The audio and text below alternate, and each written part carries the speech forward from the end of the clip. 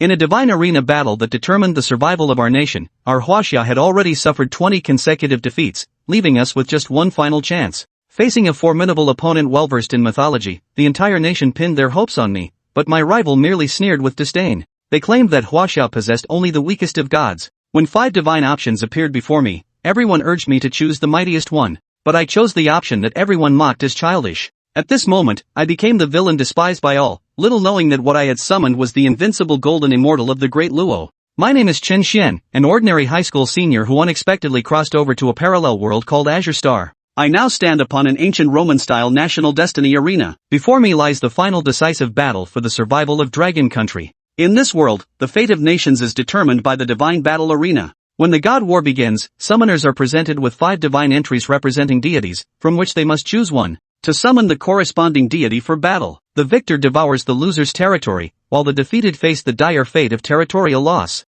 And the situation for Dragon Country is dire. Eastern mythology has been fragmented, with people only knowing minor deities like the Earth God and Door God. They know nothing of the true gods, thus suffering defeat after defeat. Even a small country like Japan dares to bully us, and now Western nations are joining forces, preparing to carve up the last territory of Dragon Country. Even worse, I've already lost 20 matches in a row, and I'm the contestant for this final round. His opponent was Sanben Shuefu, a contestant from Sakura Country, a middle-aged man with a thin mustache who was leering at me with a sleazy smirk. Kid, are you scared out of your wits? Just surrender quietly. After all, the last piece of your Dragon Nation's territory is about to be ours, huh? My information was displayed on the big screen, and when everyone saw that I only scored 60 in mythology, the entire Dragon Kingdom fell into despair. The barrage was filled with lamentations. It's over, heaven is going to destroy our Hua Nation. Why is the final battle a life and death struggle with an ordinary person? On both sides of the arena, the stands were filled with 100,000 elites from various Western countries, who could provide hints to their respective contestants,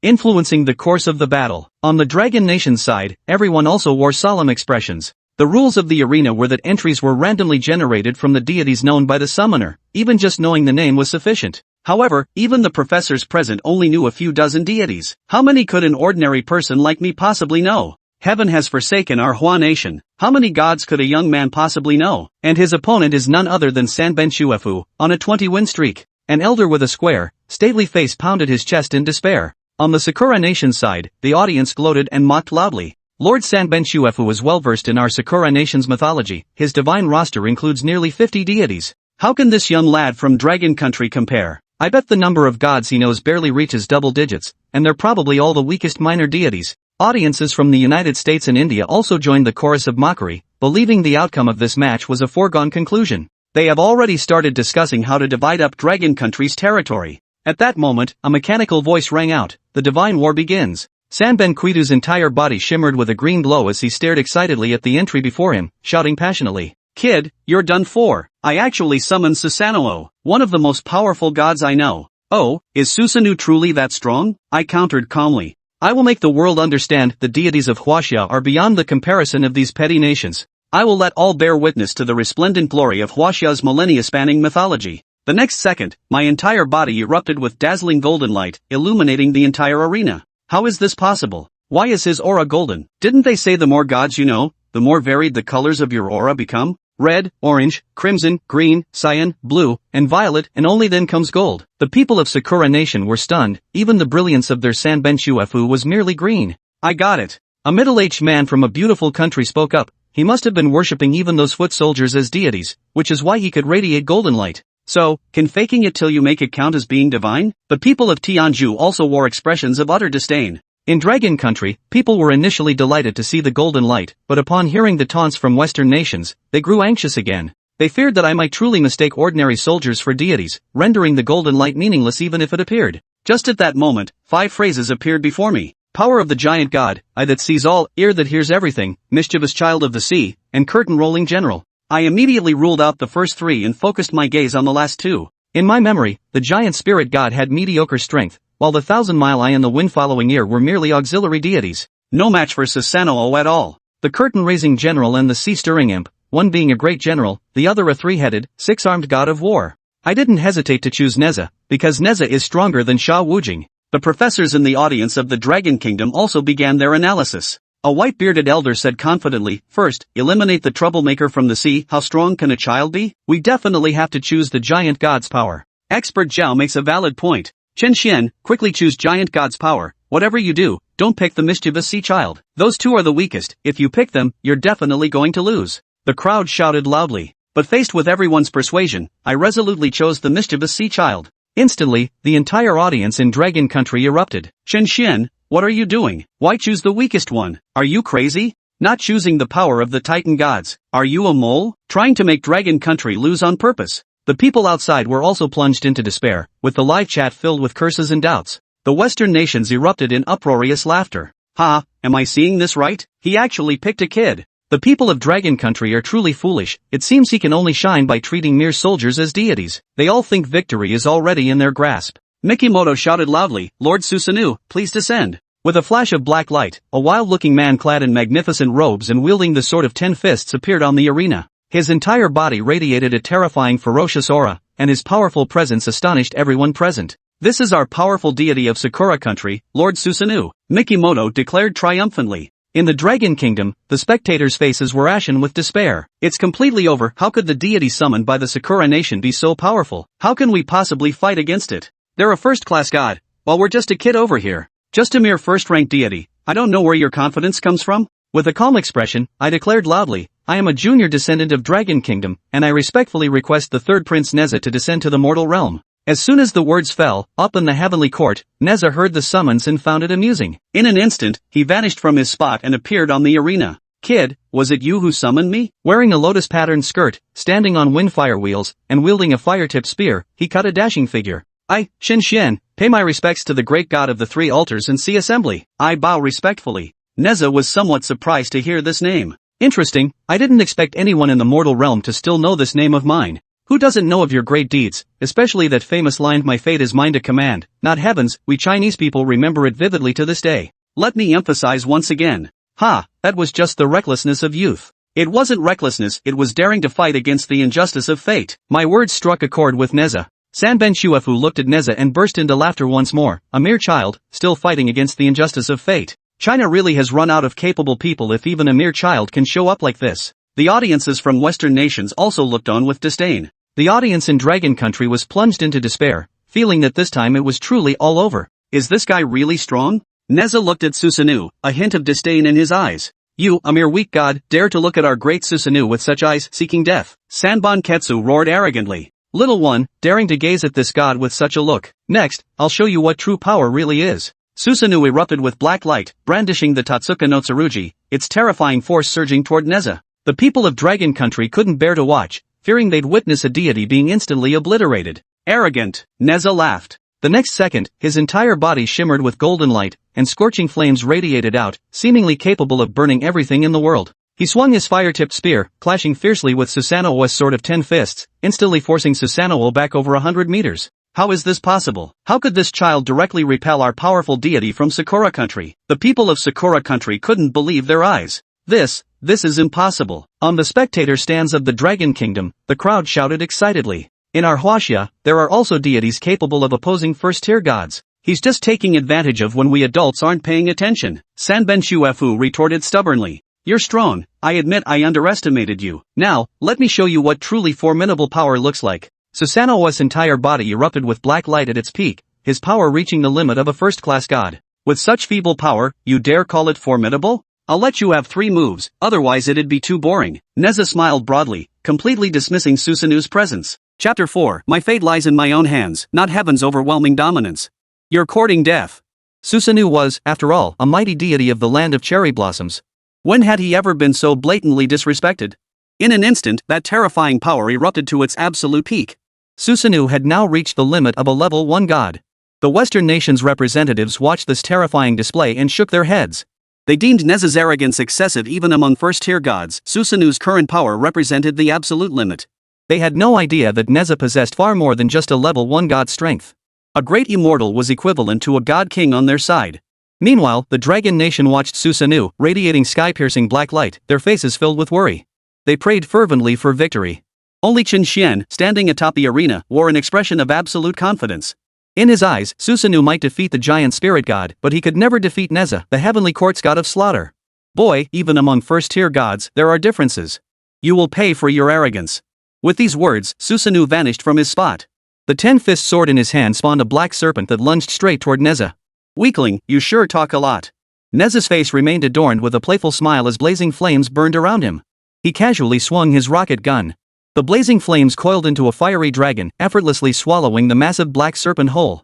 Seeing his attack deflected so effortlessly, Susanoo's face twisted in disbelief. Impossible. I've already reached the peak power of a level 1 god. How could you possibly block my attack so effortlessly? Impossible. Having spoken, Susanoo swiftly changed his technique, sweeping the 10-fist sword horizontally toward Nezha's chest. Yet, Nezha effortlessly parried it with his rocket gun. Second strike. You have one more chance. Nezha said with a smile. Impossible. Susanoo roared in fury, gripping the 10-fisted sword tightly with both hands. His entire body surged with power, forming an intense black light that continuously gathered upon the sword. Then he brought them down with a mighty swing toward Nezha. Even though this strike contained Susanoo's utmost power, the result remained unchanged from before. Nezha casually parried the blow with his rocket gun. Moreover, the searing flame power generated a powerful shockwave, instantly forcing Susanoo back hundreds of meters. At that moment, whether it was the crowd within the National Fortune Arena or the rest watching the livestream, their expressions were filled with utter shock. Impossible. Lord Susanoo is the son of our nation's creator god. How could he be pushed back head-on again? Indeed, how could this be? Our Susanoo is a mighty first-class god. How could he be driven back by a Chinese deity? The people of Sakura Nation wore expressions of utter disbelief or perhaps unwillingness to believe. Susanoo had just unleashed power reaching the peak of a first-class god, yet he was still forced back. This Nezha, isn't he also a first-class god? How could he be this strong? It seems we must be cautious from now on. Meanwhile, the Western nations on either side wore expressions of grave concern. As for the Dragon Nation's people, they were overcome with excitement. He forced him back. He actually forced him back again. Our Chinese deity has driven back that mighty first-class god. We have hope for victory. Wonderful. Absolutely wonderful. I feel the dawn of victory beckoning to us. On the arena stage, Susanoo, driven back, wore an expression of utter disbelief. Staring at Nezha before him, he roared in incredulous fury. Impossible. My power just now reached the absolute limit of a level 1 god. How could you possibly drive me back? And so effortlessly, at that. At this moment, Susanoo was on the verge of madness. Where was the composure of a deity? Is a level 1 god that powerful? And who told you I was one? My fate is in my own hands, not heaven's. I am a great immortal of the golden immortal realm. In an instant, blazing flames engulfed Nezha's entire body, burning with overwhelming intensity. The terrifying power caused the entire arena to tremble. The blazing inferno engulfed half the arena. At that moment, all eyes were fixed upon him. Amidst the searing flames, Nezha soared forth atop his wind fire wheels. Now towering and imposing, his divine nature fully revealed, he bore 3 heads and 6 arms, with a great sun blazing behind him. Where was the childlike appearance? He was now a true god of war. The power radiating from him seemed poised to obliterate all existence. Impossible. This power, you've already reached the God King realm. Impossible. Susanoo sensed the flames that threatened to consume everything and instantly realized that the enemy before him was not a level 1 god as he had imagined, but a god king. What's impossible about it? This is what true, overwhelming power looks like. Fire the rocket gun. Nezha thrust his rocket gun forward, and in an instant, a 100-meter-long fire dragon erupted across the sky. The power contained within seemed poised to scorch everything in its path. No! Amid Susanoo's terrified screams, he was utterly powerless to resist. He was instantly engulfed by the searing fire dragon and vanished into the void. This deity of the land of cherry blossoms couldn't even withstand a single strike from Nezha's full power. How could Susanoo lose? How could it be? Impossible. Ah! As Susanoo vanished, Sanbonkaku let out a wail and met the same fate, his life force dissipating on the National Fortune Arena. Defeated. Lord Sanbonkaku, the man with 20 consecutive victories, was defeated. How could this be? Our supreme deity, Susanoo no Makoto, is dead. How could this happen? No! How could Huaxia possibly have such a powerful deity who could slay Lord Susanoo with a single strike? The once arrogant crowd from Sakura Nation now stared in disbelief, their faces frozen in terror at the sight of Susanoo being instantly annihilated. Damn it! When that Sakura Nation deity Susanoo died just now, he seemed to say this Huaxia deity was at the main god realm. Is that true? A deity at the sovereign god realm in Huaxia? This battle just got much harder. How could this happen? Huaxia had only 3rd-tier deities before, with the strongest barely reaching 2nd tier. How could such a powerful deity suddenly appear? The Western nation's representatives also wore grim expressions. Especially upon hearing that Nezha was a supreme god, their faces betrayed deep apprehension. The confident certainty of victory vanished entirely. In the Dragon Nation's spectator stands and among the onlookers outside, excitement surged. We won. We truly won. This is our Chinese deity. China now has a deity at the sovereign god realm too. Wonderful. What good are those first-tier gods? They were instantly defeated by our Chinese deity. The crowd erupted in ecstasy, the pent-up frustration from 16 consecutive losses finally exploding in this moment. Chen Xuan, you're too strong. So Lord Nezha is at the sovereign god realm. I knew I should have picked that ruinous brat earlier. Oh, I was right next to you watching your comments. Didn't you just say the last one you should pick was the ruinous brat? You even called Chen Xuan a mole. Who said that? That's totally unfair. This entry clearly shows his power. Lord Chen Xuan must have known all along that Nezha was a supreme god-tier powerhouse. That so-called expert knows nothing. He nearly cost us this powerful entry. Meanwhile, the live chat's comments took a sharp turn. From initial skepticism about Chen Xuan, viewers now firmly believed he was absolutely right, a complete 180-degree shift in attitude. As for that Zhao expert? Seeing the comments, his face turned grim. He wished the ground would swallow him whole. On the battle stage. National Fortune Battle, Round 21, China wins. As the mechanical voice concluded, a rhombus-shaped, dark green fragment fell into Chen Xuan's hand. Each victor in the battles would receive one such fragment. This marked the first victory for the Dragon Nation. Mid-air, Nezha's three-headed, six-armed divine prowess had dissipated, yet the blazing flames enveloping his body and his gaunt yet imposing figure radiated divine might. Young man, you're quite impressive to know of this god's deeds. And your divinity has reached 100%? How fascinating. Nezha studied the summoner before him. He discovered that Chen Xuan's divinity had reached a full 100%. Even in his own era, such innate potential would have been considered top-tier. Great God, what exactly is divinity? Chen Xuan asked, puzzled by the question. You will understand in time, Chen Xuan. Your earlier words defying fate's injustice, declaring my destiny is mine, not heaven's, resonate with this god's nature. Therefore, this god shall bestow upon you a karmic bond? Nezha's gaze fixed on Chen Xuan. Above the arena, the divine gate had opened, yet Nezha did not depart immediately. Hearing this, Chen Xuan felt perplexed. He wondered, could the deity who appeared on the National Fortune Arena actually bestow something? Why hadn't the previous deities done so? At that moment, Nezha pointed his finger forward. In an instant, a burst of fiery light entered Chen Xuan's body. It was a divine power seed. Feeling the power within the seed, Chen Xuan was both surprised and delighted. Yet he soon realized he couldn't access its power. Great God, how do I use this? Chen Xuan hurriedly asked. You'll understand once all this is over. Nezha did not respond, instead lifting his gaze toward the divine gate. From the very moment this divine gate appeared, this world had begun to exert a powerful repulsive force against Nezha. Even with Nezha's formidable power, he could no longer remain here much longer. My fate is mine to control, not heaven's to dictate. I've always defied the heavens, and to be honest, I even miss those days. As he spoke, Nezha's aura shifted subtly. Since joining the celestial court, his temperament had grown considerably more restrained. But after this ordeal, that rebellious, untamed spirit had returned to him. This signaled that the bottleneck that had long held him back was about to be broken. It could be said that upon his return this time, Nezha would likely ascend to a new level of power before long. Chapter 5, The Son of the Great Heaven, Guardian Heavenly Lord. How fascinating, young one. I never imagined this journey down would help me break through my bottleneck. If circumstances allowed, I would grant you more gifts. Nezha gazed at Chen Xuan with a broad smile. Great God, your gift of the divine power seed is already a tremendous blessing to me. Chen Xuan felt joy at Nezha's breakthrough in cultivation. Ha! What an amusing little fellow. Alas, I cannot linger long. The coming battle rests upon you. Let these creatures witness the might of our Huaxia deities. Nezha's gaze toward Chen Xuan held a hint of anticipation before he transformed into a beam of light, heading toward the divine gate. We humbly bid farewell to the great god of the three altars. See assembly. Chen Xuan bowed respectfully with both hands first. Farewell, great god of the three altars, and see assembly. Farewell, great deity of the three altars, and see assembly. Meanwhile, on the Huaxia side, whether within the battlefield of national fortune or among all Huaxia people watching this battle, every face was filled with reverence as they bid farewell to their mighty deity. So majestic. Truly majestic. So this is our Chinese deity. I dare anyone to claim our Chinese deities are weak from now on. No one can stop me.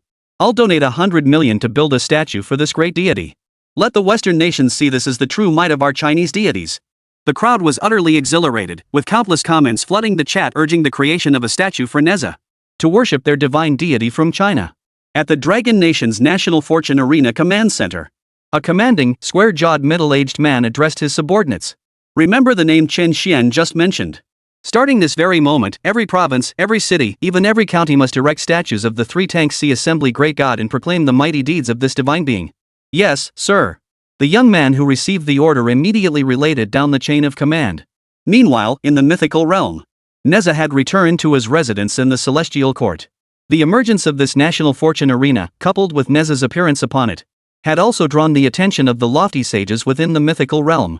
However, sages generally paid little heed to mundane affairs, so they did not dwell on it. Within the Jade Palace, the Jade Emperor sat upon the main throne, surrounded by a host of powerful deities standing below. "Go fetch Nezha," the Jade Emperor commanded one of his divine generals. "Yes, Your Majesty." The divine general, having received the order, headed toward Nezha's residence. Within seconds, Nezha arrived. "Nezha, you just participated in the national fortune battlefield. What are your thoughts on it?" The Jade Emperor inquired of Nezha below. Standing on either side, Yang Jian and the other great deities also turned their gaze toward him. "It feels ancient and powerful, but I can't quite pinpoint it.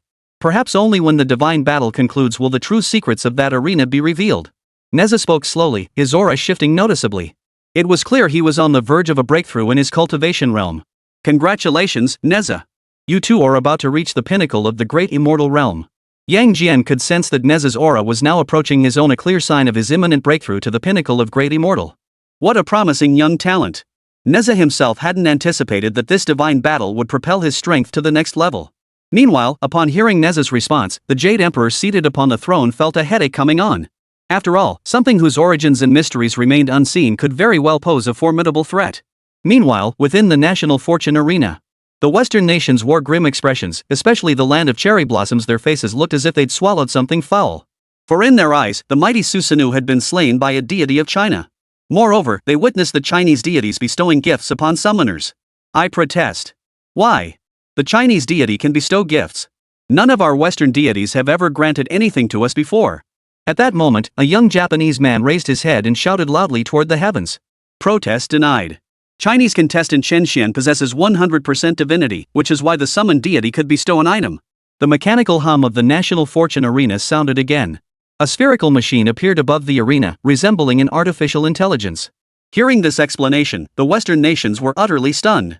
How could that be possible? A 100% divinity rating meant he was practically a true deity himself. How could this Chinese person possibly? Exactly. Even in our great nation, we've never seen anyone with 100% divinity. What gives China the right? The Western nations understood precisely what 100% divinity signified. They had assumed the Chinese deity declaring Chen Xuan's 100% divinity was merely an attempt to intimidate them. But they never imagined it could be true, especially now that the spirit of the national fortune arena had spoken. Amidst the Western nations' shock, the 22nd battle of the national fortune war was about to commence. This war was continuous, with no pauses mid-battle. Within the national fortune battle, the participants felt no fatigue or hunger. The recently defeated Sakura Nation was preparing to confirm their nation as the next contestant, seeking revenge. But the Indian side stepped forward first. "You've all lost. Step aside. This battle will be fought by us, India. Let China know the might of our deities. Even one of our lesser deities could defeat China's divine beings." The Sakura Nation's representatives, hearing this, felt a surge of defiance and were about to retort. But the United States delegation silenced Japan. "You may step aside for now." Faced with America's command, the land of cherry blossoms, which had always acted like America's junior partner, could only obediently step aside. Round 22, representing the West Tianzhu. The Indian representative bellowed loudly. Then, divine light descended, and the representative who had just shouted for India suddenly appeared on the national fortune arena. This development did not surprise the crowd. After all, both the Western nations and China had already discerned this pattern. Anyone announcing their nation's participation had a 50%, or even 60%, chance of being chosen by the divine light to step onto the competition stage. Excellent. They've actually chosen Lord Kapil. This means the Dragon Nation is doomed to lose. Lord Kapil is second only to the foremost authority in our nation when it comes to mythological scholarship. I suggest the Dragon Nation side just accept defeat gracefully. It seems the task of delivering the Dragon Nation's final blow will fall to us, the people of Tianzhu. The Indian spectators in the stands radiated unshakable confidence. Meanwhile, on the other side, the faces of the Dragon Nation spectators were grim. After all, when the national fortune arena commenced, they had access to intelligence on several Western contestants. Among them, this Kapil was considered an S-tier threat in their eyes, a man who knew 70% of their Indian mythology. If we really drew Kapil, won't we lose the final match? I've heard he's the second most knowledgeable person in his country about mythology. He's that powerful. Do you think Lord Chen Xuan can still win? He absolutely will. We must believe in Lord Chen Xuan, we absolutely must. But even if we win this match, it would only be our second victory. If our Dragon Nation loses just one more, it's over. That means we can't afford to lose a single one of the next 20 matches. Across the Dragon Nation's comment stream, every voice echoed with unease. Though they now recognized Lord Chen Xuan's formidable power. But they knew that for the Dragon Nation, not losing a single match in the next 20 was an incredibly difficult task unless a miracle happened. Amidst the nation's anxiety, the 22nd match of the Mythic Arena had already commenced. 5 codenames appeared before Kapil.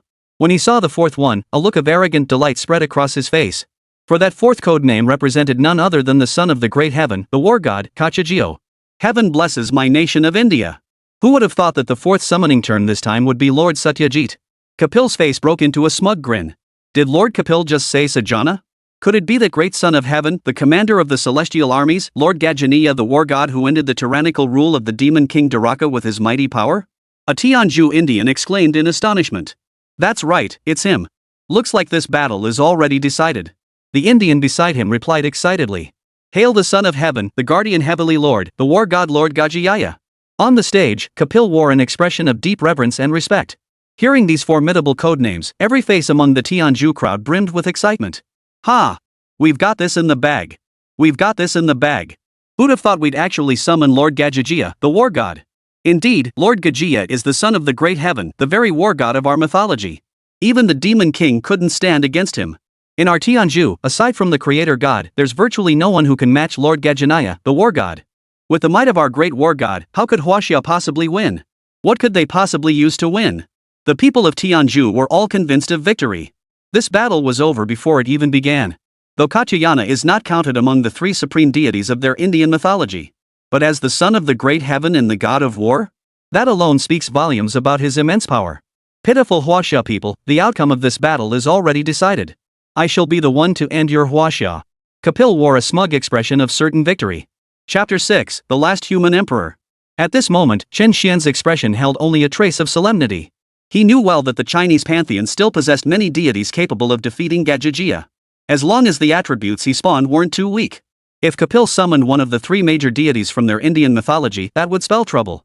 Though Chen Xuan thought this, the people of the Dragon Nation did not share his confidence. We're done for. This time we're truly finished. That bastard actually summoned the war god from our mythology. Yeah, we don't know exactly how powerful this deity named Gajajai is, but being called the god of war means he's definitely no pushover. How are we supposed to fight this? Is there truly no way to change our fate?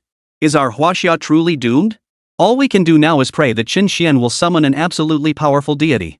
Every Dragon Nation citizen wore expressions of deep worry, pinning all their hopes on Chen Xuan. At that moment, a flash of golden light erupted from Chen Xuan's body. 5 entries appeared before him. Drillwind Demon King, Commander of Demons. Iron Broom. The Last Human Emperor. God of Blessings and Virtue. Catfish Demon King. After reading these 5 aliases, Chen Xuan immediately deduced their identities through them. He immediately ruled out the Whirlwind Demon King and the second Iron Broom. Especially upon seeing the first codename, Chen Xuan couldn't help but admit that the National Fortune Battlefield summoning entries were indeed a bit misleading. A mere little whirlwind, yet its codename was Whirlwind Demon King? And the codename description was a whopping 8 characters long, making Commander of all Demons sound so majestic. But then Chen Xuan reconsidered. Among ordinary mountain spirits and wild beasts, the little Drillwind Demon King did indeed hold that title. As for the second one, Iron Broom, it was naturally the Broom Star. Perhaps the Broom Star might be formidable against ordinary people, but within this mythic battlefield, it was utterly insignificant, as weak as an ant. If Chen Xuan wanted to concede defeat, he could choose this Broom Star. Then, Chen Xuan turned his gaze to the 3 behind. Within seconds, he dismissed the other 2. The god of fortune and virtue, though it bore the character for god. Chen Xuan knew this was merely the land god's alias. Against ordinary foes, selecting the earth deity might still offer a fighting chance. But now he faced Kagajia, the war god of Indian mythology. Choosing the earth deity would mean instant annihilation. Chen Xuan gazed at the divine gate already appearing above Kapil. The powerful aura emanating from within made him involuntarily grow solemn. As for the last one, Chen Xuan pondered for a moment before deducing who this codename represented. The Catfish Demon King. It could very well be the demon named Bapoba under the 9-headed serpent. Chen Xuan pondered. If he truly selected this option, the moment Benboerba saw Gajajia appear. Stand there and say, "Let me go"?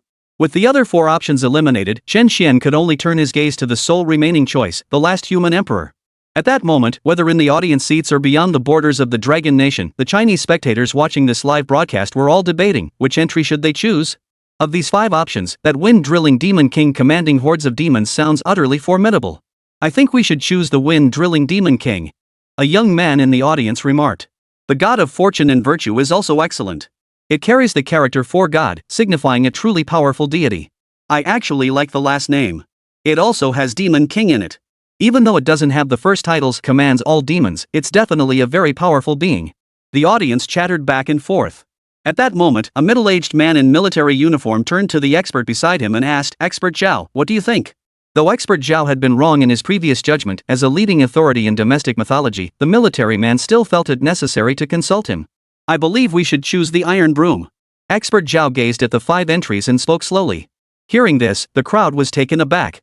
Expert Zhao, are you certain? Why choose that Iron Broom? Yeah, Expert Zhao, that Iron Broom just sounds like the most ordinary deity, doesn't it? Exactly. Our opponent is the war god from the Indian mythology. The crowd couldn't help but voice their questions. Your perspective is too narrow, far too narrow. Think back to last time Chen Xuan chose the seemingly weakest option, the mischievous child stirring the sea, and ended up summoning the great god of the 3 sea assemblies. Sometimes, the weakest looking entry can actually be the strongest. That Iron Broom might sound like the weakest, most ordinary deity, but precisely because of that, it could very well be an immensely powerful existence. Expert Zhao gazed at the crowd with unshakable confidence, his words dripping with certainty. Exactly. Last time, Chen Xuan chose the seemingly weakest option, the mischievous child stirring the sea, and ended up summoning a powerful deity. Exactly. This time might be the same. Expert Zhao's reasoning made sense. The weakest looking entry could very well be the most powerful deity. After Expert Zhao's analysis, the audience also agreed he was right. Truly the Expert Zhao, our nation's leading authority on mythology, pinpointing the pattern with such precision. Exactly. Now we have a real shot at winning. That Iron Broom entry sounds so weak it must be an incredibly powerful deity. Chen Xuan, listen to Expert Zhao and choose that Iron Broom. The bullet comments flooded the screen, echoing their agreement with Expert Zhao. Chen Xuan, choose that Iron Broom, it's our only shot at victory. Expert Zhao shouted confidently at Chen Xuan.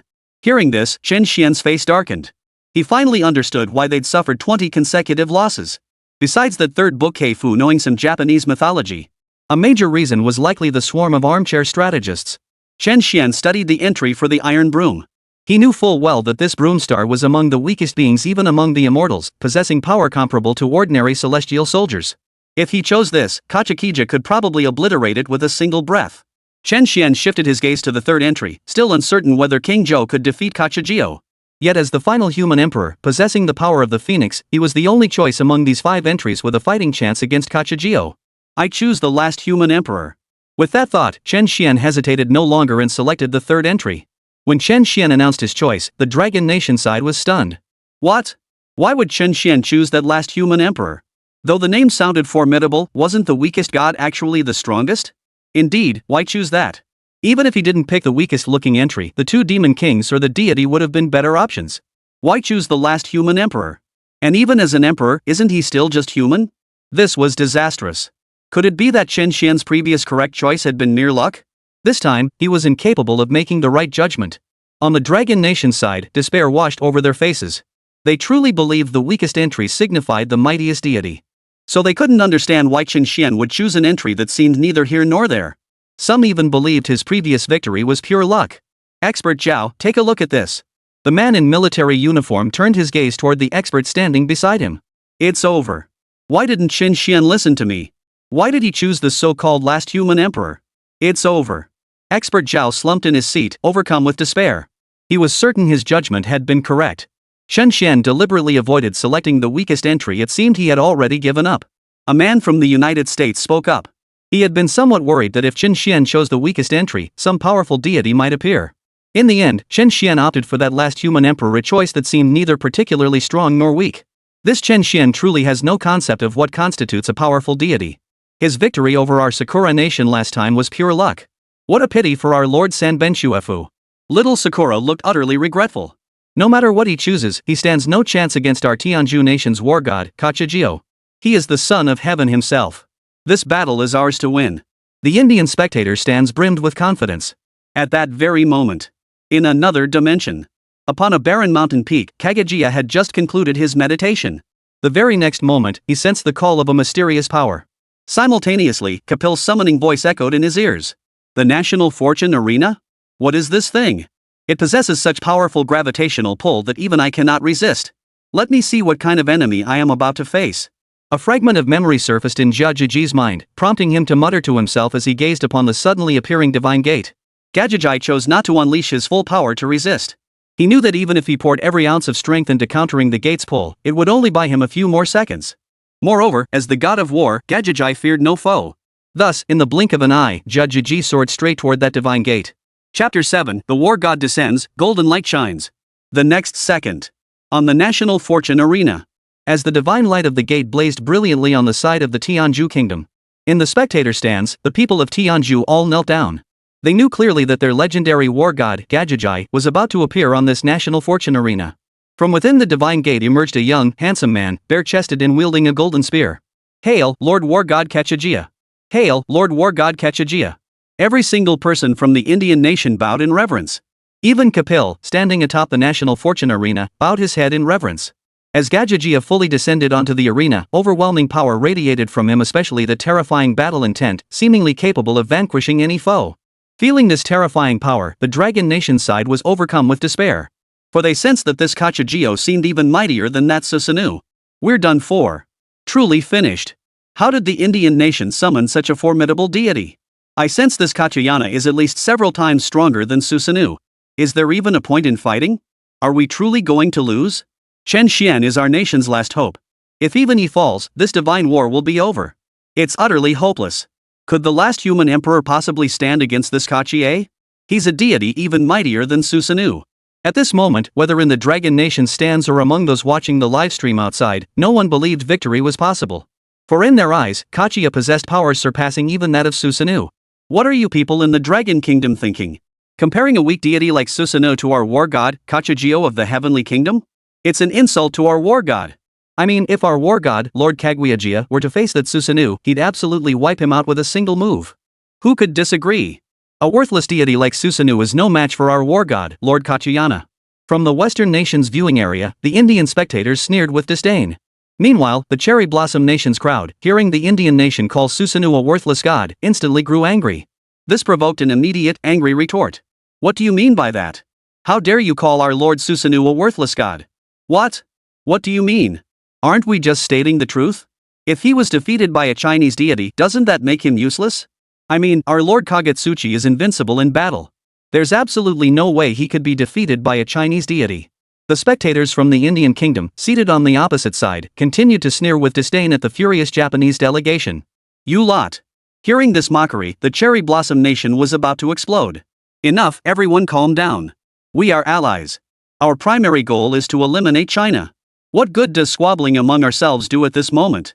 Kobayashi, you and your men step back first. Just as both sides were about to erupt into a full-blown argument, an officer from the United States stepped forward to mediate. He glanced at the Cherry Blossom Nation side and instructed them to step back first. Though deeply resentful, the Cherry Blossom Nation, as the junior partner, dared not offend the beautiful nation and obediently withdrew. May your gods prove as mighty as you claim, and not fall before China's deities. Though they withdrew, Kobayashi still muttered defiantly under his breath. At this moment, deep down, many among the land of cherry blossoms secretly wished for the battle against the land of the Middle Kingdom to end in defeat. We won't trouble you with that. Lord Gajia is our war god, the son of the great heaven. He will never be defeated. In other words, you people of Sakura Nation had best closely watch how we, the people of Tenjiku, resolve this final battle. How we deal with the gods of China. The Indian delegation radiated confidence, certain their war god's overwhelming might would ensure victory. Meanwhile, Chen Xuan began invoking the gods. Chen Xuan, descendant of future generations, invokes the last human emperor to descend. The moment the words fell, the divine gate shone with radiant light. Who dares summon this emperor? I never imagined anyone would still remember this tyrant.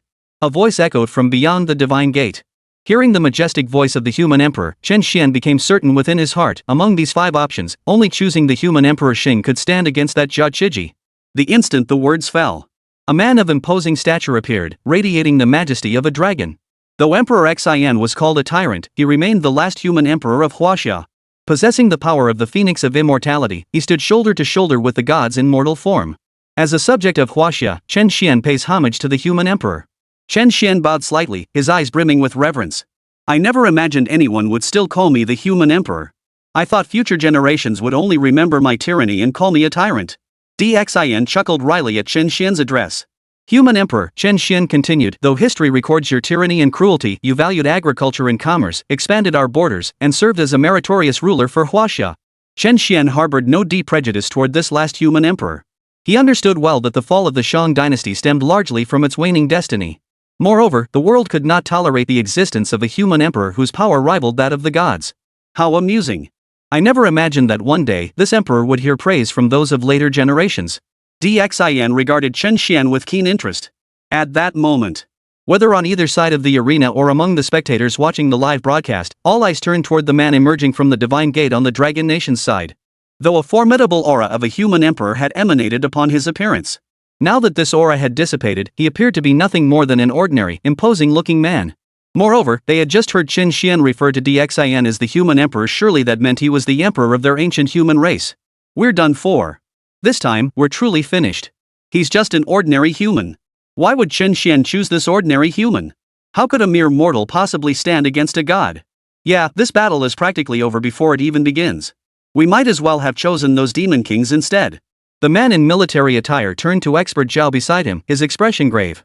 What possible turning point could there be? Unless a miracle occurred, a human could never defeat a god. Why didn't Chen Xuan choose that iron broom?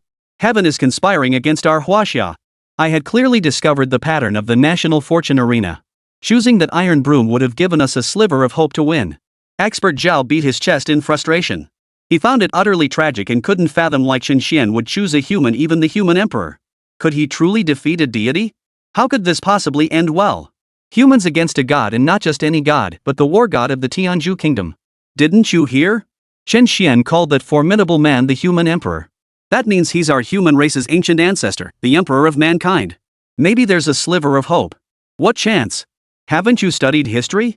The human emperor represents the most powerful figure of the past. It doesn't mean he possesses formidable strength. Exactly. There's no chance for a miraculous comeback.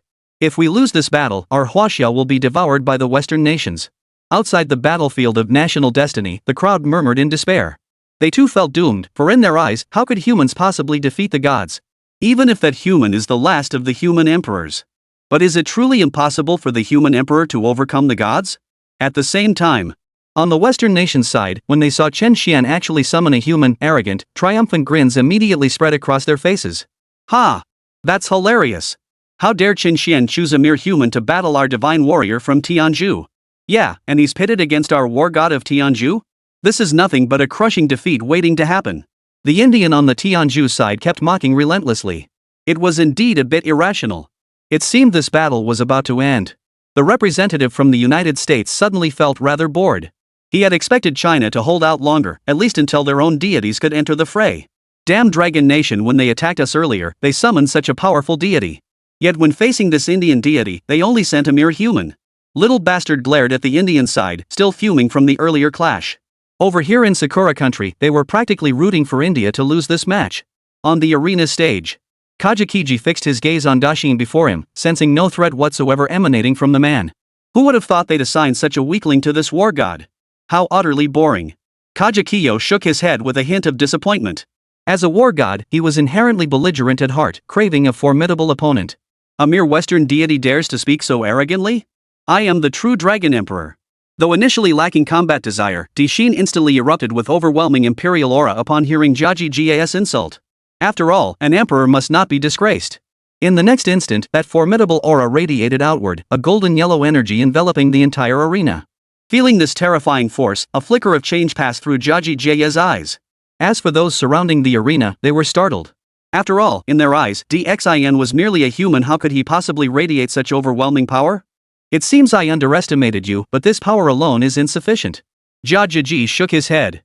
Though Dxin had now unleashed the aura of an ordinary deity, he sensed no real threat emanating from him. I hope you can last a few more blows. Don't make this too boring.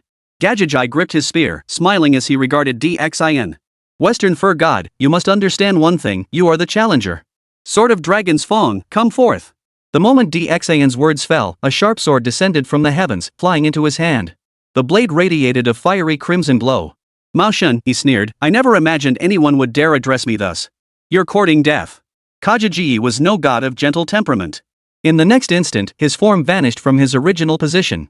His entire body shimmered with golden light, and the golden spear in his hand contained unparalleled power. As if intent on obliterating all existence, he thrust the spear directly at Dxin. Chapter 8, The Phoenix's Power. The human emperor stands his ground against the divine. Facing this terrifying force, Dxin's expression turns serious. Gripping the dragon-toothed sword in his hand, he swung it forward. Clang! In an instant, the golden spear collided with the dragon-toothed sword, sending shards of rock flying and dust billowing everywhere. Two waves of destructive force engulfed the arena. The entire arena was enveloped by two massive energy waves.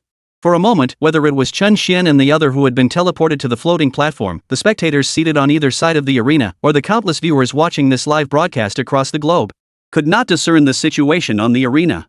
What's the point? The outcome is already decided. A mere human dared to taunt our Indian war god just now. Who knows where he got the nerve? With this strike, that human will surely be obliterated by our war god in an instant. The Indian side watched the surging energy waves with unshakable confidence. It's over. Looks like we won't even need to intervene. How disappointing. Our nation's mighty deities haven't even entered the fray, and yet Huaxia has already lost. In the spectator stands, representatives from other Western nations also believed it was over. It's over. This time, it's truly over.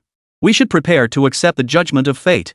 The Dragon Nation side felt utterly defeated too, for in their minds, humans simply couldn't defeat gods. On the floating platform, Chen Xuan, you defeated that Sanbon Kaku from the so-called Cherry Blossom Nation. I thought you might surprise me, but instead, you just summoned an ordinary human.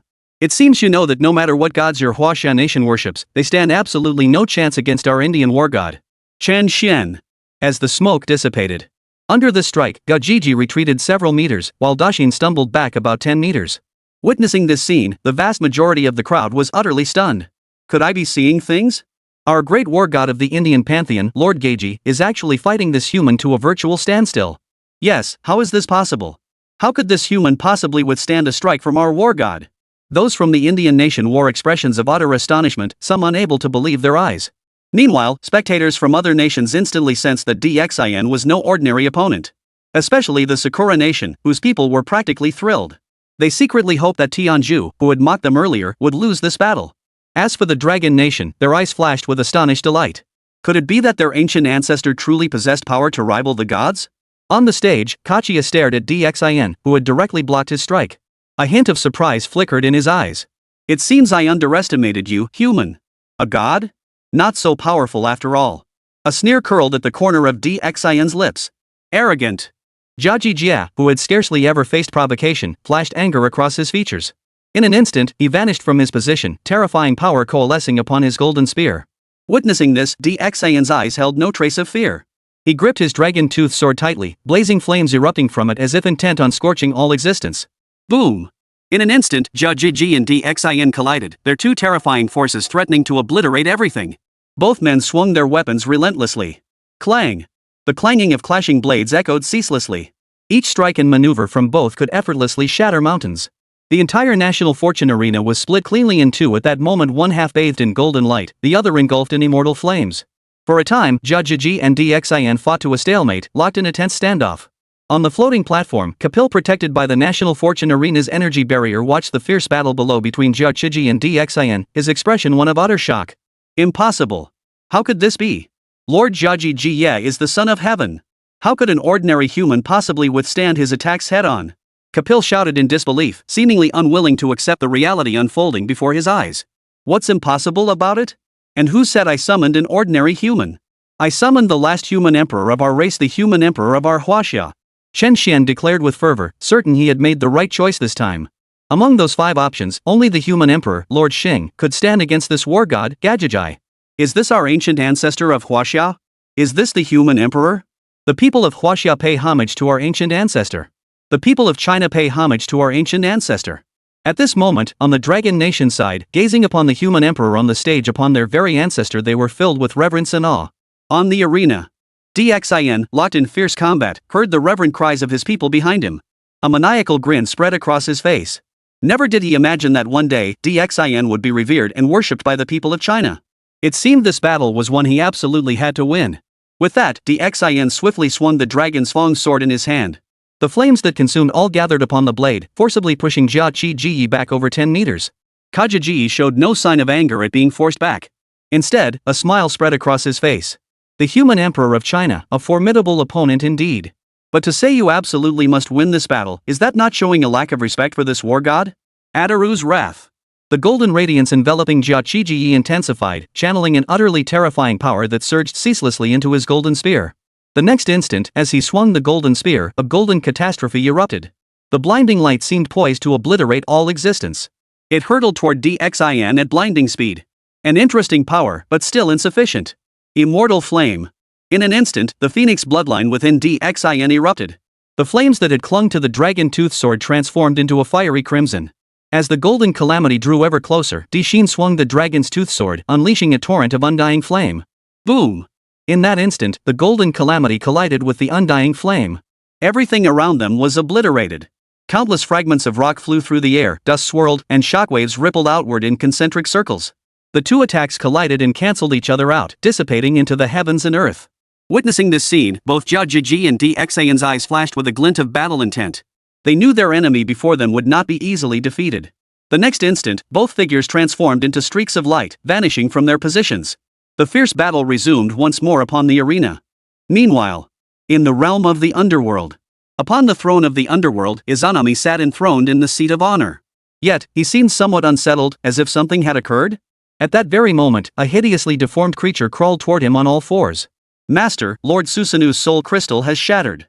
The ugly woman spoke these words with her head bowed, her eyes filled with fear. What did you say? Hearing this, Izanami rose to her feet, her eyes blazing with fury. In that moment, she finally understood why she had felt so unsettled. Lord Susanoo's soul crystal is shattered. The ugly woman repeated the words, her voice trembling slightly. Who dared? Who dared kill my son? Terrifying power surged from Izanami's entire body, causing the entire Yomi world to tremble violently in an instant. Every creature dwelling in Yomi cowered in fear, prostrate upon the ground. They understood their lord of Yomi was enraged. They wondered what could have possibly happened. What could possibly enrage their sovereign so?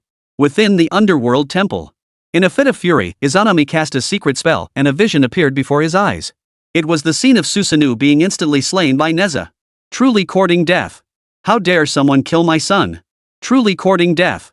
Izanami seethed with fury. In the next instant, she intended to unleash her divine power and leap directly onto the national fortune arena. Yet she discovered she could not enter the arena of national destiny. A powerful, mysterious, and ancient force formed an invisible barrier, blocking her path. What the hell is this? What kind of power is this? How can it stop me? Izanami stared at the barrier blocking her path. She tried to break through it directly, but even when she unleashed her full power, it only caused the barrier to waver slightly. She couldn't break through it. What the hell is this thing? And how was my son summoned there? Seeing that brute force was futile, Izanami's expression darkened with fury. She immediately began to calculate. Seconds later, Izanami returned to her realm of the underworld. The ugly woman who had been lying prone on the ground saw her mistress return so quickly and wondered, could it have been resolved this fast? Though her mind was filled with questions, the ugly woman dared not utter a single word. Even my power couldn't break through. It seems I must rely on other means to descend. Izanami muttered angrily to herself, having just deduced the exact sequence of events. Though unable to force her descent, Izanami devised a plan. In the next battle, she would summon herself to the national fortune arena through the people of Sakura country. China, Nezha, how dare you kill this goddess's son? I shall send every last one of you to the underworld. Izanami's gaze was filled with savage fury as she looked down at the ugly woman below. That terrifying gaze, coupled with the power that emanated faintly yet persistently from Izanami due to her rage, made the ugly woman tremble uncontrollably with sheer terror at the mere sight of Izanami. Prepare me. I shall harness the full might of the underworld to attempt descent upon this realm. Izanami forced herself to calm, yet her anger was unmistakable in every syllable. As you command, mistress. Upon receiving the command, the ugly woman immediately withdrew to make preparations. Once she left the Yomi shrine, the immense oppressive aura surrounding her vanished. Though the probability of descent was only 50%, this was the only option now. Izanami's gaze turned toward the temple's exterior. Beyond her rage over her son's murder, she was also curious about that national fortune arena. What could it possibly be that completely blocked her descent? Even knowing she could descend through summoning, Izanami had no absolute certainty of success. She could only attempt to influence the appearance of her entry by channeling the full power of Yomi. To make her entry appear in the next summoning. Chapter 9, Phoenix, Suppressing the God of War. Meanwhile, Chen Xuan, observing the second battle from the floating platform, remained unaware that his next opponent would be one of the mightiest deities in the mythology of the land of cherry blossoms. At that moment, atop the arena, a fierce battle raged on. The immortal flames seemed poised to devour everything, yet they could not consume the blazing golden light. Each strike from Kaguya contained immense power. Moreover, as a deity, his regenerative abilities and endurance far surpassed those of Dxin. After all, Dxin was now fighting by depleting his own dragon energy. You are formidable. This war god hasn't faced such a powerful opponent in ages. But merely being strong is not enough. The golden light on Jia Jiji's body grew even more brilliant. Wielding his golden spear, he thrust it straight toward Dxin ahead. Without hesitation, Daxin parried the strike with his dragon fang sword. Clang! A fierce clang echoed as the golden spear collided with the blade of the dragon tooth sword. A tremendous force erupted, with Jia Jijia now exerting at least threefold more power than before. Caught off guard, Daxin. His massive frame was sent flying into the air. The next instant, the golden spear vanished from Jia Jijia's grasp, replaced by a golden bow, a divine artifact. The arrow of death. Jia Jijia drew the golden bow to a crescent shape, and a golden arrow appeared. This golden arrow contained the power to destroy everything, shooting toward Daxin in midair at an incredible speed. Hanging midair, Dxin had no chance to evade this strike. His eyes shifted. Boom! In an instant, a violent explosion erupted, sending shockwaves of energy rippling outward. Smoke billowed through the air like fireworks. At that moment, all eyes in the arena turned toward the smoke. On the Tianju side, witnessing Daxin being struck squarely by the arrow, every face wore an expression of excitement. After all, witnessing Daxin engage in such a prolonged, evenly matched battle with Jia Jiji had left them feeling uneasy. Indeed, no matter how powerful this Huaxia human emperor may be, he could never be a match for our Tianju war god. I was genuinely startled earlier that Huaxia human emperor actually managed to hold out so long against our war god. But once our war god unleashes his full power, that Huaxia human emperor will face defeat without question. The Tianju crowd gloated incessantly. Meanwhile, the spectators from other Western nations in the stands all shook their heads in disbelief. They too did not believe Daxin could defeat Gajajai. On the Dragon Nation side, the crowd watched the scene unfold with growing concern. Could the human emperor really lose? Could it be that this Indian war god truly is invincible? No! Our Huaxia human emperor cannot lose. So what if Gajajai is Tianju's war god? Our ancestor is the last generation of Huaxia's human emperor.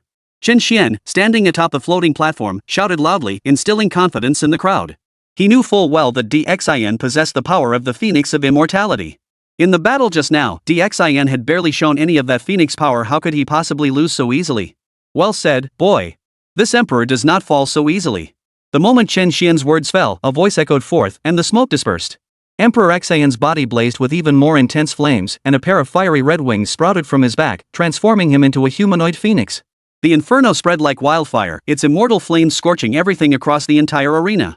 The ancestor is mighty and formidable. The ancestor is mighty and formidable. The crowd, who had been filled with worry moments before, now felt nothing but exhilaration at the sight of this overwhelming power. The once arrogant Tianju kingdom now wore expressions of utter astonishment. They couldn't fathom how Dxin had survived that earlier strike unscathed, let alone unleash such overwhelming power. Unscathed and unleashed such overwhelming power. On the arena stage, Gajajia stared at the undying flames, his expression growing grave. It seems I underestimated you after all. The golden bow in Jia Jijia's hand vanished, transforming into a golden battle blade. The real battle begins now, Western Mao God. A wicked smile spread across Dxin's face as imperial majesty radiated from him. In the next instant, his form dissolved into a fiery crimson streak, vanishing from his position. The dragon tooth sword in his grasp now pulsed with undead flames, unleashing waves of crimson energy. This strike seemed poised to obliterate everything, like a colossal axe, crashing down upon Jia Jiji below. Without a moment's hesitation, Jia Jiji held the golden battle blade, channeling his meditative power into it in an unceasing stream. This strike, imbued with boundless power, swept forward. Clang! In an instant, the dragon tooth sword collided with the golden battle blade, searing flames threatening to incinerate everything.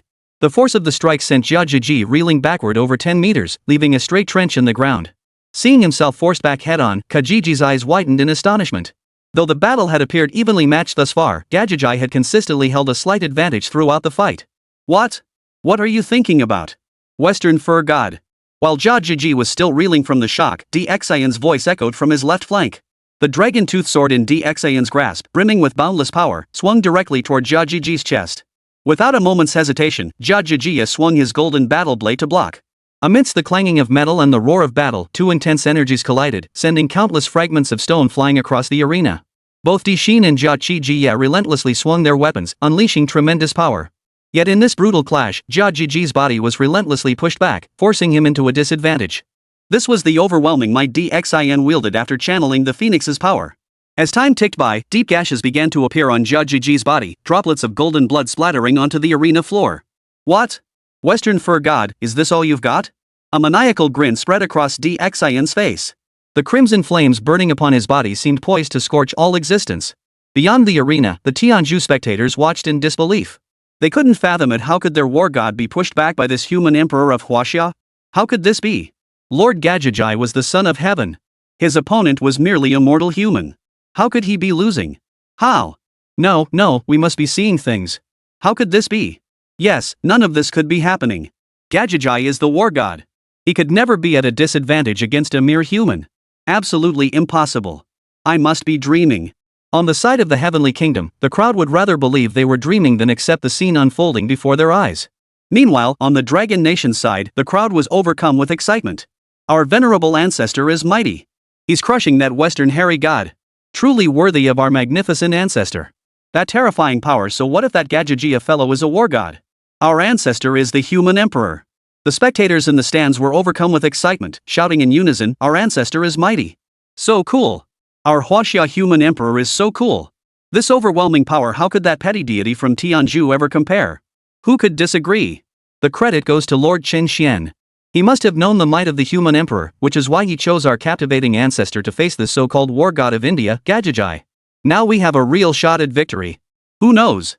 Chen Xuan might just pull off an incredible 21st consecutive win from the brink of defeat. I apologize for misunderstanding Lord Chen Xuan earlier. As expected, the entry he selected is the strongest. That's right, we misunderstood Lord Chen Xuan earlier. The human emperor is truly formidable and majestic. Meanwhile, the Dragon Nation's audience watching this National Fortune Stage livestream were all thrilled, bombarding the stream with comments. They too now sensed that their nation, Huaxia, was finally on the verge of a winning streak. On the floating arena, Chen Xuan observed the battle below. Though captivated by Xian's formidable phoenix power, he knew full well that as the war god of Tianju and the son of the great heaven, Jia could never be defeated so easily. At that moment, on the arena, Xian unleashed a sword strike infused with phoenix power. The immense force sent Gajijia flying dozens of meters away. Now flung through the air, Jajijia's body was covered in vicious wounds, leaving him looking rather battered. The power of your Western deity seems far from matching your initial arrogance. A maniacal grin spread across Xian's face. Blazing inferno. The next instant, he raised the dragon Fong sword high. In an instant. Screech. A phoenix over 100 meters in size burst forth from the sky, soaring straight upward. This phoenix appeared hideously fierce, its overwhelming, murderous aura spreading out as if it would devour everything. As Xian swung his sword downward. This primordial colossus, the undying bird, channeled terrifying power as it lunged downward to devour Jia. Even Jia flinched at the sheer force, though only for a split second. He swung his golden battle blade, channeling all his strength into it, determined to block the 100-meter-long phoenix of immortality head-on. Boom! A violent collision erupted as the golden blade struck the phoenix. The firebird, consuming all in its path, ultimately swallowed Jia whole. In an instant, a deep crater appeared on the stage, boulders flew into the air, and smoke billowed out. At that moment, all eyes turned toward the crater. The people of the Indian nation looked particularly grim, their eyes betraying deep concern, a stark contrast to their earlier confidence. After all, they had just witnessed their own war god, Jia, beaten into a bloody mess by Xian, who had unleashed the full power of the phoenix. No way! Could the war god truly be losing? Impossible. Absolutely impossible. The war god cannot lose. The Tianju crowd murmured anxiously. Weren't you just boasting that your Tianju war god would defeat his opponent effortlessly? Ha ha. What are you freaking out about now? At that moment, a young punk sporting a goatee sneered out his taunt. You bastard, what did you say? Say it again. The Indian man beside him, hearing this, looked ready to explode with rage. Hold it. Everyone stop. Look over at the arena, the smoke is clearing. At that moment, a soldier from the United States appeared, stepping in to separate the two men who were about to come to blows. The smoke on the stage was slowly dissipating. Chapter 10, The Ultimate Form of the War God. Where are the sons of China? The scene of Jia lying gravely wounded, as imagined, did not materialize. Instead, Gajijia knelt on one knee, his body still covered in wounds and blood, looking somewhat disheveled. Yet, none of his injuries were fatal. You are the human emperor of Huaxia, correct? I never imagined that you could push this god of war to this point. Gachio's face twisted into a savage grimace as he slowly rose to his feet. A terrifying aura radiated from his body. At that moment, Jiaji's entire body shone with golden light at its peak, unleashing terrifying power. A powerful energy storm formed, engulfing the entire arena. Gajijai grew 6 heads and 4 additional arms. Most significantly, each of his 6 arms now wielded a divine artifact. Moreover, the gruesome wounds covering his body vanished within a single second. This was Jiaji Jie's ultimate form. Dixin, suspended mid-air with the power of the phoenix unleashed, gazed down at Jia Qiji in this form. A look of solemn gravity inevitably appeared on his face. Meanwhile, the people of Tianzhu Kingdom, who had been filled with dread, now breathed a collective sigh of relief. Chen Xuan, standing atop the floating platform, watched the scene unfold, his expression turning serious. He thought to himself, as expected, Garakio, the war god of Tianzhu, was not so easily defeated. You are strong, he acknowledged, but as you said, the real battle has only just begun. Having spoken, Gajijia transformed his body into a streak of light, charging straight toward Dixin above. Without hesitation, Dixin charged downwards, his immortal flames blazing. Boom! In an instant, the two became streaks of light colliding together. The terrifying force split the 1,000-meter-wide arena cleanly in half from top to bottom. Yet the golden radiance seemed to overwhelm the undying flames. Jia Qiji's 6 arms swung weapons, their terrifying divine light blazing. As the saying goes, 2 fists cannot fight 4 hands. Dixin found himself at a disadvantage under this barrage of attacks. Jiaji Jiu's golden spear shot toward Dixin at blinding speed. His expression grave, Dixin swiftly swung his dragon tooth sword to block the strike. Yet in the next instant, Jia Qiji's golden battle blade in his left hand came slashing straight at him. Unable to block in time, Dixin scrambled sideways a meter backward. Yet a gash 2 to 3 centimeters deep still carved his chest, blood flowing freely. Having inflicted the wound, Jiaji Jie showed no intention of stopping. Terrifying power erupted from him, doubling his strength in this transformed state. That terrifying force seemed poised to obliterate all existence. Even now, with the Phoenix's power unleashed, Dixin found himself completely overwhelmed. 2 streaks of light collided ceaselessly in the sky, though the golden streak relentlessly pursued the crimson one. Gradually, Dixin could only muster the strength to defend. With each passing second, the wounds on Dixin's body multiplied relentlessly, blood splattering across the ring. At this moment, on the Dragon Nation side, whether it was the 10,000 spectators in the stands or the masses watching the livestream outside, their expressions were filled with deep concern. As for the Indian side, their expressions had shifted back to smug satisfaction. Ha! I told you our war god is invincible. The war god is mighty. The war god is mighty. The Tianzhu crowd was buzzing with excitement. Especially that Indian fellow who had just argued with the Cherry Blossom Nation. He now stared at the bearded Japanese man with utter arrogance and smugness. See that? That's the true power of our nation's war god. Just now, that Chinese emperor only gained the upper hand because our war god wasn't using his full strength.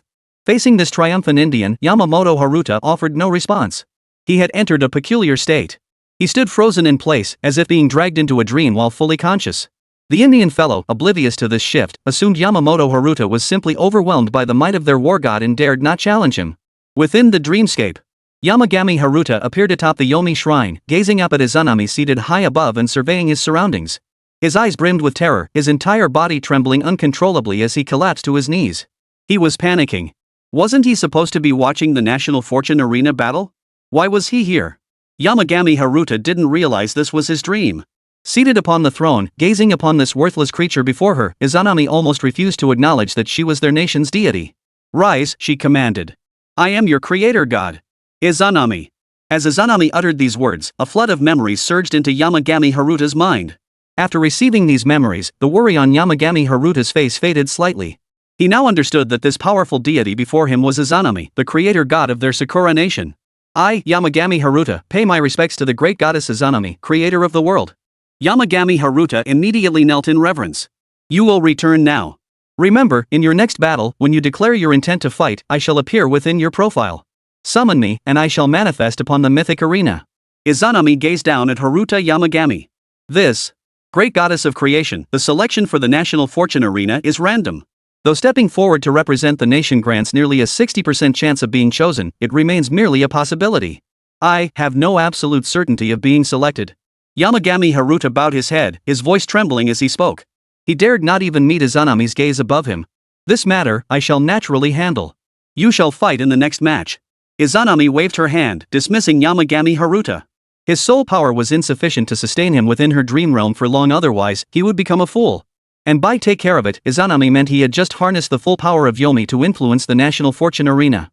This ensured that whenever Sakura Nation fought next, they would almost certainly select Yamagami Haruta. Moreover, among the 5 summoning slots, one would absolutely feature his own slot. Of course, all this remained within the permissible bounds of the National Fortune Arena's rules. Otherwise, even Izanami harnessing the full might of Yomi would struggle to influence the arena's outcomes. At that moment, within the National Fortune Arena, Haruta Yamagami had regained his senses. The events just now felt like a dream, yet the sight of the National Fortune Arena before him and the memories flooding his mind made it undeniably real. Yamagami Haruta knew this was no dream. He then approached an elderly man. This man was bald, extremely thin, dressed in samurai attire, and held a long sword in his hand. This was the head of the Sakura Nation's mythology society. Lord Inshangjinchen, he addressed him, you have just entered the Yellow Springs Shrine. Lady Izanami. Yamagami Haruta whispered softly beside Inshangjinchen. And Inshangjinchen had initially wondered why Yamagami Haruta had approached him. But upon hearing the name Izanami, his expression shifted to one of astonishment. He knew Izanami was the creator deity in their Sakura country mythology and one of the most powerful deities in their land. It seems Lord Izanami seeks vengeance. Your next move must follow the creator god's command. And Shangjinchen replied after hearing Shangshan Chuantian's words. Understood. Yamagami Haruta nodded, then turned his gaze toward the arena. While he had been dragged into the dreamscape, the fierce battle on the arena had continued unabated. Seeing Dashin completely overwhelmed, Shanchuan's eyes betrayed his concern. Lord Inshangjinchen, it seems the human emperor of Huaxia is about to lose. If the Dragon Nation loses this battle, won't our side have secured 21 victories? If we win this war of national destiny, then the next battle won't be triggered. What should we do? If we fail to complete the task assigned by the creator god, won't the creator god be angry? Yamamoto Haruta voiced his deep concern to Inshangjinchen beside him. This is indeed a troublesome matter. For now, we can only pray that the human emperor of Huaxia wins this battle. And Shangjinchen expression turned grave. Only now did he realize, if Huaxia loses this battle, there simply won't be a next one. In an instant, both Yamamoto Haruta and Inshangjinchen, two Japanese bastards harboring deep hatred toward China, found themselves inwardly praying for China to win this battle. Meanwhile, on the arena stage, DXIN was struck down by a single blow, crashing onto the arena floor. Boom! A deep crater instantly appeared in the ground, sending fragments of rock flying everywhere. Within the pit, DXIN trembled as he struggled to his feet. Put! As soon as he stood, a mouthful of blood gushed forth. One could only imagine the severity of the injuries DXIN had sustained in that moment. You are strong, he said, but you are not enough to face me in my strongest form. Jajijia's entire body shimmered with golden light as he looked down upon DXIN from above. Enough talk. What's so special about being a god? Today, this emperor will slay a god. Dishin spat out the blood from his mouth. Gripping the dragon-toothed sword tightly, he spread his fiery red wings and charged straight toward Jajijia above. Searing flames erupted from his body. Witnessing this, Jajijia showed no mercy either. His 6 arms simultaneously swung 6 weapons as he plunged downward. Clang! In an instant, man and god clashed fiercely once more, nuclear bomb-like explosions reverberating ceaselessly. The terrifying energy storm engulfed the arena, relentlessly battering its protective barrier. Fortunately, the protective barrier of the National Fortune Arena was sufficiently robust. Otherwise, even the slightest spillover of this formidable energy storm would be fatal. Ordinary people wouldn't stand a chance of surviving even a second, they'd be instantly obliterated. Mid-air. The razor-sharp divine weapon in Jia Chiji's grasp relentlessly carved wounds into DXIN's body. Even though DXIN had now unleashed the Phoenix of Immortality's power to its absolute limit, he still couldn't withstand Jia Chiji in this form. The immortal flames enveloping his body began to dim gradually. With each passing second, the wounds on Dashin's body multiplied. Half an hour later, Gachiji swung his golden battle blade toward Dashin's chest. Caught off guard, Dashin couldn't dodge in time, and blood spurted forth. His entire body plummeted like a kite whose string had snapped. Boom! A deep crater erupted from the ground, billowing with smoke. All eyes in the arena turned toward the crater. On the Dragon Nation's side, every face wore a look of deep concern. They wondered inwardly, could it be that the human emperor was destined to fall? After all, humans could never overcome the gods. On the floating platform, Chen Xuan watched the scene unfold, his heart pounding with tension. He knew full well that Emperor Xin was already the strongest among the 5 contenders. If even Emperor Xin couldn't defeat Jajijia, then there truly was no hope. Above in the sky, Jajijia stared intently at the billowing smoke below. Facing such a formidable opponent, he felt genuine respect from the depths of his being. Within the deep pit, the smoke slowly dissipated. As the smoke finally cleared, Emperor Xin lay battered and broken amidst the ruins. His body was covered in gruesome wounds, his entire form drenched in blood. Severely injured, the phoenix flames that once protected him had completely vanished. Yet even so, DXIN showed no sign of surrender. He struggled to his feet, his eyes blazing with fighting spirit as he stared up at Jia Chiji. Why get back up? You are a worthy opponent, but this battle is over. You have lost. In your current state, gravely wounded, you stand no chance against me. Retreat now, and you might live. But if you strike again, death is certain. Jia Chiji shook his head, acknowledging the formidable strength of his opponent. Ha! I am the human emperor of Huaxia. Regardless of my past deeds, today I fight for Huaxia. Even if it means death, I shall never retreat in cowardice. Dixin gripped the dragon-toothed sword tightly in his hand, the phoenix flames on his body flickering as if ready to reignite. Where are my fellow Chinese people? Dixin roared aloud. At that moment, the people of China gazed upon their ancient ancestor before them, one who, for the sake of China, would spare no effort, even at the cost of his own life. They revered this ancestor from the depths of their hearts. Long live our emperor! Long live our emperor! Chapter 11, The Power of Faith, Imperial Dragon Qi. Amidst the unified shouts of the Huaxia people, the imperial dragon aura emanating from Emperor Xian reached its zenith. His wounds began to show signs of healing. Above in the heavens, Jiaji Jie gazed upon Dixin and felt a sudden pang of unease. Instantly, transforming into his six-headed, six-armed form, Gajajia hesitated not a moment. Wielding 6 divine weapons, he plunged downward toward Emperor Xian at blinding speed. As for Dixin, facing the charging Jiaji Jie, he gripped his dragon-toothed sword tightly and met the onslaught head-on. Clang! In an instant, Jiaji Jie and the gravely wounded Dixin collided violently mid-air, unleashing a terrifying force that rippled outward. Already weaker than Jia Qiji, and now gravely wounded, Dixin stood no chance against his opponent. In the fierce clash, within mere moments, blood spurted forth. A gash over a dozen centimeters deep tore across Daxin's chest, a gruesome sight. His body plummeted like a rocks scattered in all directions. Struggling to his feet, he coughed up a mouthful of blood. A mouthful of blood gushed forth, yet Dixin showed no sign of surrender. Even as his hand gripping the dragon-toothed sword trembled, his eyes still blazed with fighting spirit. As the ruler of the human race, the last human emperor, he absolutely refused to concede defeat so easily. He absolutely could not permit himself to fall like this. War god? Truly formidable power. Yet, this emperor absolutely refuses to be defeated so easily. The dying flames that had dimmed across Daxin's body began to blaze fiercely once more. That formidable will infected every Chinese soul. Is this our ancient ancestor? Even if we burn to the last drop of our blood, we will never surrender easily. If our forefathers, the emperors of our human race, could do this, how could we ever surrender easily? At this moment, all Huaxia people were moved by Emperor Xian's spirit of never giving up. Today, all of us in the Dragon Nation pledge our support to our ancient ancestor. Chen Xuan, standing atop the floating platform, shouted even louder. We pledge our strength to aid our ancient ancestor. We pledge to lend our strength to the ancestral emperor. As the entire Chinese populace continued their resounding cries, waves of powerful faith energy transformed into golden light, surging endlessly into Dixin's body. At that moment, the wounds on Dixin's body began to heal rapidly. His strength grew ever more formidable. Above, Gajajai watched this scene unfold, his expression darkening. He hadn't anticipated this move. Six-faced wrath. Without a moment's hesitation, Jiaji unleashed his ultimate killing move. The next second, his 6 arms swung the weapons they held in unison. A colossal surge of golden power, seemingly capable of obliterating all existence, surged downward like a vast ocean, engulfing the Emperor Xian below. The sheer scale of the attack left no time to evade, nor any means to escape.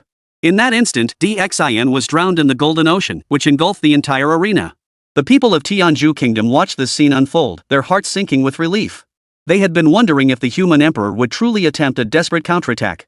Now, seeing the human emperor drowned by their war god's ultimate attack, they believed the outcome was decided. Beside the Indian man and Shang Jinshan and the other two wore expressions of utter dismay. They had been hoping that Huaxia would win this battle. That way, their creator god could intervene in the next round. But now that China had lost, their creator god would be unable to exact vengeance. Would he blame them, the land of cherry blossoms? For a moment, both in Shang and Jinshan felt a pang of worry. As for the people on the Dragon Nation side, their expressions showed little worry. From the moment they unleashed their faith power, they had resonated with the human emperor. They knew their human emperor had not yet been defeated. At that moment, within the Golden Ocean, a blazing crimson inferno erupted, causing the entire Golden Ocean to churn violently as towering columns of water shot skyward. Gazing upon this scene, Jiaji felt a surge of astonishment. He could sense an immensely powerful force brewing within his Golden Ocean. Just as Jiaji prepared to strike again, a figure shot straight into the sky. Dixin was now completely enveloped by the undying flames, which had transformed into a deep purple hue. Most terrifyingly, the gruesome wounds that had covered his body had completely healed. Under the collective faith of the entire Dragon Nation, Daxin's aura surged exponentially, multiplying beyond measure. What immense power! Today, this emperor shall slay the gods. Dixin felt the immense power surging within him. He knew this was the true might of the human emperor, the power unleashed to its absolute limit by the sincere faith of all his people. This was a power Dixin had never before experienced. God slaying? Arrogant. This war god conquers all. The 6 heads of Kachia appeared monstrously fierce. His entire body shimmered with golden light as he swung 6 weapons, charging forward to slaughter Dixin. Even though Dixin's power had doubled as the war god of Tianzhu, Jia still did not believe he could be defeated. As Jia charged toward him, Dixin unleashed his purple immortal flames to their peak intensity, charging straight ahead in response. Boom! In an instant, 2 terrifying forces collided. The entire National Fortune Arena was split cleanly in two, one half bathed in golden light, the other engulfed in purple flames. This time, however, the purple immortal flames held the upper hand. Jia, locked in fierce combat with Dixin, stared in astonishment at his opponent whose power now seemed more than doubled. How did your power suddenly grow so much stronger? You're actually suppressing my ultimate form. Jia exclaimed in shock while swinging his weapon. Because I am the human emperor of the human race. Dixin roared, unleashing his power to its absolute limit. That terrifying power completely overwhelmed Jia. Now, Jia was relentlessly driven back through the sky, his body beginning to show fine, intricate scars. So what if he's the human emperor? I am the god of war, how could I possibly lose so easily? Jia was utterly enraged. He refused to accept that he could be suppressed by a mere human. Especially when he had unleashed his full power. Yet no matter how furious Jia grew, he had already manifested his ultimate form holding no further trump cards. Simultaneously, Jia rapidly swung the 6 weapons in his hands, attempting to overwhelm Dixin once more by attacking with all 6 arms at once. Alas, Dixin merely waved his enormous crimson wings, effortlessly blocking all 6 weapon strikes.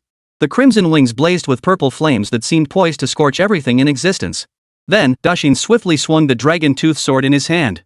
The rapid fury of the blade instantly brought panic to Jia's face, forcing his body to retreat backward in a flurry of dodges. Yet, the sharp dragon's fang sword still sliced open his chest. A gruesome wound appeared on Jia's body, deep enough to expose bone, looking particularly terrifying. Having landed the first strike, Dixin showed no intention of stopping. He continued to swing the dragon's fang sword with blinding speed, unleashing the phoenix's power to its absolute limit. Under Dixin's relentless, overwhelming assault, Jia was completely overwhelmed, his wounds multiplying rapidly. The golden radiance that had once shone brightly across his entire body began to fade. With each passing second, droplets of blood fell onto the earth. The battle on the National Fortune Arena could be described as earth-shattering. Having gained absolute dominance, Dixin thrust his sword forward. Jia had no time to dodge, and the blade pierced clean through his chest. This can't be. Jia stared at Dixin before him with terror in his eyes. He refused to believe that he, the war god of Tianzhu, could be defeated by a mere human. There was nothing impossible about it. Dixin drew the dragon fang sword from its sheath. The next instant, blood spurted forth as Jia's body plummeted like a, crashing heavily onto the ground below the stage. Seconds later, fragments of stone flew everywhere, dust swirling in the air. At that moment, every pair of eyes fixed intently on the cloud of smoke. 1 second, 2 seconds, 3 seconds passed as the smoke gradually dissipated. Jia lay on the ground, covered in gruesome wounds, utterly defeated. His 6-headed, 6-faced form had vanished, his aura utterly depleted. He appeared mortally wounded, on the brink of death. Impossible. Absolutely impossible. How could our war god possibly lose? Lord Kagajia is the son of the great heaven. He cannot lose. Impossible. I refuse to believe it. How could Lord Kagajia lose to a mere human? This cannot be. On the Indian spectator side, the crowd was overcome with madness. They couldn't believe, nor were they willing to accept, the scene before them. They refused to believe their war god could lose, could be so utterly defeated. Over on the Western nation's side, every face was etched with solemnity. They all felt they had underestimated China far too much. Only in Shangjinshan and Yamamoto Haruto wore expressions of excitement. They understood that if China won this battle, then in the next contest, their own nation's creator god could finally take the stage. Thus, the task entrusted to them by Lord Izanami would be fulfilled. Chapter 12, The War God's Carousel. On the Dragon Nation's side, everyone was filled with excitement. Our ancient ancestor is mighty and formidable. The god of war. He truly defeated a deity truly worthy of our ancestor. Is this the power of the human emperor? Truly slaying gods with mortal flesh. What war god? Our ancestor possesses god-slaying power.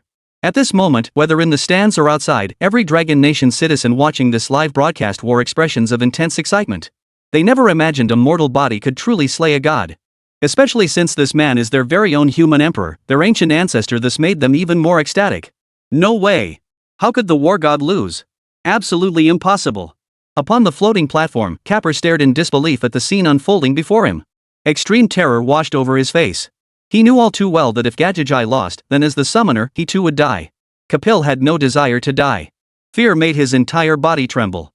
Amidst the ruins, Jia Jiji lay mortally wounded, utterly at his limit. Even the slightest movement of his body brought excruciating pain. A formidable opponent, he thought. This emperor shall remember you. Yet this battle is fought for my people, for all of Huaxia. I absolutely cannot lose, nor will I permit myself to lose. The moment Dixin finished speaking, his eyes flashed with murderous intent. Then, raising the dragon-tooth sword high, he summoned a colossal phoenix of immortality. As Jia Qi swung his dragon-tooth sword, the colossal phoenix of immortality surged downward, engulfing Jia Qi beneath it. Gazing at the phoenix descending to devour him, the gravely wounded and dying Jia Qi murmured to himself, "Am I truly about to lose?" In that instant, countless memories flashed through Jia Qi's mind like a kaleidoscope. He recalled the moment of his birth. From that very day, he had borne a tremendous responsibility. As the son of the great heaven, he was destined to defeat the demon king. For this duty, for this goal, Jia Jiji meditated and trained relentlessly, honing his power. Ultimately, he became the leader of the heavenly army, vanquishing the demon king in one decisive blow. Having fulfilled his mission and duty, he was enshrined as the guardian heavenly lord. Yet all this now felt like fleeting clouds. Even when facing the demon king, Gajio had never known despair until this moment, when he tasted true hopelessness. Rise, child. You have not yet lost. You are the son of the great heaven, the war god. You cannot fall so easily.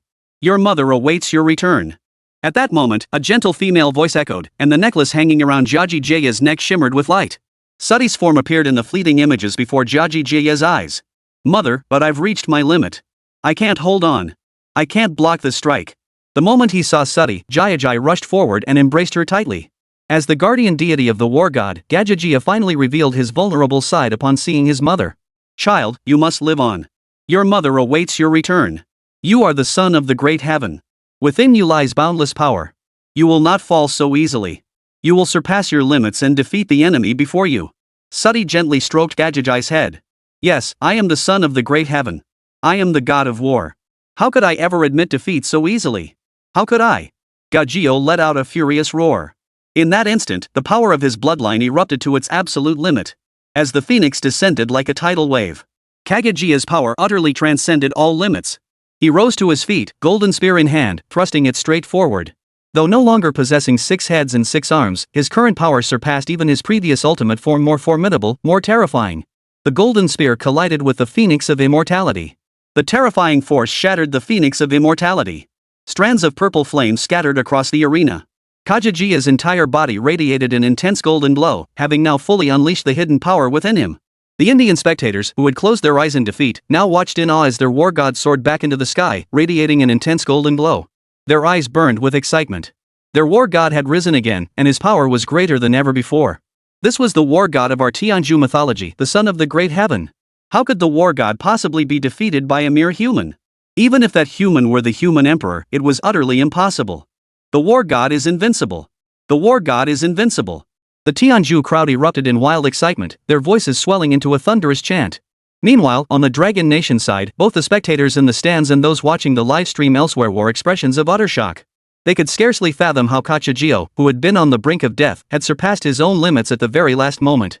This transformed the previously jubilant crowd into solemn faces, for anyone with half a brain could see that Kachijio had grown significantly stronger. This also made them worry, could the human emperor truly defeat Gajajai in this state? Ha! I told you the god of war is invincible. How could your Chinese deities possibly defeat our god of war? Chen Xuan, you'd better just accept your death. On the floating platform, Kapil, who had been scared out of his wits moments ago, now stared directly at Chen Xuan before him. His expression was utterly arrogant, a complete reversal from before. The battle hadn't reached its final moment, yet victory remained uncertain.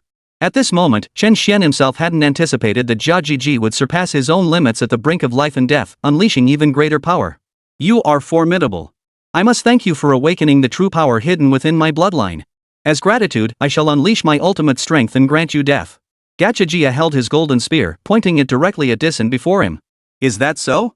If this emperor can strike you down once, I can strike you down twice. Dixin gripped his dragon-tooth sword tightly.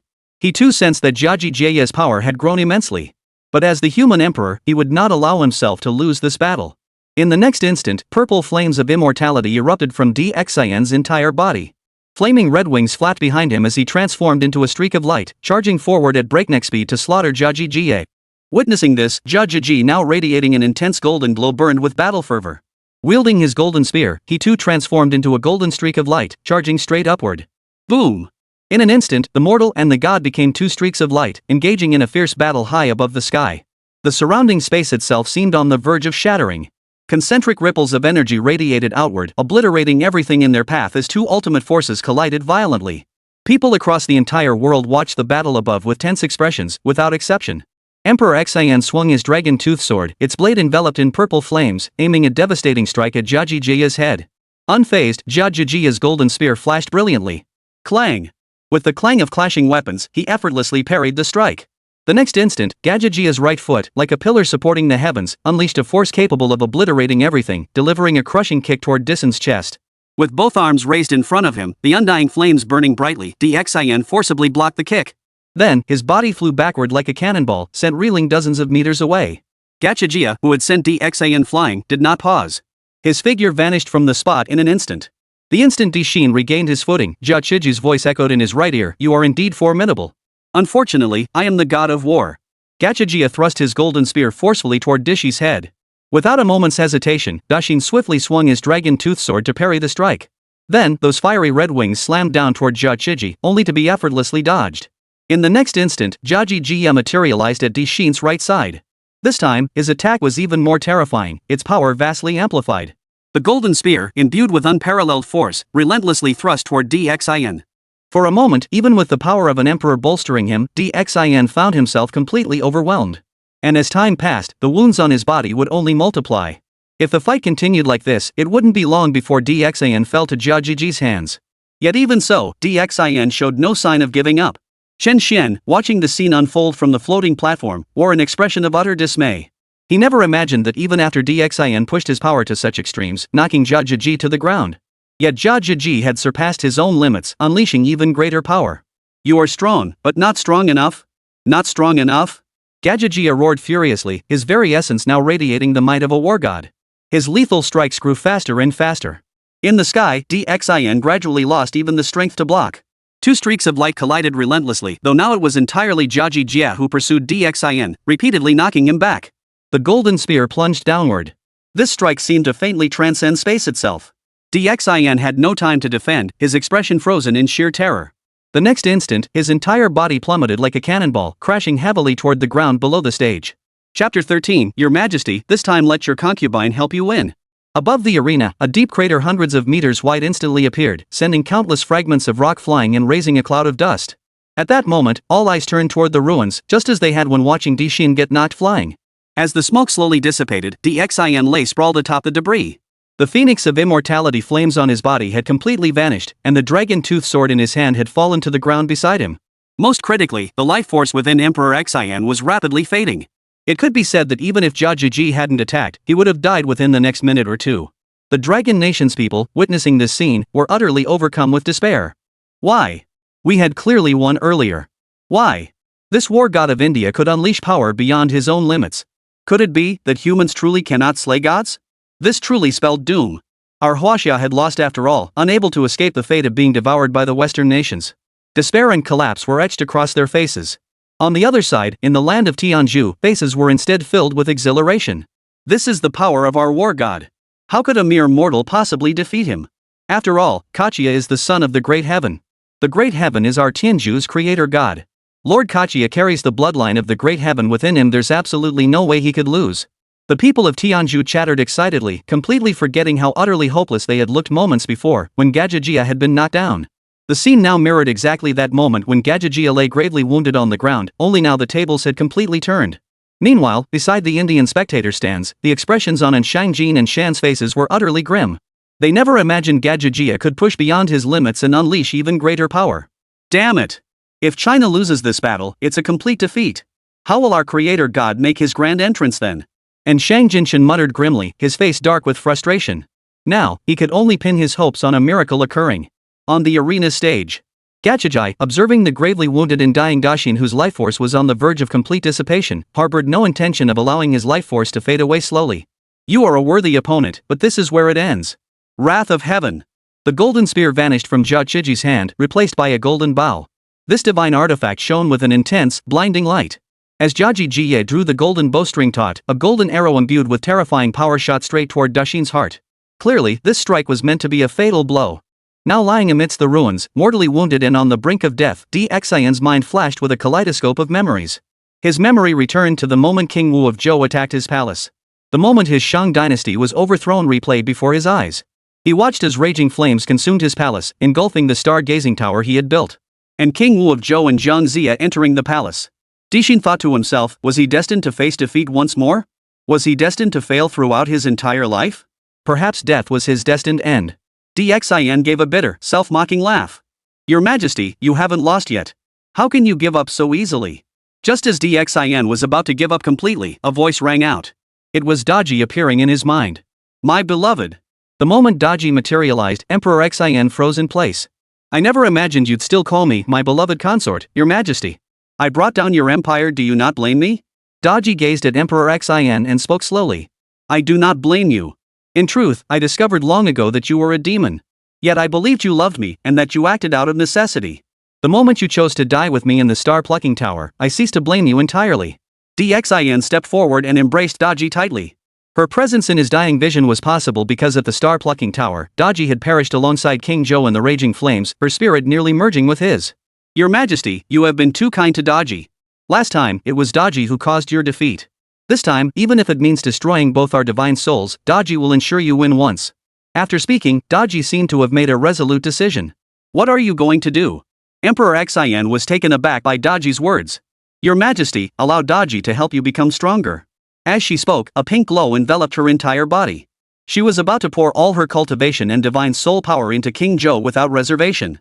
Only then could she help King Zhou break through his limits and grow stronger. However, doing so would cause Daji's divine soul to dissipate, leaving her without even the chance to be reincarnated. No! I forbid you to do this. I forbid it. Dxian roared furiously within his heart. Your Majesty, I love you. Before, Daji had no choice. Now, Daji only wishes for you to win.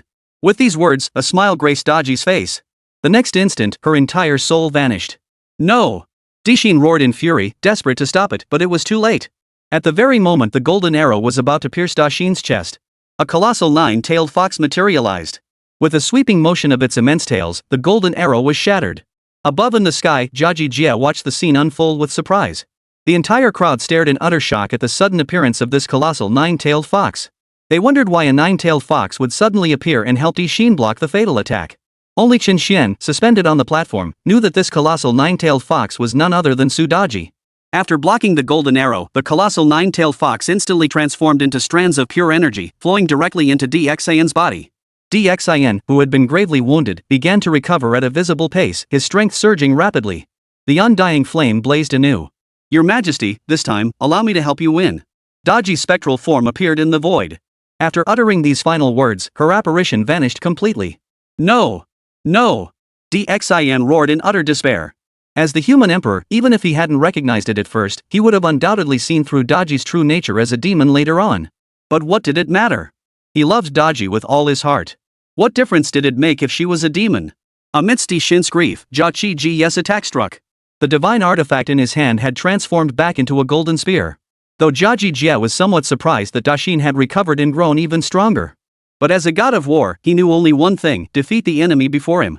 Without hesitation, Jiaji Jia swung his golden spear, channeling terrifying power as it streaked toward Daxin's chest at blinding speed.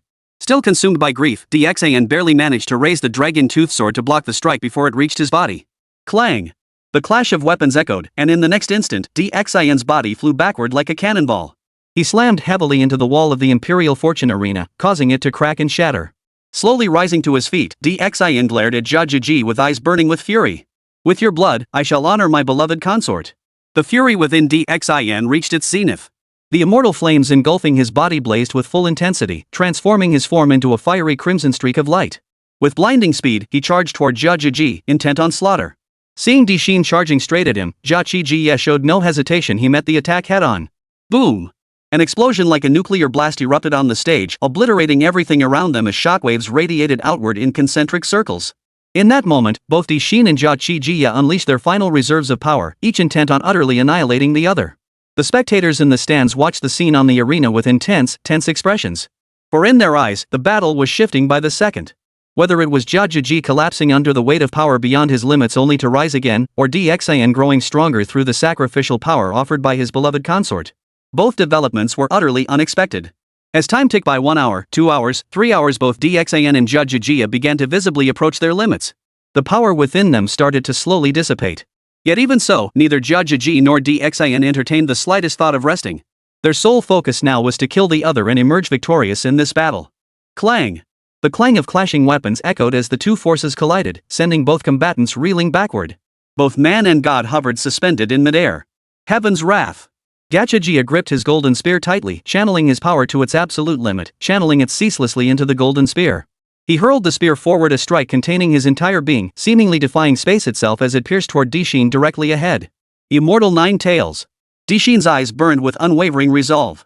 He fused his own power with Daji's, channeling it into the dragon tooth sword. He hurled the dragon fang sword forward. In the next instant, phantom forms of the Phoenix of Immortality and the nine-tailed fox coiled around the blade, lunging to devour the golden spear before them. Boom! The golden spear collided with the dragon tooth sword. An explosion like planets crashing together erupted, unleashing waves of energy storms. Massive boulders flew into the air, and the entire arena was engulfed in smoke. None of the onlookers could discern who had gained the upper hand from this exchange. Chapter 14, Imperial Dragon Chi Practice Makes Perfect. Every single person present stared intently at the arena, their expressions tense. Including the two figures on the floating platform. 1 second, 2 seconds, 3 seconds, 4 seconds, a full 5 seconds passed before the smoke slowly dissipated. As the smoke cleared, the crowd saw both DXIN and Jia Qi standing atop the ring, now reduced to ruins.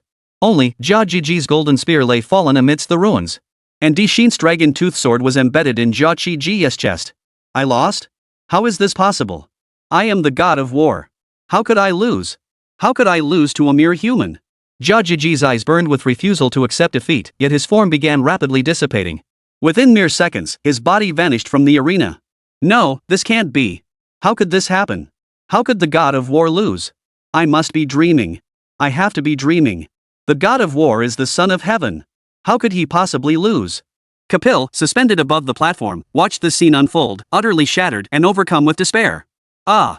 The next instant, accompanied by a piercing scream, Kapil as Gachajai's summoner was instantly obliterated by the National Fortune Arena, his existence erased from this world. In the Western nation's spectator stands. The people of Tianzhu watched the fallen Gachajai and Kapil. They knew they had lost. They couldn't believe what they were seeing. Why? Why could this human defeat our Tianzhu's war god, Lord Gachajai? Lord Gachajia was the legendary guardian heavenly lord, the son of the great heaven. How could he have been defeated? How could this possibly be? Impossible. Am I dreaming? Impossible. Our war god of Tianzhu could never lose to a mere human. The people of Tianzhu collapsed, screaming in disbelief. They would rather believe this was a dream than accept the reality unfolding before their eyes.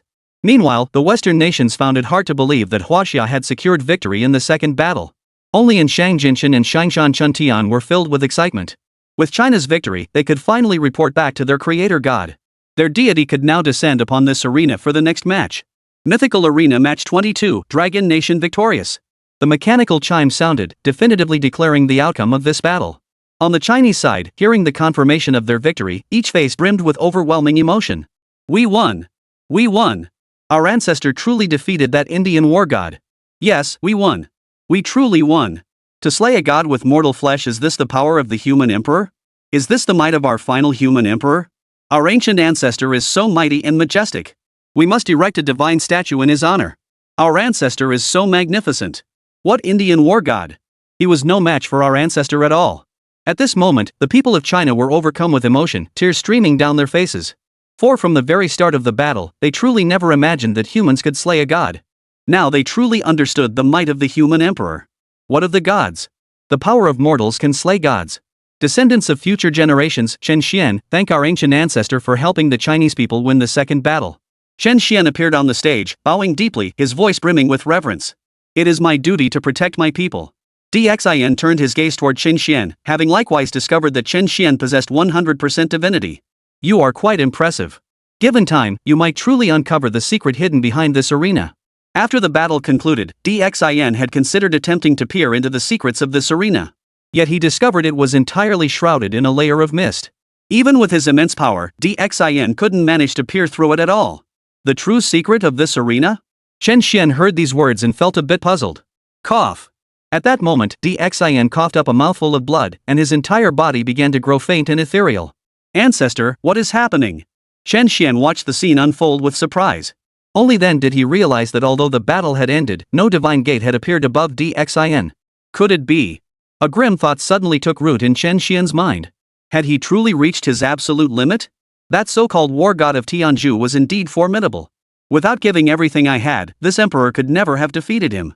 But now, this emperor has won. A smile spread across Dixin's face as his life flame began to fade. In that final strike, he had burned his own life force the only way he could have defeated Jiaji Jie. Ancestor, you burned your own life. Chen Xian cried out, his voice trembling with emotion. What? What did Chen Xian say? The ancestor burned his own life force. How could this be? Didn't the ancestor win? Why does he still look like his life is fading away? Yes, why? Could it be that the ancestor sacrificed his very life to secure this victory? The Huaxia crowd was overcome with emotion. They couldn't bear to watch their ancestor die, yet they were powerless to stop it. Victory was possible, what did it matter to burn one's life? I am the last human emperor of Huaxia. This battle represents Huaxia, how could I lose? Moreover, my beloved consort has already passed. Naturally, I shall follow her into the afterlife. Dixin laughed wildly, showing no sign of distress despite his impending death. This showed that in the final moments of battle, Dixin had long cast aside all thoughts of life and death. Descendant Chen Xian bows before the ancient ancestor. Chen Xian knelt directly, feeling profound respect for this human emperor in his heart. Regardless of how the world judged Dixin in this moment as the human emperor representing Huaxia, he had fought with every ounce of his strength, even sacrificing his own life to defeat the outer gods. From that moment onward, Emperor Xin truly lived up to the title of human emperor. Descendants of future generations, kneel before the ancient ancestor. Descendants of future generations, kneel before the ancient ancestor. At that moment, whether in the audience seats or watching the live stream outside, every single person, without exception, knelt in reverence. They paid their deepest respect to this venerable ancestor. Dixin watched the scene unfold before him, his heart stirred. It had been so long since he had last experienced the heartfelt kneeling of his subjects. Chen Xian, hear my command. This emperor wishes to ask for your assistance. Emperor Xin's form was now nearly ethereal as he fixed his gaze upon Chen Xian. Ancestor, speak. Chen Xian responded, determined in his heart to fulfill the ancient ancestor's request with all his strength. Take this dragon-shaped jade pendant. Within it lie the remains of Daji and myself.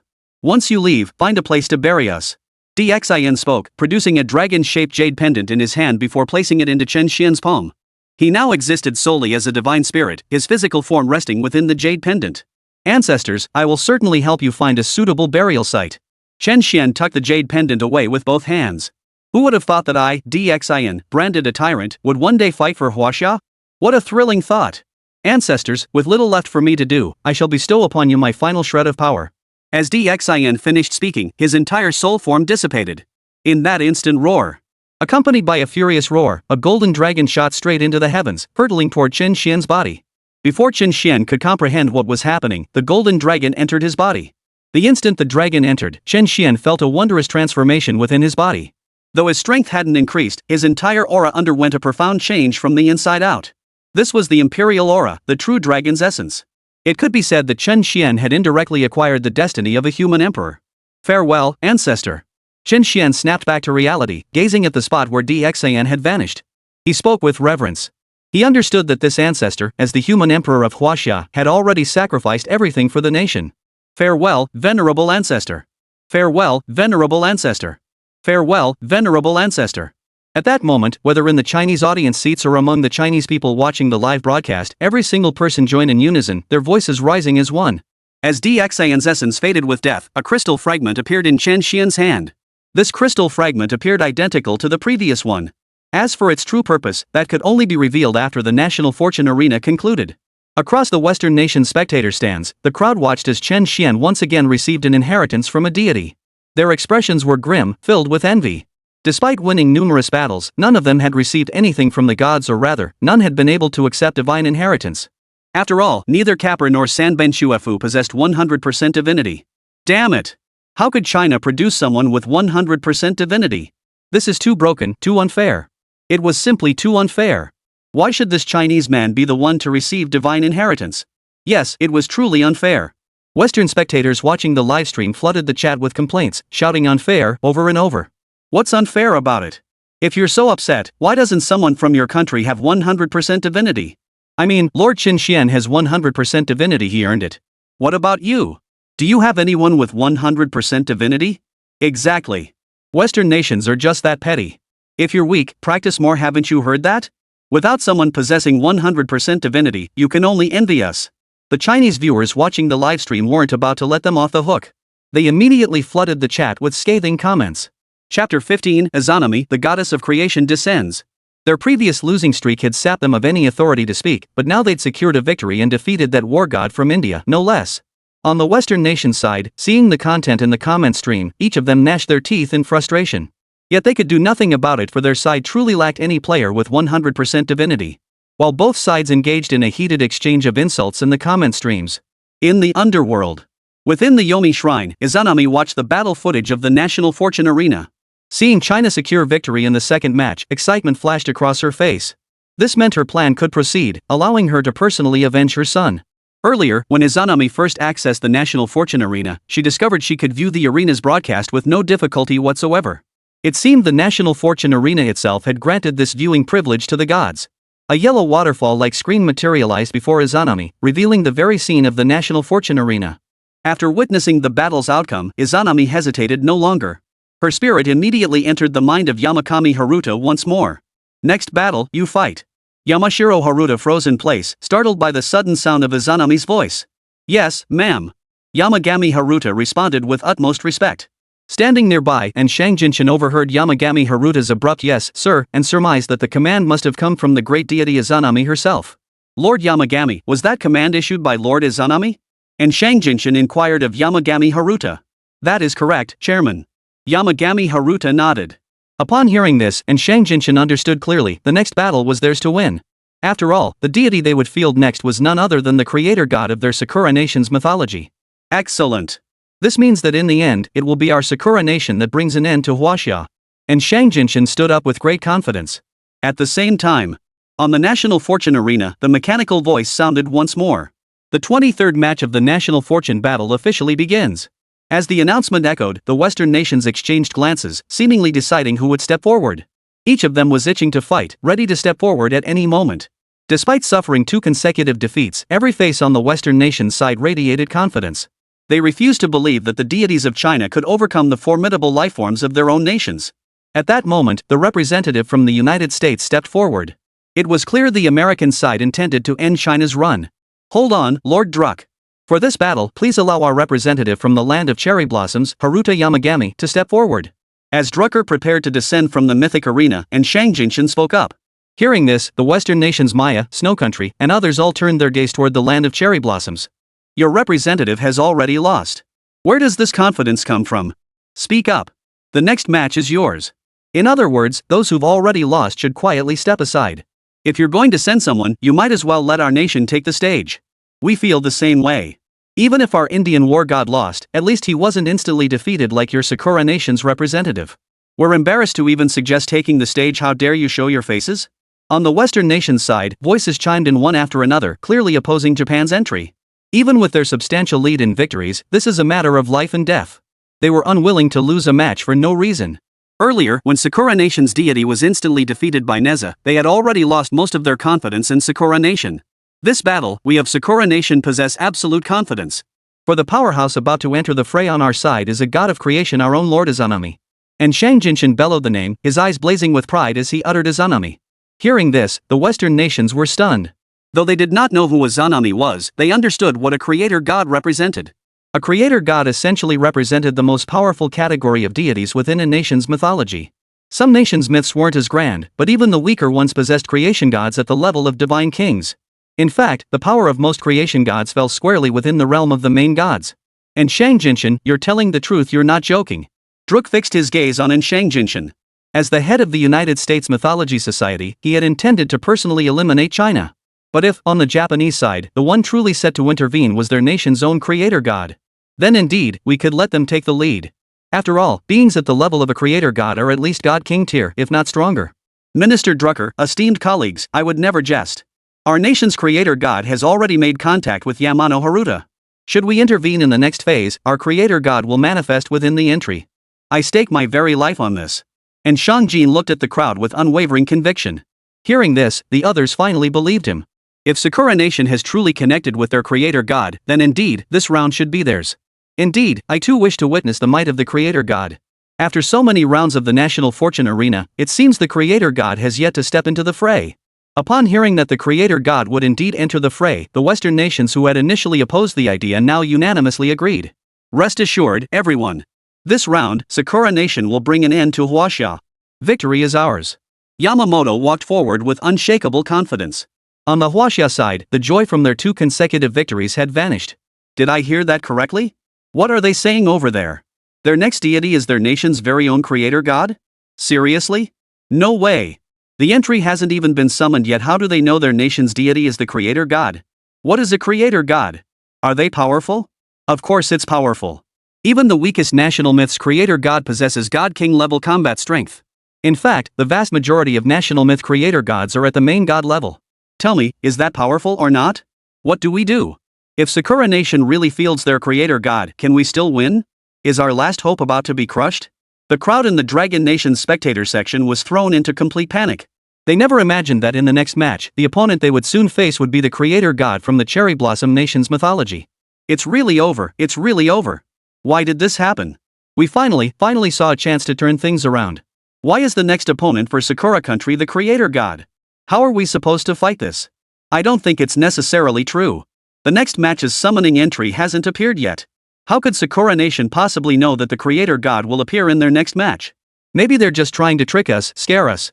Exactly, I don't think it's certain either. Maybe they're just trying to scare us. The Dragon Nation's comment section was in complete panic. Their only hope now was that Sakura Nation was bluffing. After all, as the most powerful deity a nation could possess, facing such an opponent would be overwhelmingly intimidating. Meanwhile, on the stage, Chen Xuan watched as Yamakita Haruta approached. His expression grew grave. For while others remained unaware, he knew the truth. Sakura Nation's creator god was indeed Izanami. And seeing Yamamoto Haruta's unshakable confidence, Chen Xuan sensed that Sakura Nation might very well be serious. This was no bluff. For our western side in this match, the nation of Sakura had chosen to compete. Yamagami Haruta strode forward with unwavering confidence. The next moment, his entire body shone with golden light. It was clear that Yamagami Haruta had been chosen as the summoner. As the golden light faded, Yamagami Haruta appeared on the stage. Lord Chen Xuan, you are formidable. However, in this battle, you will face our nation's god of creation. Yamagami Haruta stared confidently and smugly at Chen Xuan directly before him. As for Chen Xuan, he wasn't intimidated by Yamagami Haruta's words. After all, even if the one appearing from the land of cherry blossoms was their creator god, Izanami, their side of Huaxia also possessed numerous deities capable of confronting such a challenge. Moreover, the Sakura Nation's entries hadn't appeared yet, so there was no need for excessive panic. At that moment, 5 entries had already appeared before Yamagami Haruta. Simultaneously, within the underworld shrine, Izanami's concentrated power began to influence the National Fortune Arena. Put. As a mouthful of blood spurted forth, she finally managed to affect a sliver of the National Fortune Arena. Yet, the expression on her face made it clear her injuries were severe. Master, are you all right? The ugly woman below, witnessing this scene, asked with concern. I'm fine. For revenge, it's all worth it. Izanami's face twisted into a savage grin. Meanwhile, on the other side, the first 4 entries appeared before Yamagami Haruta. Upon reading their contents, he found none of the details Izanami had mentioned. For a moment, Yamagami Haruta panicked. After all, losing as a summoner in the National Fortune Arena meant certain death. After the previous 2 battles, Yamagami Haruta no longer foolishly believed Chen Xuan was weak. Chapter 16, The Terror of the Creator God, Approaching the Power of the Supreme God. God of Creation, please don't joke with me. I really don't want to die. Yamagami Haruta closed his eyes in fear, unable to bring himself to read the final entry. He feared the final entry might not match what Izanami had told him. But when he opened his eyes and saw the final entry, excitement flashed in his gaze. Perfect. It really is the entry Izanami-sama told me. Chen Xuan, you're finished. Dragon Nation, you're finished. Yamagami Haruta shouted excitedly, as if he'd already secured victory. Hail the Lord of the Underworld, our Sakura Nation's creator god, Lord Izanami. Yamamoto Haruta shouted with fervor. In an instant, a divine gate appeared before Izanami within the underworld. Izanami's aura was unsteady now. Clearly, she had paid a heavy price to force her entry into the arena. Master, are you certain you wish to proceed? Your current state is unsettled. Losing this national fortune tournament could mean death. The ugly woman below spoke with concern. Do you think I would lose? I am the creator god, the mightiest deity in this world. Izanami shot the ugly woman a glance. The next second, a powerful force pressed down upon her. The ugly woman, who had been on all fours, immediately dropped to her knees. No, I wouldn't dare. Overwhelmed by the terrifying force, the ugly woman trembled in fear from head to toe. Next, I shall make them taste what true despair feels like. With those words, Izanami stepped through the divine gate. As Izanami entered the divine gate, a terrifying and ancient power descended upon the arena, permeating the entire space. At that moment, everyone on the arena felt the presence of this terrifying force. Look up at the arena sky. At that moment, someone shouted loudly, and everyone's gaze turned skyward. Originally, the sky above the National Fortune Arena had been a vast expanse of white. Now, a vast expanse of yellow mist appeared, completely shrouding the entire arena. The entire scene resembled the end of the world. Within this yellow mist, a woman with long hair and 3 eyes descended. Her mere presence instilled a profound sense of dread. Hail to the creator goddess Izanami. Upon witnessing their creator goddess truly descend, Yamakayama immediately knelt in reverence. Hail to the creator goddess Izanami. Hail to the creator goddess Izanami. Behind him, every single person from the land of cherry blossoms knelt in unison. They were filled with awe and reverence for their creator deity. Meanwhile, the Dragon Nation side felt utterly doomed. Especially those who had previously dismissed the threat as unnecessary, convinced they were merely scaring themselves. They had assumed the Cherry Blossom Nation was merely intimidating them, but now, witnessing this terrifying spectacle, even the most foolish among them now understood the overwhelming power of this deity. The apocalyptic scene before them was utterly terrifying. Could this be real? The Sakura Nation's creator god had truly descended. How could this be? How could they possibly fight back? Why? How could the Sakura Nation have summoned their creator god? And they even knew it was coming. How can we possibly win now? We finally saw a glimmer of hope, only for the Sakura Nation to summon their creator god. No, we haven't lost yet. Chen Xuan won 2 battles. He will definitely lead us to victory in this one too. Yes, we haven't lost yet. Not yet. The Chinese crowd sensed this terrifying power and panicked. They could only pin all their hopes on Chen Xuan, praying he could summon a mighty deity to turn the tide. Chen Xuan gazed at Izanami above. He too felt immense pressure. Though his 100% divinity allowed him to sense that Izanami's power wasn't at full strength due to her forced descent. In other words, she hadn't quite reached the realm of a prime god. Yet, this power was infinitely close to that of a prime god. A quasi-saint level powerhouse must appear. Guanyin Bodhisattva, the great immortal Zen Yuanzi, any of them would do. One must appear. Chen Xuan could only pin his hopes on a powerful entry appearing. Just as the entry appeared, Izanami sensed Chen Xuan observing her. It was you wretch, who summoned the deity that slew my son. Izanami glared at Chen Xuan with palpable fury. She unleashed a palm strike, and in the next instant, a colossal yellow spring's palm print hurtled toward Chen Xuan. Everyone watching was stunned. This was the first time they'd witnessed a deity attacking its summoner. Chen Xuan hadn't anticipated a deity could attack its summoner either. Just as the palm strike closed to within 10 meters of him, a protective barrier materialized before Chen Xuan. Boom! Boom! The sound of violent collision echoed as the yellow spring's palm struck the protective barrier with tremendous force. Yet the shield showed no signs of cracking. Clearly, the shield had effortlessly absorbed the blow. Seems you're in luck. Izanami watched the scene unfold, feeling a surge of irritation. She sensed the immense power radiating from the shield and realized that even unleashing her full strength wouldn't be enough to shatter it. In that case, the only way to achieve her revenge would be to defeat the opposing deity. What's going on? Isn't this against the rules? Why can a deity directly attack the summoner? Yeah, that's cheating, right? Where's the spirit of the National Fortune Arena? Shouldn't they step in and say something? The Dragon Nation crowd shouted in agitation. The Cherry Blossom Nation's crowd watched this scene, utterly bewildered. They never imagined their nation's creator god would directly attack the summoner.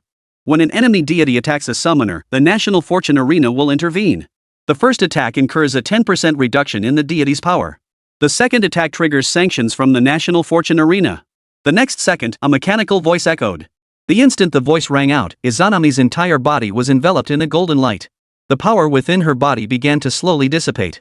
How dare you suppress my power? Feeling her power suppressed, Izanami immediately fought back, unleashing her own Yomi power. Yet it lasted only 2 seconds before her power began to wane. Soon, Izanami's power, which had seemed poised to break through the limits of a main god at any moment, now it was completely reduced to the limit of a god king, though even that remained terrifyingly formidable. Watching this unfold, Chen Xuan pondered a question. If a god striking a summoner for the first time wasn't immediately sanctioned, what about a summoner striking a god? Lowering their power is good. Look at this Cherry Blossom country's creator god, dare they still be so arrogant? They actually attacked our Chinese contestant directly. Yeah, what's this Cherry Blossom country's creator god so cocky about? If you've got the guts, keep attacking. Keep attacking. You three-eyed ugly woman, if you've got the guts, keep attacking. Ugly hag, do you even have the guts? You're nothing but trash. Seeing Izanami's power reduced, the Dragon Nation immediately employed provocation tactics, aiming to incite her to strike again. If that happened, Izanami would be sanctioned by the National Fortune Arena, and China would win outright. Damn it! Already tormented by the grief of losing her child, Izanami was instantly consumed by rage. The next moment, she genuinely looked as if she was about to attack the audience. Creator God, calm down. If you attack again, we lose immediately. Seeing this, Haruta Yamagami urgently shouted in alarm he certainly didn't want to die. Lord Creator God, please calm down. Don't fall for that provocation. That's right, Lord Creator God, you must stay calm. Behind them, the people of Sakura country shouted frantically, terrified that Izanami might not calm down and choose to attack again, which would mean instant defeat for them. Izanami, who had been about to strike again, heard the cries of the Sakura Nation's people and forcibly suppressed her rage. Her gaze fixed on Chen Xuan with fierce intensity. She understood clearly that if she acted now, she would never get her revenge. Only by staying calm could she achieve her vengeance. Seeing Izanami refrain from attacking, the Sakura Nation's supporters couldn't help but breathe a sigh of relief. This Sakura Nation's creator god must be insane, reducing her power by 10% before even engaging? That's just too impulsive, they murmured. Our nation's deities would never act so rashly. The Western nation's representatives shook their heads in disbelief. Were it not for witnessing her overwhelming power, they might have thought Izanami's intelligence would lead her to certain defeat. Chen Xuan, watching Izanami halt her attack from the stage, felt a pang of disappointment. After all, he held no absolute certainty of defeating the deity before him. All he could do now was pray for a powerful divine skill to refresh. Then, 5 entries appeared before him. Sun-devouring divine lord. Golden-horned demon king. Chaos demon king. Holy infant king. The great sage equal to heaven. Chen Xuan's expression darkened upon seeing the 5 names appear before him. Though each of these 5 entities possessed formidable strength, even the great sage equal to heaven was among them. None reached the level of a near saint. Only a near saint could guarantee victory against the current foes. Even though Izanami's power had been suppressed from main god to god king, her strength remained infinitely close to that of a main god. It wouldn't be an exaggeration to say she was unmatched beneath the main god. Chapter 17, Taking a Gamble, Great Sage Pingtian. Brother, at least give me one quasi-saint. Chen Xuan muttered to himself with a hint of frustration. Meanwhile, on the Dragon Nation side, everyone was utterly bewildered by the 5 entries that appeared this time. Because these 5 entries all seemed incredibly powerful. What the hell is this? Why do all 5 entries look so powerful? Yeah, they're all either king or saint. So who should we pick? There's no discernible pattern here. If all 5 entries are this powerful, does that mean none of them are truly strong? It's possible. Haven't you noticed Lord Chen Xuan's face turning ashen? What do we do? We're done for. Not a single strong entry appeared. In the first 2 rounds, we at least had powerful entries. Now facing such formidable enemies, how are we supposed to fight? The crowd in the stands began to panic, especially when they saw Lord Chen Xuan's grim expression. It only made them more anxious. These 5 entries. Expert Zhao was about to speak, but remembering his 2 previous misjudgments, especially given this round's complete lack of pattern, he wisely kept his mouth shut. At that moment, all eyes turned to Chen Xuan. Chen Xuan didn't choose a term immediately, for he too was hesitating. If he had selected the human emperor earlier, Chen Xuan felt he would have had at least a 50% chance of victory. But now, facing these 5 options, Chen Xuan felt that no matter which one he chose, his odds wouldn't reach even half. After all, this opponent possessed power that was infinitely close to that of a main god.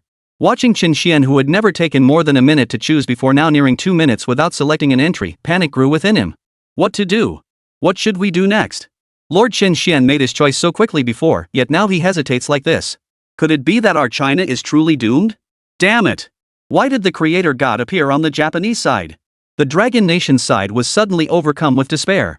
They felt like the flame of victory they just kindled had been instantly doused. This indecision, maybe we should just surrender outright.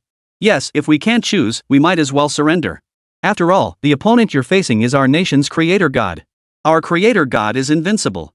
Even with 10% of his power suppressed, he can still defeat your Chinese deities. The Tianzhu kingdom stood by, their voices filled with mockery. They were all certain of their victory. On the stage, Yamakawa Haruta wore an equally smug expression as he stared at Chen Xuan. Can't decide? Then surrender. Losing to our creator god isn't disgraceful. Besides, if you keep refusing to choose, you'll lose automatically in 1 minute.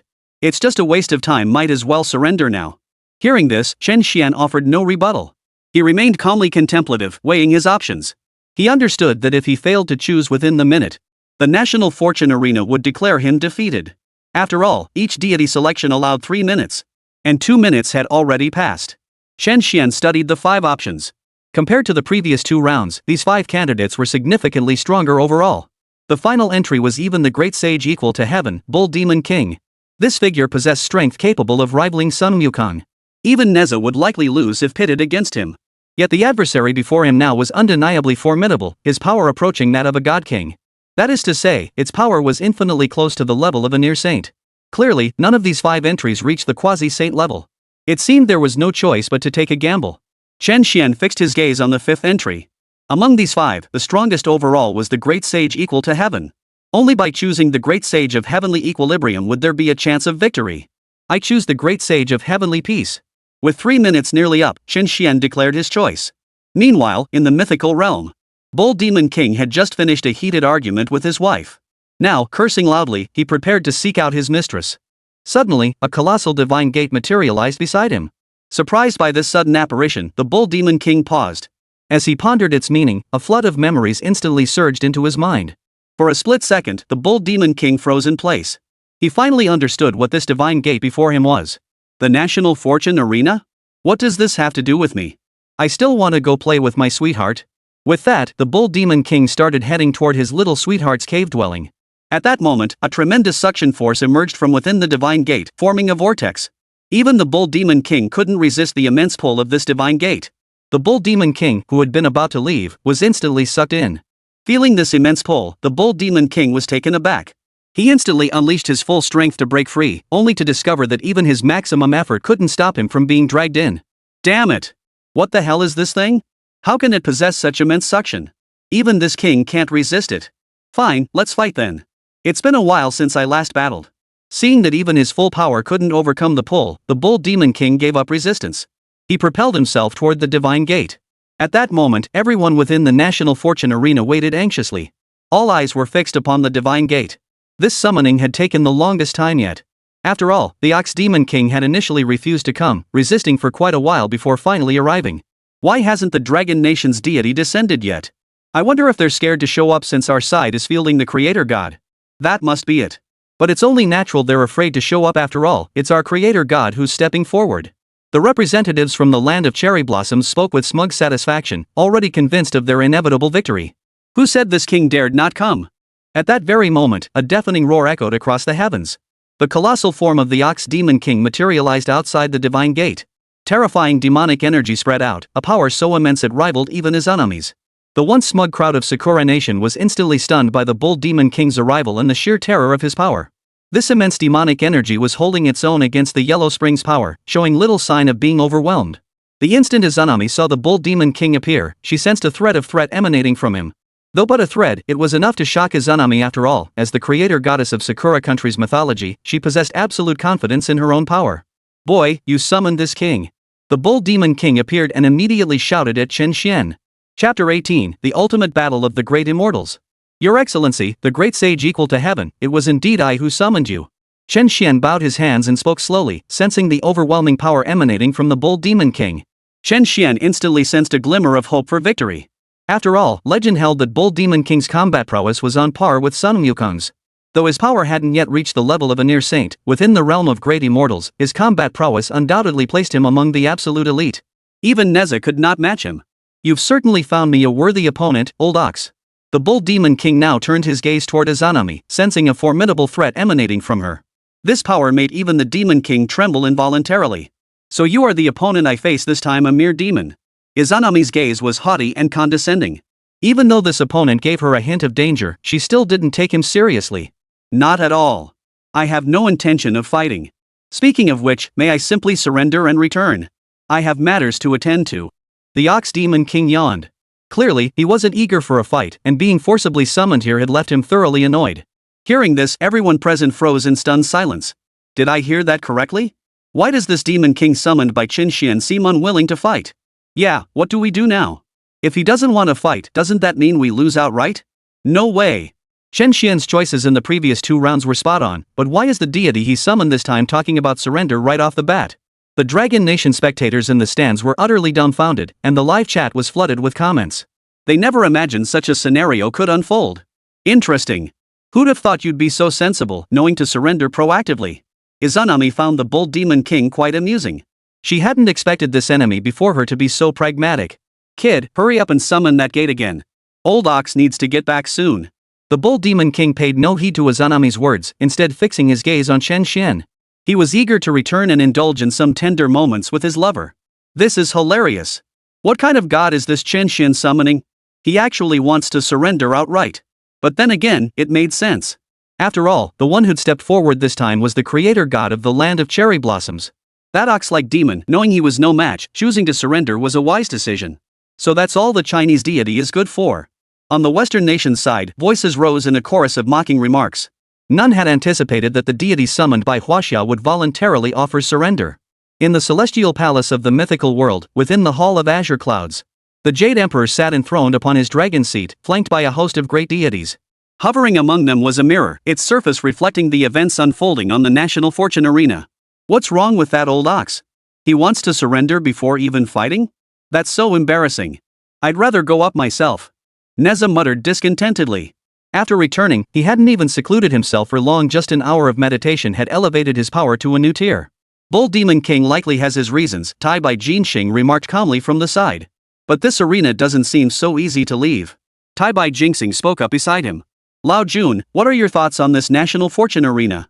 The Jade Emperor, seated above, turned to the Supreme Elder Lord beside him.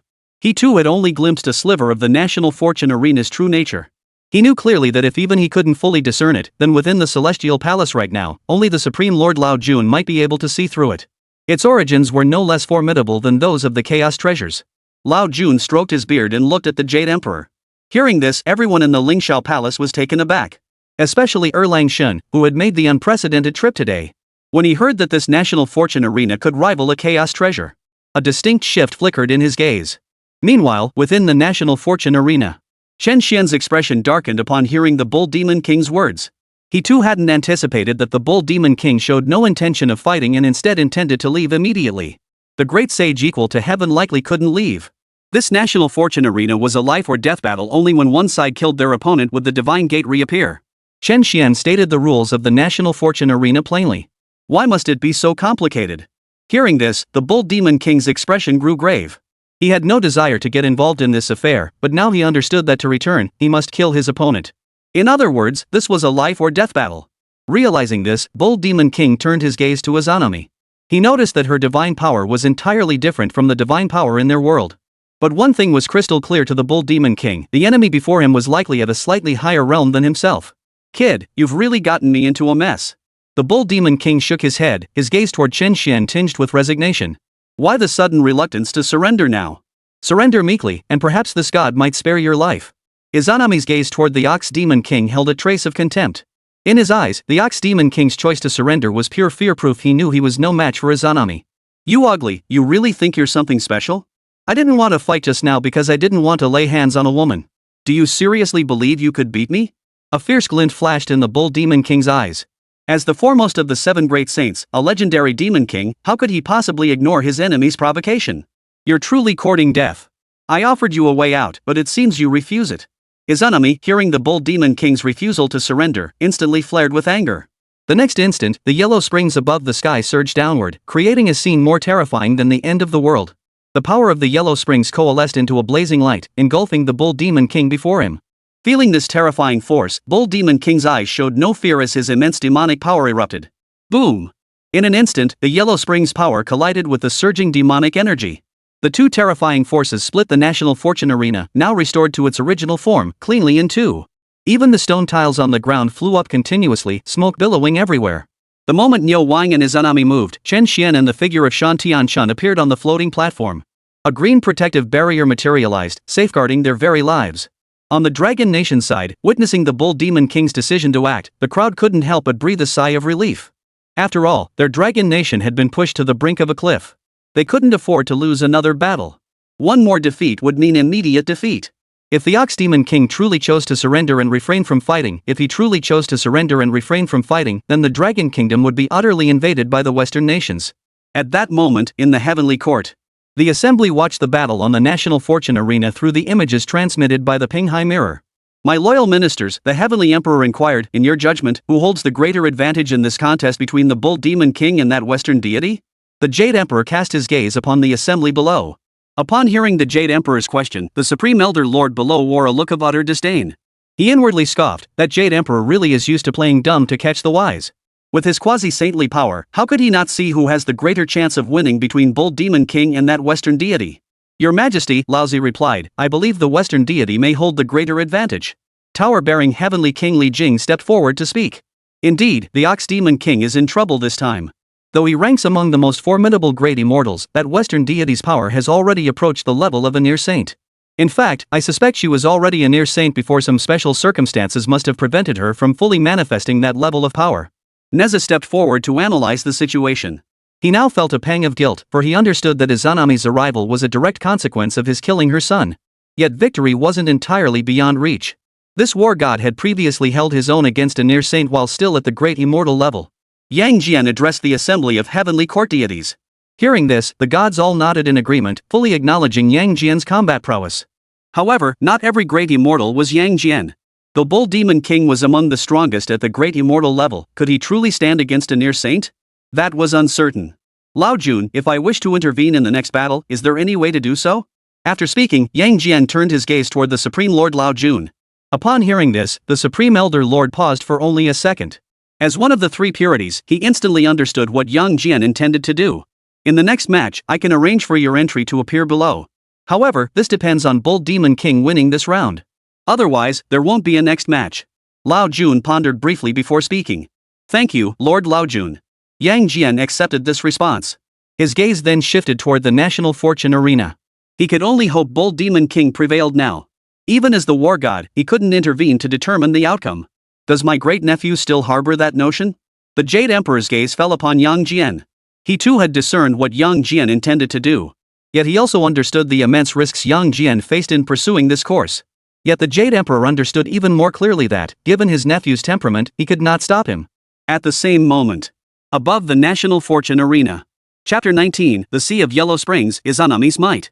Amidst the clash of auras, Bull Demon King's body recoiled over 10 meters. Izanami, however, did not retreat a single meter. Clearly, in this clash of auras, Izanami held the upper hand. Damn it! This opponent truly is no pushover. The Bull Demon King's weapon had already materialized in his hand, a clear sign of his utmost readiness. Meanwhile, the Cherry Blossom Nation watched their deity gain the upper hand, their faces breaking into smug smiles. This Eastern Demon King truly doesn't know his place. Lord Izanami is the creator god of our Sakura Nation. How dare this wretch even think of confronting our creator god? In other words, if this Eastern Demon King had surrendered obediently, he might have lost with a shred of dignity. But now that our Izanami-sama has to intervene, he's simply courting disaster. Who could disagree? What follows will surely be a crushing rout. Our nation's creator goddess is utterly invincible. I reckon that Eastern Demon King won't last 3 moves. 3 moves? You're overestimating that Eastern Demon King. This time, the deity summoned is our nation's very own creator god. That Eastern Demon King won't even last a single strike. The Cherry Blossom Nation's crowd was brimming with overconfidence, even convinced that the Ox Demon King wouldn't last a single strike. On the Chinese side, whether in the stands or watching the livestream, everyone's expressions were grim. For anyone could see that in the clash of auras just now, the Bull Demon King had been pushed into a disadvantage. Damn it! This is cheating! How could Sakura Nation summon the very god who created our world? How are we supposed to fight now? Our summoned Demon King was even considering surrender earlier. This truly leaves us with no chance. Sure enough, even if we could win 2 matches, we still had 19 more battles to win afterward. There was truly no hope at all. The Dragon Nation's people wore expressions of utter despair. It wasn't that they thought the great sage equal to heaven was weak, it was that having a deity of the creator god's caliber enter the fray felt like outright cheating. Upon the floating platform, Chen Xuan still clung to a sliver of hope for the Bull Demon King. He knew Izanami was formidable. However, Izanami was not currently at the level of a supreme god, she was merely at the peak of the great immortal realm. At the same level, Chen Xuan believed Bull Demon King's combat prowess might still offer a fighting chance. One last chance, Ox Demon. Surrender now, and I may grant you a dignified death. Izanami looked down upon the Bull Demon King from her lofty perch. You ugly woman, you sure talk a lot. Do you really think so little of this great sage? Do you think victory is already yours? The Bull Demon King gripped his iron club, demonic power surging from his hands. You actually crave death? Very well, this divine being shall grant your wish. The moment the words fell, Izanami swept her right hand forward. In an instant, swaths of yellow sand coalesced into a colossal sandworm, lunging forward to devour the Bull Demon King. Gazing at the 100-meter-long sand serpent, Bull Demon King showed no fear. Gripping his iron rod tightly, he channeled demonic energy into it and swung it straight down. Boom! As the iron rod collided with the colossal sandworm, a violent explosion erupted, sending countless grains of sand scattering. The Bull Demon King effortlessly parried the strike. Not even that works. A sneer of contempt spread across Bull Demon King's face. After all, he was the great sage equal to heaven, the foremost of the 7 great sages. Even if the enemy before him was formidable, he felt no fear whatsoever. Is that so? This is merely the beginning. Izanami could discern that the Bull Demon King before her possessed the cultivation level of a great immortal. Thus, she was not overly surprised that he had managed to block her strike. Yellow Springs Sea. Izanami raised both hands high. In an instant, the Yellow Springs Sea materialized. This sea contained supreme power, rapidly engulfing the Bull Demon King below. Its vast expanse and overwhelming force left even the Ox Demon King momentarily unable to evade. The next second, he was swallowed whole by the Yellow Springs Sea. Entirely trapped, he could not move. This is my sea of the underworld. Even with the power of a god king, breaking free is virtually impossible.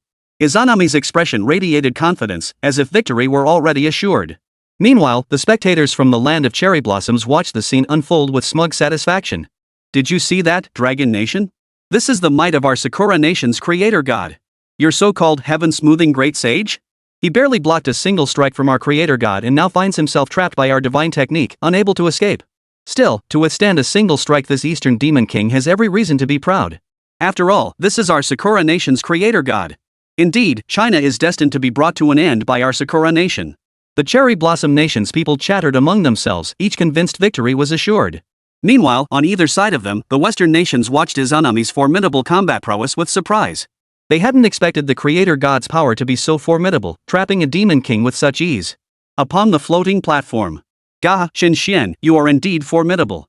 With 100% divinity, I never imagined facing such a powerful opponent. Alas, the deity you summoned has encountered our Sakura Nation's creator god. This is Sakura Nation's mightiest deity. Lord Izanami is utterly invincible. Accept your demise gracefully. Yamabuki Haruta laughed arrogantly, convinced of his victory. Is that so? Might you be overconfident? Chen Xuan didn't believe the Bull Demon King would lose so easily. After all, this one is known as the Great Sage equal to heaven, the foremost of the 7 great sages, a top-tier combatant among the great immortals. Within the Yellow Springs Sea, the Bull Demon King who had been utterly immobilized. His entire body underwent a violent transformation, rapidly swelling from his original several meter stature. Within mere seconds, he reached hundreds of meters in height, shattering the confines of the Yellow Springs Sea. True form technique.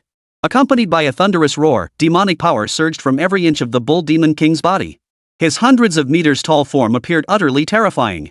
The once smug crowd from the land of cherry blossoms now felt a sudden wave of fear upon witnessing the Ox Demon King's monstrous, terrifying transformation. But what overwhelmed them more was utter disbelief. How did this Eastern Demon King manage it? He actually broke free from our Lord Izanami's attack. Indeed, and to such monstrous proportions. But we needn't panic. Lord Izanami is the mightiest deity of our land of cherry blossoms. No matter how powerful this Eastern Demon King may be, he could never be a match for our great Izanami. Though the people of Sakura Nation were somewhat astonished that the Ox Demon King could break free from their creator god's restraints, they remained utterly confident in their deity. After all, in their eyes, the creator deity of their national mythology was an absolutely invincible existence.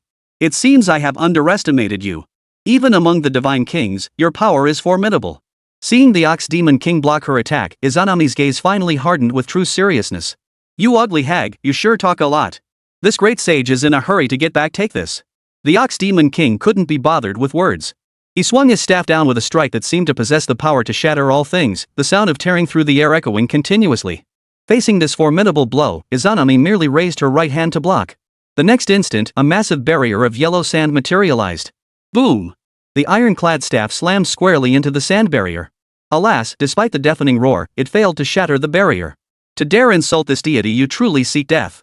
As the creator goddess of Sakura Nation, when had Izanami ever been insulted like this? In an instant, terrifying power erupted from her entire being. Her form, originally 5 or 6 meters tall, surged to hundreds of meters. This form was every bit as imposing as the Bull Demon King's. Then, Izanami unleashed a thunderous punch forward. This single blow carried the faint yet palpable essence of the supreme laws of the universe. Yellow sand swirled, threatening to engulf everything. Sensing this terrifying force, the Bull Demon King hesitated not a moment, swinging his iron club forward. Boom! Boom! Where fist met rod, 2 terrifying forces collided, generating a colossal energy storm. Tornado-like whirlwinds of energy swept across the arena. Even the protective barriers flanking the arena began to crack. At that moment, spectators on both sides of the arena watched in horror. They wondered if the protective barriers might be shattered outright. If that happened, they'd be finished. They had no chance of surviving such a terrifying energy storm. However, their fears proved unfounded. The very second the protective barriers cracked, a golden light flared up on the National Fortune Arena. The cracks on the protective barrier were completely sealed. Moreover, the protective barrier's defensive strength grew even more formidable. On the arena, Bull Demon King was sent reeling back over a dozen steps by that single punch. He stared at Izanami before him, disbelief evident. He prided himself on his formidable strength. Yet in a direct clash of brute force, he had been forced back over a dozen paces. How could the Bull Demon King not be astonished? Again! The Bull Demon King roared, striding forward with great strides as he charged toward Izanami. You actually want to die? Then this god shall grant your wish. I will kill you in the very domain where you excel. Now, witness what it means to be the god of creation. Izanami's face twisted into a confident, arrogant grin as she charged toward the Bull Demon King in her own attack. In an instant, Izanami and the Ox Demon King were locked in fierce combat. Even without any weapons in hand, Izanami relied on her immense strength and the relentless flow of Yomi power. This allowed Izanami to firmly hold the upper hand. Chapter 20, Indian Mythology, The Three Creator Gods. Yellow Spring Beam.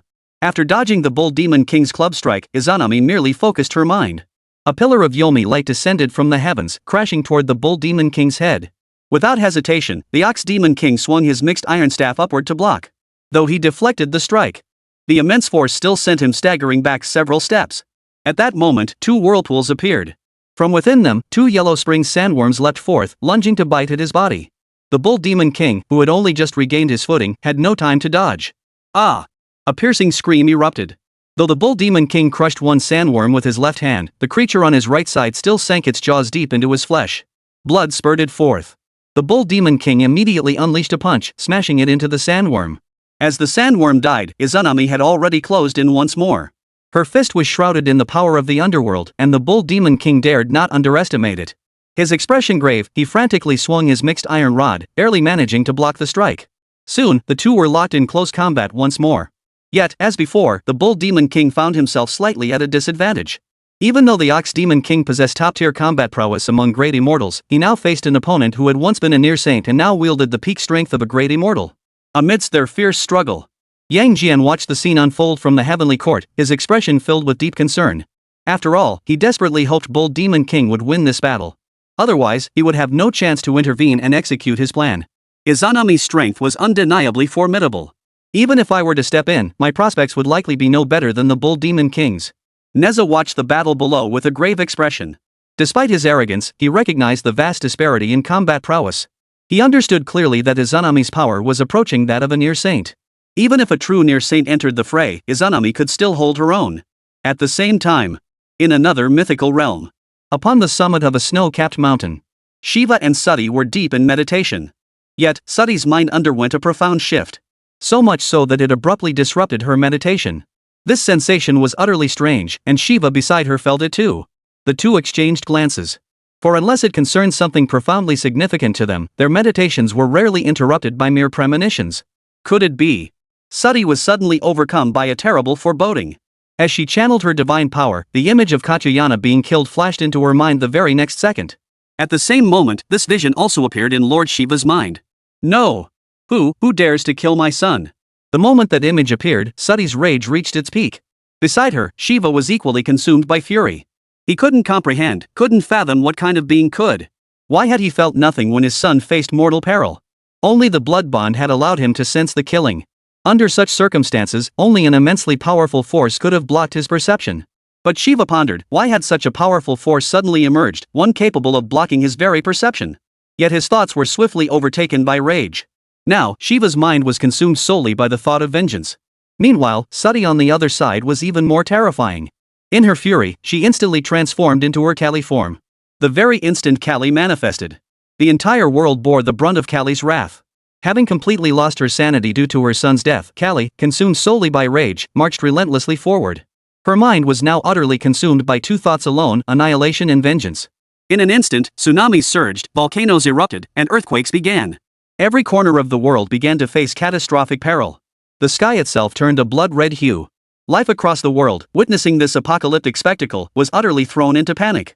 Vishnu and Brahma, who had been in their respective realms, both sensed this unfolding disaster. They immediately used their divine power to investigate what on earth was happening. Once they grasped the full extent of the events, even the typically composed Vishnu sensed something terribly wrong. Without delay, Vishnu and Brahma left their abodes and appeared beside Kali. At this moment, Shiva was powerless to stop Kali, for the rage consuming him was on the verge of completely overpowering his reason. Shiva sat on the ground, meditating to suppress his rage. He knew that if he couldn't control himself, he would be destroying the world alongside his own wife, and that would truly be the end of the world. Vishnu, this time it truly looks dire. Shiva himself must suppress his inner rage and cannot stop Kali. What solution do you have? Brahma turned to Vishnu, seemingly seeking his counsel. After all, though he was one of the three great creator gods, he was the weakest among them. Facing Sati, now transformed into Kali's form, Brahma did not believe he could stop her. I could only try my best, but I never imagined something like this would happen, that Kachagio would actually die. Vishnu's expression betrayed astonishment as he pondered the true nature of this national fortune arena. But his contemplation lasted only a second. Vishnu knew there was a more urgent matter at hand, stopping Kali from destroying the world. Kali marched relentlessly forward, her colossal form leaving nothing but scorched earth in her wake. Even some deities were swallowed whole into her belly. The celestial deities above the heavens kept their distance, observing the scene from afar. They knew full well that with their power, stopping Kali was utterly impossible. To charge forward now would be tantamount to suicide. After a few seconds of contemplation, Vishnu conceived the only viable solution: to help Shiva suppress his inner rage. He must persuade Shiva to confront Kali. Otherwise, even Vishnu's own intervention might prove futile. It could even spark a colossal war, a clash between the two great creator gods. Vishnu knew without thinking that if such a battle erupted, this world would face utter destruction. Brahma, join me in wielding our divine power to help Shiva suppress his inner rage. Only when Shiva regains his clarity can we stop Kali. Without hesitation, Vishnu addressed Brahma beside him. Agreed. Brahma nodded. In an instant, the two creator gods teleported to Shiva's side. Shiva sat with his eyes tightly closed, deep in meditation. It was clear that even with his immense power, suppressing the raging fire of anger within him was no simple task. Join me in channeling divine power to aid Shiva. After speaking to Brahma beside him, Vishnu took his seat to Shiva's right. Vishnu likewise took his seat to Shiva's left. Once seated, both primordial deities began channeling their divine power. As the two streams of divine power entered him, the raging fire of anger within Shiva ignited by his son's death gradually began to be suppressed. However, this suppression was not swift. Witnessing this, both Vishnu and Brahma wore grim expressions. They understood one crucial point: time was running out. At Kali's current pace, the world would be destroyed in less than the time it takes to burn a stick of incense. Increase the divine power to aid Shiva now, we can only choose to trust him. Faced with this situation, Vishnu had no other option but to pour forth his divine power without reservation. Brahma's expression grew grave. He had never imagined a day would come when even Vishnu would be powerless. Time ticked by second, as the divine power of the two great creator gods continuously flowed into Shiva's body. Yet the raging fire of fury within Shiva showed no sign of being fully subdued. Most terrifyingly, the devastation wrought by Kali grew ever more severe. 13 regions of the entire world had already been destroyed. Shiva, struggling to contain himself, sensed everything unfolding outside. He knew clearly that change was imperative. Otherwise, even if he truly combined the power of the three creator gods to suppress the raging fire within his heart, by that time, the world would already have been utterly destroyed by Kali. It seemed there was no other choice. Shiva resolved within himself. In the next instant, he abandoned the choice to suppress the flames of rage within his heart. Instead, he made the extreme choice to split them apart. Shiva, what is this? Brahma, standing nearby, clearly sensed that Shiva had abandoned the suppression of his inner flames of rage.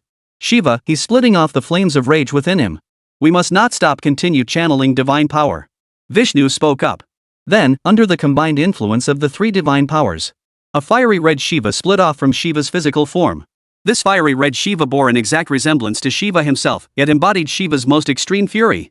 Most terrifyingly, while suppressed moments ago, this wrathful Shiva had absorbed the power of the three creator gods. It could be said that this wrathful Shiva was the most powerful incarnation Shiva had ever manifested. Vishnu, I entrust this avatar to you. I must go and stop Kali. After speaking these words to Vishnu, Shiva set off toward Kali. He left behind wrathful Shiva, Vishnu, and Brahma. Chapter 21, Wrathful Shiva and the Banana Fan. Brahma, sensing the terrifying power emanating from wrathful Shiva, retreated to the side without hesitation. Then, the wrathful Shiva turned his gaze toward Vishnu. Vishnu felt utterly helpless, for he knew this wrathful Shiva embodied Shiva's desire to destroy the world. Moreover, this manifestation emerged from extreme fury, indicating that this wrathful Shiva possessed no rationality whatsoever. As Vishnu contemplated, wrathful Shiva already swung a fist toward him, unleashing terrifying power. Faced with such overwhelming force, even Vishnu dared not hesitate, countering with a punch of his own. Boom! As the two fists collided, the combined might of the two creator gods unleashed an unimaginable force. The earth's surface shattered violently, the skies darkened, and all life within 10,000 miles was obliterated. Only Brahma, Vishnu engaged in battle, and the enraged Shiva remained unscathed. This was truly a major problem. Vishnu knew that while he possessed the absolute power to subdue this enraged Shiva, he absolutely could not do so. For this enraged Shiva, possessing a thread of the power of the three great creator gods, his power was already infinitely close to that of Vishnu. Thus, should they engage in direct combat, this world would undoubtedly be destroyed in their clash. In that case, their efforts to stop Kali would become utterly meaningless. Realizing this, Vishnu hesitated no longer. His form transformed into a streak of light, soaring skyward. He intended to use the power of the churning of the sea of milk to purify the wrath of the enraged Shiva. Only then could the damage be minimized. Seeing Vishnu depart, the enraged Shiva immediately pursued the one who had dared to obstruct him moments before. Meanwhile, on the other side, Shiva appeared before Kali, observing the goddess who was slaughtering everything in her path.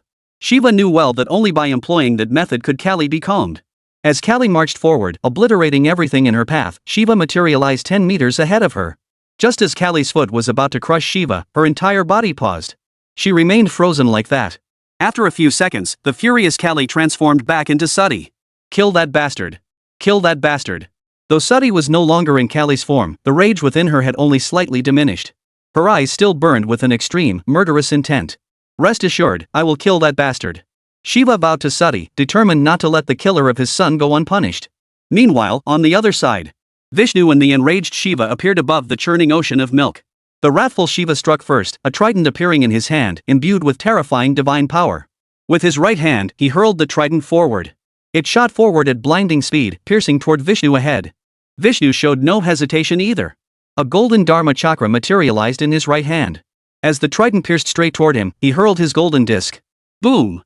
In an instant, the golden wheel and the trident collided, creating a violent impact that caused mountains to crumble and the earth to split open, sending countless waves surging skyward. The entire world shook violently under the force of this strike. Witnessing this, Vishnu knew the battle couldn't continue like this. The next second, he actively flew downward toward the depths of the ocean of milk. Enraged by this sight, Shiva mistakenly believed Vishnu was afraid of him and immediately pursued him downward. Soon, both entered the ocean of milk, one after the other. Having lured the enraged Shiva into the ocean of milk, Vishnu knew his opportunity had arrived. The Vajra, symbolizing power and destruction, appeared in his hand, a sign that Vishnu was truly about to unleash his full might. Vishnu hurled the Vajra forward with tremendous force. The strike seemed poised to pierce through space itself, transcending all boundaries. Even Shiva, sensing this terrifying power, showed fear in his eyes. Without a moment's hesitation, he swiftly swung his trident. Clang! Yet despite the fierce collision, the mace's overwhelming force still sent the enraged Shiva crashing heavily into the ocean depths. Half of Shiva's body sank into the depths. Witnessing this, Vishnu immediately unleashed his purifying divine power, cleansing the enraged Shiva. Facing Vishnu unleashing his divine power at full force, even Shiva's wrath incarnate could not break free. After all, this was not Shiva's true form. Of course, before doing so, Vishnu first inquired of Shiva through divine power. Shiva gave his consent to proceed. Perhaps at another time, Shiva might have sought to educate and reform this avatar born of his own wrath. But now, in this situation, Shiva had no mind for other matters, nor any desire to do anything else. He had only one thought: to descend upon the national fortune arena and exact his vengeance. Minutes later, the three primordial gods and Kali appeared together atop the snow-capped mountain. I shall now attempt to descend directly. With those words, Shiva's form materialized within the cosmos. He intended to descend directly onto the national fortune arena. But the national fortune arena was a treasure rivaling the chaos relic. How could such a descent be so easily achieved?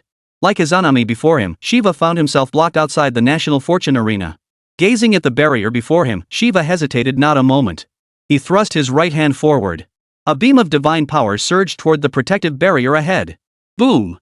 The protective barrier emitted a tremendous roar, yet it remained intact. Shiva was taken aback by the scene before him. He hadn't expected that even his own power couldn't breach this protective barrier. He immediately increased the flow of divine power, determined to shatter the barrier with sheer force. But as the seconds ticked by, half a minute passed. Shiva stared at the unyielding barrier before him. In an instant, his eyes flashed not only with astonishment but also with rage. Without hesitation, Shiva materialized his trident and hurled it forward with all his might. Boom! A thunderous collision echoed as the trident struck the protective barrier of the national fortune arena. A faint crack appeared in the barrier, a testament to Shiva's immense power far surpassing that of his enemy before him. Unfortunately, the protective barrier remained intact. Observing this, Shiva was puzzled. What exactly was this national fortune arena? Why couldn't even his full power strike shatter its defenses? Though puzzled, Shiva knew he must seek another approach. Continuing this assault was futile. He then returned to the summit of the snow-capped mountains. Upon seeing Shiva's return, Kali immediately inquired, "How is it? Can we descend directly?" "No. It's more troublesome than we anticipated. We'll have to find another way to descend. Brute force won't break through. That place is shielded by a protective barrier. Even my full power strike only created a tiny crack and it immediately sealed itself shut." Shiva shook his head, a look of gravity settling upon his features. Vishnu and Brahma, standing nearby, remained silent, yet their expressions betrayed profound astonishment. For they found it hard to imagine anything in this world that Shiva couldn't break through. "It seems we must abide by the arena's rules and descend to that place through summoning." Vishnu observed the others before speaking slowly. "I will now attempt to establish a connection. The next time I appear in that world, whoever dares to kill my son, Shiva, will pay a price beyond death." Shiva's eyes blazed with fury. At the same time, within the arena of national destiny, Izanami and the Ox Demon King continued their fierce battle. However, the Bull Demon King was now completely at a disadvantage. Ultimately, he was still a notch weaker than Izanami, who had once been a quasi-saint level powerhouse. Even the Bull Demon King's diamond hard body now bore a series of gruesome wounds. "Death shall be your final resting place. You should feel proud to have fought this long against this god." Izanami's eyes brimmed with absolute confidence. Then, with a single strike of her palm, the vast yellow spring sea surged forward, engulfing the Bull Demon King. Its speed and vastness left no time to evade. The Bull Demon King could only swing his iron club to brace against the full force of the blow. As the yellow spring sea slammed into him, the Bull Demon King's massive frame flew backward like a thud. Thud. His towering form, over 100 meters tall, slammed heavily into the wall, sending countless boulders flying and raising a cloud of dust. Half kneeling on the ground, blood trickled from the corner of his mouth. It was clear this blow had inflicted severe injuries. The Dragon Nation spectators watching from the stands saw the scene and thought it was utterly hopeless. Sure enough, he couldn't win after all? Even though this Demon King was already so powerful. Yes, the opponent was simply too formidable a god-tier powerhouse. "I feel this Demon King's strength is no weaker than those summoned by Lord Chen Xuan in the previous 2 battles, and might even surpass them. Damn the Cherry Blossom Nation. How could they possibly summon a god-level powerhouse?" The crowd murmured among themselves, their eyes drained of hope. Earlier, when they saw the Bull Demon King's massive form, they had clung to a sliver of hope for victory. But now, witnessing Izanami's terrifying power, they couldn't help but wonder how the Bull Demon King could possibly prevail. "Look! Our summoned Demon King seems to have drawn a new weapon." At that moment, a young man from the Dragon Nation spoke up, and all eyes instantly turned toward him. On the arena, Bull Demon King wiped the blood from his lips. The mixed iron rod in his hand vanished, replaced by a green fan. Chapter 22, Izanami's Creation Power, Yang Jian's Plan. Impressive, you Western deity. But do you truly believe victory is assured against this Demon King? Holding the banana fan, Bull Demon King glared up at Izanami with murderous intent in his eyes. On the floating platform, Chen Xuan observed the banana fan, a look of delight spreading across his face. Excellent. Who would have thought the Bull Demon King would emerge wielding the banana fan? This greatly increases our odds of victory. Chen Xuan thought to himself, a tinge of excitement stirring within him. After all, the Bull Demon King wielding the banana fan was indeed an unexpected boon. After all, the banana fan was usually in the hands of Princess Iron Fan. You think you can defeat this god with a broken fan? You're truly dreaming. Izanami's gaze remained as haughty and self-assured as ever. In her eyes, she was the absolute, invincible victor. Ugly woman, you talk too much. And you're truly hideous. This Demon King has tolerated you long enough. Now, you ugly woman, I'll show you the true power of the banana leaf fan. With that, the Ox Demon King gripped his banana fan tightly in both hands. The next instant, he swung it forcefully toward Izanami. In an instant, a colossal gale swept toward Izanami, who floated mid-air. Seeing the approaching tempest, surprise flashed in Izanami's eyes. She sensed a tremendous threat within the raging winds. Without hesitation, Izanami thrust both hands forward, summoning the Yellow Springs barrier. In an instant, a massive rectangular barrier of the underworld materialized before her. Boom! The barrier of the underworld forcefully halted the gale. Yet before Izanami could celebrate, the next second, as the Ox Demon King swung his banana fan, brutal tornadoes began to form. These hundreds of meters wide whirlwinds contained the power to destroy everything. They charged forward at breakneck speed toward Izanami. Rumble! Intense explosions erupted as terrifying tornadoes slammed into the Yellow Springs barrier. The barrier finally gave way. With a loud crack, it shattered into pieces. Then, these tornadoes lifted the massive form of Izanami. Completely off balance, she flew through the air, looking utterly disheveled. After flying for dozens of breaths, she crashed heavily onto the arena, sending countless fragments of rock flying and raising a cloud of dust. Though she had not suffered any serious injuries, she looked utterly disheveled. Moreover, this was the first time Izanami had been injured since the battle began. Great! That Izanami finally got hurt. Yes, it seems the creator god of the Sakura fruit isn't invincible after all. Go, great sage equalizer! Go, great sage equalizer! The Dragon Nation spectators in the stands erupted with excitement at this sight. Seeing renewed hope, they cheered loudly, one after another. Over on the Sakura Nation side, however, there was shock. They couldn't quite believe what they were seeing. Did I see that correctly? How could our supreme creator god be knocked flying to the ground? That's absolutely impossible. How could the demon king of Huaxia possibly knock back our Lord Creator God? I must have seen wrong. This is utterly impossible. Lord Izanami is invincible, no eastern deity could possibly wound her. Among the Cherry Blossom Nation's crowd, the most anxious was Yama Haruta atop the floating platform. Seeing Izanami knocked to the ground, he couldn't help but wonder, could Lord Izanami possibly lose? No, no. Lord Izanami is our nation's creator god. He absolutely cannot lose. What am I worrying about? What am I even thinking? The next moment, Haruta violently shook his head, berating himself for such foolishness. Why had he even entertained that possibility? Of course, the most crucial point was that deep down, he could never accept the idea of their nation's creator god suffering defeat. On the stage, Izanami, knocked to the ground, slowly rose to her feet. Her eyes burned with absolute fury. A weak eastern god dares to wound this deity? Ha! Ha! Izanami fixed her gaze on the bull demon king before her, her smile twisted into something grotesquely terrifying. What are you laughing at? How ugly. Do you think this will intimidate this demon king? The bull demon king found Izanami's demeanor unsettling. The next instant, he swung his banana leaf fan with blinding speed. Tornadoes erupted from the fan, hurtling toward Izanami at breakneck speed. This time, Izanami still showed no intention of dodging. However, she didn't choose to sit idly by and wait for death. Instead, her third eye opened fully. Light of destruction. As immense power surged from her third eye, the force of annihilation coalesced. A beam of annihilation surged toward the tornadoes ahead. This beam of annihilation seemed poised to obliterate everything in its path. The tornadoes, which had previously been capable of shattering the barrier of the underworld, were instantly reduced to nothingness under the assault of this beam of annihilation, vanishing from the heavens and earth. As the beam of destruction approached, a rare look of panic flashed in Bull Demon King's eyes. He swiftly swung his banana leaf fan, unleashing a barrage of tornadoes. In an instant, the tornadoes and the ray of destruction reached a stalemate. Izanami's third eye continuously erupted with destructive power. Meanwhile, the Bull Demon King relentlessly waved his banana leaf fan, conjuring wave after wave of tornadoes. The two forces locked in a stalemate across the entire arena. In that instant, mountains crumbled and the earth split apart as ripples of energy radiated outward. The entire scene resembled the end of the world. It could be said that it was fortunate this battle took place on the National Fortune Arena. Had it occurred on Blue Star, an entire city would have been easily obliterated by the aftershocks of these attacks. Spectators surrounding the arena watched in stunned silence. They marveled inwardly. This was indeed a battle between powerhouses nearing the quasi-saint realm, its destructive force truly awe-inspiring. Meanwhile, in the heavenly court. Within the Lingxiao Palace, the gods watched the battle intently. Witnessing the immense power unleashed by Izanami, even deities like Nezha and the tower-bearing heavenly king sensed trouble brewing. After all, they knew the formidable power of the banana fan. Even when wielded by the Bull Demon King, it couldn't overwhelm Izanami, a testament to her formidable strength.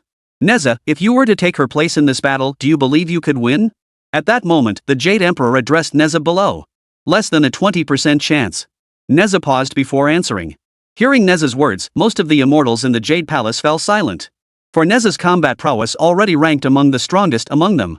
Yet even Nezha, facing that Western deity called Izanami, if even he only had a 20% chance of victory, what hope would any of them have? Yang Jian, what about you? The Jade Emperor showed no surprise at Nezha's response. After all, even the Ox Demon King wielding the banana fan couldn't gain the upper hand against that Izanami. Therefore, if Nezha were to enter the fray, the outcome would likely be no better than Bull Demon King's. Still, the Jade Emperor wished to hear his nephew's thoughts on this Izanami. Yang Jian paused briefly, his mind racing. He thought, if I were summoned to face such an opponent, even a narrow victory would severely disrupt my subsequent plans. It was precisely this contemplation that caused Yang Jian to pause for a full 2 or 3 seconds before responding. If Izanami's combat prowess is truly only at this level, I have over 50% chance of victory. In actual combat, she would die, and I would win. His tone radiated absolute confidence. This was the war god of heaven. Not a single immortal present found Yang Jian's words off or considered him arrogant. After all, Yang Jian's combat prowess was undeniable. Even a near saint facing Yang Jian at full power wouldn't dare claim certain victory. Yang Jian's combat prowess is generally considered slightly superior to Nezha's. Those who disagree, please go easy on the criticism. At that moment, the Jade Emperor paid no heed to Yang Jian's response. Instead, he was preoccupied with what had caused Yang Jian to hesitate for so long. What had he been contemplating? The Jade Emperor knew his nephew well enough to understand that those few seconds of hesitation were not spent calculating whether he could defeat Izanami. Instead, he was pondering something else entirely. Yang Jian, that matter is already in the past. I hope you don't create a fatal calamity for yourself. The Jade Emperor sighed inwardly, a sense of foreboding settling in his heart. He couldn't shake the feeling that this was precisely what Yang Jian was thinking. Meanwhile, on the National Fortune Arena, the stalemate between Izanami and the Bull Demon King persisted. Tornadoes kept appearing, only to be instantly obliterated by the destructive beams. This forced the Bull Demon King to continuously swing his divine banana fan. Yet wielding such a sacred artifact was far from the effortless motion of an ordinary fan. Even with the Bull Demon King's immense strength, he now felt utterly exhausted. Beads of sweat trickled down his forehead as he panted heavily. He gasped for breath in heavy, ragged heaves. Meanwhile, Izanami on the opposing side showed no sign of fatigue whatsoever. Her divine power seemed inexhaustible. Damn it! How could this ugly woman be so difficult to deal with? This time, he was truly in trouble. The Bull Demon King felt helpless. He never imagined he'd encounter such a formidable opponent. Even wielding the banana leaf fan couldn't secure victory. Remember, this very fan once blew Sun Wukong away. Yet now, Izanami, relying on her formidable divine power, had actually withstood the fan of the banana tree. This alone proved Izanami was no less than a near-saint-level powerhouse in her prime. Even though her cultivation had now dropped to the level of a great immortal, she still possessed power that was infinitely close to that of a near-saint. Chapter 23, Bull Demon King breaks through his limitations. Meanwhile, in the spectator stands of the Indian kingdom, a bearded Indian man suddenly closed his eyes tightly. His consciousness appeared atop a snow-capped mountain. When Amir Khan realized he was on the snowy peaks, astonishment spread across his face. For before him stood the three great creator gods, along with Shiva's consort, Sati. Honorable Lord, am I dreaming? Even as the president of the Mythology Society, Amir Khan was utterly stunned. He prostrated himself before Shiva in deep reverence. As a devotee of Shiva, he wondered if this was merely a dream born from his daytime preoccupations. You are not dreaming. Rise. Shiva had no patience for idle chatter and yanked Amir Khan to his feet. Hearing this, Amir Khan still found it hard to believe the scene before him. Yet he spoke up, Honorable Lord, if this is not a dream, what command have you summoned me here for? As your devotee, I will fulfill your command, even if it costs me everything. In the next battle, you will represent your nation. I will appear in the summoning list. When that time comes, summon me. Understood? Shiva instructed Amir Khan. Hearing these words, Amir Khan was startled. Yet the next moment, he realized the reason behind it all, for he recalled that according to myth, Kachika was Shiva's son. Now, Kagajia had fallen at the hands of a deity from China. Therefore, their master would naturally seek vengeance. As you command, my lord. Amir Khan remained devoutly bowed. Then, Shiva waved his hand, and Amir Khan's consciousness returned to the National Fortune Arena. As Amir Khan departed, Vishnu slowly exhaled a sigh of relief.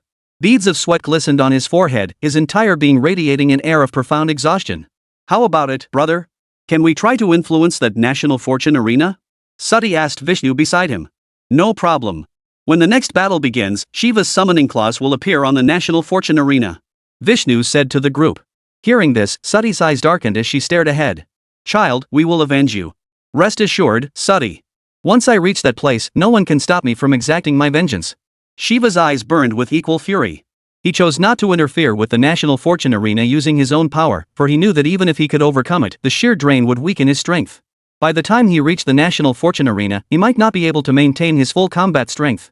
However, Vishnu, another of the creator gods, had chosen to use his power to interfere with the National Fortune Arena.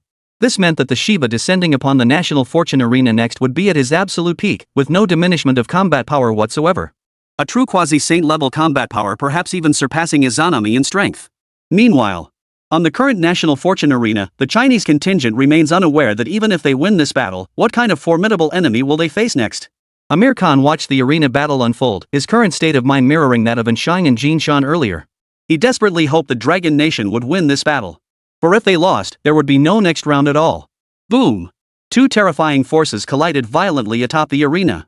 The destructive beam ultimately gained the upper hand, materializing a meter before Bull Demon King. The Bull Demon King had no time to swing his banana fan. He could only revert to his true form, a colossal demon bull, and brace his massive horns to try and block the annihilating beam head-on. Alas, he could not succeed. The next instant, his massive frame was once again violently hurled backward, crashing into the wall. This time, the bull demon king lay writhing in agony on the ground, blood trickling from the corner of his mouth, his body covered in wounds. One could only imagine the severity of his injuries. You should be proud. You should be proud. Izanami stared at the bull demon king before her, her expression darkening. It seemed the earlier stalemate had not been as effortless as it had appeared. The Dragon Kingdom's people saw the bull demon king lying on the ground and instantly felt doomed.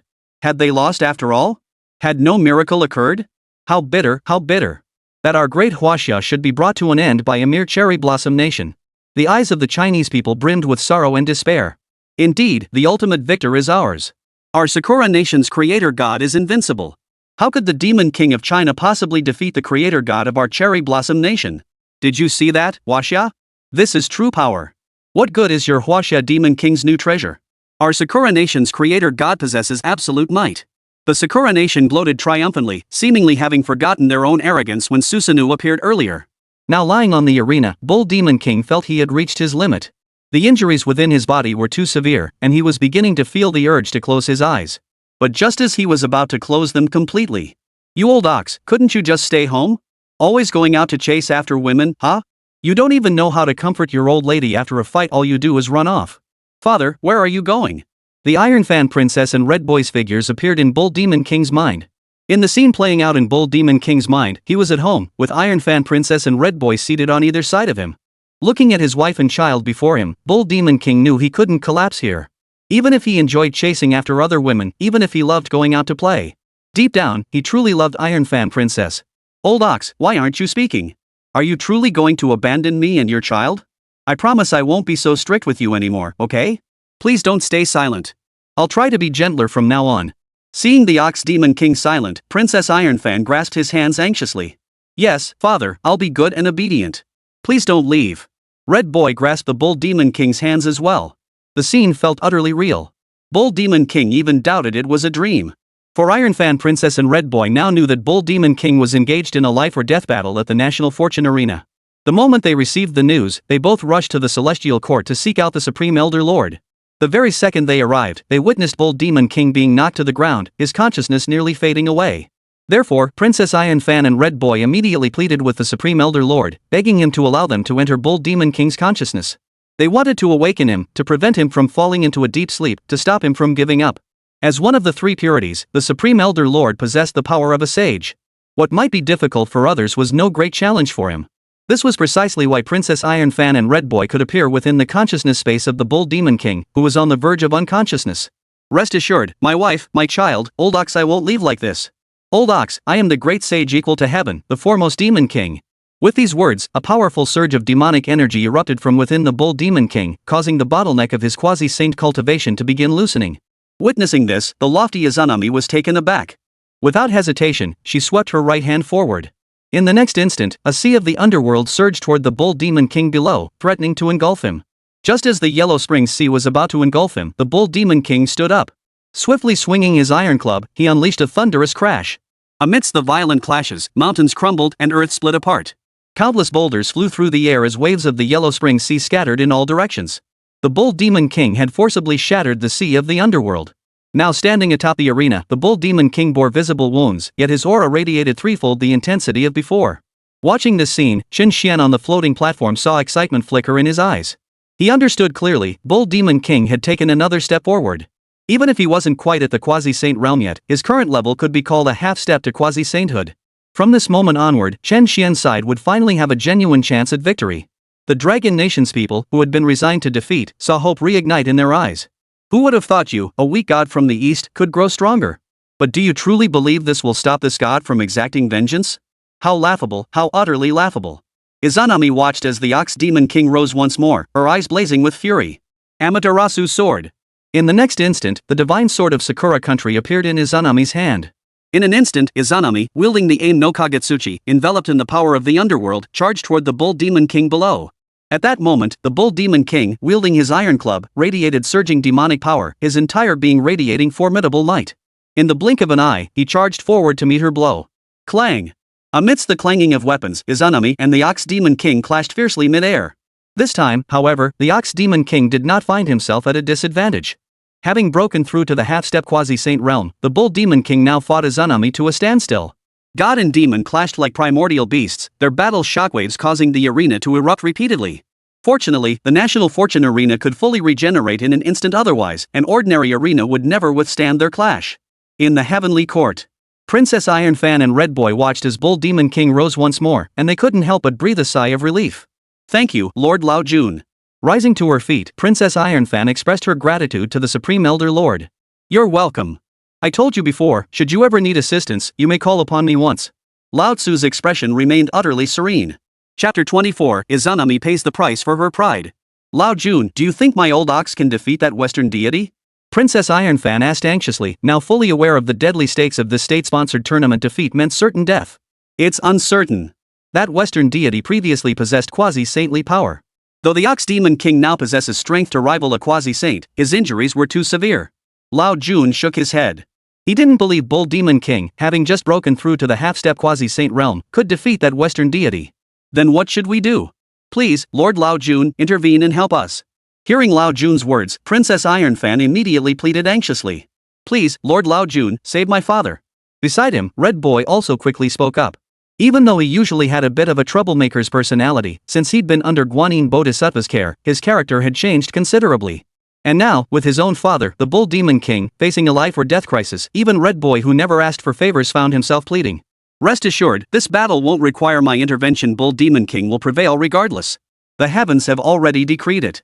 Seeing Princess Ironfan's anxious state, the Supreme Elder Lord revealed a hint of divine truth. Hearing the Supreme Elder Lord's words, Princess Ironfan couldn't help but breathe a sigh of relief. After all, as one of the three purities in a sage-level powerhouse, his assertion that Bull Demon King would prevail meant there was little chance of any major upheaval. Unless interfered with by another sage-level power, it was highly unlikely that the Supreme Lord Lao Jun would miscalculate. High above, the Jade Emperor heard these words and fell into deep thought. He pondered, where exactly did Bull Demon King stand a chance of winning? For no matter how the Jade Emperor analyzed it, if the battle went on to the death, the Bull Demon King was almost certainly the one who would perish. It seemed that beneath the sages, all were but ants. Even I could not escape this fate. The Jade Emperor murmured silently to himself, shaking his head. Even as a quasi-saint level powerhouse, he could not divine the outcome of this battle. Yet the Supreme Lord Lao Jun could state it plainly. This was the gulf between a near saint and a sage. The saying that all beneath the sages are mere ants was never a simple platitude. On the arena stage, fierce combat raged on. By now, both the Bull Demon King and Izanami bore countless wounds across their bodies. You Eastern weakling god, truly seek death. Truly seek death. How dare you wound this divine being? Izanami's eyes blazed with fury as she swung her Amaterasu sword with blinding speed, unleashing waves of overwhelming Yomi power. You ugly woman, you talk too much. This Demon King will not only wound you, but kill you. Today, victory will be mine. The Bull Demon King's expression twisted into a savage grimace as he swung his iron club with brutal force. Clang! In an instant, the aim no Kagetsuchi and the mixed iron club collided, sending ripples of shockwaves scattering outward. Under this terrifying blow, both the Ox Demon King and Izanami were forced back to the edge of the arena. Both the god and the demon now bore countless wounds, seemingly nearing their limits. You should feel honored to die by this god's most powerful strike. Izanami spoke these words as she hovered mid-air, her Yomi power erupting to its absolute limit. Is that so? What could a hideous woman like you possibly achieve? Today, it is you who shall die. The Bull Demon King gripped his iron club tightly, his demonic aura surging. Even as he sensed an overwhelming threat emanating from Izanami. But even so, the Bull Demon King would never back down. Death shall be your final destination. World-destroying serpent. Floating mid-air, Izanami swung the Amaterasu sword in her hand. In an instant, 9 ferocious black serpents shot forth. Each serpent, over 100 meters long, contained the power to destroy all things, hissing as they lunged toward the Bull Demon King ahead. Heavenly Demon's divine staff. Seeing this, the Bull Demon King hesitated not a moment. He gathered all his demonic power. As he channeled his entire demonic power into the iron-crushing staff, he swung it with all his might. In that instant, a colossal heavenly demon materialized, seemingly poised to devour all existence. Boom! The 9 world-devouring serpents collided mid-air with the colossal celestial demon, obliterating everything around them. The world seemed to fall into utter stillness at that moment. The 9 world-ending serpents relentlessly tore at the colossal celestial demon. The colossal celestial demon swung its fists relentlessly, attempting to crush the serpents. As the colossal celestial demon swung its fists relentlessly, the 9 world-ending serpents coalesced into a single entity, unleashing terrifying power that radiated outward. Most terrifyingly, this fused apocalypse serpent instantly coiled itself around the colossal celestial demon. Its serpentine head bared razor-sharp fangs, lunging toward the celestial demon's skull. Roar! The colossal celestial demon roared in fury, seizing the world-destroying serpent's head with both hands and forcibly blocking its attack. It even attempted to wrench the serpent's head apart. In response, the world-destroying serpent intensified its coils. Ah! A piercing scream erupted from the colossal celestial demon, writhing in agony. Yet it refused to yield, tightening its grip with both hands. Thus, a standoff ensued. Would the world-destroying serpent's overwhelming coiling force crush the colossal celestial demon first, or would the demon forcibly tear the serpent's head apart? Watching this scene, Izanami's lips were stained with blood. The world-destroying serpent now embodied her entire power. Its suffering was her suffering. Beside her, the Ox Demon King faced the same fate. This single strike would determine the ultimate survival of one god and one demon. It's time to end this. Next, you shall witness this god's true power. As Izanami spoke these words, her entire body blazed with an intense golden light. Clearly, she was forcing her way into the quasi-saint realm. Izanami was originally a quasi-saint level powerhouse, but due to her forced descent and the suppression of 10% of her strength, she had fallen to the great immortal realm. Yet, Izanami unleashed 90% of her power for a fleeting moment, regardless of the cost. Of course, even without regard for cost, she could not reach 100% of her power. The remaining 10% was not due to injury, but was forcibly suppressed by the National Fortune Arena. Yet at this final moment, Izanami's fleeting burst of quasi-saint power was sufficient to tip the scales of victory. Witnessing the power Izanami unleashed in that moment, the entire arena was stunned. For it was clear to everyone present that Izanami's power was about to erupt even further. The faces of the Chinese delegation turned grim. Damn it! How did Izanami manage this? Even at this stage of the fight, her power still grows stronger. As the head of the United Front Work Department, Long Zhun clenched his fists, his face twisted with bitter frustration. On the floating platform, Yamashiro Haruta, who had been deeply worried, now watched as Izanami's power surpassed the limits of a god king, reaching the level of a supreme god. His face lit up with excitement, and he sneered at Chen Xuan ahead. Chen Xuan, see that? That's the overwhelming power of our creator god. It's something you absolutely cannot resist. Now, just accept your death, Chen Xuan. Indeed, the outcome remains uncertain? Chen Xuan responded simply to the taunts, his gaze fixed on Izanami above. At this moment, Chen Xuan knew the Ox Demon King had reached his limit. If Izanami truly attained the power of a supreme god, this battle would be over immediately. But Chen Xuan wouldn't stand idly by and let that happen. 3 flavors true fire. In an instant, Chen Xuan uttered 4 words. The next second, the seed of the flame divine ability that Nezha had placed within him burst forth. This seed contained Nezha's most powerful strike. Earlier, when Chen Xuan was attacked by Izanami, he had pondered one question: could he attack Izanami? Now was the moment to test that idea. Even the Ox Demon King had begun to believe defeat was inevitable, as the colossal celestial demon was about to be crushed by the world-ending serpent's immense power. I'm sorry, princess, child, old ox. I may not return this time. The Ox Demon King sighed, his eyes clouded with despair. But just then, he noticed a ball of flame, containing the power to burn everything, sweep past him and devour Izanami directly ahead. Seeing this, the Bull Demon King was startled. This power felt familiar like Nezha's. But Nezha wasn't here. At that very moment, Izanami, poised to break through her limits, also saw the raging flames engulfing her. With no time to evade, her expression filled with shock and terror. No! You human, how could you unleash such a powerful attack? With a piercing scream, Izanami was instantly engulfed by the raging inferno. Her plan to burn her life force and unleash her ultimate power was shattered. Even more terrifying was that as the blazing flames scorched her, she coughed up a mouthful of blood, her vitality rapidly fading. Seeing this, the Ox Demon King seized the opportunity. His demonic power surged to its peak. The aura emanating from the colossal celestial demon intensified threefold. In the next instant, he forcibly snapped the head of the world-destroying serpent. No! How could this be? I am the creator god, how could I possibly be defeated? You little brat, how could you possibly unleash such overwhelming power? Impossible. I, the creator god, cannot be defeated. With the world-destroying serpent's demise, Izanami's form dissolved into nothingness. In her final moments, her eyes were filled with disbelief, yet her pride remained undimmed. Yet, in the end, she paid the price for her pride. Chapter 25, The Bull Demon King's Gift, Breaking Through to Earth Immortal. If Izanami had not chosen to attack Chen Xuan, her power would have been forcibly suppressed by 10%.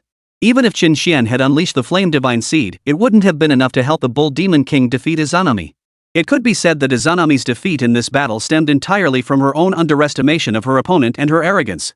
How could the creator god lose? Cheating. This is cheating.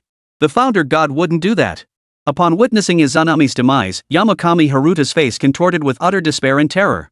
After letting out one final agonized scream, his form vanished from the National Fortune Arena as well.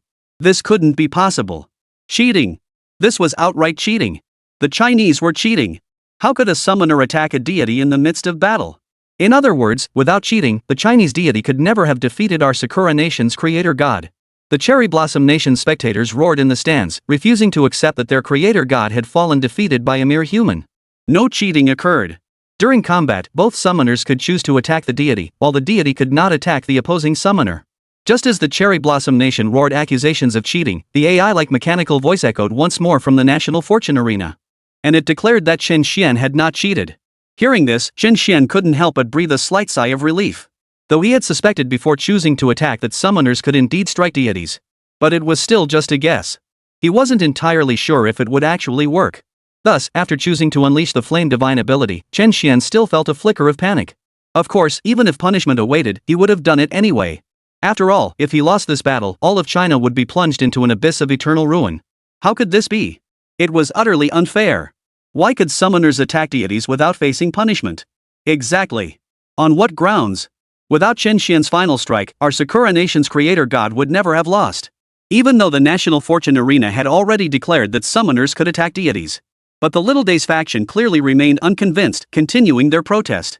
Summoners from any nation may attack opposing deities. This is not a violation. Any further objections will be met with immediate annihilation. As Xiaorizi's side voiced their objections, the mechanical, cold voice sounded once more. Hearing this, the Little Days faction, who had been about to protest again, immediately shut up meekly. Haha, this is hilarious. Why stop protesting now? If you're weak, you need more practice, don't you understand? Your nation's summoners can also attack deities just like our Lord Chen Xuan. Do summoners from their country possess such power? Do you think everyone is like our Lord Chen Xuan with 100% divinity? Lord Chen Xuan is so majestic and handsome. No one better stop me, I'm going to bear Lord Chen Xuan's children. What do you look like? You think you're worthy? Lord Chen Xuan would choose me, I'm 5 feet 7 inches, curves in all the right places, and my skills are top notch. So handsome, Lord Chen Xuan. What a comeback. Without him, we'd have lost this battle. 100% divinity is just too cool. That little guy can only seethe with envy now.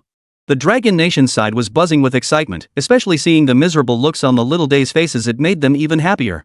The overwhelming majority gazed at Chen Xuan with admiration and reverence. Several girls even declared they wanted to bear Lord Chen Xuan's children. Meanwhile, the Little Days in Western nations, hearing the taunts from the Chinese crowd, wore expressions of utter dismay. Yet for the moment, they had no way to retaliate. After all, they truly lacked summoners with 100% divinity, meaning they couldn't receive the god's transmitted power. Damn it! Why could China produce summoners with 100% divine essence? Exactly. That's the real cheating. It was utterly unnatural. Their own mighty deities hadn't produced a single 100% divine summoner, yet China had managed it? On the Western spectator side, everyone gritted their teeth in frustration, yet felt utterly helpless. Meanwhile, the Bull Demon King had returned to his original size. Gazing down at Chen Xuan below, his eyes brimmed with gratitude. Young man, thank you. If you hadn't intervened at the end, old Ox here would have truly fallen to that Western god. No, Lord Ping Tiandashi, we should thank you. If you hadn't pushed yourself to the absolute limit, I wouldn't have had the chance to unleash that technique and defeat Izanami.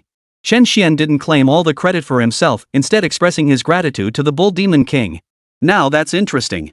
You little rascal, because of this old bull, you used up a divine power seed. If I didn't give you something in return, it wouldn't quite be fair, would it? I've observed that within you lies the power of a true dragon, and your divine essence is 100%. You might just be able to swallow this pill and leap directly to the level of an earthy mortal.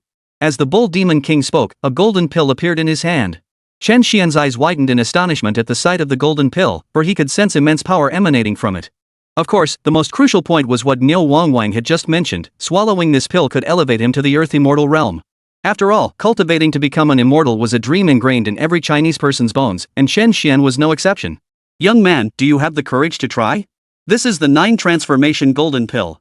Your innate talent is exceptionally unique, and you possess the aura of a true dragon. Perhaps you can withstand its potency and break through to the earth immortal realm in one go. Of course, your success rate is only 70%. The remaining 30% means that even with this Demon King by your side, I can only guarantee you won't die. But afterward, you'll become a cripple, with only a few years left to live.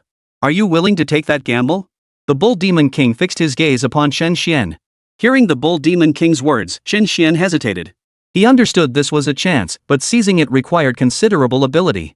Otherwise, this 9 transformation golden pill would be no different from poison. Consuming it carried a 70% chance of reaching the Earth immortal realm and becoming a true immortal, but a 30% chance of becoming a cripple. Your Excellency, I am willing to try. After pondering, Chen Xuan decided he would still take the risk. Even if he became crippled, his body weakened, and his lifespan shortened to mere years, he could still represent China in this national war. Moreover, attaining the Earth immortal realm signified greater potential to harness divine opportunities later on, amplifying his power. This would allow him to influence the course of battle even more decisively. Take the battle against the Bull Demon King, for instance. Without the seed of the flaming divine power, Chen Xuan would have lost that fight, and China would have faced complete annihilation. Courageous. Seeing Chen Xuan choose to swallow the 9 transformation golden pill, the Bull Demon King's eyes flashed with approval. Then, the 9-turn golden pill in his hand flew toward Chen Xuan ahead. It landed swiftly in Chen Xuan's hand. Taking the 9-turn golden pill, Chen Xuan could sense the immense power within it. After a 2-second hesitation, Chen Xuan swallowed it. As he swallowed it, every spectator within the National Fortune Arena watched him with tense expressions. On the side of Huaxia, they prayed silently that Chen Xuan would survive the potency of the 9-turn golden pill and successfully break through to the Earth immortal realm. As for the Western nations, they all hoped Chen Xuan would fail to endure, becoming a complete invalid. For they had seen clearly throughout these 3 battles that Chen Xuan, a summoner with 100% divine aura, possessed an overwhelming knowledge of mythical legends, a threat greater than any they had ever faced. As time ticked by second, soon, it had been half a minute since Chen Xuan swallowed the 9-turn golden pill. Yet his body showed no signs of change, nor did he feel any discomfort. This puzzled Chen Xuan. At that moment, the heavenly gate above the Bull Demon King had already appeared. Typically, once the heavenly gate opened, the deity summoned by the summoner could remain on the National Fortune Arena for a maximum of 15 minutes. Seeing his body unchanged, Chen Xuan was about to ask the Bull Demon King. Just as he was about to speak, he felt a faint warmth spreading within his body. The next second, his internal organs began to pulsate rapidly. His heartbeat quickened, and his blood surged through his veins. In an instant, Chen Xuan's entire body began to radiate heat as impurities within him were expelled. Clearly, Chen Xuan was absorbing the potency of the elixir, undergoing the transformation from mortal to immortal. Initially, Chen Xuan felt little pain. It was akin to being struck by a pebble. However, within mere seconds, the agony intensified dramatically. As the energy within his body surged, Chen Xuan's strength grew steadily, and his constitution began to transform. In an instant, his entire body radiated golden light, but this was immediately followed by an even more intense surge of pain. In less than half a minute, Chen Xuan felt as if he'd been struck by a boulder. Cold sweat poured down his forehead as he gritted his teeth, a testament to the agony he endured. Ah! Unable to endure it any longer, Chen Xuan let out a piercing scream, collapsing onto the ground in agony.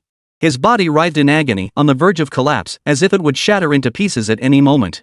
Chapter 26, The Creator God of Tianzhu Kingdom, Great Shiva. But just as his body threatened to shatter, the true dragon chi within Chen Xuan took effect. It rapidly repaired his body, keeping it on the brink of shattering without allowing it to completely break apart. It felt as though his limbs were being severed only to be reattached, then severed again repeatedly. This agony surpassed the torment of 10,000 needles piercing the heart. Ah! Lying on the ground, Chen Xuan let out continuous agonized screams. Hang in there, kid. Just one more minute. If you hold on, you'll break through to the Earth immortal realm. If you really can't take it anymore, just say so. Old ox, I'll help you expel this drug's power, but you'll be crippled for life. Niu Wang spoke to Chen Xuan, who lay on the ground in agony. At that moment, among the spectators watching this livestream were people from the Dragon Nation. Seeing Chen Xuan in this state, some of them found it hard to bear watching. Yet in their hearts, they silently cheered him on, hold on. On the Western nation's side, the sentiment was entirely opposite. They secretly wished for Chen Xuan to collapse, to become a cripple as soon as possible. Time ticked by second. This minute felt unbearably long. To Chen Xuan, it seemed like an eternity, as if he had lived through an entire cycle of seasons. His consciousness was already blurring. The sensation of his body collapsing and then recovering again made him want to end it all to find relief. Chen Xuan could only cling to existence through sheer willpower. He refused to abandon this chance at immortality. Or rather, he understood that the deities from the Western nations were no easy foes, and he couldn't afford to lose any of the upcoming battles. Once he attained immortality, their odds of victory would soar. Soon, this excruciating torment had lasted 50 seconds. Ah! Chen Xuan let out continuous agonized screams, his face contorted into a grotesque, inhuman expression. Hang on, you must hang on. Only 10 seconds left. Lord Chen Xuan, you must hold on. Yes, Lord Chen Xuan, you are the pride of our nation. You must hold on. Hang in there, Lord Chen Xuan. Hang in there, Lord Chen Xuan. Last 5 seconds. 4. 3. The Dragon Nation supporters in the stands were tense as the final seconds ticked away, shouting encouragement at the top of their lungs. Some even counted down for Chen Xuan using the timer on their phones. Everyone's expressions were filled with intense anxiety at this moment. Below, in the final 2 seconds, Chen Xuan's agony reached its peak. If a knife had been placed before him now, Chen Xuan would have stabbed it through his own skull without hesitation, ending his life. 1. As the countdown reached its final second, Chen Xuan had endured it. The intense agony vanished, replaced by the surging potency of the medicine. Like sweet dew after rain, it rapidly repaired his body. Moreover, the golden light radiating from his entire body shone with blinding intensity. Witnessing this, even the bull demon king beside him couldn't help but feel admiration for Chen Xuan. He knew all too well how incredibly difficult it was for a mortal body to endure the agony of medicinal power tearing through its flesh. After 10 seconds of radiant brilliance, the golden light gradually dimmed. Chen Xuan rose to his feet, his entire being transformed from within. Within him now resided a trace of immortal energy, proof that Chen Xuan had successfully ascended to the realm of immortals. Young man, you are truly remarkable. I look forward to seeing where your path to immortality leads. The Ox Demon King couldn't help but praise him. It's all thanks to you, great sage equal to heaven. Without the 9 transformations golden elixir you bestowed, I would never have achieved this fortune. Chen Xuan remained modest. He felt immense excitement as he sensed the power within him, yet the memory of that excruciating pain, like 10,000 needles piercing his heart, still sent shivers down his spine. This opportunity you seized for yourself, and the favor I repaid you, how can you call it a gift? Well then, the time has come. This demon king must depart. Seeing Chen Xuan had successfully broken through to the earth immortal realm, the Ox Demon King naturally could not linger any longer. With that, his entire demonic form soared toward the heavenly gate. We bid farewell to the great sage equal to heaven, the king of demons, Lord Bull Demon King. Chen Xuan bowed respectfully with both hands. Farewell to the great sage of heavenly peace, king of all demons, Lord Bull Demon King. We respectfully bid farewell to the great sage of heavenly peace, king of all demons, Lord Niu Wang. The Dragon Nation spectators in the stands also joined in their respectful farewells. As the Ox Demon King departed, a new fragment reappeared in Chen Xuan's hand. Seeing this fragment, Chen Xuan tucked it away just as he had before. At that moment, all eyes in the arena turned to Chen Xuan. Of course, it wasn't because of the fragment, but because Chen Xuan had broken through to the earth immortal realm. The Dragon Nation faction was filled with immense excitement. After all, their summoner had ascended to the earth immortal realm. Though his combat prowess was still as weak as that of a local earth spirit, he might yet become the pivotal factor to turn the tide of battle. As for the Western nations, their expressions darkened considerably. They never imagined they would suffer 3 consecutive defeats. Moreover, this summoner from Huaxia had become an immortal, albeit a common earth immortal. Such a thing was utterly unheard of to them. Damn it! China is cheating. That summoner named Chen Xuan not only used the seed of flame divine power left behind by their deities at the last moment to attack the Sakura Nation's creator god, but now he's even broken through to the earth immortal realm. That's right. We can't afford to be complacent now. Even though we had a 20-game winning streak before, if things keep going like this, we could very well be overturned. We absolutely must win the next battle. This summoner with 100% divinity is far too overpowered. There can be no more unexpected setbacks. On the Western nation's side, their representatives were all discussing how they absolutely must win the next battle. Rest assured, we will secure victory in the next battle. For our nation's creator god has already told me in a dream that he will personally intervene in the next contest. He will utterly annihilate Huaxia. Amir Khan stepped forward amidst the discussions, his face radiating confidence. This time, however, the crowd's excitement was noticeably muted. After all, they'd heard the land of cherry blossoms boast just as arrogantly when their creator god entered the fray. But what was the result? They still lost. And that creator god had lost precisely because of his own arrogance. What are those looks for? Our Lord Shiva, the creator god, is our great master, the embodiment of destruction. He possesses absolute power, utterly unlike that arrogant fool Izanami. When Amir Khan spoke of Shiva, his eyes brimmed with reverence and awe. What do you mean? How dare you insult our nation's creator god? Beside him, and Shang Jinshan, hearing Amir Khan dare to insult their nation's creator god, instantly flew into a rage. His aged face contorted with fury. What do you mean? What else could it mean? Getting beaten like that and then suffering a last-minute reversal, isn't that weakness? Especially after claiming victory was assured beforehand. Amir Khan looked at Shang Jinshan with utter disdain. Repeat that. And Shang Jinshan's inner rage erupted like a volcano. Even if Izanami had lost, she remained their nation's creator deity. As a citizen of Sakura Nation, I cannot allow their nation's creator deity to be insulted like this. Oh, I'll say it again. What do you want me to do? As for Amir Khan, he showed no sign of backing down. Enough, everyone. What does this battle for national destiny represent? I believe you all understand, if we lose, the heavenly gates will open, Eastern mythology will descend, and the vital essence of our Western nations will be devoured. The only fate awaiting us then is death. Seeing the group on the verge of an argument, the representative of the beautiful country immediately stepped forward, his gaze sweeping over the assembly. Chapter 27, The Might of the Creator God. Indeed, that summoner Chen Xuan's power has surpassed our expectations. Moreover, the Eastern deities are not as weak as we imagined. To continue infighting now would be the wisest course of action. The ancient Maya representative also stepped forward to concur. I agree. How could we possibly fight amongst ourselves in this situation? As for who should compete, I suggest sending Amir Khan to test the waters. After all, everyone knows the power of the creator gods. The weakest are at the god king level, while the strongest reach even the main god tier. Though we lost this battle, if the creator god of Sakura Nation hadn't underestimated us, we could have won. Beside them, the representative from ancient Egypt voiced his own opinion on the candidate selection. Amir Khan and Erlang Shen, who had been on the verge of physical confrontation, stepped back upon hearing the representatives from so many nations speak. Rest assured, Lord Shiva is undoubtedly a main god-level powerhouse. Should he intervene in this battle, there can be no unexpected outcomes. Amir Khan spoke of Shiva with unshakable confidence. After all, he was the mightiest deity in their national mythology, embodying the power of absolute annihilation. I agree. Even if I sent others now, it's uncertain whether we could summon a creator god-level entry. Exactly. For the upcoming battle, sending representatives from the Indian nation is the optimal choice. At this moment, representatives from the other Western nations all agreed that the Tianzhu kingdom should take the stage. Only Erlang Shen remained silent, seething inwardly. Yet his lone voice couldn't sway the consensus. Thus, he chose to remain silent. Rest assured, this battle will ultimately be ended by us, the people of Tianzhu, against Huaxia. Amir Khan strode forward with great confidence. Hearing this, the Western nations exchanged glances, their eyes still betraying some apprehension. For earlier, when that summoner from the land of cherry blossoms had marched forward, he too had carried himself with such unshakable confidence. And as Amir Khan strode forward, the mechanical sounds rang out simultaneously. The 25th National Fortune Tournament bout officially begins. As the mechanical voice faded, Amir Khan appeared at the barrier of the spectators section. This battle will be fought by our nation of India. Amir Khan proclaimed loudly. Then, as expected, a golden light descended upon Amir Khan. The next second, Amir Khan materialized on the arena stage. Of course, Amir Khan was able to overcome the 40% probability and have the golden light descend upon him precisely because Vishnu unleashed his own power. This allowed the golden light to descend upon him with a probability exceeding 99%. At the same time, in the heavenly court. Upon his return, Bull Demon King immediately proceeded to the heavenly court. Outside the southern heavenly gate, Bull Demon King gazed at Princess Ironfan and Red Boy with overwhelming emotion. He rushed forward and embraced Princess Ironfan. Princess, son, thank you both for finally awakening me.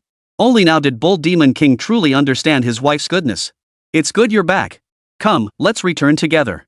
Ironfan Princess, who had been angry and arguing with Bull Demon King moments before, now saw he had returned safely. Her anger completely vanished. Dad, you're amazing.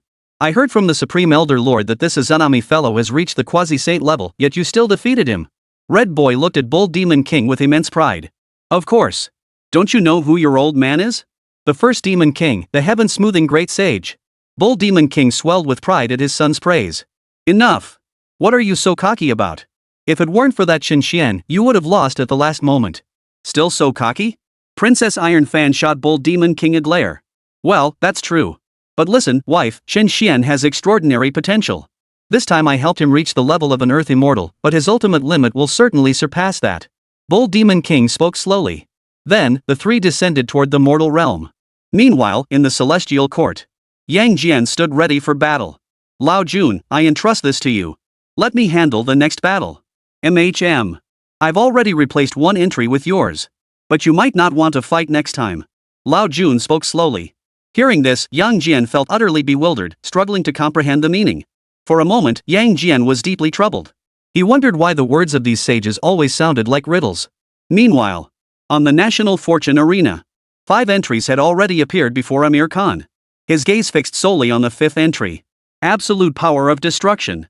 Amir Khan knew this represented Shiva, one of the 3 great creator gods in their national mythology, the deity embodying destructive power and the mightiest among the trio. Dragon Nation, this time you're doomed to lose. I am about to summon our nation's creator god, the great Lord Shiva. Amir Khan's face radiated unbridled excitement. As for his opponent, Chen Xuan, upon hearing the name of the deity Amir Khan was about to summon, his expression instantly turned grim. He understood Shiva's immense power. If Izanami had barely reached the level of a major god, then Shiva absolutely possessed the power of a main god indeed. He was an exceptionally formidable being even among main gods. Could this too be a forced summoning triggered by the death of his son? Chen Xuan's face darkened as he spoke. He had already nearly guessed why Shiva had descended for this battle. Meanwhile, the crowd in the Dragon Nation spectators section suddenly grew uneasy. Did I hear that correctly? India is summoning their creator god for this battle too? Damn it, why? We could see victory within our grasp, yet why are the Western factions summoning one creator god after another? Yeah, this is totally unfair. Even the weakest creator god possesses power equivalent to a great immortal. Can we really still win? Could it be that for the next dozen battles, we'll face opponents at the level of a creator god? How are we supposed to fight like that? I've studied the mythology of the Tianzhu kingdom. That Shiva isn't just a creator god, he's the strongest of their three great creator gods, embodying the power of destruction. They say he can annihilate everything in the world. What? Seriously? That's at least the level of a prime god. How can we possibly win against that? Hearing Amir Khan declare that this battle would summon their nation's creator god Shiva, the mightiest of their three, the joy of their recent victories vanished completely from the faces of the Dragon Nation's people. Now their faces were filled with worry. After all, they knew full well that their victory over the god-level powerhouse in the previous battle was entirely thanks to Chen Xuan, who had ultimately used the divine seed left behind by the great god Nezha. Chapter 28, the second prince reveals his divine might, the great sage equal to heaven's son Mukong. Accept your fate's judgment, China. Hail our great lord, the foremost of the three creator gods, the great heavenly Shiva who embodies destruction. Amir Khan knelt full length upon the ground, palms pressed together, his voice ringing out with profound devotion. As his words echoed, within the mythical realm. At the summit of the snow-capped mountains, beside Lord Shiva, a divine gate materialized. This divine gate exerted a powerful gravitational pull toward Lord Shiva, while simultaneously generating a potent repulsive force against the nearby Brahma and other deities. Even with their immense power, if Brahma and the others attempted to force their way through, the gate would instantly self-destruct. Next, I shall make them know the terror of destruction. Shiva's eyes blazed with unbridled fury. He could scarcely contain his eagerness to avenge his son. In the next instant, his entire body entered the divine gate. In an instant, Lord Shiva appeared above the national fortune arena. There he stood, trident in hand, a black serpent coiled around his neck, nearly hovering above the national fortune arena. Boom! In an instant, dark clouds gathered, lightning flashed, and thunder roared. Waves of destructive thunder continuously flickered in the sky above. Shiva stood at the very center of this storm of destruction. An overwhelming aura of power radiated outward, an air of annihilation that seemed poised to obliterate all existence. The entire sky, in that moment, was utterly consumed by destruction, shrouded in darkness. Below, the crowd watched the scene unfold, swallowing hard. In that moment, they understood more clearly than ever the sheer terror of the creator god. As for Amir Khan and the people of the Indian nation, their faces flushed with excitement and reverence as they knelt in worship. In their eyes, this was the creator god of their nation, the great Shiva, the embodiment of destruction, possessing absolute, unmatched power. Today, you cannot escape the fate of being destroyed by me. Quickly summon your legendary deities. Shiva's trident pointed directly at Chen Xuan below. Unlike his Izaname's earlier arrogance, Shiva radiated absolute dominance and the aura of a true sovereign. Feeling the terrifying power emanating from Shiva, Chen Xuan knew this was a main god-level powerhouse and not just one like Izanami who had barely crossed the threshold into that realm. Even among the main gods, Shiva's power placed him at the very pinnacle. This realization made Chen Xuan's expression grow incredibly grave. This time, a quasi-saint level powerhouse absolutely had to appear. Otherwise, Chen Xuan silently prayed within his heart. At that moment, 5 summoning entries appeared before him. Goddess of the Palace of Broad Coldness. Seeing the first entry, Chen Xuan immediately dismissed it. He knew full well who the fairy of the Palace of Broad Coldness was. China was indeed beautiful, but in mythology, her combat prowess was nothing to write home about, barely stronger than a local earth deity. Choosing her would be tantamount to throwing the game. Chen Xuan then shifted his gaze to the next entry. Commander of the 10,000 ship fleet, Marshal Tianping. When this second entry appeared, Chen Xuan discarded it as well. Though the entry sounded formidable, and the figure it represented wasn't weak either, Zhu Beiji. In Chen Xuan's memory, Zhu Beiji seemed to have reached the threshold of a great immortal. Had this been the first 2 rounds, Chen Xuan might have considered choosing Zhu Beiji. But now he faced a quasi-saint level powerhouse. Zhu Beiji's combat strength, barely reaching the threshold of a great immortal, was utterly inadequate. Without further hesitation, Chen Xuan turned his attention to the third entry. The one who governs all earthly matchmaking. Upon seeing this entry, Chen Xuan shook his head, his expression sour. After all, the matchmaker god's combat prowess was also lacking. This was getting frustrating. None of the first 3 entries offered anything capable of opposing a quasi-saint. The last 2 entries absolutely had to deliver, please, they had to be powerful. Chen Xuan silently prayed within his heart. Then, he turned his gaze to the 4th entry. When it appeared, a sharp gleam flashed in his eyes. Wang Jianku, the manifested divine lord. Upon seeing this entry, Chen Xuan instantly recognized who it represented. None other than Yang Jian, the war god of heaven, the divine judge of justice, the second prince possessing the 8-9 mystic arts. His cultivation level was that of a half-step quasi-saint, and with his formidable combat prowess, he might even be capable of defeating a quasi-saint. The moment this entry appeared, Chen Xuan felt a slight sense of relief. Though he couldn't be certain Erlang Shen could defeat Shiva. At least now he had an entry capable of putting up a fight. His gaze then shifted to the final entry, silently praying that even if it wasn't a sage-level powerhouse like the three purities, it must be an entry for a near-saint-level powerhouse. Reincarnated stone monkey. When this entry appeared, Chen Xuan felt both astonished and surprised. He knew full well that this reincarnated stone monkey seemed the most ordinary of the 5 entries. Yet this entry was none other than the great sage equal to heaven, the Monkey King, Susanoo. Instantly, Chen Xuan focused his attention on the final 2 entries. One was Erlang Shen, the war god of the celestial court. The other was the great sage equal to heaven, Susanoo. Even Chen Xuan found it difficult to determine which of the 2 was stronger. This had been a favorite topic of discussion among countless Chinese people in his previous life. For a moment, Chen Xuan hesitated, completely disregarding the other 3 entries. For the opponent he faced this time was none other than the quasi-saint level powerhouse, the great heavenly Shiva. Even Erlang Shen or Sun Wukong wouldn't guarantee victory. In the audience, everyone stared at the 5 options, pondering which to choose. Even though they understood that their perceived correct choice might very well be wrong, it didn't stop them from debating each time the 5 options appeared. Which of these 5 entries should we choose? I think we should pick the one about the heavenly Marshal Tianping commanding 100,000 water soldiers. Commanding 100,000 water soldiers, that just sounds so badass. No, we should pick the second to last one, the manifest Holy Lord. Don't you think having holy in the name makes it even more formidable? Shouldn't we pick the last one? Look, the first 4 entries all sound mighty, but the last one, reincarnated stone monkey, sounds so simple. Have you forgotten? We thought the same during the second round, but it proved that the weakest entry isn't necessarily the strongest. For a moment, everyone was engaged in a heated debate over these 5 entries. Some initially believed the weakest entry would be the strongest, especially since this time there was only one seemingly weak entry among the 5. But recalling the second round's experience, they realized it wasn't that straightforward. Chapter 29, Yang Jian or Sun Wukong? Though the debate raged fiercely, no one could decide who to choose. All eyes turned to Chen Xuan. Meanwhile, as time ticked away, Chen Xuan himself was agonizing over which entry to choose. Staring at the 4th and 5th entries Erlang Shen and Sun Wukong, Chen Xuan was utterly paralyzed by indecision, unable to choose between them. Meanwhile, in the heavenly court, Erlang Shen observed through his mirror the great heavenly Shiva who had already appeared on the national fortune arena. He knew full well this was a quasi-saint level powerhouse, and even within that tier, Shiva was no pushover. Truthfully, even someone as powerful as Erlang Shen wasn't certain he could defeat Shiva. Of course, what troubled Erlang Shen even more was this: even if he did defeat Shiva, would he still be able to accomplish what he truly sought? Facing a quasi-saint level powerhouse, Erlang Shen knew that even if he gave his all, his chances of victory were only about 50-50. Indeed, defying fate and altering destiny was never going to be simple. Still, if that summoning by Chen Xuan truly chose me, then I would have no regrets. The second lord's gaze brimmed with absolute confidence and pride. As the divine judge and war god of heaven, he feared no foe. At that very moment, a figure materialized within the heavenly court. What a lively scene! Looks like old Sun here is late to the party. As the figure materialized and the voice echoed, the gazes of all the immortals and gods turned toward it. And the vast majority of them looked on with reverence. Great sage, how is it that you find time to visit here today? The matchmaker stepped forward to greet him with great courtesy, addressing him as the great sage Sun Wukong rather than the victor over demons Buddha. For all the celestial beings knew that although Sun Wukong had been crowned the victor over demons Buddha after his journey to fetch the scriptures, he preferred to be addressed as the great sage equal to heaven or Lord Great Sage. Well, little Nezha told me something fun was happening, so I came to see. Besides, I heard this time's summoning list includes my entry. Sun Wukong maintained his usual irreverent demeanor as he spoke.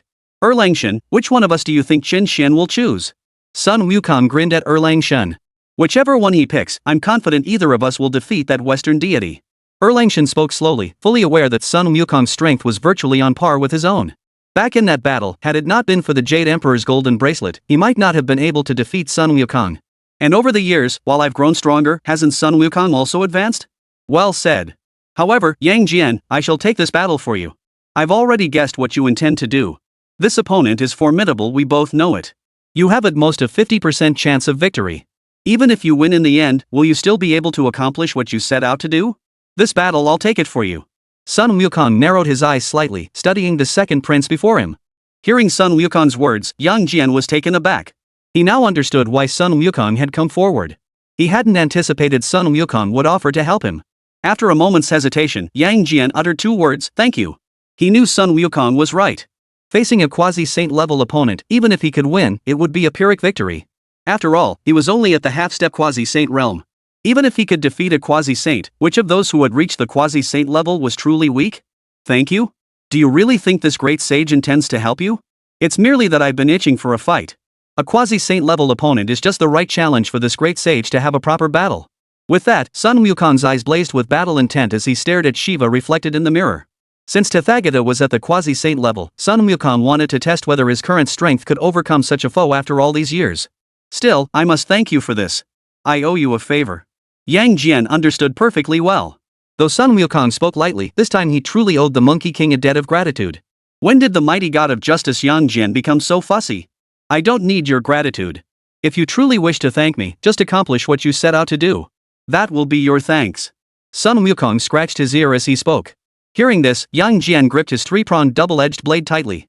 He resolved within himself that he must accomplish the task. This was his only chance. He would give everything to see it through. It was hard to imagine just how difficult the task Yang Jian was undertaking truly was. Even someone as powerful as him had to be prepared to pay with his life. Meanwhile, seated upon his throne, the Jade Emperor watched Sun Wukong below with a look of surprise. He hadn't expected Sun Wukong to come to Yang Jian's aid. He now understood exactly what Yang Jian intended to do. Defying heaven and altering fate was no simple matter. Yang Jian, even I must submit to the will of heaven. Alas! The Jade Emperor sighed inwardly. At that very moment, on the National Fortune Arena, with only the final 30 seconds remaining before the 3-minute selection phase ended, Chen Xuan stared at the last 2 options, unable to make up his mind. He knew this was a moment for no mistakes after all. China couldn't afford to lose a single match now. His hesitation was interpreted by the Tianzhu kingdom as sheer fear. Ha! Did you see that? That's the sheer power of our Tianzhu nation's creator god. That summoner from China is too scared to even pick his champion. In my opinion, that summoner from China should just surrender quietly. There's no need for this match to even happen. Our great Lord Shiva is absolutely invincible. Exactly. Lord Shiva will never be defeated. The Indian side continued their taunts relentlessly. In their eyes, their great heaven was absolutely invincible. Kid, if you don't know how to pick, just surrender. Otherwise, your Chinese deities will come down only to meet their doom. The might of our nation's creator god, the great heaven, is beyond your comprehension. Amir Khan, standing atop the arena, also opened his mouth to taunt Chen Xuan across the way. Facing Amir Khan's taunts, Chen Xuan remained silent. He was watching the clock, pondering which of the final 2 options to choose. However, to the Chinese spectators, Chen Xuan's current demeanor appeared genuinely fearful. They believed he was certain to lose, hence his hesitation to choose either option. This is it, even Lord Chen Xuan himself doesn't know which option to choose. Could it be that we, the Chinese, are truly going to lose? No. If the Western deities descend and devour our nation's fortune, wouldn't that turn our world into a living hell? Damn it! Is the creator god of Tianzhu really that terrifying? Unbeatable? Has he driven Lord Chen Xuan to such a state of indecision? The comment streams from the Dragon Nation were filled with despair. Chapter 30, Final Choice. Monkey King, the great sage equal to heaven, descends. On the stage, Chen Xuan saw only seconds left. He thought, forget it, and closed his eyes, randomly selecting the bottom option. Whatever it lands on it. Just as Chen Xuan closed his eyes to make his choice, a voice echoed in his mind. You little one from the lower realms, this battle shall be fought by this great sage. Hearing this voice, Chen Xuan was somewhat surprised. He immediately responded, Great sage, are you going to intervene in this battle? Indeed. What's the matter, little one? Do you doubt this great sage's victory? Sun Wukong used his formidable magical power to transmit his voice across space. Of course, this was possible because Chen Xuan, as a summoner with 100% divine essence, allowed them to communicate. Otherwise, Sun Wukong would have struggled to communicate directly. He would have had to resort to the same method as Izanami and Shiva before dragging Chen Xuan into a dream realm. Of course not. In my heart, Lord Great Sage, you are the strongest. Deep down, Chen Xuan truly wanted to choose Sun Wukong. In his eyes, Sun Wukong embodied an indomitable spirit and the courage to defy the heavens. It's hard not to choose him. You know how to talk, kid. Sun Wukong, hearing Chen Xuan call him the strongest, found the youngster's words strangely pleasing. And at that very moment, Chen Xuan made his final choice in the last second. I choose to be reincarnated as the stone monkey. When Chen Xuan selected the final option at the very last second, the Western nations all assumed Chen Xuan had given up, randomly picking an option because he couldn't win. Otherwise, why would he choose the most ordinary-looking one? It seemed Chen Xuan was conceding defeat. He passed on all those powerful-sounding options and chose to reincarnate as a stone monkey instead. I reckon Chen Xuan must think none of their country's deities can defeat our nation's creator god. So he picked the weakest option. Even if he gets instantly killed, it won't be embarrassing. It seemed this battle was about to end here. China was ultimately just this mediocre. At this moment, the Western nations felt triumphant once more, convinced of their inevitable victory. As for Chen Xuan, he paid no heed to their words. Instead, he raised his voice with profound reverence toward the heavens above. Hail the great sage equal to heaven, the beautiful monkey king. Sun Wukong descends upon this realm. With Chen Xuan's resounding proclamation, the divine gate opened. From within the divine gate, a figure slowly materialized. Sun Wukong had now shed his monk's robe. He held the golden hoop staff in his hand, clad in the very armor he wore during his rampage in heaven. In this moment, he seemed to have returned to the days of his rebellion in heaven, transforming once more into the true great sage equal to heaven. An overwhelming aura descended upon this world. The Western nations, who had been mocking moments before, now felt this unparalleled aura. Their faces turned to shock, and they immediately shut their mouths obediently. They wondered inwardly, why did that reincarnated stone monkey's entry seem so utterly ordinary? Yet the deity who had descended was so overwhelmingly powerful. As for the Dragon Nation's side, hope reappeared in everyone's eyes. After Sun Wukong descended, his gaze first fell upon Chen Xuan. Young man, he thought, you have good judgment, recognizing that this great sage surpasses Yang Jian. Of course, your great sage is the strongest in my heart. Chen Xuan immediately responded. Ha, what an amusing little fellow. A smile spread across Sun Wukong's face. Finally, he turned his gaze toward Shiva directly ahead. This overwhelming power feels even more intense than back in the celestial court. I wonder how your strength compares to that old Buddha? Even facing a quasi-saint level powerhouse, Sun Wukong's tone remained brimming with arrogance and confidence. This was the great sage equal to heaven, Sun Wukong. Your power is formidable. Though you're merely at the half-step main god realm, you make me sense danger. How peculiar. Though Shiva possessed devastating power capable of obliterating all, he lacked the blind arrogance of his enemy. Such an adversary proved far more formidable. The moment both deities descended, Chen Xuan and Amir Khan materialized upon the floating platform, shielded by the green barrier. Though you make me feel danger, it's not enough. Today, every Chinese person will die. No one can stop me from avenging my son. Shiva's eyes burned with unbridled fury. He had been suppressing his rage all along, knowing that attacking a summoner would cause the National Fortune Arena to suppress 10% of his power. Though Shiva possessed absolute confidence in his own power, he had no desire to be unnecessarily weakened. Thus, he had suppressed his rage until now. For the enemy had appeared before him. The moment the words left his mouth, Shiva thrust his left hand forward. In an instant, a beam of annihilating light embodying the power to destroy all shot forward at blinding speed, hurtling straight towards Sun Wukong. What immense power! Facing this terrifying force, Sun Wukong showed no trace of fear in his eyes. Gripping his golden staff tightly, he brought it down with a thunderous crash. Boom! In that instant, the golden staff collided with the annihilating beam. A violent explosion erupted, sending shockwaves rippling outward. Sun Wukong had forcibly blocked the strike, deflecting the annihilation beam entirely. It slammed toward the barrier of the National Fortune Arena. Bang! A cloud of smoke billowed as cracks appeared across the barrier. Though they repaired themselves in an instant, this marked the first time such significant damage had appeared on the National Fortune Arena barrier throughout the battle. It spoke volumes about the terrifying power of both Shiva and Sun Wukong. Such immense power, no wonder I sensed a threat. But this alone is insufficient. Shiva stood proudly mid-air, showing no intention of moving, his eyes still brimming with absolute confidence. You Western hairy god are truly arrogant. Get down here, you big saint. Sun Wukong's golden staff extended forward, stretching to 100 meters in an instant. Gripping it tightly with both hands, he swung it down with tremendous force towards Shiva. Facing this devastating blow, Shiva's gaze remained utterly unruffled. He extended his left hand forward, effortlessly blocking the strike. He then pushed the force of the blow away. Witnessing this, Amir Khan on the floating platform immediately dropped to his knees. This was our creator god, the embodiment of destruction, the might of Lord Shiva, the great sky god. Lord Shiva was absolutely invincible. On the platform, Chen Xuan watched Shiva effortlessly deflect the strike. He thought to himself, indeed, Shiva, the mightiest of the three great creator gods of India, is not so easily defeated. Even Monkey King might not guarantee victory against this opponent. Chapter 31, a single force that shatters all techniques. Not bad. Now taste another strike from this great sage. After his staff was deflected, Sun Wukong showed little surprise. After all, this being was a quasi-saint on par with that old bald monk, the Buddha. Sun Wukong swung his staff once more, but this strike contained the power of 10,000 dragons and myriad phenomena. Facing this strike, now several times more powerful, Shiva knew he couldn't rely on brute strength alone to withstand it. His eyes flickered as a spatial force materialized in an instant. The next second, an invisible white spatial barrier materialized above Shiva.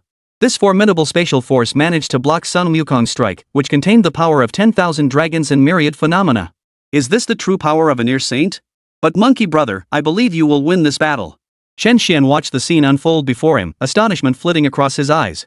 For although Izanami had also been a near saint, her power had been suppressed to that of a great immortal.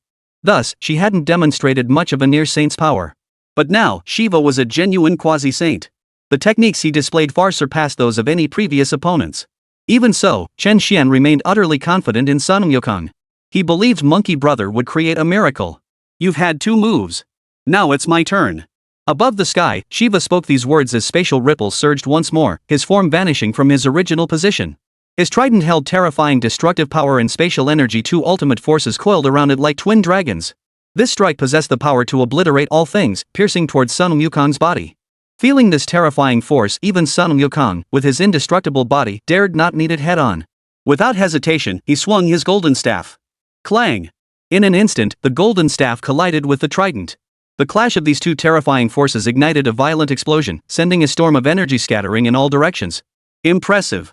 You managed to block this god's strike. But can you withstand what comes next? Shiva's eyes flickered as he witnessed Sun Wukong's block. The next second, Shiva vanished from his spot, reappearing instantly at Sun Wukong's left flank. The trident, brimming with boundless power, thrust straight towards Sun Wukong's body once more, just as before. It's only natural that this great sage blocks your attack. Sun Wukong swung his golden staff to parry the blow. Boom! In an instant, the 2 engaged in a life or death struggle in the sky. The clanging of weapons echoed ceaselessly as an energy storm swept across the entire heavens. Chen Xuan and Amir Khan, suspended on the platform, watched the fierce battle above. They knew who held the slight upper hand. Shiva wielded spatial power, enabling constant teleportation. Thus, what appeared to be an evenly matched contest was, in truth, Sun Wukong constantly fending off attacks. But at this moment, Chen Xuan watched the scene unfold without much concern, for he knew full well Sun Wukong's power, whether as the great sage equal to heaven or the victor over demons Buddha. Each title represented that Sun Wukong was born for battle. You are formidable. At the level of a god king, there should be virtually no one who can stand against you. Unfortunately, my power surpasses that of a god king. And in this battle, whoever stands in my way of revenge must die. Shiva declared as his trident swept forward once more. Terrifying force erupted from the strike, sending Sun Wukong flying over 100 meters. He immediately soared back, his golden staff elongating and thickening tenfold. Imbued with boundless power, it crashed down upon Shiva. Death! You'd better think about whether you'll die first. Facing this devastating blow, Shiva vanished from his position in an instant. Only a faint spatial ripple remained. This was the true measure of Shiva's power, his command over the fabric of space itself. No matter how formidable Sun Wukong's power might be, it was useless. Striking Shiva would achieve nothing. Seems you dodged pretty quick. Now let's see if you can keep dodging. Despite Shiva evading his strike, the fighting spirit in Sun Wukong's eyes dimmed scarcely. He swiftly swung his golden staff, curling it toward Shiva at blinding speed. Just as before, in the split second before the staff arrived, Shiva teleported away. Who said I'd keep dodging? Now, let's see if you can block my attack. Thunderous Wrath. Appearing 100 meters away from Sun Wukong, Shiva raised his left hand high. In an instant, the sky darkened with thick, ominous clouds.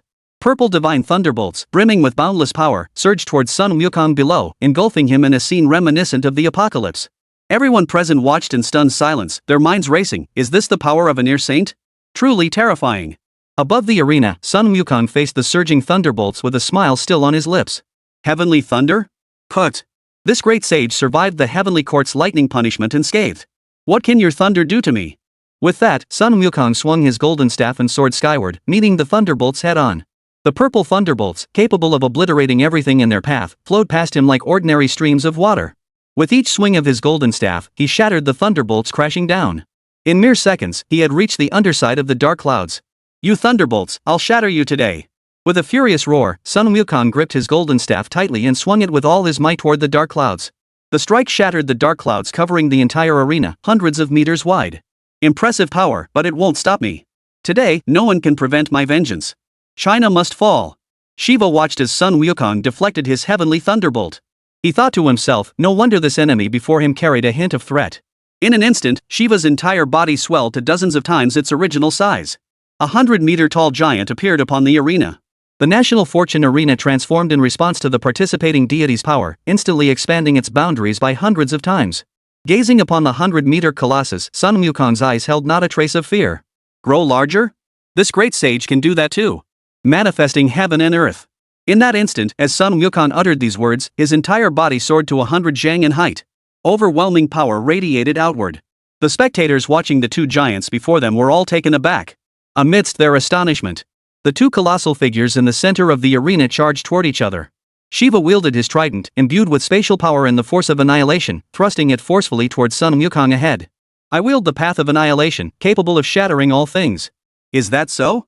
I possess a power that can shatter all techniques. Facing the surging force of annihilation, Sun Wukong swung his golden staff, causing the entire space to begin shattering faintly. Chapter 32 The Mighty Shiva, distracted by his mind. Boom!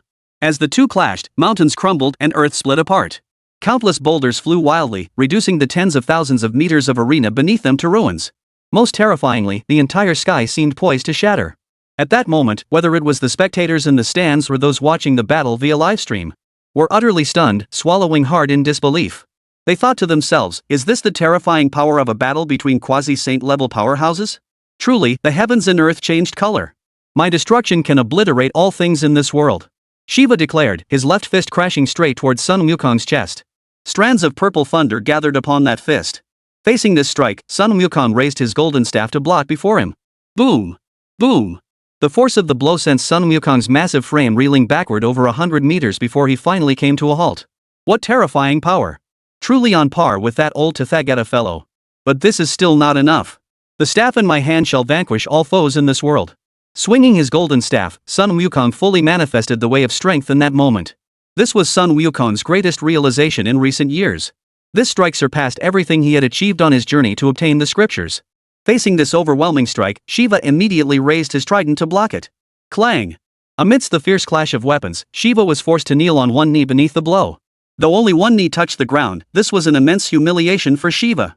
Interesting. Truly interesting. To make me kneel on one knee. Shiva's face twisted into a savage grimace.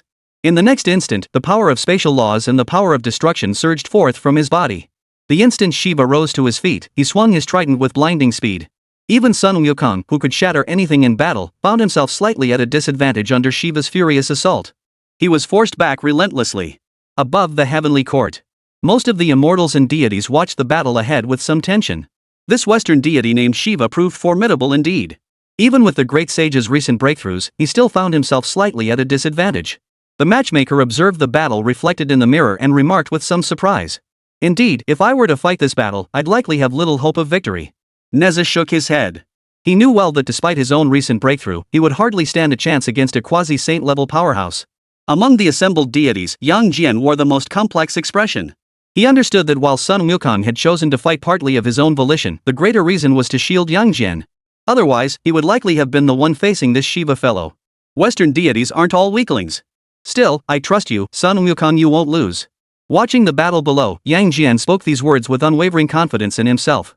He was equally confident in Sun Wukong, who had fought him to a standstill. As for the Jade Emperor, high above, his expression was complex. He had thought that during the 500 years Sun Wukong was imprisoned, he had employed certain measures to ensure Sun Wukong made no progress. After the journey to obtain the scriptures, Sun Wukong became the victor over demons Buddha, and his power wouldn't have seen any major breakthroughs. But now it seemed the Jade Emperor had overestimated himself. Sun Wukong remained the same Sun Wukong. Meanwhile, on the National Fortune Arena, the fierce battle between Sun Wukong and Shiva raged on. You're no match for me. Give up. Shiva held the upper hand with his overwhelming power. Each strike he unleashed carried the power of heavenly thunder. How laughable. This great sage once caused chaos in heaven itself, fearing not the myriad gods and Buddhas, never once considering surrender. And you, a Western deity, dare suggest I give up? Where do you get such confidence? Sun Wukong's tone dripped with contempt, his defiant spirit undiminished. The title of victor over demons was merely a Western Buddhist ploy to suppress his true nature. He remained the same great sage equal to heaven. What of being a near saint? Today, this great sage will slay near saints. All celestial realms and myriad paths I shall shatter them with my might alone. Sun Wukong leapt high into the air, his golden staff surging with boundless power as he swung it down with crushing force towards Shiva. Shiva attempted to block it as before, raising his left hand high to deflect the strike with spatial power. In an instant, a spatial barrier materialized. Yet as the golden staff collided with it, crack! The sound of a spatial barrier shattering echoed as Sun Wukong's strike shattered it cleanly. What? Shiva was taken aback by the sight. The moment the golden staff descended, he teleported out of the way once more. This time, however, he hadn't evaded completely. A small cut appeared on his left palm, clearly a graze from not dodging in time. Though merely a small cut, for Shiva, the mightiest of the three creator gods, a quasi-saint level powerhouse, to be wounded by a half-step quasi-saint was an immense humiliation. Today, I shall show you what true despair is. What true terror is. Shiva's eyes burned with fury. Boso world. As Shiva unleashed his entire being, he seemed to become the very essence of heaven and earth. A colossal light erupted, enveloping Sun Wukong. Even Sun Wukong had no time to dodge. The next instant, he froze in place, utterly motionless. Witnessing this scene, everyone was utterly stunned. Even Chen Xuan on the floating platform was no exception. He wondered, what technique did Shiva employ? Why can't the great sage move? See that, Chen Xuan? This is the true power of our great heaven. Now that your Chinese deities are immobilized, our great heaven has this victory in the bag. Amir Khan declared with arrogant confidence. Is that so? Then why has your great heaven also come to a standstill? Chen Xuan immediately noticed that although Sun Wukong was now motionless, Shiva hadn't launched another attack. Instead, he sat in place, seemingly lost in meditation. Witnessing this, Amir Khan was taken aback. He couldn't fathom it. What was going on? Why wasn't their great heaven seizing this moment to finish Sun Wukong, instead remaining seated and motionless?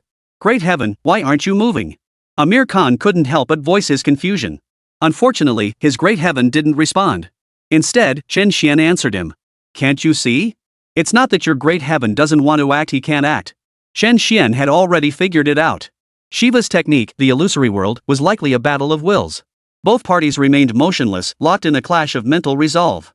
Sure enough, it unfolded exactly as Chen Xuan had anticipated. Soon, an illusory scene materialized upon the National Fortune Arena. It seemed the National Fortune Arena had deliberately projected this to allow the spectators a clearer view of the battle.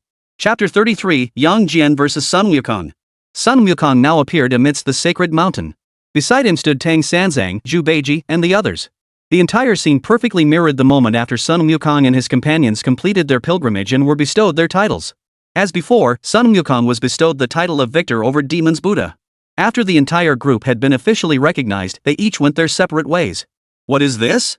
Is this scene from the great sage's memories? Why had that Western deity and the great sage both frozen in place, presenting this very scene? What on earth is going on? Why didn't the Indian creator god simply kill that Chinese deity? And what's the meaning behind this scene of the National Fortune Arena?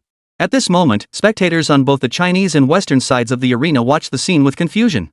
Amidst their bewilderment, Sun Wukong, clad in his monk's robe, had already appeared within his Flower Fruit Mountain. This time, his disciples and followers on Flower Fruit Mountain cheered and rejoiced at his return. King, you're not leaving this time, right? An elderly monkey stepped forward at this moment. The other young monkeys also looked at Sun Wukong with hopeful eyes. Rest assured, this time your great king is not leaving. The journey to obtain the scriptures is over. Sun Wukong smiled, looking at his monkey disciples and their offspring. Wonderful. The king isn't leaving. Wonderful. The pilgrimage is over, and the king isn't leaving. The monkeys of the water curtain cave danced with joy. Great king, what kind of deity did you become after completing this journey? The old monkey who had spoken first asked curiously. Yes, great king, what divine title did you receive? Great king, what divine title did you receive? The other monkeys and their offspring also cast curious glances. Your great king here has been appointed the victor over demons Buddha. Sun Wukong declared to the crowd of monkeys below. Victor over demons Buddha. Victor over demons Buddha. The monkeys below cheered and shouted with joy, seemingly overjoyed that their king had been crowned the victor over demons Buddha. As Sun Wukong heard the monkeys' shouts, a flicker of change passed through his eyes. He recalled how, when he had proclaimed himself the great sage equal to heaven, a great crowd of monkeys had also cheered him on, just like the scene now. But for some reason, Chen Xuan preferred the title Great Sage equal to heaven over victor over demons Buddha. Of course, Sun Wukong didn't dwell on this much. Then, days and months passed, seasons changed. As time wore on, Sun Wukong spent most of his days in the water curtain cave, keeping company with his monkey subjects. His former fearless, heaven-defying spirit gradually faded away, worn down by his growing Buddhist nature. The Sun Wukong of old was incredibly restless, but now he could sit motionless for days on end. It could be said that the Sun Wukong of today increasingly resembled a monk of the Buddhist order. Decades later, Sun Wukong sat in meditation within a mountain cave. Robed in monastic garments, he tapped a wooden fish while chanting sutras, his entire being faintly radiating a divine glow. It was hard to imagine this was the same monkey king who once dared to battle all the gods and Buddhas. The Sun Wukong of today truly resembled the victorious Buddha. Yet, Sun Wukong felt he had forgotten something. Two voices echoed in his mind. Sun Wukong, stop overthinking. The journey to obtain the scriptures is over. You've been crowned the victor over demons Buddha. Your monkey kin in Flower Fruit Mountain live happily every day. What more could you possibly want? Sun Wukong, do you truly cherish the title of victor over demons? You are the great sage equal to heaven, the one who single-handedly fought 10,000 celestial soldiers and all the gods and Buddhas. What's there not to like? Does liking it really matter? Now your monkey descendants live in joy and contentment. Everything is moving in a positive direction. Isn't this the best possible outcome? Nonsense. Is submission truly the right path? Must I live out my days in such a pitiful existence? For a moment, two conflicting voices echoed relentlessly within his mind. Enough! I said enough! Sun Wukong roared in fury. In an instant, the entire Flower Fruit Mountain shook violently. Every monkey and descendant within Huagua Mountain sensed this upheaval. Fear flashed in their eyes as they wondered, what on earth is happening? Why was Flower Fruit Mountain shaking so violently? Meanwhile, the spectators on the viewing platform, even those unfamiliar with the legend of Sun Wukong, they could now almost guess the truth. If Sun Wukong fully acknowledged himself as the victor over demons Buddha, he would likely be trapped forever in this mortal world. Great sage, please don't admit you're the victor over demons. You are the great sage equal to heaven. Yes, great sage. You are the great sage equal to heaven, never the Buddha of victory from the Buddhist realm. The people of the Dragon Kingdom prayed fervently on this side. Give it up. Our great heavens world is not so easily breached. In other words, your eastern deity Sun Wukong will be trapped within this Saha world. On the Indian side, they were utterly confident in the Saha world created by their own creator god. Meanwhile, within the illusion, Sun Wukong slowly opened his eyes within the cave. The wooden fish in his hand came to a halt, and the two voices echoing in his mind vanished simultaneously. It could be said that Sun Wukong's state of mind from this point forward would determine whether he could break through this world of illusion. I am the great sage equal to heaven, Sun Wukong, not that worthless victor over demons Buddha. With this thunderous roar, the monk's robe shed from Sun Wukong's body, replaced by the golden chain mail armor. The golden monkey staff reappeared in his hand. Infinite golden light radiated outward, and in that instant, the entire world began to shatter. Within the National Fortune Arena, Sun Wukong opened his eyes. He had broken through Shiva's world of samsara. As for Shiva himself, he too rose to his feet, astonishment flickering in his eyes. I never imagined you could break through the illusion and leave my Palaputra. Shiva looked at Sun Wukong with some surprise and said, You Western deity, your design world is quite intriguing. This illusion is indeed captivating, but this great sage here will never submit from the depths of my being. Sun Wukong held his golden staff, pointing it directly at Shiva before him. Chen Xuan, suspended on the platform, witnessed this scene and felt his heart surge with excitement. He thought to himself, that's my monkey brother for you. To hell with that so-called victorious Buddha. The great sage equal to heaven is monkey brother's true title. I had intended for you to die quietly, but since you've broken through my Palaputra realm, let me now strike at your deepest fear. Let me see, what is it that terrifies you? Though his world had been shattered, Shiva remained utterly confident. For he stood at the realm of a supreme god, the mightiest among the three great creator gods of India. You ask what this great sage fears? This great sage fears nothing. Take this, old son. With that, Sun Wukong swung his golden staff with tremendous force. Imbued with the laws of power, it crashed down toward Shiva's head. The entire space rippled under the impact. As for Shiva, facing this formidable blow, his eyes remained filled with confidence. He raised his trident to block the blow. Clang! Amidst the fierce collision, Shiva forcibly parried the blow, unleashing a surge of destructive energy. Most crucially, Shiva's form shifted in that instant. His entire body grew slightly slimmer, clad in silver armor, and the trident in his hand transformed into a double-edged trident. Most crucially, a third eye had sprouted between his brows. Seeing this, Sun Wukong was startled. He recognized this appearance. It was none other than Yang Jian's form. Chen Xuan, suspended atop the platform, wore an equally stunned expression. He hadn't expected Shiva to be able to transform into Yang Jian's form. Could his abilities match Yang Jian's as well? This appears to be the first opponent to defeat you. Shiva stared straight at Sun Wukong before him and said, Is that so? Then let's test it again now. Sun Wukong gripped his golden staff tightly. Truthfully, he still harbored resentment over his past defeat to Yang Jian. Then, Sun Wukong swung his golden staff once more, unleashing the power of the Force Law. He swung his golden staff heavily toward the fake Yang Jian. Facing this powerful strike, the fake Yang Jian merely swung his three-pronged double-edged blade to parry the blow. The clash of metal echoed as the power of the 8-9 mystic arts erupted from both combatants. So you fake thing actually have some skill after all. Sun Wukong stared at the fake Yang Jian before him, surprised that he too could wield the 8-9 mystic arts. He knew he absolutely couldn't underestimate this imposter. Then, both vanished from their original positions, engaging in a life-or-death battle mid-air. Terrifying attacks swept across the landscape, causing the earth to crack and shatter as boulders flew through the air. Sun Wukong and Yang Jian exchanged blows, their techniques clashing fiercely. After dozens of exchanges, neither gained the upper hand. It seemed neither could truly overcome the other. Above, in the heavenly court, the assembled immortals watched the battle between the fake Yang Jian and Sun Wukong with astonishment. Who would have thought this creator god from the western lands could transform into Yang Jian? The matchmaker exclaimed in astonishment. Indeed, it seemed Sun Wukong might be in trouble this time. The tower-bearing heavenly king watched the battle reflected in the mirror with a grave expression. But it's quite interesting. I wonder who will win, second brother or monkey brother? Nezha smiled as he looked at Yang Jian, finding the situation quite amusing. Sun Wukong will definitely win. Compared to their last battle, he's grown much stronger. Yang Jian addressed the assembled deities. Chapter 34, Inner Demons, Sakyamuni Buddha. Hearing Yang Jian's words, the assembled immortals were taken aback. They wondered if he was implying he was inferior to Sun Wukong. Yet none of them grasped Yang Jian's true implication. Sun Wukong was now stronger than during his rampage in heaven. As for himself, he too had advanced further than during the heavenly palace uprising. As for the Yang Jian currently manifested by Shiva, though his abilities were comparable to the real Yang Jian, the crucial difference was that this incarnation existed within the memories of the Sun Wukong who had caused the great disturbance in heaven. In other words, the power of this Shiva manifested Yang Jian was only at the level he possessed during that stage of the heavenly palace uprising. Amidst the heated discussions among the celestial beings in heaven, on the national fortune arena, fierce combat raged on.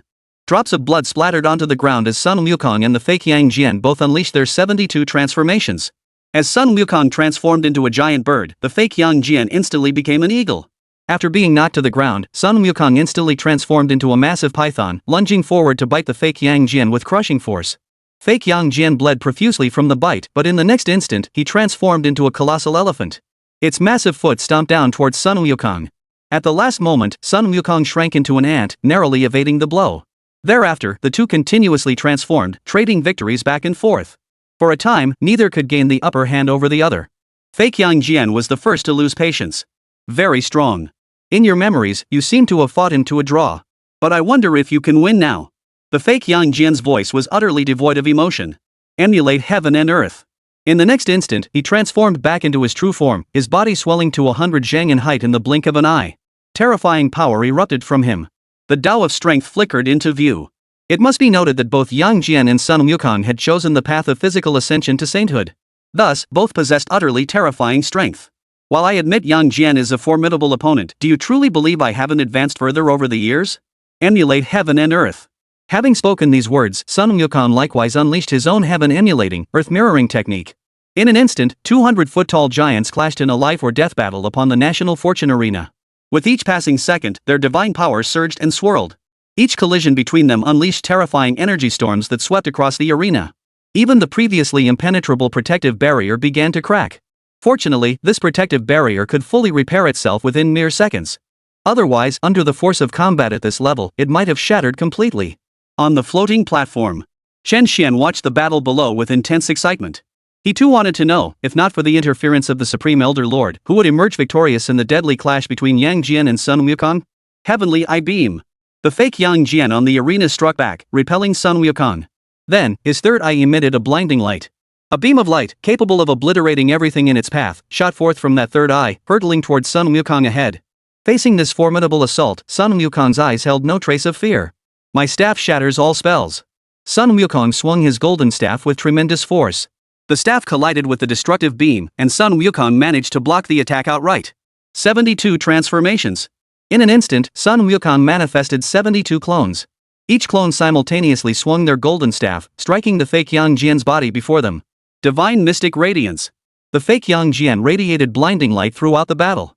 Even facing the simultaneous attacks of Sun Wukong's 72 clones, he handled them with ease. In an instant, the fake Yang Jian and Sun Wukong soared into the air once more, transforming into two streaks of light as they engaged in a life-or-death struggle. Boom! Amidst the relentless clashes, droplets of blood rained down upon the earth. Time ticked by, yet the two combatants above showed no sign of ceasing their fierce struggle. One could only imagine how closely matched Sun Wukong and Yang Jian truly were. All eyes in the arena were fixed upon the sky above. Finally, after thousands of blows exchanged in fierce combat, Sun Wukong's staff, imbued with the laws of power, smashed down toward the fake Yang Jian's head. Unable to evade in time, the fake Yang Jian could only block with his three-pronged double-edged blade. Yet under the terrifying force of the golden cudgel, his entire body flew backward like a kite with a broken string, crashing heavily into the protective barrier. At that moment, a crack like a turtle's shell appeared on the protective barrier. The fake Yang Jian was severely wounded, his vital energy depleted to the extreme. Unbelievable. Who would have thought you could defeat the very enemy who had defeated you? Fake Yang Jian wiped the blood from his lips as he stared at Sun Wukong before him, clearly bewildered. What's impossible about it? You are indeed powerful, replicating Yang Jian's abilities 100%. You are essentially the Yang Jian who fought me back then. Only, you've replicated the Yang Jian from my memories of the Heavenly Palace uprising. Now, both Yang Jian and I have grown stronger. Sun Wukong stared defiantly at the fake Yang Jian before him, a smile spreading across his face. Even knowing this Yang Jian was fake, the fact that he had defeated him in a fair fight filled Sun Wukong with immense satisfaction. On the floating platform, Chen Xuan witnessed this scene with immense excitement. Brilliant! I knew Monkey Brother could defeat this fake Yang Jian. I knew it without the Supreme Elder Lord's golden bracelet, Monkey Brother wouldn't have lost that battle. In the Heavenly Court, countless immortals watched the scene on the National Fortune Arena with astonishment. Who would have thought Sun Wukong could actually defeat Yang Jian? Matchmaker exclaimed in astonishment. Not necessarily. Didn't you hear? Sun Wukong defeated the Yang Jian from the era of the Heavenly Palace uprising. Our divine judge's power is undoubtedly stronger now than before. The tower-bearing Heavenly King spoke slowly from the side. Right, second brother, I've been pondering this too. If neither of you faced any external interference, and you and Monkey Brother truly engaged in a life or death battle, who would come out stronger? At that moment, Nezha turned to Yang Jian beside him. At that moment, all eyes turned to Yang Jian, including the Jade Emperors. For they too wanted to know, between Yang Jian and Sun Wukong, who is truly the stronger. This? In a life or death battle, it's 50-50. Yang Jian hesitated briefly before finally uttering that answer. He knew that over the years, progress hadn't been limited to himself alone. Although he believed he was far stronger now than during the Heavenly Palace uprising, he knew that with Sun Wukong's innate talent, he had undoubtedly grown much stronger as well. So if they were to truly fight, with no external factors interfering, Yang Jian couldn't determine who would come out on top between him and Sun Wukong. So he could only say it was 50-50. That's practically the same as saying nothing. The numerous immortals and deities in the Heavenly Court all found this answer rather speechless. Meanwhile, on the National Fortune Arena, on the Huaxia side, they were thrilled to see Sun Wukong defeat the fake Yang Jian. Wonderful! I knew it! The great sage could do it. He could defeat that Western deity's illusion. Indeed, the great sage is invincible. Didn't you hear Chen Xuan just address him as the great sage equal to heaven? So what if he's the Western creator god? We've secured another victory in this battle. The Chinese crowd was ecstatic, convinced Shiva must now be gravely wounded and nearing his end. As for the Indian kingdom and the Western nations, their expressions darkened considerably. Especially the Indian side, they never imagined every tactic of their creator god would be countered by that Eastern deity named Sun Wukong. Of all present, only Chen Xuan on the floating platform remained unoptimistic. He observed Shiva's current state with unsettling ease. He understood that Shiva might still have stronger techniques yet to be unleashed. Sun Wukong, hovering above the National Fortune Arena, shared this belief. Bring whatever you've got, Shiva. If you're going to keep clinging to this fake Yang Jian's shell, you might as well prepare to be soundly defeated by this great sage. Sun Wukong leaned his golden staff against his shoulder. Truth be told, this Eastern deity named Yang Jian isn't what truly terrifies you. Your real fear lies elsewhere. Next, I'll make you taste true despair. As he spoke, the body of the fake Yang Jian, or rather, Shiva, began to transform. A faint golden radiance almost like Buddha's light began to emanate from the power within him. Chen Xuan, suspended on the platform, saw that Buddha's light and immediately had a bad feeling, especially after hearing Sun Wukong's true inner fear. In Chen Xuan's mind, there was only one being capable of instilling such dread in Sun Wukong. That was none other than the Lord of the Western Heavens, the Buddha Sakyamuni. If Shiva truly manifested as this being, even Chen Xuan would worry, could Sun Wukong truly defeat the enemy before him? As Chen Xuan pondered this, Shiva, hovering above the National Fortune Arena, had now fully transformed into another form. This figure radiated divine light, clad in a golden monk's robe, with benevolent features that nonetheless exuded an overwhelming sense of power. Observing Shiva's manifestation below, Chen Xuan thought to himself, just as he had imagined, Shiva had ultimately transformed into the Buddha Sakyamuni. Across from him, Sun Wukong watched the scene unfold with some surprise, yet his eyes held no trace of fear. Interesting. Fascinating. Who'd have thought you could actually transform into the old Buddha himself? Sun Wukong gripped his golden staff tightly. Far from being intimidated, his eyes blazed with fierce fighting spirit. Sun Wukong believed he could defeat every enemy he had ever faced head-on, one by one. Even someone as powerful as Yang Jian held no sway over him as a psychological demon. After all, Yang Jian had only defeated him back then because the Supreme Elder Lord had intervened, wielding his diamond bracelets. The only foe Sun Wukong truly regarded as an insurmountable mental demon, the one enemy he considered essentially unbeatable, was the Western Lord, the Buddha Sakyamuni. Chapter 35, Buddha's Realm and the Poem, the Great Sage Equal to Heaven. In the Heavenly Court, Countless immortals watched the scene on the National Fortune Arena through mirrors.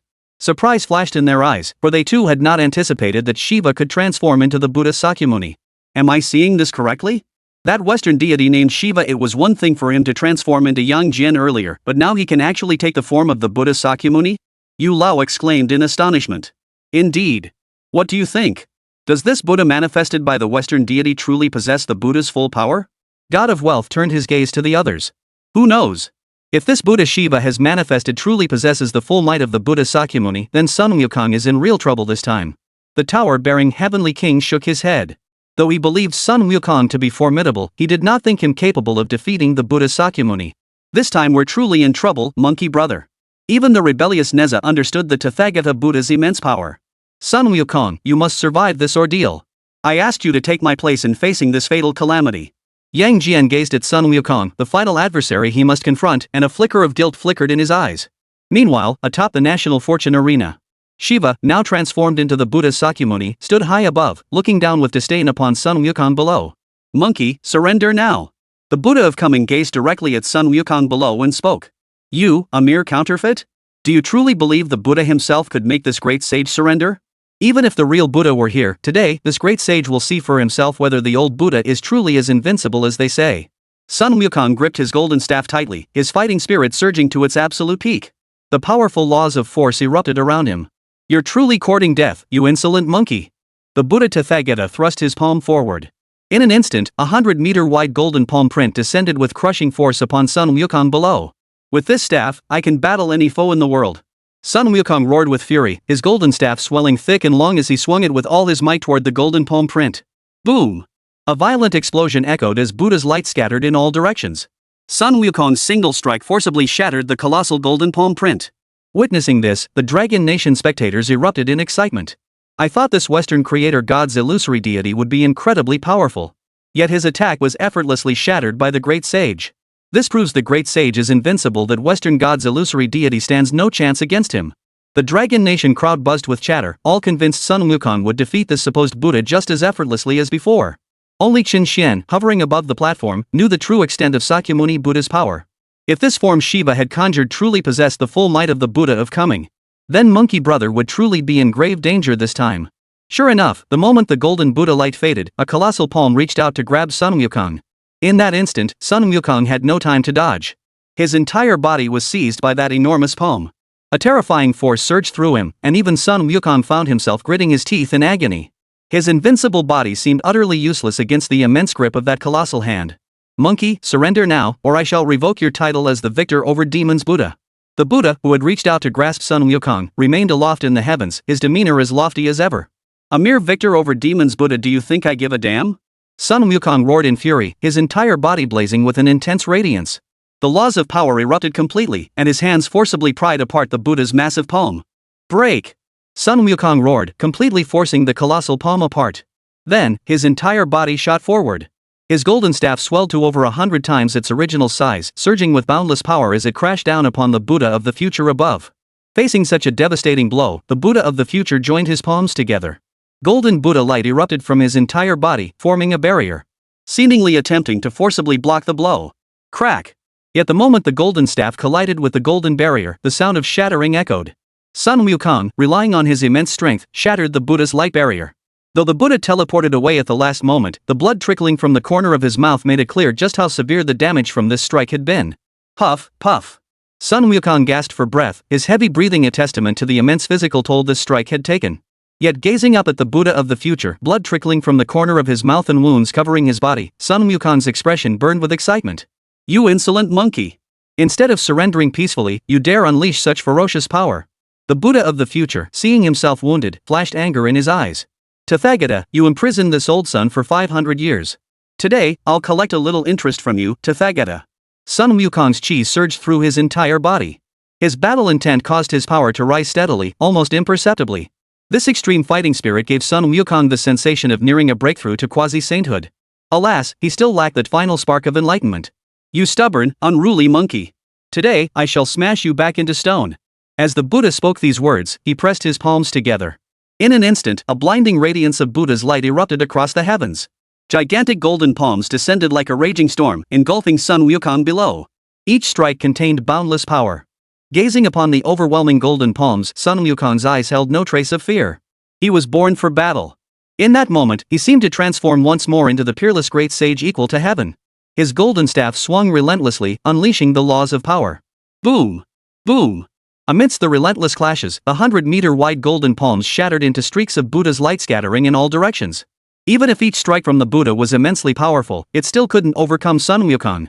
"You insolent monkey, you truly seek death." Witnessing this scene, Jalua's inner fury reached its peak. Buddha asks Kali and Amitra. In an instant, golden Buddha light flared, coalescing into a massive golden bell canopy that crashed down upon Sun Wukong.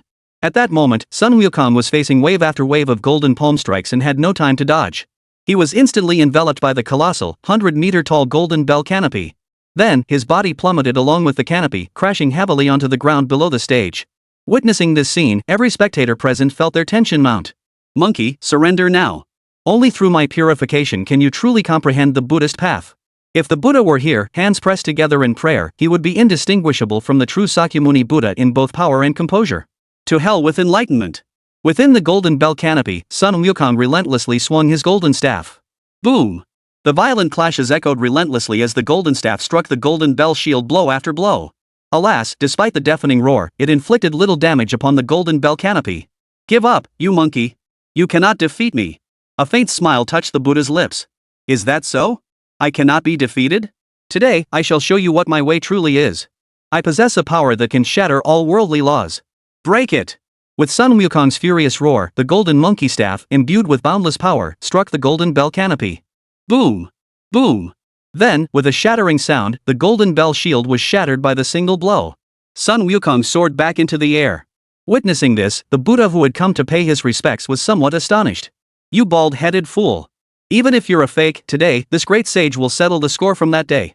Sun Wukong, riding his cloud, swung his golden staff with all his might, aiming a horizontal strike at the Buddha.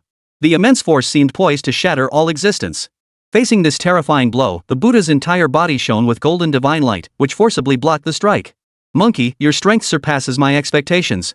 But today, you shall die here." The 6-foot golden body. With these words, the Buddha, already nearly 10 meters tall, grew dozens of times larger. Soon, he towered high above the heavens.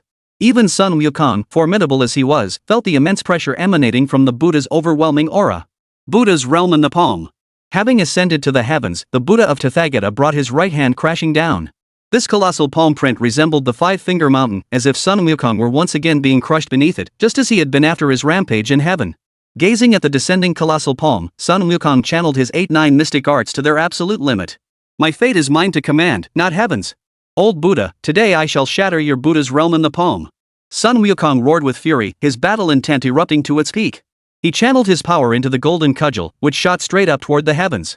It collided head-on with the Buddha's colossal palm. Yet it only slowed the descent of the Buddha's colossal palm. Chen Xuan, watching from the floating platform, grew tense. He knew well that Monkey King had fallen precisely to this very technique of the Buddha. This Buddha's realm within the palm contained boundless power. Even someone as strong as Monkey King might not be able to withstand it. "Monkey King, I believe you can defy fate this time. You must defeat the Buddha." In the heavenly court, countless immortals watched through mirrors as the colossal Buddha's realm in the palm descended, and Sun Wukong unleashed his full might to shatter this attack. Their expressions were equally tinged with tension. This Buddha, could he truly possess all the Buddha's abilities, even the Buddha realm in the palm? The god of wealth exclaimed in astonishment. Indeed, the great sage is in grave danger this time. The matchmaker shook his head, sensing something amiss. Yang Jian watched Sun Wukong through the mirror with even greater anxiety, for he knew full well that even he himself would likely be unable to withstand this palm Buddha realm. "Sun Wukong, you must hold on.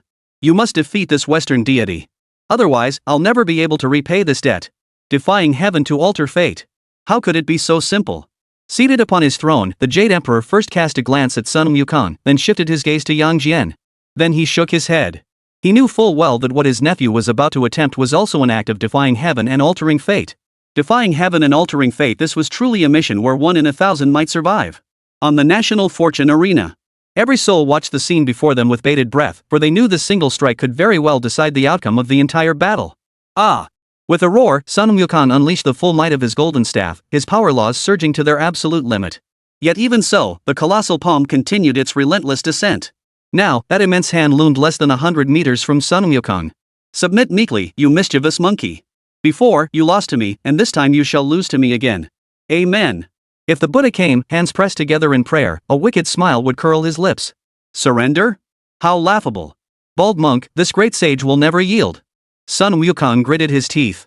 Even knowing he was nearing his limit, he could never yield, absolutely never. He would rather die standing than live on his knees. That is the great sage equal to heaven. Lift. Sun Wukong roared with earth-shaking fury. This time, the colossal palm, less than 50 meters away, abruptly halted its advance. Most crucially, the colossal palm began to retreat upward, faintly visible. Witnessing this, the Buddha's eyes darkened with gravity. He hadn't anticipated such a formidable foe from one who hadn't even reached the quasi-saint realm. Amitabha Buddha, fall. The Buddha's entire body blazed with golden light at its peak intensity. The colossal palm, which had been faintly beginning to lift, slowly descended once more. This time, even if Sun Wukong pushed himself to his absolute limit, he would struggle to lift that colossal palm again. Monkey brother, you are forever the great sage equal to heaven in my heart. Hold on. Chen Xuan shouted loudly. In his eyes, the great sage equal to heaven embodied the spirit of unyielding defiance. As for that so-called victor over demons Buddha? Pure and simple insult to the great sage. Don't worry, kid. This time, I'll make sure that bald-headed donkey sees that I'll never bow down. Sun Wukong's lips curled into a smile at Chen Xian's words. Though his strength had reached its limit, his battle intent continued to surge. Above the heavens, the Buddha, witnessing Sun Wukong's refusal to surrender, instantly flew into a rage. If you refuse to yield now, he declared, then I shall show you what true despair truly means. As the Buddha of Enlightenment spoke, his entire body became entwined with strands of Sanskrit script. Then, these sacred scriptures began to coil relentlessly around the five-finger mountain. Like the final straw that breaks the camel's back. The five-finger mountain, imbued with terrifying force, relentlessly pressed down upon Sun Wukong. Soon, it hovered directly above Sun Wukong's head. Chapter 36, Breaking Through to Near Sainthood, The Death of the Great Heaven. At this moment, Sun Wukong could no longer withstand the pressure with just his golden cudgel. He thrust both hands against the base of the five-finger mountain. Yet he could not withstand the mountain's immense force. Sun Wukong collapsed to one knee on the ground, thud. A mouthful of blood gushed forth. It was clear that Sun Wukong had truly reached the absolute limit of his endurance. And the five-finger mountain continued its relentless descent. This scene mirrored exactly the moment when Sun Wukong had been trapped beneath Five-Finger Mountain long ago. Monkey brother, you are the great sage equal to heaven. You cannot be defeated, absolutely not. Chen Xuan watched the scene unfold, roaring with fury as tears welled up in his eyes. Great sage, you are the great sage equal to heaven. You cannot be defeated. Great sage, you won't lose. You absolutely won't lose. Meanwhile, on the Dragon Nation side, whether in the stands or watching the live broadcast outside the arena, the Dragon Nation crowd roared their support incessantly. Within the celestial court, countless immortals watched the scene on the battlefield of national fortune through mirrors, each face etched with tension. In their hearts, they all hoped that Sun Wukong would defy fate and overcome this Buddha of the future. Monkey brother, you can do it. Nezha clenched his fists, his heart brimming with hope. Monkey, I, Erlang Shen, have admired few in this lifetime. You are one of them. I believe you can defeat this Western deity. Rise up, Sun Wukong. Great sage, rise up. Great sage, rise. On the heavenly courtside, countless immortals and gods shouted encouragement, all eager to witness a miracle unfold. Meanwhile, on the battlefield of national destiny, above the heavens, the Buddha sat enthroned. Monkey, you cannot defy heaven and alter fate, for I am heaven itself. Today, you shall obediently turn to stone. The Buddha's gaze radiated absolute confidence. In his eyes, Sun Wukong could never withstand this strike. Yet beneath the crushing weight of Mount Five Fingers, Sun Wukong's entire diamond-hard physique seemed on the verge of shattering. Blood poured from his 7 orifices. For this time, the Buddha's five-finger mountain aimed not merely to restrain Sun Wukong, but to crush him utterly. Gazing upon Sun Wukong, now utterly transformed into a bloodied figure, every eye among the Dragon Nation's followers brimmed with tears. Some even urged him to surrender. Yet though they knew little of Sun Wukong's mythical lore due to the generational gap in their understanding of legends, they understood this: the god before them would never surrender. Beneath Mount Five Fingers, Sun Wukong's physical form was on the verge of complete collapse, yet his will remained unbroken. His indomitable fighting spirit remained. Bald donkey, you claim to be heaven itself? Then today, I shall pierce this very sky. With this furious roar from Sun Wukong, golden light began to radiate from his body. Most crucially, his power had ascended to a new level. His knees, which had been about to buckle, sprang back upright. The colossal five-finger mountain itself seemed poised to be lifted off the ground. The Buddha of Enlightenment, watching from the heavens, was taken aback. He immediately intensified his pressure, determined to crush Sun Wukong into a pulp. But Sun Wukong had now transcended all limits. Today, this great sage defies the heavens. With a furious roar, Sun Wukong's entire body rose to his feet, his cultivation having completely broken through to the quasi-saint realm. His golden staff pierced straight through the clouds, shattering the colossal five-finger mountain. Ah! This caused the figure in the heavens above to let out a piercing scream as his entire right arm was severed. Monkey brother is awesome. Chen Xuan, suspended on the platform, witnessed Sun Wukong shattering the five-finger mountain and ascending to the quasi-saint realm.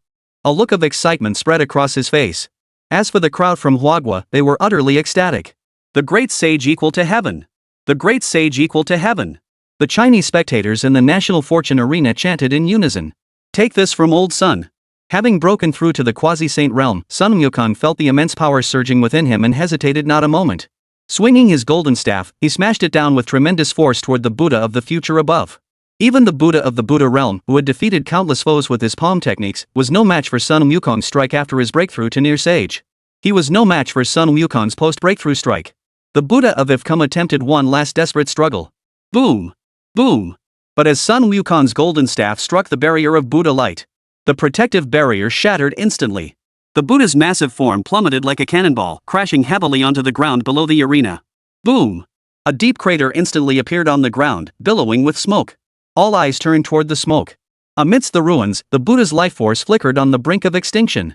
Finally, he transformed back into the form of Shiva. Shiva was in a dire state, severely wounded. In the heavenly court, the numerous immortals who witnessed this scene were utterly shocked. Who would have thought Sun Wukong would truly conquer his inner demons and defeat the Buddha? Indeed, not only that this time, Sun Wukong had broken through to the quasi-saint realm.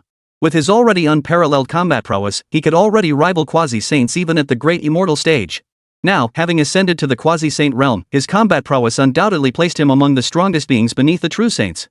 The immortals murmured in astonishment one after another. Sun Wukong, I never imagined you would surpass me and reach the quasi-saint realm first this time. But then again, it makes sense after surviving such a deadly ordeal, breaking through was inevitable. I wonder if I can defy heaven and alter my fate. Yang Jian gazed at Sun Wukong, now a near saint, and spoke slowly. As for the Jade Emperor, seated high above the imperial throne, he found himself with a headache. After all, Sun Wukong had always been somewhat unruly and defiant. Now that he had broken through to the quasi-saint realm, even he himself was no match for him. Amidst the astonishment of the gathered immortals, within the National Fortune Arena, Shiva, standing atop the ruins, slowly rose to his feet, his eyes filled with utter shock. How could you possibly break through to the main god realm? And even if you were at that level, how could you unleash such overwhelming power? Enough of this nonsense. Western god, today, you die here. Sun Wukong's face twisted into a maniacal grin. Brute force overcomes all techniques. His golden staff swelled to hundreds of meters in diameter, the laws of power converging upon it. This single strike contained boundless might, crashing down heavily toward Shiva below. Block it for me. Shiva roared in fury, black light erupting from his palms. The destructive force coalesced into twin bolts of black divine lightning, shooting toward the descending golden staff. Boom! As the golden staff collided with the black divine thunderbolts, a fierce clanging resounded, sending ripples of energy scattering outward. The two black divine thunderbolts were ultimately shattered. No! In that instant, even a powerhouse like Shiva truly felt death. Fear flashed in his eyes, but it was already too late. Boom! Accompanied by a violent explosion, Shiva's body was instantly reduced to ashes, vanishing from the arena. The creator god of the Indian nation perished in that instant. How could this be? How is this possible? Lord Shiva is our nation's creator god, how could he possibly lose? How could he lose? I don't want to die. Amir Khan screamed in terror. Alas, it was all in vain. The power of the National Fortune Arena obliterated him completely. No, this can't be. Why would Lord Shiva lose? This must be a dream. All of this must be a dream. China couldn't possibly have such a powerful deity. China absolutely couldn't have such a powerful deity. Lord Shiva cannot be defeated. He absolutely cannot be defeated. The Indian spectators in the stands collapsed to the ground, their faces frozen in terror, unable to believe what they were witnessing. Well, little one, this great sage here, am I not stronger than that Buddha of enlightenment? After defeating his foe, Sun Wukong flashed a cocky grin, gazing down at Chen Xuan below. Of course, great sage. In my eyes, you are invincible. Chen Xuan replied immediately. Young man, we share a karmic bond today. You've gained treasures in the previous rounds. This time, this great sage shall bestow a gift upon you. With that, Sun Wukong pointed his finger forward. Instantly, Chen Xuan was enveloped in a golden orb of light. The Dragon Nation spectators watching this scene were filled with delight and surprise. They thought to themselves, their lord Chen Xuan was about to receive another divine gift, making him even stronger. Meanwhile, the Western nations seethed with envy. Despite several nations uniting on their side, not a single one possessed a divinity rating of 100. This made it utterly impossible for them to receive divine blessings. Now, witnessing the summoner from China continuously receiving such gifts, how could they not be consumed by envy and resentment? Enveloped by the golden light, Chen Xuan immediately felt a surge of memories wash over him. It contained the cultivation memories of the 72 transformations, Sun Wukong's 72 transformations repeatedly playing out in his mind. Young one, I bestow upon you the legacy of my 72 transformations. Upon receiving these memories, you shall attain mastery of them. Though you may not reach my level of the great sage, it shall be more than sufficient for your purposes. As the light began to dissipate, Sun Wukong's voice echoed. Thank you, great sage, for bestowing this divine power. Chen Xuan bowed respectfully, his face now radiant with excitement. Previously, despite possessing the cultivation level of an earthly mortal, he had no divine abilities whatsoever. Now, with the 72 transformations, that gap was filled. However, what remained regrettable for Chen Xuan was his continued lack of powerful offensive abilities. Ha! It should be this great sage thanking you. Had it not been for this life or death battle, this great sage would not have broken through to the near saint realm so easily. Well, time is up. This great sage must depart.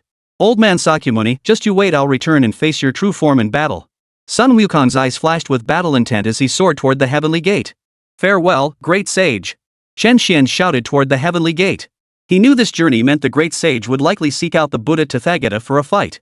As for who would prevail, Chen Xuan didn't believe Sun Wukong, now having broken through to the quasi-saint realm, would lose. After all, the Buddha Tathagata was also only at the quasi-saint level, having not yet ascended to sainthood. Farewell to the great sage. Farewell to the great sage. Hearing Chen Xuan shout, the crowd in the Dragon Nation spectator seats behind him echoed the cry in unison. Issue the decree, across the land, sculpt divine statues of the great sage. Remember his divine title shall be the great sage equal to heaven. Long John, minister of mythology, issued the order to his subordinates. Yes, minister. Yes, minister. His subordinates, having received the orders, wasted no time in relaying them to every province across the nation. Meanwhile, within the mythical world of Tianzhu, in that realm, the entire world shook violently. Mountains collapsed, the earth split apart, and tsunamis erupted ceaselessly. Upon the snow-capped peaks, Vishnu and his followers were grim-faced. Vishnu and Brahma exchanged glances, both fully aware that Shiva had lost and perished on the arena of national destiny. I will make them pay with their lives. I will make them pay with their lives. Sati spat out a mouthful of blood, then transformed back into Kali. She strode forth with her colossal form, appearing within the cosmos, heading straight for the national fortune arena. Kali's terrifying power relentlessly pounded the barriers of the national fortune arena. Alas, her power proved insufficient to shatter the barrier. Only a sage could breach the barrier of the national fortune arena. Vishnu and Brahma followed behind. Upon reaching the quasi-saint realm, one could trace the exact location of the national fortune arena through the connection of the lines of destiny. Of course, this required the transfer of the fate line. It could be said that if Shiva hadn't died, and Sati was Shiva's wife. Otherwise, even at the quasi-saintly realm, one would be unable to directly trace the national fortune arena's whereabouts. Now, Vishnu and Brahma appeared behind Sati. Watching Kali unleash her full power relentlessly, their expressions darkened. They knew full well that even if Kali kept smashing away like this for days and nights, she wouldn't be able to break through the barrier of the national fortune arena. In fact, Kali would likely exhaust herself to death first, and Sati would perish alongside her. It seems we must intervene and stop my sister. Vishnu shook his head. He knew he had to stop Kali from literally exhausting herself to death. Hearing this, Brahma's expression darkened considerably. For though he too was a creator god, he was the weakest among the three great creator deities. Kali's power was not much weaker than Shiva's either. To stop Kali in her enraged state, Brahma knew there was only one way to defeat her. This was why Brahma's expression had darkened so profoundly. Yet there was no other choice now. He could only follow Vishnu in charging forward to stop Kali. At the same moment, in the celestial realm, Sun Wukong had returned. Chapter 37, The Utterly Proud Poseidon, Patriarch Bodhi. Upon seeing Sun Wukong's return, the assembled immortals all offered their congratulations. Congratulations, great sage. You've broken through to the quasi-saint realm this time. Old God of Wealth stepped forward first. Monkey brother, you were so impressive just now, you utterly destroyed that Western creator god. And you've even ascended to the quasi-saint realm. Nezha also stepped forward, his tone tinged with admiration. Hey, little Nezha, you're now just a half step away from breaking through to the quasi-saint realm. Who knows, maybe before long you'll find the opportunity to make that leap directly. Sun Wukong could naturally see that Nezha had advanced further, now sharing the same realm as his former self. But where could such an opportunity be found so easily? Nezha shook his head. Even with his usual arrogance and pride, he understood that breaking through to quasi-sage was no simple feat. Congratulations, great sage, on advancing your power. From now on, within the 3 realms, beneath the sages, you'll likely find few equals. The Supreme Elder Lord, seated directly beneath the Jade Emperor, also stepped forward to offer his slow, measured congratulations. Lao Jun, he asked, who do you think is stronger now, me or the Tathagata? Sun Wukong narrowed his eyes at the Supreme Elder Lord. At these words, the Supreme Elder Lord paused in surprise. The other immortals in the heavenly court also turned their gazes towards Sun Wukong. In that moment, they all nearly guessed Sun Wukong's thoughts. Over the years, Sakyamuni has been but a half step away from breaking through to become a sage. However, great sage, you were born for battle. If it truly comes to a fight. The Supreme Elder Lord didn't finish his sentence. You lot always speak in half-truths. How tedious. Lao Jun, do me a favor. Though I've now broken through to the near Saint realm, my injuries aren't fully healed. Could you spare me a 9-turn mystic pill to aid my recovery? I wish to journey to the sacred mountain. Sun Wukong turned his gaze toward the Supreme Elder Lord, requesting the pill. Even after reaching the quasi-saint realm, he still maintained a respectful attitude toward the Supreme Elder Lord. For Sun Wukong understood that the Supreme Lord Lao Jun was in fact one of the incarnations of the 3 purities. Remember, the 3 purities are all powerhouses at the level of sages. Even though Sun Wukong's current combat prowess placed him among the strongest quasi-saints, he was still unlikely to be a match for a true sage. After all, beneath the sages, all are but ants. When the great sage requests something, how could I dare refuse? Speaking thus, the Supreme Lord Lao Jun retrieved a pill from the gourd he carried and tossed it to Sun Wukong. Thank you, Lord Lao Jun. After catching the pill, Sun Wukong swallowed it immediately and set off toward Mount Ling. Lord Lao, is Sun Wukong going to challenge the Buddha Tathagata? Watching Sun Wukong's departing figure, the tower supporting Heavenly King curiously asked the Supreme Elder Lord beside him. Indeed. Back when he caused chaos in heaven, Sun Wukong was subdued by the Buddha Sakyamuni. All these years, Sun Wukong has been wanting to test whether he could defeat the Buddha Sakyamuni. Now that he has broken through to the quasi-saint realm, he naturally intends to make a pilgrimage to Sacred Mountain. Lao Jun stroked his beard and spoke slowly. Hearing this, the assembled immortals exchanged glances. After all, they too were deeply curious, between Sun Wukong and the Buddha Sakyamuni, who would emerge victorious. Previously, they would have undoubtedly favored the Buddha of Tathagata. But now, Sun Wukong had ascended to the quasi-saint realm. Then, if they truly fought, the outcome was far from certain. Amidst the collective curiosity, Yang Jian approached the Supreme Lord Lao Jun. Lord Lao Jun, I need your assistance. For the next match, please display my name on that national fortune arena. Very well. The Supreme Elder Lord waved his hand lightly. Meanwhile, on the national fortune arena. On the Western Nation side, after 4 consecutive losses, their expressions were grim. In stark contrast, the Dragon Nation side gazed at Chen Xuan with eyes brimming with reverence and admiration. To them, their nation finally glimpsed the dawn of victory. On the arena, as Chen Xuan tucked the black fragment into his robe, the mechanical voice sounded once more. The 25th match of the National Fortune Divine Battle officially begins. The Western nations are requested to send their contestant to the stage. As the announcement for the 25th match concluded, the Western nations exchanged glances, seemingly deliberating which country should take the stage. Meanwhile, both the Indian and Japanese nations bowed their heads. Since their strongest creator gods had already lost, they naturally saw no point in sending more to their doom. It seemed destined that ancient Greece would be the ones to end the Chinese dynasty. With a look of confidence, he stepped forward. As Aller stepped forward, none of the others moved to stop him. They knew full well that the gods of ancient Greek mythology were indeed formidable, matching even those of Norse mythology in power. This was precisely why Druk, who had intended to intervene, chose not to step forward. This battle falls to us, ancient Greece. Errol shouted toward the sky above the national fortune arena. The next instant, divine light did not appear on the other Greeks, but enveloped Aller instead. Thus, this battle would be fought by Aller representing the United States. Young man, I must admit you're formidable. To secure 4 consecutive victories against our Western nations is no small feat. However, your Chinese nation stands on the brink of certain defeat. Just one more loss, and it's all over. Next, I, Aller, will finish off your entire Chinese nation. Teleported onto the arena, Aller stared at Chen Xuan with arrogant confidence. The 4 contestants before you were all this confident, Chen Xuan replied calmly. But they all died. As long as I'm here, China will never lose. Divine light shimmered around Chen Xuan, radiating boundless confidence. Is that so? Then let's see. Divine awakening. Errol bellowed toward the front, and instantly, 5 terms appeared before him. His gaze then settled on the 3rd entry, See Dominator. Chen Xuan, it seems my luck is truly good, or rather, your luck is truly bad. Aller flashed a confident smile at Chen Xuan. As for Chen Xuan, he too saw the 3rd entry among Aller's 5. The meaning behind this entry couldn't be more obvious. This guy's luck was so good that among the entries he summoned, there was actually Poseidon, the sea god. Chen Xuan couldn't believe it. He thought the United States had been incredibly fortunate. I choose the third entry. I invoke our esteemed Lord of the Gods, the Master of the Seas, Poseidon himself. Errol shouted toward the heavens. Hearing the name Poseidon, the crowd in the ancient Greek spectators' seats erupted with excitement. Wonderful! It's Poseidon, the ruler of the seas from our own pantheon of 12 Olympian gods. This is a sure win for us. Poseidon is one of the mightiest gods in our pantheon. Exactly. Who but Zeus himself could claim to defeat Poseidon? The ancient Greeks chattered excitedly, each convinced victory was assured. Amidst their cheers and jubilation, the divine gate had already appeared. A man with flowing golden hair, wielding a blue spear, clad in azure armor, and possessing an extraordinarily handsome face, yet his eyes burned with supreme arrogance. Is it you, ants, who summoned this god?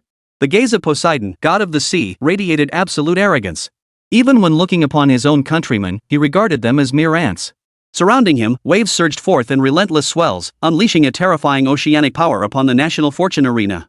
The entire national fortune arena trembled at that moment, a testament to Poseidon's overwhelming might.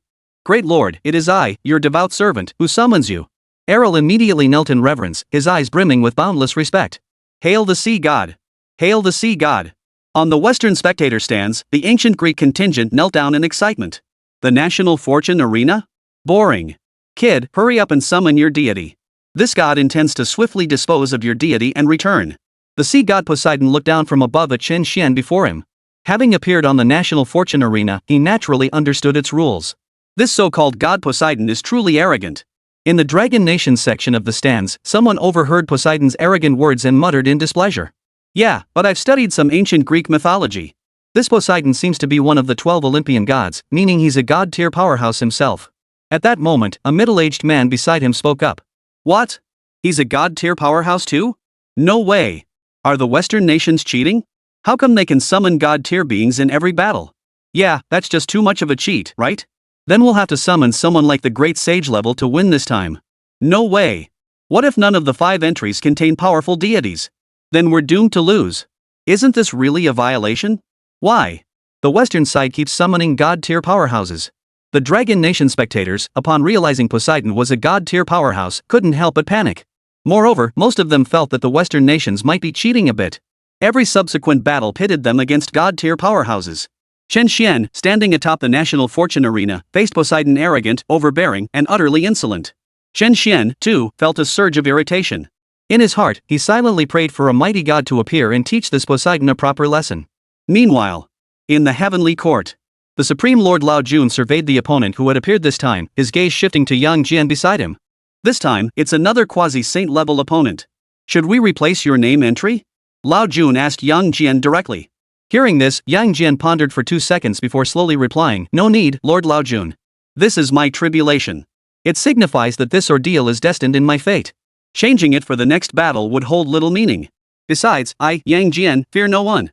Yang Jian gave a light swing of his 3-pronged double-edged blade. As the war god of the celestial court, he had never feared any enemy. Upon hearing Yang Jian's response, the Supreme Lord Lao Jun nodded and said no more.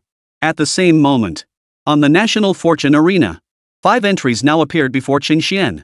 Sun-devouring divine lord. Seeing the first entry, Chen Xuan immediately shook his head. He knew that while the name sounded arrogant, devouring the sun, he recognized it as Yang Jian's pet, the Heaven Howling Dog.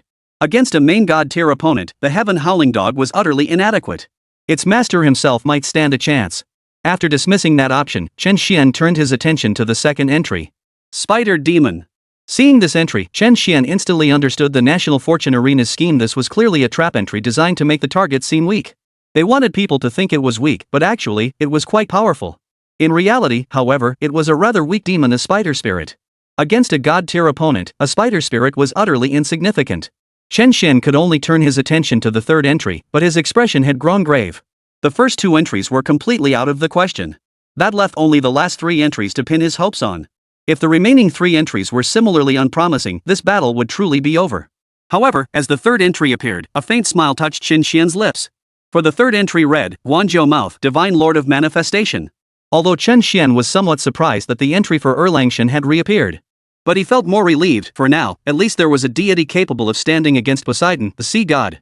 Still, 2 entries remained unseen, so Chen Xuan continued reading. A nation, a state master, a tiger spirit cultivating. Upon seeing this entry, Chen Xuan immediately shook his head, having deduced it referred to the great immortal Hu Li. He then shifted his gaze to the final entry. Upon seeing the words white bones at the beginning, he was already prepared to select the third entry. Yet the next instant, a flicker of astonishment crossed Chen Xuan's eyes. For he saw that the fifth entry, the words white bones at the beginning, had been forcibly replaced. The final entry had transformed into a cluster of grapes. Witnessing this scene, Chen Xuan was taken aback. He understood that only a sage could forcibly replace an entry on the national fortune arena like this, and not just any entry, but one that appeared directly. Only a sage could achieve such a feat. After all, both Shiva and Izanami had paid immense costs to descend upon the national fortune arena. To forcibly replace an entry like this? That was the gulf between a saint and a near saint. Moreover, upon seeing the final entry appear, Chen Xuan understood exactly who it represented. A cluster of grapes seemed ordinary enough, but its presence here could only signify one figure, the patriarch Bodhi. The very same master of Sun Wukong.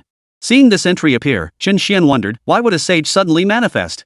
And by the looks of it, this sage had forcibly inserted himself into the list.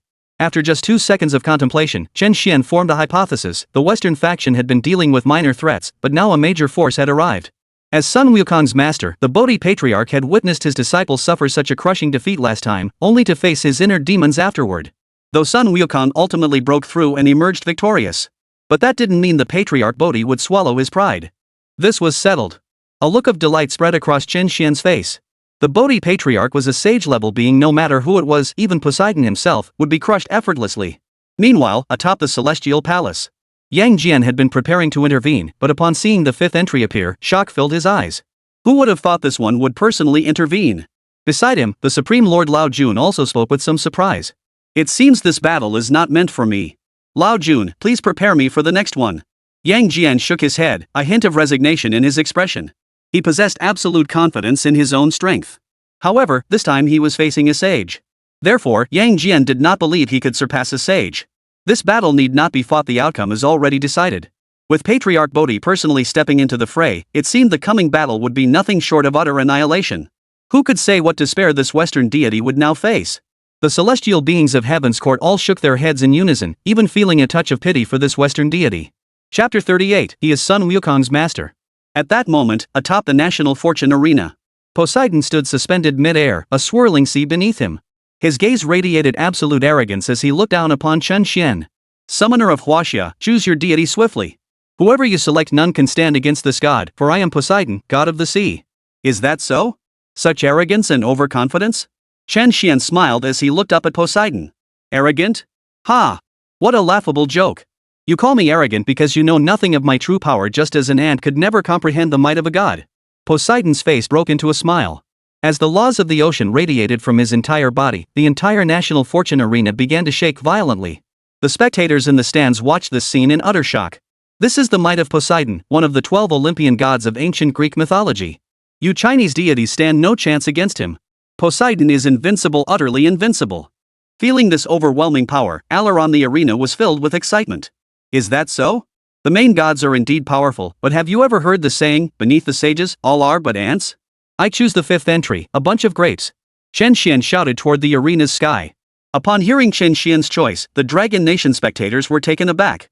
They had anticipated he might select the sun-devouring Divine Lord or the manifested Divine Lord, but never imagined he would pick a bunch of grapes. Truly worthy of Lord Chen Xuan choosing another entry we can't begin to comprehend. Of course. Lord Chen Xuan possesses 100% divinity. If you could comprehend why he chose that entry, then you too would attain 100% divinity. At this moment, the Dragon Nation's chat stream buzzed with non-stop discussion. Of course, not a single soul doubted the correctness of Chen Xuan's choice anymore. After all, Chen Xuan had already secured 4 consecutive victories. And as Lord Chen Xuan announced his chosen entry, in the eastern mythological realm, Lingtai Square Mountain, the slanting moon and 3 stars cave, the Patriarch of Bodhi slowly opened his eyes and a divine gate appeared beside him. However, this time, the divine gate emitted no suction force whatsoever. For even the national fortune arena knew that if a sage chose not to descend, it possessed no means to compel their presence. Thus, it could only obediently stand the divine gate there, waiting to see if the sage would willingly come to the national fortune arena. Such was the power of the sage. Having dealt with the lesser foes, the elder now arrives. You dared to bully my disciple. This time, I hope the Western deities prove more formidable. An faint smile touched the face of the ancient sage Bodhi as he stepped through the divine gate. Meanwhile, Poseidon, hovering above the national fortune arena, heard the term sage and felt puzzled. For he had never heard of such a realm. What of a sage? This god is absolutely invincible. The might of the divine is something you could never comprehend. Poseidon remained utterly confident and arrogant, unaware of the formidable opponent he was about to face. At that moment, a figure emerged from the divine gate above Chen Xuan. An elderly man clad in a Taoist robe stood suspended in the heavens. No powerful divine energy fluctuations emanated from his body. Just like an ordinary person. Witnessing this scene, the Dragon Nation side grew visibly unsettled. The old man's appearance carried no trace of overwhelming power. Could this old man really be just an ordinary old man? After all, he's facing one of the 12 Olympian gods from ancient Greek mythology. You tell me, could Lord Chen Xuan have miscalculated this time? What are we to do? We can't afford to lose a single match now. The Dragon Nation spectators in the stands murmured among themselves, their visibly tense expressions unmistakable. Only Chen Xuan, already standing on the floating platform, wore an expression of absolute confidence. He understood clearly that the Bodhi Patriarch was returning to his true, primordial state. Moreover, to prevent anyone from inadvertently offending the sage, Chen Xuan looked directly at the Bodhi Patriarch in the sky and spoke. We humbly welcome the arrival of Patriarch Bodhi. Bodhi Patriarch, you are the master of the great sage. I never imagined you would personally descend for this battle. It's rather dull, so I've come to play. I ought to lend my disciple a hand. Otherwise, might the Westerners not assume our Eastern deities lack any backing? The Bodhi Patriarch spoke with a smile, his appearance still that of an ordinary old man. Chen Xuan's earlier words had already sent shockwaves through the entire crowd. What? Did I hear correctly? Lord Chen Xuan just said the Patriarch Bodhi is the master of that great sage equal to heaven, the great sage? Yes, you heard correctly. If the great sage could slay that Western creator god, how powerful must his master be? No matter how powerful, he must surpass the supreme god. This battle is already ours. I told you, Lord Chen Xuan would never make a wrong choice. Ah, is that so? Just moments ago, I heard you saying something entirely different, that Lord Chen Xuan had made a mistake this time. What do you mean by that? That's outright slander. Lord Chen Xuan could never make a mistake. Keep talking like that, and I'll sue you for defamation. At that moment, the Dragon Nation delegation erupted in excitement upon learning that Patriarch Bodhi was the Monkey King's master. For if the great sage equal to heaven was already so formidable, they could scarcely imagine just how powerful the Patriarch Bodhi truly was. As for the Western nations, they exchanged nervous glances. They too had been shaken by the great sage equal to heaven's overwhelming power during the previous battle. What are you all afraid of? One of them retorted. That Dragon Nation summoner is clearly just bluffing. He messed up his pick, chose the weakest deity available, and now he's trying to save face. Look at that old man up there, he looks like an ordinary old man to me. How could he possibly be an immensely powerful deity? At that moment, a burly Greek warrior addressed the crowd directly. Exactly. How does this fellow look? Just an ordinary old man. I've heard before that most of their country's earth deities are old men. I guess this old man is just an ordinary earth deity, with power comparable to an earth immortal. A man from the land of cherry blossoms immediately stepped forward to agree. Indeed, this old man radiates no formidable aura. The Chinese side must be bluffing. We mustn't panic. Chen Xuan knows he's about to lose, so he's trying to intimidate us at the last minute. Chen Xuan, do you think you're the only clever one here? Do you believe your words alone can intimidate us? You're overestimating yourself. You've underestimated the Western nations. You think we're too foolish to see through this. The Western nations looked at Chen Xuan with disdain, convinced they had easily exposed his lies. Chen Xuan remained silent in the face of their words, wearing only a smile. For he knew full well that soon, these people would truly understand what it meant to face a sage. That power was absolutely world-shattering. How dare you insult this god? To send such a weakling to face me? China, you shall soon feel the wrath of this deity. Poseidon gripped his divine spear tightly, his eyes blazing with fury. In his eyes, China had deliberately sent a weak deity to fight him, an endless insult. Old man, taste the power of utter despair. I am Poseidon, god of the sea. As Poseidon spoke, his spear was enveloped in layers of oceanic laws. A colossal sea dragon coalesced from its surface. Then, with speed surpassing even light itself, Poseidon thrust forward. The spear, imbued with boundless power, seemed to defy the very fabric of space as it pierced toward Bodhi ahead. Clearly, Poseidon intended to eliminate Patriarch Bodhi in one strike, teaching China the consequences of humiliating him. Yet he had gravely overestimated himself, unaware that beneath the sages, all are but ants. Chapter 39, Test Your Inner Demons, the Might of the Sage.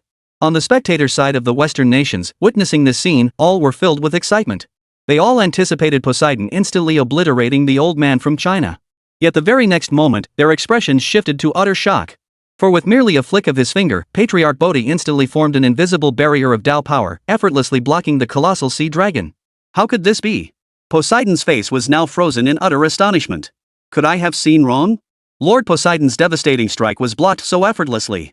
Yes, how could this be? This was simply too unreal. Wasn't this deity summoned from ancient Greece a god-tier powerhouse? How could his attack be blocked so effortlessly? Could it be that old man really is the master of that Sun Wukong fellow? No way! If Sun Wukong is already a god-tier powerhouse, then how incredibly powerful must his master be? For a moment, the Western nations were left utterly stunned. They began to suspect that Chen Xuan hadn't been joking or trying to scare them earlier. This old man truly was Sun Wukong's master. Meanwhile, the Dragon Nation spectators erupted in wild excitement. This is fantastic. The deity we summoned is the master of the great sage equal to heaven, Sun Wukong. We've got this in the bag. Unbelievably powerful. Our summoned deity just blocked a supreme god tier attack with a single strike. Just what realm is the great sage's master at? Exactly. What realm must he be in to block a main god level powerhouse's attack with just one finger? In an instant, the Dragon Nation side not only believed victory was assured but also became consumed by curiosity. What realm lies beyond the main god? Previously, the highest realm they knew of was the main god level. Above the National Fortune Arena at that moment. The arrogantly overconfident sea god Poseidon watched his attack get blocked by a single finger. His eyes filled with disbelief, which instantly transformed into rage. This couldn't be possible. I am Poseidon, god of the sea. No one could possibly block my attack so easily. Absolutely impossible. I am invincible. The moment the words left his mouth, Poseidon swiftly swung his trident. A fierce assault imbued with the power of oceanic laws, like a raging storm, relentlessly pounded toward the ancient sage Bodhi. Yet each strike was effortlessly parried by the ancient sage's single finger. That intangible barrier deflected every assault from Poseidon with apparent ease. This was the power of a sage. Young one, you seem to know about my disciple's rampage in heaven. So tell me, after Sun Wukong caused that chaos, was it right or wrong of me not to intervene? Unfazed by Poseidon's frenzied onslaught, the patriarch of Bodhi turned instead to ask Chen Xuan. Hearing this question, Chen Xuan froze for a second before slowly replying, I believe, Elder, you must have had your own plans for acting that way. My own plans? Indeed, I had them. Yet since attaining sagehood, I've remained excessively low-key, enduring in the mortal world. Even when my disciple was crushed beneath Mount Five Fingers, I chose not to intervene. In fact, I didn't even know my disciple had ever mentioned my name. All these years, I've pondered whether this course was right or wrong. But today, I shall make known to all the gods and Buddhas that Sun Wukong is the disciple of this Bodhi patriarch. Today, I shall no longer remain hidden. As the Bodhi patriarch finished speaking, a powerful aura of divine might radiated outward. The terrifying pressure instantly sent Poseidon, who was attacking, flying dozens of meters away. This was the true power of a sage facing an ordinary great immortal. One could repel them with sheer presence alone. Chen Xuan, suspended on the platform, witnessed this overwhelming aura and couldn't help but think, is this the might of a sage? Truly terrifying. Poseidon, who had just been sent flying, wore a grim expression. Damn it! You old man are courting death. While I was attacking just now, you actually dared to converse with others. With that, Poseidon raised his sea god spear high. Next, you shall face true terror. In an instant, the ultimate essence of oceanic laws surged ceaselessly into the trident of Poseidon. Witnessing this spectacle, Aller, who had been visibly flustered on the floating platform, now stood utterly unperturbed. He even glared arrogantly at Chen Xuan and declared, Lord Poseidon's trident is a weapon of the supreme god tier. Now, Lord Poseidon has channeled his very essence into this spear. This strike will pierce through everything. Even if the deity you summon is Sun Wukong's master, it won't be able to block this blow. Is that so? Facing Aller's arrogant words, Chen Xuan maintained his smile. Go on, old man. Now you'll see the consequences of insulting this god. The very next second after Poseidon spoke, the spear of the sea god, imbued with boundless power, unleashed a colossal tidal wave. It surged forward, engulfing the ancient sage Bodhi in its path. Facing such a devastating strike, the ancient sage's gaze remained serene and composed. With a gentle forward grasp of his right hand, the terrifyingly powerful trident of Poseidon was seized in an instant. As for that towering wave, it too vanished directly into the vastness of heaven and earth. How could this be? Poseidon watched the scene in utter shock, unable to believe his ultimate strike had been so effortlessly blocked. You Western deities, it seems your last battle against my disciple was fought with inner demons. Now, I wonder, can you overcome your own inner demons? After the Bodhi patriarch spoke, he swept his right hand forward. The next instant, Poseidon, who had been reeling in shock, froze solid in place. His entire body landed on the arena platform. The next instant, he stood completely still. Then, an image appeared on the platform. The crowd watched in astonishment, for they understood Poseidon likely fell into an illusion, much like Sun Wukong before him, hence the National Fortune Arena displaying this scene. What astonished them, however, was the sheer power of the ancient sage Bodhi. With just a wave of his hand, he had plunged a main god-level powerhouse into an illusion. Amidst the crowd's astonishment, Poseidon within the illusion found himself standing upon a dilapidated ancient battlefield in the style of Greece. He now stood atop countless corpses, facing a man clad in black armor, his entire being radiating an aura of death. This man was none other than Hades, lord of the underworld, one of the 12 Olympian gods of ancient Greek mythology. Hades and Poseidon had always been at odds, even mortal enemies. Poseidon, in today's divine battle, you will die here. Holding the sword of Ares, the power of the law of death radiated from his very being. The one who dies here will be you, Hades. This god will never be defeated. Even within this illusion, Poseidon remained as arrogant as ever. In an instant, the two great gods vanished from their positions. Clang! As Poseidon's trident and Ares' sword collided like two colossal dragons, the entire divine battlefield split in two, one half surging with the power of the sea, the other with the force of death. You don't seem to have grown much stronger, Poseidon. In the stalemate, Hades smiled at Poseidon. You have no right to say that to me. Poseidon swung his trident first, breaking the stalemate, then thrust it toward Hades directly ahead. But Hades swiftly parried with the Ares sword in his grasp. Boom! In an instant, the two gods engaged in fierce combat, erupting in a series of explosive clashes. Ruins crumbled across the entire battlefield of the gods. Between Poseidon and Hades, both fought with all their might, each intent on slaying the other. Time ticked away, second by second. The ancient Greeks watching the battle from afar were gripped by tension. In their hearts, they prayed fervently, Poseidon, the sea god and one of the 12 Olympian gods in their national mythology, must break free from the shackles of his inner demons. But it was clear their hopes would be dashed. Time within the illusion passed hundreds of times faster than in reality. Within the illusion, a full day and night had passed. The once proud Poseidon knelt on both knees, his trident slipping from his grasp. Hades' sword, Ares' blade, was now thrust deep into his chest. Poseidon, you have lost after all. Hades, the lord of the underworld, glared at Poseidon with utter arrogance. No! Poseidon let out an agonized scream. Within the illusion, his life force vanished completely. With death came awakening. Put! But the instant he regained consciousness, he collapsed to his knees, spewing a mouthful of blood. His chest began to ooze blood, as if the wounds he had suffered in the illusion were now manifesting in reality. Who are you? Who the hell are you? Why? How can you possess such overwhelming power? I am a master god-level powerhouse. How could I be disposed of so easily? Poseidon's gaze toward Patriarch Bodhi was filled with utter terror, all traces of his initial arrogance and hubris vanished. In that moment, he understood with crystal clarity the vast chasm between himself and the Bodhi Patriarch. It was as vast as the gap between heaven and earth. From start to finish, the Patriarch Bodhi remained rooted in place, never moving. He had even dispatched Poseidon with a single strike. The power of a sage is beyond your comprehension. The ancient sage's gaze held only indifference. This battle was meant to show the Western nations that while they had sent the young, the old had arrived. And here in the East, the old man was even mightier. It could be said that the Bodhi Patriarch had descended personally for this battle solely because of Sun Wukong. He intended to make the world, all the gods and immortals, understand that Sun Wukong possessed formidable origins. Chapter 40, What good is growing stronger when your opponent is a sage? Poseidon knelt on the ground, blood flowing unceasingly as his life force rapidly dissipated. The wounds inflicted within the illusion of the heart demon directly manifested in reality. On the side of ancient Greece, witnessing their chief god's impending death, their eyes were filled with terror. Errol, suspended on the platform, was overcome with panic, his entire body trembling uncontrollably. They couldn't help but wonder, are saint-level beings truly this terrifying? Defeated. Never imagined this god would lose. The gap is truly this vast. Poseidon, the sea god, raised his head to the sky, his gaze filled with desolation.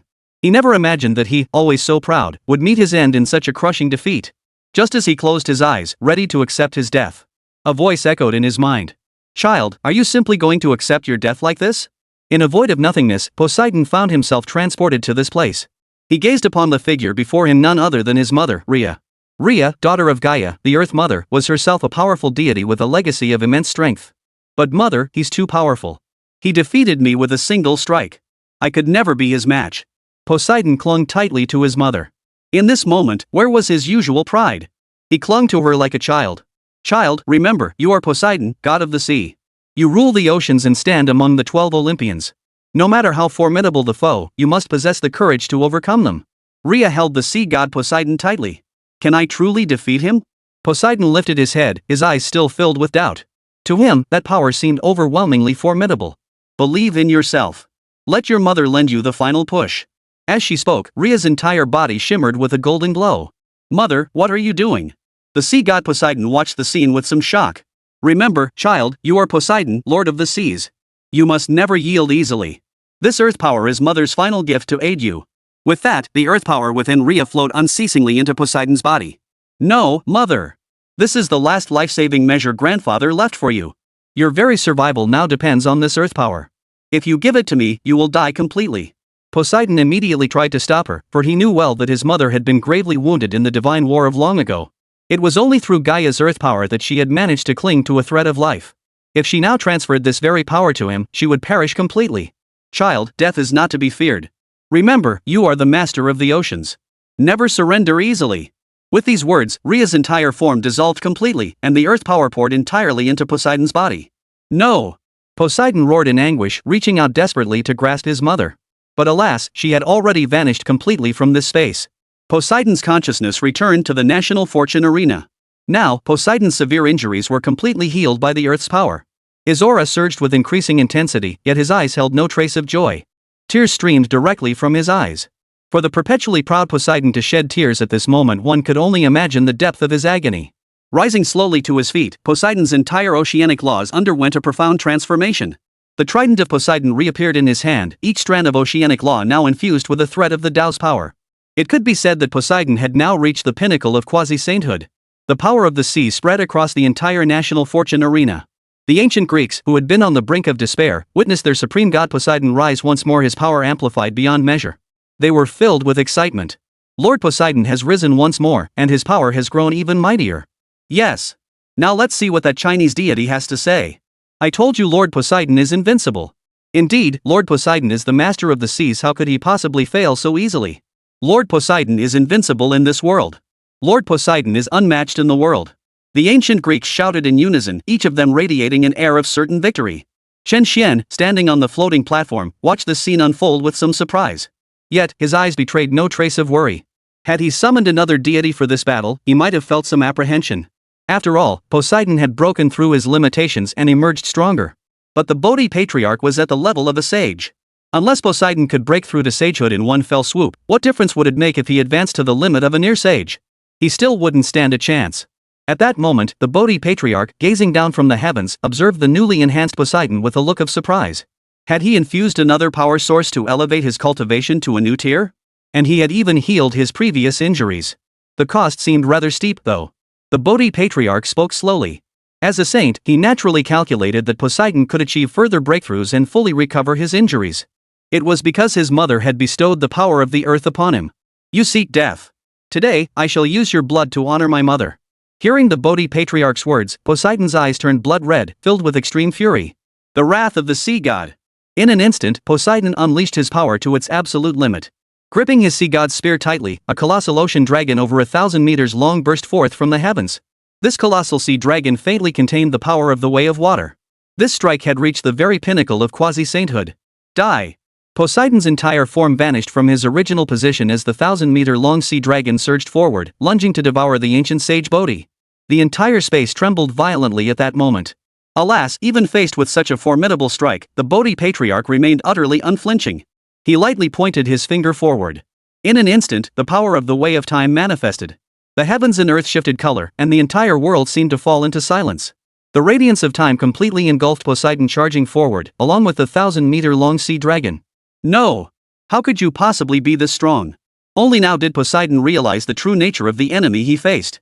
In an instant, his entire body began to disintegrate, his form rapidly decaying as if his lifespan had been drained by tens of thousands of years. Seconds later, no, I'm sorry, mother.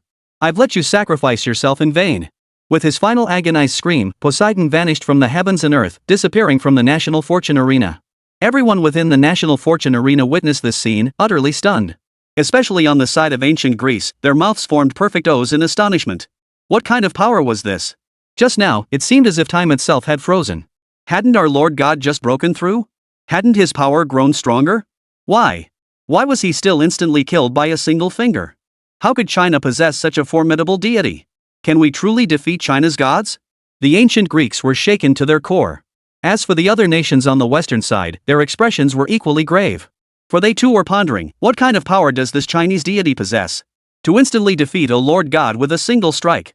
Among their own deities, was there any being capable of standing against this Chinese god? Truthfully, the previous 4 consecutive losses hadn't unsettled the Western nations. After all, they still held a 20-victory advantage. But now, witnessing the terrifying might of the sage, they were utterly panicked. The sheer terror of instantly eliminating a main god was beyond their wildest imaginings. Is this the master of the great sage? He's far too powerful. That so-called sea god Poseidon? He had even advanced further, yet he was still instantly killed by the ancient sage Bodhi with a single strike. Indeed, this terrifying power, this is the might of our Chinese deities. Let me see. Which of these Western weaklings will dare claim our Chinese gods are weak in the future? The power of the sage is truly terrifying. Those so-called main gods in the West are nothing but trash. On the Chinese side, everyone was bursting with excitement. It was nothing short of a complete redemption. Most importantly, with the ancient sage Bodhi's single strike obliterating Poseidon, the sea god. Every face now radiated confidence. Even after their 4 consecutive victories, the thought of needing 17 more wins had left them doubting their chances. But now, witnessing the old ancestor Bodhi's utterly terrifying power, the entire Chinese contingent's spirit has completely transformed. How could this be? Lord Poseidon had already advanced to a higher level of power. Why did he still lose? Aren't the main god realm beings the strongest that exist? Why is the gap so enormous? I don't want to die. I don't want to die. Errol, suspended on the platform, stared with utter terror, his body trembling uncontrollably. He knew all too well that with Poseidon's demise, the next step would be his own annihilation by the rule-bound power of the national fortune arena. Why such a vast disparity? Because this is the true might of the sage. All beneath the sage are mere ants. Chen Xuan gazed confidently at the Western nations as he spoke. At that moment, without any surprise, Allur was erased by the rule force of the national fortune arena. Chapter 41, Instantly Slaying Poseidon, the Ancient Buddha of the Lamp. After instantly defeating Poseidon, the ancient sage Bodhi did not depart immediately. Instead, he lifted his gaze toward the heavens. In the eastern mythological realm, above Mount Ling, a colossal figure crashed heavily onto the grand hall of Mount Ling. The Buddha Tathagata, blood trickling from the corner of his mouth, bore the marks of severe injury. Above him, Sun Wukong bore his own wounds, yet his entire being radiated fighting spirit growing stronger with every clash. It was clear Sun Wukong had won this battle. Most crucially, the 18 arhats guarding the sacred mountain now lay scattered across the ground. Evidently, Sun Wukong had just beaten them all. Old Buddha, it seems this battle has finally been won by this great sage. Sun Wukong, golden staff in hand, stared directly at the Buddha below. Wukong, now that you've broken through to the quasi-saint realm, I admit I'm no match for you. You've won this battle. Can you withdraw now? The Buddha was somewhat taken aback. Even having reached the realm of a half-step sage, he still couldn't defeat Sun Wukong. This great sage has waited centuries for this day. To simply retreat now, how then do we settle the debt of those 500 years I spent trapped beneath Mount Five Fingers? Today, I'll smash this entire hall to pieces with a single swing of my staff that's more like it. As Sun Wukong spoke, his golden staff swelled to hundreds of times its size. The laws of power within it began to shift, hinting at a transformation into the very essence of the way of power. This single strike would surely obliterate the entire sacred mountain. The Buddha of the Tathagata witnessed this and sought to intervene, but his severe injuries left him unable to act in time. Just as that colossal blow was about to strike the sacred hall of Sacred Mountain, an aged figure, radiating Buddha's light from head to toe, materialized. Amitabha Buddha. The ancient Buddha of the lamp joined his palms together, and a flash of azure Buddha light erupted, forming a colossal green hand. This colossal green palm directly intercepted Sun Wukong's strike. Wukong, let this matter end here. You have already struck upon Sacred Mountain. When you clashed with the Tathagata earlier, I did not intervene. You may withdraw now. Otherwise, in your current state, continuing this fight will bring you no benefit. The ancient Buddha of the lamps addressed Sun Wukong above, his aura radiating that of a half-step sage. Clearly, he stood on the same tier of power as the Buddha Tathagata. Sun Wukong was somewhat surprised to see the ancient Buddha of burning lamp, who rarely intervened in worldly affairs. As for the ancient Buddha's reminder or perhaps warning, Sun Wukong understood. Although he had defeated the Tathagata just now, but his strength was now less than a tenth of what it had been. Facing the ancient Buddha lantern in his current state would indeed leave him with no chance of victory. Yet faced with such a threat, Sun Wukong would not simply retreat. If he were to back down so easily, then he wouldn't be Sun Wukong. Old bald-ass donkey, what's that supposed to mean? If you want war, bring it on. Today, I'll smash your sacred Lingshan temple to smithereens before I retreat. Speaking, Sun Wukong gripped his golden staff tightly, his fierce battle intent erupting from his body. Amitabha Buddha. Sun Wukong, since you remain so stubbornly obstinate, this old monk shall have no choice but to engage you in battle. The ancient Buddha of the burning lamp shook his head. He hadn't intervened in ages, there simply hadn't been a need. He preferred not to act. Yet as the previous Buddha, the ancient Buddha of the burning lamp could not stand idly by and watch Sun Wukong destroy the sacred mountain temple. Just as the ancient Buddha of burning lamp was about to intervene, a voice cut through the air. Who dares touch the disciple of this Bodhi patriarch? There stood the Bodhi patriarch, his entire being present upon the national fortune arena, while his divine essence materialized directly upon Sacred Mountain. This was the power of a sage, the ability to depart the national fortune arena at will. As the Bodhi Patriarch's spirit departed, the National Fortune Arena projected a scene. This scene depicted the landscape of Sacred Mountain. The reason the National Fortune Arena displayed this image was because the old Patriarch Bodhi's physical form remained within the arena.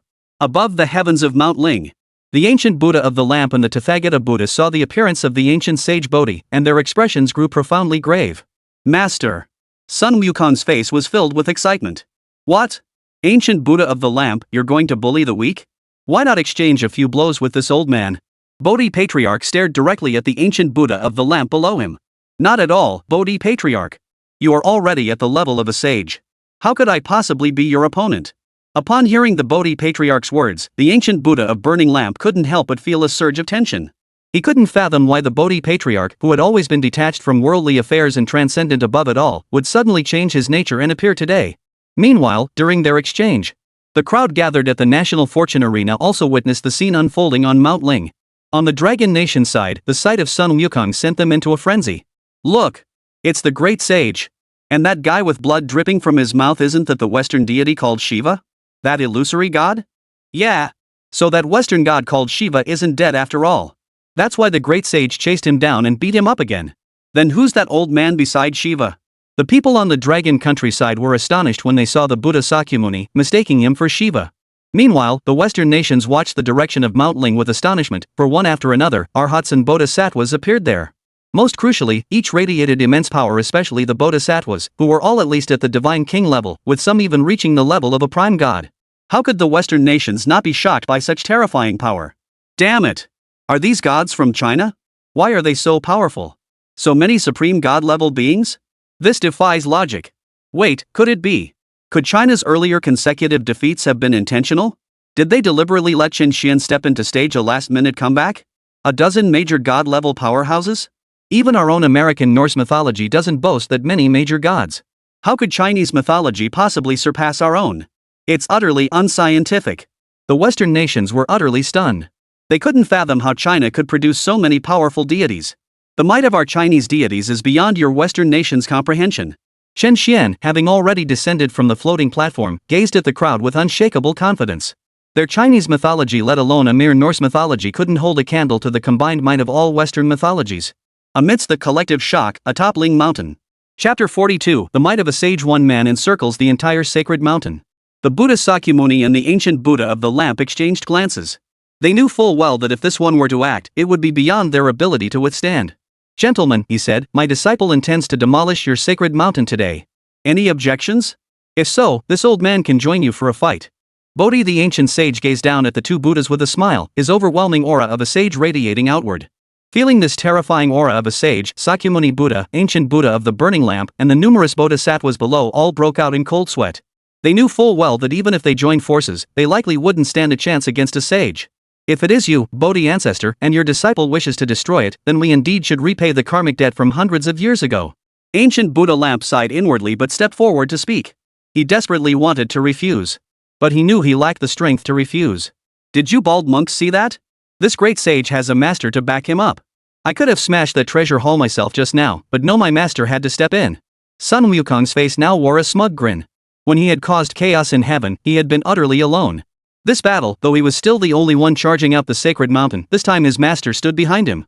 Go ahead, my disciple. With your master backing you, you may smash the sacred mountain treasure haul to pieces as you please. After the ancient sage Bodhi spoke these words, the two great Buddhas below dared not utter a single superfluous syllable. What could they do? They were no match for him. Sun Wukong instantly materialized within the sacred mountain hall, his golden staff swinging wildly through the chamber like he had when he rampaged through the dragon palace of the East Sea. In an instant, the walls of the entire sacred hall of Ling Mountain shattered, and pillar after pillar crashed down with a thunderous roar. The two Buddhas and the numerous bodhisattvas watching this scene could only shake their heads. They wanted to step forward to stop him, but seeing the Bodhi Patriarch hovering above, they dared not move a muscle. For the overwhelming aura of a sage emanating from the ancient sage Bodhi had completely immobilized them.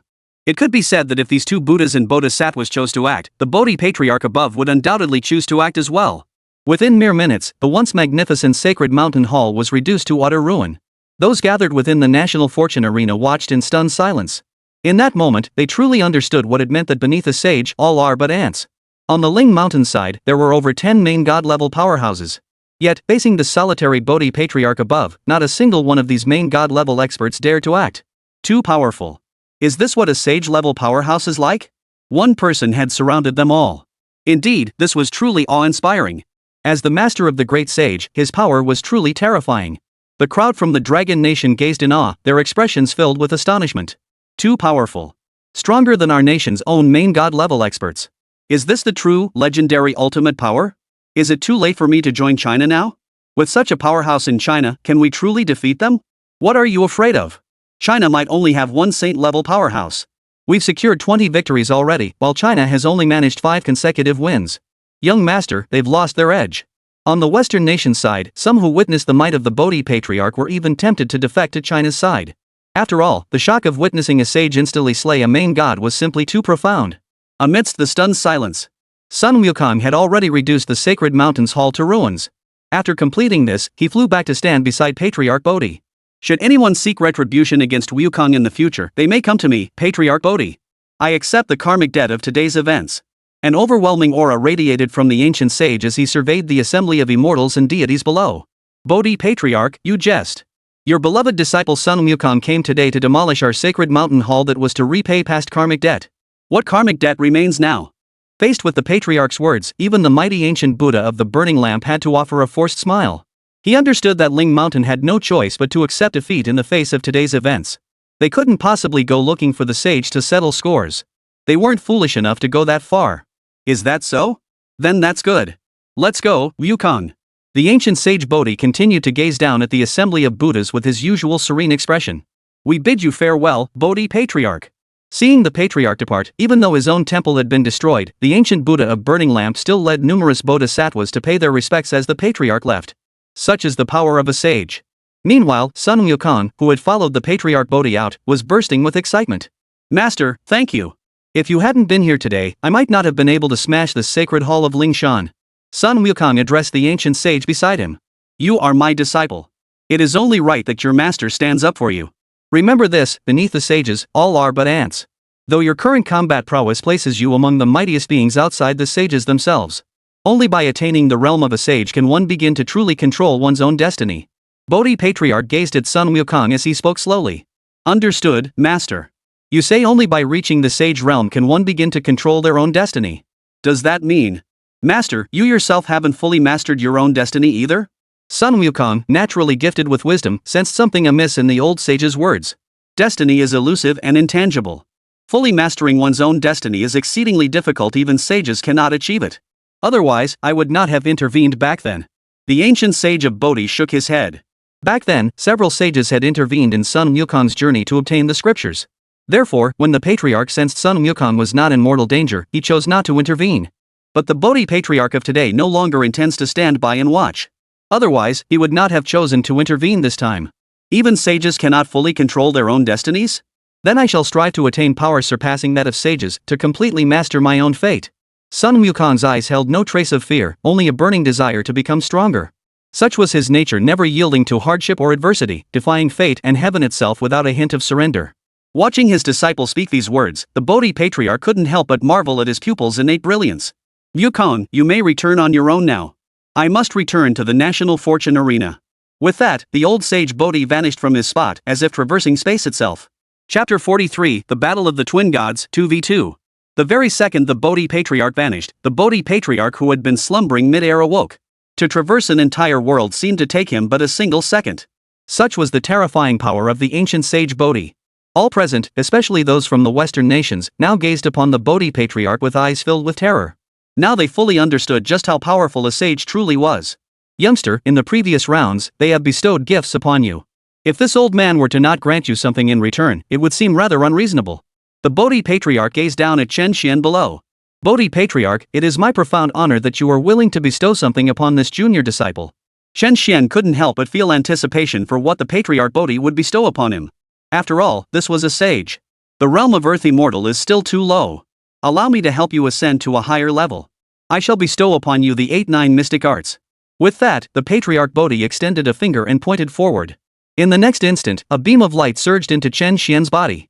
Simultaneously, within his mind, a tiny figure began to manifest the 8-9 mystic art. In an instant, Chen Xuan's comprehension of the 8-9 mystic art surged dramatically, propelling his cultivation realm toward a breakthrough. It could be said that beyond bestowing the 8-9 mystic art, the ancient sage Bodhi had provided an enlightenment akin to a divine awakening, substantially boosting Chen Xuan's power. After a short while, Chen Xuan, who had been sitting quietly on the ground, slowly stood up. He had now fully grasped the 8-9 mystic art. Most importantly, his cultivation realm and immortal power had surged significantly, reaching the level of a true immortal. It could be said that Chen Xuan was no longer among the weakest minor demons or earth immortals. At the very least, he now possessed strength barely qualifying him as a divine general. Thank you, Patriarch Bodhi, for bestowing the 8-9 mystic art. Feeling the immense power within himself, Chen Xuan immediately expressed his gratitude. On the Western nation's side, witnessing Chen Xuan's further strength and power, he increasingly resembled a true immortal. Their eyes brimmed with envy, jealousy, and resentment, though more than anything, they were filled with apprehension. They pondered, each time a deity descended from Huaxia, they bestowed something upon Chen Xuan. Wouldn't Chen Xuan eventually become as powerful as their own mighty deities? If that happened, their chances of victory would diminish drastically. After all, summoners could directly attack deities. Young one, this gift is for your future use. Should fate bring us together, we shall meet in the immortal realm. As the Bodhi Patriarch spoke, a leaf fell into Chen Xuan's hand. Upon seeing the leaf, Chen Xuan immediately sensed an overwhelming aura of the Tao emanating from it. Yet, Chen Xuan couldn't help but wonder, what exactly did the Patriarch mean by something you'll need later? But just as Chen Xuan was about to ask, the ancient sage of Bodhi vanished from the national fortune arena. Such was the power of a sage utterly disregarding the national fortune arena's constraints, departing without needing to pass through the divine gate. National Destiny Divine Battle, Round 25, China wins. With the Bodhi Patriarch's departure, the mechanical voice sounded once more. The black fragment capable of opening the divine gate reappeared in Chen Xuan's hand. Wonderful! We've secured 5 consecutive victories. We're only 15 wins behind the Western faction now. Indeed. And Lord Chen Xuan keeps growing stronger. His power now rivals that of true immortals. He'll surely lead us to victory in the battles ahead. The Dragon Nation's chat stream erupted with excitement. What are you gloating about? There's still a 15-win gap. We managed 15 consecutive victories before. Exactly. Your sage may be formidable, but you won't field sage-level powerhouses in every upcoming match. We only need one more win to secure the championship. The Western nations, hearing the Dragon Nation declare victory, immediately countered in the chat. Oh really? Then go ahead and win. Your main god was so arrogant, wasn't he? Why? Why did he get one shot by our saint? So what if he gained the power of the earth and broke through to a higher realm? What good is that? Before our Chinese saints, he's still nothing but an ant. The Chinese comments section showed no mercy toward the Western nations. For a moment, the Western nations were rendered speechless by China's scorn, for the brutal reality had just been laid bare before them. Their Western deity had been instantly defeated by a Chinese sage. Amidst the verbal sparring between China and the Western nations, the mechanical voice of the National Fortune Arena sounded. This National Fortune Arena seemed to possess a spirit, though its presence had never been revealed before. The 26th round of the National Fortune battle officially commenced. This was a dual god battle. The Western nations were now requested to select their participating country. The moment the mechanical chime fell, both the Western nations and the Chinese side froze for a second. After over 20 battles, they all understood what a dual god battle signified. Chen Xuan, the dual god battle is a 2v2 format. This means that for the next battle, although there are still 5 attributes, only 2 must be selected. Furthermore, the outcome of this 2v2 god battle will count as 2 separate victories. On the National Fortune battle stage, the next battle would automatically skip 1 round. For instance, the battle after the next would directly display as the 28th battle. Typically, one dual god battle appears randomly every 10 matches on the National Fortune Arena. As the head of the mythology department, Long Zhan feared Chen Xuan might not grasp the significance of a dual god battle and promptly offered a reminder. Upon hearing this, Chen Xuan instantly grasped the concept. Interesting. So this battle is a 2-on-2, and winning it directly grants 2 victories. As for the Western nations, though they were slightly surprised to learn the next match was a dual god battle, their astonishment lasted only a second. In their eyes, whether it was a dual god battle or a 1v1 god battle, defeating China would end the conflict in an instant. Our nation will take the lead in this battle. Any objections? Druck's gaze swept across the assembled figures. I have no objection. The representative of the land of cherry blossoms immediately spoke up. As America's lackey, he naturally voiced his immediate approval when America was set to take the stage. The representatives from other nations exchanged glances, none voicing objection. The representative from ancient Greece was initially displeased, considering pushing for their turn this round. After all, they still had other major gods, including Zeus, the chief deity, who hadn't even entered the fray yet. However, since their representative had lost the previous round, it would be awkward to request consecutive appearances.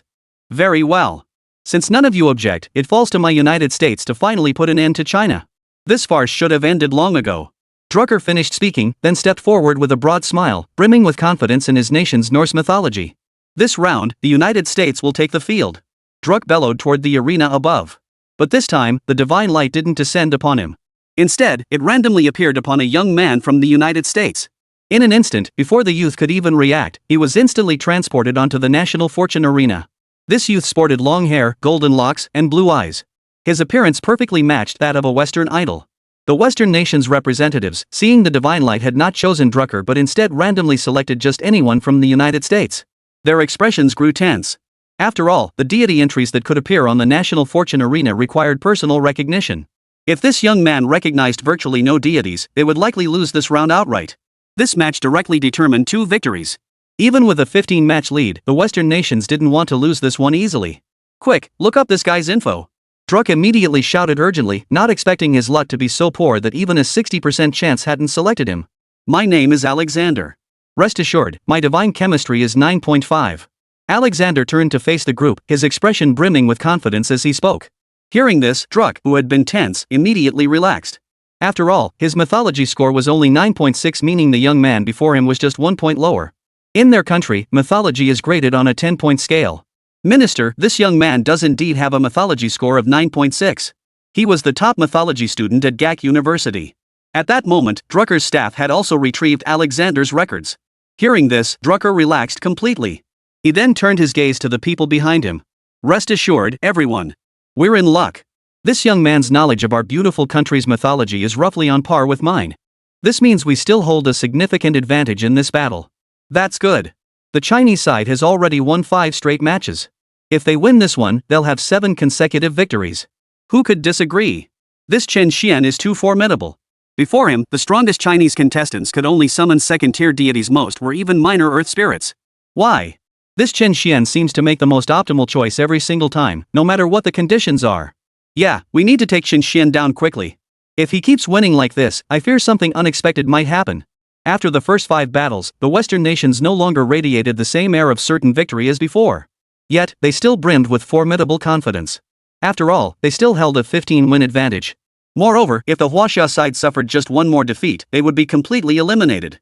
On the National Fortune arena, Alexander stared intently at Chen Xuan before him, a smile curling his lips. Your name is Chen Xuan, correct? Do you know how long I've waited for this day? I've labored daily to study and explore Norse mythology, all for this moment. No matter how strong you are, I will defeat you. Today, I, Alexander, will be the one to end you. Is that so? The 5 contestants before you all said the same thing. Honestly, I'm getting tired of hearing it. Don't you have anything new to say? Chen Xuan stared at Alexander ahead of him with utter disdain. A mere Norse mythology? What right does it have to stand shoulder to shoulder with the Chinese pantheon? Is that so? You'll find out soon enough. Rise, gods! The moment Alexander finished speaking, 5 entries appeared before him. As the entries flashed by, his expression darkened upon seeing the first 3 were relatively minor deities, with the most powerful being only a second-tier god. But when the 4th and 5th entries appeared, excitement flashed in his eyes. For the 4th entry represented war and justice. Upon seeing this entry, Alexander immediately recognized it as Tyr, the Norse god of war and justice. As for the 5th entry, it signified the master of thunder across the world. Wasn't this entry Thor, the god of thunder? The moment these 2 entries appeared, Tyr felt confident. Even if neither of them was a god-tier powerhouse. Both Tyr, the god of war, and Thor, the god of thunder, were powerhouses at the level of a god-king. Moreover, both were among the most battle-proficient deities at the god-king level within Norse mythology. I choose the 4th and 5th entries. Alexander made his choice without hesitation, selecting the latter 2 entries. As soon as he finished speaking, within the realm of Norse mythology, a divine gate instantly materialized before Thor, the god of thunder, who was cultivating through the power of thunder. In an instant, memories of the National Fortune arena flooded his mind. At that very moment, Tyr, standing upon a plain, experienced the same phenomenon. Interesting. It's been a while since I last fought. A battle? Neither Thor the thunder god nor Tyr the god of war showed any sign of retreat. They entered the divine gate almost simultaneously. Above the National Fortune arena, 2 divine gates descended simultaneously. Thor, the god of thunder, stepped out of his gate a split second first. His imposing figure stood tall, his golden hair cascading down as he gripped the Mjolnir, the hammer of thunder. The instant he appeared, countless bolts of lightning erupted. In an instant, the skies above the National Fortune Arena transformed into a vast ocean of thunder. Less than 2 or 3 seconds after Thor's descent, a man clad in armor and wielding a long sword emerged from the other divine gate. The instant he materialized, a powerful aura of battle intent radiated out, plunging the entire National Fortune battlefield into a warlike frenzy. This was Tyr, the Norse god of war. Chapter 44, 2 Divine King-level opponents. The moment the 2 god-king-level powerhouses of Norse mythology appeared, they exchanged a glance. Thor, he said, I never imagined this battle would pit you and me against each other. Tyr addressed Thor beside him, clearly indicating they were acquainted. When that deity from Hwaxia appears shortly, you stand down. Leave it to me alone. Thor's body crackled with the power of thunder. As Odin's son, he possessed unwavering confidence in his own strength. Thrrr remained silent. He too understood Thor's formidable power, but he knew nothing of the true strength of Hwaxia. Meanwhile, the crowd from the United States erupted in excitement at the sight of 2 god-king-level beings appearing. Alexander, truly worthy of our nation's mythology expert with a 95% score, he summoned 2 god-king-level powerhouses at once. Yes, this was a sure thing. With 2 god-king-level powerhouses on our side, victory in this battle was highly probable. This would finally put an end to China. The American crowd felt utterly confident, completely forgetting that in previous battles, their allied nations had summoned main god-tier powerhouses only to lose. How could 2 god-king-tier powerhouses possibly fare any better? Chen Xuan, see that? This is the mythological depth of our Norse pantheon, 2 god-king-tier deities. Alexander, appearing on the floating platform, gazed at Chen Xuan with equal confidence. Is that so? 2 god-king-tier beings make you so confident? Earlier, your main god-tier powerhouse didn't lose to us either. Chen Xuan smiled as he looked at Alexander before him. That was because they were weak. Our Norse mythology is different from the myths of other nations. Facing Chen Xuan's words, Alexander remained stubbornly confident. Well then, I hope the gods of Norse mythology don't lose too badly this time. With that, Chen Xuan swept his right hand forward. The next second, divine light flared as 5 entries began to appear one after another. When the first entry appeared, Chen Xuan's expression shifted slightly. Second Prince, the manifested divine lord. Seeing this first entry, Chen Xuan was somewhat surprised, for Erlang Shen had now appeared in 3 consecutive battles. Why had the true lord appeared 3 times in a row? Could it be that he had business to attend to? It seemed this battle would require summoning the true lord. Chen Xuan mused silently. He had actually intended to summon Erlang Shen in the previous battle, but the final entry that appeared then was none other than the ancient sage Bodhi. That was a sage-level powerhouse. Even though Erlang Shen was formidable, Chen Xuan wouldn't hesitate to blindly select the sage over him. Meanwhile, on the Dragon Nation side, the first term revealed caught everyone off guard. This second prince, manifesting divine virtue, has appeared 3 times in a row now, hasn't he? Just who is this deity? Indeed, could a mythical entry truly appear 3 times consecutively? But tell me, if this entry keeps appearing 3 times straight and Lord Chen Xuan hasn't chosen it once, could it be because this entry is too weak? I think that's possible. If this entry were truly powerful, Lord Chen Xuan would have chosen it long ago. How could he let it appear 3 times in a row? For a moment, the audience in the Dragon Nation's viewing area buzzed with discussion upon seeing this entry. Most were convinced Erlang Shen must be too weak, otherwise, why hadn't Chen Xuan chosen him in the first 2 rounds? Were it not for the ongoing national war, Lord Chen Xuan would surely have defended Erlang Shen. It wasn't that he was too weak. In the first round, Sun Wukong volunteered to fight.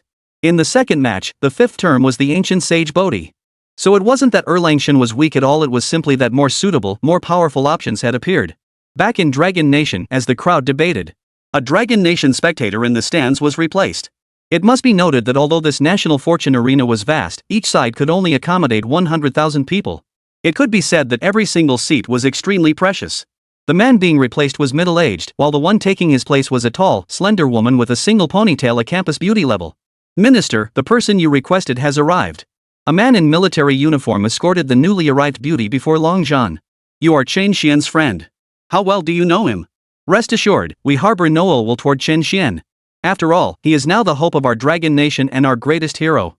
Long Zhan forced his tone to be as gentle as possible as he addressed Jiang Shui. As for why he had Jiang Shui brought here? Because Chen Xuan's current performance was truly astonishing, utterly unlike that of a student who barely scraped by with a 60 in mythology studies. Moreover, they had already thoroughly investigated Chen Xuan's background. He was just an ordinary person, even somewhat pitiful.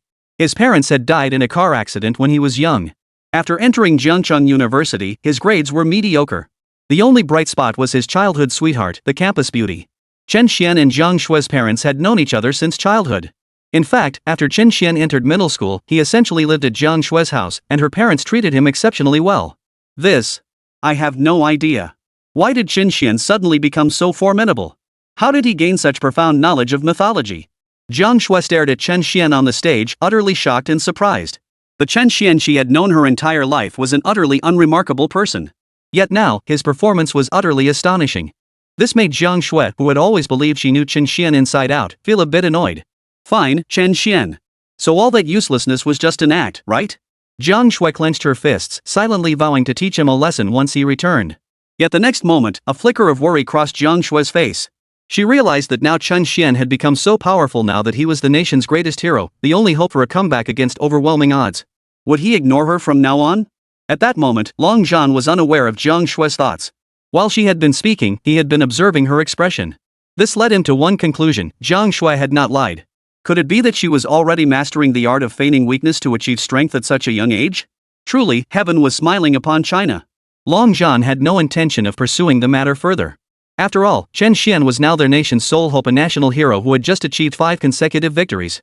Chen Xuan, if you ever dare to ignore me in the future, I'll make sure to give you a good beating.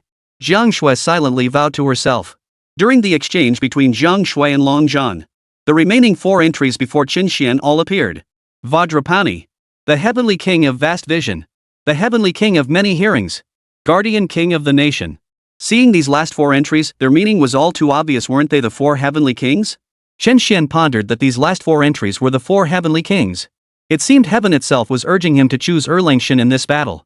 Great God, it seems this battle rests on you. The 4 heavenly kings aren't weak, but they're only at the level of first-tier gods. They haven't reached the great immortal realm. Chen Xuan inwardly grumbled. He knew well that while the 4 heavenly kings were formidable, they were no match for a true god-king level powerhouse. Therefore, the outcome of this battle hinged entirely on Erlang Shen.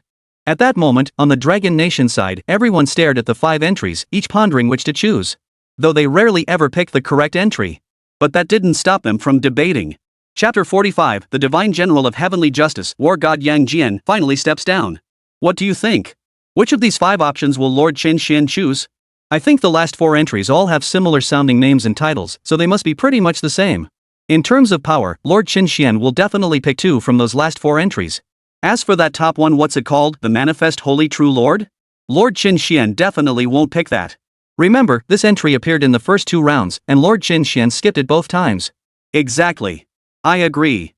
Lord Chen Xuan will likely choose 2 from the last 4 entries, excluding the first one. In the Dragon Nation livestream chat, everyone was buzzing with discussion. They'd moved past debating which entry was correct and were now focused on predicting which one Lord Chen Xuan would choose. After his 5 consecutive victories, everyone now had unwavering faith in Chen Xuan. In their eyes, Chen Xuan was practically indistinguishable from a true god. At this moment, they believed that while he wouldn't pick the first option, any of the remaining 4 could be his choice.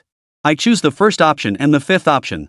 While the crowd debated, Chen Xuan had already made his decision. He chose the Guardian King of the 4 Heavenly Kings, reasoning that there was a distinct barrier between a level 1 God tier powerhouse and a God King tier powerhouse.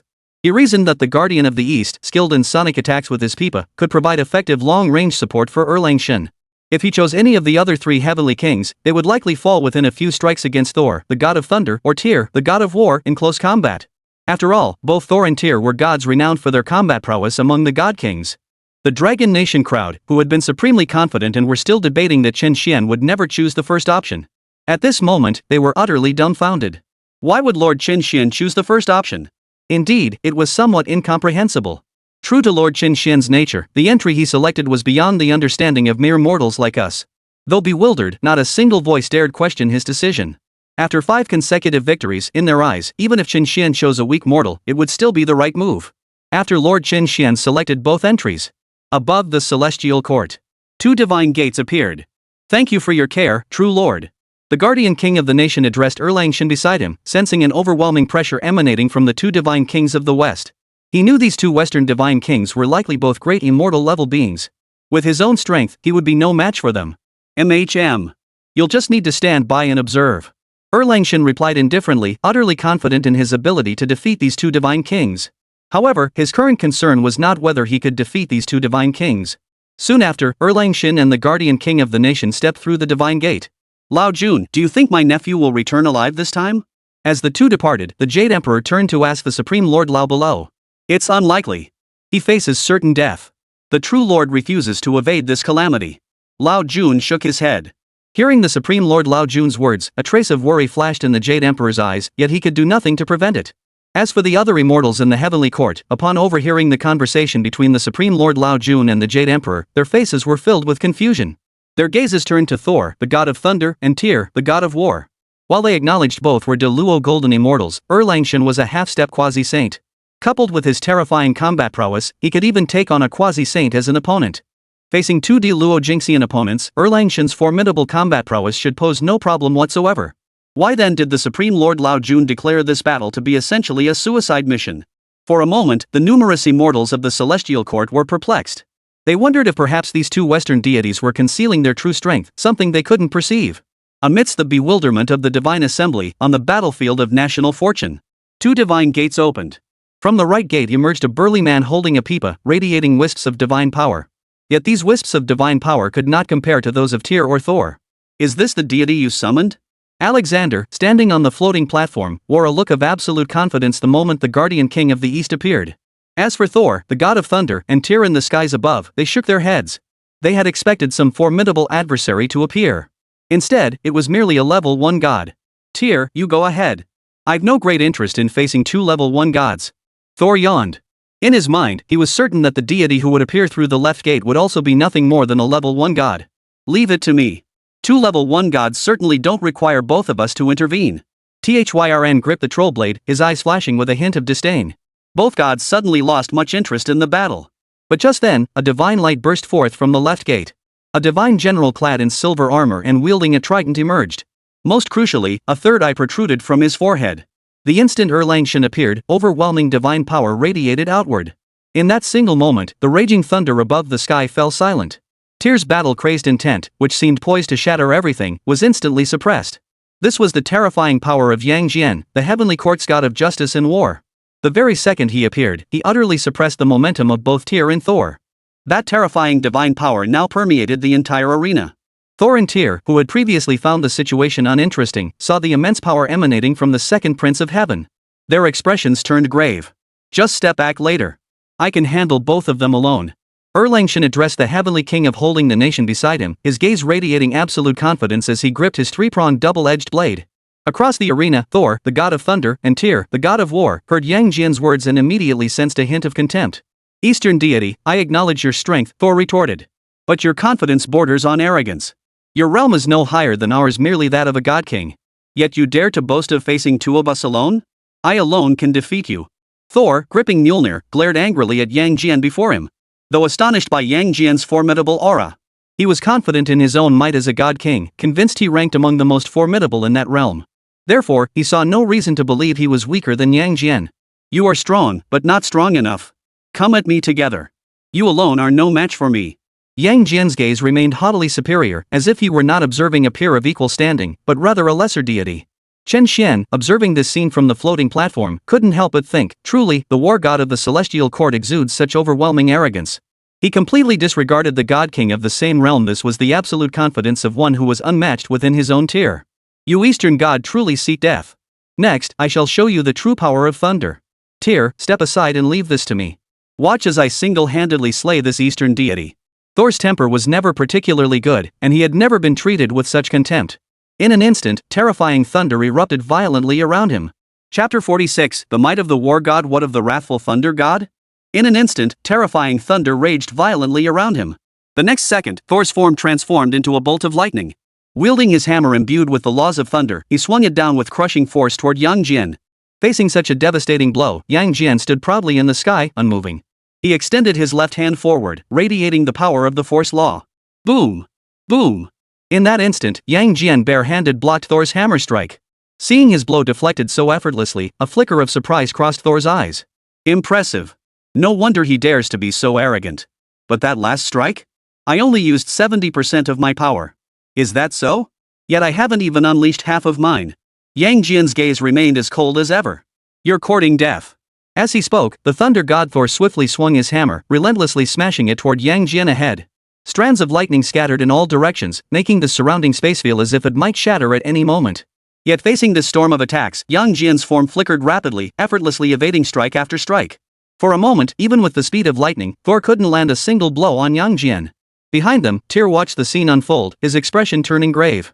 He knew this Eastern deity would be formidable, but he hadn't anticipated such overwhelming strength, the ease with which he parried Thor's attacks.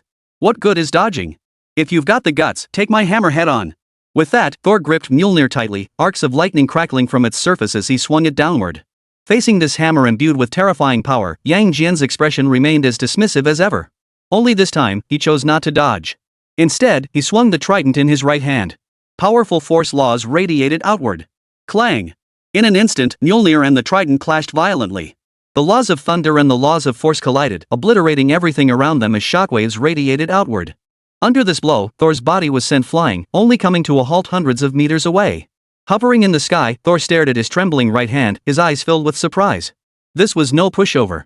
Thor knew this Eastern deity possessed strength that could absolutely rival his own. Beside him, Tyr looked concerned, debating whether to intervene. Meanwhile, the Guardian King of the East stood completely relaxed. He was well aware of Yang Jian's formidable strength as the Heavenly Court's war god. Within their shared realm, the Guardian King of the East could scarcely imagine anyone matching Yang Jian, not even the third Prince Nezha. In an instant, the contrast between the Guardian King of the East and Tyr's expressions became starkly evident. Your power is formidable. I now regard you as a worthy opponent. As Thor spoke these words, the thunder surging through his entire body grew even more violent. Even the powerful muscles on his physique pulsed with energy. Clearly, he intended to unleash his power to its fullest extent. Is that so? But you are unworthy to be my opponent, for I am Yang Jian, the war god of heaven.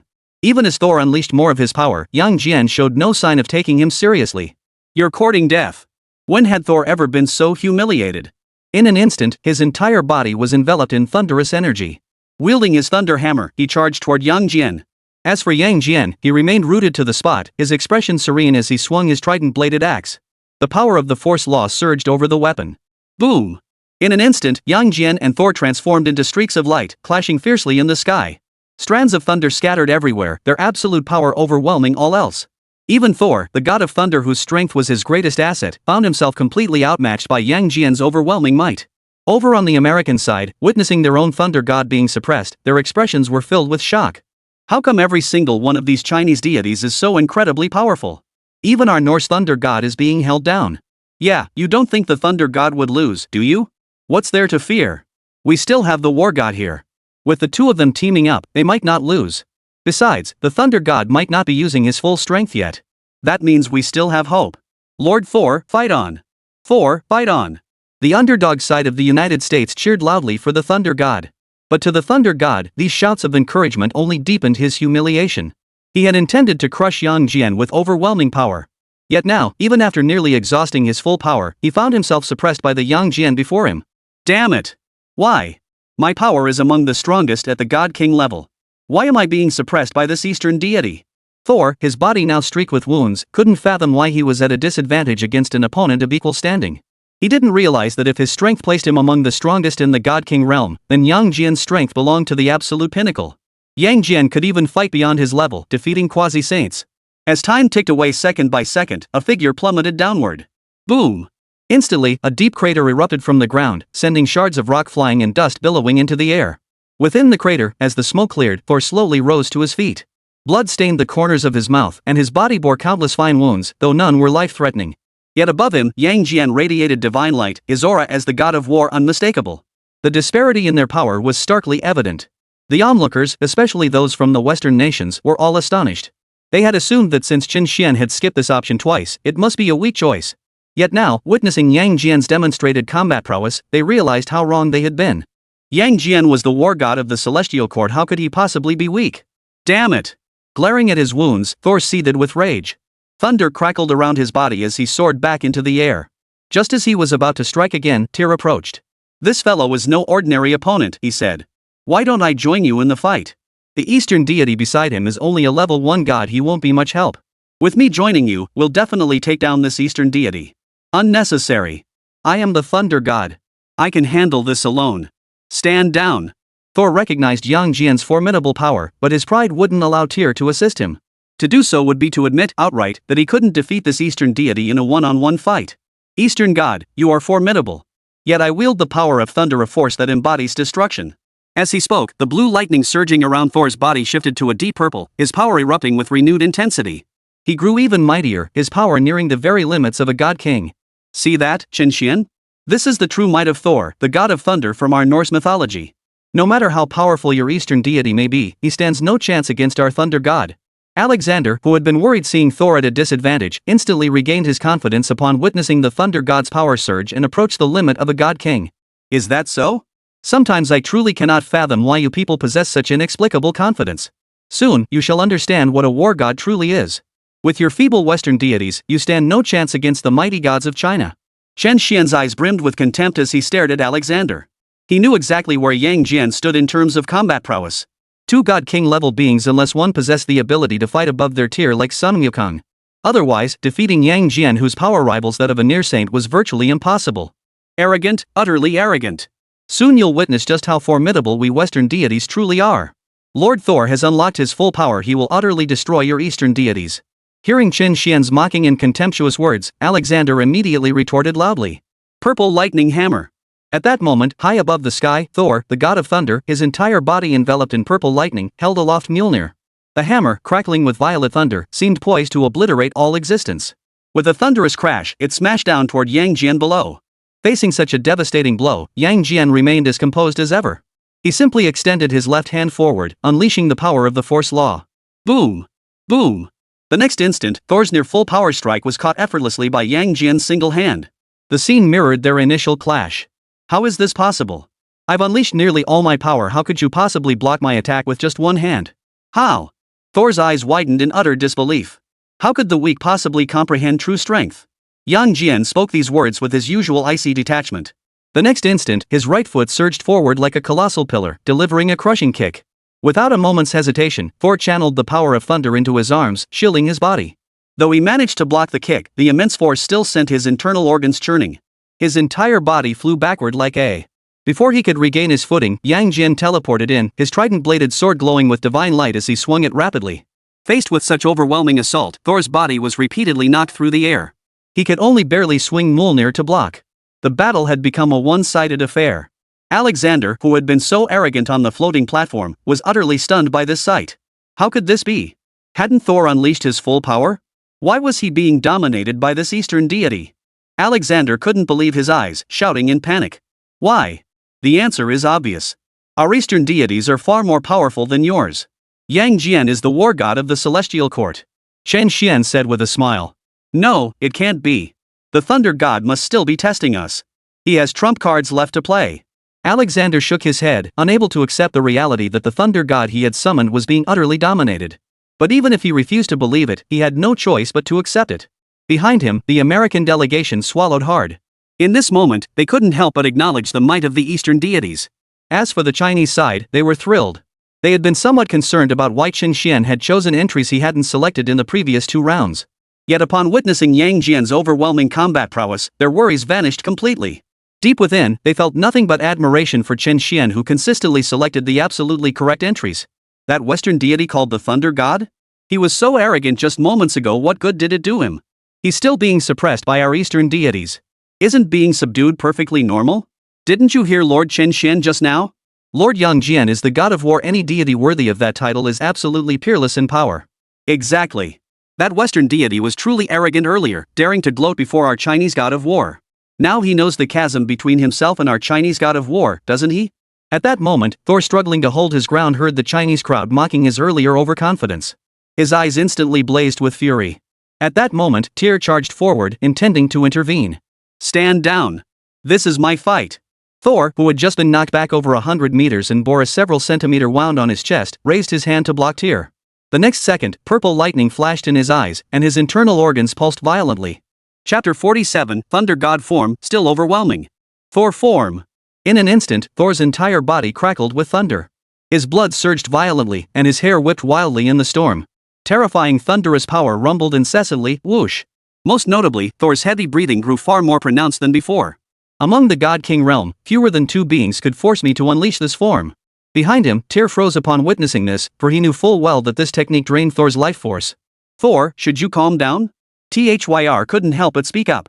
He knew all too well that excessive depletion of life force would lead to death. Don't try to talk me out of it.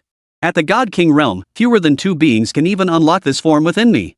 Thor, the god of thunder, glared at Yang Jian before him with a savage glint in his eyes. At this moment, his power was already faintly approaching the threshold of a near saint. His power is already approaching the threshold of a near saint? Interesting.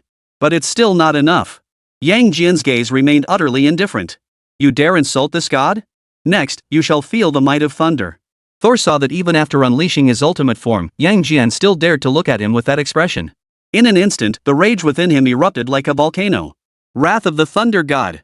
In the next instant, Thor channeled the essence of his thunder laws into Mjolnir. His speed was so blindingly fast it defied the naked eye. In less than a second, he materialized at Yang Jian's right flank. The hammer contained boundless power, crackling with purple lightning. Thor in his Thunder God form was easily more than half as powerful as before. With a calm expression, Yang Jian unleashed the full force of his power laws, swinging his trident to block the incoming strike. Boom! In an instant, Mjolnir and the trident clashed, erupting with a meteor-like explosion as a terrifying energy storm swept outward. Under this strike, Thor, unusually, did not retreat a single step, forcibly locking into a stalemate with Yang Jian. See that? This is the true power of this god. You will pay for the contempt you showed me just now. Thor spoke these words before swinging his hammer once more.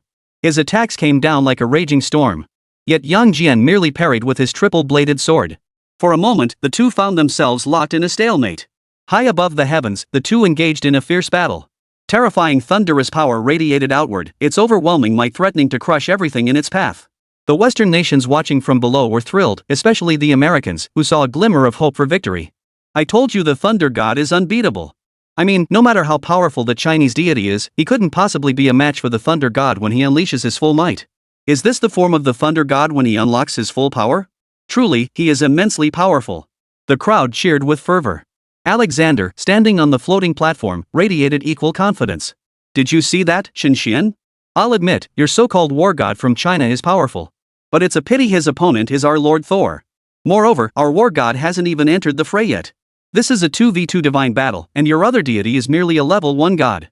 This battle is a sure victory for our United States, and your Chinese side will not escape the fate of having your national fortune devoured.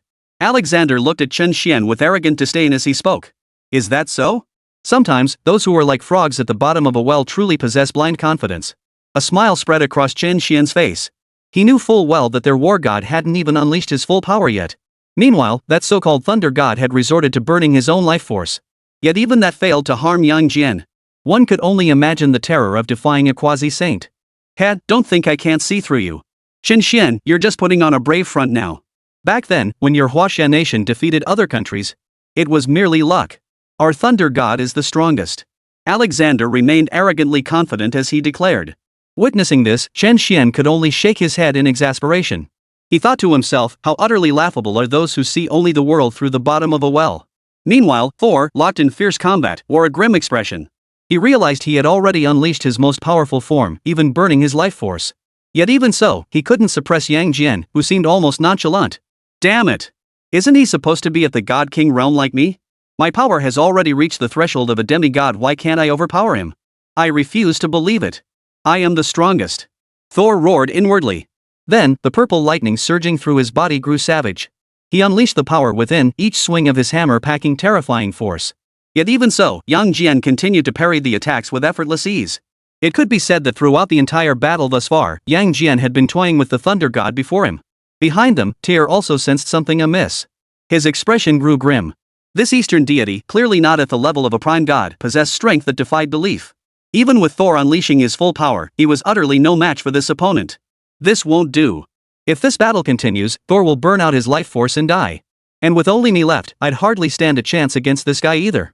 Realizing this, Tyr immediately shouted toward Thor in front, Thor, you're no match for him.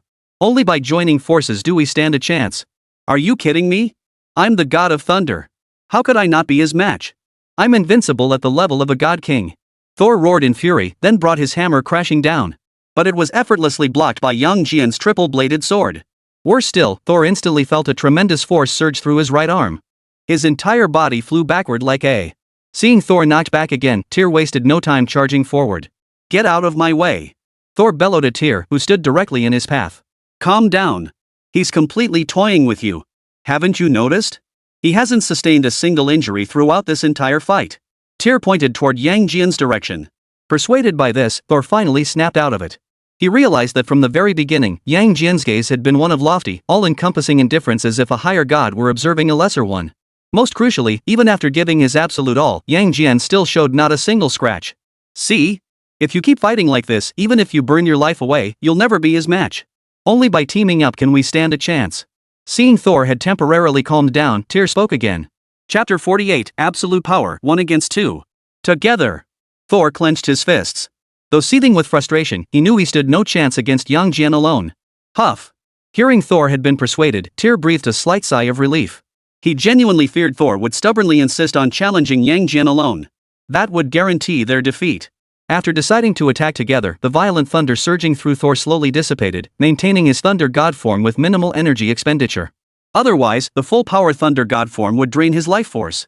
He simply couldn't sustain it for long. You're strong, I have to admit it, Eastern God. We underestimated you. If it were just one of us two, neither would stand a chance against you alone. But this is a 2-on-2 battle. Your ally isn't particularly formidable. Therefore, victory is assuredly ours. Thor glanced down at the guardian king of the earth, then turned his gaze back to Yang Jian before him. Even if you two attack together, you won't be my match. For I am the god of war unconquerable. Yang Jian's tone remained as calm and composed as ever, and his breathing showed no signs of strain. This revealed one crucial fact: despite facing the Thunder God's frenzied, all-out assault moments ago, Yang Jian had barely expended any energy. This alone speaks volumes about Yang Jian's terrifying power, or rather, his purpose in descending this time was not merely to defeat the two Western deities before him. He had other business to attend to, which explains why he had held back earlier, conserving his strength. Below, the Guardian King of the North showed no embarrassment at Tyr's words. He knew full well that Yang Jian, this war god, had forged his legend through bloodshed, obeying only the call to battle, not mere summons. Had his two opponents been quasi-saints, Yang Jian would have faced serious trouble this time. But as mere great Luo mortals, the Guardian King of the North knew Yang Jian possessed the strength to defeat both single-handedly. Unless these two great immortals possessed combat prowess on par with Sun Wukong, only then would Yang Jian face defeat. Above the heavens. In an instant, Tyr and Thor stood side by side, their overwhelming auras erupting forth. The thunderous power of destruction and the ultimate will to fight both auras simultaneously pressed down upon Yang Jian ahead. Facing the combined pressure of these two divine kings, Yang Jian's gaze remained utterly unruffled. In that instant, the laws of power erupted from him. That golden, absolute power seemed poised to crush everything in its path. Boom! In that instant, three forces collided. The entire national fortune arena was cleaved in two from left to right. One half was engulfed in purple thunder and crimson battle intent, while the other half was dominated by golden absolute power. Only when the purple thunderous might and crimson battle intent combined could they barely counter Yang Jian's overwhelming presence. In fact, the golden aura was beginning to subtly suppress the other two forces. Tyr and Thor exchanged glances. In that instant, they understood just how formidable their opponent truly was. "Give it everything we've got," Tyr whispered to Thor. "Otherwise, today, both of us might very well end up staying here." With that, Tyr gripped his troll blade tightly. The warlock coalesced upon the blade as his form blurred into a trail of afterimages, vanishing from his spot and charging toward Yang Jian ahead. On the other side, the thunder god Thor hesitated not a moment. Thunderous power erupted from him, transforming into a purple streak of light as he charged forward as well. Thus, the two god kings, one on the left and one on the right, charged toward Yang Jian with murderous intent. Two god kings? So what? I shall slay them both with my own strength. Yang Jian gripped the hilt of his trident-bladed sword with his right hand, his silver-white armor gleaming brightly. Facing the two divine kings charging from both sides, he too transformed into a golden streak of light, vanishing from his original position. Boom!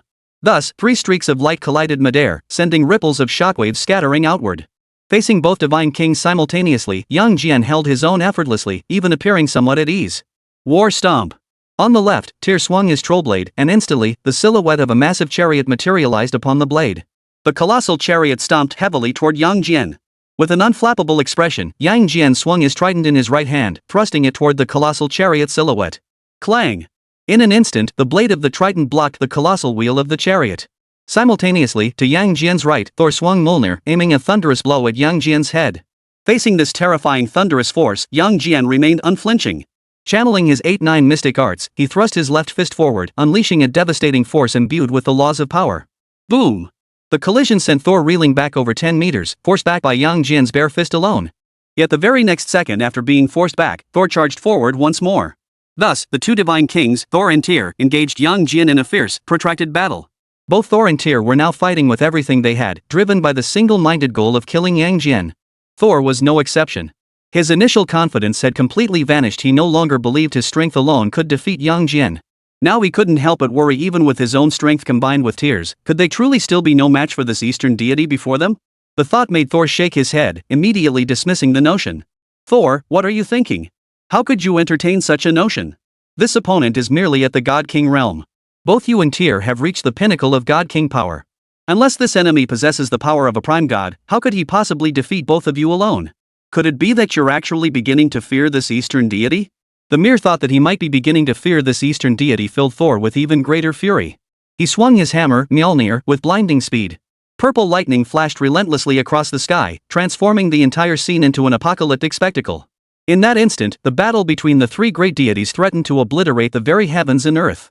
Fortunately, the unique properties of the National Fortune Arena prevented the destructive waves of this clash from spreading across 10,000 li, as they surely would have on Blue Star. See that? That's the terrifying might of our two divine kings. Your Eastern deity is indeed powerful, but unfortunately, your other one is not up to par. Alexander, standing on the floating platform, addressed Chen Xuan before him. Is that so? But I recall who claimed earlier that their nation's thunder god could defeat our Chinese war god. Yet why, even after burning his life force, was he utterly outmatched? He even had to call for reinforcements. But it seems even the two of them combined aren't much of a match either. Have you heard the saying, obey the command, not the proclamation? That perfectly describes our war god. With his power, facing both of you divine kings simultaneously would pose no problem whatsoever. Chen Xian's deep blue eyes fixed intently on Alexander before him. He held absolute confidence in Yang Jian. Obey the command, not the proclamation. Those words were no idle boast. You. Alexander was momentarily speechless, at a loss for words. The bloody reality was staring them in the face. Their nation's thunder god was no match for that Chinese war god. Chapter 49, Yang Jian's solo performance. What you? The weak must accept their weakness. Chen Xian's gaze held an air of supreme superiority as he looked down upon Alexander. This was the confidence that came with possessing a mighty deity. I hope you keep up this arrogance forever. Alexander seethed with frustration, yet he had no rebuttal. Rest assured, just wait and see. I'll keep being arrogant forever. Chen Xian continued to smile at Alexander. Damn it! Next, the two of us, the divine kings, will take care of that so-called war god of his heavenly court. I'll see how arrogant he can be then. Alexander clenched his fists, his thoughts seething. Meanwhile, above in the sky, the fierce battle raged on.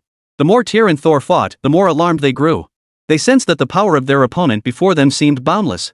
They were already fighting at full strength, yet still couldn't gain the upper hand. What Tyr and Thor didn't realize was that their current stalemate existed solely because Yang Jian had other matters to attend to.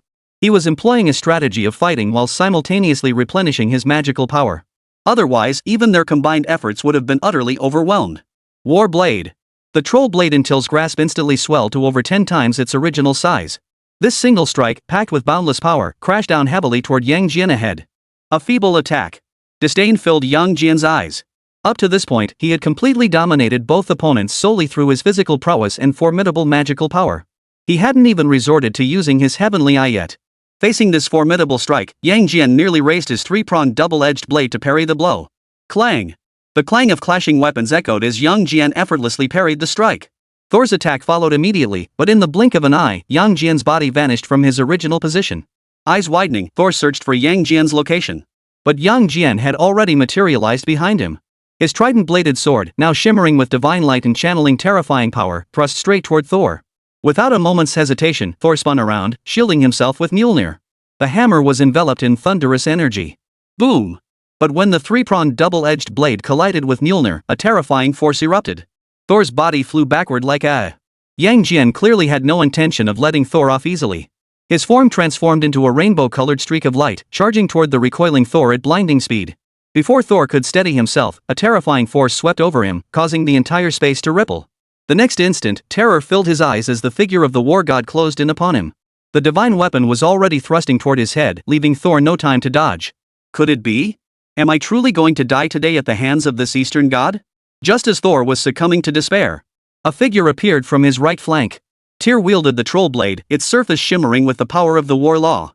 As Yang Jian's triple-bladed axe closed to within a meter of Thor's head, Tyr's troll blade blocked Yang Jian's strike. The clash of two divine artifacts unleashed terrifying power, sending shockwaves rippling outward. Retreat! Thyr knew his strike wouldn't even hold Yang Jian back for seconds, so he urgently shouted to Thor behind him. Without hesitation, Thor instantly transformed into a bolt of lightning, retreating violently backward. You have time to worry about others?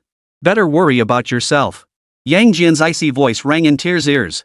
A flicker of fear crossed Teal's eyes. The next instant, the triple-bladed sword plunged straight into his body, spurting blood as it pierced through. Tyr's body plummeted like a meteor, crashing heavily onto the national fortune arena. Most terrifyingly, Yang Jian showed no intention of sparing Teal, his body pursuing Teal downward. Tyr! Witnessing this, Thor cried out in urgency. His thunderous power erupted as he gripped Mjolnir, swinging it downward with crushing force toward Yang Jian. What an annoying pest! Feeling the thunderous force descending from above, Yang Jian grew impatient. Turning his back, he swung the trident-bladed sword in his right hand, its surface shimmering with an intense golden light. Boom! Boom! Despite the fierce collision, Yang Jian effortlessly parried Thor's strike.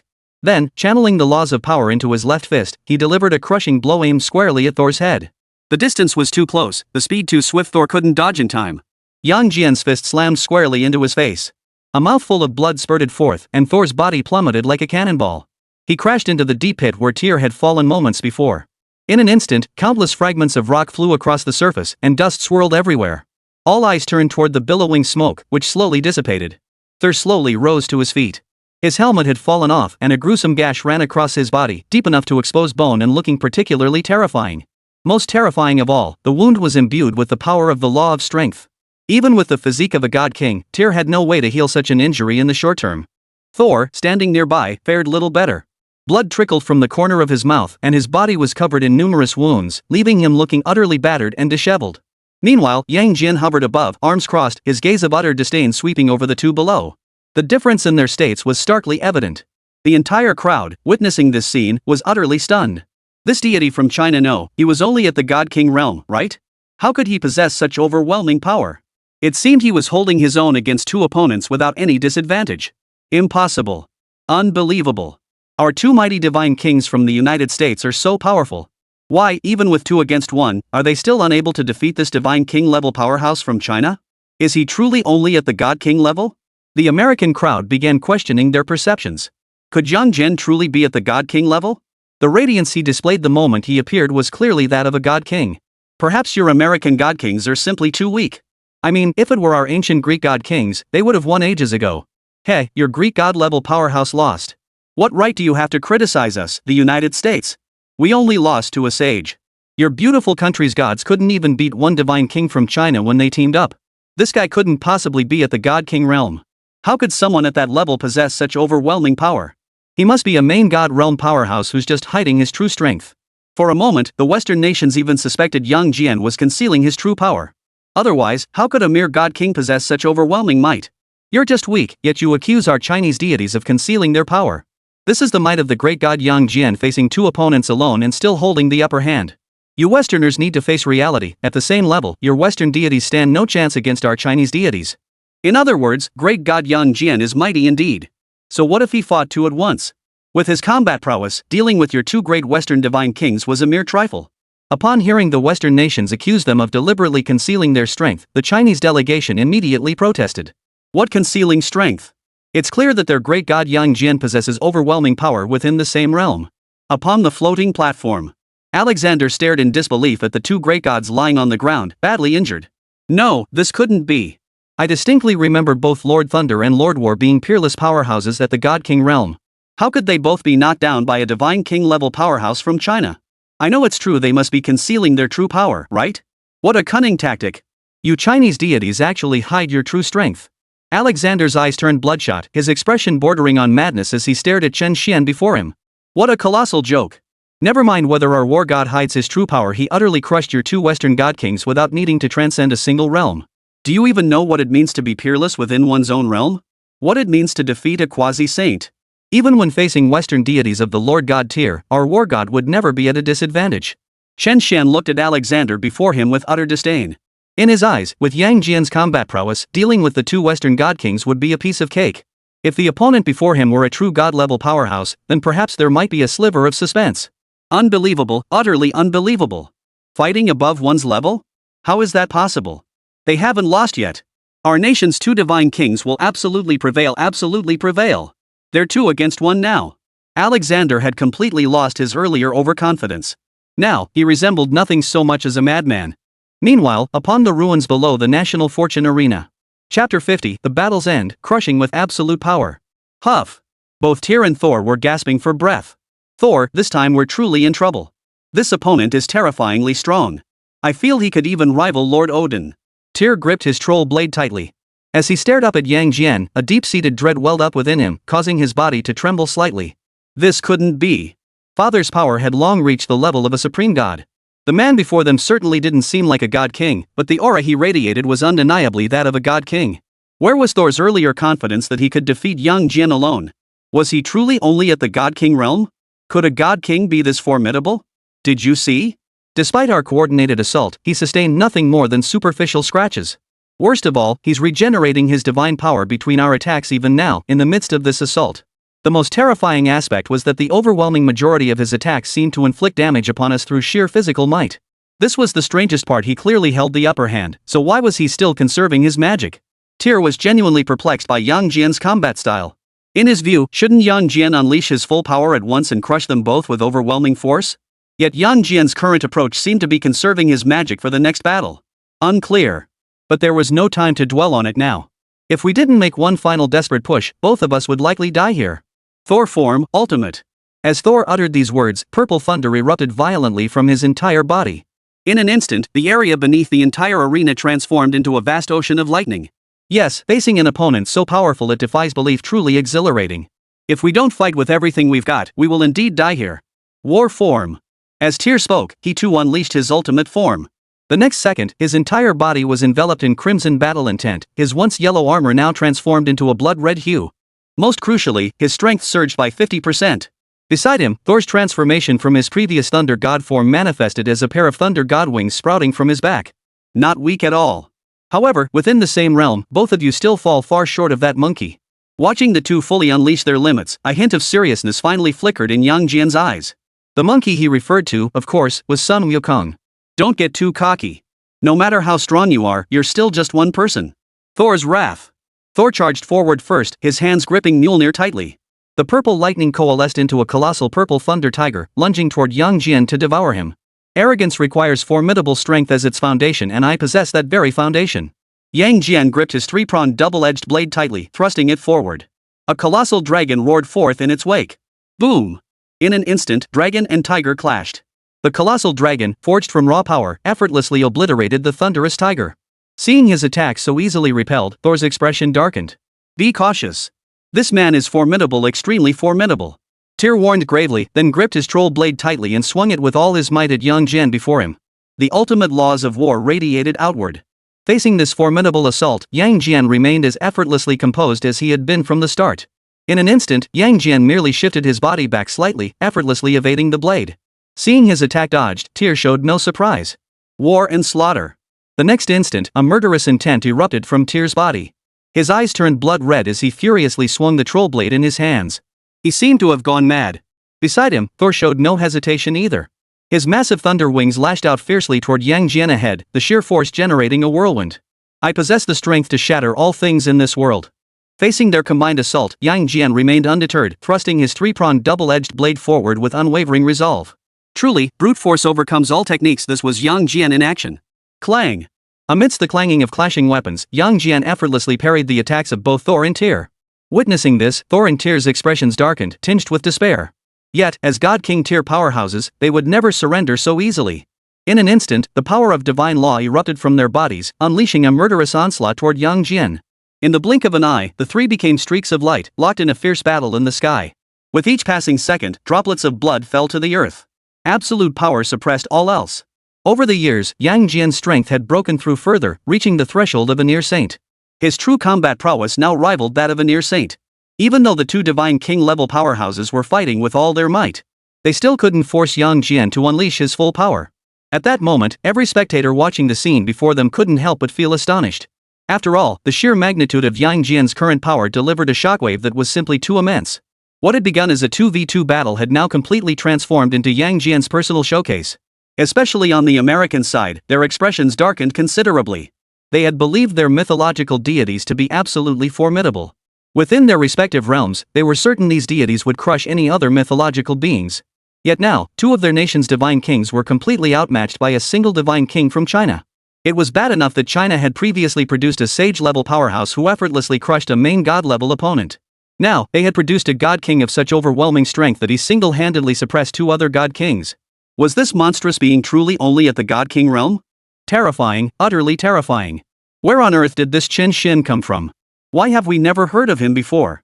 Does China harbor such a formidable contender? Indeed, Chen Xuan consistently selects the correct entries and his choices show no discernible pattern. This proves he genuinely understands the experiences of those mythical figures.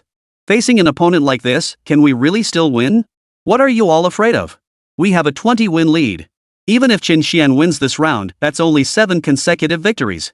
We still hold a 13-win advantage. Exactly. 13 wins, that's a massive lead. I refuse to believe Chen Xuan can pull off a comeback and win every single game. Yang Jian's formidable combat prowess at the same cultivation level has already unsettled the Western nations. Especially when some witnessed Chen Xuan consistently selecting powerful, strategic deities, they began to fear a complete reversal of fortune. Yet most remained confident. With over a dozen victories in hand and such a massive lead, how could they possibly be overturned? At the same moment, on the China side, the spectators in the stands were equally stunned. Beside Long Zhan, Jiang Shui's beautiful eyes were fixed intently on Chen Xuan ahead. Xiao Xian, when exactly did you learn all this mythological history? Even I didn't know about it. Jiang Shui exclaimed in awe. As Chen Xian's childhood friend and nominal older sister by a dozen days, she had always believed she understood him deeply. But today, she realized she had never truly understood him. After all, with Chen Xian's previous mythological knowledge level of just 60 points, honestly, he was no better than her. It was simply impossible for him to summon such a powerful deity. For a moment, the look in Jiang Shui's eyes as she gazed at Chen Xuan held a hint of admiration and affection. Truth be told, since they'd been together day in and day out, Jiang Shui had always harbored affection for Chen Xuan. It was just that before, she was the school beauty while he was the academic bottom of the barrel.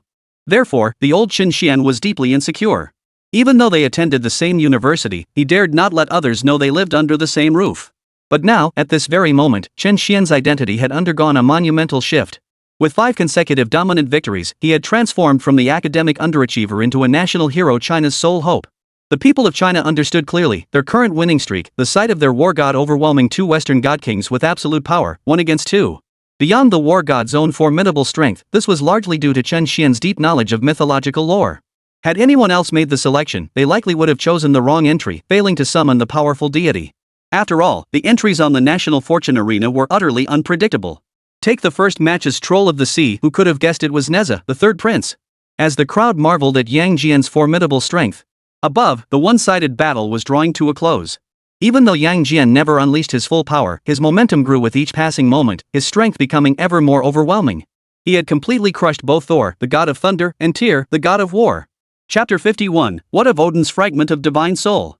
End. The heaven-piercing divine eye. Yang Jian had lost all interest in prolonging the game. His ultimate divine power surged forth, unleashing a golden pillar of light that seemed poised to obliterate all existence. It shot straight toward Thor, the god of thunder, ahead. Thor, his body covered in wounds and his divine power severely depleted, had no chance to evade this strike. Terror flashed in his eyes as he resigned himself to his impending doom. A figure appeared. Tyr, wielding the troll blade, stood before him. Crack! The sound of shattering metal echoed as Yang Jian's terrifying pillar of divine light shattered the troll's blade. And Tyr's body was pierced clean through by the golden pillar of light. No, Tyr! Thor watched in horror, his voice cracking with urgency as he lunged forward. But at that moment, Tyr's divine form began to dissipate. Thor, survive! With those words, Tyr's entire being vanished completely into the void. No! Why did you block that fatal blow for me? I'll kill you! I'll kill you! Thor watched as Tyr shielded him from the fatal blow, his entire being consumed by agony. He lifted his head, eyes bloodshot, glaring at Yang Jian before him. I want you dead. As the words fell, the terrifying thunder surging through Thor's body began to turn faintly black. In an instant, his entire form vanished from the spot, while a sliver of black lightning now coiled around the thunder hammer in his grasp. Growing stronger from his comrade's rage? Not nearly enough. As Yang Jian spoke, divine light enveloped his form. His 3-pronged blade swung like a colossal dragon. Clang!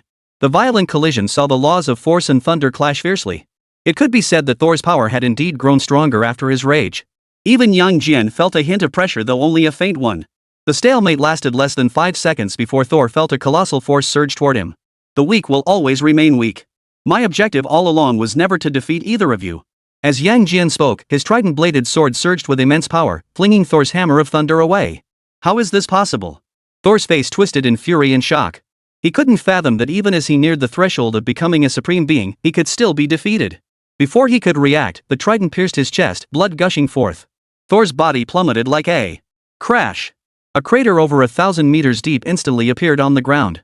A gaping wound bled from Thor's body as he lay sprawled on the ground, utterly defeated and completely incapacitated. He struggled to rise, but his injuries made standing impossible.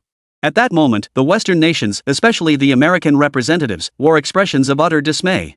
For they had just witnessed a complete, utter domination. Was the war god of China truly this formidable? Why, even with our nation's two divine kings unleashing their full power, were they utterly outmatched? Indeed, facing two opponents alone, was the war god's power truly this terrifying? The other divine being from China hadn't even lifted a finger. They were all at the god-king realm. Why was this Chinese war god so overwhelmingly powerful? On the Western nation's side, everyone was murmuring in astonishment. They were even questioning their own understanding of reality, for they couldn't fathom how, at the same god-king level. Why? How could that Chinese deity display power akin to a prime god, utterly crushing two divine kings throughout the entire battle? Impossible. This time, I summoned our very own mythic war god and the thunder god. How could they be defeated so easily? It can't be. How could this be? If both divine kings fall, doesn't that mean I'm next? I don't want to die. I'm still young. I don't want to die yet. Alexander screamed in utter despair and collapse. After all, he wasn't even 20 years old. He didn't want to die here like this. The might of our Chinese war god is beyond your comprehension. I told you this battle was never in doubt from the start.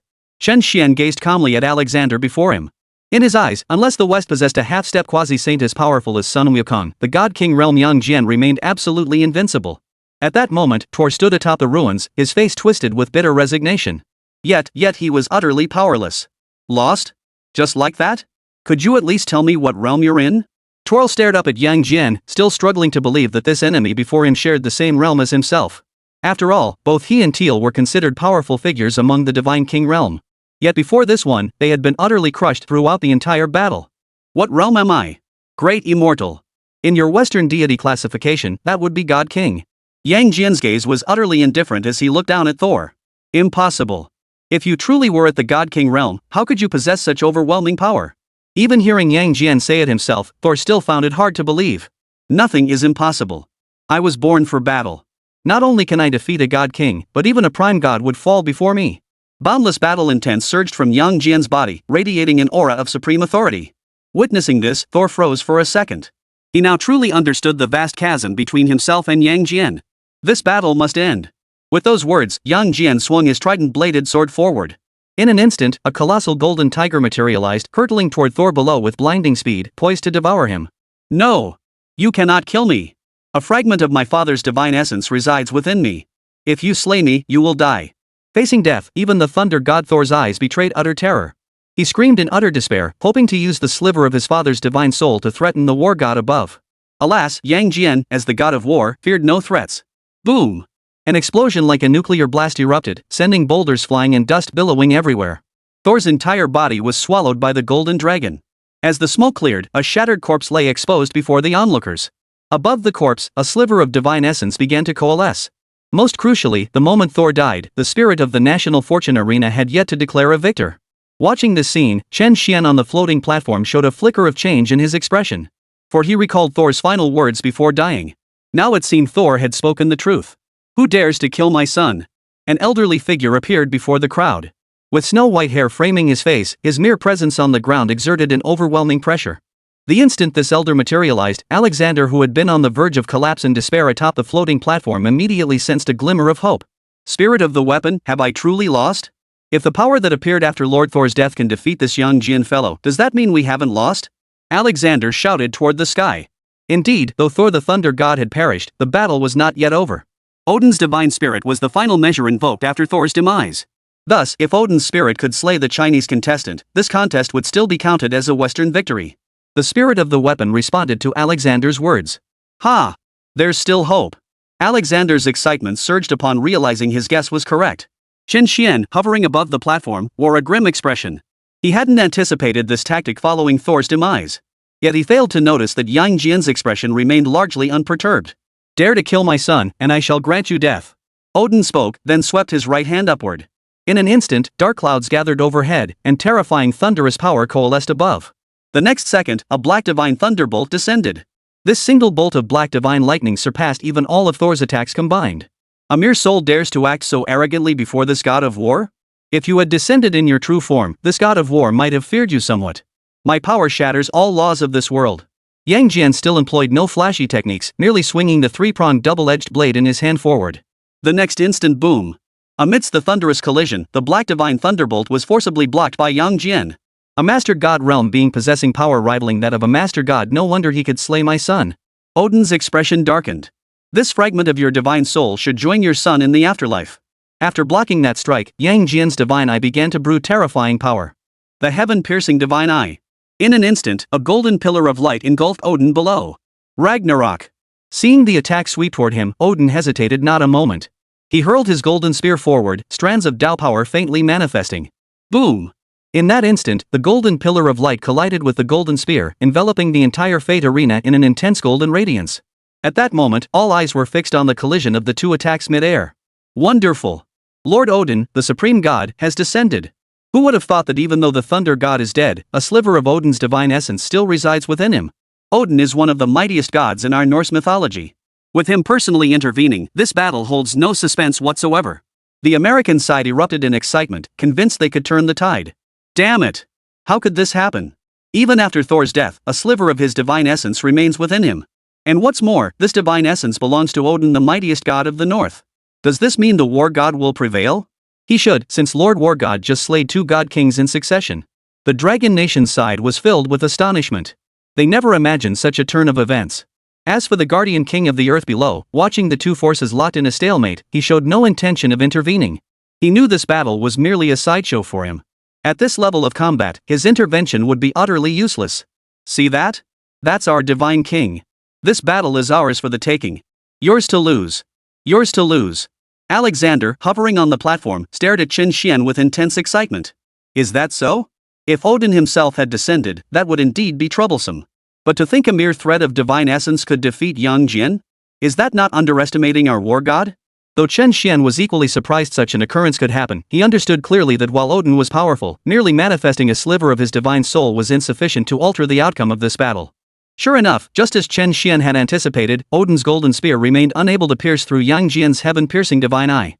Moreover, Odin existed only as a fragment of divine essence, rootless and adrift like a floating weed, unable to sustain such a powerful assault for long. A mere sliver of divine essence dares seek vengeance against this war god? You underestimate me greatly and overestimate your own strength. As Yang Jian spoke these words, the golden pillar of light blazed even brighter. In an instant, the golden pillar completely overwhelmed the golden spear. It relentlessly forced the golden spear back, while Odin's sliver of divine essence stood utterly helpless against this onslaught. His essence grew increasingly ethereal. Monstrous fiend! Even ordinary principal gods are no match for you. But you have slain my son. Whoever you are, wherever you hide, this god shall hunt you down and destroy you. Odin's eyes burned with boundless fury, yet he knew that with only a fragment of his divine essence, he could never avenge his son. After uttering these words, Odin's divine essence was engulfed by golden light, dissipating upon the national fortune arena. As Odin's essence faded, the mechanical voice of the national fortune arena echoed, "Round 26, round 27, China wins." In the realm of Norse mythology. The war god of China, is it? You're courting death. Odin, seated upon his throne, lifted his head.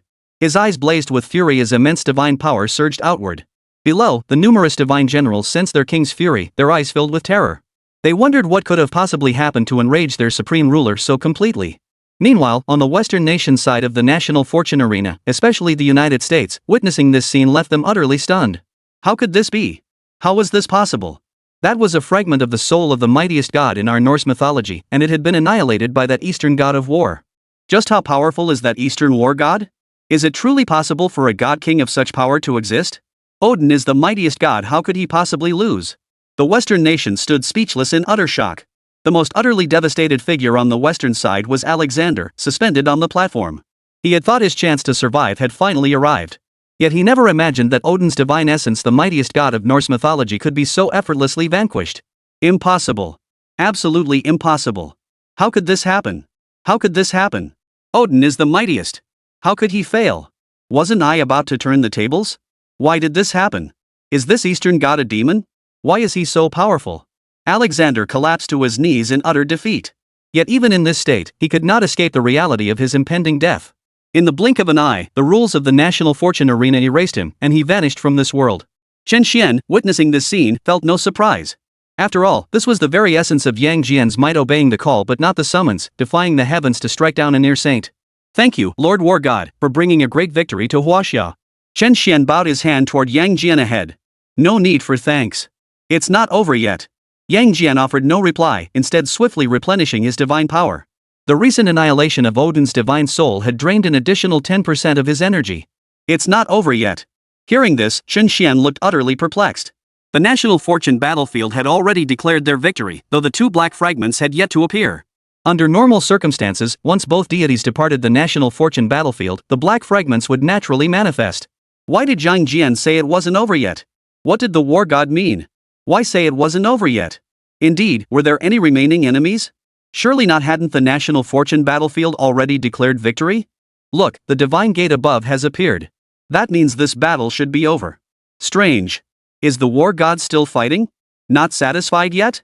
The Dragon Nation's people were equally puzzled. They couldn't quite grasp what Yang Jian meant by that statement. Guardian King of the East, you may depart first. Watching the heavenly gate appear, Yang Jian addressed the Guardian King of the Earth below. The Guardian King of the Earth was equally perplexed. He couldn't fathom what Yang Jian was up to. Yang Jian, is there something you need to do? The Guardian King of the Earth could no longer contain his curiosity and asked. This matter does not concern you.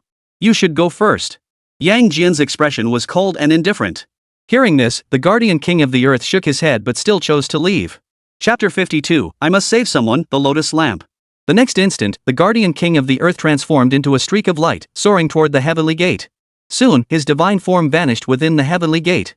This scene only deepened the confusion among the onlookers. They wondered what exactly the great god Yang Jian intended to do next. Why had he instructed the Guardian King of the East to depart first? Meanwhile, in the heavenly court, the Guardian King of the Earth had already returned.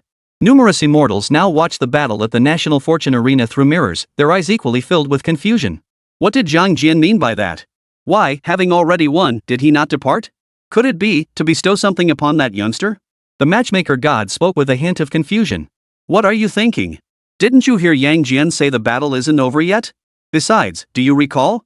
Lao Jun just said that Yang Jian going down this time is a suicide mission. Look at Yang Jian's current state. Does he look like he's facing certain death? The god of wealth beside him stared at the matchmaker with an expression of utter bewilderment. Exactly. Lao Jun said this time down there meant certain death. But even when Yang Jian faced that Odin spirit just now, he's still in great shape. Even if he fought one more battle, it wouldn't be a problem at all, right? Then why on earth won't he leave? The matchmaker still couldn't wrap his head around it. Yang Jian, what exactly are you trying to accomplish? The tower-bearing heavenly king watched the mirrored scene with equal bewilderment.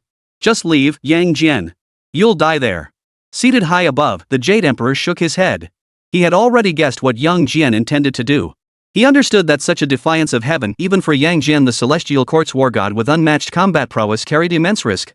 Otherwise, the Supreme Lord Lao Jun wouldn't have spoken those words. On the National Fortune Arena, amidst the puzzled gazes of the entire crowd, Yang Jian gripped his three-pronged double-edged blade tightly, as if steeled by some resolve. National Fortune Arena, he declared, I understand that treasures of your caliber possess sentience. I wish to save someone in this world. Therefore, I shall remain here until that person is rescued. What price must I pay? Yang Jian shouted to the heavens. Hearing this, the crowd grew even more perplexed. They couldn't help but wonder, who exactly was Yang Jian trying to save? What is this Eastern deity doing? He actually intends to remain here? That can't be possible. Typically, the victorious deity must depart within 10 minutes of the divine gate descending. Indeed, could this Eastern deity be attempting to break the rules? I admit this Eastern deity is powerful, but he's not powerful enough to break the rules, is he? The Western nations murmured among themselves. As for the Huaxia side, they were filled with confusion. They couldn't help but wonder, what exactly is the great god Yang Jian trying to do? Why does he need to stay here? For a moment, the National Fortune Arena fell into silence. A full 30 seconds passed, yet the mechanical voice of the artifact spirit remained silent. I told you so. The spirit of the National Fortune Arena would never agree to this. Exactly. Who does this Eastern deity think he is? Even if he defeats our nation's divine king, does he believe he can break the rules? He'll just make a fool of himself. I bet this Eastern deity will be sucked back into the divine gate in 10 minutes flat. From the Western nations, a chorus of mocking voices erupted. Yet Yang Jian paid no heed to their taunts, instead continuing to shout, what will it take for me to stay here? This time, as soon as Yang Jian finished speaking, a long-haired, elfin-like woman appeared before the crowd. This woman radiated strange, powerful energy, as if she were one with the National Fortune Arena itself. At the sight of her descent, everyone present froze in shock. Who was this woman? Why had she suddenly appeared? I believe this woman must be the spirit of the national fortune arena. Exactly. Otherwise, how could she suddenly appear on the national fortune arena? People from numerous nations continuously flooded the chat with speculations about the identity of this suddenly appeared woman. Tell me, why are you staying here? What for? As the spirit of the national fortune arena, Nuwa had never heard of such a request. After all, the deities who had won before simply departed. Curiosity piqued, Nuwa materialized her form and asked directly, why? I must save someone. This person is incredibly important to me. In our world, there is absolutely no possibility of her revival. She has been rejected by the very fabric of existence. But I preserved a sliver of her divine soul. Therefore, I wish to bring her into this world. Yang Jian spoke as he produced a jade green lamp from his hand, radiating powerful divine energy. Chen Xuan immediately recognized it as the lotus lamp, his gaze fixated on its wick. For curled atop the lamp sat a tiny, female figure. This figure seemed to be nothing more than a fragment of a shattered soul. Look! There's a woman atop the lotus lamp. Yes, but she seems like just a faint shadow. Could it be? Could it be that the great god Yang Jian intends to stay here to save that woman? It must be so. Didn't you hear the great god Yang Jian say he stayed to save someone? Do you think the spirit of the national fortune arena will agree to this? It's unclear. Never before has a deity chosen to linger here. Over here in Huaxia, everyone is also wondering, will Nuwa agree to this? To be rejected by the very heavens and earth of your world, how intriguing. But even if I agree, you may stay to resolve this matter before departing. But do you understand the price required to resurrect and bring someone from another world into this one, especially a soul fragment as faint as this? Nuwa smiled as she spoke, finding the situation intriguing enough to consider agreeing. I understand. I will face the heavenly tribulation, the most terrifying one. Even with my power, there is a risk of perishing. But the one I seek to save is my sister. Back then, I sealed her beneath Manhwa with my own hands, though it was to save her. But after she left, her divine soul weakened drastically. Later, to save me, her soul suffered severe damage again. I owe her a life. As her brother, I must save her. Yang Jian's eyes held no trace of fear toward death. How amusing. A brother saving his sister, eh? Very well, I agree. But Nuwa wanted to see how Yang Jian would handle the most terrifying heavenly tribulation, so he was inclined to agree. However, the Western nations were far from pleased. Spirit of the artifact, why did you agree to his request? He's breaking the rules. I mean, this isn't fair. Every deity who wins must leave afterwards, so why is he allowed to stay? Exactly. This is unjust. We firmly oppose such an occurrence. The Western nations raised their voices in protest, loudly opposing this outcome. Quiet. I haven't finished. If you perish under that most dreadful heavenly tribulation, then both victories in these two battles for Huaxia will be nullified. These two contests shall be deemed draws. Nuwa addressed Yang Jian and Chen Xuan ahead. Wise words, spirit of the artifact. Spirit of the weapon, I also agree we must give this eastern deity a chance. Indeed. How moving it is for a brother to save his sister. If I were that brother, I too would spare no effort to rescue my own sister. We Western nations endorse this proposal. The Western Empire, which had initially opposed it, deeming the matter unfair, immediately expressed agreement upon hearing that if Yang Jian failed to pass the heavenly tribulation, the battle would be considered a draw. Some even went so far as to urge Yang Jian to choose saving his sister. Young friend, what is your opinion? You should know I've descended 3 times in succession for this very matter. Yang Jian's gaze fell upon Chen Xuan. He understood perfectly well what this battle on the national fortune arena represented. I support your decision, great god Yang Jian. It was you who helped us secure these 2 victories. I believe others in our nation will understand as well. Chen Xuan hesitated for a few seconds before speaking slowly. Then, he turned his gaze to the crowd. He understood this wasn't just his own decision. Indeed, great god Yang Jian, we support you in giving it a try. As the head of the mythology department, Long Zhan stepped forward first. We support you too. Indeed, Lord War God. In this battle, you effortlessly crushed 2 Western deities. If you wish to save your sister, we stand with you without hesitation. Exactly, Lord War God. Go do what you must. We believe you will surely overcome the heavenly tribulation. The Chinese spectators in the stands also shouted their support loudly.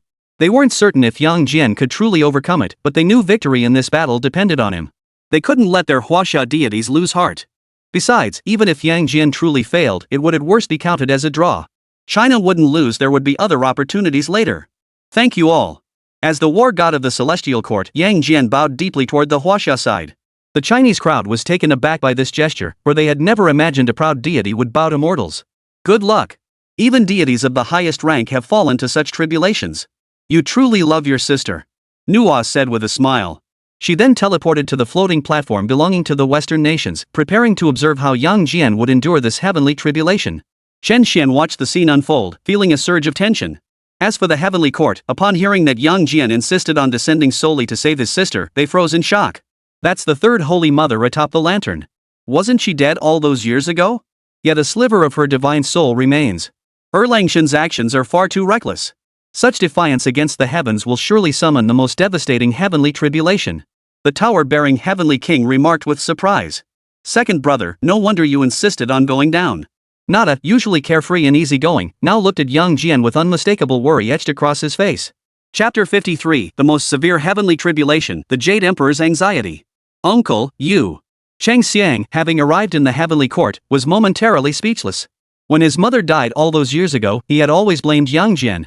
For if not for Yang Jian trapping her mother beneath Manhwa for so many years, preventing her injuries from fully healing. Facing that crisis, his mother should never have perished. Moreover, she had sacrificed herself at the very last moment to save Yang Jian. This only deepened Chen Xiang's hatred for his uncle. So, you're still determined to do this. Even if it means dying in that world, you're willing to pay the price. The Jade Emperor shook his head. He knew his nephew's temperament well. Once he set his mind on something, no one could dissuade him. On the national fortune arena, Yang Jian hesitated not a moment, immediately channeling divine power into the lotus lamp through his spell. He recited the reincarnation mantra. In his original world, the three holy mothers, as the deceased, were rejected by the way of heaven. Even if a sage intervened, Yang Jian would be unable to recite the reincarnation mantra. But now, in this world, Yang Jian could successfully recite the incantation. As Yang Jian completed the incantation, the ethereal image of the third holy mother on the lotus lamp steadily solidified. Clearly, once her phantom fully materialized, she would be able to reincarnate and return to life completely. Yet, as the lotus lamp condensed her form, above the national fortune arena, terrifying bolts of thunder began to form, the entire scene resembling the end of the world. Clearly, the heavenly Tao was about to intervene. How could the heavenly Tao possibly allow anyone to defy fate and alter destiny? Upon witnessing this, Nuwa immediately withdrew the protective barrier surrounding the national fortune arena. She understood that if she attempted to use her own power to block the heavenly punishment, then the force of this divine punishment would become even more terrifying. Ultimately, whether Yang Jian could defy the heavens and survive this divine punishment rested solely on his own shoulders. In the western homeland, watching the thunderclouds brewing overhead, they were all filled with excitement. Excellent! This eastern deity will surely perish beneath the heavenly tribulation. Indeed, this eastern deity was far too arrogant, daring to defy the heavens. May he perish swiftly beneath this heavenly tribulation, then this battle will be deemed a draw. That way, we'll still hold a 15 victory lead. Countries across the western realm all hope Yang Jian perishes in this heavenly tribulation. Lord War God, you must survive this heavenly tribulation. Lord War God, we believe in you. With your peerless strength, you will surely overcome this heavenly tribulation. Indeed, Lord War God, you will surely overcome this heavenly tribulation. Here in Huaxia, one after another, people are praying that Yang Jian must overcome this heavenly tribulation. At that very moment, the first purple divine thunderbolt descended. The very first thunderbolt of this heavenly tribulation was a purple divine thunderbolt. One could only imagine how terrifying this tribulation truly was. Facing this purple divine thunderbolt, Yang Jian showed no hesitation. He swung his three-pronged double-edged blade upward, channeling immense divine power into it. Boom! Amidst the violent clanging, Yang Jian harnessed his immense strength to forcefully shatter the divine thunderbolt. Though he had effortlessly blocked the first divine thunderbolt of the heavenly tribulation, Yang Jian showed no sign of excitement. He knew full well that 8 more trials lay ahead. This purple divine thunderbolt was merely the weakest of appetizers. Chen Xuan, young friend, I need your help. Hold this lotus lamp for me. With that, Yang Jian sent the treasure lotus lamp into Chen Xian's hands with a surge of magical energy. Chen Xuan dared not hesitate, immediately catching the lamp with both hands. Gazing at the flickering azure light emanating from the lamp, he reflected that only a divine artifact of the treasure lotus lamp's caliber could safeguard this sliver of the third holy mother's divine soul. At that moment, the second divine thunderbolt began to form. This time, it was still a purple divine thunderbolt, but this one was entwined with strands of black. It was clear this strike would be even more terrifying than the first purple divine thunderbolt. In an instant, as the roaring purple divine thunder approached, Yang Jian showed no hesitation. His three-pronged double-edged blade thrust forward. No flashy maneuvers, just raw power shattering all techniques. Boom! Under this terrifying assault, Yang Jian blocked the strike with relative ease, deflecting the purple divine thunderbolt tinged with black. This eastern god of war, Yang Jian, was truly terrifying, blocking 2 divine thunderbolts with such ease. Yeah, he couldn't possibly survive this tribulation, right? What are you thinking? Didn't you hear the artifact spirit's warning? A tribulation of this magnitude would bring down even a main god. Yang Jian is merely at the God-King realm. Even if he could truly stand against a main god, he couldn't possibly survive this heavenly tribulation. In other words, this is surely just the appetizer. The true heavenly tribulation hasn't even begun yet. This eastern deity absolutely won't survive it. On the Western nation side, witnessing Yang Jian so effortlessly block two divine thunderbolts, they couldn't help but wonder, could Yang Jian truly overcome this heavenly tribulation so easily? Yet, upon recalling Nua's words, they dismissed the notion as unlikely. Amidst their murmurs, the third calamity had already begun to take shape. This time, the divine thunder that descended could no longer be described as merely purple, for half of it had turned black. The force of destruction spread out. Seeing this third divine thunderbolt descending from the heavens, carrying the power of destruction, Yang Jian's eyes showed no trace of fear. He swung his three-pronged double-edged blade forward, and in an instant, a golden light erupted. Boom! In that instant, the golden light collided fiercely with the semi-dark divine thunder in midair. The collision, akin to a meteorite strike, sent shockwaves rippling outward, forming a powerful energy storm that swept across the entire arena. Then, both attacks vanished from the heavens and earth. Yang Jian effortlessly parried the third divine thunderbolt, yet his expression remained utterly unrelenting. He knew the true trial lay ahead. Above the heavenly court, the numerous sages witnessed Yang Jian deflecting the three divine thunderbolts, each wearing expressions of astonishment. Truly worthy of his title as our heavenly court's war god, Yang Jian effortlessly parried the first three divine thunderbolts despite facing such a fierce heavenly tribulation. The god of wealth spoke slowly. Indeed. Perhaps Yang Jian truly can achieve this feat of defying heaven and altering fate? The matchmaker spoke up at this moment. Not necessarily. This is a tribulation that defies heaven. In the three realms, no one but a sage would dare claim they could surely survive it. The true test lies ahead. The Jade Emperor, who had remained silent until now, gazed intently at the scene before him with a solemn expression. Hearing the Jade Emperor's words, everyone fell deep in thought. Coupled with recalling the words spoken earlier by the Supreme Lord Lao, their expressions grew equally grave. They wondered, could their heavenly court's war god, Yang Jian, truly fall here today? That Yang Jian fellow was actually undergoing a heaven-defying tribulation far riskier than when this old monkey fought a near saint. Just as the atmosphere throughout the heavenly court grew oppressively heavy, a voice cut through the silence. All eyes turned toward its source. Sun Wukong had long since shed the robe symbolizing the victor over demons Buddha. Now he wore the armor he had donned when he proclaimed himself the great sage equal to heaven. Greetings, great sage. We pay our respects to the great sage. The assembled immortals greeted Sun Wukong's arrival with profound reverence. Even the Jade Emperor, gazing at Sun Wukong, now held a hint of worry in his eyes. He feared that after defeating the Buddha, Sun Wukong might now turn his attention to him. If that were the case, it would spell trouble in the Jade Emperor's eyes. After all, during the great disturbance in heaven, he had to act in accordance with heaven's will. Therefore, the Jade Emperor concealed his true power. Otherwise, with his strength as a half-step sage, even the Buddha might not have been able to defeat him. Back then, even if he'd been beaten into retreat, he'd not feared Sun Wukong. But now, facing Sun Wukong, another quasi-sage, the Jade Emperor felt uneasy. He knew that if they clashed now, his chances of victory were slim. At best, it would be a 50-40 split. For in his favor, 6 in Sun Wukong's. Chapter 54, The Seventh Tribulation, the Heart Demon Tribulation.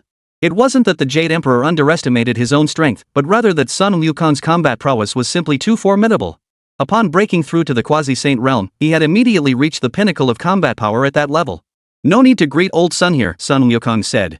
I'm just here to see if Yang Jian can pull off this defiance of heaven. Sun Wukong spoke slowly, then turned his smiling gaze toward the Jade Emperor. Faced with Sun Wukong's smile, the Jade Emperor felt a flicker of unease. His body instinctively shifted closer to Laozi.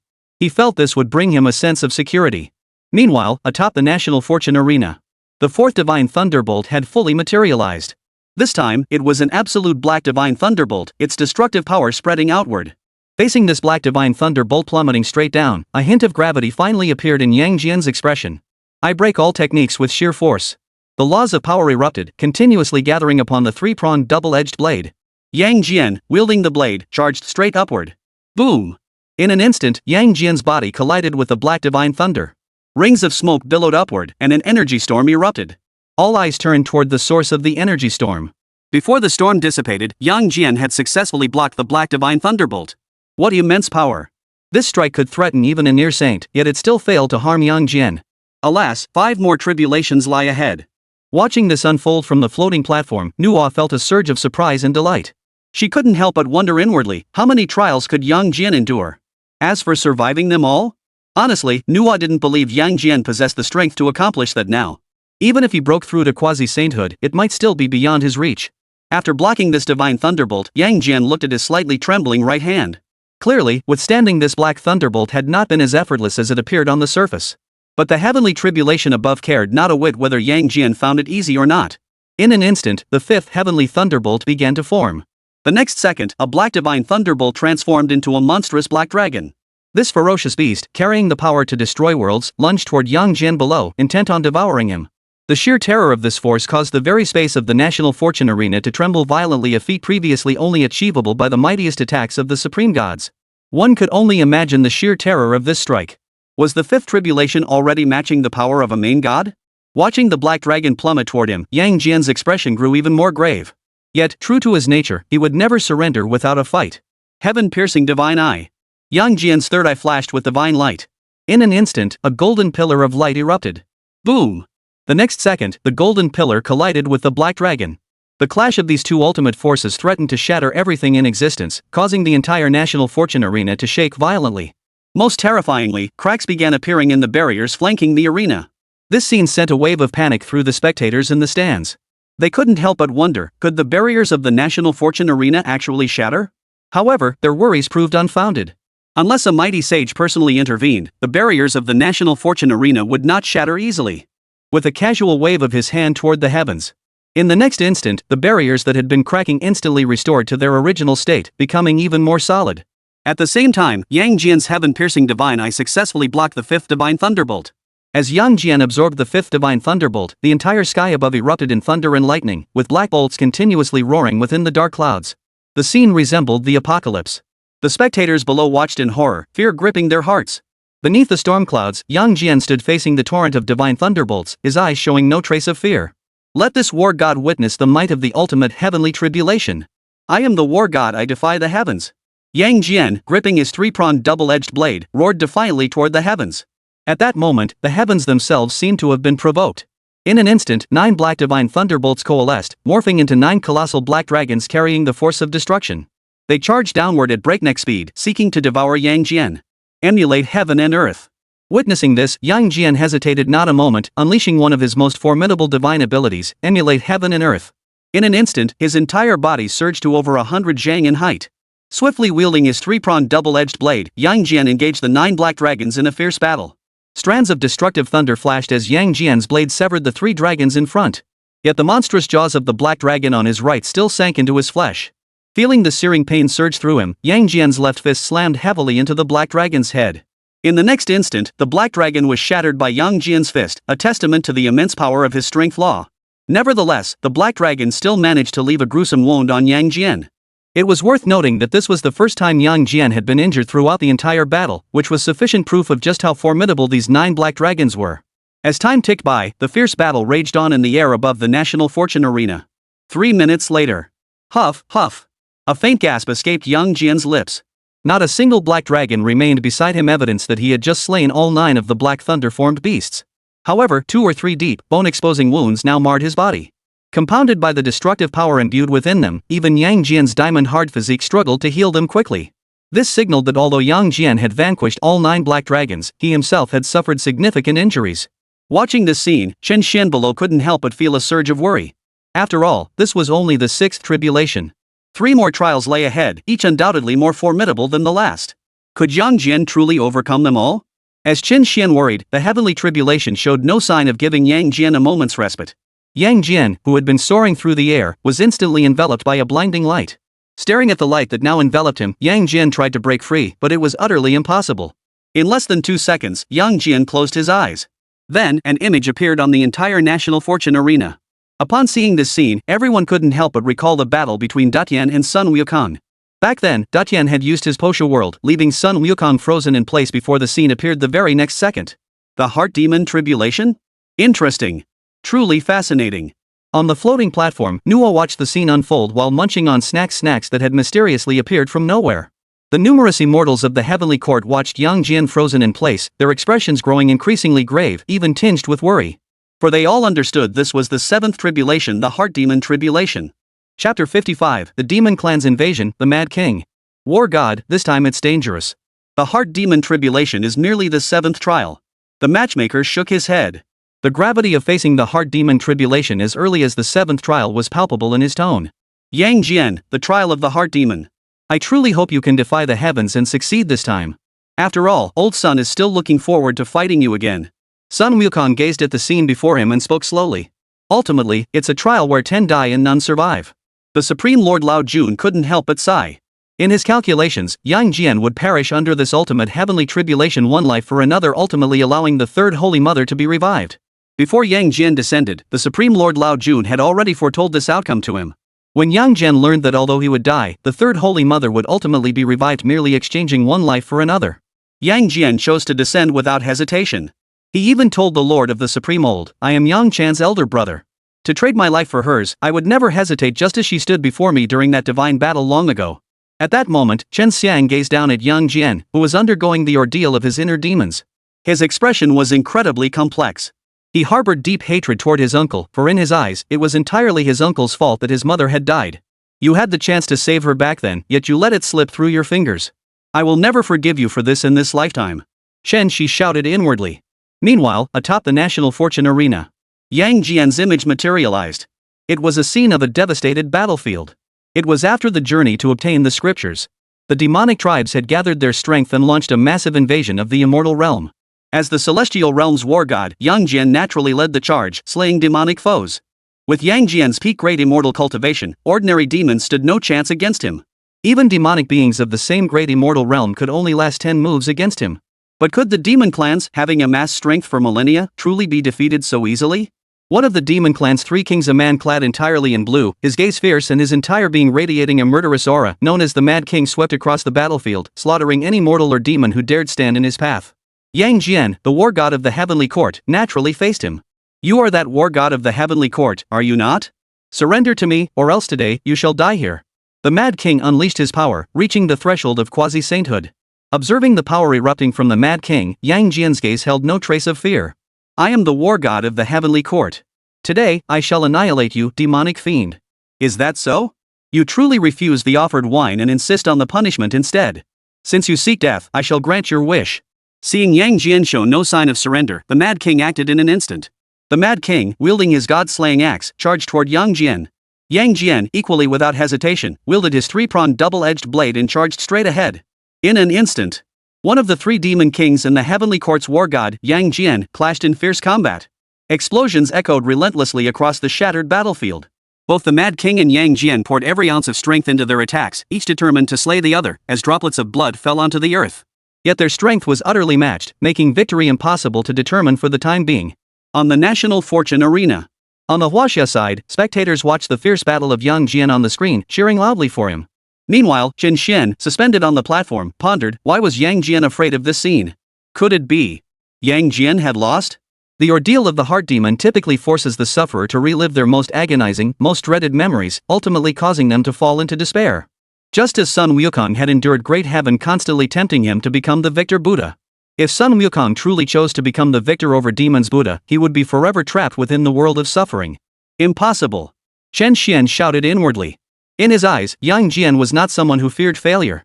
As he pondered this, in the scene, the fierce battle between Yang Jian and the Mad King raged on. The sun and moon shifted, the heavens spun, and within the illusory realm, time flowed differently than in the National Fortune Arena. A full day and night had passed within the illusionary realm, yet not even an hour had elapsed on the National Fortune Arena. The Mad King and Yang Jian had battled for a full day and night. Yang Jian knelt half-bent upon the ravaged battlefield, his body streaked with gruesome wounds, clearly pushed to his physical limits.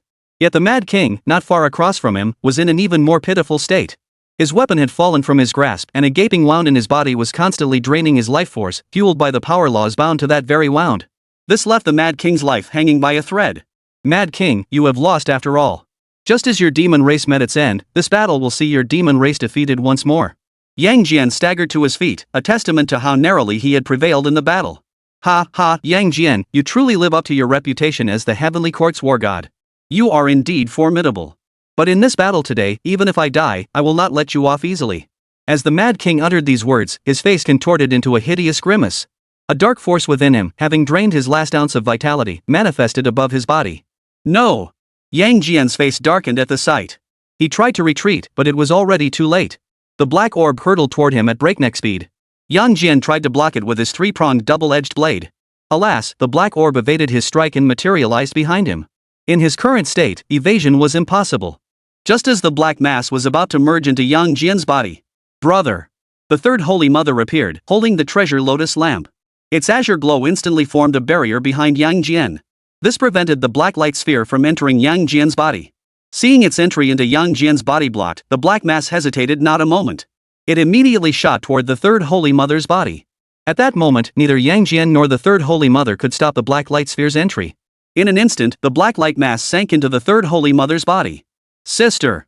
Yang Jian watched the scene unfold and cried out in panic. At that moment, the third Holy Mother's entire aura underwent a drastic change, her body beginning to emit a black glow. The agar-wood incense in the heavenly court. Watching the scene in the mirror, she seethed with rage. Yang Jian, it's all your fault. Why didn't that black light sphere enter your body instead? If it had entered you, my mother wouldn't have been controlled by that mad king. And even if she was controlled, why were you so heartless? You killed my mother, she was your sister. Could you be so ruthless just for the sake of victory? Chen Xuan seemed to recall the painful memories of the past. He clenched his fists and roared at the image. Not far away, the tower-bearing Heavenly King witnessed this scene and wanted to step in to defend Yang Jian.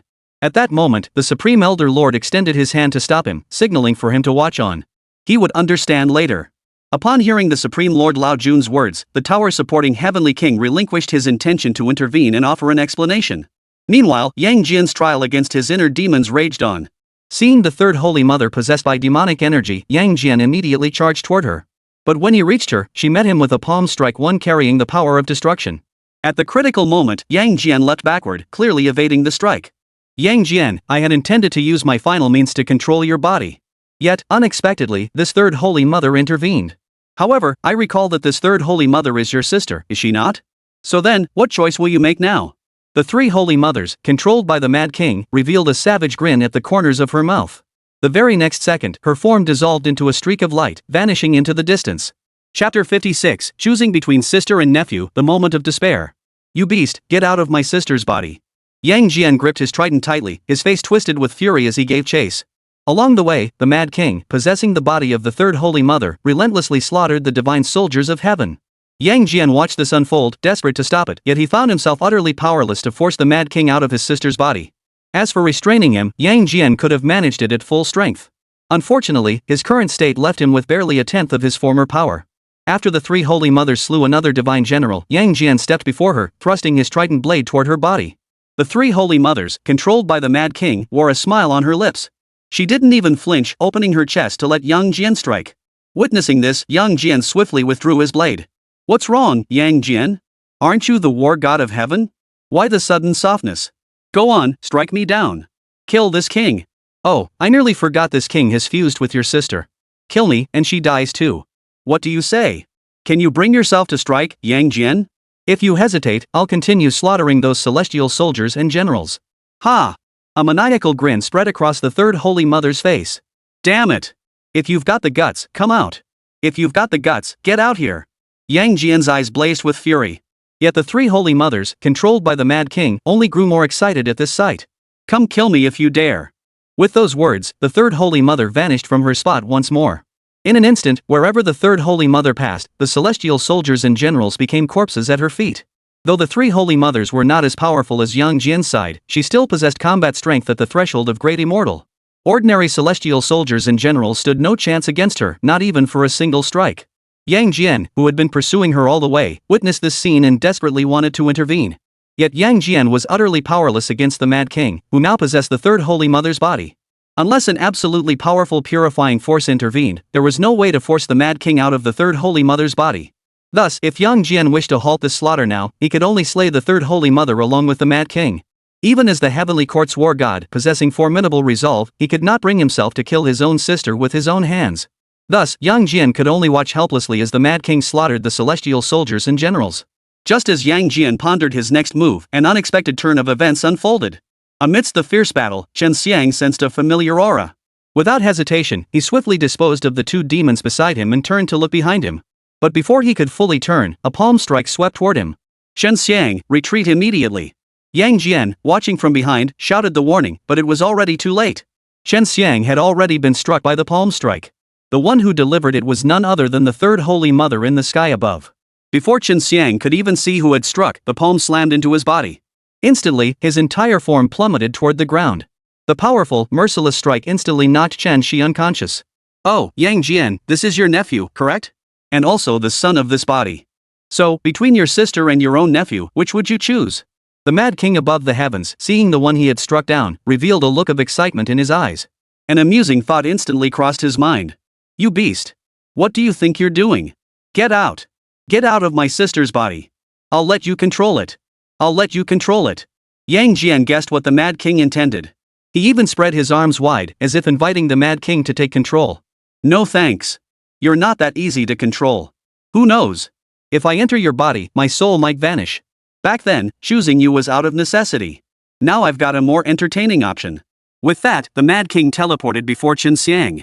If you dare touch Chen Xiang, I'll tear you to pieces. Yang Jian immediately charged toward the Mad King, his eyes blazing with fury. If looks could kill, the Mad King before him would have died 10,000 times over.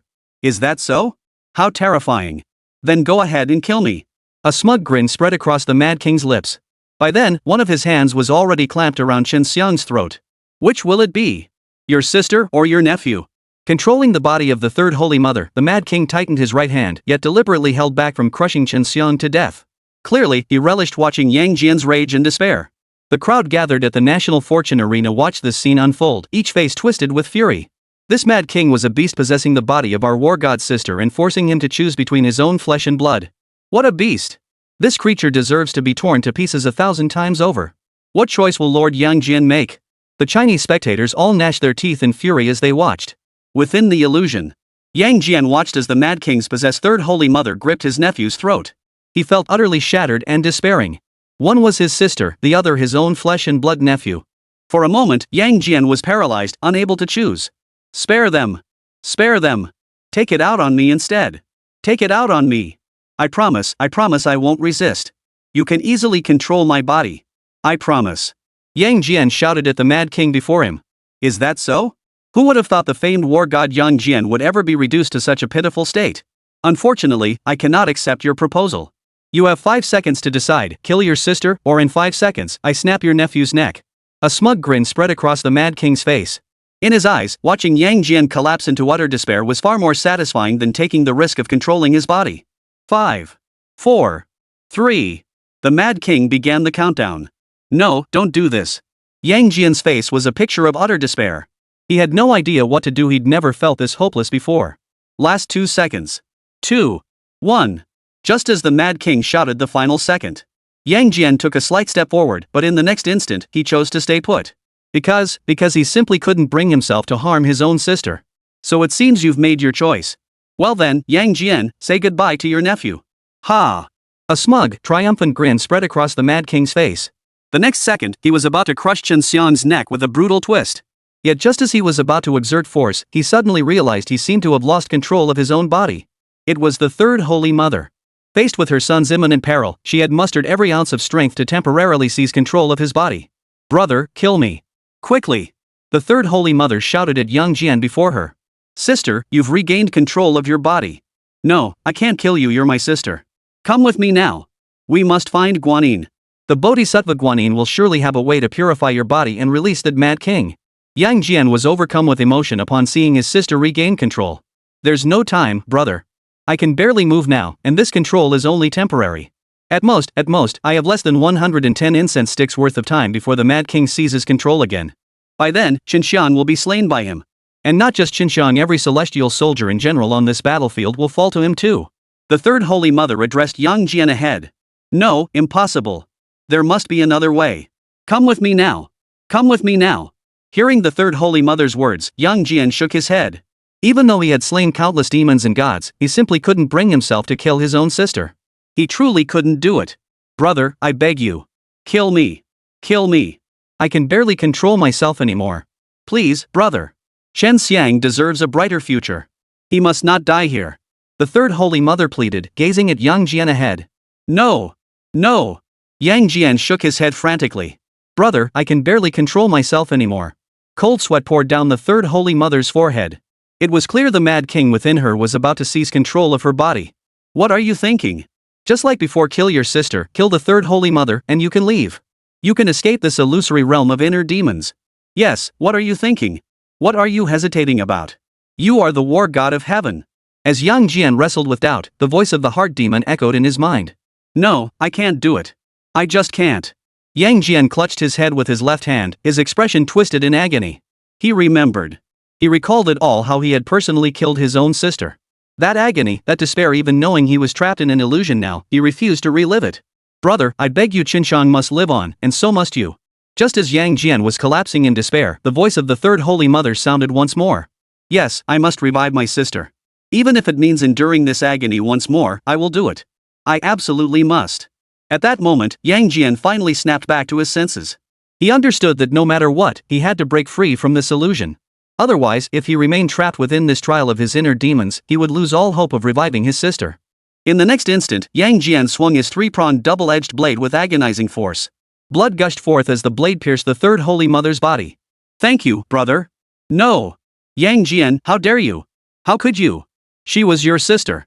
How could you raise your hand to kill your own sister? The Mad King's anguished scream echoed. The third Holy Mother's form began to fade. Just as her essence was about to vanish completely, Yang Jian, as before, drew the lotus lamp. Harnessing its immense power, he preserved a sliver of her divine spirit. The next instant, the entire illusionary realm collapsed. On the national fortune arena, a single tear fell from Yang Jian's right eye. Slowly, he opened his eyes, awakening from the illusory realm of his inner demons. Though he had overcome this illusion, no trace of joy appeared in Yang Jian's eyes. Instead, his resolve to revive his sister only grew stronger. Rest assured, little sister. I will revive you. At that moment, everyone present at the National Fortune Arena stared in stunned silence at the scene of the illusory realm. The Chinese crowd realized their war god had endured such profound agony, the agonizing choice between his own sister and his own nephew. In that moment, even the Western nations understood why Yang Jian would risk certain death to endure this ultimate heavenly tribulation. It was because his sister had died by his own hand. Was this the trial of the heart demon? Truly terrifying. Chen Xuan observed Yang Jian now. He understood that the agony of killing one's own sister was something no one would ever wish to endure a second time. What was most terrifying was that if Yang Jian hadn't awakened to the words of the three Holy Mothers back then, he would very likely have fallen to this trial of the heart demon. This alone demonstrated the sheer terror of the heart demon tribulation. Yet even this dreadful ordeal was merely the seventh trial of the mightiest heavenly tribulation. 2 more trials lay ahead, their perilous nature beyond imagination. Chapter 57, The Mightiest Below the Sages, Kong Xian. In the heavenly court. Chen Xiang watched these scenes unfold, utterly bewildered. My uncle killed my mother to save me. I am the true culprit responsible for her death. Chen Xiang clutched his head in anguish. In that moment, he understood just how deeply he had misunderstood Yang Jian. Uncle, I'm the one who wronged you. All this time, I've misunderstood you. Chen Xiang cried out in anguish toward the mirror. Through the divine artifact of heavenly court, his voice reached Yang Jian's ears directly. No, it's my failure. I let my sister be imprisoned before, and now I still can't save her. Today, no matter what, I will block these 9 heavenly tribulations and rescue my sister. Yang Jian's gaze hardened as he fixed his eyes ahead. No, uncle, I am the true culprit. This ultimate heavenly tribulation should fall upon me. If death is the price, I should be the one to die, not you. Chen Xiang struggled to rise, his pain-filled gaze fixed on Laozi. Lord Lao Jun, I know you possess supreme power. I beg you, transport me to the heavenly tribulation. This calamity should not be borne by my uncle, it should be mine to bear. This is all my fault. I misunderstood my uncle. I am the one who has wronged my mother. Chen Xiang pleaded with the Supreme Lord Lao Jun, his eyes now filled with a death wish. Even if I teleported you down, it would be futile. Each person has their own fatal calamity. The moment Yang Jian chose to descend, his death calamity began. Moreover, this heavenly tribulation grows more terrifying with each additional soul. If you go down now, you would only be throwing yourself to your death. The Supreme Lord Lao Jun shook his head. Even as a sage, he could not defy heaven's will at times, for doing so would incur immense karmic retribution. No, Lord Lao, I beg you, let me go down. Let me go down. Chen Xiang was now on the verge of despair. The other immortals of the celestial court witnessed this scene and shook their heads in unison. They knew the truth of what had happened all those years ago. However, Yang Jian feared Chen Xuan might not be able to bear the truth of what happened back then. Therefore, he had instructed the other immortals not to reveal this truth to Yang Jian. Even if Chen Xuan hated him, Yang Jian did not want her to know that the matter involving the third Holy Mother was connected to him. Calm down. What you must do now is trust your uncle. If you go down to your death needlessly, all the efforts your mother and uncle have made will be wasted. At that moment, Sun Wukong, who had remained silent all along, finally spoke up.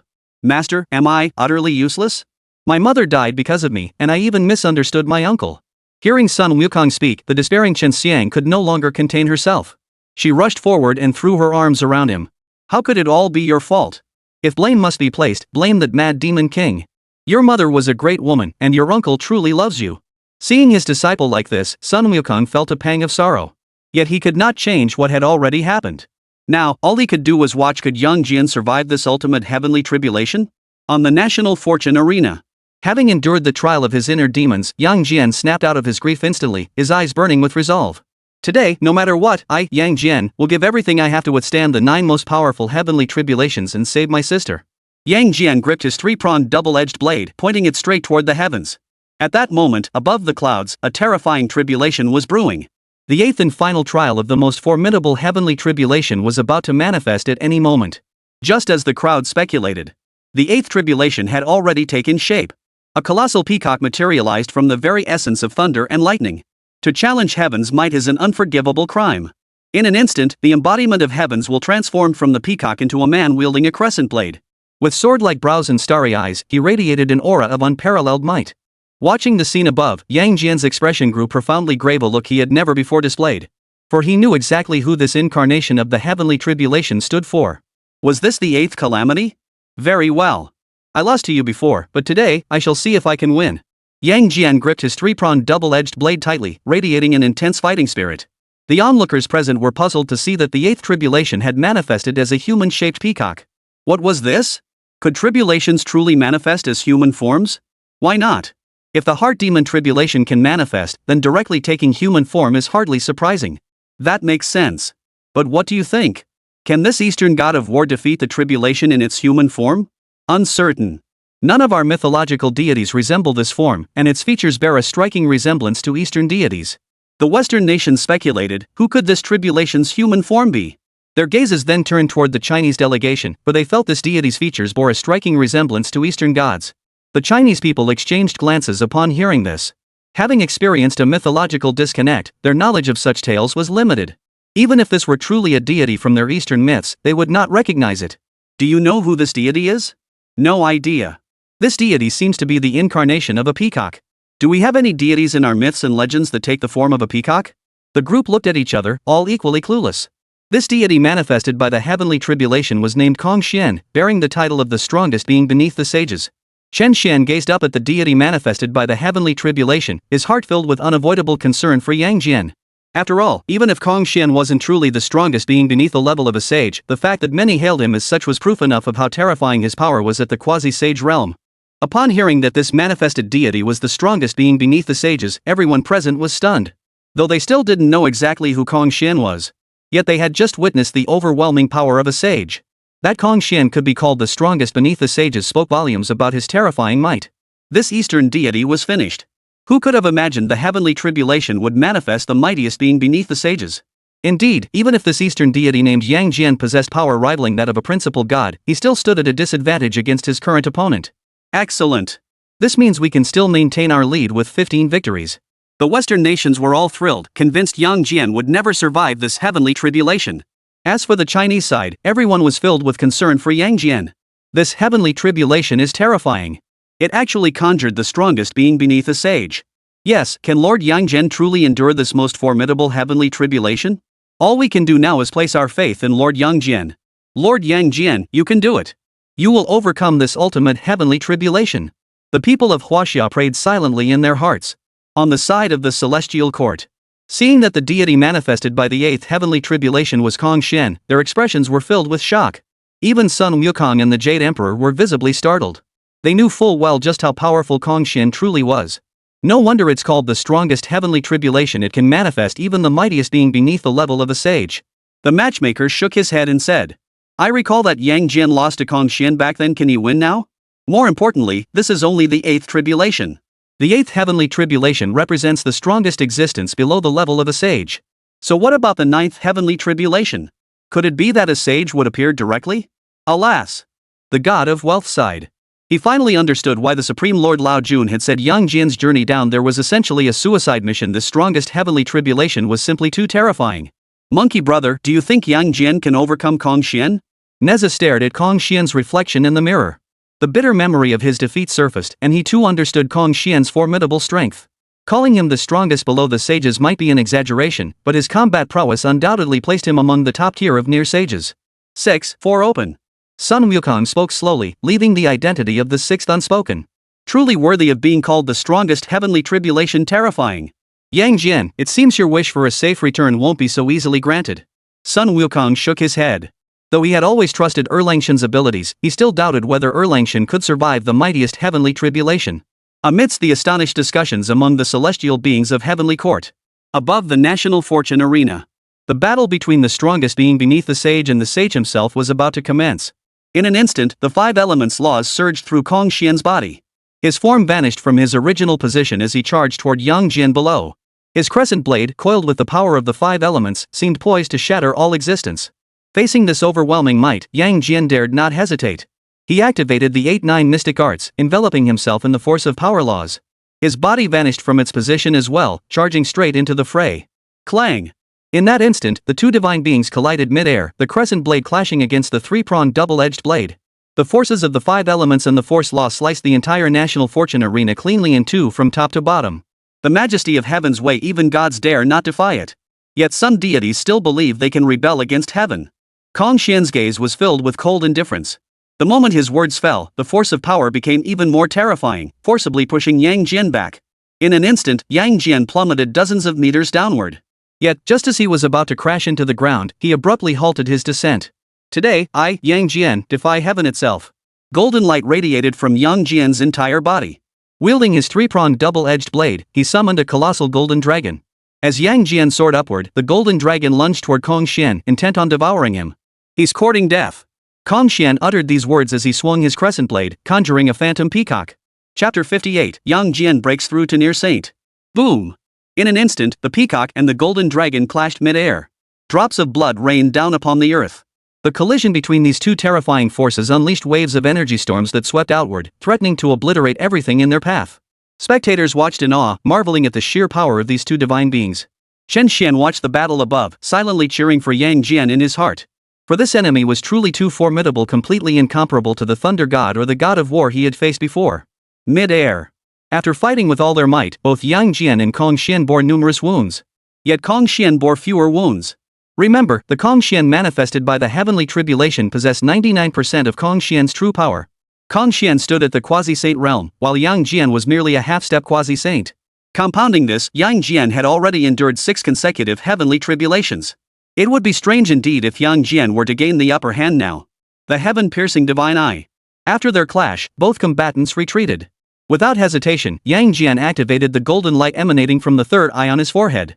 A pillar of golden light, imbued with unparalleled power, shot straight toward Kong Xian above. 5-colored divine light. Kong Xian watched this unfold without a trace of panic. With a sweeping gesture of his massive hand, in the next instant, the 5-colored radiance that nullified all laws appeared. In a flash, this 5-colored radiance collided with the golden pillar of light. In that split second, the 5-colored divine light shattered Yang Jian's attack with absolute power, obliterating the golden pillar. The 5-colored divine light continued its descent toward Yang Jian unabated. Witnessing this, a rare flicker of panic flickered across Yang Jian's face. He swung his 3-pronged double-edged blade forward, its surface shrouded in the power of the laws of force, attempting to block the strike head-on. Alas, the instant the 3-pronged double-edged blade met the 5-colored divine light, terrifying force engulfed him. Yang Jian's body plummeted like a kite with a broken string, crashing heavily toward the ground. Boom! A crater over 1,000 meters deep instantly gouged the earth, sending fragments of rock flying in all directions as dust billowed upward. Uncle! From the heavens above, Chen Xuan watched the scene unfold, his voice filled with panic. If his uncle perished under the mightiest heavenly tribulation today, it would become an insurmountable hurdle in Chen Xiang's life. Master, I beg you, please go help my uncle. Chen Xiang pleaded to Sun Wukong beside him. No one can help him now. There's only one thing we can do, trust Erlang Shen. Sun Wukong gazed at the 5-colored divine light, fully aware that in this battle, Erlang Shen truly faced grave peril. After all, Kong Xian's 5-colored divine light was no joke. On the shattered ground of the national fortune arena, all eyes were fixed on the swirling smoke. After several seconds, the smoke slowly dissipated. Yang Jian knelt on the ground, blood trickling from the corner of his mouth. His 3-pronged double-edged blade was thrust into the earth, his body covered in gruesome wounds. He staggered to his feet. The very instant he stood upright, puff! He spat out a mouthful of blood.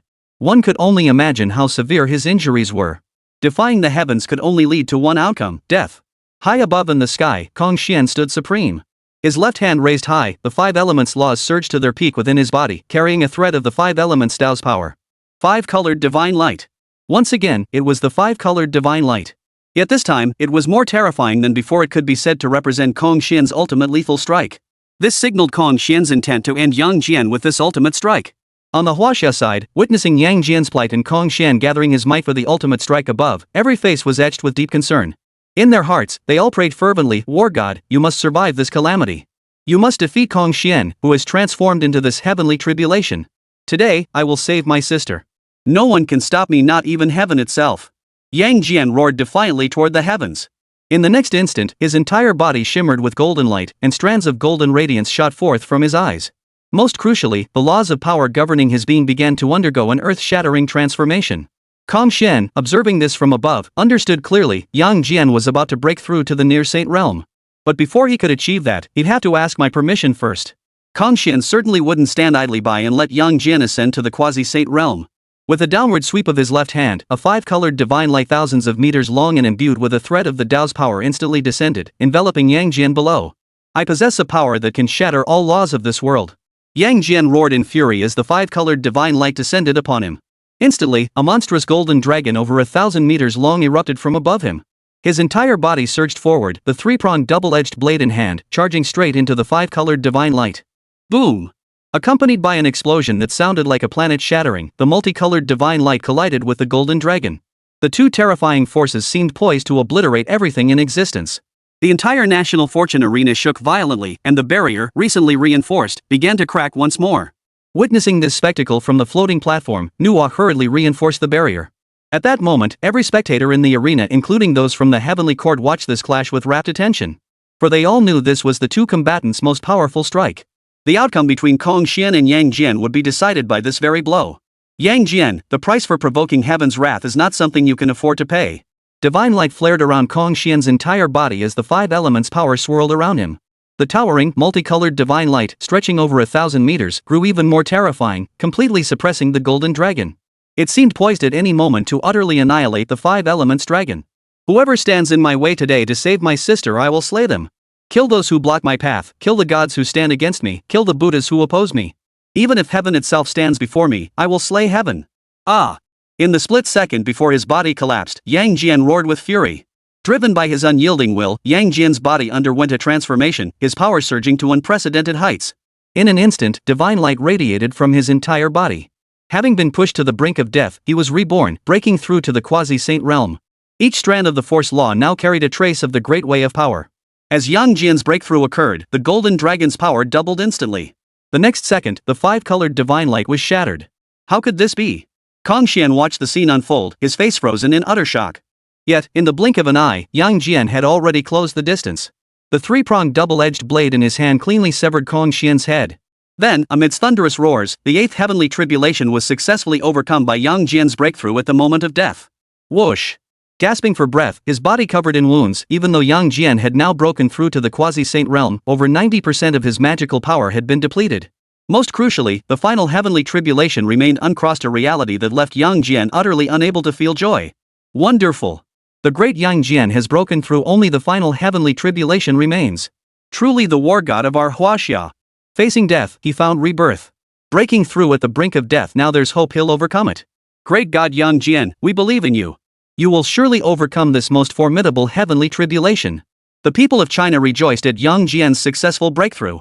Over in the Western nations, however, faces darkened one after another. They hadn't expected Yang Jian to break through to quasi-sainthood at the brink of death. This couldn't help but fill them with unease. They feared he might not truly overcome this most formidable heavenly tribulation. On the floating platform, Chen Xuan showed no trace of joy. Having reached the true immortal realm himself, he recognized the dire state Yang Jian was in. Even if Yang Jian had now broken through to the quasi-saint realm, the ninth heavenly tribulation had yet to descend. In his current state, could he truly withstand it? In the heavenly court. Truly worthy of Yang Jian breaking through to near saint at the last moment and defeating Kong Xian outright. Kuei Mu Lang remarked slowly. Indeed. Now, if he successfully endures the final heavenly tribulation, Yang Jian will have overcome the most formidable trial. Dianmu gazed at Yang Jian's reflection in the mirror. She sensed that after his breakthrough to near sage, Yang Jian might very well have a high chance of surviving the most formidable heavenly tribulation. It's not that simple. Since ancient times, no one below the level of a sage has ever passed the strongest heavenly tribulation. Among them, 3 quasi-sages endured the 8th heavenly tribulation, but all perished at the hands of the 9th. Laozi shook his head as he observed the others, speaking slowly. Lord Lao, are you saying that even if my uncle breaks through to near saint now, he still has little hope of surviving this ultimate tribulation? Upon hearing the Supreme Lord Lao Jun's words, Chen Xuan's expression, which had just relaxed for a second, instantly turned tense. Indeed, this final tribulation rivals the might of a sage's attack. Had Yang Jian broken through to quasi-sainthood at his peak, he might have had a chance. But his current state is far too weakened. Though the Supreme Lord Lao Jun did not wish to deliver this harsh truth to Yang Jian, it remained an inescapable reality. How could this be? No, it couldn't be. My uncle must be able to overcome this ultimate heavenly tribulation. He absolutely must. Shen Xiang's gaze was fixed on the mirror's reflection as he prayed silently. Meanwhile, within the National Fortune Arena, the treasure lotus lamp in Chen Xian's hand underwent a transformation. A brilliant blue light flooded the entire National Fortune Arena. Instantly, this dazzling spectacle captured the attention of everyone present, including Yang Jian, who was preparing to face the final heavenly tribulation high above in the sky. The ethereal form of the Third Holy Mother had solidified. A soul form floated before the treasure lotus lamp, none other than the Third Holy Mother's spirit. Moreover, this soul form was remarkably intact. This meant that as long as the Third Holy Mother could now merge into a physical body, she would be able to reincarnate and be reborn. Gazing down at the Third Holy Mother's soul form, Yang Jian was overcome with excitement. He knew he had succeeded. Now, he only needed to face the 9th heavenly tribulation head-on, regardless of whether he survived.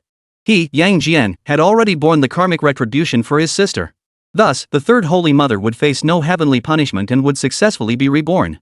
Brother, why must you do this? Sister, I am already dead. I do not wish for you to sacrifice your life to exchange it for mine. Though the Third Holy Mother had been merely a wisp of soul within the lotus lamp, she possessed clear consciousness and thus understood the entire sequence of events. Chapter 59, Yang Jian's death. In that divine war long ago, it was my failure. I couldn't save you then. But today, no matter the cost, even if it means sacrificing my own life, I will save you. Yang Jian gazed at the Third Holy Mother with a smile. What brother in this world doesn't cherish his sister? Brother, no. I cannot stand by and watch you die to save me under this most powerful heavenly tribulation. Tears welled up in the Third Holy Mother's eyes. Sister, Chen Xiang is still waiting for you. Besides, your brother here is the god of war. Even the mightiest heavenly tribulation, one that no mortal but a sage has ever survived, what does it matter? Today, I, Yang Jian, shall overcome this most formidable heavenly tribulation. As Yang Jian spoke, boundless majesty radiated from his entire being, and supreme divine power surged around him. The Third Holy Mother now wished to aid Yang Jian, but she existed only as a wisp of spirit. Due to her unique nature, her soul had been reborn in this world. This rendered her original powers utterly useless, leaving her no different from an ordinary mortal. She couldn't even leave the lotus lamp, lest her soul fragment dissipate entirely. At this moment, the mightiest heavenly tribulation had fully materialized. Boom! Above the heavens, black thunderbolts flashed, as if poised to obliterate all existence. The mere sight of this scene sent a chill down one's spine. Beneath the swirling black thunder, Yang Jian stood alone, yet fearless. This was Yang Jian, the war god of heaven. At this very moment, all eyes in the arena, including those from the heavenly court, were fixed upon Yang Jian. They all wondered, could he survive this most formidable heavenly tribulation? In the blink of an eye, a colossal, apocalyptic black divine thunderbolt over 10,000 meters in length locked onto Yang Jian. It contained the ultimate power of the way of destruction, seemingly intent on obliterating all existence. This force had reached the level of a sage. That was precisely why, since ancient times, no one had ever survived the mightiest heavenly tribulation. Yang Jian stared at the scene before him. Facing this overwhelming force of the Tao of destruction, he felt his right hand tremble slightly against his will. Is this the power of the ultimate heavenly tribulation? It even makes this god feel a hint of fear. But I am the god of war. Ah! Yang Jian roared in fury, summoning every ounce of his divine power. I possess a power that can shatter all laws of the world. The golden dragon surged forth once more. Yang Jian, carrying this colossal golden dragon, charged straight toward the black thunder above. At that moment, the black, world-ending divine thunder crashed down from the heavens. You must endure it, Lord God of War. Lord War God, we believe you can do it. The Chinese crowd watched this scene with tense expressions. Some even closed their eyes, unable to bear witness to what unfolded before them. In an instant, boom! The golden dragon and the apocalyptic thunder clashed like colliding planets, erupting in a deafening explosion as shockwaves rippled outward. This terrifying force seemed poised to obliterate all existence. What a predicament! Nuo watched the scene unfold before him, daring not to hesitate. He immediately channeled the full power of the National Fortune Arena, boosting the barrier's defenses to their absolute maximum. Even he felt a twinge of fear, worried this collision might shatter the barrier. One could only imagine the sheer terror of the collision between the Golden Dragon and the world-destroying Divine Thunder. In an instant, the world-destroying thunder's force of annihilation relentlessly obliterated everything in its path, including the Golden Dragon itself. Yang Jian's Golden Dragon was relentlessly forced back, its very form beginning to shatter. This caused Yang Jian's own body to collapse as well. Put! A mouthful of blood spurted forth. Yang Jian struggled desperately to hold on, but in his current state, he had no way to destroy this world-destroying Divine Thunder. Instead, it would not be long before he was obliterated and swallowed whole by it. In the heavenly court. Uncle, it's all my fault. I misunderstood you. Master, my uncle can't hold on much longer. You must have a way to help him. Please, go help him. Please? Chen Xuan knelt on the ground, tears streaming uncontrollably from his eyes. He then clung tightly to Sun Wukong's thigh with both hands. Alas, no one could help at this moment. Even if a sage intervened, it would be too little, too late. Only Yang Jian himself could save himself. Sun Wukong sighed. How he wished he could aid Yang Jian, but this supreme heavenly tribulation would become even more terrifying if outsiders intervened. On the National Fortune Arena, blood began to flow from all 5 orifices of Yang Jian's body, a clear sign he had reached his absolute limit. Yet the apocalyptic Divine Thunder showed no sign of abating. Brother, hurry and use the lotus lamp. With it, you might still survive. The Third Holy Mother cried out in desperation. This lotus lamp nurtures your divine soul. How could I use it to shield me from the heavenly tribulation? Even if I, your brother, cannot withstand this trial, I have accomplished what I set out to do. Sister, I have finally brought you back to life. Yang Jian spoke these words, a faint smile touching his lips. No, brother, no. The Third Holy Mother cried out in panic, yet faced with this most formidable heavenly tribulation, she could do nothing. No, uncle. On the heavenly court, Chen Xiang also knelt on the ground, screaming in utter despair. Alas, no miracle occurred. Yang Jian was utterly engulfed by the world-ending divine thunderbolt. Sister, you must live on. These were the last words Yang Jian uttered. The Chinese people present watched as Yang Jian sacrificed everything to save his sister, even his own life. Tears welled up in their eyes. At that moment, even some Westerners felt profound reverence for this god of war. Chen Xuan, watching from the floating platform, felt equally desperate. He racked his brain for any possible way to save Yang Jian.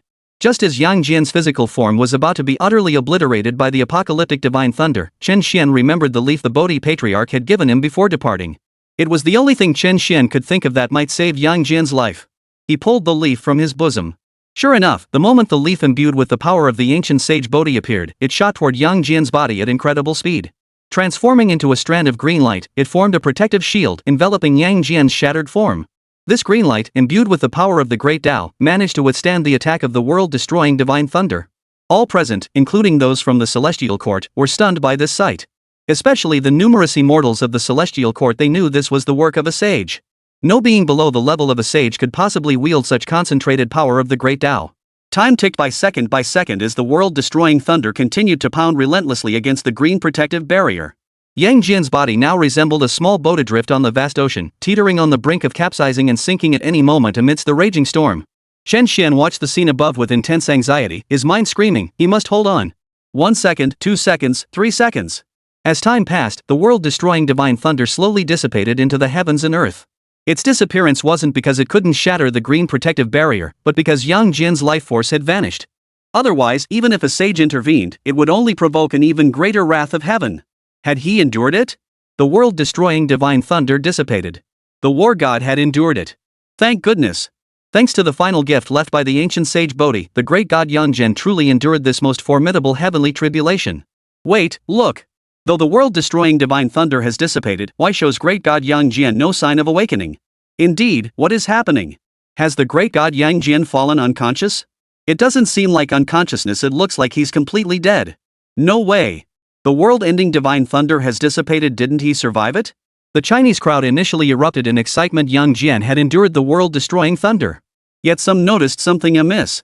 His body lay utterly motionless, steadily decaying as if all life had vanished. At that moment, Yang Jian's body, enveloped in green light, floated down to the ground. On the heavenly court side. Master, how is my uncle? Did he survive this ultimate heavenly tribulation? Chen Xian gazed at Sun Wukong with eager eyes. Chen Xuan, you're at the great immortal level. I believe you've seen it too. Yang Jian shows no signs of life now. Sun Wukong shook his head. The other immortals in the heavenly court all wore expressions of regret.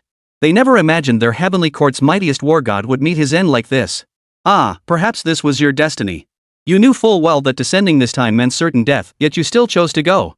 Still, you accomplished what you set out to do. Even the Jade Emperor upon the dragon throne could not help but sigh.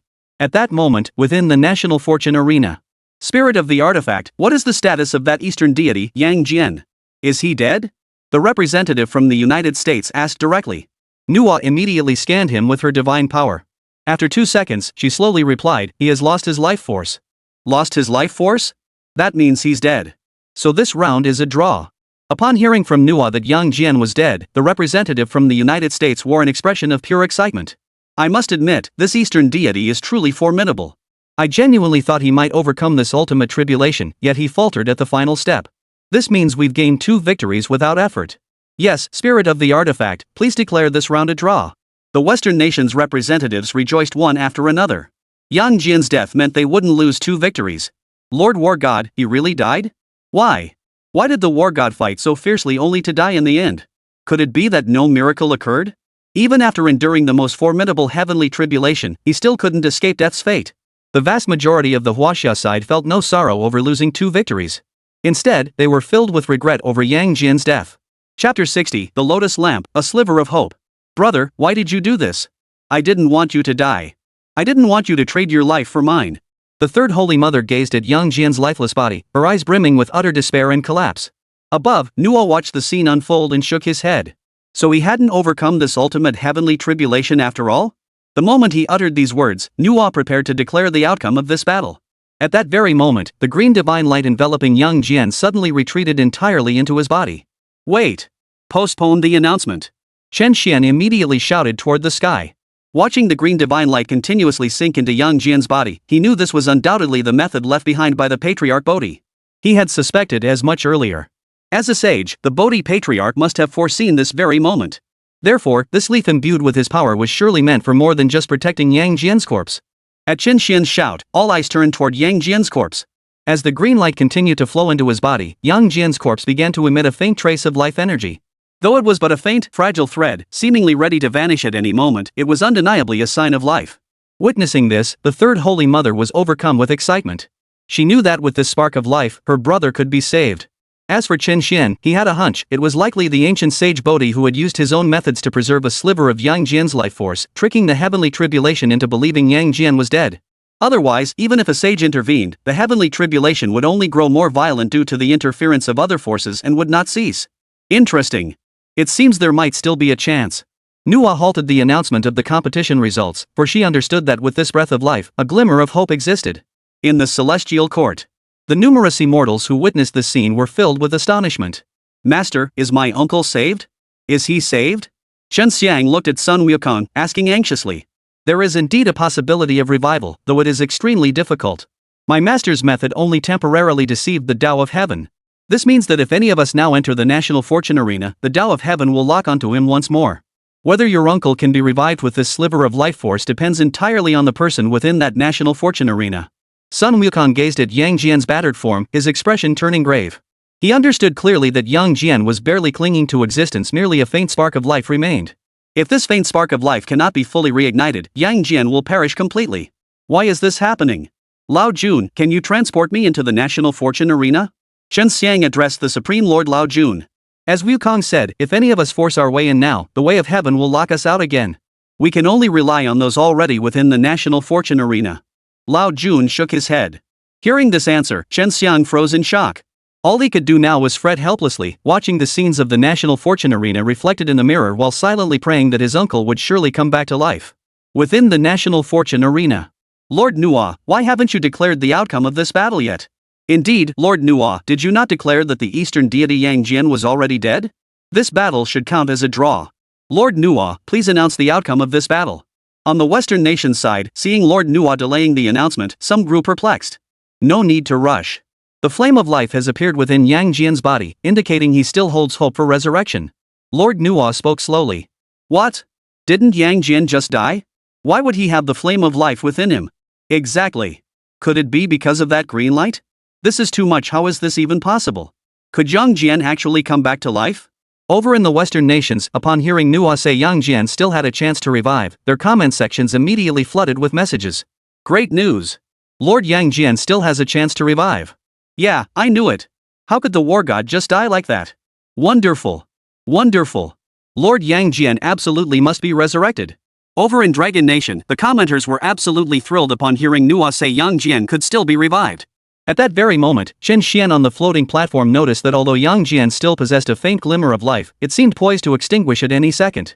It was clear that unless a solution was found quickly, Yang Jian's life flame would be completely extinguished before long. Holy Mother of the Three, is there any way you can save Yang Jian? Chen Xuan turned to the third Holy Mother beside him and asked. There is one way to save my brother.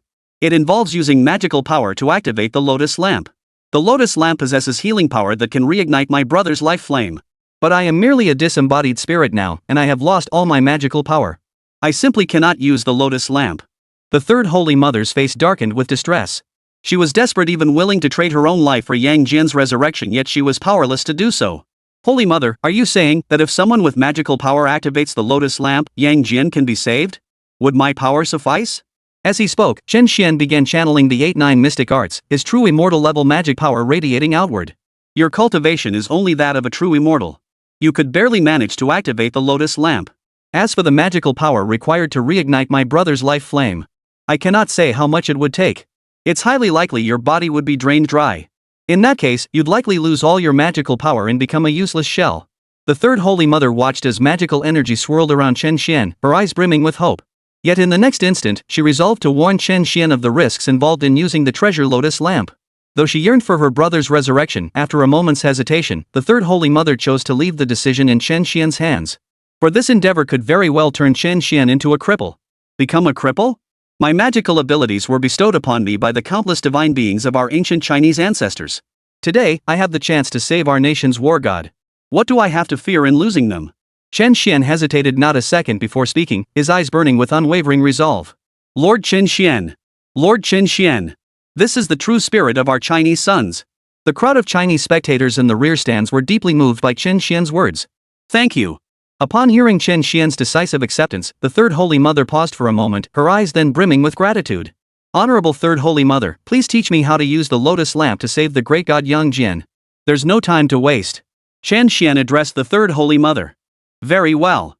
Now, hold the Lotus Lamp in your hand and walk to my brother's side.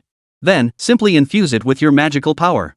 The lamp's self-healing energy will naturally begin to mend his body and reignite the flame of life. However, I still hope you will reconsider. The third Holy Mother looked at Chen Xuan. No consideration is needed. As a son of China, saving a divine being who fought for our nation requires no hesitation whatsoever. With that, Chen Xuan walked directly toward Yang Jian's body, the treasure Lotus Lamp held firmly in his hand. On the Western nation's side, witnessing this scene, they all harbored secret hopes that Chen Xuan would completely lose his magical power because of this act. They even wished for the best outcome, that Chen Xuan would become a cripple or lose his life altogether. After all, Chen Xuan now posed an overwhelming threat. Not only did he possess extensive mythological knowledge, but his divine essence was at 100%, allowing him to accept divine gifts. If the subsequent deities in China's later rounds also bestowed gifts upon him, wouldn't his power grow ever stronger? Wouldn't that drastically reduce their chances of victory? It could be said that the Western nations had completely lost their previous absolute confidence, even bordering on panic. As for the Chinese side, everyone watched Chen Xuan with concern. At this moment, they all silently prayed that no mishaps would occur during the summoner's revival of Yang Jian. In the eyes of the Chinese people, Chen Xuan had become their nation's greatest hero, their sole hope. Chen Xuan, please don't get hurt. Please don't get hurt. Jiang Shui pressed her palms together, her face tense as she watched Chen Xuan. Perhaps the primary reason most Huaxia people feared for Chen Xuan's safety was that he represented their nation's sole hope for a comeback. He was also the only one in the entire world with 100% divinity. But Jiang Shui's deepest fear for Chen Xuan stemmed from the bond between them. At the center of the national fortune arena, Chen Xuan had already approached Yang Jian.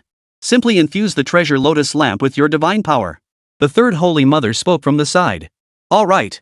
The next instant, Chen Xuan channeled his magical energy directly into the Lotus Lamp. As his energy entered the lamp, it immediately began to glow with a brilliant blue light. But the moment the lamp glowed with that blue light, a powerful suction force emanated from it. The Lotus Lamp now seemed to transform into a black hole, relentlessly draining the energy from Chen Xuan's body. Witnessing this scene, even though Chen Xuan had been prepared, he couldn't help but panic. He finally understood why the third Holy Mother had warned him he might become a cripple. For the moment the lotus lamp began its operation, it marked an irreversible process.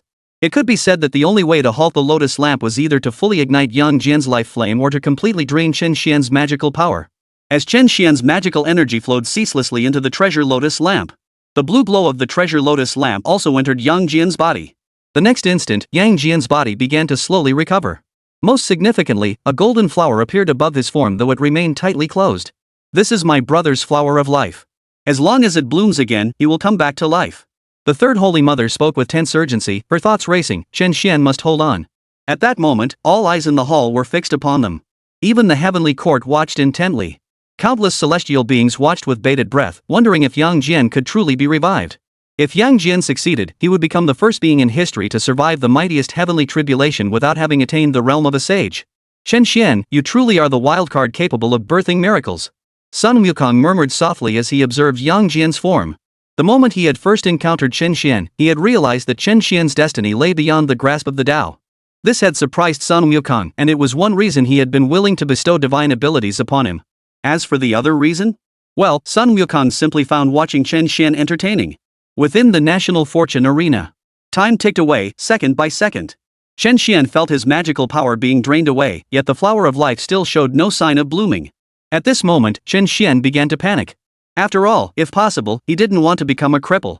And even if he did become one, he had to at least revive Yang Jian. Chapter 61, Yang Jian's Resurrection, Inheriting the Heaven-Emulating, Earth-Shaping Art. Damn it! My magical power must hold out. Chen Xuan murmured to himself. The third Holy Mother beside him was equally tense. Time continued to pass as the lotus lamp absorbed Chen Xuan's magical power, hovering above Yang Jian. Half a minute later, 90% of the magical power within Chen Xuan had been drained. Finally, the flower of life within Yang Jian began to show faint signs of blooming. Yet it was merely a hint of unfolding, still far from full bloom. Watching this scene, the third Holy Mother's expression darkened. She could sense it now. Chen Xuan's magical power was still just a little short. Could it be? My brother truly cannot be revived after all, truly cannot survive this most formidable heavenly tribulation. Despair flickered in the third Holy Mother's eyes. At this moment, 95% of Chen Xuan's suspended magical power had been drained, leaving his entire complexion pale. Above the heavenly court, the assembled immortals could see it too. Chen Xuan's magical power still fell short. What a pity! So close, yet so far. If only Chen Xuan had been one realm higher. The tower supporting Heavenly King sighed regretfully. Indeed, it was truly regrettable. Based on this outcome, even if Chen Xuan's entire magical power were drained, he would still fall just short. Lei Zhenzi shook his head. Could it be that second brother truly cannot be revived? Nezha clenched his fists, his face darkening. He and Yang Jian had always gotten along fairly well. He truly didn't want to see Yang Jian die like this, but there was nothing he could do. No, there's still hope. There's still hope.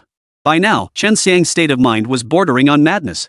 He had been repeatedly experiencing the agony of seeing hope for resurrection emerge, only to have it crushed again and again. In this moment, how he wished he wasn't at the great immortal realm, unable to see that Chen Xian's magical power would ultimately fall just short. On the National Fortune Arena, Chen Xian's magical power had been drained by 99%. His entire body trembled uncontrollably, appearing utterly weakened. Yet he gritted his teeth. Could there truly be no hope left?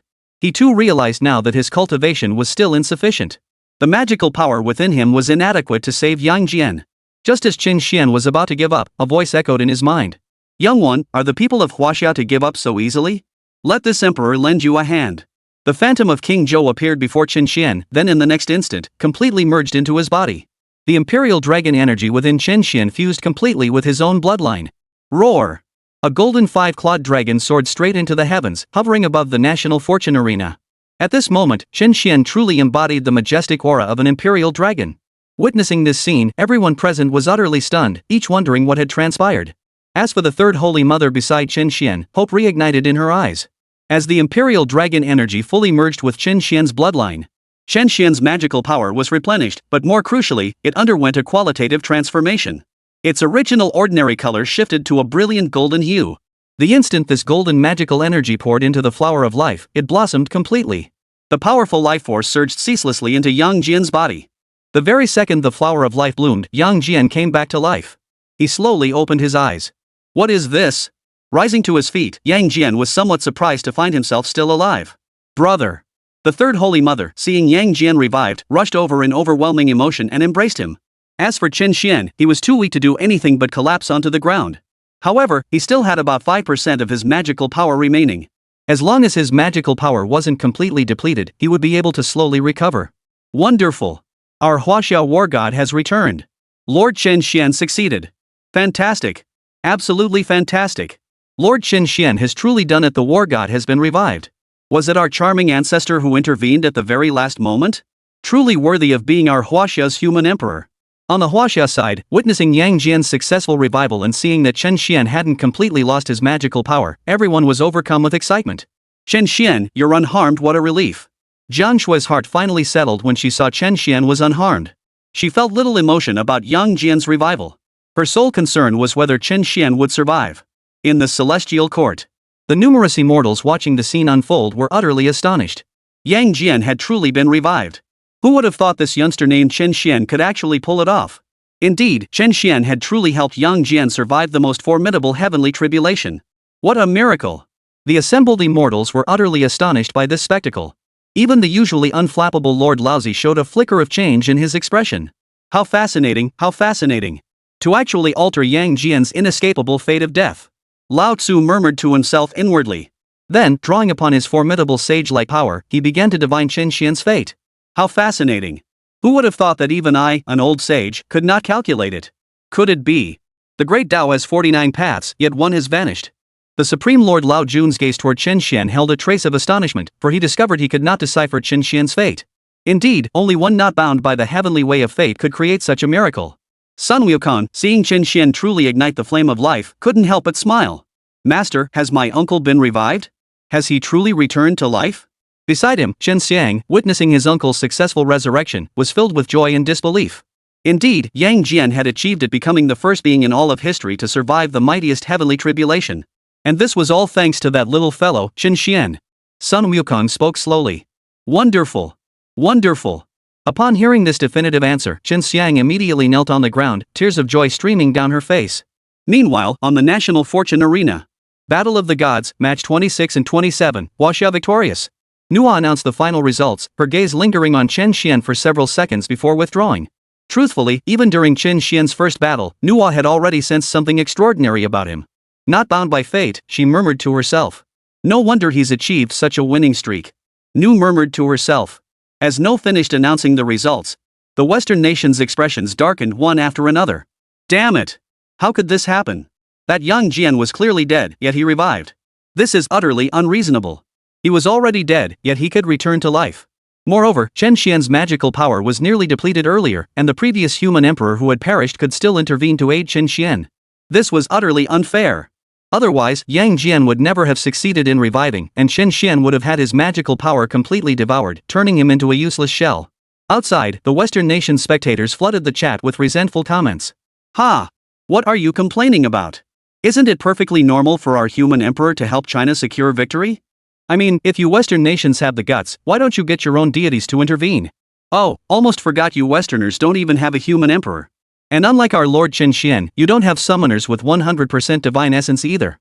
Seeing the Western nations barking like dogs, the Chinese side immediately fired back with their own comments. The Western nations side turned grim-faced, one after another. Yet for the moment, they had no retort, for indeed, they possessed neither a human emperor nor a summoner with 100% divine essence. Though they protested their refusal to accept defeat, the undeniable truth stood before them: Yang Jian had been successfully revived. They could only concede their loss. At the center of the National Fortune Arena, Yang Jian now understood precisely how his resurrection had occurred. With the 8-9 mystic arts coursing through his body and the flame of life reignited, his cultivation level now allowed him to fully recover the remaining injuries through his formidable regenerative power. My deepest gratitude, young friend Chen Xuan. Please accept my bow. Without hesitation, Yang Jian knelt on one knee and bowed with clasped hands. War God, please rise at once. You are the war god of our Huaxia. You fought for our Huaxia. Everything I did was only right. Chen Xuan watched as Yang Jian knelt before him, immediately stepping forward to help him rise. Today's life-saving favor, Yang Jian will never forget. Young friend Chen Xuan, I, Yang Jian, owe you my life. Yang Jian's gaze was unwavering as he spoke to Chen Xuan.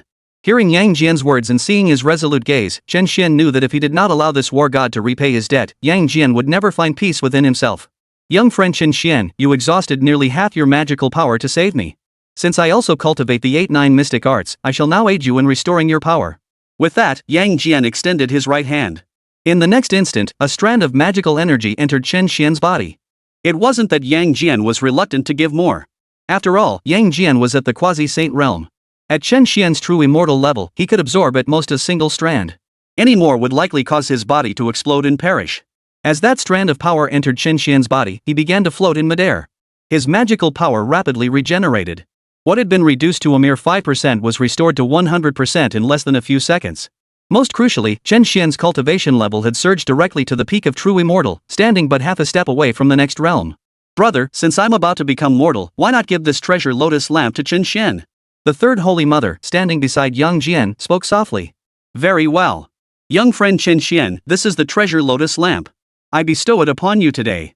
I also have a divine technique inheritance to pass down to you. As Yang Jian spoke, the treasure lotus lamp floated into Chen Xuan's hand. Then, extending his finger forward, another streak of light shot into Chen Xuan's body. As the light entered his body, the inheritance of emulating heaven and earth immediately manifested within Chen Xuan's mind. Though merely the most basic introductory level, Chen Xuan's face still brimmed with joy. He knew full well that the heaven-emulating earth-shaping technique was a profound divine power. Even among the numerous great immortals, few possessed this skill. Thank you, Lord War God, for bestowing this divine power. After absorbing the divine power inheritance, Chen Xuan immediately spoke, expressing his gratitude. Chapter 62, Odin, the mightiest god of Norse mythology and king of the gods. No, I should be thanking you. If not for you, I would have perished under that most formidable heavenly tribulation. Yang Jian shook his head, insisting that gratitude belonged to him. Next, I may need to trouble you, young friend, to assist me in caring for my sister. She will be reincarnated into this world, starting anew from scratch. At first, she will possess no magical power whatsoever. Of course, if you're unwilling, it's perfectly fine. After all, I owe you a debt of gratitude. Yang Jian spoke slowly, his tone tinged with sincerity. It was clear he truly cherished the life-saving favor Chen Xuan had bestowed upon him. Great God, you're too polite. Rest assured, I'll take good care of your sister. Chen Xuan agreed without hesitation. Thank you. Here is a seed of my divine power. You may find it useful in critical moments. As he spoke, a streak of light shot from Yang Jian's third eye and entered Chen Xuan's body. Soon, a golden seed appeared within Chen Xuan's body, much like the flame seed Nezha had bestowed upon him long ago. However, after bestowing this divine seed, Yang Jian's aura weakened considerably. It stands to reason that even a deity as powerful as Yang Jian must pay a tremendous price to grant something to a summoner in this world. Brother, are you all right? The third holy mother, observing Yang Jian's weakened aura, immediately asked with concern. After all, Yang Jian was still gravely wounded, his life force barely reignited, he couldn't withstand any further disturbance. Don't worry, your brother here is fine. Yang Jian ruffled the third holy mother's hair affectionately. Lord God of War, rest assured. The Dragon Nation will spare no effort in caring for your sister as you requested. You must not bestow any more divine abilities. Chen Xuan had also noticed how profoundly draining the bestowal of divine abilities was for Yang Jian. In this battle alone, Chen Xuan had already obtained 3 items. It could be said that Yang Jian, in repaying the debt of saving his life, truly gave without regard for cost. Then I shall trouble you, young friend. Little sister, allow me to reshape your physical form. As Yang Jian spoke, he swept his right hand, causing a 7-colored divine lotus to appear in his palm. This was something Yang Jian had specifically sought from Tai Zhenren before descending. Brother, when you're reshaping my body, could you enhance my original appearance a bit? Like, that particular area? The third holy mother spoke with a hint of bashfulness. Sister, in my eyes, your original form was already the most beautiful. Yang Jian smiled as he looked at the third holy mother. I don't care. Just make it more refined. Enhance it for me. The third holy mother stamped her foot. All right. Hearing his sister insist on further embellishment, Yang Jian could say nothing more. At that moment, everyone present heard the third holy mother's request and couldn't help but think to themselves, indeed, the love of beauty is universal, even immortals are no exception. As Yang Jian channeled his divine power, a golden knife appeared in his hand. Under his carving, the 7-colored treasure lotus gradually transformed into the likeness of the third holy mother. Most notably, the mountain peak ahead had nearly doubled in size. Sister, is this truly beautiful? Erlang Shen gazed at the towering peak before him, still finding it somewhat unsettling. Mind your own business. The third holy mother was thoroughly satisfied with this colossal mountain. Immediately, her spirit entered this new vessel. The next instant, the third holy mother came back to life within this body. Feeling her new body, the third holy mother felt a surge of excitement. Brother, look! She reached out to pat her brother's shoulder, but her extended right hand began to feel limp. You need time to stabilize. For the duration of this incense stick, walk cautiously and avoid major movements, otherwise, you risk deformation. Yang Jian gazed at the revived third holy mother, his heart surging with emotion. In the heavenly court, Chen Xuan watched as her mother fully revived, and her uncle was not dead after all. Tears welled up in her eyes and streamed down her cheeks. Mother! Chen Xuan cried out to the third Holy Mother reflected in the mirror. The three Holy Mothers on the National Fortune Arena could hear her voice. Shen'er, is that you? Mother, I miss you so much. Shen'er truly misses you. Tears streamed uncontrollably from Chen Xuan's eyes. He wanted to descend from the National Fortune Arena, but alas, at his great immortal realm, he simply couldn't cross it directly. Lao Jun, do me a favor. Consider it a debt I owe you. This is likely the last chance this child has to see his mother. Sun Wukong witnessed this scene and addressed the Supreme Elder Lord behind him. You jest, great sage. Asking me for help? How could I possibly refuse? Lao Jun spoke, waving his whisk. The next instant, Chen Xuan's soul appeared atop the National Fortune Arena. Seeing the Supreme Elder Lord act so courteously, even Sun Wukong thought the old man was too sly. Clearly an avatar of a sage with sage-level combat prowess, yet he always pretended to be weak, truly cunning. On the National Fortune Arena. Chen Xiang watched his spirit form materialize on the National Fortune Arena. Overcome with emotion, he immediately ran toward his mother. Mother, I've missed you so much. Chen Xiang threw his arms around the third Holy Mother. Shen'er, I've missed you too. The third Holy Mother embraced Chen Xiang in return, though she dared not squeeze too tightly, for her current physical form had not yet fully stabilized. At that moment, the entire crowd witnessed this deeply moving scene. Uncle, I'm sorry. I've misunderstood you all this time. I'm truly sorry. After the embrace, Chen Xiang turned and knelt directly before Erlang Shen. Rise. It was your uncle who failed to save your mother back then.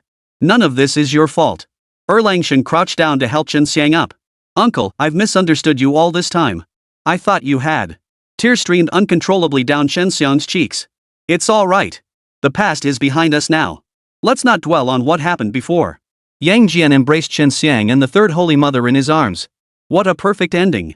Chen Xian watched the scene unfold before him and spoke slowly. As time passed, the divine gate that had vanished earlier reappeared. Though I know it's poor form to interrupt you now, this battle has already been delayed too long. I must commence the next contest. Yang Jian and this divine spirit named Xinxiang, it's time for you to depart. And third Holy Mother, you should take your place in the audience seats behind us. Nuo addressed Yang Jian and the other two below. Hearing these words, Yang Jian and the others knew it was time to part ways. Moreover, this outcome was already the best possible result they could ask for, nothing more. Shen'er, once you're in heaven, you must listen carefully to your uncle, understand? In this world, everyone may treat you poorly, but your uncle never will. The third Holy Mother gazed at Xinxiang with heartfelt earnestness. I know, Mother. I'll miss you terribly. Xinxiang hadn't expected the moment of parting to come so quickly. Unable to let go, she clung tightly to the third Holy Mother. Xinxiang, all good things must come to an end. Perhaps someday, we'll have the chance to see your mother again. Yang Jian glanced up at the divine gate in the sky, where a powerful suction force was already emanating. Really, uncle? Chen Xiang asked Yang Jian. Yes. Truthfully, Yang Jian didn't know if he'd ever see his sister again. But he had to tell Chen Shi this, that the three Holy Mothers being resurrected and existing in this world was already the best possible outcome. As for returning to the previous world, that was impossible. The laws of that world were utterly hostile to someone like the third Holy Mother, a being who had already died. Let's go, Chen Xiang. Yang Jian reached out and took Chen Xiang's hand. Mother, rest assured. I will heed uncle's words. Chen Xiang gazed at the third Holy Mother, her eyes brimming with reluctance. But the immense suction emanating from the divine gate was utterly beyond Xinxiang's current spiritual power to resist. As for Yang Jian, though his power allowed him to linger a little longer, the artifact spirit of the National Fortune Arena had already spoken. When Yang Jian had sought to remain and revive the third Holy Mother, the artifact spirit had consented. Therefore, Yang Jian could not linger any longer. Brother, I entrust Xinxiang to you. Watching Yang Jian and Chen Shi soar toward the heavens, the third Holy Mother, equally reluctant, spoke. Don't worry, little sister. With me here, no one will dare bully Xinxiang. Mother! As Yang Jian and Chen Shi uttered these final words, their forms vanished into the divine gate, returning once more to the mythical realm. As the two deities departed, two black fragments fell from the heavens. Chen Xian held the two black fragments in his hand, then said to the third Holy Mother, I'll escort you to the spectator area first. All right. The third Holy Mother wiped the tears from her eyes and nodded slightly. Then, enveloped in Chen Xian's divine light, the third Holy Mother appeared near Long Zhan's seat. The people of the Dragon Nation still held great respect for this once divine being. The 28th match of the National Fortune Divine Battle officially begins. The western side, please select your summoner to take the stage. Nuo addressed everyone present, and then a new floating platform appeared at the very top of the National Fortune Arena. And Nuo appeared on that new floating platform. Meanwhile, on the Western Nation side, they exchanged glances, each contemplating who to send into battle. After all, they had now suffered 7 consecutive defeats. They dared not underestimate China in the slightest anymore. Leave this final battle to us, the United States. Druk addressed the group at this moment. Well, your nation's deity just suffered a defeat. Perhaps I should take this battle. The representative from ancient Greece stepped forward, insisting their nation should lead this charge. This battle, with our United States taking the lead, victory is assured. Our mightiest deity from Norse mythology, the king of the gods, Lord Odin. He dragged me into a dream just now. Next time, he'll fight personally. As Druk uttered Odin's name, his eyes flashed with absolute confidence. In his eyes, Odin, the king of the gods, could never lose. But he forgot one crucial thing: China has already defeated the mightiest gods of more than one nation. Chapter 63, Odin is powerful, but your opponent is Tong Tian. Hearing this, the other Western nations exchanged glances. They had all heard of Odin and knew he was the mightiest being in Norse mythology.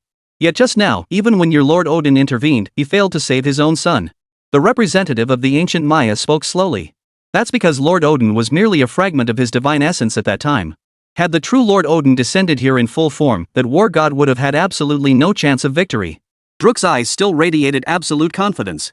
Seeing Druk's unwavering confidence, coupled with the fact that the Western nations were well aware Odin was at least a god-tier powerhouse. In their eyes, if Odin could take the field in the next battle, it would indeed be their best option. Lord, no, our decision is made. This battle will be fought by our United States. Druk strode forward with confident steps.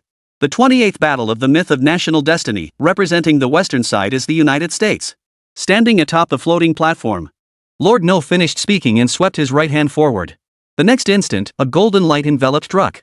Seeing the golden light envelop him, a hint of joy flashed across Druk's face. He thought to himself, thank goodness I'm not that unlucky. If I didn't get the 60% chance this time, then Druk really would be down on his luck.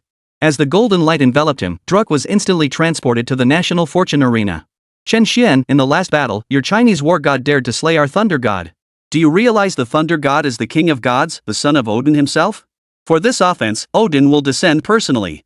Let's see how you Chinese plan to handle this. Druk stared at Chen Xuan ahead with an arrogant smirk. You lot always resort to this tactic: send in the lesser foes, then bring out the big guns. But what difference does it make? Haven't all your nation's creator gods still fallen at the hands of our Chinese nation? Facing Odin, the king of gods, Chen Xuan did feel some pressure. After all, even without the combat prowess of a sage, Odin was likely the strongest being below that level. If the summoning list lacks a powerful deity, then yes, defeat is a real possibility. The creator gods of Sakura Nation and Tianju Nation? How could they compare to our nation? Our Lord Odin is the king of gods. Now, you shall truly taste despair. Gods, arise. As Drucker finished speaking, entries began appearing before him. The first 4 entries were unremarkable, but the 5th was brutally straightforward. It bore just 4 characters: King of the Gods. Druk stared at the 5th entry, overcome with excitement. With the utmost reverence, I welcome the supreme deity of our nation, the King of Gods, Lord Odin, to descend. Druk knelt on the ground in devout worship. Meanwhile, in the realm of Norse mythology, Odin, seated upon his throne, witnessed a divine gate materialize before him. His gaze filled with fury as he witnessed the gate's emergence. In his eyes, those who dared to kill his son must die. The numerous Norse gods below witnessed Odin's fury and understood it stemmed from the deaths of Tyr and Thor, the god of thunder. Loki, positioned directly beneath Odin, sought his father's fury. The thought of his brother who had always opposed him being dead brought a look of delight to his face. In fact, Loki even wondered, if his father had also perished in that world, would this realm then be entirely under his control? The thought nearly made him chuckle, but he restrained himself, remembering Odin had yet to depart. At that moment, Odin stepped directly through the portals. Above the National Fortune Arena, a sky filled with black thunder rumbled incessantly, its terrifying spectacle more dreadful than the apocalypse itself. Amidst the swirling black thunder, Odin's form materialized before the crowd. The very instant he appeared, the surrounding space began to collapse faintly. Even the strands of black thunder coiling around him contained threads of the way of destruction. One could only imagine how terrifying Odin's power truly was. Chen Xuan watched this scene, his expression growing grave. He surmised that Odin's power might have already reached the threshold of a half-step saint. At this level of combat power, he could truly be called the strongest beneath the sages. Hail the King of Gods! Druk, witnessing Odin's descent, knelt in even greater excitement. Behind him, the American delegation knelt down one after another. Yet Odin, suspended high in the sky, paid the American group no mind whatsoever. Instead, his gaze fixed upon Chen Xuan. It was the god you summoned who killed my son. Summon that eastern deity of yours once more, and I'll make sure you die a painful death. Odin's eyes burned with fury. Were it not for the constraints of the National Fortune Arena's rules, he would have obliterated Chen Xuan on the spot. The terrifying power radiating from Odin's entire body seemed poised to obliterate everything in existence. You wish to kill me and end our huaxia? First prove you have the strength to do so. Chen Xuan gazed up at Odin, a trace of gravity appearing in his expression. For Odin truly lived up to his title as the king of gods. The sheer power he displayed, coupled with his command over the Tao's energy, were truly worthy of being called the strongest combat power ever seen among the Western deities. As for the eastern side, surpassing the mightiest Western deity was naturally impossible. Even if Odin could face off against Sun Wukong or Yang Jian after their breakthrough to quasi-sainthood, among the deities Chen Xuan had just summoned, there was a true sage. Without further thought, Chen Xuan began summoning divine entities. In his heart, he prayed fervently for a powerful entity to appear, preferably as saint. Otherwise, this battle would be utterly hopeless. Behind him, the Chinese spectators in the stands also silently prayed. They too could sense the terrifying power of Zeus. Meanwhile, in the heavenly court, Yang Jian had already returned to the celestial court. Sun Wukong looked at Yang Jian before him and walked straight over. Not bad, Erlang Shen. You've broken through to quasi-saint level 2. How about it? Once your injuries heal, why don't we spar? Sun Wukong, in truth, still harbored lingering resentment over the unfinished duel from 500 years prior. He hadn't challenged Yang Jian earlier simply because he hadn't been interested. After all, Sun Wukong was a near saint back then, while Yang Jian was only a half-step near saint. Both had attained enlightenment through physical prowess, granting them combat strength capable of overcoming higher-tier opponents. Thus, Sun Wukong had no desire to defeat Erlang Shen by exploiting his realm advantage. Agreed. Erlang Shen immediately agreed. He too desired a genuine battle against Sun Wukong after his breakthrough to quasi-sainthood. Afterward, he found a spot within the Lingxiao Palace and sat down to recover his injuries. Though severely wounded now, at his cultivation level, it would take only a few hours for his injuries to fully heal. Within the Celestial Palace, numerous immortals who heard of the duel between Sun Wukong and Erlang Shen were intrigued. After all, they all wanted to see who would prove superior in strength between Sun Wukong and Erlang Shen, two beings who had cultivated the same 8-9 mystic arts and possessed peerless combat prowess at the same level. As Erlang Shen accepted Sun Wukong's challenge. On the National Fortune Arena, 5 entries slowly materialized before Chen Xuan.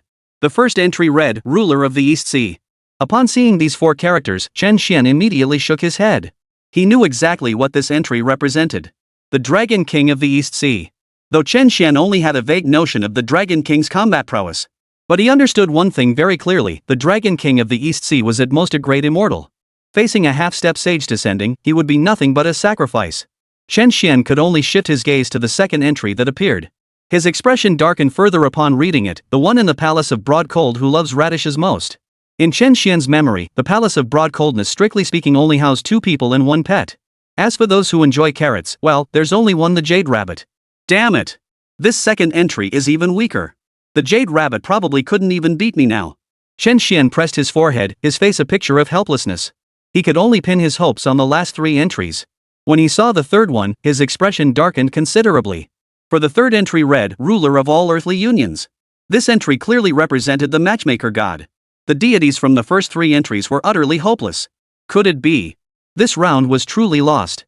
But now, China couldn't afford to lose a single round. Oh, all the gods and Buddhas of China, please protect us. At least send me a near saint level powerhouse. Chen Xuan thought to himself. He no longer dared hope for a true sage. He prayed that at least the last 2 entries would grant him a near saint, so he could put up a fight. Then, Chen Xuan turned his gaze to the 4th entry. When it appeared, his expression darkened even more than a bitter melon. For the 4th entry read, Bearer of the Sacred Pagoda. The pagoda is Nezha's father. The pagoda bearing Heavenly King. That was at most the great immortal realm not strong enough to fight. Please, the last one must be a near saint. As the 5th entry appeared, Chen Xuan almost couldn't bring himself to look. Yet upon reading it clearly, his eyes lit up with excitement, instantly dispelling the gloom. For the 5th entry bore just 4 characters, Master of the Jia sect. The appearance of this name made Chen Xuan doubt his own eyes. He had to look twice before he could fully confirm it. What? Not a single entry? Could any possibly stand against our Lord Odin? But that's only natural. Our Lord Odin is the king of gods. You Chinese can only go this far at best. To Druk across from him, Chen Xuan's expression looked like sheer terror. This only fueled Druk's arrogance. Is that so? King of the gods, what a grand title. I hope you remain this cocky later. This battle is already lost for you. Soon, you'll experience what it means to be utterly crushed by sheer power. Chen Xuan's face broke into a smile. With the appearance of the Supreme Patriarch, what right does a mere king of the gods have to be so arrogant and boastful? Ha! Complete annihilation? How laughable. I have summoned the king of the gods from our Norse mythology. What deity from your Chinese pantheon could possibly defeat our king of the gods? Annihilation?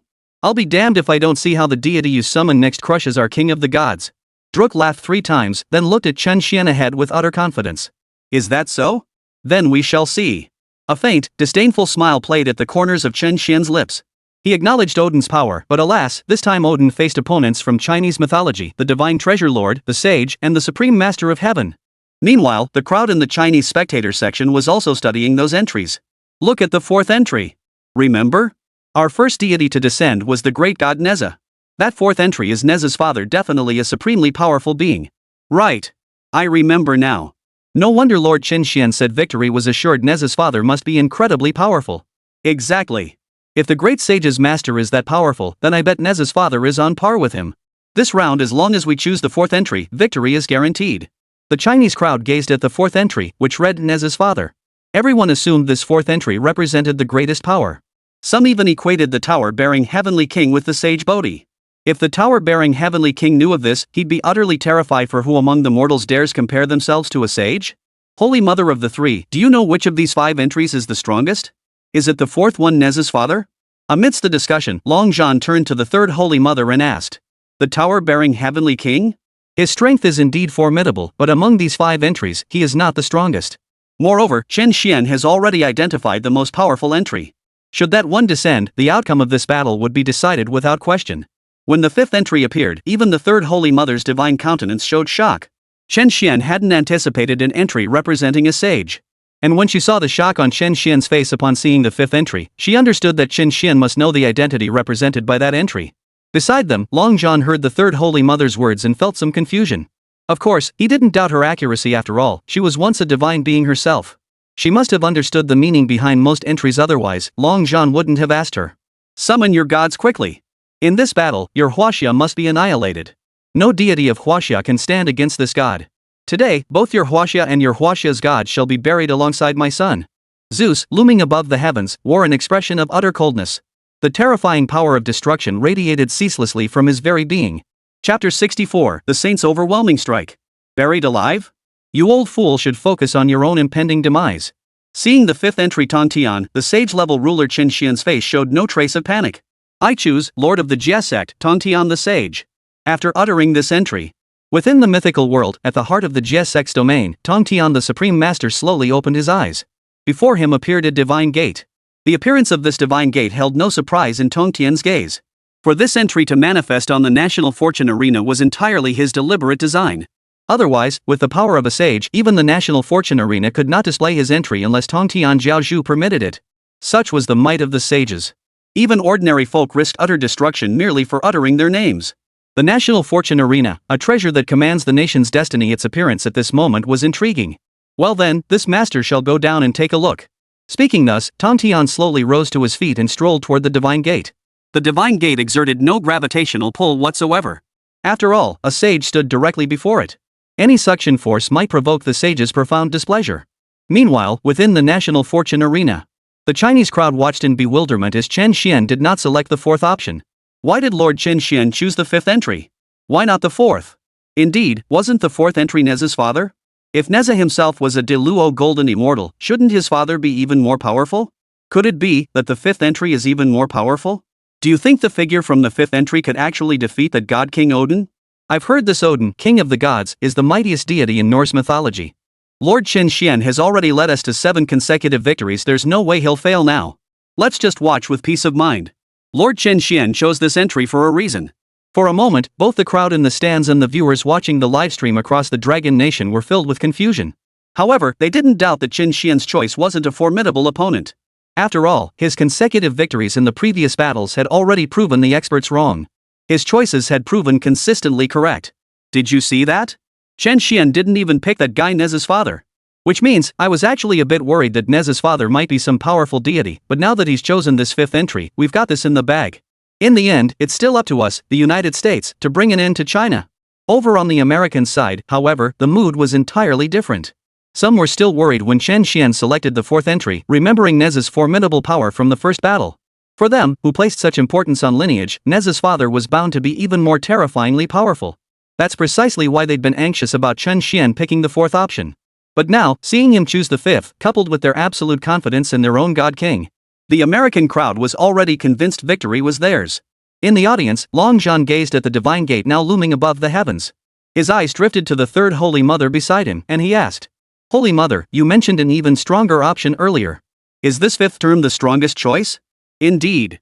Summoner Chen Xuan has chosen the mightiest deity. Though that Norse god possesses formidable power, arguably among the strongest below the level of a sage.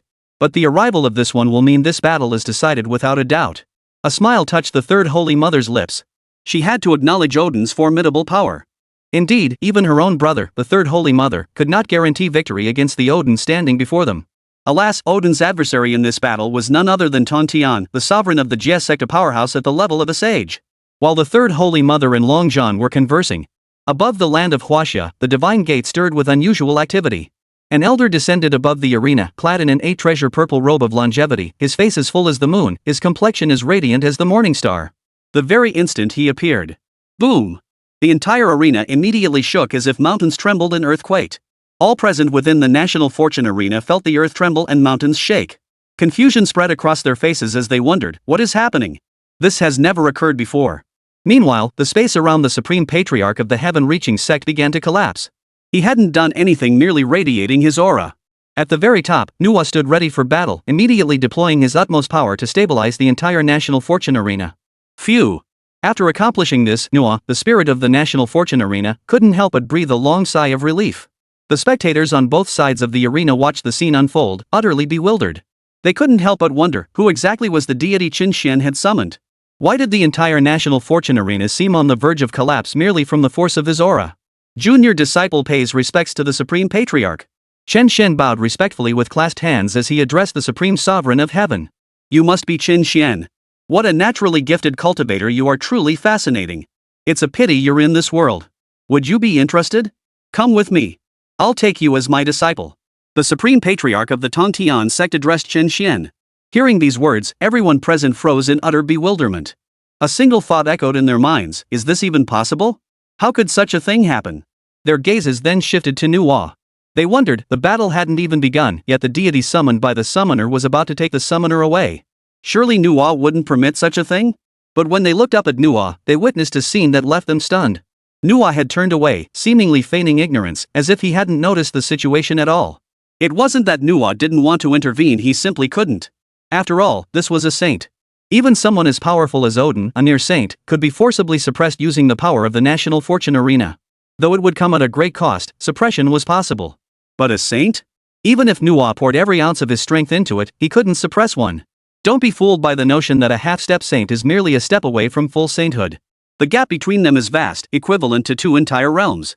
Witnessing this scene, the Chinese delegation couldn't help but wonder what kind of deity Chen Xuan had summoned. Yet their greater concern was what would happen if Chen Xuan were to leave with this divine being. What would they do then? Among the remaining members, none possessed the strength to stand against the Western nations. After all, there were still over a dozen matches to come. As for the Western side, they weren't stupid either. They naturally recognized that the deity Chen Xuan had summoned this time was undoubtedly immensely powerful. Apart from the United States, they harbored blind confidence in their own nation's mightiest deity, the King of Gods. Chen Xuan, now standing on the floating platform, froze for a second upon hearing the Supreme Patriarch's words about taking him as a disciple. Hesitation flickered in his eyes, a look of deep consideration. It would be a lie to say he wasn't tempted after all. Standing before him was a sage, and this sage was offering to take him as a disciple. However, after a few seconds of hesitation, Chen Xuan chose to refuse. He understood clearly that he now represented China. If he left, China would have no one left with the strength to fight the Western nations again. For the very survival of all China, Chen Xuan could not agree to accompany the Supreme Patriarch. My apologies, Lord Tongtian. This junior cannot accompany you. The fate of the divine battle arena concerns the lives of China's billions of people. If I were to leave, there would be no one left to fight the Western nations. I deeply wish to become your disciple, but I desire even more to represent China in battle and defeat the Western powers. Chen Xuan's eyes burned with unwavering resolve. Hearing these words, the Chinese people gathered behind him were overcome with emotion. Lord Chen Xuan is so heroic. I want to bear his children, no one can stop me. Dilly Lingba, the superstar, declared. I want to bear Lord Chen Xuan's children. I'll never idolize those pretty boys again. Lord Chen Xuan is my true idol. With looks like yours, you dare to like Lord Chen Xuan? I'm the school beauty, I should be the one serving Lord Chen Xuan. Outside, watching the livestream, the Chinese masses, especially the celebrities and campus queens, began declaring one after another that they wanted to bear Lord Chen Xuan's children. On the National Fortune Arena, the Supreme Patriarch of the Heaven-Reaching sect looked surprised that Chen Xuan had rejected him. Youngster, do you even know my status and power? I know, Master. Your power is such that few in the entire world could stand against you. Chen Xuan remained utterly respectful. Then why do you refuse me? Do you know how many would beg to be my disciple? The Supreme Patriarch's gaze fixed on Chen Xuan. I too wish to become your disciple, Master. But I cannot disregard the lives of China's billions of people. Even under the Supreme Patriarch's piercing gaze, Chen Xuan's eyes remained unwaveringly resolute. Amusing. Truly amusing. It's been ages since anyone dared refuse this old man. Ha! Is this what you call unpredictability? Faced with Chen Xuan's refusal, the Supreme Patriarch did not grow angry. Instead, he burst into laughter.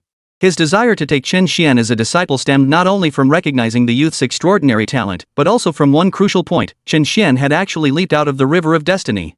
To step outside the River of Destiny, one must at least reach the realm of a sage. Yet this Chen Xuan, merely at the peak of true immortal realm, had managed to leap out of the River of Destiny. Thus, even the sage Tong Tian couldn't help but feel intrigued. Yet, he wouldn't force such an unpredictable variable into his fold. The Lord of Heavenly Communication would not coerce him, nor would he resort to force. Forcing the issue through coercion would invite karmic retribution, a consequence even a powerhouse like Tong Tian would be reluctant to face. At this moment, Odin, standing on the opposite side of the heaven-piercing sage, could also sense the immense power emanating from him. This overwhelming power even instilled a profound sense of threat within Odin. This was precisely why, even as the battle commenced, Odin remained utterly silent, listening intently to the Supreme Patriarch's words. Yet, as he watched the Lord of Heavenly Communication before him, constantly addressing Chen Xuan without the slightest regard for his own presence. Already seething with rage over Thor's death, Odin's fury now boiled over at the Master of Heaven's blatant disregard. How dare you show such contempt for this God King? Eastern deity, whoever you are, you shall pay the price. With these words, Odin gripped his mightiest artifact, the Sword of Holy War, its blade coiled with the power of annihilation. His form vanished instantly, charging toward the Supreme Patriarch ahead. The sheer force of the strike shattered the surrounding space. Yet, faced with this overwhelming assault, the Supreme Patriarch did not even consider turning to look. My words are not for mere ants to interrupt. 5 elements formation. With these words, the Supreme Patriarch swept his right hand forward. In the next instant, a 5 elements formation materialized out of thin air, bearing down upon Odin ahead. Odin, charging forward at that moment, sensed an overwhelming force. Without hesitation, he countered the 5 elements formation with his own destructive power. Boom! In an instant, the Holy War Sword, imbued with the power of destruction, collided with the 5 elements' great array. Yet the clash lasted but a second. Odin's expression immediately darkened. The 5 elements formation directly crushed his body, and his destructive power was suppressed with virtually no resistance. In the blink of an eye, Odin, who moments before had stood high above, was crushed to the ground by the 5 elements formation. He even knelt on both knees, propped up only by the Holy War Sword. The spectators in the stands watched the scene unfold, every single one of them stunned. The spectators from the United States were particularly stunned, their eyes filled with disbelief as they rubbed their eyes, convinced they must be seeing things. How could this be? Lord Odin, struck down in a single blow, pinned to the ground? No, no. Odin is the mightiest god of Norse mythology, the king of the gods. Even that Chinese deity is powerful, but how could he possibly subdue our Odin with a single strike? What kind of power does this Chinese deity possess? Why is this happening before our eyes? Wasn't Odin invincible? The American crowd felt their worldview crumbling. In their eyes, Odin was absolute invincibility. Yet now, the god king they deemed unbeatable had been crushed in a single blow, kneeling on both knees on the ground. At this moment, the Chinese crowd was utterly dumbfounded. They knew of the Supreme Patriarch's power, but never imagined it to be this overwhelming. In this moment, they finally understood why Chen Xuan had chosen Nezha's father. With such a formidable presence available, why would he choose Nezha's father? Long John turned his gaze toward the third Holy Mother. He now understood why she had declared that the mere appearance of this one being meant victory in this battle. Chapter 65, No need to intervene, the absolute power of a sage. Meanwhile, Odin, pinned down by the 5 elements formation, wore a face twisted in fury. He never imagined his opponent could be this formidable. Yet as the mightiest god of Norse mythology, Odin absolutely refused to concede defeat so easily. Chinese deity, you are indeed formidable, he declared. But I am the king of the gods. Do you truly believe you can suppress me so easily? Is that not a bit too arrogant? Ah! With these words, Odin roared in fury. In the next instant, Odin unleashed the full might of the law of destruction within his body, erupting with his ultimate power and forcibly rising to his feet. Above him, the 5 elements' great array began to crack under the relentless pressure of that threat of the way of destruction. The 5 elements' discs seemed poised to shatter at any moment. Above, the Supreme Patriarch of the heaven-piercing sect witnessed this scene, a hint of surprise flickering in his eyes. Interesting. Has this Western deity truly grasped a thread of the Tao of destruction? If so, my 5 elements array will indeed struggle to suppress him. Not bad at all. Not bad, the Supreme Patriarch remarked, his 4 words delivered with the same calm composure he always maintained, even when facing Odin unleashing his full power. His expression, even as he made this assessment, seemed directed at a junior. Meanwhile, Odin had fully risen to his feet. The destructive power pushed to its absolute limit crack. Finally, with a series of loud cracks, the 5 elements' great array was shattered. Huff, huff. Odin gasped for breath in heavy, ragged heaves. One could only imagine the immense toll breaking through this 5 elements formation had taken on him. Lord Odin is invincible. Odin is the mightiest. Norse mythology reigns supreme. Behind him, the American crowd watched Odin rise to his feet, each one filled with excitement. It seemed as though they had rediscovered hope. They had completely forgotten that the enemy Odin faced was none other than a sage. You are indeed formidable, the strongest opponent this divine king has ever faced. Yet I am the king of gods. Throughout my journey, I have encountered countless adversaries, and I have conquered them all. Eternal Spear. With that declaration, Odin summoned the Eternal Spear. In the next instant, his own destructive power surged ceaselessly into the spear. Waves of annihilating force radiated outward, saturating the entire arena with a suffocating aura of obliteration. The black light shone beneath the arena, creating a scene of utter terror. Witnessing this, the American crowd cheered with delight. They believed their god king was unleashing his ultimate power, certain victory was theirs. Yet they failed to notice that the Supreme Patriarch's gaze remained haughtily superior.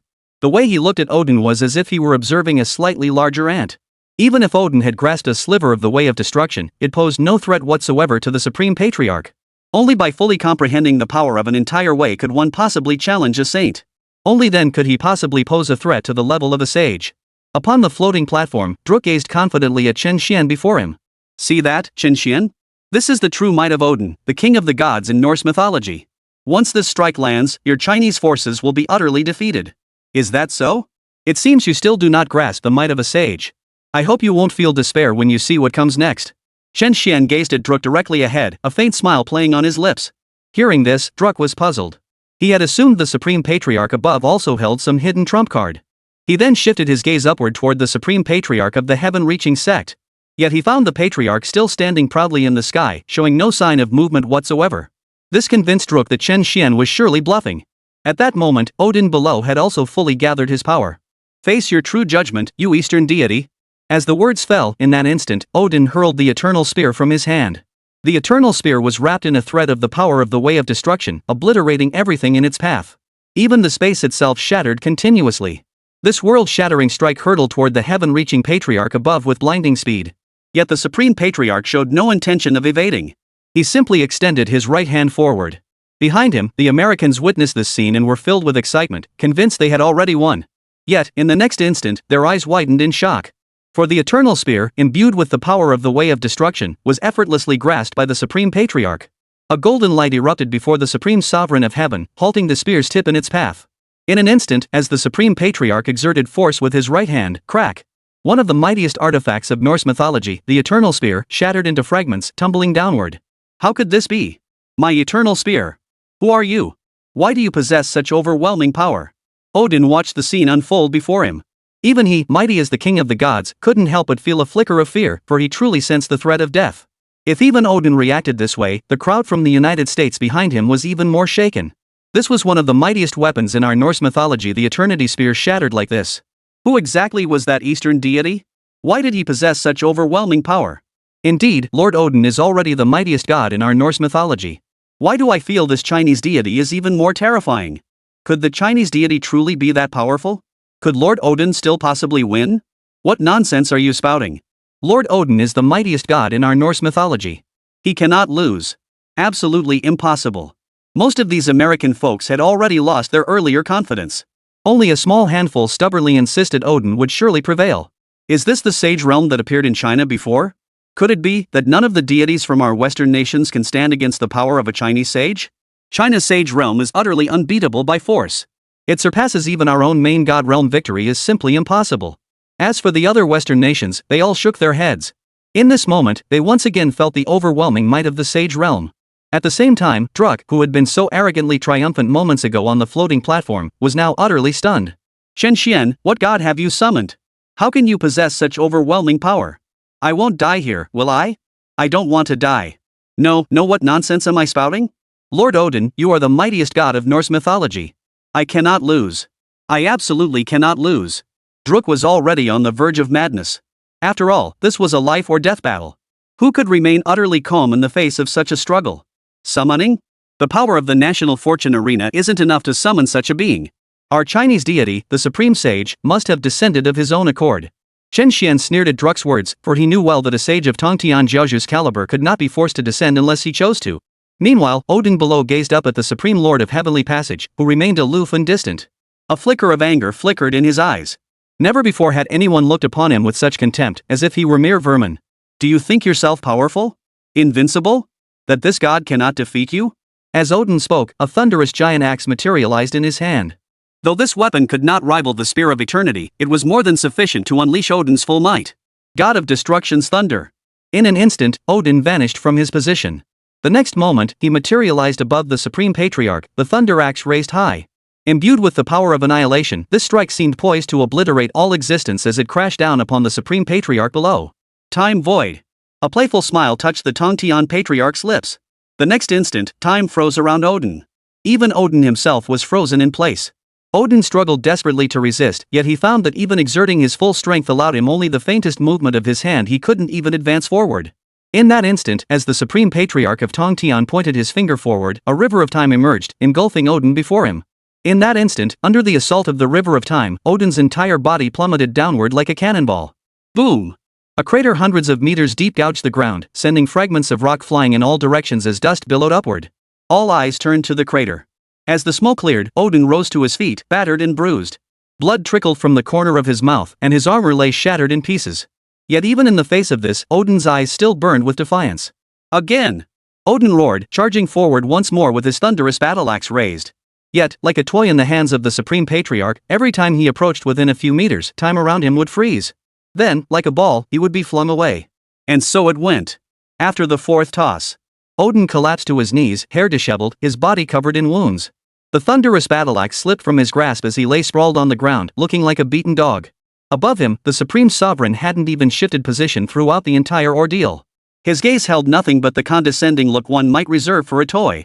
It could be said that up to this point, the battle had been nothing short of a complete and utter rout. Behind them, the American crowd watched Odin, severely wounded, hair disheveled, and kneeling in utter disarray. They were utterly dumbfounded, their worldview shattered. In their eyes, Odin, the mightiest god of Norse mythology, was supposed to be utterly invincible. But now, how could someone so easily crush their mighty Odin? No, this couldn't be real. Who exactly was this Chinese deity? Terrifying. Did you see that power? Time itself froze. Yes, it was terrifying. Lord Odin couldn't even get close to that Eastern deity before being sent flying. Why was this happening? Defeated. Why? Is the Chinese deity truly this powerful?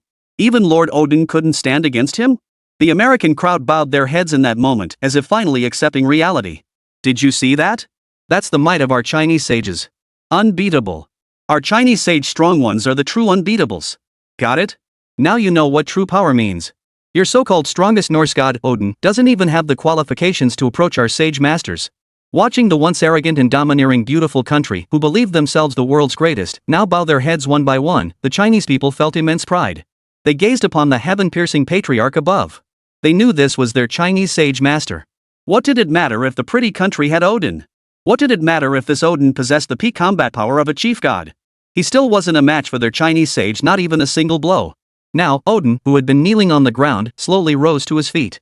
Yet as he stood, his entire body trembled, blood flowing unceasingly. One could only imagine the severity of his injuries. A sage of China? You are powerful, but I am the king of gods. I absolutely cannot lose like this. Did you think I came here unprepared? Divine sacrifice. With these words, Odin raised both hands high. In the next instant, across the realm of Norse mythology, the vast majority of gods and mortals sensed Odin drawing power from them. Above Odin now floated a sapphire. It was precisely this sapphire, possessing power on par with the Spear of Eternity, that allowed Odin to bypass the National Fortune Arena and establish a connection with the Norse mythological realm. In an instant, mortals collapsed to the ground. Most lost their lives, while a few lay utterly weakened. They had all been drained of most of their energy. As for the absorbed deities, they too had lost the majority of their power. Though being gods, they merely appeared weakened. It could be said that Odin's sacrifice had claimed the lives of most of the Norse pantheon, bolstering his own power. In less than a few seconds, a pure beam of light descended from the heavens, enveloping Odin. Sacrificing the bulk of his world's power to make himself stronger? Should I stop him? Nah. It's been a while since I last fought. I hope he grows a bit stronger. That might make things a little more interesting. A flicker of interest flickered in the Supreme Patriarch's eyes. He chose not to intervene in Odin's forced path to power. In fact, he hoped Odin would grow stronger. That way, the battle would be more entertaining. Chen Xuan, should we inform Lord Tontian to stop this Western deity named Odin from growing stronger? What if he becomes too powerful? Could that cause trouble? As head of the mythology department, Long Zhan couldn't help but call out to Chen Xuan above. Beside him, the third Holy Mother looked at Long Zhan as if he were an idiot. Unnecessary. Saints cannot be defeated. Only another saint can overcome a saint. This Odin is unworthy of the Supreme Sovereign's intervention. Chen Xuan shook his head, setting aside whether the Supreme Sovereign would even heed his words. Besides, what a joke, why would he intervene? Unless Odin could directly break through to the Sage Realm, he stood absolutely no chance against the Lord of Heavenly Passage. As Odin's body steadily recovered and his power grew, events unfolding within the Norse mythological realm manifested as shadowy projections upon the mythic arena. Witnessing mortal beings drained of energy, screaming in agony as they perished, scenes resembling a living hell sent chills down everyone's spine. They thought to themselves, Odin is ruthless. Is this truly the king of gods? To heal his wounds and grow stronger, he shows no regard for the lives of ordinary people. Among all the nations, only the people of the United States remained utterly indifferent to this spectacle. In their eyes, it mattered only that their god-king grew mightier. These people should feel honored to have contributed to Lord Odin's growth. Indeed, did you see? Lord Odin's wounds have fully healed, and his power grows ever stronger. Victory in this battle is assured for our beautiful country. Watching Odin grow ever more powerful, the people of the beautiful country seem to regain their confidence. As for the deaths of those in the Norse mythological world, they couldn't care less. At this moment, Odin's wounds were not only fully healed, but his power had also surged by more than half, bringing him to the very threshold of sainthood. The pillar of light slowly dissipated. It wasn't that Odin refused to absorb more power, he sensed he had reached the point where no further advancement was possible. This power was truly exhilarating. Eastern deities, you've lost your only chance to defeat me. Had you intervened to stop my absorption of the pillar's energy, you might still have stood a chance. But you were arrogant enough to let me absorb it. You will pay for your arrogance. Odin gripped the mighty hammer of Thor, a confident smile spreading across his face. Is that so? A mere ant, slightly stronger than the rest, dares to spout such arrogance? Do you not realize how effortless it would be for this sage to crush you beneath my heel? The Supreme Patriarch of the heaven-piercing sect gazed down at Odin with eyes still filled with utter disdain. You seek death. You dare look at me with that gaze? Next, this divine king will make you taste true despair. With that, Odin raised the mighty hammer, his body now shrouded in tendrils of devastating thunderous energy. This terrifying power seemed poised to annihilate all existence. In the next instant, Odin vanished from his position, charging toward the heaven-piercing patriarch ahead. In an instant, the thunder god's axe materialized directly before the supreme sovereign of heaven. Chapter 66, The Extermination Array, Conclusion. Yet, the supreme patriarch merely extended two fingers, effortlessly blocking the mighty hammer. No matter how immense the power Odin unleashed, he could not break through this restraint. Odin watched in utter shock. How could this be? Below the level of a sage, all are but ants. The Supreme Patriarch remained serene. With a slight tightening of his fingers, in an instant, Odin, whose power had surged by more than half, plummeted downward like a. Behind him, the American spectators watched in utter disbelief. They were utterly petrified. In that moment, the Western nations truly grasped the overwhelming might of the sage. Meanwhile, Odin, having crashed to the ground, struggled to his feet, his eyes filled with terror. The king of the gods, the mightiest deity of Norse mythology, now found his body trembling uncontrollably. Now, Odin understood the kind of enemy he faced. Your realm and power surpass even the supreme gods. Could it be? Have you truly stepped into the peerless realm of eternity? Impossible. Such a being cannot exist in this world. Odin shook his head, unwilling to believe that such a being could exist in this world. The weak always gaze at the sky from the bottom of a well. If that is the extent of your power, then this battle should end now. A cold smile touched the corner of Tontian Jiaoju's lips. The next instant, 4 divine swords floated beside him. The extermination of immortals formation. In an instant, the 4 swords coalesced into the extermination array, sweeping down to engulf Odin below. Sensing the threat of death, Odin tried to evade, but found himself utterly unable to dodge, as if locked in place. In that instant, Odin was trapped within the extermination array, cold sweat pouring down his forehead. A powerful intuition gripped him, he would die here today. As Odin gripped his mighty Thor's hammer and scanned his surroundings, the immortal Slayer sword, imbued with boundless power, thrust straight toward him. Feeling this overwhelming force, Odin dared not hesitate. He immediately swung his mighty Thor's hammer, bringing it down with all his might against the executioner's sword. Clang! In an instant, a fierce collision echoed as the thunder god's axe barely managed to block the Zuxian sword. Yet the sword of execution seemed possessed by a spirit, relentlessly attacking Odin. Faced with this relentless onslaught, Odin could only defend with every ounce of strength. He sensed the sword's overwhelming might and thought to himself, this formation is truly formidable. I must find a way to escape quickly. Otherwise, he wouldn't be able to withstand the Zuxian sword for much longer. At this moment, Odin believed the execution array consisted solely of the execution sword. But he had forgotten that when the Zuxian formation had been activated earlier, it had comprised 4 swords. The scene of Odin within the Zuxian formation was also displayed on the National Fortune Arena. The crowd from the United States watched the scene unfold, unable to help but feel anxious for their god king. Meanwhile, the other Western nations gazed upward at the Supreme Patriarch Tong Tian, their expressions thick with tension. The earlier confrontation with the Patriarch Bodhi and now the Supreme Sovereign Tong Tian made one thing abundantly clear: even the mighty principal deities of Western mythology stood no chance against the sages of China. Within the extermination array, Odin fought desperately to hold his ground. But at that very moment, he suddenly sensed a fierce killing intent approaching from behind. The next instant, he tried to defend, but it was too late. The sword of severing immortals pierced straight through his body.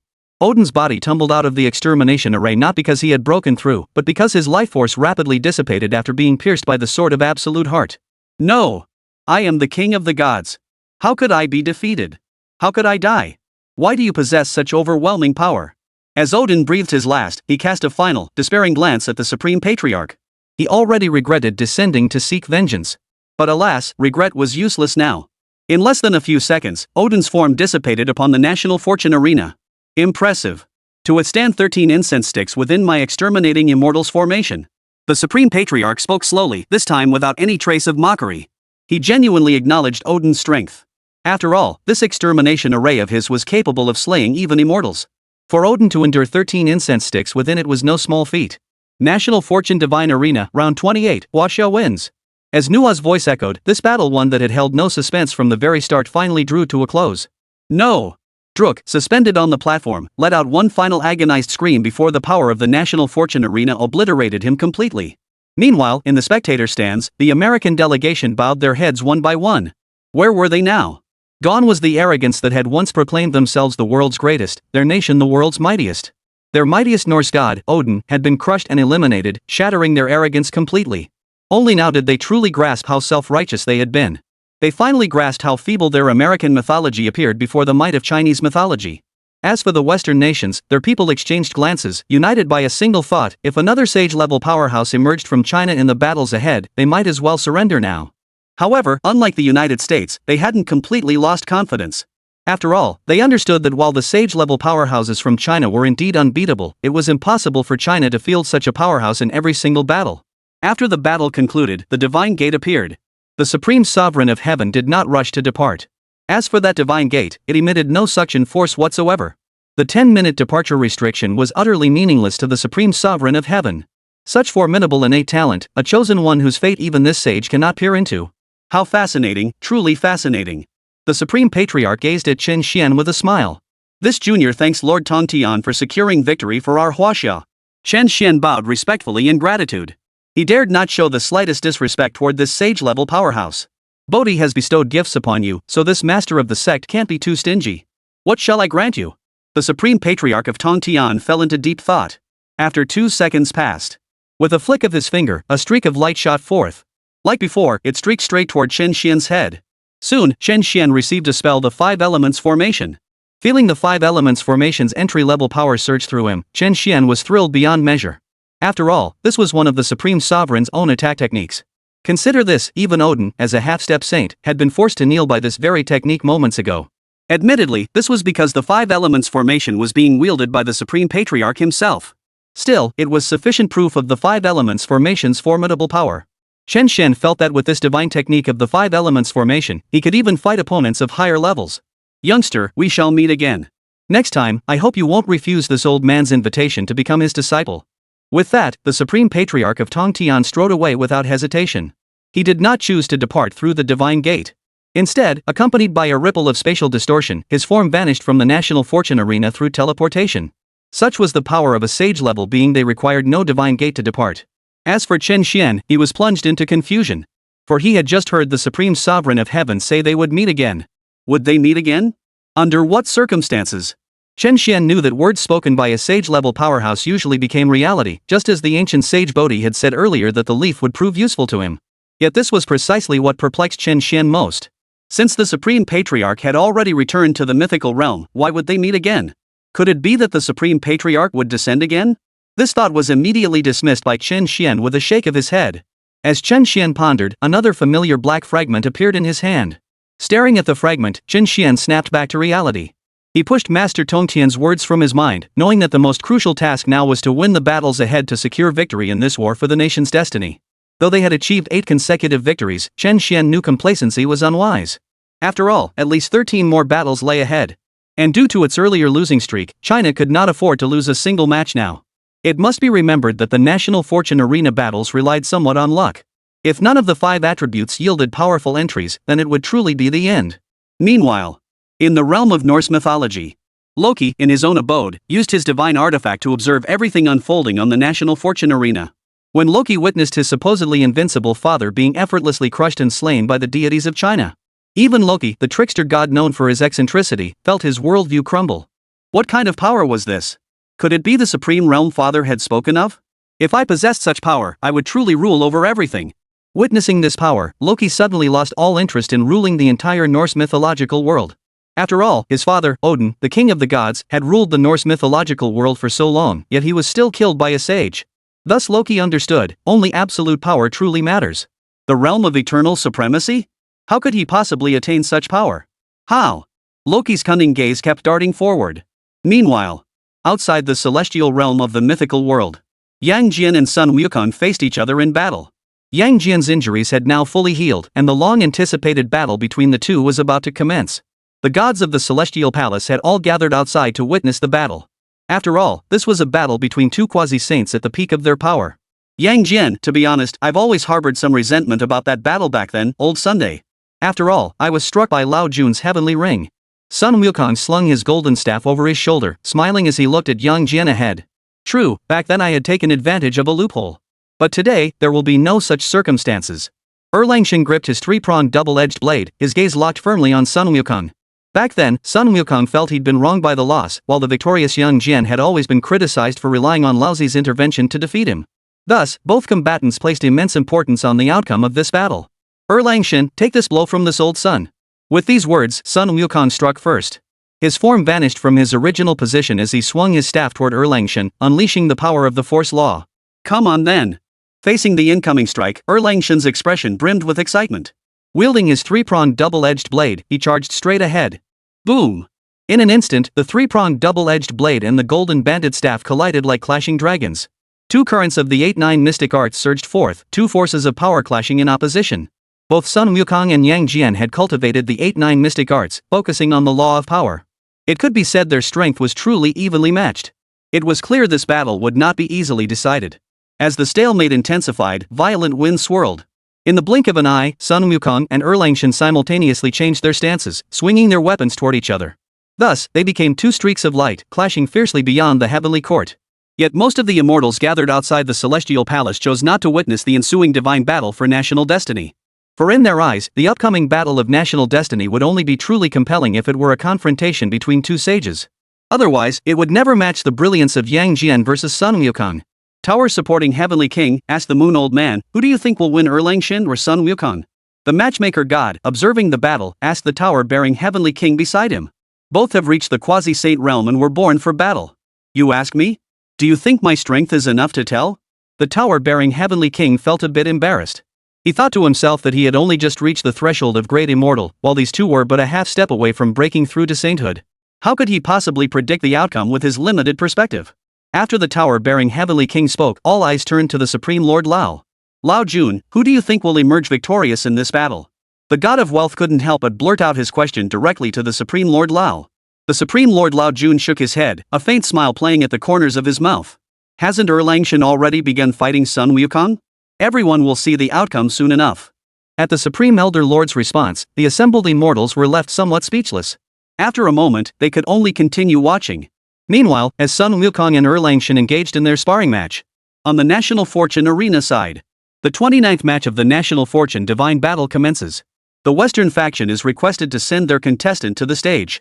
As before, there was only a brief pause of 2 or 3 minutes before the next battle commenced. As the 29th battle commenced, the representatives from the Western nations gathered once more to confer. The once arrogant United States, who had boasted of being the strongest in Norse mythology, now quietly retreated to the periphery. They understood that if Odin, the mightiest god of their Norse pantheon, could be defeated so easily, it made little difference who they sent next. Chapter 67, Athena, Goddess of Wisdom and War. It seems the final decision rests with us, the ancient Greeks. Vienna stepped forward. He had wanted to intervene in the previous battle, especially after witnessing the defeat of Poseidon, the sea god from their Olympian pantheon, which he found hard to accept.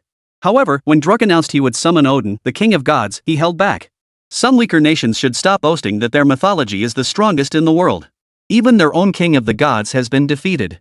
Venus shot a mocking glance at the white representative from the United States who had stepped forward in turn. What do you mean by that? The hairy white representative glared at Venus in anger. Exactly what I said. What else could it mean? Vienna showed no intention of indulging the American representative.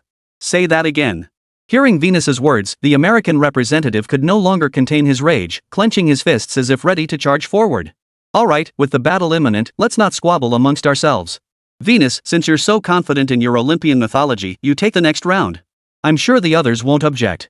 At that moment, the representative of ancient Maya rushed forward and intercepted the representative of the United States.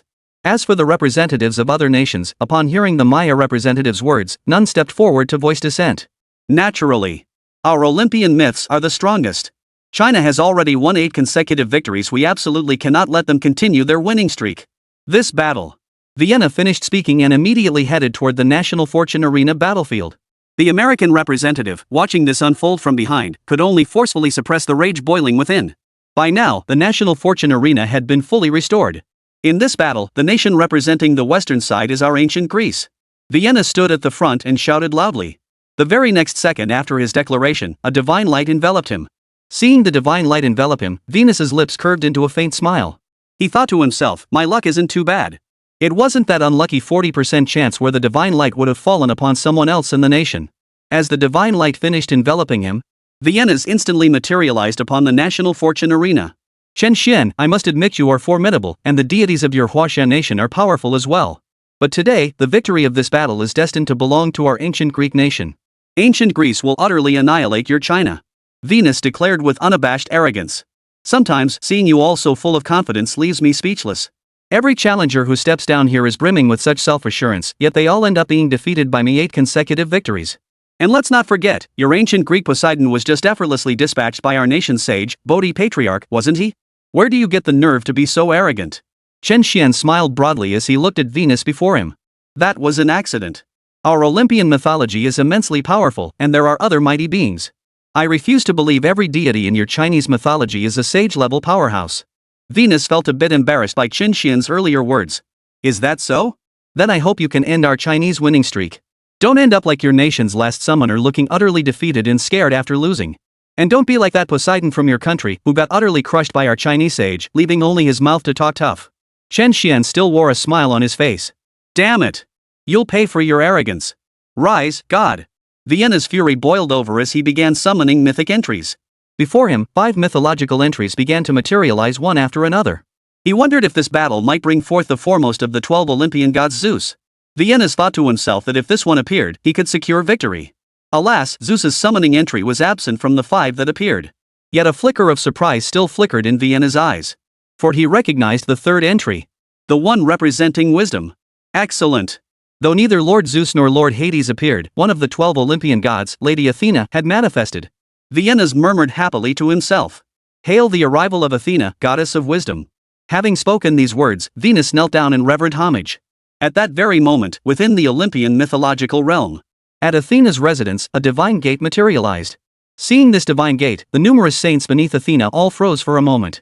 Athena, however, showed little surprise. For when Hades had perished, Zeus had already learned of the information concerning the arena of destiny. This information had been relayed to the other principal gods, including Athena. Athena, do you know what this is? Saya below her asked in confusion. This is a battlefield. Athena had now fully reclaimed her divine status, transforming into the goddess of wisdom and war from Olympian mythology. Thus, compared to her previous gentle demeanor, Athena now carried an air of grim resolve. A battlefield. Allow me to fight for you, Athena. Upon hearing the word battlefield, Seiya understood that although Athena now possessed her full divine power, as a saint, his duty was to protect Athena. Hearing the word battlefield, Seiya stepped forward to assist her. The chosen warrior for this battlefield cannot be changed. Therefore, I shall fight this battle personally. Having spoken these words, Athena slowly advanced toward the divine gate. Behind her, Seiya and the others witnessed this scene and attempted to intervene. Yet the moment they neared the divine gate, they were instantly repelled by a force emanating from it. It seemed the divine gate would only permit Athena to pass through. Meanwhile, on the battlefield of national destiny, Venus remained kneeling devoutly on the ground, awaiting Athena's descent. As time ticked by, nearly half a minute passed. A goddess clad in armor, with pink hair, shield in hand and spear at her side, appeared before the crowd. You summoned me. Athena looked down upon Venus. Indeed, great goddess Athena, it is your devout descendant who summoned you. Venus slowly raised her head, feeling both honored and slightly overwhelmed that Athena herself had addressed her. Meanwhile, Chen Xuan was also observing Athena's power. He noted that though Athena was one of the 12 Olympian gods, her cultivation level was only at the God-King realm, not the God-King realm. This sight caused Chen Xuan to breathe a slight sigh of relief. He thought to himself that this enemy wasn't too formidable. Chen Xuan relaxed slightly, not because the God-King realm was weak after all, a God-King was equivalent to a great immortal. Before their breakthroughs, Sun Wukong and Yang Jian had both been at this level. His relaxation stemmed from the exceptionally high stakes of previous battles. Several major god-level powerhouses had entered the fray on the western side, while on the Chinese side, 2 sages had already joined the conflict. So you're my opponent for this battle? Seems a bit weak. If opponents were only this level, how did Poseidon die? Athena sensed a power emanating from Chen Xuan. This power bore a striking resemblance to her own divine might, yet its origin was fundamentally different. Lady Athena, that fellow over there is a summoner. It's only because his divinity is 100% that he can receive the blessings of his nation's deities, granting him divine power. Lord Poseidon was slain by a sage-level powerhouse from their side. The sages of Huaxia are immensely powerful, far beyond what we could ever hope to match. Venus spoke with utmost reverence. I see. 100% divinity? That is indeed quite unusual. As for the sages you mentioned, Poseidon himself fell at their hands. If I were to face a sage, I'd likely meet the same fate. Athena harbored no doubt about Venus's words. After all, Poseidon, one of the 12 principal gods as the god of the sea, had indeed perished on this very battlefield. Summoning the entry. At that moment, Chen Xuan paid no heed to Athena's words. He began summoning the entries. And this time was different from before. There was no prayer in his heart. After all, this opponent was merely at the God-King realm. The soul-binding specter, resembling an ox. A single stroke decides life or death. Upon seeing the first 2 entries, Chen Xuan shook his head and passed. He instantly recognized the first one as Minotaur. While formidable against ordinary specters, but on the national fortune battlefield, it was nothing but cannon fodder. If summoned to fight Athena, it likely wouldn't last a single strike. As for the second entry, the underworld judge, from what Chen Xuan understood, it was only marginally stronger than the Minotaur. Perhaps it could withstand 3 blows from Athena. Chapter 68, Marshal Saint Guanyu, Lord Guansheng enters the Great Luo. Though the first 2 entries featured weak characters, Chen Xuan showed no sign of panic. He was certain the final 3 entries would reveal powerful deities. However, when Chen Xuan saw the final 3 entries, his expression darkened considerably. For the subsequent entries did not reveal any particularly formidable deities either. The third entry read, Selling Soup on the Bridge of Despair. Didn't this entry represent Mangpa? Chen Xuan certainly didn't believe Mangpa possessed the combat prowess of a great immortal. As for the 4th entry, the Overlord of the North Sea. The only deity Chen Xuan could associate with this entry was Ao Shun, the Dragon King of the North Sea. Even the Dragon King of the East Sea might not have reached the great immortal realm, let alone the weaker Dragon King of the North Sea. In Chen Xuan's estimation, the North Sea Dragon King should only be at today's level. The final entry bore 4 characters, defeated at Maichang. The moment this entry appeared, Chen Xuan instantly recognized it as representing the Marshal Saint Guanyu.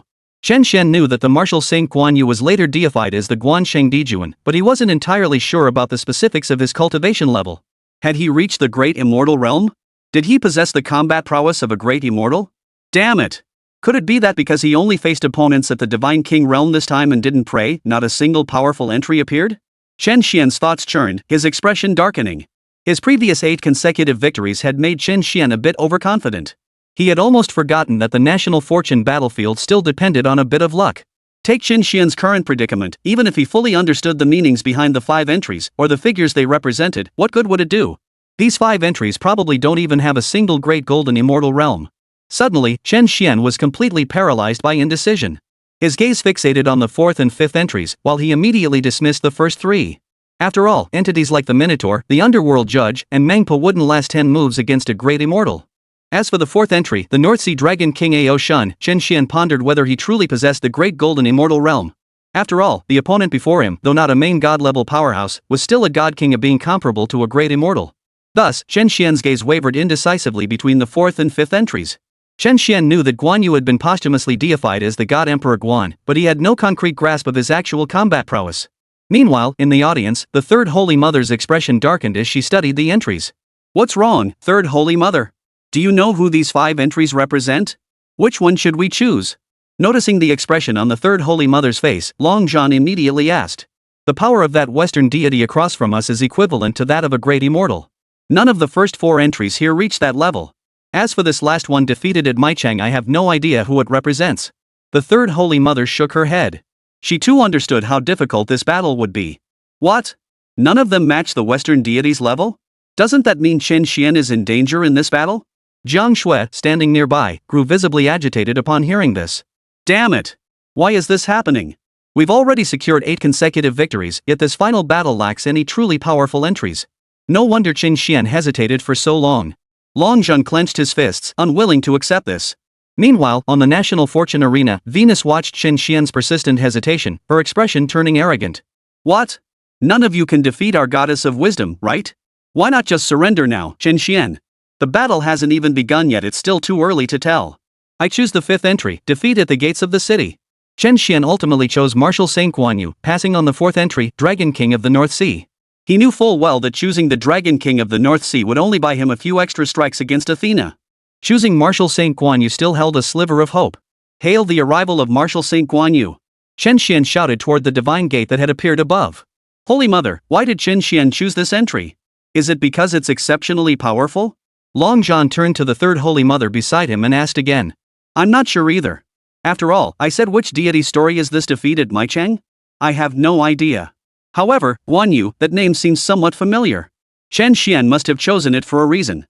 Perhaps this defeated Maichang is the only one among the 5 entries that holds any hope of defeating that Western deity. The Third Holy Mother fell deep in thought. She pondered the name Guan Yu. It felt familiar, yet she couldn't quite place it. But that was only natural. After all, once Guan Yu became a deity, few would dare address him by his true name. The defeated Maichang, however, was a story from Guan Yu's mortal days. The 3 Holy Mothers soon dismissed the thought. After all, Guan Yu would soon descend through the divine gate, and the truth would be revealed then. At that very moment, within the realm of myth, Guan Yu was in his cave abode when a divine gate materialized before him. A look of puzzlement crossed Guan Yu's face. Interesting. He hadn't expected anyone to remember him, a defeated general. Guan Yu realized that Chen Xuan had summoned him using the keyword defeated Maichang. Memories of his death at Lu Meng's hands flooded back. Even after dying, Guan Yu had always believed that if he hadn't failed to defend Maichang, otherwise, the Shu Kingdom would surely have unified the 3 kingdoms. Guan Yu, Guan Yu. How shameful. That among the later generations, someone still remembers you, a defeated general. Guan Yu shook his head, then stepped slowly toward the divine gate. At that very moment, a towering figure clad in armor, sporting a long beard, and wielding the green dragon crescent blade emerged from the divine gate. The Third Holy Mother recognized him at first glance. Who was this Guan Yu? None other than the divine Lord Guan. Yet the next instant, her expression turned grave. She recalled that the divine Emperor Guan Yu seemed to possess only the peak golden immortal realm. She wondered if he had broken through to the great golden immortal realm over the years. The opponent before her, however, was a great immortal. You summoned me, young one. What use is a defeated general like me? Guan Yu chuckled wryly. Greetings, Lord Guan Shang, the martial saint. In the eyes of all Huaxia people, you have never been a defeated general but the true martial saint. Today, we humbly beseech you to fight for Huaxia and slay the Western deities. Chen Xian's eyes brimmed with sincerity as he knelt on one knee. We implore the martial saint to fight for our Chinese people. We implore the martial saint to fight for us, the Chinese people. Behind them, the people of China also knelt down on one knee.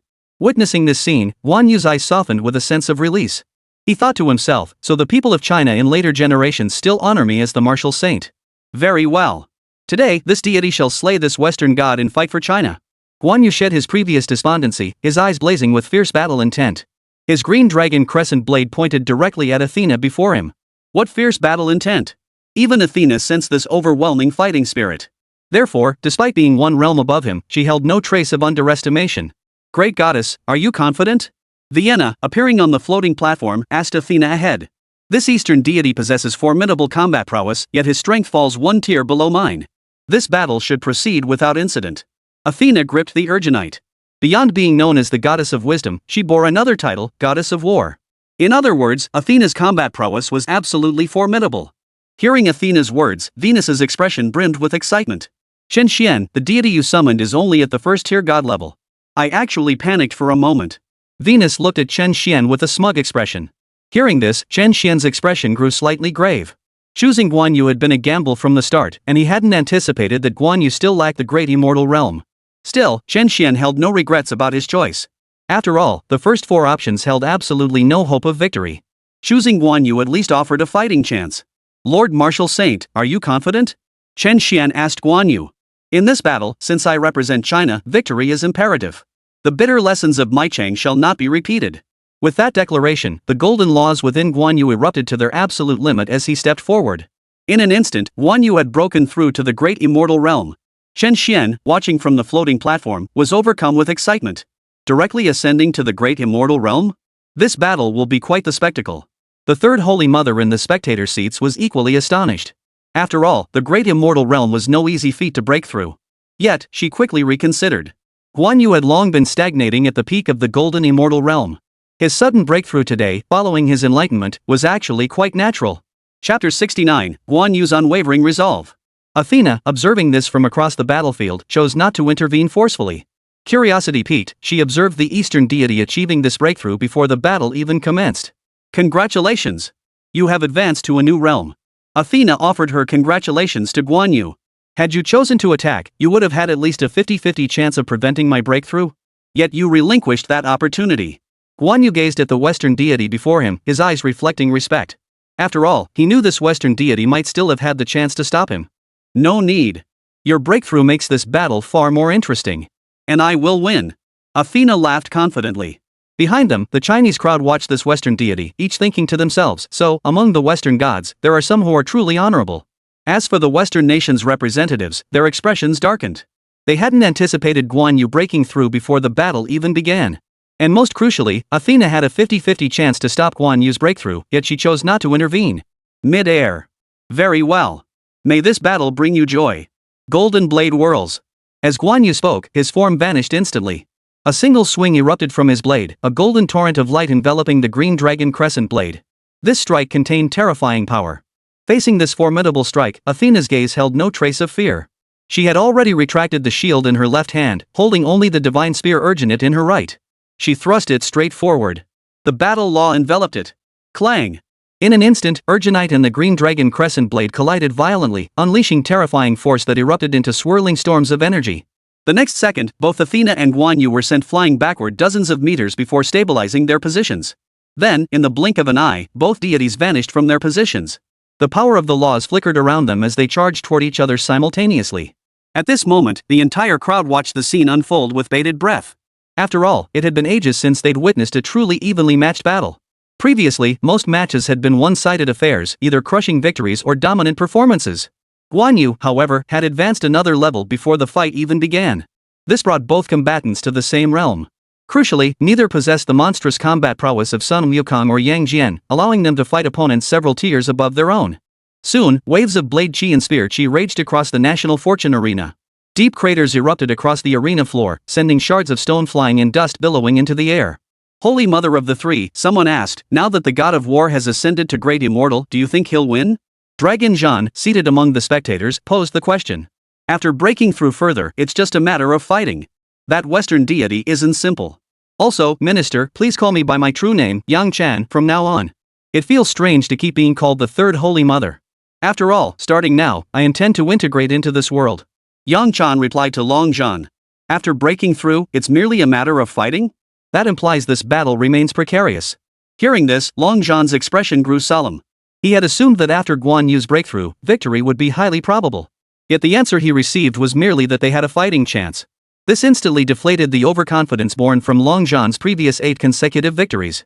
He had assumed that with Chen Xian's knowledge of mythical lore, they would sweep through the upcoming battles with overwhelming ease. But Long Zhan had forgotten one crucial thing: they couldn't afford to lose a single battle now. Another defeat would mean defeat for all of Huaxia. Thus, the dozen or so battles ahead would be far from easy after all. They could not afford a single defeat. Chen Xuan, standing on the floating platform, also wore a tense expression as he stared intently at the scene above. He could see that although the battle seemed evenly matched, Athena appeared to be holding back, conserving her strength. As time ticked away second by second, the fierce battle raged on above. The Azure Dragon rages. Guan Yu gripped his green dragon crescent blade with both hands, bringing it down with tremendous force toward Athena below. A colossal green dragon roared into existence, its form coalescing with the blade as it lunged to devour Athena. Holy war radiance. Facing this spectacle, Athena's eyes held no trace of fear. She thrust her spear forward, its tip blazing with golden light, enveloped in the laws of war. Boom! Golden light collided with the Azure Dragon, obliterating everything in its path as shockwaves radiated outward in concentric circles. Athena effortlessly parried Guan Yu's strike, a hint of gravity appearing in her expression. Guan Yu knew his enemy was no pushover, but as the martial saint, and now representing all of China in this battle, he had no room for defeat. "You are formidable," Guan Yu declared, "yet I cannot lose this battle. At the Battle of Maicheng, I failed the people of Shu. This time, I cannot fail the people of China." As Guan Yu spoke, a brilliant blue light enveloped his entire body. His green dragon crescent blade slashed swiftly toward Athena's head. Without hesitation, Athena parried the blow with her urgenite, the clash of steel echoing like the clamor of warhorses. Guan Yu's strike embodied the ultimate essence of the law of gold, yet it failed to harm Athena before him. It was clear that Athena, as the goddess of wisdom and war, possessed formidable power. Soon, the two deities resumed their fierce battle in the heavens. Meanwhile, within the celestial court, the clash between the two quasi-saints, Susanoo and Erlang Shen, shook the earth and split the mountains. At this moment, both possessed nearly equal divine prowess and magical power. Thus, in their close-quarters combat, neither could gain the upper hand for the time being. "With a single strike of my staff, I shatter all worldly arts." After a single strike sent both reeling back, Susanoo's golden staff swelled to dozens of times its original size, now radiating a thread of the Tao of power. He swung it down with crushing force, aiming squarely for Erlang Shen's head. Sword shatters 10,000. Facing such a formidable strike, Erlang Shen showed no fear in his eyes. A thread of the way of power enveloped his three-pronged double-edged blade as he swung it upward with tremendous force. Clang! In an instant, the three-pronged double-edged blade and the golden monkey staff collided violently, unleashing terrifying energy that rippled outward in concentric waves of energy storms. "Emulate heaven and earth." As Sun Wukong's words fell, in that very second, his form surged to 100 zhang in height, unleashing terrifying power. "Emulate heaven and earth." Seeing this, Yang Jian hesitated not a moment, unleashing his own heavenly transformation technique to grow 100 zhang tall. The next instant, 200-foot giants engaged in close combat. The golden monkey staff and the three-pronged double-edged blade whirled relentlessly in their hands, unleashing waves of terrifying power. Each strike from the two divine beings carried earth-shattering power, yet despite this, neither gained the upper hand. The numerous immortals watching from behind were astonished. They thought to themselves, no wonder Erlang Shen and Sun Wukong both attained near saint status through their physical bodies. Such power is truly terrifying. This battle showed no signs of ending soon. Was this the power of the quasi-saint realm? How much longer would it take me to break through to that level? Nezha watched the front lines and spoke slowly. His current realm had reached the threshold of quasi-sainthood, but crossing that final step was far from simple. While Yang Jian and Sun Wukong fought fiercely, down on the battlefield of national fortune, Athena and Guan Yu's fierce clash continued unabated. Guan Yu's body was now covered in wounds. It was clear that, having only recently broken through to the great immortal realm, he was struggling to withstand the attacks of Athena, a god king at her peak. Having just been repelled, Guan Yu examined the gash in his abdomen. He now understood that continuing this fight would lead to certain defeat. Without further hesitation, he roared with fury, battle without end. In an instant, Guan Yu's qi and blood surged violently throughout his body, threatening to coalesce into a veritable dragon of vital energy. Simultaneously, the aura radiating from him grew ever more formidable. Witnessing this scene, Athena hesitated not a moment. Wielding the divine weapon Urginate, she thrust it toward Guan Yu before her, the sound of explosive energy crackling through the air. Earlier, Athena could afford to wait for Guan Yu to break through his realm. But now, the battle had begun, a life or death struggle. Thus, Athena could not stand by and watch Guan Yu steadily accumulate power and grow stronger during the course of the battle. In less than a second, Athena materialized at Guan Yu's right flank, thrusting Urginate straight toward his chest. Without hesitation, Guan Yu swung his green dragon crescent blade. Clang! As the two weapons collided like meteorites, the surrounding space itself seemed to tremble on the verge of collapse. Having unleashed his full power, Guan Yu's strength had nearly doubled compared to before. This single strike forced Athena back head-on. Athena watched her forced retreat, surprise flickering in her eyes. "It seems I underestimated you." Her expression hardened as she gripped the Urginite tightly. "This battle has only just begun. As the words fell, Guan Yu's form blurred into a trail of afterimages, vanishing from his spot as he charged toward Athena ahead. Athena did not hesitate either, transforming into a streak of light to meet him head-on. Boom! In an instant, intense explosions echoed continuously. Athena and Guan Yu battled fiercely in the sky above, their deadly struggle leaving a trail of blood splattering down upon the earth. This time, however, Guan Yu held the upper hand. Athena gradually found herself at a disadvantage, her body even beginning to show fine, subtle wounds. Though each wound was minor, they clearly demonstrated Guan Yu's current dominance over Athena. In the Chinese spectator section. Wonderful! The god of war is holding her down, that Western goddess Athena. Yang Chan, does this mean we have a strong chance of winning this battle? Long John's expression lit up with excitement at seeing Athena being held back. No, Yang Chan countered. That Athena doesn't seem to have unleashed her full power yet. This battle won't be that simple. Yang Chan shook her head solemnly. Just as Yang Chan finished speaking, high above in the sky, Athena having been struck back by a single blow. Her entire body shone with divine light. In an instant, a divine shield materialized in her hand. Now Athena stood, spear in her right hand and shield in her left, radiating terrifying power from head to toe. This was Athena's true power. Though Guan Yu's eyes darkened at the sight of this terrifying power, there was no trace of panic in his expression. As expected, you weren't using your full strength earlier. But this battle I will win. The very next second, Guan Yu charged toward Athena. You've broken through to my realm and gained formidable power, but it still isn't enough. Divine light radiated from Athena's entire body, revealing the full might of a god king's limit. In an instant, Athena and Guan Yu were locked in fierce combat. Sword shatters mountains and rivers. As a high-ranking general in the army, Guan Yu radiated a killing intent far surpassing ordinary men, a quality that remained unchanged even after ascending to the ranks of the immortals. Wielding his green dragon crescent blade, he swung it forward with a mighty flourish. In the next instant, a mountain peak over 1,000 meters tall hurtled toward Athena at breakneck speed. Sacred Guard. Athena gazed at the towering mountain peak, her eyes showing no trace of fear. She thrust her divine shield forward to block the attack. The next instant, a massive golden barrier materialized. This rectangular golden barrier, stretching over 1,000 meters, collided directly with the colossal mountain peak. Boom!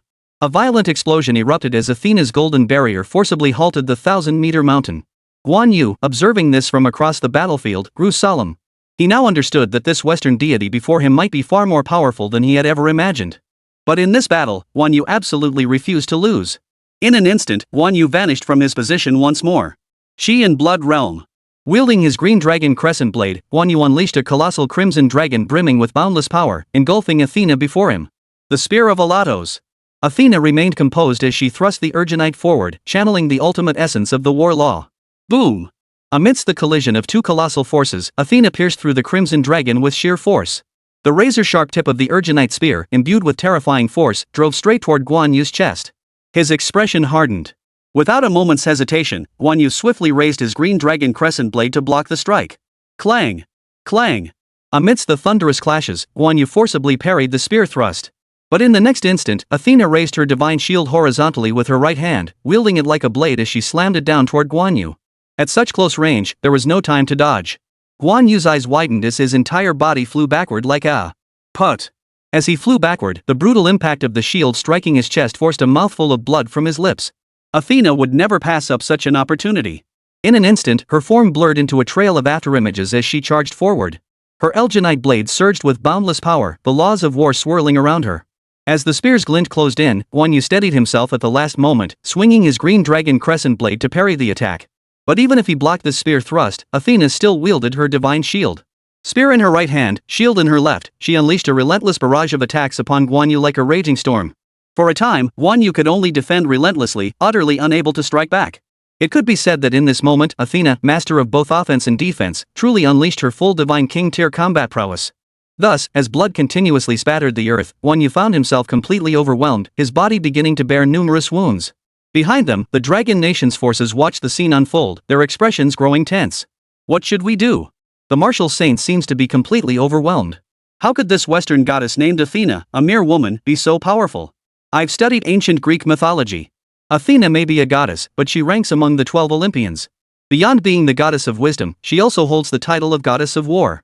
Her combat prowess within her realm is undoubtedly formidable. What? Does that mean we're bound to lose this battle? What should we do? We can't afford to lose a single match now. If we lose just one, not only will our nation's fortune be devoured, but the gates to the Western gods will swing wide open. If that happens, our Huaxia civilization will truly be finished. All I can do now is trust the martial saint and trust Lord Chen Xuan. We must believe in Lord Chen Xuan's choices, they will never be wrong. Exactly. Lord Chen Xuan has already secured 8 consecutive victories. He will surely win this one too. The Chinese crowd looked deeply troubled, yet deep down, they believed Lord Chen Xuan's choice would prove correct.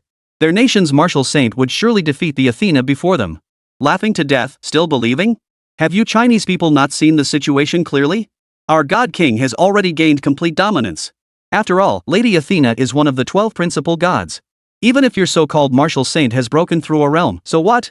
He has only just stepped into the God King realm, while Lady Athena stands at the pinnacle of the God King tier. This battle is destined for ancient Greece's victory. The ancient Greeks, hearing the words of the Chinese, sneered with utter confidence. Is that so? How does it seem to me that in the previous matches, you Western nations spoke with such confidence, yet lost every single one? I mean, in the earlier battles, you had the Supreme God, the God King, and even some so-called Creator God? Didn't you claim victory was assured? Didn't you vow to end our Chinese civilization? How come we've secured 8 consecutive victories? Right, remember? Greece had the deity Poseidon, the sea god, supposedly one of the 12 Olympian gods, even at the God King level. And what happened?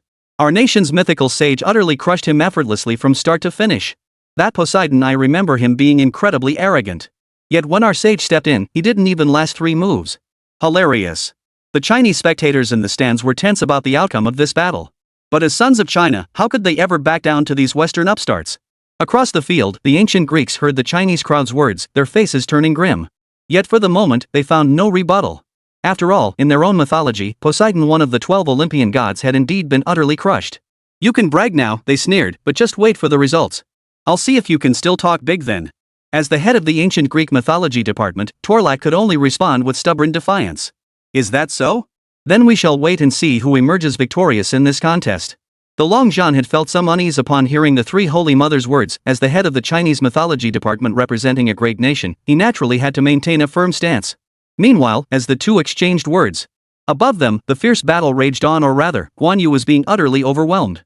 The next instant, a figure plummeted like a cannonball. A 1,000-meter deep crater instantly appeared on the arena, sending countless fragments of rock flying and raising a cloud of dust. As the smoke cleared, Guan Yu stood covered in wounds, his appearance utterly battered. Yet he remained rooted to the ground, gripping his green dragon crescent blade tightly. His eyes burned with an unyielding resolve. Chapter 70, Burning Life, Ultimate Ascension. The soaring dragon knows no regret. In an instant, Guan Yu began channeling every ounce of his strength. The golden law surged ceaselessly into the green dragon crescent blade. The nation's fortune arena, stretching nearly 10,000 meters, was enveloped in golden light. The next second, roar. Accompanied by a thunderous dragon's roar, a 1,000-meter-long azure dragon emerged. Western goddess, this is my ultimate strike. Victory is mine in this battle. With these words, Guan Yu swung his green dragon crescent blade with blinding speed. The 1,000-meter-long azure dragon, brimming with world-shattering power, roared upward, lunging to devour Athena. Gazing upon the 1,000-meter-long azure dragon, Athena's expression finally turned grave. She sensed that this strike had already faintly reached the limits of a god king's power. A Taurus spear. Without hesitation, Athena thrust her Elginite forward. In an instant, a 1,000-meter-tall phantom of a female giant appeared, spear in hand. This phantom giantess bore a striking resemblance to Athena herself. Thousands of giant women swung their Elginates, engaging the azure dragon in fierce combat. Boom! In an instant, earth-shattering explosions erupted continuously. Everyone present watched with tense expressions as the 1,000-meter-tall female giant and the azure dragon clashed. Guan Yu unleashed his full power, his chi and blood burning fiercely throughout his body. The azure dragon shimmered with light, yet even so, the 1,000-meter-tall female giant held her own without faltering. The giant woman thrust her spear forward, spilling azure blood onto the earth. Roar! A mournful cry erupted from the dragon, followed by a thud. Guan Yu, on the ground, coughed up a mouthful of blood and knelt on one knee. The Chinese forces watching this scene were gripped with tension. At that very moment, Guan Yu trembled as he rose to his feet, determined to unleash his ultimate power once more. This battle must end. But at that very moment, Athena's expression turned icy. The 1,000-meter-tall female giant thrust her spear forward once more. This strike severed the blue dragon's head clean off. The 1,000-meter-long azure dragon dissipated into the heavens and earth. Guan Yu, who had just tremblingly risen to his feet, crashed to the ground. His towering frame crashed to the ground. His entire body seemed to explode, blood spurting relentlessly as his life force rapidly faded.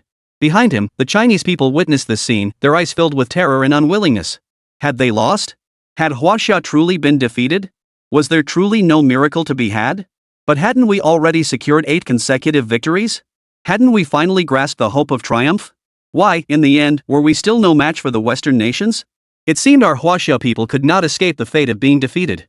Despair spread across every face in the Chinese spectator stands. Ha! Your defeat is only natural. Ancient Greece boasts 12 Olympian gods, and you face none other than one of them, the god of war and wisdom. Which means, as expected, ancient China will ultimately be brought to an end by us, ancient Greece. When the gates of the gods open wide, we shall devour 13 portions of China's national fortune. Any objections?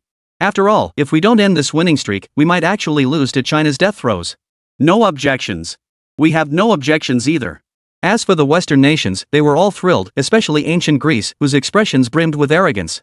They even demanded China's 13th national fortune from the other Western nations. While this rankled the others, they held their tongues for now. They understood that without ancient Greece's mighty deities, they might indeed have stumbled in unexpected ways. Upon the floating platform, Venus's eyes sparkled with triumph. Did you see that, Chen Xuan? That's the might of Athena, one of our 12 principal deities, goddess of war and wisdom. And what about your Eastern god, Guan Yu? What good is attaining the status of a great immortal? He was still defeated by our goddess. Judging by the situation, his life force won't last another minute before it completely dissipates. Next, you too shall taste the fate of death. Hearing Venus's taunts, Chen Xuan remained silent. He watched Guan Yu below, whose life force steadily faded, then shifted his gaze upward to Athena. He pondered whether activating the divine power seed left by Yang Jian could allow him to instantly kill Athena before Guan Yu's life force vanished. This was the only way Chen Xuan could envision turning the tide. As for his chances of an instant kill, he estimated them at only 50%. After all, Athena had already reached the pinnacle of a god king. Even if this divine power seed possessed the striking force of a near saint, whether it could truly eliminate Athena remained a mere 50% probability. At that very moment, high above the sky, Athena watched Guan Yu below, his life force steadily fading. She would not simply stand by and wait for his breath to vanish. Eastern god, you are a formidable opponent. In other circumstances, perhaps we could have been friends. But alas, this is a battle of life and death. Therefore, it is time to end this once and for all. With that, Athena raised her spear, Urgenite, high. A golden spear beam coalesced relentlessly. At this moment, whether it was the Chinese spectators in the stands or those watching the live stream outside, their eyes were filled with fear and despair, looking utterly doomed. Holy Mother, you were once a mighty deity. Is there anything you can do? Long Zhan, too, felt a surge of panic. He urgently turned to the three holy mothers beside him. Jiang Shui, standing beside Long Zhan, also turned her gaze toward the three holy mothers. The three holy mothers shook her head. There was no solution. Although Guan Yu had broken through to the great immortal realm, that Western deity named Athena had long resided at that level. She was but a half step away from the near saint realm. Therefore, Guan Yu's power still fell somewhat short. Such a gap in strength was unavoidable. Alas, I never imagined that I, the third holy mother, would face death so soon after my revival. Hearing the third holy mother's words, despair washed over Long Zhan and Jiang Shui's faces. No, perhaps there was still hope in young friend Chen Xuan. At that moment, the third holy mother suddenly recalled that before her brother departed, he had entrusted Chen Xuan with a divine power seed.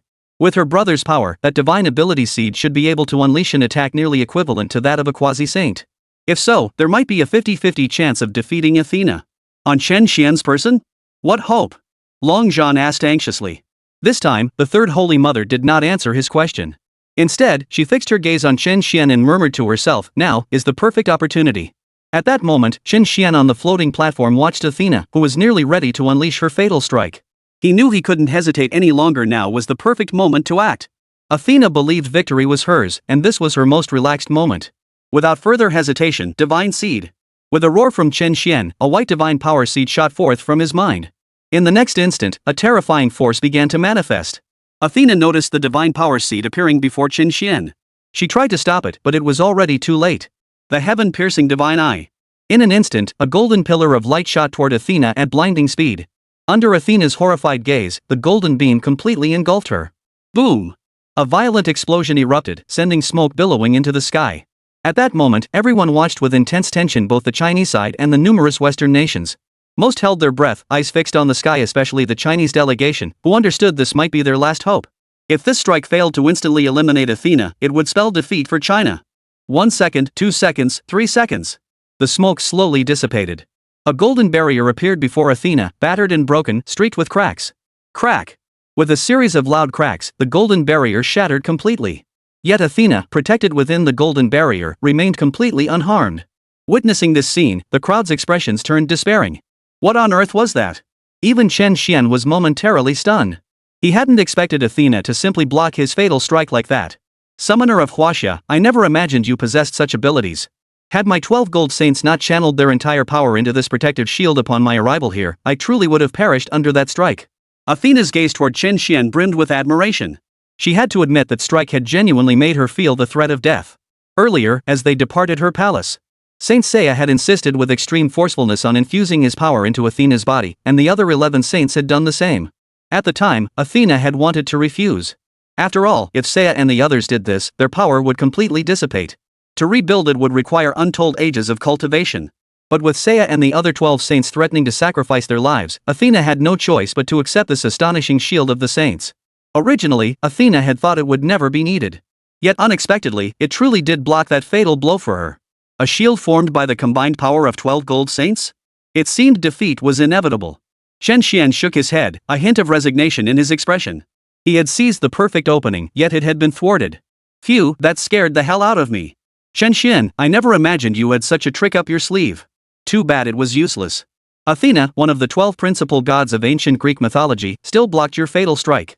Ha! In the end, it is still our ancient Greece that achieves ultimate victory. Venus's face twisted into a smug, maniacal grin.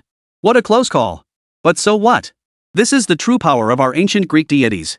So what if there were techniques left behind by a near saint? They were still blocked. That truly scared the life out of me just now. I genuinely thought a miracle might occur. But now it seems, ultimately, it will be our ancient Greek nation that brings an end to China. What are you afraid of? With the might of the goddess of wisdom, she could have easily blocked that strike. Exactly. What were you all afraid of? Just now, I truly believed the goddess of wisdom could effortlessly block that strike. The people of ancient Greece were filled with smug satisfaction. Most of them had completely forgotten their earlier fear. As for the Dragon Nation's side, despair deepened on every face.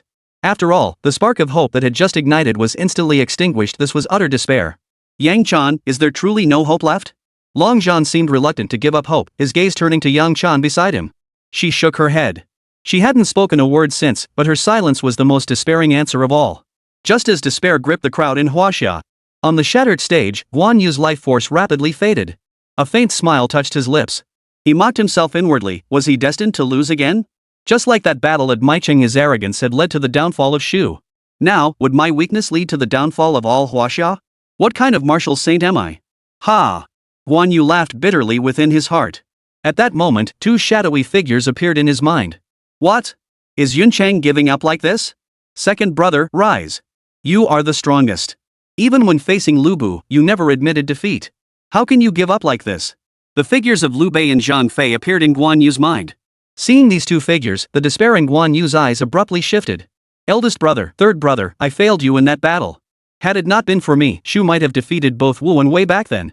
Gazing at the images of Liu Bei and Zhang Fei in his mind, Guan Yu's eyes welled up with tears. Second brother, our eldest brother never blamed you. We swore, we may not be born on the same day, but we shall die on the same day.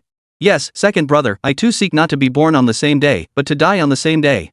Liu Bei and Zhang Fei harbored no blame toward Guan Yu. As they spoke these words, they transformed into two streams of pure energy and merged into Guan Yu's body. Indeed, we ask not to be born on the same day, but to die on the same day. Third brother, eldest brother in this battle today, even if it costs me my life, I absolutely will not allow myself to lose. Ah! With a furious roar, Guan Yu, who had been lying on the ground, slowly rose to his feet. His wounds were visibly beginning to heal, and the blood that had been flowing freely had stopped. Most crucially, his vital energy surged through his body, transforming into a vast ocean. Empowered by the spiritual forces of Liu Bei and Zhang Fei, his injuries recovered by more than half in an instant. Crucially, Guan Yu harbored no thoughts of cowardly survival. In that instant, he directly ignited his life force, causing his power to surge relentlessly upward. His furious roar drew the attention of everyone present. In the Western camp, the expressions of numerous nations betrayed surprise. They had not anticipated Guan Yu rising once more. Meanwhile, hope flickered anew in the eyes of the Chinese forces. In their hearts, they prayed fervently, this battle must be won. Above, Athena watched this unfold, her expression shifting. She hadn't anticipated that her fatal strike, held back at the last moment, would lead to such an unexpected turn of events. In an instant, Athena swung her spear, Urgenite, unleashing a golden spear beam that swept down toward Guan Yu. The next second, the 100-meter-long golden spear beam engulfed Guan Yu. Boom! An explosion like a nuclear blast erupted, sending countless fragments of rock flying and dust billowing everywhere. A massive crater hundreds of meters deep gouged the earth, drawing every gaze toward its depths. As the smoke cleared, Guan Yu stood enveloped in his azure dragon soul. Despite the devastating strike, he had suffered no injury whatsoever. Most terrifyingly, Guan Yu's cultivation had now reached the peak of the great immortal realm. Though achieved by burning his life force and unsustainable for long, Guan Yu now possessed the power to kill Athena. He gently stroked the green dragon crescent blade in his hand. "Old friend," he murmured, "this is the final battle. Back at Maicheng, I lost. This battle decides the fate of all Huaxia. I absolutely cannot afford to lose. I am the martial saint of China." With a roar of fury, Guan Yu's battle intent surged to its absolute peak. In that instant, Athena truly sensed mortal danger emanating from Guan Yu. Burning life force? How long can you sustain it? 3 minutes? 5? Athena saw it clearly. Guan Yu was burning his life force, and this process was irreversible. Once he chose to burn his life force, there could be only one outcome: death. Whether it's 3 minutes or 5, I will kill you in this world. With that, Guan Yu gripped his green dragon crescent blade tightly and transformed into a streak of azure light, charging toward Athena. Athena hesitated not a moment, shield in one hand and urgenite in the other, meeting him head-on. Boom! In an instant, the heavens seemed to collapse and the earth trembled as the two divine beings clashed fiercely in the skies above. From the spectator stands behind them, the Chinese spectators witnessed Guan Yu burning his very life for the victory of China. In that moment, their hearts were filled with profound reverence for this martial saint of China. Chapter 71, The Battle Ends, The First Draw. Most were moved to tears. In their hearts, they thought, this is their martial saint. Upon the floating platform, Chen Xuan gazed at Guan Yu before him. For all of Huaxia, was he embracing death to live? It is my honor that the martial saints summoned you to descend. In stark contrast to the Chinese crowd's fervent tears, the Western nations' representatives wore expressions of utter dismay. Especially the ancient Greek delegation, they had been certain of victory, only to be met with this unexpected turn of events. Damn it! Why did this happen? Burning his life force just to win? Couldn't this Chinese deity simply concede defeat? Must he struggle to the very end? Even so, I refuse to believe our goddess Athena could lose. Though the faces of the ancient Greek delegation were grim, they still believed their goddess Athena would prevail. Yet when their eyes turned upward, their expressions darkened. For under the fierce assault of Guan Yu, who had burned his life force to achieve ultimate transcendence, Athena was now completely on the defensive. Wounds began to appear across her body, and most crucially, these wounds were imbued with the power of divine laws. Even with Athena's strength, she couldn't heal them in a short time. How could this be possible? Athena's power was but a step away from reaching the realm of a supreme god. How could she possibly be losing? You guys, we can't really be losing, can we? Athena couldn't possibly lose, right? Impossible. This disadvantage is only temporary. Didn't you hear Athena-sama say it? That Eastern god named Guan Yu is burning his own life force. He can't sustain this state for long. That means if Athena can hold out for just 3 to 5 minutes, this battle will be decided without question. Yes, we must believe. Athena will surely endure 3 to 5 minutes against this Eastern god who burns his own life force. The people of ancient Greece believed in their heart of hearts that their great goddess Athena would endure these 3 to 5 minutes. As for the people of China, their eyes brimmed with last-ditch hope as they prayed fervently that their martial saint would slay Athena within these few minutes. And so, a fierce battle against time raged fiercely in the skies. Athena, now at a disadvantage, abandoned her offensive entirely, switching to defense. She knew that against the opponent burning his life force, her own power was utterly no match. Her best option now was to endure these few minutes. After all, the state of burning her life essence to achieve ultimate transcendence could only last 3 to 5 minutes at most. On the opposing side, Guan Yu was equally aware of this reality. Watching his life essence rapidly dissipate, he knew he had only 3 minutes left. If he failed to kill Athena within these 3 minutes, he would be utterly defeated, and China would face complete annihilation. Guan Yu absolutely refused to let that happen. With that resolve, he abandoned all defense, channeling the ultimate essence of the Golden Law into his green dragon crescent blade. Each swing seemed poised to cleave space itself. With a mighty thrust, he drove the green dragon crescent blade straight toward her. Athena swiftly raised her left-hand divine shield to block the strike. Boom! A thunderous collision echoed as a crack began to form in Athena's left-hand divine shield. It must be noted that Athena's divine shield was nearly on par with a primary artifact. One could only imagine the sheer power behind Guan Yu's strike. Without pausing after that strike, Guan Yu swiftly swung his blade again. Sensing this terrifying force, even Athena dared not meet it head-on. She shifted her body back a meter, yet the blade still swept across her. Blood spurted forth as a gash several centimeters deep tore open in Athena's abdomen, exposing bone. Even a warrior as formidable as Athena grimaced in pain, a clear indication that this strike had inflicted serious injury. With the initial strike proving effective, Guan Yu unleashed another fierce assault. As time ticked by, his fury only intensified. Athena's body was now covered in wounds, each gash gruesome and terrifying to behold. Yet even so, Athena showed no sign of surrender. She knew clearly that Guan Yu's life force was nearing its limit. If she could just hold on for a few more seconds, victory might be hers. I wield a blade that can cleave the heavens. Guan Yu roared with fury, gripping his green dragon crescent blade tightly. A surging green light erupted from the blade, channeling boundless power as he swung it down with devastating force toward Athena. Its speed and power were overwhelming, there was no time to dodge. For the first time, fear flickered in Athena's eyes. She could only raise her divine shield to block the blow. Crack! The divine shield finally reached its limit, unable to withstand the blow. It shattered into countless fragments. Meanwhile, Guan Yu's life force was burning down to its final 10 seconds. Without a moment's hesitation, he swung his green dragon crescent blade once more. Athena swung her urgenite forward. Clang! As the two weapons collided, terrifying force erupted into swirling energy storms. Athena's right hand, gripping the urgenite, trembled violently. In the stalemate, Guan Yu swiftly changed his stance. Under Athena's horrified gaze, blood spurted forth as her left arm was severed cleanly. The divine limb crashed heavily to the ground. The Western nation spectators watched in stunned silence, especially the once arrogant Greeks, whose panic was palpable. On the Chinese side, hope surged anew. War Saint, fight on! Slay this Western deity. Master Martial Saint, fight on! Slay this Western deity. The Chinese crowd chanted in unison, their momentum surging like a rainbow. Meanwhile, Guan Yu's life force was rapidly fading. He could feel his vitality dwindling, with only 5 seconds remaining. Without a moment's hesitation, Guan Yu swung his blade once more.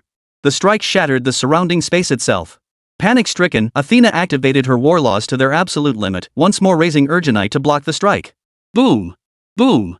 The violent collision sent Athena's Elginite flying from her grasp, though she managed to block the strike. At that moment, Guan Yu had only 2 seconds left before his flower of life withered. He knew he had only one final strike left. I am Guan Yu, the martial saint. With a furious roar, Guan Yu swung his final strike. Athena, her left arm severed and her right hand artifact fallen, could no longer withstand this blow. Her face contorted in utter terror as blood spurted forth. Athena, the goddess of wisdom, had her head cleaved clean off. At the same moment, Guan Yu's life force faded away. His green dragon crescent blade fell from his hand as his body shrank and withered, plummeting toward the ground. On the other side, Athena's headless corpse met the same fate. Thus, the bodies of Guan Yu and Athena both fell onto the arena. War Saint! Chen Xuan shouted at the top of his lungs. Behind him, the Chinese spectators were overcome with emotion, their eyes brimming with tears. For they understood that their martial saint had burned everything including his own life for this battle. Who won this fight? Vienna gazed down at the two bodies on the ground and asked the question with genuine concern. With that question, all eyes in the arena turned to No, suspended atop the platform. After all, with both deities dead, this was the first time such an outcome had occurred in the battle thus far. All eyes hung on No's response, especially those from the Chinese side. After all, Guan Yu had burned away every last ounce of his life force for this battle, leaving himself no escape. With both deities slain, the battle ends in a draw. No declared the outcome with an expressionless face. Both the Western nations and the Chinese side fell silent at this outcome. However, not a single person stepped forward to contest it. After all, with both divine beings perishing, a draw was indeed the logical outcome. Yet none had anticipated the possibility of a draw. Following No's declaration of the battle's outcome, on the arena, the divine forms of Athena and Guan Yu both dissipated into the national fortune arena. Honoring the departure of the martial saint, Chen Xuan was the first to kneel on one knee. Farewell, martial saint. Farewell, martial saint. Behind them, the Chinese masses knelt one after another without hesitation. They paid the highest tribute to this martial saint who had fought for the very survival of China. Meanwhile, the ancient Greek nation offered no farewell to Athena.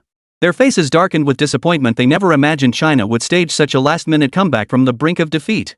Their goddess of wisdom, one of the 12 Olympian gods, had actually fought to a standstill against that Eastern deity. Chapter 72, Ancient Egyptian Mythology, Are the Creator God. A nationwide decree was issued, a hero's tomb shall be erected for King Zhou and the martial saint, to receive the worship of all the people. As the head of the Chinese mythology department, Long Zhan immediately relayed the order to his subordinates. Understood. Upon receiving the order, the subordinate wasted no time relaying the directive to the highest administrative authorities across the entire nation. None of the high officials in Huaxia raised objections. After all, both King Zhou and Guan Yu had fought and died for Huaxia's victory. Thus, establishing a hero's tomb for the nation's people to venerate was only fitting. At that moment, Nuwa also announced the commencement of the 29th Divine War of National Destiny. She first turned her gaze toward Venus, who stood upon the floating platform. Do you wish to proceed with the next divine battle? Or shall we select another participant? Facing this question, Venus on the floating platform hesitated. After all, the previous draw had caught him somewhat off guard. Even if another battle were to commence, Venus remained unflustered. He believed Chen Xian's victory in the previous contest stemmed from harnessing the divine power seed left behind by that Eastern deity, Yang Jian. Otherwise, Guan Yu would never have had the chance to burn his life force. He would have been finished long ago by their goddess Athena's fatal strike. Just as Venus prepared to announce his continued participation in the battle. Hold on. A voice rang out from the Western nation's side.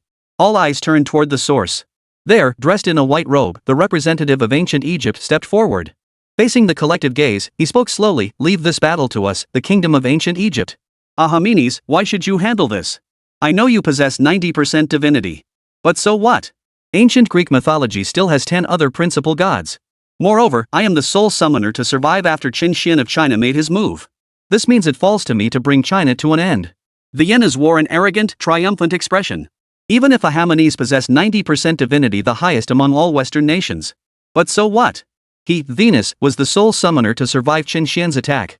I know ancient Greek mythology and the other 10 principal gods, but I have already contacted our supreme creator god, the great sun god Ra. He will personally descend for this battle. Ahamenes declared to the assembled crowd. Hearing this, the crowd was taken aback. Of course, they didn't doubt Ahamenes' words. After all, he was the only one among all the Western nations whose divinity reached 90%. Venus, hearing Ahamenes' words, fell deep in thought. He was no fool. He understood well that even among the 12 Olympians of ancient Greek mythology, not all possessed the strength of a true deity. The creator gods of various mythologies, without exception, were at least major god-level powerhouses. Though the primordial deities of ancient India, the land of cherry blossoms, and the beautiful nation had all been defeated earlier, this did not signify their weakness. Moreover, after this battle, Venus understood that while the Chinese side possessed peerless sage-level powerhouses, such beings did not appear in every single battle. Therefore, if the next battle saw the Western side deploy a deity-level powerhouse, their odds of victory would remain substantial. Why not let Ahamenes take the lead in this battle? Their national mythology's founding god is undoubtedly a deity-level powerhouse. Yes, Vienna, you may step down for now. Even if you could summon all 12 principal deities from your national mythology, not every one of them necessarily possesses the strength of a principal deity. Venus, have you received Lord Zeus's message? While Venus hesitated in thought, representatives from other nations also spoke up in persuasion. For they too understood clearly, if the deities summoned by their side were sovereign-level powerhouses, their chances of victory would increase dramatically. Even the minister of mythology from ancient Greece turned to Vienna, asking if he had received the divine decree from Lord Zeus. No, I have received no instructions. Indeed, if Ahamenes speaks, our odds of victory would be greater. I hope you won't disappoint me when I give you this chance. Venus turned her gaze toward Ahamenes. Rest assured, I won't. Our esteemed sun god Ra is invincible. Ahamenes spoke these words with a calm expression, yet his eyes brimmed with absolute confidence. Upon hearing this, Vienna chose not to respond further. Instead, she looked up at No and declared, I choose to switch summoners. The very next second, Noho swept his right hand, and in an instant, Vienna's body vanished from the arena, returning to the spectator seats. At that moment, Ahamenes stepped forward. This battle shall be fought by our nation of ancient Egypt. In an instant, divine light enveloped Ahamenes, who then materialized upon the national fortune arena. Chen Xuan, you are formidable, and the deities of your Huaxia are mighty. Yet in this battle, you shall face our ancient Egyptian creator god, the sun god Ra. Ahamenes stared directly at Chen Xuan before him and spoke slowly. Chen Xuan remained silent, yet he knew he could not afford to be complacent. Even though the myths of China possessed powerful deities, and even those at the level of sages. However, the national fortune entries were largely random. Therefore, facing Western deities of the main god tier, victory was far from assured for the Chinese side. The previous battle had taught Chen Xuan a lesson. Not a single entry for a great immortal-level powerhouse had appeared. In the end, even though Chen Xuan had used the divine power seed left behind by Yang Jian, he was ultimately repelled by the energy shields left behind by the 12 gold saints. It could be said that if Guan Yu hadn't burned his life and everything he had for China, fighting for a draw, China would have lost that battle outright. Thus, Chen Xuan dared not take any subsequent battles lightly. After all, China could not afford to lose a single battle from here on out. At this moment, the joy of consecutive victories had vanished from the faces of the Chinese spectators. They understood that every battle ahead was a matter of life and death. Even though China's deities were immensely powerful, the Western nations fielded formidable opponents in nearly every battle, either god-king level or main god level. Therefore, even though Chen Xuan was well versed in China's numerous myths and legends, without the emergence of a powerful entry, the risk of defeat remained. This battle was particularly critical, as the Western nations were about to deploy the ancient Egyptian creator god. With this in mind, the Chinese delegation prayed fervently for a powerful divine entry to appear. After all, a deity of the creator god's caliber possessed the might of a principal god. Feel true despair, Chinese. Next, you shall face our nation's supreme creator god. Ahamenes wore a smug expression. Then, 5 mythical entries began to appear before him. Ahamenes immediately dismissed the first 4 entries, his gaze locking onto the 5th. It bore 5 characters, chief of the 9 divine pillars. I choose the 5th entry. As Ahimines declared his choice, the 5 entries vanished. In his sky, the gate of the gods appeared. Meanwhile, within the realm of Egyptian mythology, within a colossal pyramid, the 9 pillars of ancient Egyptian deities stood united. At the central position stood the eagle-headed god, bearing a solar disk upon his head. This deity was clearly the foremost among the 9 pillars. Ra, the sun god. He was also the creator god of ancient Egyptian mythology, said to have fashioned all the gods. Within this palace where all 9 pillars gathered, a divine gate abruptly materialized. Upon seeing this divine gate appear, Ra felt no surprise whatsoever. Ra, are you certain you wish to proceed to that arena of national destiny? Even you could meet your end there. The sky goddess inquired. The other 8 pillars of the gods also turned their gaze toward Ra. For before this gate appeared, Ra had already told them he sensed the national fortune arena. Moreover, to reach the national fortune arena, he had proactively contacted Ahimines. I sense the aura of death within it, Ra declared, but I also perceive an aura of transcendence. Perhaps the opportunity to break through to that supreme realm lies within. Ra addressed the 8 divine pillars below. As a supreme god, he had already reached the limits of this world. Yet he always sensed that beyond the supreme god realm lay another realm. Thus, Ra had persistently sought ways to break through to that realm above the supreme god. Alas, all these years, he had gained nothing. Yet, La had sensed the breakthrough opportunity emanating from the national fortune arena. That was precisely why he was determined to descend. Chapter 73, Mother Earth, Nuwa. Is there truly a realm beyond the supreme god? Hades and Osiris, the god of agriculture, couldn't help but ask aloud. Though he was one of the 9 pillars of the gods, his own realm was only that of a god-king. In his eyes, Ra at the main god level was the ultimate power. Therefore, he believed the supreme god realm was the pinnacle of power in this world. He found it difficult to imagine any realm existing beyond that of the supreme gods. That realm absolutely exists. And that is precisely why I must descend. With those words, Ra began walking step by step toward the divine gate. This time, not a single divine pillar spoke to stop him. The 8 divine pillars within the palace were all contemplating, what could that supreme realm beyond the supreme god realm possibly be? On the national fortune arena, a figure slowly emerged from the divine gate above Ahimines. Upon seeing this figure, the ancient Egyptians were overcome with excitement and prostrated themselves in reverence. With Ra's emergence, the temperature within the entire national fortune arena surged rapidly. A sun hung high above the arena. In that moment, Ra seemed to be the very sun suspended in the heavens. Witnessing this spectacle, everyone present thought to themselves, this ancient Egyptian deity possessed power beyond measure. Is this the fate arena? The breakthrough I seek lies here. Ra surveyed his surroundings. As the creator god of ancient Egypt, his gaze radiated absolute pride. Hail the arrival of Lord Ra, the foremost of the 9 pillars, the creator god. Ahimines knelt on the ground, his voice trembling with excitement. Where is my opponent? Ra did not respond to Ahimines' words, instead directly demanding to know where his opponent was. The overwhelming pressure befitting a supreme deity radiated outward, its terrifying power causing the entire national fortune arena to tremble. The Chinese spectators watched this scene with grim expressions. They had secretly hoped that Ra, though the creator god of ancient Egyptian mythology, might not have reached the level of a supreme god. Or perhaps, like his enemy before him, he had descended with diminished power due to some special circumstances, falling short of the supreme god realm. But witnessing the overwhelming aura emanating from Ra's descent, they realized their hopes were in vain. This Western deity possessed the full might of a true supreme god. This was going to be tough. How had the Western side summoned yet another major god-level powerhouse? Seriously, why do the supreme deities of their nation insist on descending personally? Seriously, this was borderline cheating. Their supreme gods were descending one after another. The last battle had only ended in a draw because the martial saint had risked his life. If Chen Xuan were to summon another powerful deity this time, it would be all over.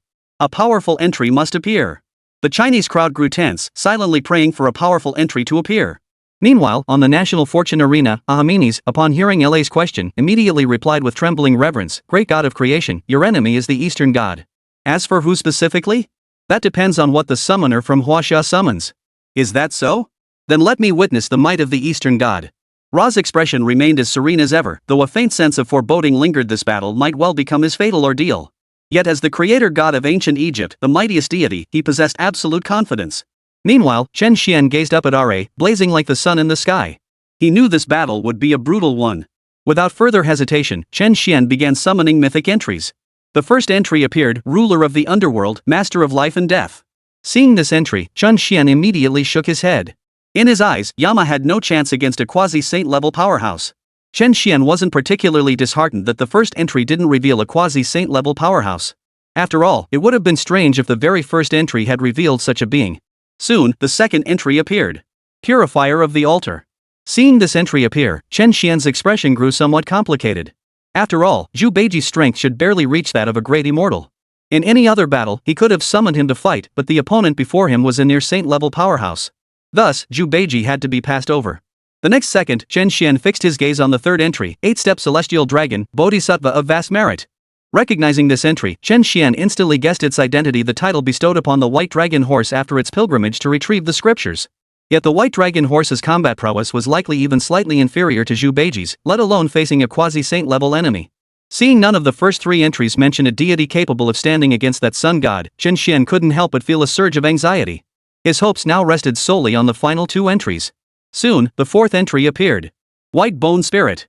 Chen Xuan's expression darkened further upon seeing this entry, for the white bone demon clearly lacked the strength to stand against a near saint. The strongest among the first four entries barely reached the level of a great immortal, yet the opponent before him was a near saint. Could my luck really be this terrible? With so many powerful deities in our huaxia, not a single entry for a near saint level powerhouse appears? Chen Xuan lamented inwardly, wondering if his luck was truly that bad. Just as he pinned his last hope on the fifth entry, it remained stubbornly absent. Moreover, Chen Xuan felt the world spinning violently. He discovered his consciousness had appeared in another world. Chen Xuan saw his consciousness materialize within an ancient, rustic palace. He looked around. His gaze fell upon a statue directly ahead. Chen Xuan approached it. It was a female statue, human head, serpent body. Most significantly, upon seeing this statue, Chen Xuan felt an overwhelming sense of familiarity, as if he were looking at his own mother. This recognition came swiftly to Chen Xuan. The statue depicted none other than the Mother Earth, the creator goddess of humanity, Empress Nezha. The moment Chen Xuan identified the statue, a profound and mysterious voice echoed, "Chen Xuan, tell me, what is the meaning of life for every person?" "Great Mother Nezha," Chen Xuan replied, "I may not know the meaning of life itself, but I know this, at this very moment, I live for the survival of all China. I must win this divine battle for our nation's destiny." Chen Xuan instantly recognized the voice as Nezha's and responded with utmost reverence. After all, Lady Nezha was undoubtedly a powerhouse of the sage realm. "You live to win the divine war of national destiny. If I were to intervene and help you secure a victory, would you then perceive meaning in your existence?" Nezha inquired once more. "If the Honorable Nezha is willing to step in and aid China in this divine battle for national destiny, it would be this junior's greatest honor." Chen Xuan, hearing Nezha's words, was overcome with excitement. He thought to himself, if Nezha were to intervene, it wouldn't matter if the enemy was a creator god or a sun god, they would all be crushed. However, after Chen Xuan finished speaking, Nezha remained silent. The entire ancient temple fell into absolute stillness. Chen Xuan, sensing the gravity of the moment, held his tongue, waiting quietly for the great goddess Nezha to make her choice. Meanwhile, within the national fortune arena, both the Western nations and the Huaxia side sensed something was amiss. For Chen Xuan had remained motionless for an extended period, and most crucially, the fifth entry had yet to appear. "Lord Nezha, what is happening? Why? The fifth entry on the Huaxia side still hasn't appeared. It's been nearly a minute." Ahamenes addressed Nezha directly from below. At that moment, Nezha's brow furrowed deeply. She understood exactly what had transpired, though understanding it was of little use, for the one who had intervened was none other than a sage. "I cannot prevent forces beyond the national fortune arena's rules from intervening. Everyone, please wait patiently." Nezha addressed the entire crowd. Hearing these words, the representatives from every nation felt nothing but shock. After all, they were well aware of the immense power of the national fortune arena's rules. Even quasi-saint level powerhouses couldn't interfere. Yet now, Nezha himself had stated that a formidable force had intervened. In an instant, most present speculated, could it be a saint-level powerhouse had intervened? Had they meddled in this battle? Otherwise, how could even the rules of the national fortune arena be overridden? At that moment, La, gazing down at Chen Xuan from the heavens, pondered Nezha's words. "The power of the national fortune arena is something even I cannot interfere with.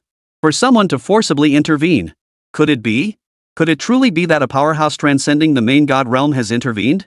How else could such forcible interference be possible? No wonder I faced a life-threatening crisis in this battle." La had already surmised that a power at the level of a sage had intervened. Yet, his eyes held no trace of fear. Instead, they burned with excitement. For he knew this moment would become the true catalyst for his breakthrough to the supreme realm. If he failed to break through, death awaited. "Lord Nezha, is Chen Xuan in danger?" Jiang Shui, watching from the audience, immediately asked anxiously. Logically speaking, he shouldn't be. His consciousness has merely departed to another world. He'll return soon. After a moment's thought, Nezha replied, "Because I can sense that the one who attacked him is a sage from Huaxia.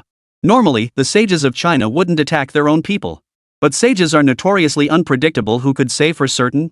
Upon hearing this answer, Jiang Shui breathed a silent sigh of relief. Seeing Chen Xuan motionless moments ago had truly filled her with worry.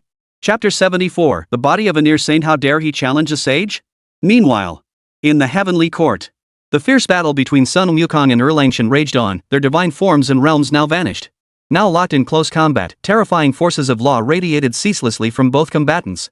Fortunately, the Jade Emperor personally intervened, stabilizing the entire 9 heavens.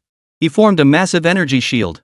Otherwise, with the combined might of Sun Wukong and Erlang Shen fighting at full strength, the entire 9 heavens might have shattered.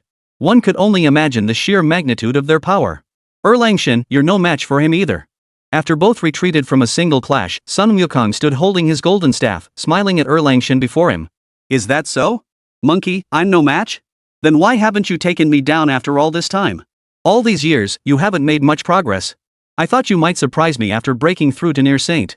Erlang Shen retorted without hesitation upon hearing Sun Wukong's words. Seeing this, Sun Wukong knew provocation was useless. Is that so?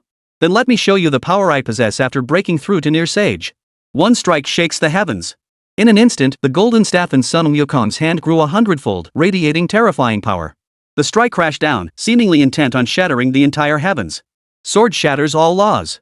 Gazing at the colossal golden staff plummeting toward him, Erlang Shen hesitated not a moment. His 3-pronged double-edged blade, radiating golden light, swept upward in a sweeping arc. Clang!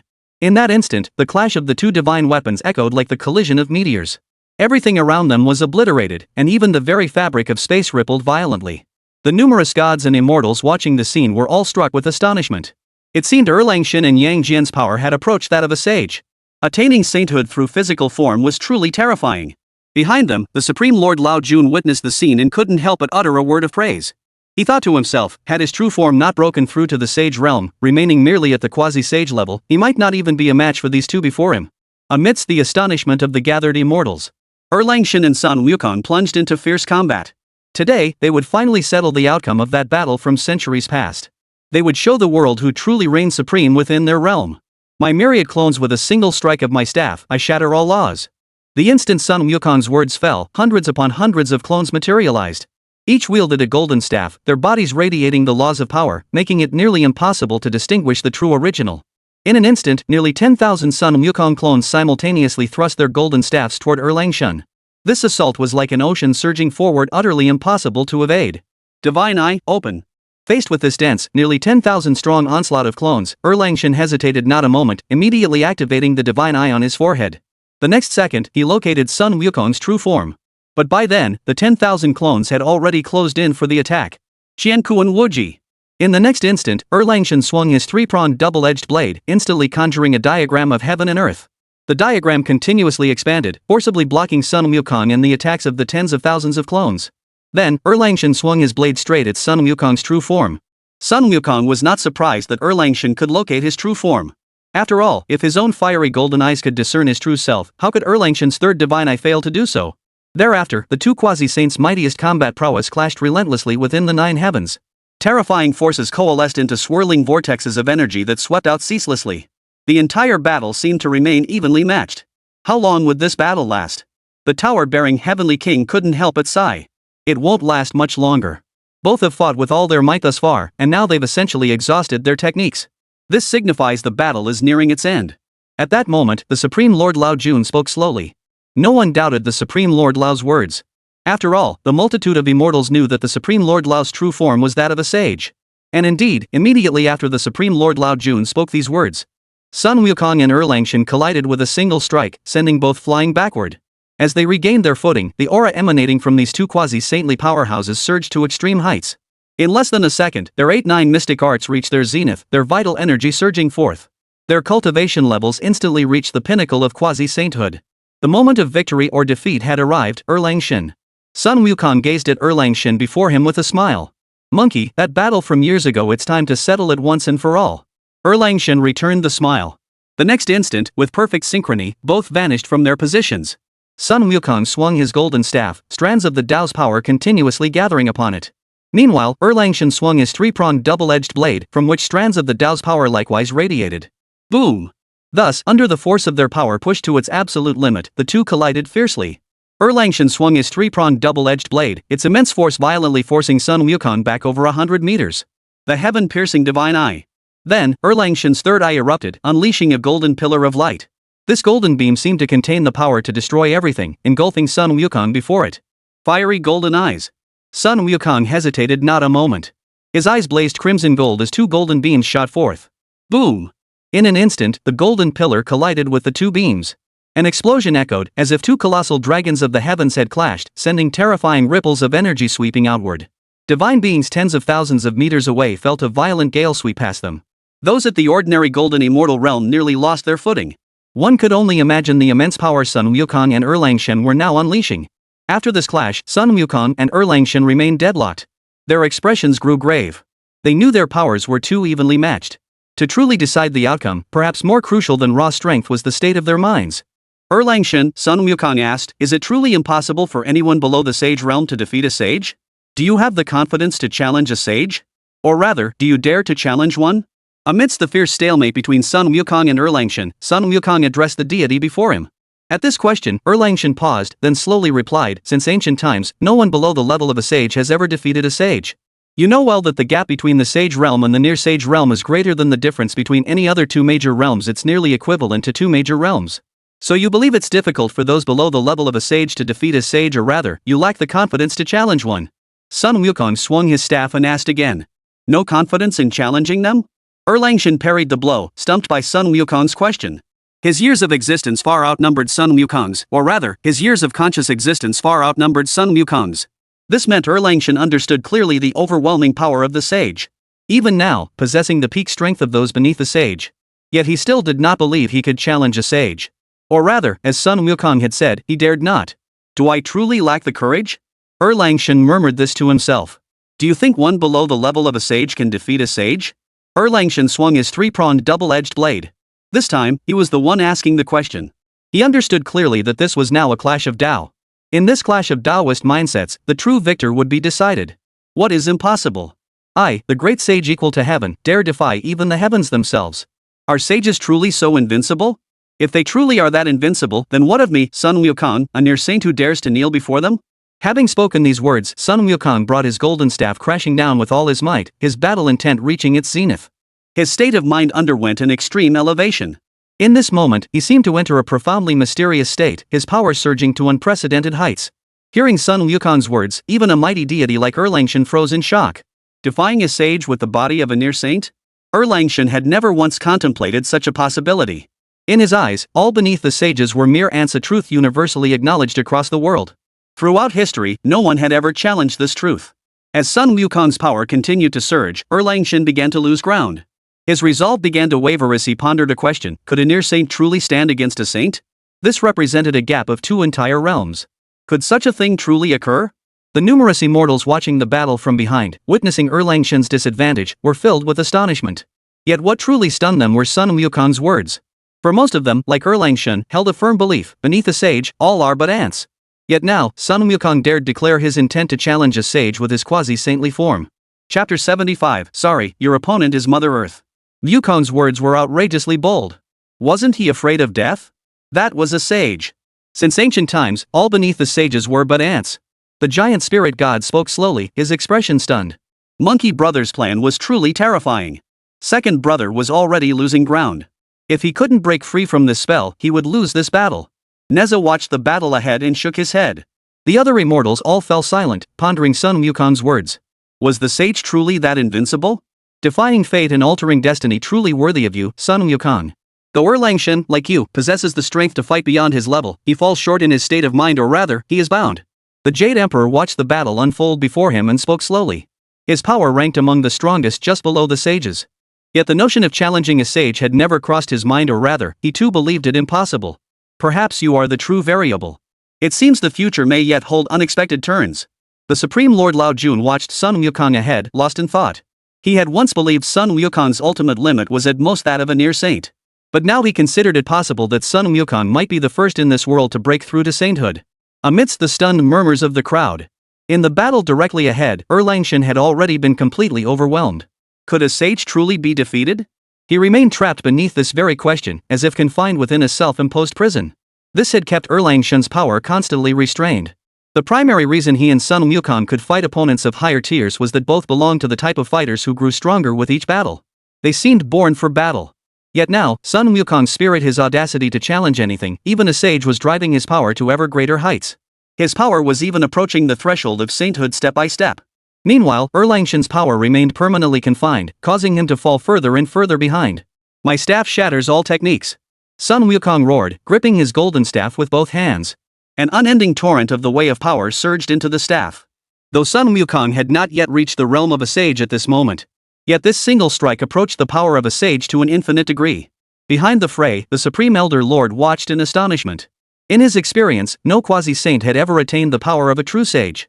Meanwhile, Erlang Shen, facing this strike head-on, found his body trembling uncontrollably. His eyes burned with defiance. He thought to himself, how could the war god of heaven's court harbor such fear? In the next instant, he swung his three-pronged double-edged blade, channeling all his strength into a single point, determined to block the strike head-on. But with his mind already shackled, could he possibly withstand this blow? The answer was clearly no.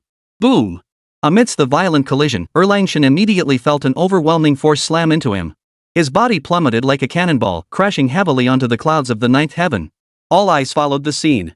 As the clouds dispersed, Erlang Shen knelt on one knee, his right hand gripping the triple-pronged blade, trembling violently. Most tellingly, blood trickled from the corner of his mouth. It was clear that the blow he had just taken had inflicted serious injury. Looking up at Sun Wukong above him, he declared, "I've lost." Erlang Shen slowly rose to his feet and spoke. He knew full well that Sun Wukong had held back a fraction of his power with that strike. Otherwise, he wouldn't have merely ended up kneeling. Erlang Shen, Sun Wukong remarked, "It seems in the battle of wills, or rather, on the path to becoming a sage, this old monkey has finally gained the upper hand." Sun Wukong grinned widely, his laughter carrying a clear thrill at having defeated Erlang Shen in open combat. He knew full well that centuries ago, had that battle truly reached its climax, a life or death struggle, his chances of victory would have been no higher than 45%. Behind them, the numerous immortals watching the scene were all stunned. They had believed this battle would likely end in a stalemate. After all, it wasn't a life or death contest, and with Erlang Shen and Sun Wukong's powers so evenly matched, neither could gain a decisive advantage. Yet they never imagined Sun Wukong would actually emerge victorious. Erlang Shen had actually lost. Who would have thought the heavenly court's war god would one day be defeated? Sun Wukong's power just now was terrifying. Could he be on the verge of breaking through to sagehood? The god of wealth stared at the others in utter shock. This journey had profoundly transformed Sun Wukong's state of mind. No longer bound by constraints, his power had surged beyond all expectations. The tower-bearing heavenly king spoke slowly. That terrifying power had filled him with dread.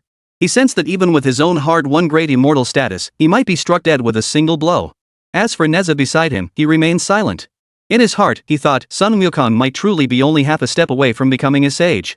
And as for himself, he hadn't even broken through to the quasi-saint stage yet. Lao Jun, do you think Sun Wukong could directly break through to the sage realm? The Jade Emperor couldn't help but turn to the Supreme Lord Lao Jun beside him. He too was stunned by his nephew's defeat. Within 100 years, Sun Wukong will undoubtedly ascend to sagehood provided he does not perish. Lao Tzu addressed the assembled crowd.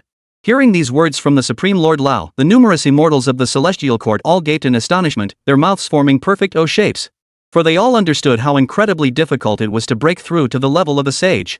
Even Sakyamuni Buddha, the revered ruler of the western heavens, had not achieved sainthood. The Jade Emperor endured 36,000 tribulations yet failed to attain sagehood. In fact, neither had even grasped the opportunity to become a sage. Yet now, Sun Wukong was said to have ascended to sagehood within 100 days? How terrifying an event this is. Erlang Shen, I look forward to our next meeting. May you emerge stronger, or rather, may you break free from your confinement. With these words, Sun Wukong vanished from the celestial court, his feet stepping upon the cloud of somersaults. As for Erlang Shen, he stood rooted to the spot. He too hadn't anticipated that Sun Wukong had taken a giant leap forward in his state of mind. Most crucially, this leap was the very key to breaking through to sainthood. It seems I too must take this step. Erlang Shen murmured to himself. He understood clearly that if he could break free from this confinement, he too would have a chance to ascend to sainthood.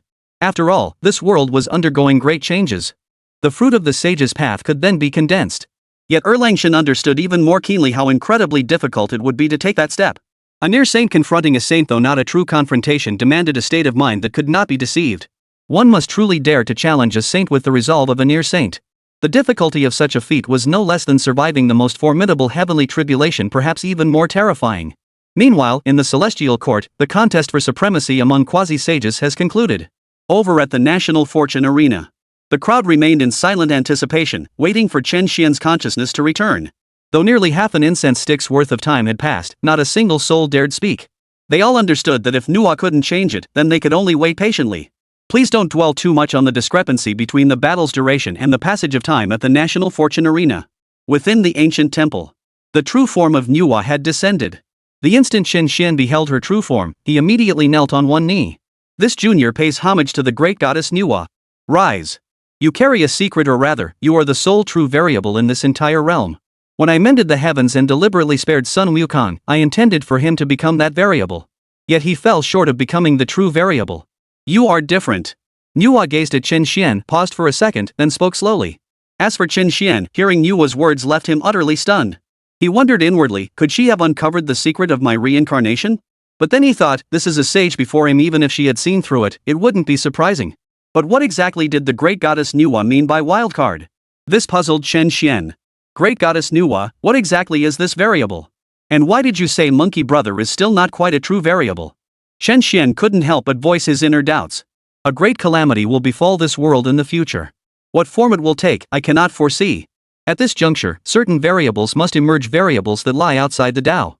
Manhwa explained to Chen Xuan. Hearing these words, Chen Xuan's expression grew even more shocked, or rather, even more perplexed. He pondered what kind of calamity could be so immense that even a great deity like Manhwa couldn't foresee it. Chen Xuan knew full well that Manhwa stood at the level of a sage, an absolute powerhouse. The calamity she couldn't foresee must be truly terrifying. Just as Chen Xuan was about to ask when this great calamity would occur, Manhwa cut him off first. I know what you want to ask. You will know in due time. You have been gone long enough. It is time to return. With that, Manhwa gave Chen Xuan no further opportunity to question her. With a sweeping gesture of her hand, in the next instant, Chen Xuan vanished from the ancient temple. The only variable, she murmured within the temple. I hope you will be able to save all of this when the time comes. Manhwa murmured within the temple, a hint of worry flickering in her eyes.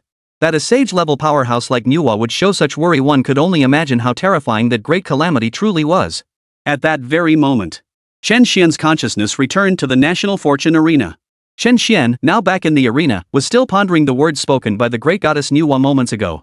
But after a second or two, he snapped back to reality, or rather, he realized that his most urgent task now was to secure victory in this National Fortune Arena battle. He had forgotten to request the great goddess Manhwa's intervention. This enemy before him was no easy foe.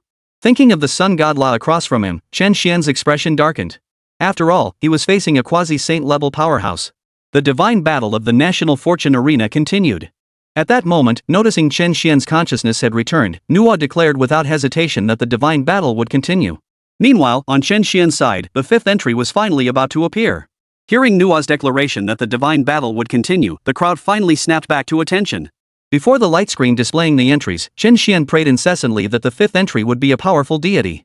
Slowly, 4 characters materialized on the fifth entry. Upon seeing those 4 characters, Chen Xuan's face lit up with delight. For there, written in bold, were the words, Mother Earth. Wonderful. Lady Manhwa has truly come in person.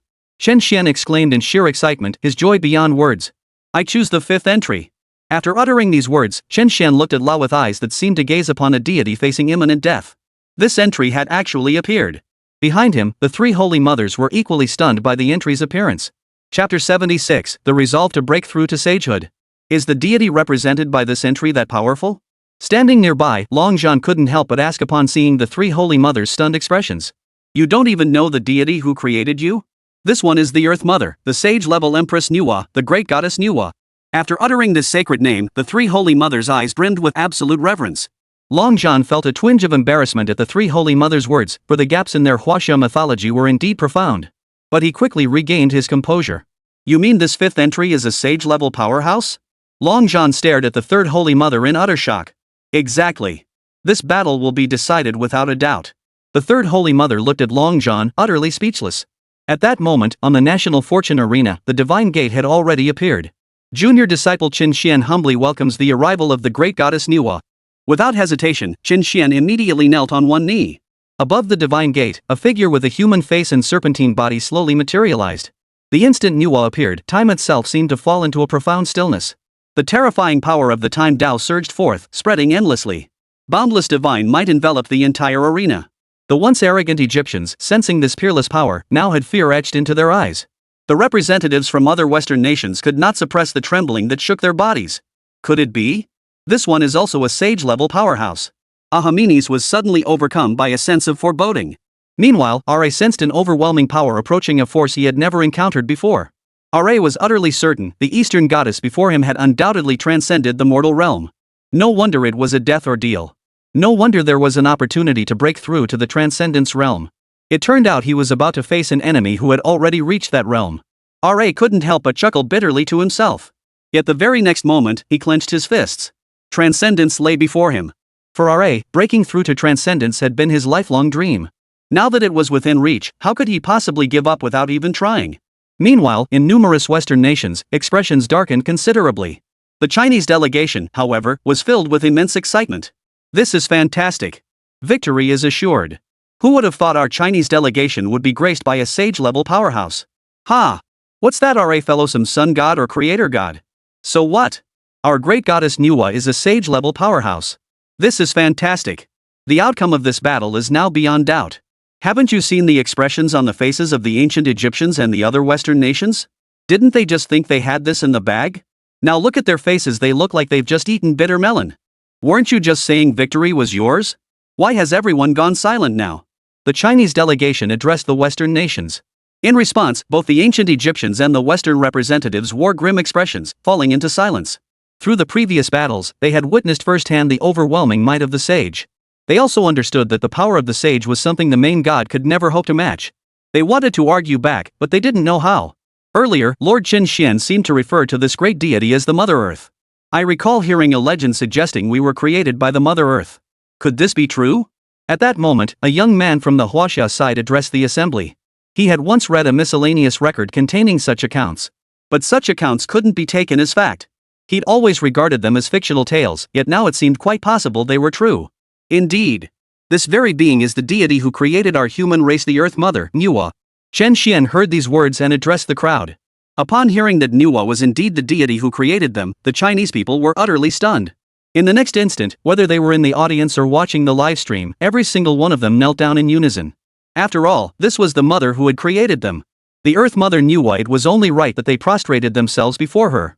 At that moment, above the National Fortune Arena, Manhwa gazed upon the Chinese people, her eyes brimming with tender affection.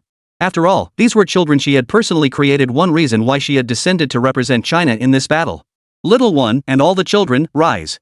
Little one, earlier I promised you I would join this battle. Now I come to fulfill that promise. Manhwa first turned her gaze toward the crowd behind her, then fixed her eyes on Chen Xuan. In her eyes, only the element of unpredictability could alter the course of that great calamity. Otherwise, she would never have personally intervened to create Sun Wukong. At that moment, the people of Huaxia heard Manhwa's words and slowly rose to their feet. Thank you, great goddess Manhwa.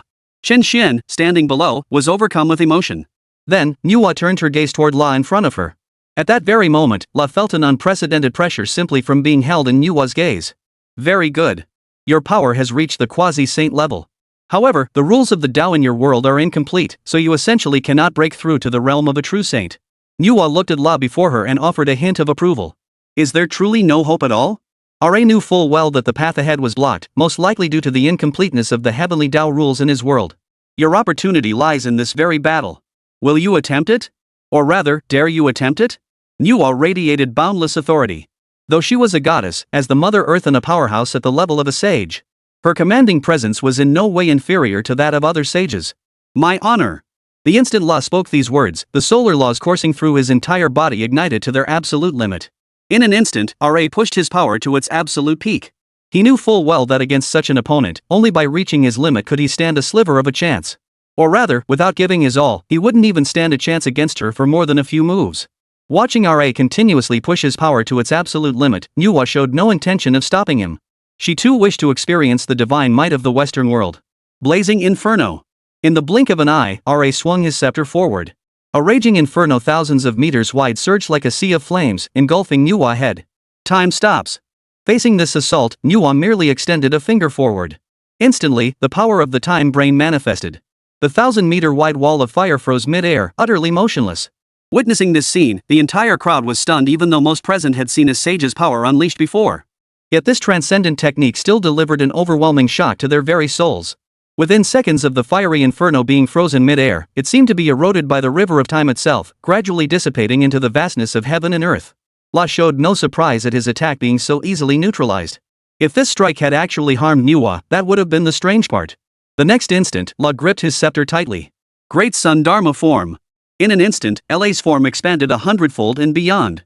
At that moment, he seemed to transform into the very sun of the heavens. Then, wielding his scepter imbued with the power of the sun path, he struck a blow so potent it turned the surrounding space crimson. One could only imagine the sheer power behind this strike. Yet even against such a devastating blow, Manhwa didn't flinch. She merely blinked, and in that instant, a river of time appeared. The moment this terrifying river of time touched the divine scepter, infinite power radiated outwards, forcing Ra's massive form to retreat hundreds of meters. The Western nations watching from behind witnessed this scene, their expressions filled with profound complexity. How could they possibly fight this? The sage of Huaxia was simply too powerful. This battle was utterly hopeless. Victory was impossible. Is there not a single deity among us who can truly stand against the sages of China? For a moment, despair washed over every face among the Western nations. They all felt certain defeat was inevitable. Yet none blamed ancient Greece. After witnessing the previous battles, they understood all too well the overwhelming might of the sage realm.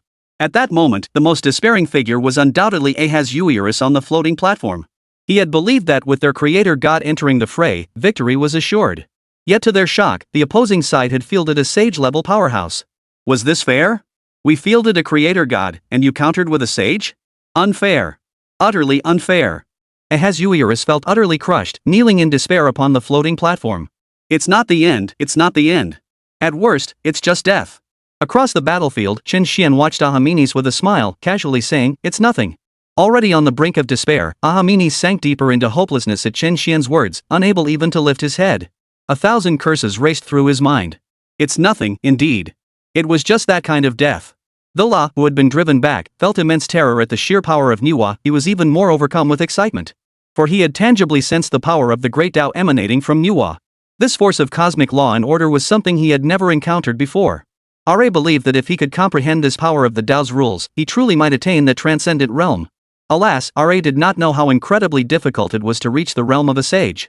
It could be said that even among 100 quasi-sages, not one might become a true sage. Consider this, the quasi-saint realm equates to the level of a creator god in Western mythology. This alone speaks volumes about the immense difficulty of breaking through to sainthood. Chapter 77, Nezha's Second Descent. Ultimate Ascension. La roared, his entire body seemingly engulfed by the blazing sun of the heavens. Intense flames continuously erupted around him. In the next instant, La vanished from his position once more. His left fist now channeled the power of the solar law, enveloped by a thread of the Tao's might. This punch shattered the surrounding space as La slammed it toward Manhwa. Yet facing this assault, Manhwa remained utterly still. With a simple, light flick of her right hand. In the next instant, a barrier of time materialized. La's fist, imbued with a thread of the Tao's power, collided with the barrier. Boom! A sound like two exploding planets erupted. In an instant, La's body flew backward like a. He crashed into the arena wall, landing in a most disheveled state. Put! He spat out a mouthful of blood. Wiping the blood from his lips, he thought, is this the power of transcendence? La's gaze toward Manhwa held a complex mix of emotions. His body trembled with uncontrollable fear, yet deep inside, he felt an exhilarating thrill. The onlookers were utterly stunned. This was nothing short of a one-sided, crushing defeat. On the Western nation's side, despair etched itself onto every face. After all, they hadn't witnessed Manhwa initiate a single attack. She had only defended, yet Ra, a god-tier powerhouse, had been countered, knocked back so hard he spat blood. As the Western nations sank into despair, Ra charged toward Manhwa once more. He understood that the opportunity to break through to transcendence lay right here. Even if it meant death, he would die on the path to transcendence. Before Manhwa's body, ripples of the river of time appeared, forming layers that acted like an impenetrable protective shield.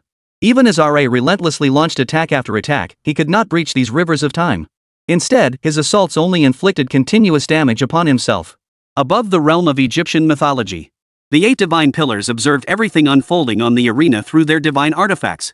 Their expressions shifted from shock to profound complexity. In this moment, they finally grasped why Ra clung so desperately to the transcendence realm. They now grasped the sheer terror of transcendence. They had never imagined that Ra, the mightiest among them, could ever be unable to breach an enemy's defenses. This power. No wonder La had warned before leaving that this time, he might die there. Was this the transcendence realm? It was indeed utterly despair-inducing, an invincible force beyond compare. The god pillar of life spoke slowly. The other 7 divine pillars remained silent, uttering nothing. Yet their expressions spoke volumes. At the same time, above the celestial court, with the conclusion of the battle between Sun Wukong and Erlang Shen, the numerous immortals of the celestial court once again turned their attention to the battles on the national fortune arena.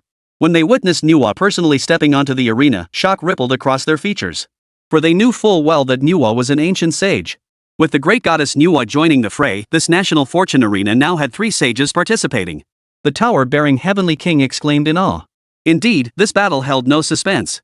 That Western deity was truly formidable even at the quasi-sage level, he was no weakling. Yet, alas, he had met his match in the great goddess Nuwa. Nezha watched the battle reflected in the mirror. He knew La's strength well, for he felt that if he were to step into the fray himself, he would likely be no match for La. Unfortunately for him, this time La faced the great goddess Nuwa. Have you also noticed who the wild card is? The Supreme Lord Lao Jun observed the battle below. He paid no heed to the outcome of the fight, instead fixing his gaze upon Chen Xuan. He understood perfectly well that Nuwa had personally intervened this time because she had recognized the variable present within Chen Xuan. As for the outcome of this battle, it was utterly irrelevant, there was no suspense whatsoever. On the national fortune arena, Lei Shen coughed up blood incessantly. He had pushed his solar law to its absolute limit, yet even so, he remained unable to breach the river of time. This was true despair, exhausting every ounce of power, yet failing to breach the opponent's defenses. Is this transcendence? Is this the power I've pursued my entire life? Truly terrifying, ha! Ragged, his body riddled with severe internal injuries, burst into maniacal laughter. The next instant, his form transformed once more into a streak of light, as if determined to force his way through the river of time. The more he confronted the threat of Tao power, the clearer he understood its might. The clearer he understood Nuwa's might. He believed that even if his own power increased several-fold, he might still not be her match. After all, La was no weakling among the near sages. That was precisely why even Yang Jian, the mighty war god of heaven, dared not entertain the slightest thought of challenging a sage after breaking through to the near sage realm. The gap between a sage and a near saint might seem like half a step, but the true disparity was nearly equivalent to 2 entire realms. Now, as Nuwa watched La relentlessly attack, a hint of approval flickered in her eyes.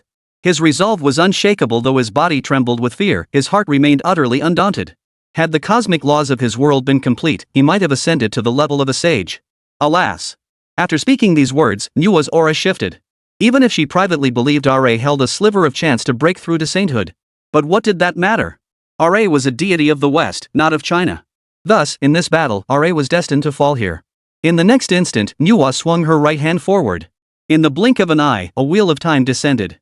This wheel of time contained the power of the great way of time, seemingly poised to destroy all things in the world. And Ra, sensing the might of the way of time, saw fear flicker in his eyes. Blazing sun! Ra dared not hesitate, unleashing his most powerful technique. He pointed his divine scepter skyward. In an instant, a massive sun crashed down upon the time wheel. Boom! Regrettably, accompanied by a violent explosion, the sun endured for less than 2 seconds before being obliterated. Then, the time wheel slammed down onto Ra's body. The ancient Egyptian creator god was pinned beneath the wheel of time on the arena floor. This was only because Nuwa held back, otherwise, Ra would have been obliterated in that single strike. Struggling desperately, Ra unleashed all his power, attempting to break free from the time wheel's suppression. Alas, against such overwhelming might, his efforts proved utterly futile. Or rather, he could never break free from the time wheel. Behind them, the Western nations watched this scene unfold, their expressions turning grim. They understood Nuwa's power, or rather, they understood the might of the sage realm, but they hadn't realized it could be this overwhelming. Ra, after all, was at the main god realm. Just one move? This power was terrifying. Indeed, when the sage realm from the Chinese side made their move, we might as well just surrender. Sigh, there's simply no fighting this. They're not even on the same level. On the Western side, the spectators in the stands couldn't help but sigh heavily. As for the ancient Egyptians, they were even thinking, if only we hadn't let their creator god intervene. Their creator god was about to be crushed with a single move, utterly humiliating. They believed it was their summoning of the creator god that led to such humiliation. Lord Creator God, perhaps we should surrender. On the floating platform, Ahamenes addressed Ra, fully aware that surrender meant certain death. But he understood even more clearly that this battle had never held any hope of victory from the very beginning. Surrender? No. Before descending, I knew this battle might be my end, but so what? If I intended to surrender, I would never have come down at all. A smile spread across Ra's face as the solar power within him surged forth unceasingly. His power was breaking through yet again, but simultaneously, the injuries within his body intensified relentlessly. The entire time wheel shook violently. All present watched the spectacle, especially those from Huaxia. They wondered inwardly, could La truly break through the time wheel's blockade? And so, under the gaze of the entire crowd, La's power reached its absolute limit. Ah! With a furious roar, La, who had been lying on the ground, pushed himself up with both hands, seemingly on the verge of completely breaking through the time wheel's blockade. But the next second, La coughed up a mouthful of blood. Clearly, even with unwavering resolve, it was futile against the absolute power of a sage. Is this the power of transcendence? Ra gave a bitter, self-mocking laugh. He realized the true state of his body. While outwardly it appeared to be merely bleeding, internally he had suffered severe internal injuries. Above, Manhwa showed no urgency to finish him off. She harbored other intentions. Otherwise, that single strike of the time wheel would have instantly annihilated Ra, not merely suppressed him. In an instant, Manhwa gave a simple flick of her right hand, and the time wheel dissipated. Watching the time wheel above him vanish, La felt a twinge of confusion. Great goddess, what is this? In the realm where might reigns supreme, La dared not show any disrespect toward this deity of transcendent power. Seeing Manhwa voluntarily withdraw the time wheel, everyone present was puzzled. Even Manhwa, suspended on the platform, shared their bewilderment. Your strength is formidable, and your resolve is unwavering. I can grant you one chance. Next, another will fight you. If you emerge victorious, you may return alive. Manhwa addressed La from above. His words clearly defied the established rules, yet Manhwa remained silent. After all, the sage embodied the rules themselves. As for La, hearing Manhwa's words only deepened his confusion. Yet no one wished to perish, La included. Especially now that he had experienced the true power of the Tao up close. He believed that if he could survive this journey, he might truly grasp the transcendent realm of the Supreme. Great God, I wonder, who is my enemy? La asked respectfully. Little Nezha, come down. Manhwa called out to the heavens, and immediately, a divine light appeared above the celestial court. Nezha was somewhat taken aback by this divine light, and the other immortals in the celestial court who witnessed this scene felt equally surprised. They hadn't anticipated that Manhwa's journey would lead to Nezha confronting Ra, the sun god. Observing the divine light, Nezha hesitated not a moment. Reaching out to touch it, he had already discerned the great goddess Manhwa's intent. Nezha also understood that if he could defeat the enemy before him, he might just break through to the quasi-saint realm. This would allow him to barely keep pace with Sun Wukong and Yang Jian. As Nezha made contact with that divine light, his form vanished from the celestial realm. Chapter 78, Breaking Through the Realm by Embracing Death. The next instant, Nezha materialized on the national fortune arena. Greetings, great goddess Manhwa. Spotting Manhwa before him, Nezha immediately dropped to one knee. Though he was usually irreverent, he dared not show the slightest disrespect in her presence. Rise, child. From here on, this battle is yours alone. Even if you face mortal peril, I shall not intervene. You may choose to refuse now. Manhwa gazed at Nezha before speaking slowly. I accept the challenge. Nezha's eyes blazed with unwavering resolve. His wind fire wheels and fire-tipped spear instantly equipped themselves, and a fierce battle spirit ignited throughout his body. Great God Nezha! Lord Nezha! The Huaxia people behind him, hearing that Nezha would take action, were all filled with excitement. For their very first battle, they had witnessed Nezha's intervention. Thank you, great deity Nezha, for bestowing the divine power seed. Without it, we could never have defeated the great sage of heavenly peace. Chen Xuan, standing on the floating platform, spoke with deep gratitude. You're welcome, young one. Nezha smiled at Chen Xuan before turning his gaze toward La ahead. La, too, fixed his gaze upon Nezha, his eyes betraying no trace of underestimation. Though he recognized Nezha as only a divine king, he sensed an overwhelming threat emanating from him. This came as a surprise to La, for though he bore injuries and could only wield 70% of his power, yet he was facing a god king tier adversary who made him feel genuine mortal danger. He understood what this signified. You are formidable. La spoke slowly, gripping his scepter tightly. You are formidable too. However, in this battle, I shall use you to break through to the quasi-saint realm. As Nezha spoke these words, the flames of his elemental law blazed across his entire body. I won't lose either. I will break through to that supreme transcendent realm. Ra's eyes blazed with unwavering resolve. Having now touched the complete power of the Tao, he felt he had found the path to transcend to the supreme realm. To die like this? La was utterly unwilling. Thus, both regarded the other as the stepping stone for their own breakthrough. In an instant, a blazing sun illuminated the entire arena, its consuming flames scorching everything in their path. The temperature on the entire arena skyrocketed, half from the power of the sun, half from the power of flames. The great goddess Manhwa appeared directly above the arena, facing Manhwa. Manhwa, who had always stood aloof before most deities, now felt a surge of tension at the sight of Manhwa. You needn't be so nervous. I understand initiating this battle is your responsibility.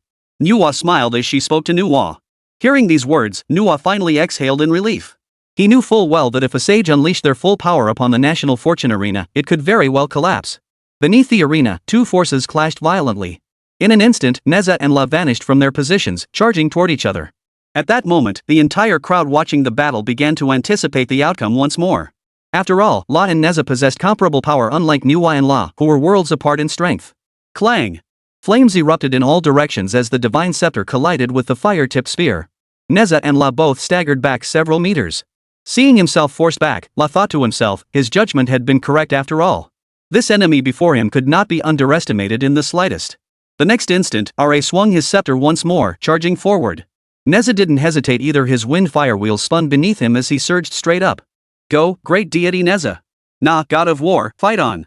My fate is in my own hands, not heaven's. The crowd of Huaxia people behind them chanted in unison, especially the children, who shouted Nezha's iconic line, my fate is in my own hands, not heaven's. As the first deity summoned by Chen Xuan, Nezha had left an indelible impression on the Chinese crowd. Come on, Lord La. Lord Nada, you are our creator god, you must prevail. Meanwhile, in the Western spectator stands, the people of ancient Greece were also cheering for their creator god. Thus, the fierce battle raged on in midair. Both Nezha and Ra fought with all their might, each seeking that decisive breakthrough. Above the celestial court, countless immortals watched the battle through the divine mirror. To their surprise, Manhwa had actually sent Nezha down to fight this battle. Laozi's expression betrayed a hint of surprise. He understood this move was Manhwa's attempt to introduce an additional variable. Yet the next moment, the Supreme Elder Lord shook his head. In his mind, even such a pseudo-fate was not so easily manufactured. Nezha simply wasn't as suited for it as Sun Wukong. Nezha, I hope you too can achieve a breakthrough in one fell swoop. Yang Jian watched the battle below and spoke slowly. He was well aware of La's formidable strength. Had Ra been at his peak, Nezha's chances of victory would have been less than 20%. But now, La possessed only 70% of his peak combat strength. Under these circumstances, the odds between him and Nezha were evenly split. What do you think? Could Nezha use this battle to break through to the quasi-saint realm? The god of wealth turned to the assembled immortals and asked. Unlikely, replied the wealth god. Nezha has only recently ascended to the half-step quasi-saint level. It would be exceedingly difficult for him to leap directly to quasi-sainthood now. The guardian king of the north shook his head, finding this possibility rather unlikely. Why impossible? Breakthroughs occur only in life or death battles. I believe it's possible. The matchmaker stroked his beard and chuckled. So you're certain Nezha will win, old matchmaker? The guardian king of the north seemed to be taking issue with the matchmaker, speaking up again. Then let's wager on it, heavenly king. 2 peaches. The matchmaker chuckled. Fine, let's wager. The guardian king of the north hesitated for only a second before agreeing. Above, the Jade Emperor tacitly approved of their wager, as he too was assessing the outcome of Nezha and Ra's battle. He even considered engaging in a life or death battle himself, thinking it might unlock the key to transcending to sagehood. Yet the very next second, the thought vanished as he shook his head, thinking to himself, I must be mad. How could he even entertain such a notion? After enduring 36,000 tribulations to finally reach this realm, how could I risk a life or death battle? Moreover, I cannot do this for the sake of the 3 realms. The more the Jade Emperor pondered, the more reasonable his reasoning seemed. He had even found a justification rooted in his duty to the 3 realms, certainly not out of fear of death. In the celestial court, numerous immortals debated whether Nezha could further break through to the quasi-saint realm. Below the national fortune arena, the battle raged on fiercely. Great sun, vast sky. La Fei soared above Nezha, channeling the sun's energy from his entire body into his scepter. In an instant, a miniature sun appeared. Though only a few hundred meters in diameter, it contained pure, concentrated power. It was in no way inferior to the true sun. La swung his scepter downward. The next second, this sun, brimming with terrifying power, crashed down upon Nezha with crushing force, as if intent on scorching and devouring all existence. Witnessing this, Nezha's eyes showed no trace of fear. Fire Dragon Brahma. In an instant, Nezha's entire body blazed with raging flames, the intense heat converging upon his fire spear. A fiery dragon was born, and Nezha wielded this dragon, charging directly toward the sun above. Boom! As the fire dragon collided with the sun, Nezha forcibly pierced through the 1,000-meter-thick solar sphere. Strands of solar energy scattered in all directions. Standing opposite the sun atop his wind fire wheels, Nezha showed no trace of joy. For wounds had appeared on his body, seared by the sun's scorching power. One could only imagine how terrifying La's power truly was. You are strong, but victory in this battle will be mine. With these words, Ra, his body radiating the power of the sun's laws, charged toward Nezha once more. He cared not whether slaying Nezha would cause Manhwa above to break her promise. His sole focus was on one thing, embracing death to achieve rebirth. It could be said that Ra's resolve to break through to transcendence was even more terrifying than Nezha's. As Ra charged straight at him, Nezha showed not a shred of hesitation. His eyes held no trace of fear. 3 heads, 6 arms. Nezha unleashed one of his most powerful divine abilities, charging straight toward La ahead. Boom! Instantly, these 2 quasi-saint level deities clashed like primordial beasts in a fierce battle. Drops of blood splattered the earth as the sun law shone across the entire arena, and the flame law seemed poised to consume all creation. Nezha swung the heaven-shaking brocade in his hand like a whip, lashing out fiercely at La. La showed no trace of fear. His left hand seized Nezha's heaven-shaking sash with brutal force. With a sudden, powerful jerk, he flung Nezha into the air. For a moment, Nezha lost his balance. Seizing the opportunity, La swung his divine scepter, unleashing a crimson fireball that surged toward Nezha. Facing this scorching force, Nezha hesitated not a moment. Though his balance was still off, both arms shot forward simultaneously. Boom! Amidst the explosive roar, the colossal fireball was violently shattered by Nezha's strike. Fire burns 10,000 miles. The next instant, Nezha opened his mouth, unleashing a raging inferno that engulfed La ahead. Solar barrier. Without hesitation, La thrust his scepter forward, summoning a barrier of solar energy to shield himself. The barrier formed by the sun's power forcibly blocked the massive flames. However, Nezha seized the moment to break free from the heaven-shaking sash in his grasp. Having accomplished this, Nezha's form vanished instantly from his original position. The next second, he materialized to LA's left flank. Die! His fist blazed with searing flames as he slammed it toward Ra's chest. Unable to dodge in time, La was struck squarely by the blow, sent reeling backward. Blood trickled from the corner of his mouth. Wiping it away, Ra's eyes blazed with boundless murderous intent. He thought to himself, earlier, facing a sage-level powerhouse, being completely overwhelmed was one thing. But now, merely facing a God-King realm opponent, was he to be dominated again? What about his pride as the ancient Egyptian creator god? With that thought, Ra ignited the power of the solar law throughout his entire being. In that instant, he seemed to become the sun itself. In an instant, Ra's form swelled 100-fold. Chapter 79, Ra's Resolve. Solar form. Enveloped in blazing flames, Ra had transformed into a colossal fire giant. This immense flame-covered figure relentlessly swung his fists and the scepter in his hand, charging forward to attack Nezha. Niazo, relying on his agility, dodged relentlessly. He hurled the heaven-shaking sash forward. Nezha aimed to bind the flaming colossus with the heaven-shaking sash. In an instant, the flame giant was bound by the heaven-shaking sash. A hint of joy flashed across Nezha's face. The Chinese people watching from behind shared his delight. But they all forgot one crucial thing: though the heaven-shaking sash was a powerful divine artifact, their current opponent was at the quasi-saint realm. As Nezha charged toward the flame giant's head, terrifying power erupted from its body. The heaven-shaking sash that had bound it shattered completely. Witnessing this, Nezha realized he had been tricked, but it was already too late. The flame giant stretched out its massive hand and seized the three-headed, six-armed Nezha with brutal force. "You've fallen for it." A smile spread across the flame giant's face as he began to tighten his grip on Nezha's right arm. Nezha struggled to break free, but for the moment, he couldn't escape. Terrifying pressure surged relentlessly. Ah! Even someone as powerful as Nezha couldn't help but let out a pain scream. The Chinese crowd watched this scene with deep concern. Meanwhile, in the ancient Egyptian kingdom of the West, everyone was filled with excitement. "Great sun god Ra, slay this eastern deity. Slay this eastern deity." They all shouted excitedly. At that moment, Nezha strained all six arms, trying to forcefully pry open the flame giant's massive hand. But against the flame giant, who was exerting every ounce of his strength, he simply couldn't manage it. "You are powerful, but in this battle, victory will be mine. My resolve to break through to transcendence far surpasses yours." La's eyes burned with absolute resolve. The moment his words fell, the power of the solar law blazed forth ceaselessly. The sound of Nezha's bones snapping under the giant's grip echoed relentlessly. In that moment, Nezha truly felt death's embrace. On the floating platform, Chen Xuan watched the scene unfold with deep concern. His gaze shifted toward Nuwa. He wondered inwardly, would the great goddess Nuwa intervene? However, it was clear that the great goddess Nuwa merely watched the scene with a calm expression, showing no intention of intervening. Thus, Nada, overwhelmed by immense pressure, felt like a drowning man in the vast ocean. His consciousness was beginning to blur. Above the celestial court, many immortals witnessed this scene, and some grew anxious. Especially the matchmaker god. After all, he had wagered 2 peaches of immortality. Sun Wukong and Erlang Shen both faced death to transcend their limits.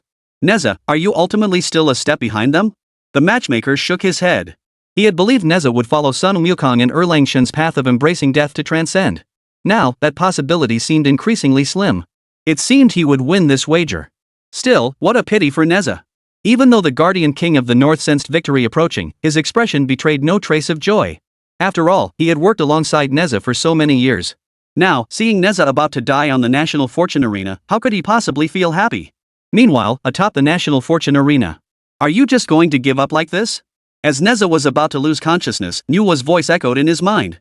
"No, I refuse to give up like this. If Erlang Shen and Sun Wukong can rise from the brink of death, so can I, Nezha." In that final second before unconsciousness, Nezha roared with fury. In that instant, his flame technique contained strands of the power of the great Tao. The blazing inferno surpassed even the sun's temperature.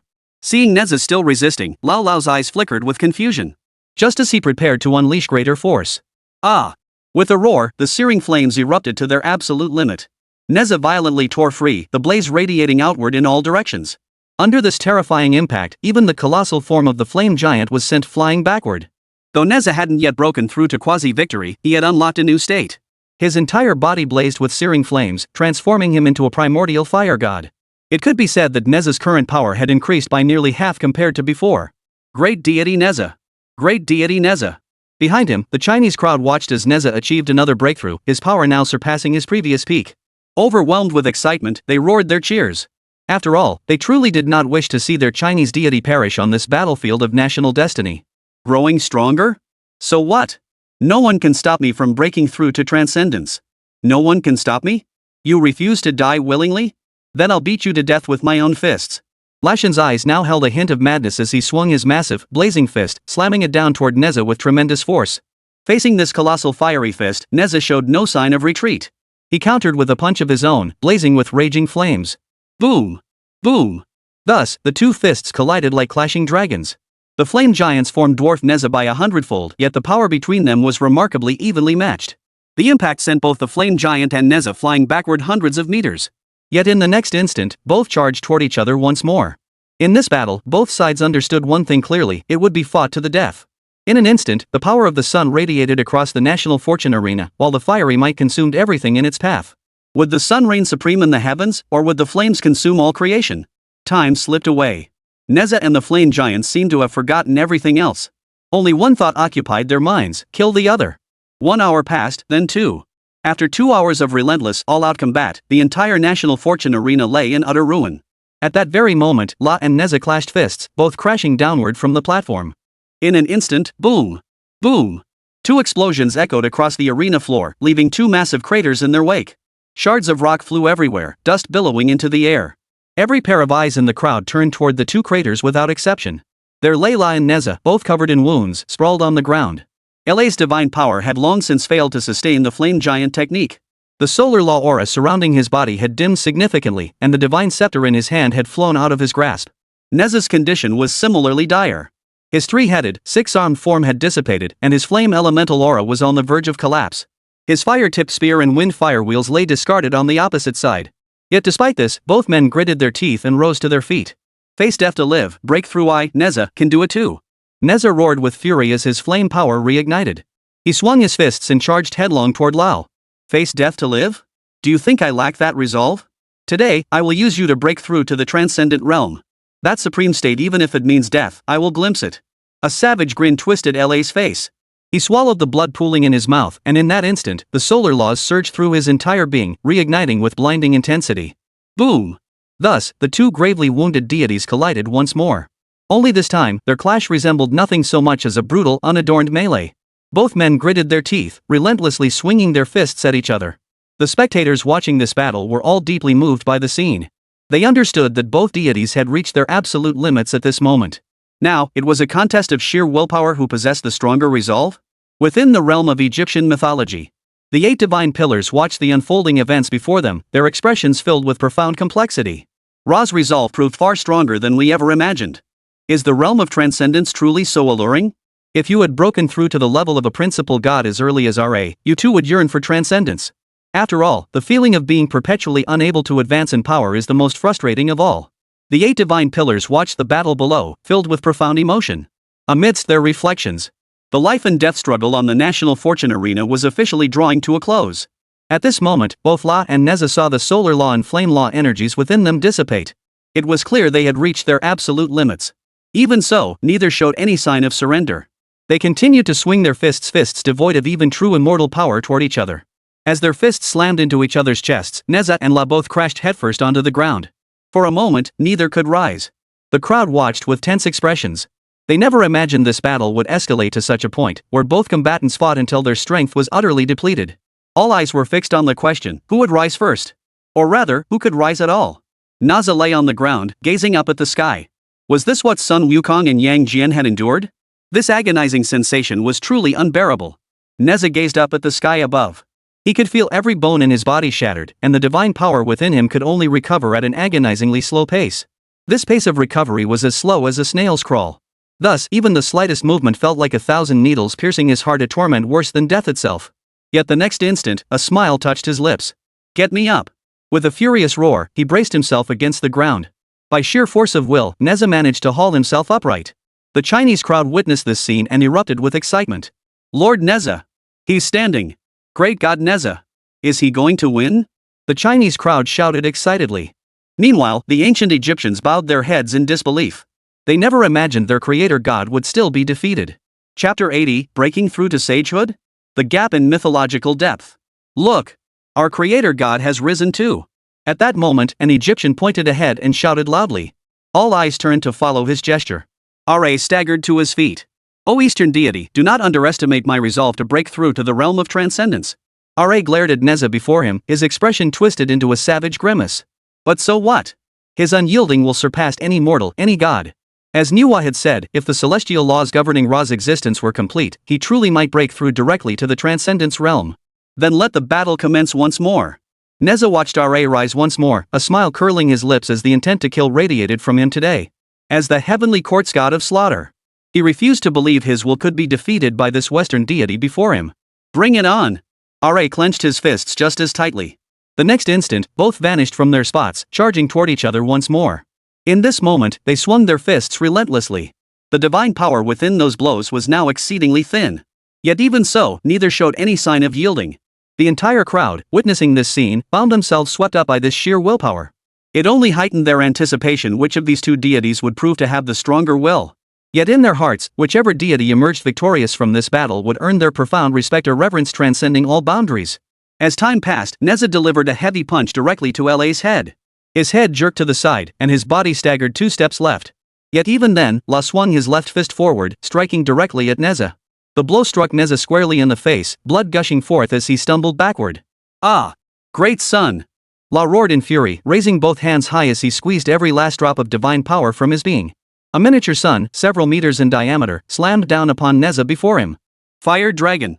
Seeing the miniature sun before him, Nezha hesitated not a moment. He squeezed the last ounce of divine power from his body. As his fist slammed out, a fiery dragon several meters long erupted from his fist. Most terrifyingly, neither the fire dragon nor the miniature sun collided with their intended target. Instead, they each surged toward Nezha and La respectively. Both divine beings abandoned defense, aiming for the final strike to kill the other. Boom! Boom! 2 deafening explosions echoed through the air. Nezha and La were both swept away by the force of these attacks, hurled hundreds of meters across the arena and crashing onto the national fortune stage. At that moment, all eyes turned toward them. Time ticked by second by second. Nezha and La seemed to have fallen unconscious. A full 30 seconds passed, yet neither had regained their feet. The crowd fell silent, their minds racing. How should this be counted? Did both being unconscious mean a draw? Or should they simply wait quietly for the two to regain consciousness? Just as confusion spread among the crowd, LA's finger twitched first. Look! Our creator god's finger has moved. An ancient Egyptian exclaimed with overwhelming excitement. Following his reminder, everyone else noticed Ra's finger had indeed shifted. Most significantly, the very next second after the ancient Egyptian spoke, Ra braced his right hand against the ground and slowly rose to his feet. The solar laws within him began to burn anew. This scene seemed as though he were about to break through a realm. The entire crowd watched in stunned silence. No way, he can actually get up? The sun god Ra's solar laws were reigniting across his entire body. Could it be? He was about to break through directly to the sage realm. Is this real?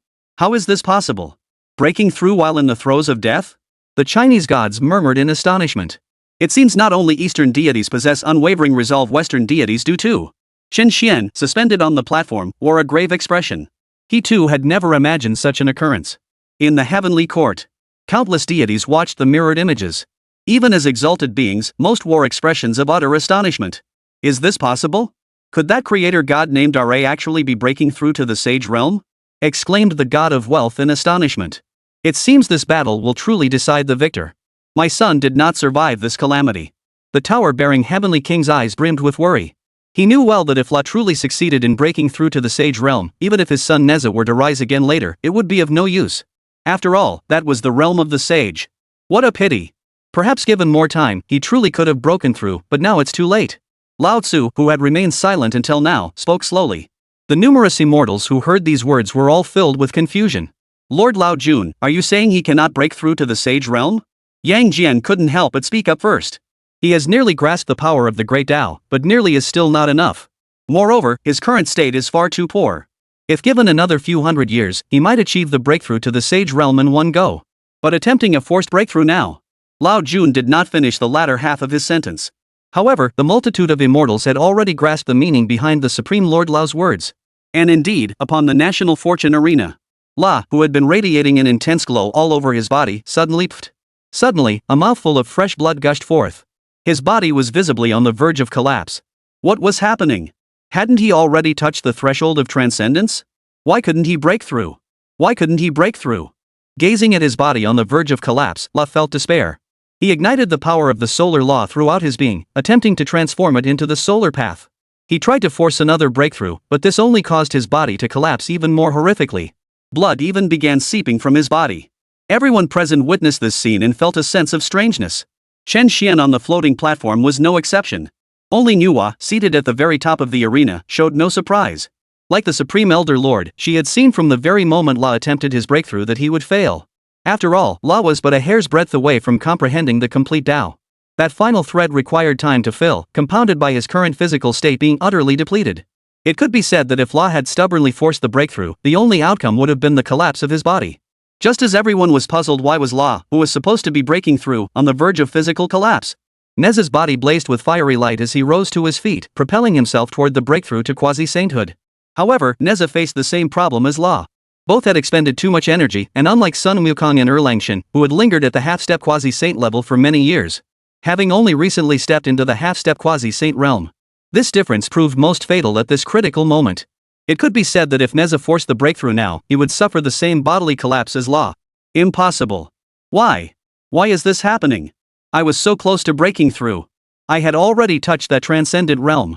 LA's face twisted with utter collapse and despair. He had risked death to descend here, solely for the breakthrough to transcendence. Yet now, with transcendence staring him in the face, he couldn't break through. Who could comprehend this despair? Forcing himself to calm down, La realized that continuing the breakthrough now would only lead to death. He had to stop it by force. But the next second, he discovered this process was irreversible. The disintegration of his body was unstoppable. No! I haven't transcended yet, how can I die here? No! Ah! With one final, defiant roar of refusal, the body of Ra, the ancient Egyptian creator god who might have ascended to transcendence, shattered completely, vanishing from the arena. The entire crowd witnessed this scene, their expressions filled with profound complexity. In that moment, they all understood just how incredibly difficult it was to break through to the sage realm. Ra possessed the resolve to sacrifice everything, even daring to challenge Nuwa herself. Moments ago, he had come agonizingly close to achieving the sage realm. Yet even so, he still fell on the path to transcendence, his body shattering into oblivion. Ah! Just as the crowd was inwardly moved, Nezha, who was on the verge of breaking through to the quasi-saint realm, let out a painful wail. Nezha's body was now on the verge of collapse. It could be said that if things continued this way, he would meet the same fate as La, falling on the path to breakthrough, his body shattering and perishing. The difference was that one was attempting to break through to sainthood, while the other was striving for near sainthood. Great God, Nezha, hang in there. You must hold on. Nezha, hang on. Hold on. Behind them, the Chinese crowd watched the scene unfold, their voices filled with tense urgency. Meanwhile, on the floating platform, Chen Xuan paced like a caged animal, racking his brain for a way to help Nezha overcome this crisis. But even as his mind raced frantically, no viable solution presented itself. After all, he was merely a summoner who hadn't even attained the rank of Golden Immortal. Just as Nezha's body was about to shatter completely, a beam of light, imbued with the power of life, entered his body. All eyes turned toward the source of the life-giving light. It was the great goddess Nuwa, who had intervened from the heavens above. Infused with this life-giving light, Nezha's body, which had been on the verge of collapse, began to rapidly repair itself. The Chinese crowd watched this scene with overwhelming excitement, while the Westerners stood frozen in shock. After all, their deity had just perished from bodily collapse during a realm breakthrough. Now, this Eastern deity, also on the brink of death from bodily collapse, began to rapidly heal thanks to Nuwa's intervention. In that instant, they could only marvel inwardly. China possessed a sage-level powerhouse, something they could never hope to match. This was the gap. Both were on the brink of death from bodily collapse during their breakthroughs, yet Nezha, aided by Nuwa, had forcibly endured. Lord Ra, we have ultimately lost. Ahamenes bowed his head. He understood that if their own creator god had a sage-level being willing to infuse him with the light of life, perhaps Ra could have successfully ascended to the sage realm. Alas, their mythology held no realm of the sage. This was the gap in mythological foundations. Approaching the power of a sage was already the pinnacle of divinity in their ancient Egyptian mythology. Yet on the Chinese side, there were countless beings at the sage realm. After this internal lament, Ahamenes was ultimately erased by the rule-bound power of the national fortune arena, vanishing from this world. Meanwhile, with the aid of Nuwa's life force, Nezha successfully broke through to the quasi-saint realm. After his breakthrough, Nezha sensed the immense power emanating from the quasi-saint. He glanced toward the direction of Lao's disappearance. He understood clearly that this Western deity hadn't lost to him personally, he had merely been defeated by the depth of his own mythology's foundations. Then, Nezha turned his gaze upward toward Nuwa and knelt in reverence. Thank you, great goddess Nuwa. Your breakthrough is a blessing in itself. Go forth. With these words, Nuwa swept her hand, and in an instant, a golden light flashed. Nezha reappeared in the celestial court. To Nuwa, the rules of the national fortune arena seemed non-existent. Nuwa could say nothing about this, but the being before them was a sage-level powerhouse. With Nezha's return to the celestial court. Congratulations, Nezha, you've broken through to the quasi-saint realm. Congratulations! Congratulations! Countless celestial beings of the heavenly court stepped forward to offer their congratulations. Heavenly King, you owe me 2 peaches of immortality. The matchmaker god smiled as he addressed the guardian king. Fine, I'll honor my bet. The guardian king showed no sign of trying to wriggle out of the bet. Second brother, we can spar sometime when we have the chance. Nezha walked straight up to Yang Jian. Alright, once you've fully recovered. Yang Jian nodded. At the same moment, atop the national fortune arena, Nuwa turned her gaze toward Chen Xuan below. Youngster, I've secured this victory for you. I look forward to our next meeting. With that, Nuwa pointed downward. In an instant, a 5-colored stream of light entered Chen Xuan's body. Soon, his entire body was enveloped by a 5-colored light sphere. Your cultivation has advanced too rapidly. I shall help stabilize your power and bestow upon you a profound blessing. Nuwa spoke slowly. Having created the human race herself, she felt no stinginess toward them. As the 5-colored light streamed continuously into his body, Chen Xuan felt a wave of pain. He gritted his teeth, forcing himself not to cry out. His body underwent a profound transformation, completely eliminating the hidden risks caused by his overly rapid breakthrough. Most significantly, Chen Xuan had directly ascended to the realm of a golden immortal. Feeling his newfound power, Chen Xuan was filled with excitement. Chen Xuan, I look forward to our next meeting. After bestowing her divine gift, Nuwa's form vanished from the national fortune arena. We bid farewell to the Empress Nuwa. As soon as Chen Xuan saw Nuwa depart, he immediately knelt in the direction she had left. Farewell, Empress Nuwa. Behind him, the entire Huaxia delegation, including the 3 holy mothers, followed suit.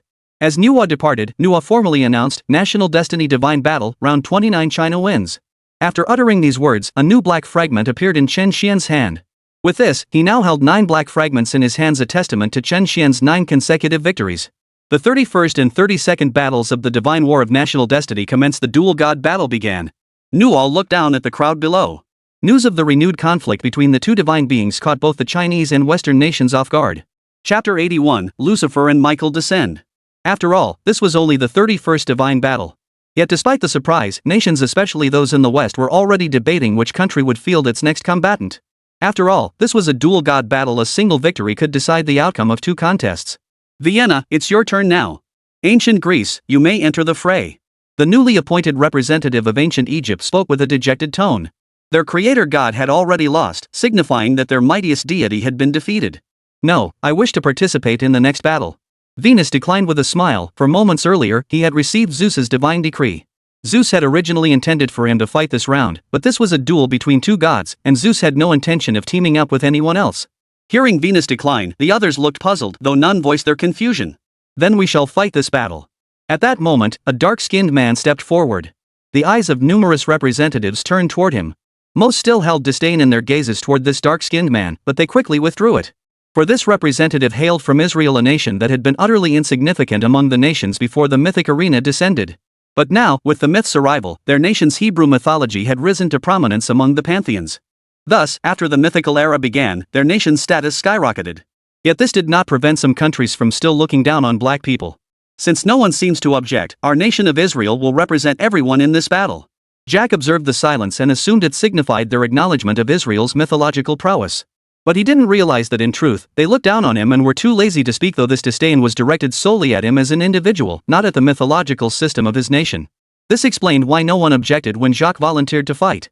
Seeing no one step forward, Jacques proceeded toward the front of the arena. This battle will be fought by the state of Israel. Jacques declared confidently to Noah on the floating platform. In the next instant, divine light flashed, enveloping Jacques as he materialized upon the national fortune arena. Israel truly had good fortune. Their national mythology featured not only the 7 archangels and 7 great demons, but also God himself. The new representative of Sakura Nation spoke with a grim expression. Indeed, such a minor nation would normally hold no sway. Yet the awakening of their mythology had unexpectedly granted them greater influence. However, their nation's mythological system was still formidable. Perhaps this battle truly held a chance for victory. The representative of ancient India spoke slowly. Whether he wins or not is irrelevant. In the next battle, we will surely triumph, and I will make China taste true despair. As the discussion continued, Venus looked at everyone with unshakable confidence. This puzzled the representatives from various nations. After all, they were curious, why wasn't Venus participating in this battle? Instead, she was fixated on taking the field in the next battle. Amidst their confusion, 5 mythical entries appeared before Jacques. Archangel, the demon of pride and fallen. Upon seeing the first 2 entries, Jacques' face lit up with excitement. He didn't even bother glancing at the last 3 entries, convinced that unless that one appeared, otherwise, they couldn't possibly surpass the might of the first 2. He glanced at the last 3 entries, and sure enough, they matched his expectations. The deities behind the last 3 entries were utterly incomparable to the first 2. Ha! Ha! Jacques stared at the first 2 entries and burst into loud laughter, overcome with joy. Everyone present, including Chen Xuan on the stage, was puzzled by Jacques' sudden, boisterous laughter. You seem quite pleased. Chen Xuan remarked indifferently, his gaze fixed on Jacques. Naturally. Now that your Chinese match is over, do you know what entry I summoned? Michael, the Archangel, the King of the Holy War. The first of the 7 great demons, the Lord of Demons, Lucifer. Jacques stared at the 2 entries before him, his face aglow with excitement. As for Chen Xuan, upon hearing these 2 entries, his expression grew grave. He sensed that from the very first battles, the Western side had consistently fielded combat power surpassing that of a god king in nearly every engagement. Though Chen Xuan knew little of Israeli mythology, he understood most of it had evolved from the Christian Bible. Michael and Lucifer represented the strongest forces beneath God himself. Thus, Chen Xuan understood that this battle would likely pit him against 2 quasi-saint level adversaries. Michael and Lucifer, I've heard those names. They're said to be the strongest forces beneath God in Christian mythology. What? So these are 2 God-King level enemies? No way. How can our luck be so bad? Every battle on the Western Front seems to summon such powerful deities. It might not just be God-King level. This could very well be 2 main God level enemies. God level? No wonder that guy was grinning so lecherously. This battle is going to be another absolute doozy. The crowd in the Dragon Nation spectators section wore grim expressions. Meanwhile, on the National Fortune Arena, Jacques, after his initial excitement, immediately selected the first and second entries. Then he knelt on the ground and prayed with deep reverence. Hail, Archangel Michael! Hail, Lord Lucifer, chief of the 7 great demons! With Jacques' resounding proclamation, above the heavens, 2 divine gates appeared. Meanwhile, within the mythical realm, within the blood-red hall of Lucifer's hell, a divine gate materialized. Meanwhile, in heaven, Michael witnessed the same ancient divine gate materialize before him. The multitude of demons and angels below, witnessing the gate's emergence, were all struck with confusion. Upon the throne of hell, Lucifer slowly rose to his feet, gazing at the divine gate. In an instant, a flood of memories surged into his mind.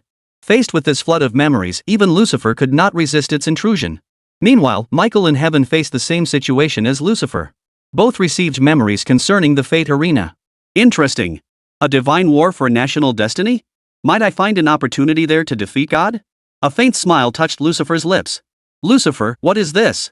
The furious demon lord below, seeing the suddenly appearing divine gate and Lucifer frozen in place, couldn't help but ask curiously. The other 5 great demons also turned their gaze toward the divine gate. A place called the National Fortune Arena. Perhaps there lies an opportunity for me to become stronger, Lucifer said with a smile. Then, in an instant, he headed toward the divine gate and vanished within it. This scene only deepened the other great demon lords' confusion. They wanted to ask more questions? But before they could utter a word, Lucifer had vanished into the divine gate. The same was true for Michael in heaven. Upon the National Fortune Arena, in an instant, waves of demonic power surged forth from the right divine gate. Yet in the very next second, waves of angelic power surged forth from the left divine gate. Thus, Lucifer and Michael emerged from the divine gates almost simultaneously. At that moment, all eyes turned upward to behold the 6-winged demon and the 6-winged angel.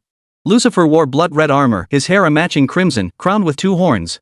Beside him, Michael sported flowing golden hair, his presence radiating an aura of sanctity. Lucifer, it's been a long time. Michael gazed at Lucifer before him with a smile on his face. Though his expression was cheerful, his eyes betrayed a barely perceptible hint of menace. Indeed, it's been a long time. I still want to kill you. Lucifer, however, wore no pretense. His eyes blazed with savagery as an earth-shattering will to slaughter surged skyward. In an instant, the air above the entire arena became a battleground where the forces of destruction and the forces of space clashed relentlessly. The entire arena shook violently. Below, the vast majority of onlookers were utterly dumbfounded by the spectacle. What do you think is going on? Why do the gods summoned by the Kingdom of Israel look like they're about to start a fight? Yeah, they won't actually start fighting, will they? That would be perfect deities from the same faction attacking each other. Wouldn't that be against the rules?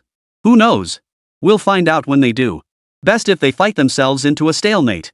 Over on the Huaxia side, everyone was practically rooting for Lucifer and Michael to start fighting, preferably until they both got knocked out.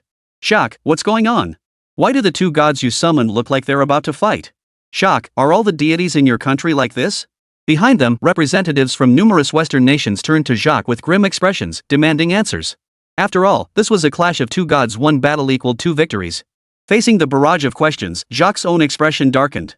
He had only considered the formidable combat prowess of Lucifer and Michael. But he had forgotten one crucial thing: Lucifer and Michael had been sworn enemies since time immemorial. Lord Lucifer, Lord Michael, this divine war concerns the very survival of our nation.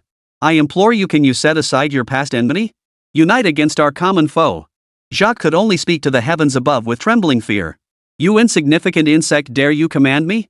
Lucifer's eyes flashed with savage intent, crimson murderous energy surging skyward. Though protected by the National Fortune Arena, Jacques suffered no physical harm. But the sheer overwhelming pressure alone sent him tumbling backward, collapsing onto the ground in terror.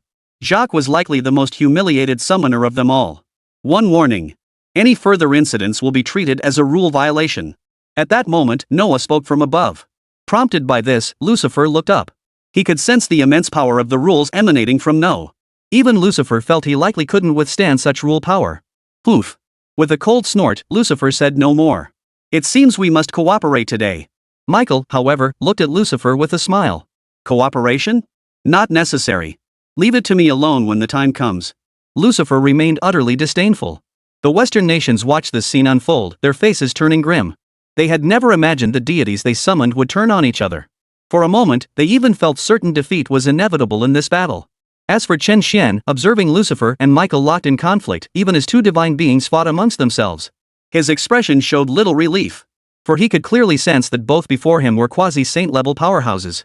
He desperately hoped a powerful entry would appear. Chen Xuan couldn't help but think to himself. Then, he began summoning mythic entries. The Chinese group watching from behind watched with bated breath. As the first entry appeared, excitement flashed across Chen Xuan's face. The Eastern Sovereign of the Four Sacred Beasts. Seeing this entry, Chen Xuan felt this battle was already winnable. For the Eastern Sovereign of the Four Sacred Beasts represented none other than the Azure Dragon. The Azure Dragon's cultivation level was at least that of a near saint, and undoubtedly a powerful one among near saints. If just one more quasi-saint level entry appeared, victory in this battle would be highly assured. Chen Xuan murmured excitedly to himself. Rebirth through Nirvana. Upon seeing the second entry, Chen Xuan instantly recognized its meaning. Wasn't Nirvana rebirth referring to the phoenix? The second entry also belonged to a quasi-saint level powerhouse, which surprised Chen Xuan. After all, in most cases, the entries grew progressively stronger as they appeared later. With the first two entries both being quasi-saint level powerhouses, what about the rest? Chen Xuan couldn't help but glance at the following three entries. A young monk from Wuzhuang Temple. The Lord of Flaming Mountain. The Auspicious Beast. Looking at these three entries, only the fifth one brought Chen Xuan a bit of surprise. The other two entries left him shaking his head. After all, whether it was the young attendant of Wuzhuang Temple or Princess Ironfan, they were at most great immortal level beings, falling short of the quasi-saint realm. As for the final entry, the Auspicious Beast, Chen Xuan was uncertain. He pondered whether it referred to the Qilin or the White Zhe. But whichever it was a powerful divine beast, possessing the realm of a near saint. For a moment, Chen Xuan wavered between the first, second, and fifth entries. The Chinese delegation, upon seeing these entries, buzzed with discussion. Yet their debate had shifted from comparing strengths to speculating which two entries Chen Xuan would ultimately choose. After all, through so many battles, everyone had come to realize that Chen Xuan possessed a deep understanding of Huaxia's mythological history. It was virtually impossible for him to make a wrong choice. Frankly, anyone who still couldn't see this at this point had intelligence so lacking it was beyond redemption. What do you think? Which two entries will Lord Chen Xuan choose? I think the Lord of the Flaming Mountains is a solid choice. Don't you think Supreme Ruler of the East sounds incredibly prestigious? I think he should go with the Auspicious Beast. Among those discussing this time, some have already voiced powerful options. But they're all just guessing based on gut feelings. Yang Chan, among these five terms, is there any that represents a quasi-saint level powerhouse? At this moment, Long Zhan turned to Yang Chan beside him. After all, he was well aware of the gap in their national mythology. Aside from Chen Xuan, the summoner with 100% divinity, the only other person who might understand their Huaxia mythology was the three holy mothers standing before them. We've been fortunate in this battle, securing 3 quasi-saint level entries. The first and second, if I'm not mistaken, should represent the Azure Dragon and the Phoenix. Both of these divine beasts possess quasi-saint level combat prowess, and they're not weak even at this tier. As for the fifth one, I'm a bit uncertain. Among divine beasts, those representing auspiciousness are usually either the Qilin or the White Xia. But whichever of these two divine beasts it is, both possess quasi-saint level combat power. Yang Chan shared her analysis of the entries. Hearing this, Long Zhan was thrilled. 3 quasi-saint level entries? Doesn't that mean we're practically guaranteed victory in this battle? Chapter 82, Azure Dragon and Phoenix, the Arrogant Lucifer. Certain victory? Not necessarily. It largely depends on which stage of quasi-sainthood those two Western deities have reached. Yang Chan shook her head, dousing Long Zhan's enthusiasm with a bucket of cold water. Which stage of quasi-saint, she asked. Does the quasi-saint realm have tiers? Jiang Shui, standing nearby, looked utterly confused. The quasi-saint realm itself has no tiers, but combat strength can be divided into 3 levels. Yang Chan looked at Jiang Shui's puzzled expression and explained to Long Zhan. 3 tiers? What exactly are the combat strength classifications? Long Zhan followed up with a question. Generally speaking, those who have just entered the quasi-saint stage, or rather, those at the half-step quasi-saint level yet possess the ability to fight above their rank and hold their own against true quasi-saints, belong to the first tier. Sun Wukong, before his breakthrough, belonged to this tier. The second tier comprises those who have approached the threshold of half-step sainthood within this realm. Roughly half of all quasi-saints reside here. The third tier, or third stage, the half-step sage, represents the pinnacle of power beneath true sages. The Jade Emperor, Sakyamuni Buddha, my brother, and Sun Wukong all belong to this tier of powerhouses. Strictly speaking, there exists a 4th tier. Combatants here approach quasi-saint power, though this tier remains purely legendary. I've never witnessed such a being, and even the Celestial Court dismisses this legend as false. Yang Chan explained the hierarchical saint combat tiers to the two before adding a note about the 4th tier.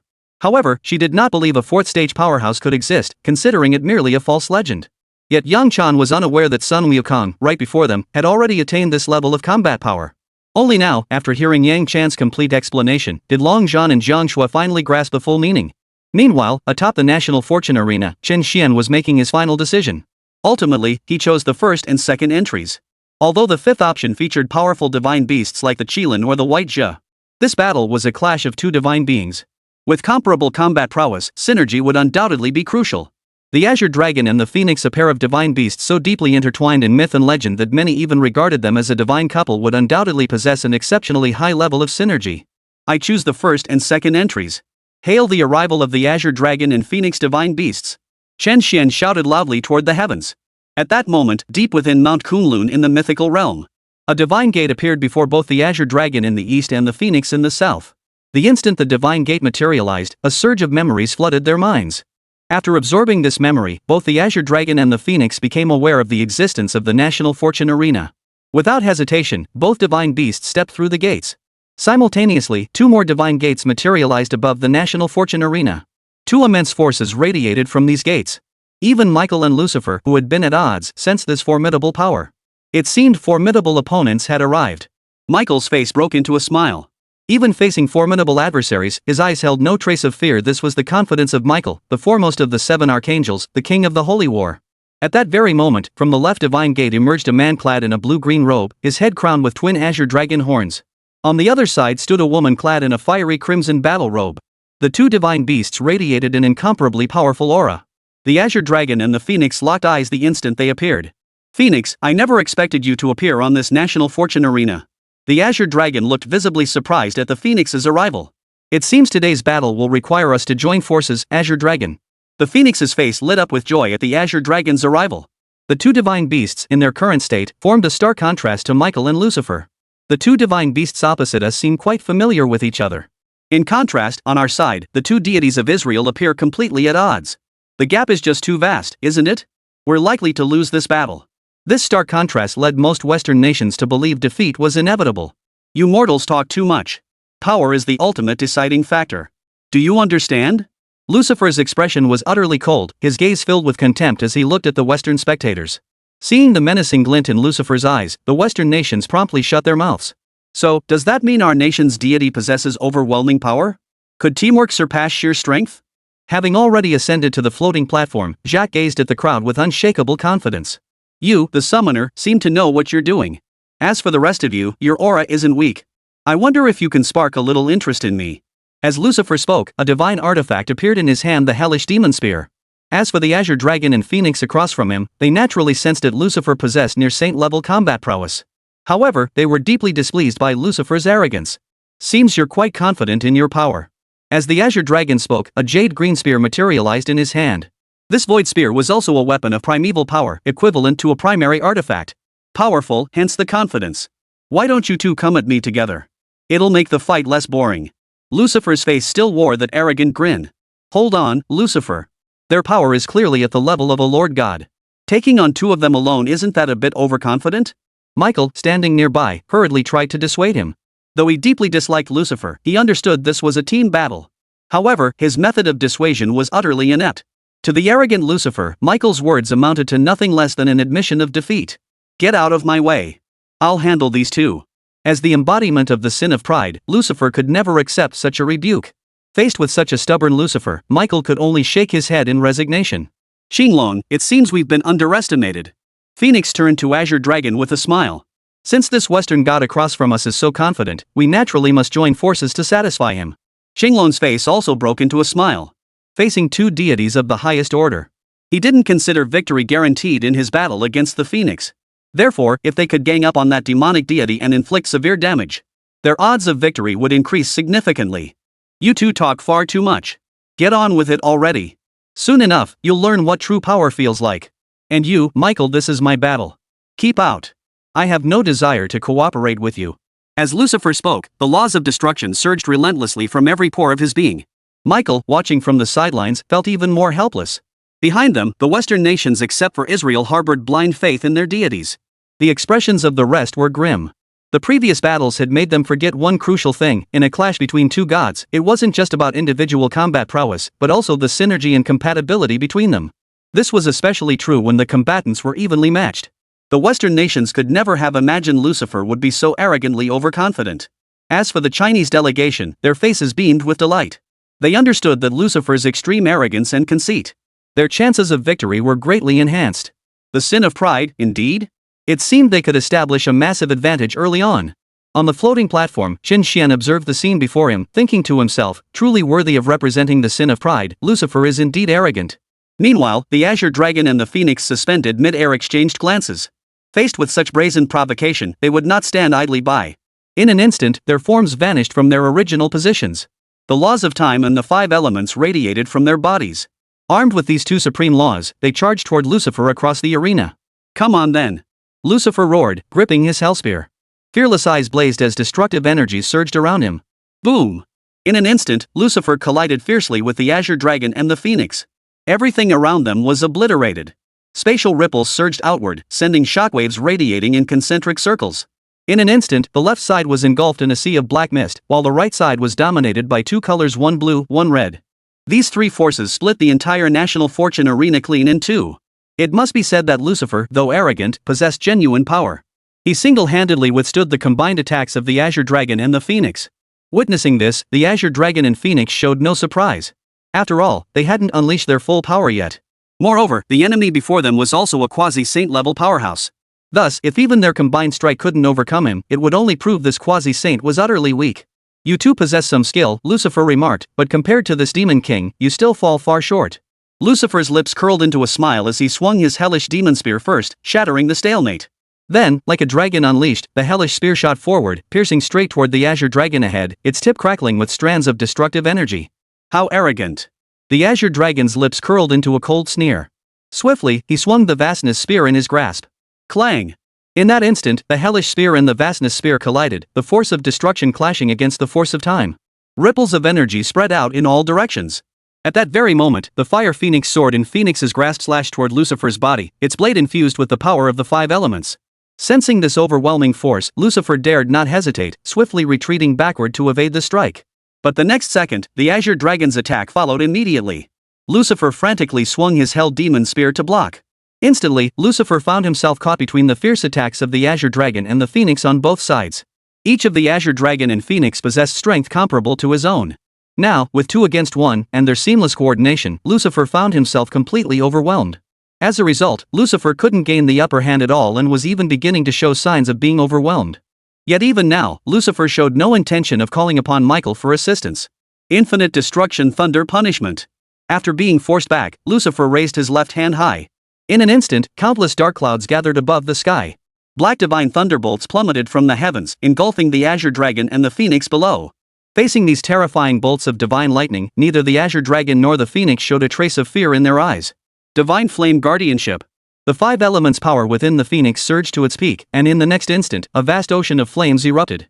This immense sea of flames blocked the sky above the azure dragon and the phoenix. Boom!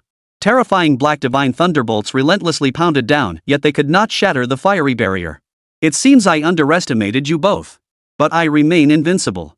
Lucifer was taken aback to see his attacks so easily repelled, yet he remained as arrogant and overconfident as ever. You're quite the confident one. The very next second after he spoke, the azure dragon's form materialized beside him. Time stop. The desolate spear in its grasp thrust forward, imbued with the law of time. In an instant, Lucifer tried to evade, but the next second, he found himself bound by the law of time. He was immobilized for a mere 0.1 seconds. That brief 0.01 second felt like an eternity to masters of their caliber. Blood spurted as Lucifer narrowly dodged to the right at the last moment, yet a gash several centimeters deep still gouged his flesh. You bastard! How dare you wound this king? Lucifer's expression boiled with fury as he swung his hellspear with blinding speed. Demon Slayer! A colossal, bloodthirsty demonic specter materialized. As Lucifer thrust his hellspear forward, the specter mirrored the motion, thrusting its own demonic spear. Its colossal form obscured the sky and earth. Yet, facing this demonic specter, Qinglong's eyes held not a trace of fear. River of Time. Qinglong thrust his spear forward as well, unleashing the power of time. A river of time materialized. Clang! The collision between the hellish spear and the vast spear caused the demonic shadow and the river of time to clash. For a moment, neither force could gain the upper hand. The power of time continued to radiate outward, while the force of destruction spread throughout the surroundings, creating a stalemate. Yet on the azure dragon's side, the phoenix remained. Phoenix blaze. The phoenix swung the flame phoenix sword in its hand, and with a piercing cry, accompanied by a thunderous cry, a colossal flame bird, its form condensed and shrunken to 100 meters, lunged toward Lucifer ahead, intent on devouring him. As the fiery beast charged, Lucifer's expression shifted. He immediately changed his stance, but evasion was too late. He could only thrust his hellspear forward to block. The next instant, Lucifer was sent flying by the colossal bird of flame. Only when he reached the edge of the arena did he barely manage to block its onslaught. Ah! With a furious roar from Lucifer, the flaming giant bird was finally destroyed, its fiery power scattering in all directions. Huff, huff. His faint panting and the lingering flames on his body made it clear, under the combined assault of the azure dragon and the phoenix, Lucifer had been forced into a disadvantage. The azure dragon and phoenix, naturally, would not let such a golden opportunity slip away. In the blink of an eye, the two divine beasts vanished from their positions, radiating the power of time and the 5 elements. They intended to inflict as much damage as possible on Lucifer before he could join forces with Michael. Michael, standing nearby, could not stand idly by and watch this unfold. He swiftly appeared before Lucifer. Get out of my way. This is my fight alone. Lucifer, however, seemed oblivious to the shifting tide, his eyes still blazing with fury as he blocked Michael's path. Then, his body charged straight toward the azure dragon and the phoenix. In an instant, Lucifer, the azure dragon, and the phoenix were locked in fierce combat once more. In midair, 3 terrifying forces clashed relentlessly. Behind them, Michael watched the scene unfold, his expression darkening. Idiot. Michael, who had always disliked Lucifer, now temporarily abandoned any thought of intervening. He intended to teach Lucifer a lesson first. Within the heavenly court, countless deities watched the battle unfold. After all, this clash pitted the 2 divine beasts, the azure dragon and the phoenix, against 2 main god-level powerhouses. The 2 Western gods facing them should possess combat strength comparable to the azure dragon and phoenix, both at the second stage of the near-saint realm. Yet that Western god named Lucifer was utterly arrogant and conceited, daring to think he could take on 2 of them alone. He was even more arrogant than I am. Nezha shook his head. He had always considered himself arrogant and full of himself, but compared to that Western god named Lucifer, he was still far too modest. Chapter 83, The Azure Dragon and Phoenix manifest their true forms. Yang Jian, if it were you, could you stand against those 2 Western gods? At that moment, the tower-bearing heavenly king addressed Yang Jian beside him. What do you think? Even if those 2 Western gods joined forces, they wouldn't be my match. Yang Jian's eyes gleamed with confidence. As the heavenly court's war god, even after his defeat by Sun Yukong, he hadn't lost his unyielding self-assurance. The Great Ways contest, should I truly descend? Nah, better just watch from above. Seated upon his high throne, the Jade Emperor watched everything unfold in the mirror. He even contemplated whether he should descend to participate in this battle of the Tao, seeking to attain even the status of a sage. Yet this thought flickered for but a second before the Jade Emperor dismissed it. He was already the acknowledged ruler of the three realms. He had no desire to risk descending into danger. The Jade Emperor knew full well that if he entered the fray, he might well face calamity. Even as the ruler of the celestial court, he risked falling. Amidst the discussions among the celestial beings of heaven, the fierce battle on the national fortune arena raged on. Drops of blood splattered onto the earth. Wounds began to appear on Lucifer's body, and these wounds were imbued with the power of the time law and the five elements law. This made it impossible even for Lucifer to heal these wounds swiftly. Facing this, Lucifer unleashed nearly all his power, the law of destruction radiating strands of the great way of ruin. Yet even so, the Azure Dragon and the Phoenix continued to suppress him. This made Lucifer realize a truth: the two before him were far more powerful than he had imagined. It could even be said that even in a one-on-one confrontation, he had no certainty of victory. Moreover, now he was facing two opponents. If this continued, his injuries would only grow worse. Yet, his inner arrogance and the words he had spoken earlier, ordering Michael to stand down, prevented him from calling out for Michael's help. "Well?" Michael asked from behind, his voice tinged with amusement. "Need a hand, Lucifer?" Michael asked from behind, still smiling. "No need. This demon lord can handle these two Western gods single-handedly." Lucifer stubbornly refused. The collision sent Lucifer, along with the Azure Dragon and Phoenix, flying backward hundreds of meters. Pillar of destruction. Without hesitation, Lucifer unleashed his full power. A towering pillar of annihilation, thousands of meters tall, erupted, engulfing the Azure Dragon and Phoenix ahead. Dragon's lament. Flames sweeping the wilderness. Facing this overwhelming assault, the Azure Dragon and Phoenix exchanged a glance before simultaneously swinging their weapons. A colossal Azure Dragon surged forth from one side, while a wall of raging flames erupted from the other. Boom! Thus, the Azure Dragon and the flaming inferno collided fiercely with the Pillar of Destruction. The terrifying force generated powerful energy storms that swept out in concentric circles across the arena. The entire arena began cracking under the relentless assault of these energy storms. Yet the spectators on both sides of the stands paid it no mind. This wasn't their first glimpse of a battle between quasi-saints. They knew clearly that Nuwa would repair all of this. On the floating platform, Nuwa's green barrier instantly mended itself. In fact, Nuwa proceeded to reinforce it even further. Meanwhile, mid-air, the terrifying forces of the raging inferno and the Azure Dragon had already obliterated the Pillar of Destruction. Then, with blinding speed, they surged forward to engulf Lucifer. Shield of Destruction. As these two forces closed in, panic finally flickered across Lucifer's expression. He swung his hellspear forward to block. In an instant, a 100-meter-wide black shield materialized. Boom! Thus, the Azure Dragon and the oceanic flames engulfed Lucifer, who stood before the black shield. An explosion like the collision of planets erupted, sending smoke billowing everywhere as the surrounding space shattered continuously. All eyes turned toward the billowing smoke. Particularly tense were the Western nations. To them, Lucifer had been utterly arrogant, clearly capable of a 2-on-2 fight, yet he'd insisted on charging in alone against two opponents. However, this is precisely in keeping with Lucifer's nature, otherwise, how could he be called the sin of pride? Amidst the smoke slowly dissipating in midair, Put! Lucifer spat out a mouthful of blood, his expression turning grim. It was clear that the damage he had sustained from that strike was far from minor. The Chinese spectators in the stands watched this scene with intense excitement, hoping desperately for Lucifer's injuries to worsen. Meanwhile, the Azure Dragon and the Phoenix, spotting the wounded Lucifer, prepared to launch another assault. They knew full well that before Lucifer and Michael joined forces, the more damage they inflicted on Lucifer, the higher their chances of victory. Gazing at the Qinglong and Fenghuang charging straight toward him, Lucifer gripped his hellspear tightly, his expression grave. He understood that continuing this battle would only deepen his wounds, yet his pride and arrogance prevented him from uttering a single cry for help. Just as Lucifer prepared to fight to the death, a radiant figure burst forth. Michael intercepted the Azure Dragon ahead, channeling the power of spatial laws into his holy war sword. With a thunderous swing, he struck forward. Facing this formidable strike, the Azure Dragon showed no sign of underestimation, swinging the vastness spear to block. Clang! With the clash of the holy war sword and the vastness spear, Michael successfully halted the Azure Dragon. Who asked you to come help? Lucifer, now locked in combat with the Phoenix behind them, remained stubbornly defiant. I just didn't want you hogging all the glory. Who said I was helping you? This fight? I just wanted to get my hands dirty too. As Lucifer's longtime rival, Michael knew his temper all too well. So he could only offer Lucifer a way out. The Azure Dragon and Phoenix, now both blocked, felt a hint of regret. After all, they hadn't inflicted truly severe wounds on Lucifer. But the next instant, an overwhelming aura radiated from the Azure Dragon and Phoenix. As two of the four sacred beasts, they feared no opponent in single combat. Sensing these two formidable forces, Lucifer and Michael hesitated not a moment. The laws of destruction and space erupted from their bodies with extreme intensity. In an instant, the four deity-level powerhouses clashed fiercely.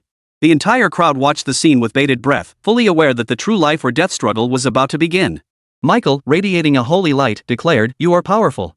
I am curious, are you the mightiest deity of the East?"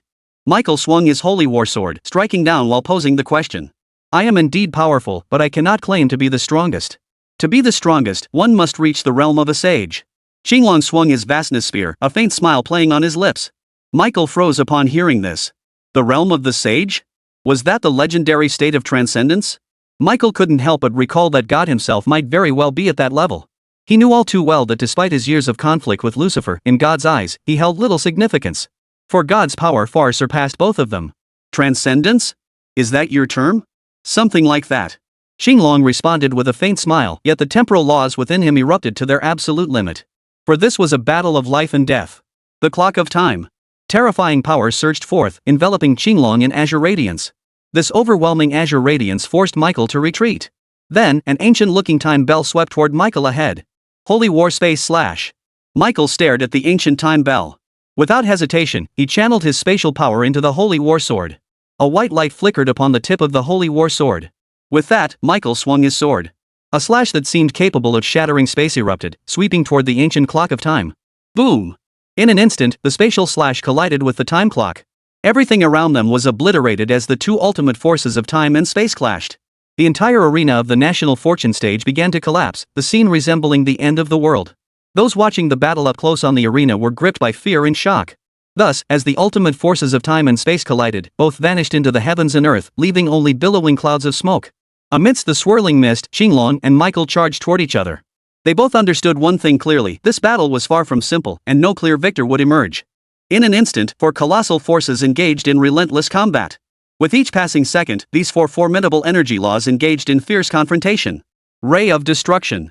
Lucifer swung his infernal spear, unleashing a torrent of dark, annihilating light that engulfed the phoenix directly before him. Burning 10,000 miles.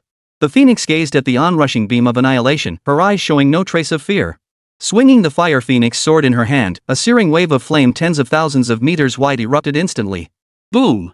In an instant, the tens of thousands of meters of fiery heat collided with the beam of destruction.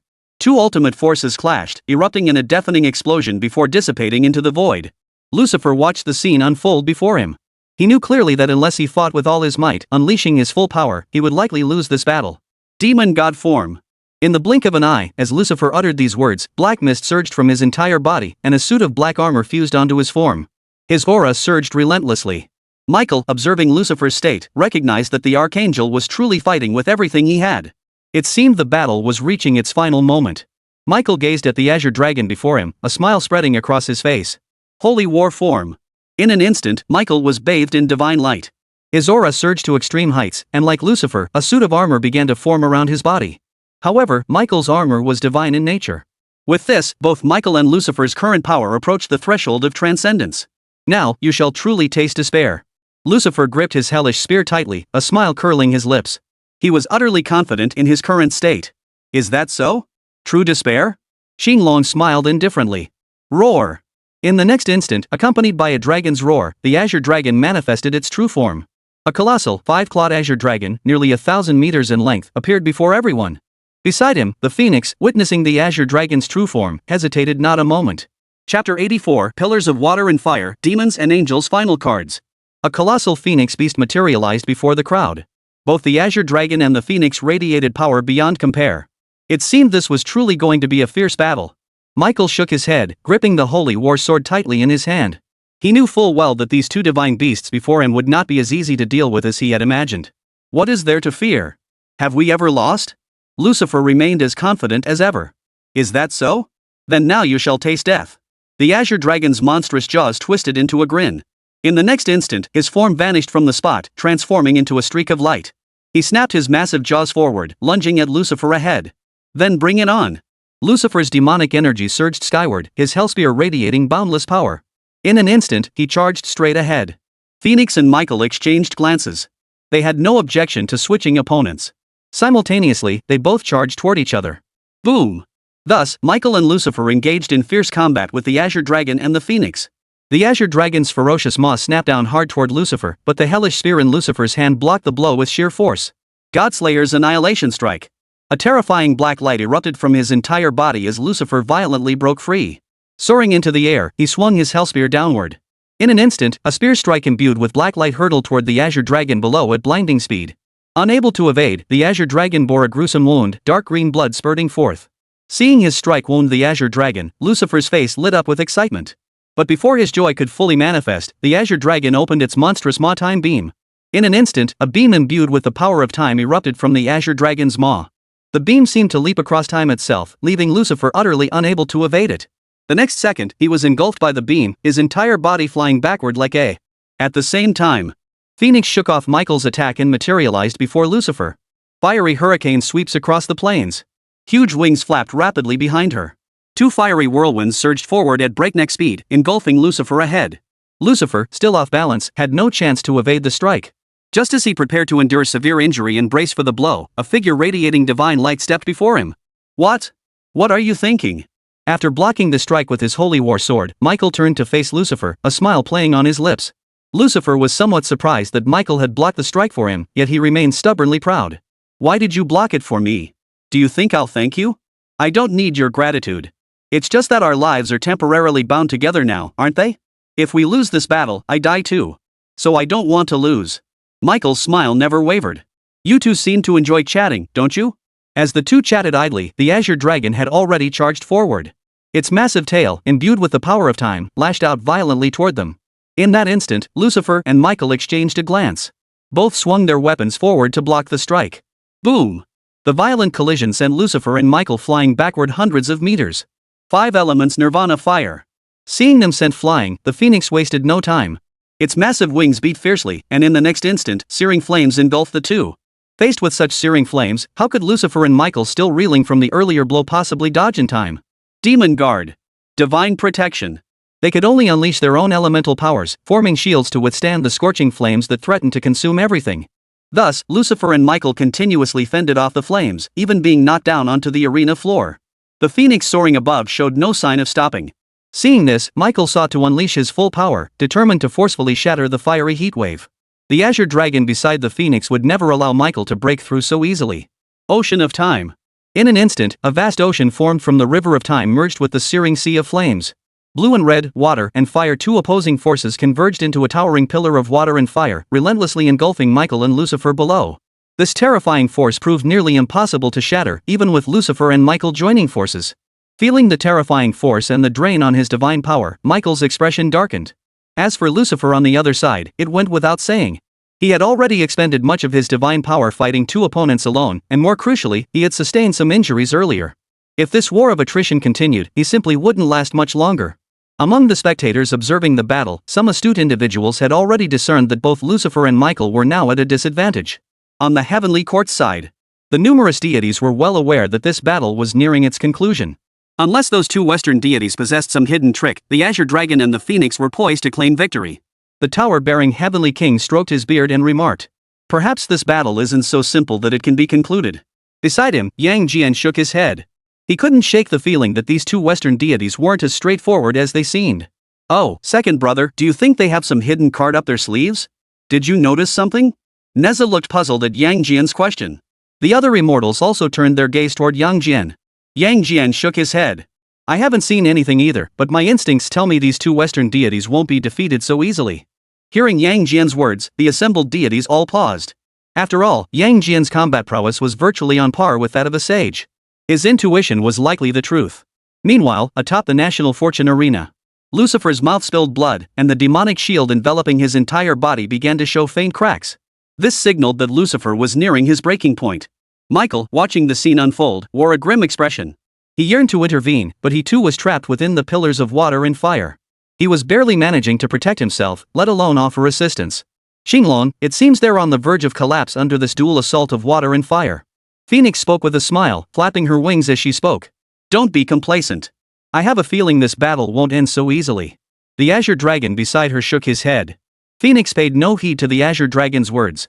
She believed that even a half-step sage might struggle to break free from these twin pillars of water and fire. And besides, Michael and Lucifer were still down below. "Lord Lucifer, you are invincible. You cannot lose. You absolutely cannot lose, right?" On the floating platform, Jacques, who had been brimming with confidence, now watched as Lucifer and Michael were completely trapped by the pillars of water and fire. Blood trickled from the corner of Lucifer's mouth, and he looked as if he could barely hold on. This sight unsettled Jacques. As for the Western nations' representatives behind them, their expressions were grim and somber, though not particularly surprised. For from the very beginning, they had sensed the discord between Lucifer and Michael, leading them to suspect this battle might end in defeat. Thus, the current outcome fell squarely within their expectations. Sigh. This demon named Lucifer, powerful he may be, but his arrogance was truly excessive. Had he not charged in from the start, taking on 2 opponents alone, would he have ended up in this predicament? In other words, his arrogance was his downfall. This divine battle was a 2-on-2 contest. The 2 Eastern gods facing him were of equal standing. Where did he get the confidence to charge in and fight 2 at once? What a pity. We'll lose 2 more victories. In the rear spectator stands, Western nations' representatives shook their heads one after another, their murmurs of discontent toward Lucifer growing louder. Hearing these murmurs of discontent, Lucifer's expression darkened with fury. He whipped his head around, glaring fiercely at the Western spectators who had been speaking. You mortals dare to speak ill of this demon lord? Lucifer radiated overwhelming demonic energy, even while trapped by the pillars of water and fire. His gaze alone was terrifying enough to strike fear into ordinary mortals.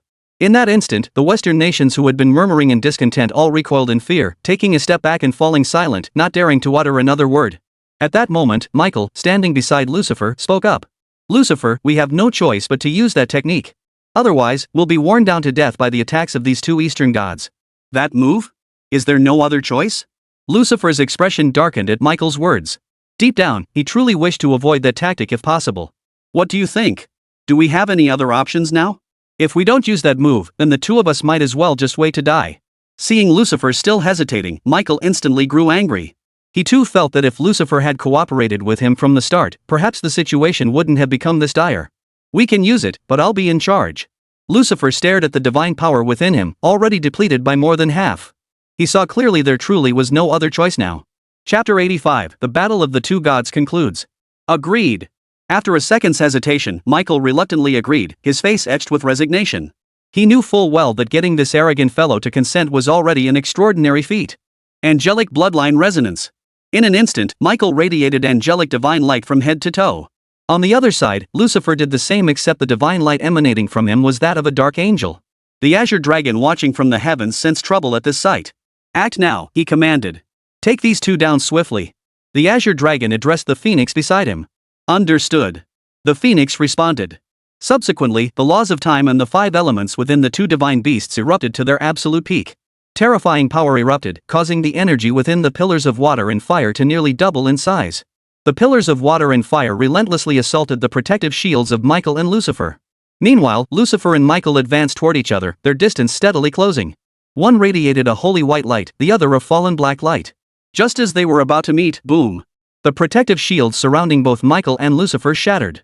An explosion akin to a planetary collision erupted, instantly carving a crater nearly 10,000 meters deep into the ground. Countless fragments of rock flew everywhere, and dust billowed into the air. All eyes turned toward the billowing smoke. Had they won? Chen Xuan, suspended on the floating platform, watched the scene unfold before him and spoke slowly. Close call. Those 2 nearly forced me to play my final trump card. Above in the sky, the phoenix breathed a sigh of relief. No, we still haven't managed to stop them. Prepare to fight to the death, Phoenix. Xinglong shook his head solemnly. Hearing the azure dragon's words, the phoenix turned its gaze toward the billowing smoke below. 2 beams of light, one black, one white, flashed relentlessly. They even illuminated the entire National Fortune arena. At that moment, every pair of eyes was drawn to the scene. As the smoke slowly dissipated, Lucifer and Michael vanished from sight. In their place stood a fallen holy angel, half its body white, half black. Such power is truly exhilarating. If Michael and I weren't mortal enemies, I believe the 2 of us united could even challenge God himself. Lucifer spread his wings 3 pairs, 2 black and 2 white, and soared skyward. An aura of near transcendence emanated from his being. One thing to note, our lives both rest in your hands now. Michael's voice echoed from the fallen holy angel's mouth. Clearly, this fallen holy angel was the fusion of Lucifer and Michael. Rest assured, with such overwhelming power, those 2 Eastern gods are as good as dead. Lucifer gripped the hellspear in his hand, his eyes brimming with absolute confidence. As for the azure dragon and the phoenix facing him, they naturally sensed the immense power radiating from Lucifer. The expressions of the 2 divine beasts grew solemn. Perfect. I told you so. Our nation's mythical archangel and the demon king are the strongest. You guys kept saying we'd lose, see now? This is what true power looks like. On the floating platform, Jacques had thought he was finished. But seeing this new fallen archangel appear, his face lit up with excitement.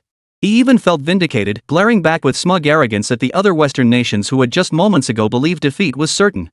The representatives from the other Western nations remained silent. Deep down, they too had hoped for victory in this battle. Chen Xuan's 9 consecutive victories had already filled them with deep concern. Their initial confidence had long since evaporated. Chen Xuan, this battle is lost for you Chinese. Our Israelite nation's myth is the strongest. See? This is the power of our demon lord and archangel. Such overwhelming power from this fallen archangel, how utterly intoxicating. Ha! Jacques grinned savagely at Chen Xuan, his expression now resembling that of a fanatical devotee. The battle wasn't over yet. The outcome remained uncertain. Chen Xuan, now at the golden immortal realm, could feel the immense power of this fallen holy angel, the fusion of Lucifer and Michael, more clearly than ever. But he believed that as 2 of their nation's 4 sacred beasts, the Azure Dragon and the Phoenix, would never be defeated so easily. Mid-air. After reveling in his immense power, Lucifer fixed his gaze upon the Azure Dragon and Phoenix ahead, his eyes brimming with murderous intent. You 2 bastards up ahead having a good time fighting yourselves? Next, I'll show you what true despair really means. As the words left his lips, Lucifer's form dissolved into a black and white streak of light, vanishing from his spot. The hellish spear in his grasp now channeled the dual forces of the laws of destruction and space.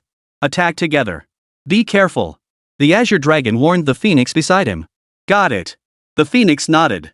Then, the 2 divine beasts simultaneously charged head-on toward the fallen archangel, advancing to attack them. Xinglong's massive claws, imbued with the power of the law of time, struck heavily toward the fallen archangel. The size difference between them was dozens of times. Yet, the fallen archangel showed no trace of fear in his eyes as he swung the hellish spear in his hand. Clang! In an instant, the hellish spear collided with the dragon's claw. The laws of time clashed with the laws of space and destruction, unleashing a terrifying force that swept outward. Under the strike, the Azure Dragon immediately felt a colossal force strike him. His massive body was sent flying thousands of meters away by the fallen archangel. This was the formidable power of Lucifer and Michael fused as one. Merely the first counterattack had already secured a massive advantage, overwhelming the Azure Dragon. Seeing the Azure Dragon forced back, the Phoenix beside him hesitated not a moment.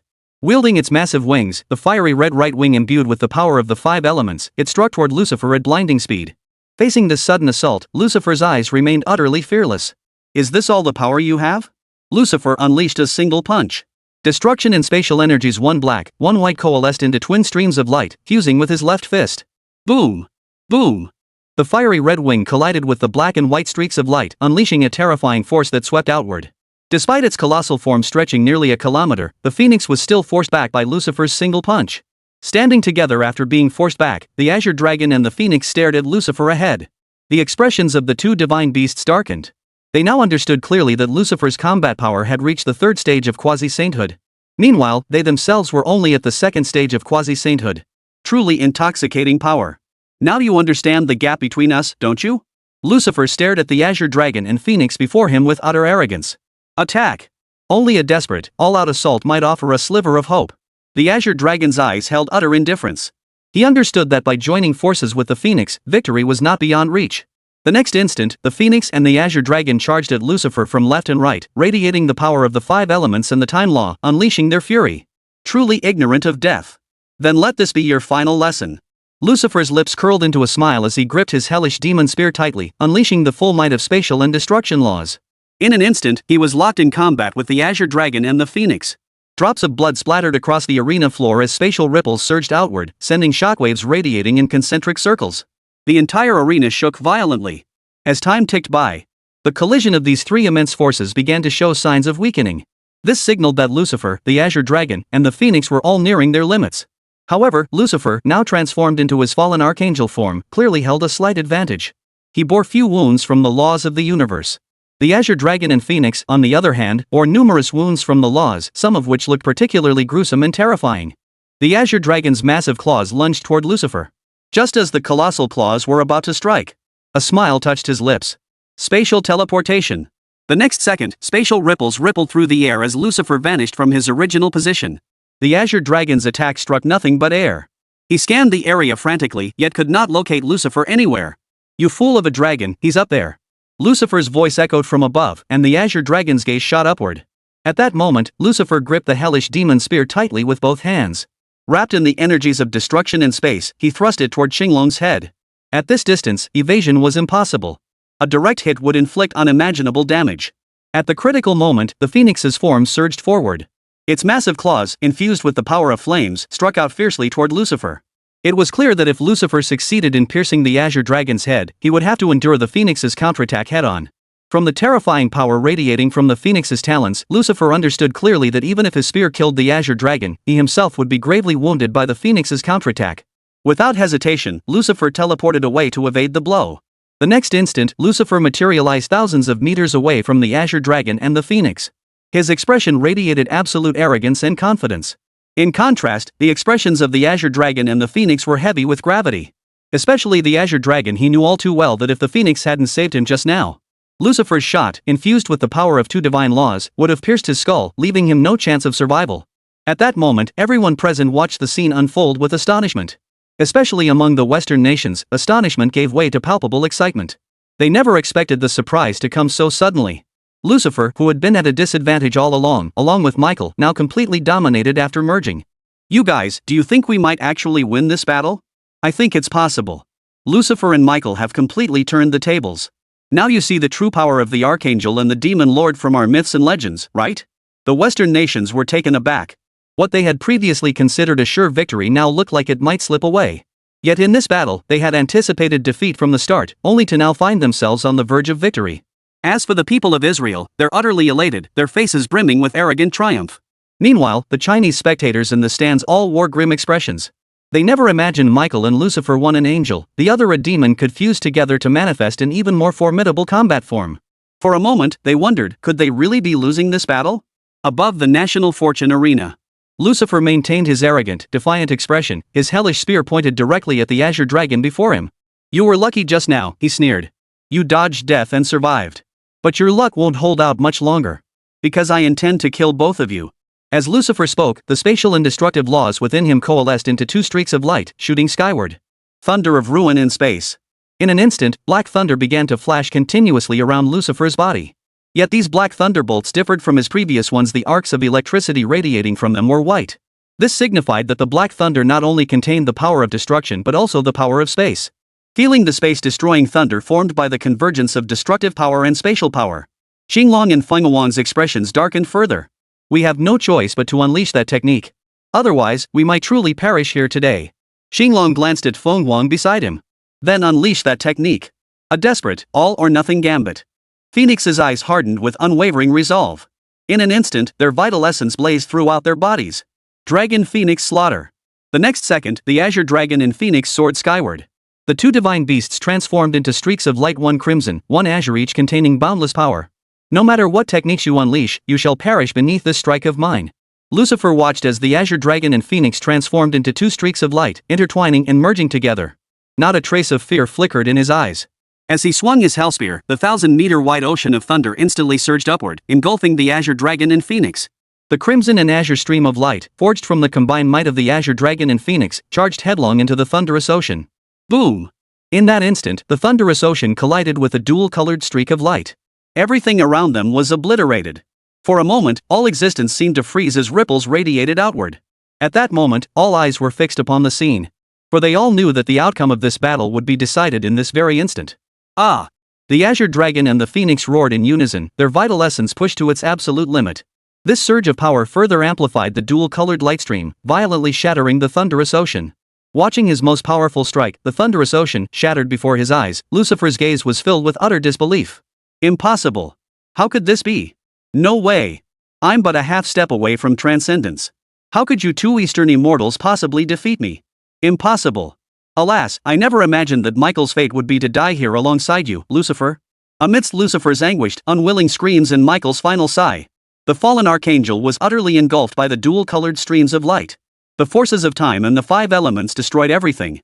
Even the fallen archangel, under the baptism of this dual-colored light, was reduced to ashes and vanished into the void of heaven and earth. Having dealt with the fallen holy angel, the Azure Dragon and Phoenix reverted to their human forms. Both divine beasts bore blood at the corners of their mouths, their divine power reduced to less than a tenth of its original strength. Most crucially, they appeared utterly exhausted and severely depleted. It could be said that the price Xinglong and Fenghuang paid for unleashing this strike was immense. After this attack, they would be completely drained of power, even falling into extreme weakness. Had the fallen archangel managed to withstand this assault, the Azure Dragon and Phoenix would have been the ones defeated. Yet in that critical moment, the Azure Dragon and Phoenix had no choice but to unleash their most powerful combined divine technique. Fortunately, it was this very move that ultimately destroyed the fallen holy angel. How could this be? How is this possible? Michael and Lord Lucifer are invincible. How could they possibly fail? How could they possibly fail? They clearly held the upper hand just moments ago. Why did this happen? On the floating platform, Jacques collapsed onto the ground in utter despair upon witnessing the fallen holy angel's demise. He couldn't comprehend it. The fallen holy angel had clearly held the upper hand moments ago. How could it have been defeated by the combined divine technique of the Azure Dragon and the Phoenix? National Destiny Divine Battle, round 31 and 32, China wins. As No's voice echoed, Jacques felt death's scythe swinging toward him. The next second, No. Amidst a piercing scream, Jacques was obliterated by the arena's rule-bound power, vanishing from existence. The Western nations watching this outcome turned grim. Sigh. We thought we had this one in the bag, yet we still lost. Damn it. This Chinese fighter Chen Xuan has racked up 11 consecutive wins. Is there truly no way to stop him? We had built a massive 20-win lead earlier, but now we only hold a 9-win advantage. Could we really be overturned in this situation? Suddenly, the Western nations' representatives grew visibly anxious. After all, their lead had plummeted from 20 victories to a mere 9. That's more than half gone. We won. We won. Fantastic. That final combined divine technique from Lord Azure Dragon and Lord Phoenix was so cool it took out that so-called fallen holy angel in one shot. That scared the hell out of me. I thought we were going to lose. What were you afraid of?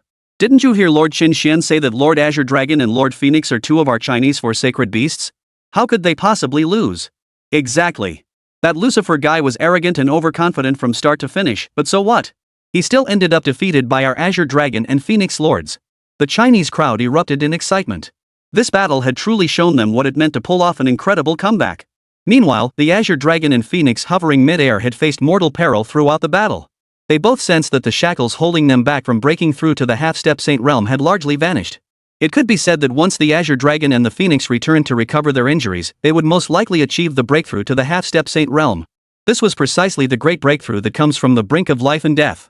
At that moment, the divine gate appeared above the two divine beasts. However, the Azure Dragon and Phoenix showed no urgency to depart. Instead, they turned their gaze toward Chen Xuan below. Young one, the Azure Dragon spoke, you have previously received blessings from multiple deities. Now that we, the two great sacred beasts, have descended, we too shall bestow something upon you. As the Azure Dragon spoke, a drop of essence blood emerged from his fingertip. Beside him, the Phoenix did the same, releasing a drop of its own essence blood. Before Chen Xuan could react, the Qinglong's and Funguan's essence blood shot toward his body. In an instant, the two drops entered his body. A blue and a red light now flickered across his body. He felt his blood boil with fervor as his entire being underwent a profound transformation. His bloodline and constitution underwent a tremendous enhancement. With each passing second, Chen Xuan's aura grew stronger by the second, or rather, the aura of his physical prowess intensified. Behind him, the people from the Western nations watched the scene with envy so intense it made their teeth itch. They now bitterly regretted why their own countries lacked divine beings with 100 divine essence. Meanwhile, China possessed Chen Xuan, a summoner with 100% divine affinity, capable of receiving the blessings of the gods. Chen Xuan's physical transformation persisted for a full half-minute. Clenching his fists, Chen Xuan felt the surging power within him and the transformation of his physique. Though his cultivation realm remained unchanged, his strength had nearly doubled. It was well known that Chen Xuan's innate physique and constitution, already bestowed upon him by multiple deities, were top tier. That it could now increase by nearly double demonstrated just how immense the boost from the Azure Dragons and Phoenix's essence blood truly was. A new stream of memories flooded Chen Xuan's mind, revealing that he had awakened a physique known as the Dragon Phoenix Primordial Body. This Dragon Phoenix Primordial physique ranks among the most elite constitutions in the entire mythical world. It seems your luck is quite good, Chen Xuan. You've awakened that physique. The power bestowed by the previous deities has fused completely with the 2 drops of essence blood we granted you. Qinglong watched Chen Xuan awaken the Dragon Phoenix Primordial physique with some surprise. After all, he had originally speculated that with just the essence blood from himself and the Phoenix, Chen Xuan would at most awaken a sacred physique. That he could now awaken the pinnacle wasteland physique could only mean that other forces within Chen Xuan had come into play during the awakening process. For instance, the energy Nuwa personally infused into Chen Xuan's body earlier, he hadn't fully absorbed it, and some still lingered within his system. Thank you, Sacred Beast Azure Dragon. Thank you, Sacred Beast Phoenix. After sensing the immense power within himself, Chen Xuan immediately bowed his hands in gratitude toward the Azure Dragon and the Phoenix. You're welcome. It's our duty. Now, may good fortune be with you. With that, the azure dragon soared toward the direction of the divine gate, and the phoenix beside him followed suit. Farewell to the sacred beast azure dragon and the sacred beast phoenix. Watching the azure dragon and phoenix vanish into the divine gate, Chen Xuan immediately shouted aloud. Farewell to the sacred beast azure dragon and the sacred beast phoenix. Bid farewell to the sacred beast azure dragon and the sacred beast phoenix as they depart. Bid farewell to the sacred beast azure dragon and the sacred beast phoenix as they depart. The Chinese spectators in the rear stands also joined in unison, their voices echoing in a resounding chorus. Chapter 86, Zeus, King of the Gods. Pass the order, create divine statues of the two sacred beasts and disseminate them across the world. Long Zhan commanded his subordinates. He understood clearly that their current ability to turn the tide against overwhelming odds was entirely due to Chen Xuan's presence. Without Chen Xuan, they would still face a mythological vacuum. Therefore, he must at least ensure the deities who had descended were properly disseminated. Besides the azure dragon and the phoenix, the two sacred beasts also included the white tiger and the black tortoise. At that moment, Yang Chan spoke up from the side. The four sacred beasts, you say? Miss Yang, might we trouble you? Once this great battle concludes, could you assist us in enriching our Chinese mythology? Upon hearing Yang Chan's words, Long Zhan's mind immediately formed a thought. He realized that the person before him had once been a divine being, and thus must be familiar with Chinese mythology. Long Zhan understood clearly that their current ability to turn the tide against overwhelming odds owed much to Chen Xuan's deep knowledge of Chinese mythological history. Though this divine war for national destiny would end completely once concluded. However, to prevent such situations from recurring in the future and to ensure their deities continued to receive worship. Therefore, Long Zhan intended to compile the myths of China into a divine chronicle to be passed down. Of course, she replied. I am also a child of China now. Yang Chan nodded in agreement. On behalf of the Chinese people, I thank you. Long Zhan immediately replied with a look of gratitude. It's my pleasure. Yang Chan waved her hand, signaling Long Zhan that no thanks were necessary. Meanwhile, on the national fortune arena, Chen Xuan's hands now held 2 new black fragments. He now held a total of 11 black shards, signifying his 11th consecutive victory. The 32nd divine battle of national fortune begins. The Western faction is requested to send a new summoner to the stage. At that moment, Nua on the floating platform announced the commencement of the 32nd divine battle. Representatives from Western nations exchanged glances upon hearing No's words. At that moment, Venus stepped forward. Indeed, China still requires us, the ancient Greeks, to bring it to an end. It's only natural that your Israelite deities lose it because their divine power is insufficient. Venus glared at Israel's new representative with contempt. What do you mean? How powerful could your gods possibly be? The Jewish representative stepped forward, his eyes blazing with fury. Nothing. Exactly what I said. As for how powerful our gods are? That's beyond your imagination. This battle will hold no surprises, for on our side, the king of the gods, Zeus, will take the field. As Venus spoke these words, an overwhelming aura of dominance and confidence radiated from him, a confidence born of his ability to summon Zeus. The representative of Israel, who had been about to speak, instantly fell silent upon hearing that Venus intended to summon Zeus for the next battle. The representatives from other nations were not entirely inexperienced. After all, ancient Greek mythology hadn't suffered the same generational disconnect as Chinese mythology, so many were still quite familiar with their pantheon. All understood just how formidable Zeus truly was. This battle will be fought by our ancient Greek nation. Viennas bellowed toward the arena, and in the next instant, divine light enveloped him. Viennas materialized on the national fortune arena, glaring arrogantly at Chen Xuan before him. Chen Xuan, you were lucky to draw with me last time. Now you face Zeus, the foremost of the 12 principal gods, the king of the gods. Before absolute power, I'll see how you win. Is that so? You seem to have forgotten the might of our Chinese sages. Though Chen Xuan heard Venus intended to summon Zeus for this battle, his expression grew solemn. After all, he knew Zeus's power was at least at the threshold of transcendence. But now, Chen Xuan represented all of China. Faced with the mockery of ancient Greece, how could he possibly back down? As for Venus, who had been so arrogantly boastful moments ago, upon hearing Chen Xuan utter the word sage, he froze in place for a second. For in the battle just now, he had witnessed the might of the sages. That power was an absolute force that crushed everything in its path. Even Venus, who held Zeus, the king of their gods, in the highest reverence. However, he still harbored no certainty that Zeus could stand against a sage. Earlier, when the Chinese spectators heard Venus was about to summon Zeus for the next round, they had felt a flicker of panic. Yet the moment they heard Chen Xuan utter the word sage, their unease vanished instantly. Indeed, our Chinese mythology boasts the might of the sage, a power that utterly overwhelms all others. What does it matter if Zeus is the king of all gods? Exactly. What does it matter if he's the leader of the 12 principal gods? Could any of them possibly match the might of our Chinese sages? Instantly, the faces of the Chinese participants brimmed with confidence. After all, throughout the many divine battles thus far, not a single Western deity had emerged capable of standing against a Chinese sage.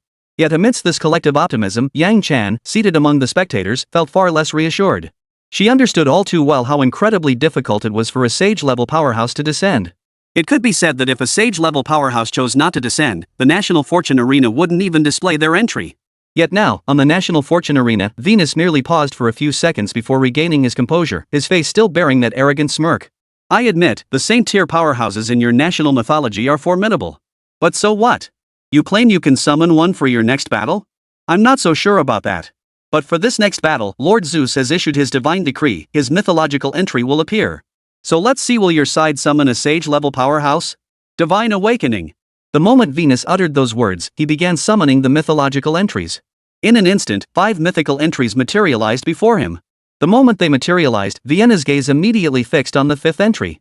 For this 5th entry represented Zeus's divine attribute, and it was unmistakable. Clearly inscribed upon it were the words, Chief of the 12 Olympian gods. I choose the 5th entry. Hail! We welcome the descent of our supreme king, Zeus, king of the gods. Vienna's knelt upon the ground, prostrating himself in devout worship. Behind him, the people of ancient Greece also knelt down one after another. At that very moment, the gates of the gods appeared above him. Meanwhile, on the other side, within the Olympian realm, Zeus sat enthroned upon his throne, with the other 9 principal gods seated below him. Originally, all 12 principal gods should have been gathered here, but Poseidon and Athena had perished on the battlefield of national destiny. The divine gate materialized. Hades gazed at the gate of the gods appearing directly before him, then shifted his gaze to Zeus ahead. A wondrous place. Let me see what kind of power my enemy possesses. A smile spread across Zeus's face as he began walking step by step toward the gate. This battle is mine to fight. Hades watched Zeus advance toward the gate, speaking slowly. Is that so? Why would you think that? Or rather, do you believe yourself stronger than me?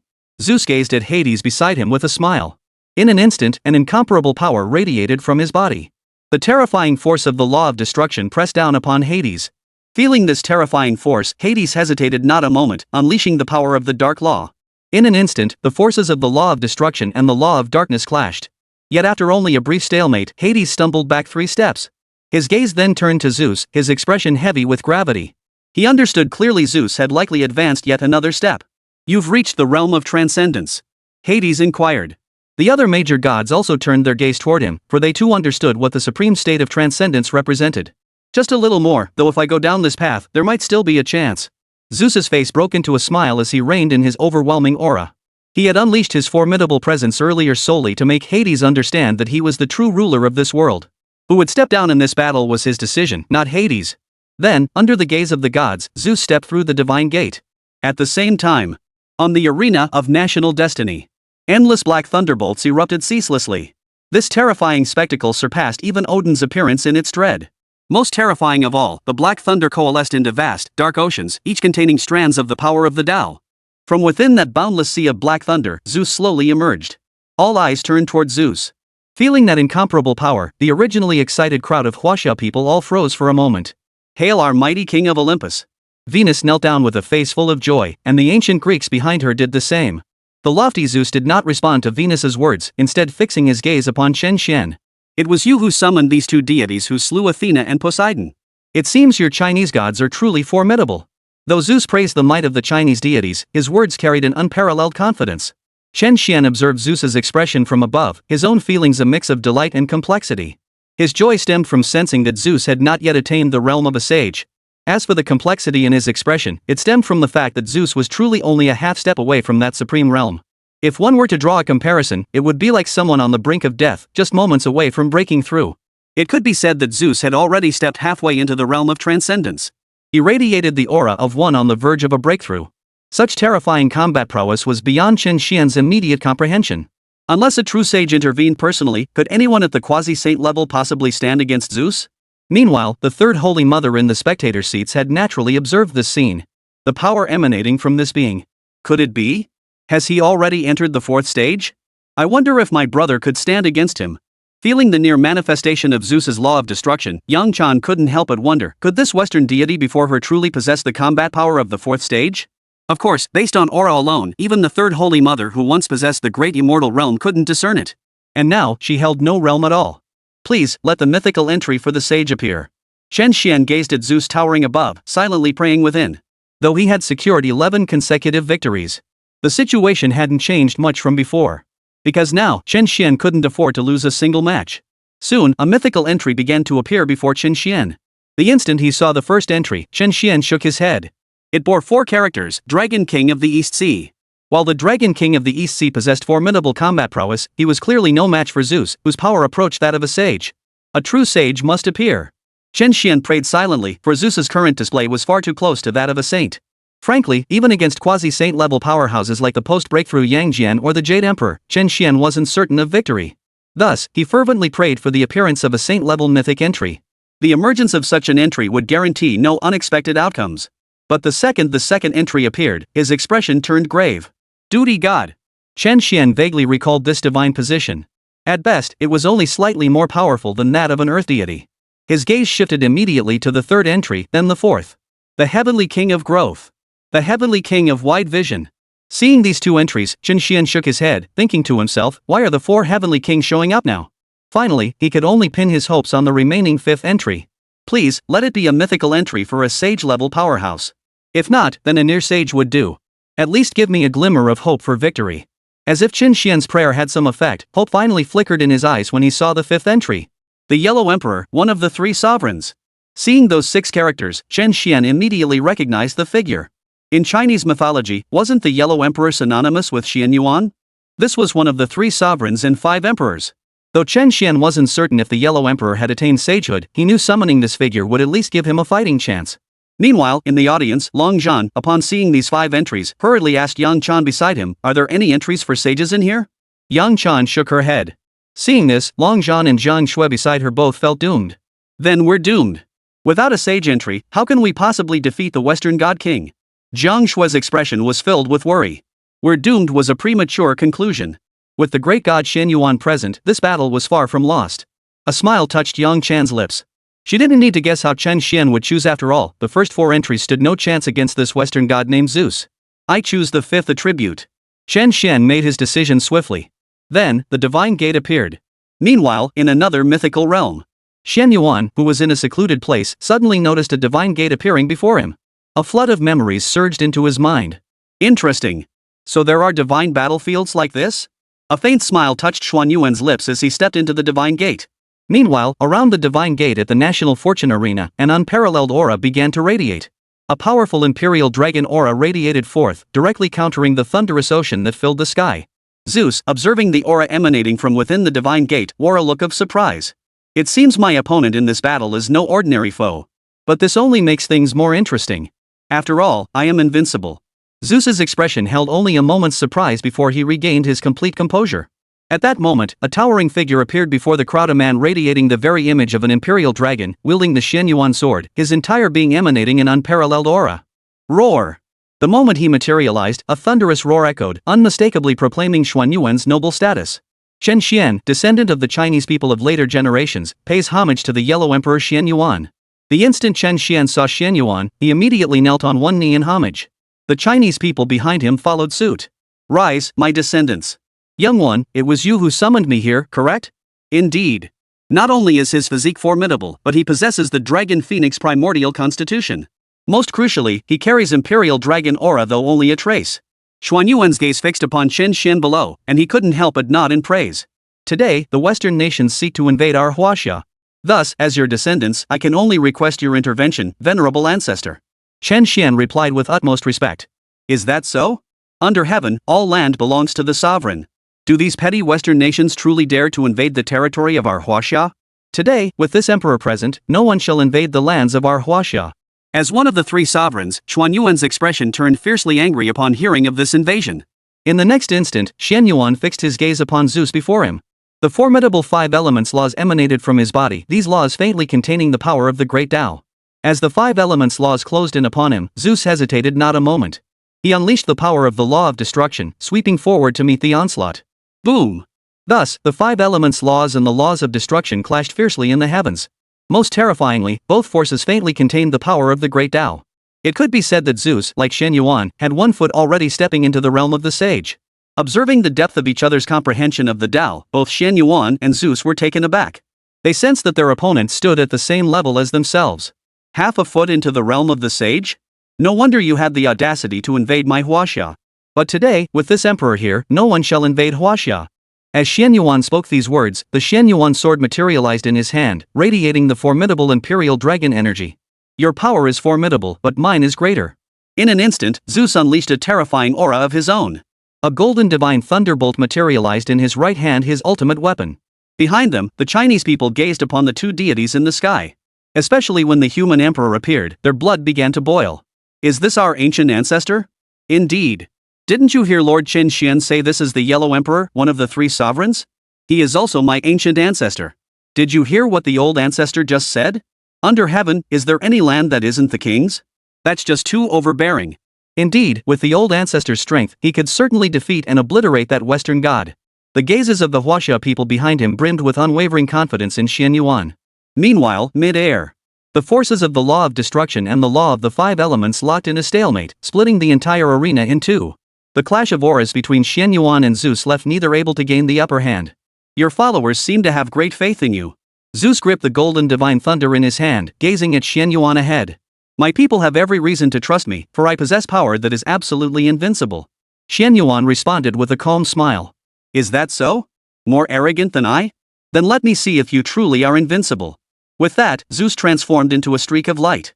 Gripping the golden thunderbolt, he charged toward Chen Yuan, the power of the law of destruction radiating from his entire being. Watching Zeus charge straight at him, Chen Yuan murmured, "Come on then." Without hesitation, Chen Yuan gripped his Chen Yuan sword and charged upward. The five elements law manifested as streaks of multicolored light, enveloping his body. Boom! In an instant, Zeus and Chen Yuan clashed.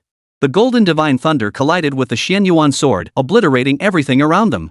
Space collapsed, and chaos erupted. The terrifying force caused the entire National Fortune Arena to shake violently, a tremor so intense it reverberated even to the spectator stands. This sensation was something the spectators had never experienced before. One could only imagine the immense power of Chen Yuan and Zeus. Hovering above the platform, Nuwa hesitated not a moment. His right hand shot upward, unleashing chains of cosmic laws that surged into the barrier of the National Fortune Arena. This finally stabilized the constantly shaking National Fortune Arena. Yet the fierce battle between Zeus and Chen Yuan showed no signs of ceasing. Two deities possessing power nearly equal to that of a sage continuously swung their divine artifacts, unleashing terrifying waves of energy. At this moment, all present watched this earth-shattering battle with unblinking eyes. At the same time, within the grand halls of the celestial court, countless immortals watched the battle through mirrors, witnessing a clash that approached the power of a sage. Who would have thought the great Emperor Chen Yuan would personally intervene in this battle? Yet that Western deity facing him is no ordinary foe either. He seems to possess power approaching that of a sage. The tower-bearing heavenly king remarked with a hint of surprise. Indeed. The great Emperor Chen Yuan has long sought an opportunity to break through to the sage realm. I've heard his cultivation has long been sufficient, only the final spark remains for his breakthrough. He is arguably the strongest being beneath the sages. Yet even so, that Western deity managed to fight him to a standstill. This indicates that Western deity is also nearing a breakthrough to transcendence. Tai Bai Jin Xing spoke slowly, his expression equally stunned. Meanwhile, beside Yang Jian, Nezha pondered inwardly, having now ascended to the quasi-saint level, what were his chances against either the great Emperor Chen Yuan or that Western deity? The more he pondered, the more he shook his head. Yang Jian, observing Nahata's persistent shaking of his head, immediately asked with some confusion, "What's wrong? Nahata, why are you shaking your head like that?" "Nothing, second brother. I was just calculating my odds against the great Emperor Chen Yuan or that Western deity. Alas, I figured it out against either of them, my chances wouldn't exceed 20% at best." Nezha couldn't help but sigh. No need to sigh, Nezha. Both of them have already taken a true half step into the realm of the sage. Even I would only have a 40% chance against either of them at most. Yang Jian pondered for a moment. He'd almost said 50-50, but then reconsidered. Based on their current displays alone, both this Western god and the great Emperor Chen Yuan were roughly his equal. If they were to unleash their full power, they might even surpass him by a hair. At their level, even a slight edge in power could alter the outcome significantly. "Second brother, you only have a 40% chance of victory?" Nezha was somewhat surprised to hear Yang Jian admit to only a 40% chance of victory. After that, neither Nezha nor Yang Jian spoke further. A single figure crossed both their minds, Sun Wukong. Perhaps that fellow has a 50% chance of winning. Nezha and Yang Jian spoke almost simultaneously, and that fellow they referred to was one and the same person. Seated upon the throne of heaven, the Jade Emperor observed the battle. As a half-step sage and ruler of the celestial realm, he could discern far more than others.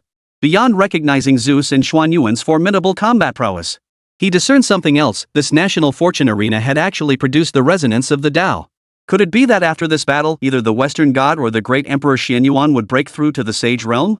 For a moment, the Jade Emperor believed that either Chen Xuan or Zeus would achieve sagehood after this life or death contest. Upon this realization, the Jade Emperor's heart, which had long since extinguished any desire to enter the national fortune arena for a life or death battle, began to stir once more, a faint flame reigniting within him. No! How could I entertain such thoughts? I reign supreme over the three realms. Why would I risk my life in such a contest? The rules governing the national fortune arena are terrifying. Anyone below the level of a sage risks perishing. I am the ruler of the three realms. If the three realms were to vanish, chaos would ensue. I absolutely cannot go down there. The Jade Emperor shook his head once more, finding an excuse for his cowardice. It must be said, the Jade Emperor was far too cautious about his life. Yet it was precisely this caution that prevented him from breaking through to the level of a sage. Had he dared to take that leap, he might truly have seized the opportunity to ascend. But who possesses such resolve to take that leap? Besides, as the Jade Emperor himself stated, he already ruled the three realms. Even if this sovereignty was merely nominal, what difference did it make? At the same moment, on the arena platform, the fierce battle between Chen Xuan and Zeus raged on. Two supreme laws, each faintly imbued with the power of the Tao, clashed relentlessly, causing the surrounding space to completely collapse. One could only imagine the ferocity of this clash between two divine beings, Zeus and Chen Xuan, and the sheer terror of their combined might. Chapter 87, Who can attain the Sage Realm? Hades' thoughts. After their clash, both Zeus and Chen Xuan retreated. Human Emperor's slash. After regaining his footing, Chen Xuan swung his sword. In an instant, a sword chi infused with the Dragon Emperor's aura and the power of the five elements laws. With unparalleled might, it sliced straight toward Zeus ahead. Destruction, Black Dragon. Zeus's expression was utterly cold as he swung the golden thunder in his hand forward. In the next instant, a ferocious black dragon, imbued with the power of annihilation, materialized and lunged toward the human emperor's sword energy directly ahead. Boom! In an instant, the black dragon of destruction and the dragon emperor's sword energy collided like two meteorites. All existence seemed to fall silent in that moment. A violent explosion erupted, sending shockwaves rippling outward and raising clouds of smoke. Amidst the smoke, the figure of the human emperor burst forth first. So, you are my Tao tribulation.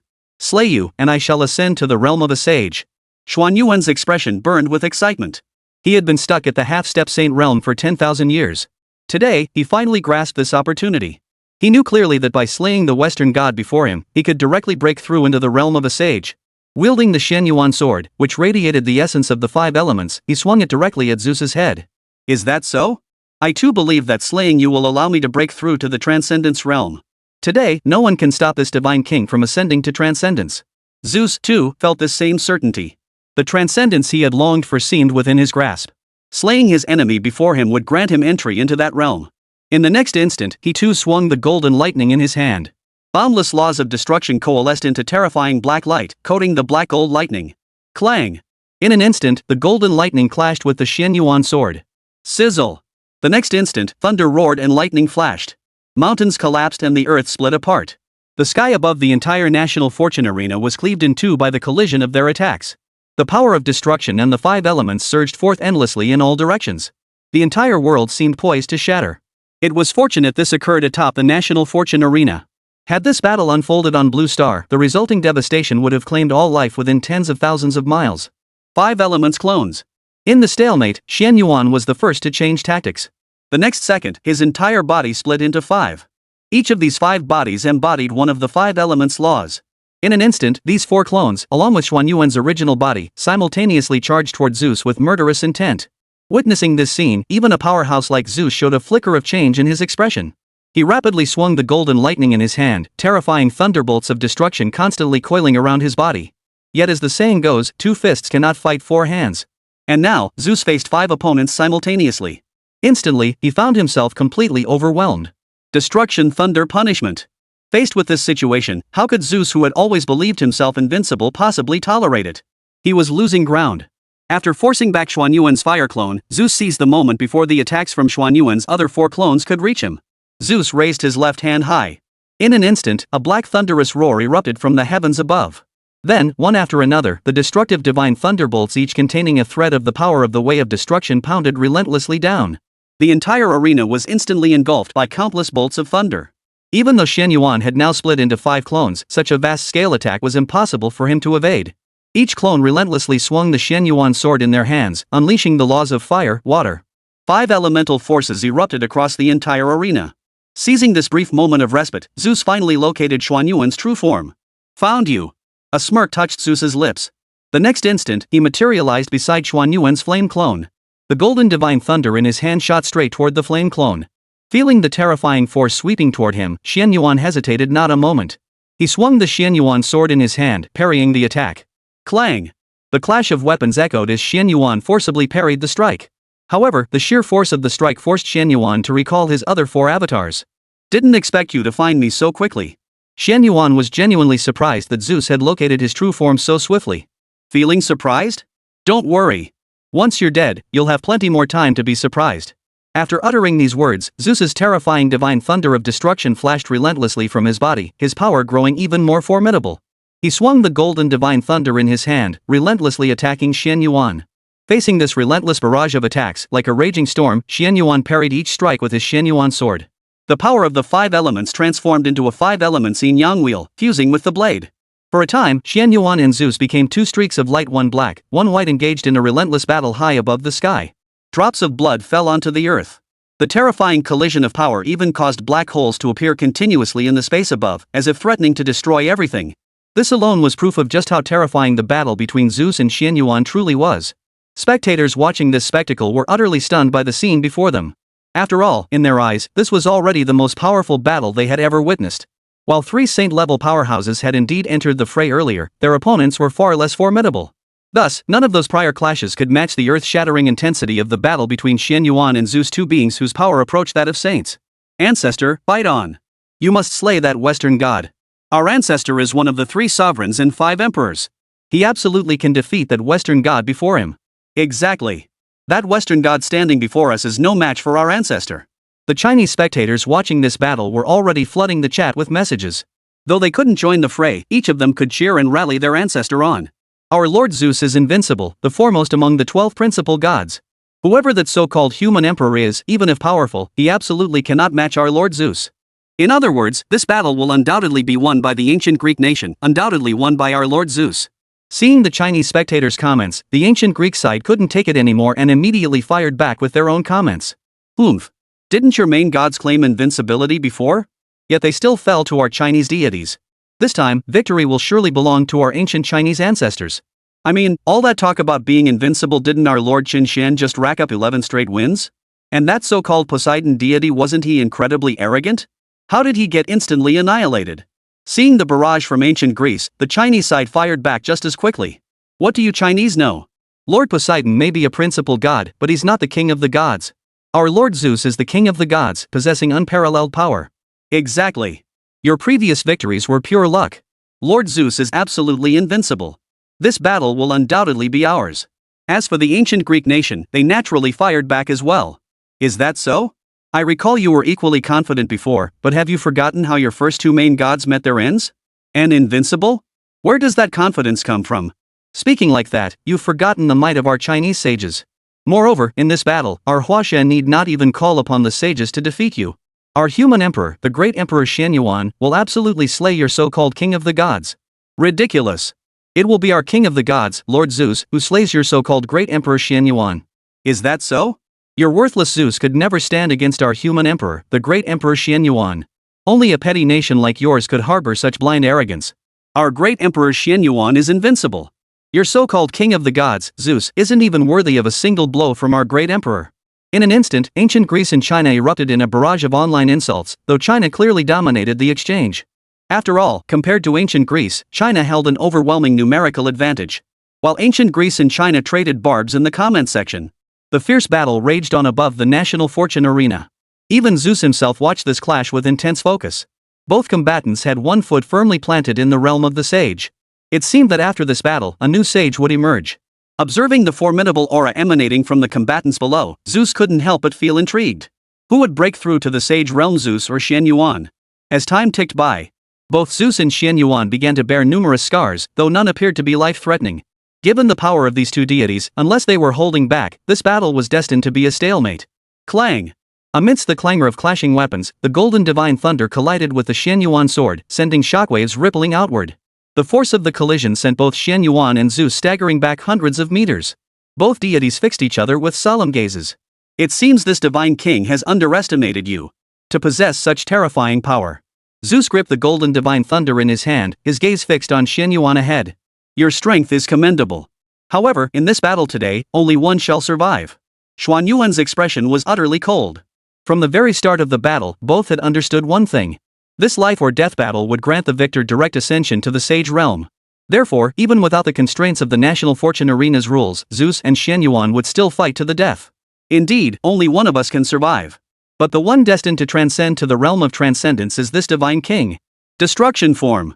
The moment these words left his lips, a thunderous roar erupted. Black divine lightning began to flash around Zeus.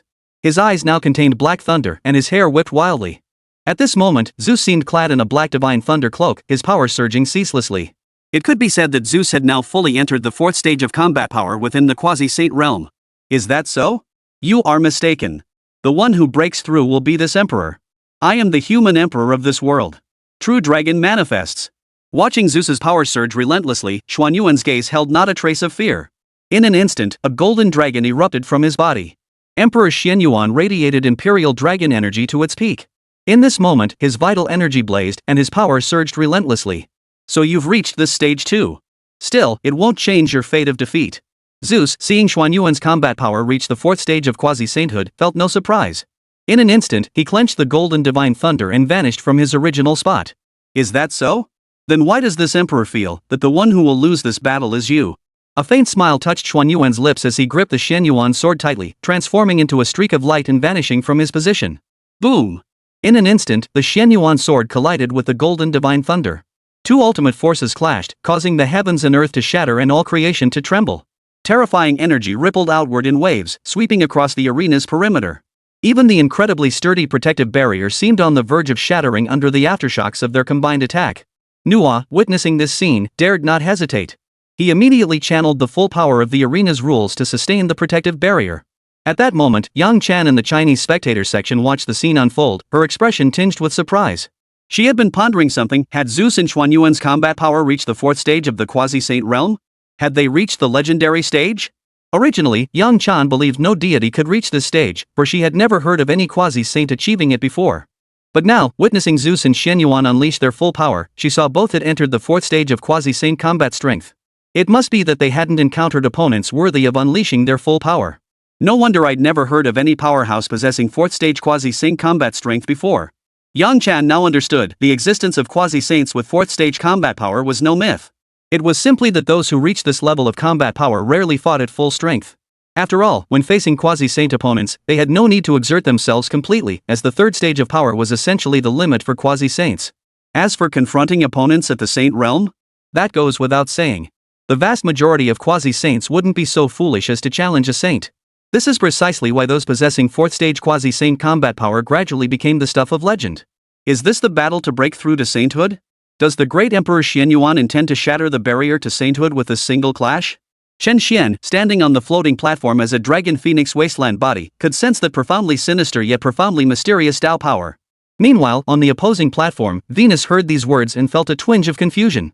Watching the battle below, he had expected Zeus, the supreme Olympian king in his nation's mythology, to utterly crush the eastern deities in a one-sided rout. The result? They're now locked in a fierce, evenly matched battle.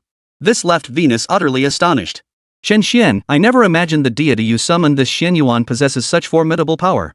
To think he could actually stand toe-to-toe with our Lord Zeus. However, he cannot escape defeat in the end, for our Lord Zeus is the king of the gods. Surprise or not, Venus still looked at Chen Xuan with unwavering confidence. Is that so?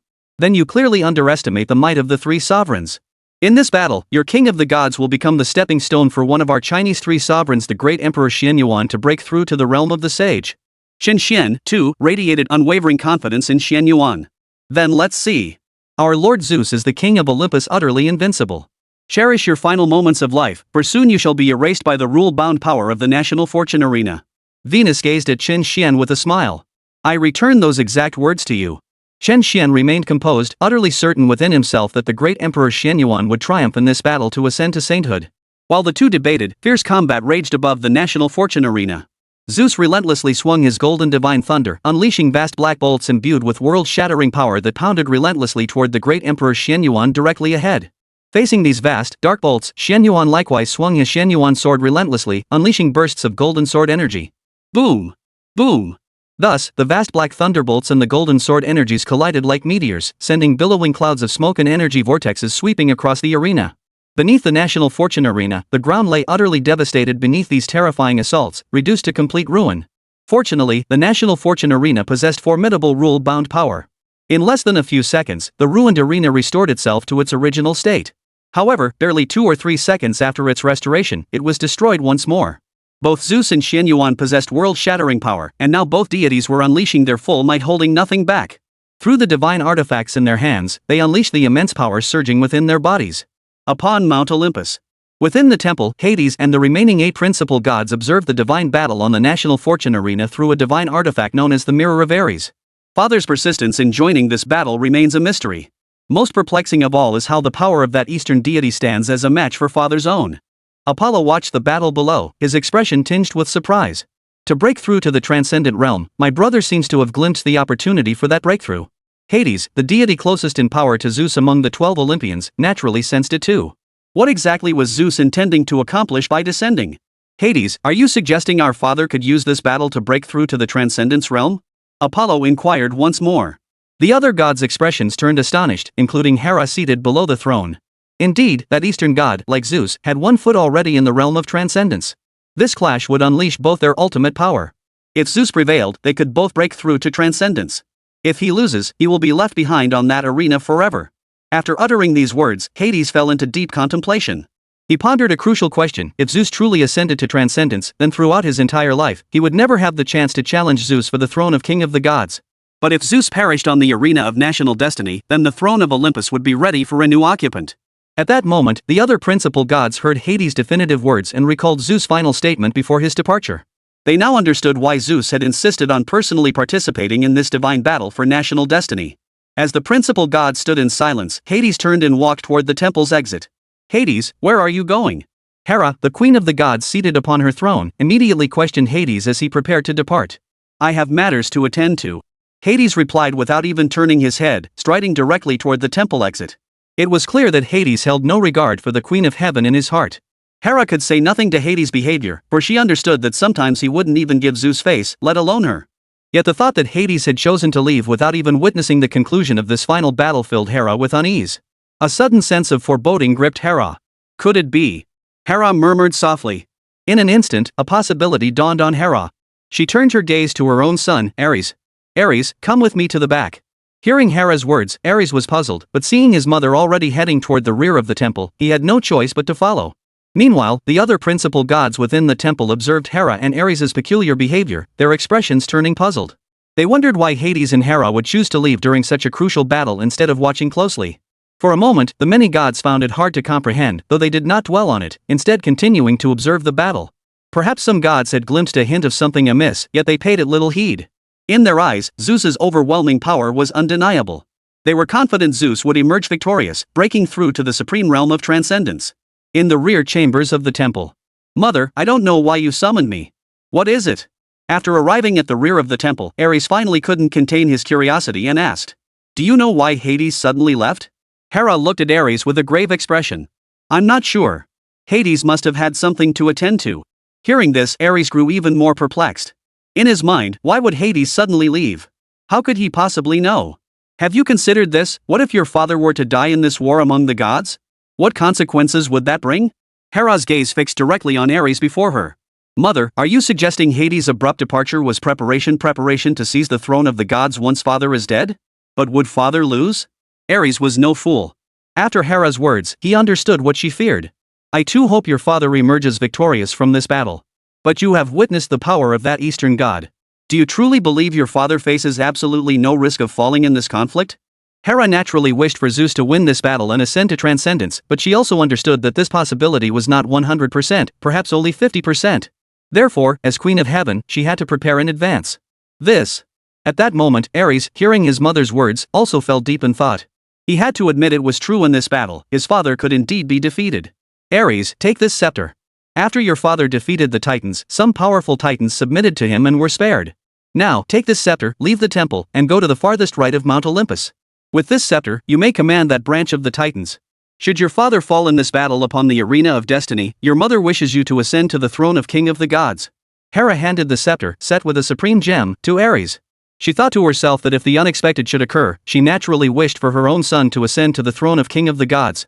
This was precisely why Hera, even while guarding against Hades, had summoned only Ares to her side. Chapter 88, The Supreme Vein. Will it truly come to this? Mother, should I consult Apollo and the others?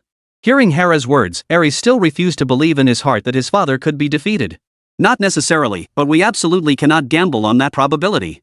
Do you think Hades would spare us if he seized Mount Olympus? Also, tell no one. Go and secure the fighting power of this branch of the Titans yourself.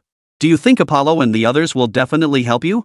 Or do you have absolute confidence that you can defeat them with your own strength? Hera stared at Ares with grave intensity. As queen, she had long enjoyed supreme status. Therefore, she absolutely could not allow herself to fall. That was precisely why she was making plans early, better safe than sorry. Very well. Ares hesitated briefly before nodding. His fists clenched tightly. He understood this was no time for indecision. If his father could influence that eastern god and break through to transcendence, Mount Olympus would remain as it was before. Zeus's position would become infinitely secure. But if Zeus were to lose, to fall upon that arena of national destiny, then Mount Olympus would undoubtedly erupt in a divine war unlike any seen before. With this thought, Ares addressed Hera, "Mother, I shall descend the mountain at once. Even if father does not return alive, I shall claim that divine seat." In that moment, Ares' ambition swelled boundlessly. He then turned and walked toward the direction of the temple. Watching Ares' departing figure, Hera nodded with satisfaction, thinking to herself, "Thankfully, I have this son who reveals his ambition at this critical moment. Otherwise, after this divine war, the situation for us mother and son might very well turn dire." Meanwhile, the other principal gods within the temple, witnessing Hades' departure and Ares and Hera retreating alone to the rear of the sanctuary, sensed something amiss. By this time, Ares had already returned to the temple, having naturally stowed away the divine scepter Hera had entrusted to him. Upon returning to the temple, Ares wasted no time, heading straight for the exit. "Where are you going, Ares?" Apollo asked, his voice tinged with confusion. "I have matters to attend to, Apollo." Ares replied briefly, not even turning back as he walked out of the temple. At that moment, Hera also returned. However, she did not leave but instead resumed her seat. The numerous principal gods below watched Hades and Ares depart, coupled with Ares and Hera's earlier secret conversation at the rear of the temple. These gods weren't fools. For a moment, they sensed a storm brewing. "Sister, it seems Hades believes Zeus might lose. He might be planning a war among the gods. What could Ares and Hera have discussed in the back? Should we make preparations?" Demeter, goddess of agriculture and harvest and Zeus's second sister, transmitted her voice to Hestia through divine power, asking. "We must trust our brother won't lose. Besides, if a divine war truly breaks out, we'll simply retreat far away and avoid getting caught in the crossfire." Hestia, goddess of fire, responded with a calm tone. "Very well, we'll follow our eldest sister's lead." Demeter nodded. These two goddesses were not only among the 12 Olympians but held immense status on Mount Olympus. Thus, even if a divine war erupted, as long as they remained far removed, no one would trouble them, not even Hades. This was precisely why these two great goddesses remained utterly unperturbed. Meanwhile, the other Olympian gods stood in silence, each lost in their own thoughts as they watched the fierce battle unfold on the arena. "It seems I must prepare sooner rather than later," the sun god Apollo murmured to himself before leaving the temple. Thus, only 6 principal gods remained within the temple. The remaining gods, including Hera, exchanged glances. They held neither great power nor ambition. Peace was their true desire. Thus, they fervently hoped Zeus would win this battle and ascend to transcendence. Otherwise, a war among the gods would be unavoidable. Meanwhile, above the arena of national destiny, fierce combat raged on. Zeus, currently locked in combat with the great Emperor Chen Xuan, remained unaware that his brothers and sisters were already itching for battle, preparing for the divine war. Or rather, Zeus had anticipated this very scenario before descending, yet he remained unconcerned, for he possessed absolute confidence in his own power. Zeus believed that as long as he remained alive, even Hades, the ruler of the underworld, would dare not rebel. Of course, the paramount reason was that Zeus could not abandon this opportunity to break through to the supreme transcendent realm. The collision sent both Zeus and Chen Xuan reeling backward. Both divine beings bore vicious scars across their bodies, each imbued with the ultimate force of divine law. This terrifying force of divine law prevented both Zeus and Chen Xuan from healing their wounds. This signaled that both deities had truly reached the final moment of their battle. "Your power is formidable, but today, the one who breaks through to transcendence will undoubtedly be this divine king." Domain of destruction. As the words fell, Zeus raised the golden divine thunder in his hand. In an instant, countless dark bolts of lightning flashed, darkening the sky. The entire national fortune arena seemed to transform into a realm of annihilating thunder. The sky was obscured as countless dark thunderbolts continuously thundered across the entire national fortune arena. Beneath this realm of destruction, Zeus's power underwent an extreme sublimation. His current strength was already nearing the peak of the main god realm, poised to break through directly into the transcendence realm. Witnessing this world-shattering spectacle, the onlookers were all struck with astonishment. Was this the pinnacle of power beneath the sages? Chen Xuan, suspended on the platform within the arena, watched the relentless flashes of annihilating thunder surrounding him, his own spirit equally shaken. Ha! See that? This is the power of our supreme god king. Victory in this battle is destined for ancient Greece. Our Lord Zeus will never be defeated. Venus, also on the floating platform, laughed arrogantly and wildly. Is that so? I do not believe our great emperor Chen Xuan will fall.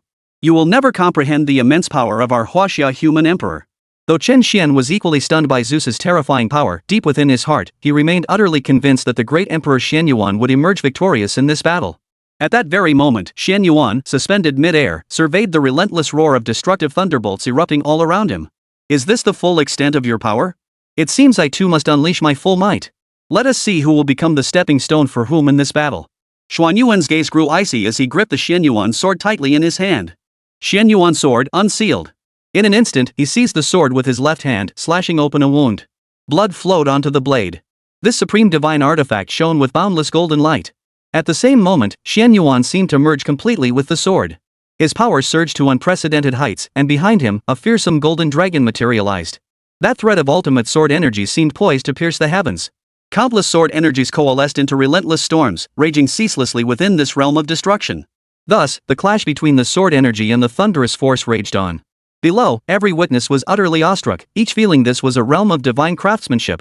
After unleashing their ultimate power, Zeus and Chen Yuan exchanged glances. In an instant, both vanished from their positions, charging toward each other. Chen Yuan swung his sword forward with a roar.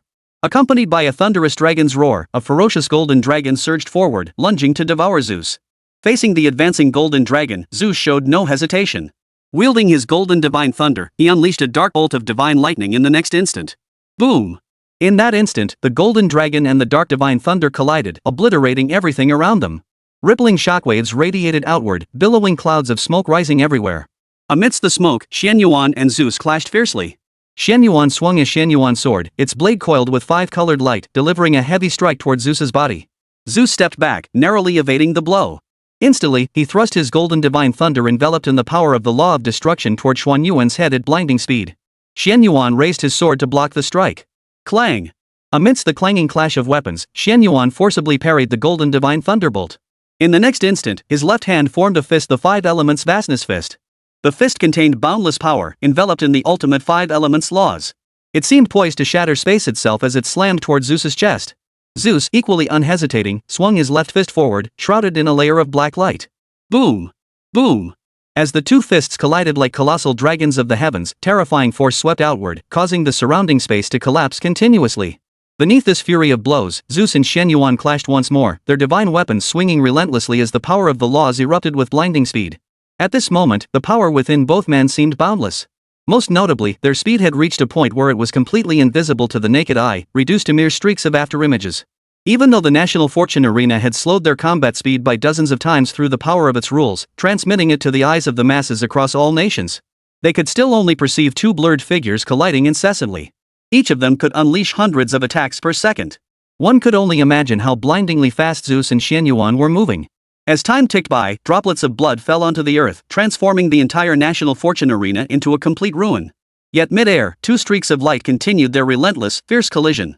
At this moment, whether it was the spectators watching the battle, the numerous immortals of the celestial court, or the many principal gods of Mount Olympus, all eyes were fixed unwaveringly on this battle for sainthood. 1 hour, 2 hours, 3 hours.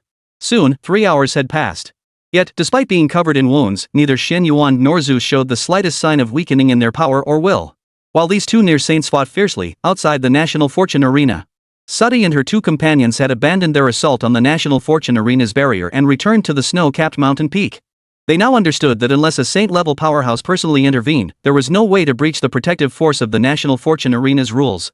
Are you certain you wish to proceed? Vishnu turned to Sati beside him. To avenge my husband, to avenge my son, I would do anything. Sati's eyes burned with unwavering resolve. Supreme Brahman is the true creator. He fashioned us, the Trimurti. Only when we three merge as one can we summon Supreme Brahman. Sati, though you share the same origin as Mahadeva and possess half his power, you are not Mahadeva. If you attempt to replace Mahadeva and merge with us two to summon Brahma, you will die. At this moment, Brahma also spoke up to dissuade her, after the barrier failed to protect the national fortune arena earlier. Sati told him and Vishnu that they must summon Brahma. Upon hearing this, Vishnu was absolutely opposed. After all, Sati was not Brahma. Forcing Brahma's appearance would inevitably lead to Sati's death. Do not try to dissuade me. No matter what, I will do anything to avenge my husband and my son. Sati's eyes now blazed with murderous intent. Her fists clenched tightly as her hatred for Sun Wukong and Chen Xuan reached its peak. Seeing Sati like this, Vishnu and Brahma exchanged glances. They knew that at this moment, no words could dissuade her. The best course now was to summon the Supreme Brahma and let Sati exact her vengeance. Then your decision is settled. Next, we too will first release our primordial energies. You must follow immediately with your own. Once our three primordial energies merge, we shall summon the Supreme Brahman. Vishnu addressed Sati. Very well. Sati agreed. Vishnu then released the primordial energy within his body first. A jade green light coalesced into a sphere of primordial energy, floating mid-air.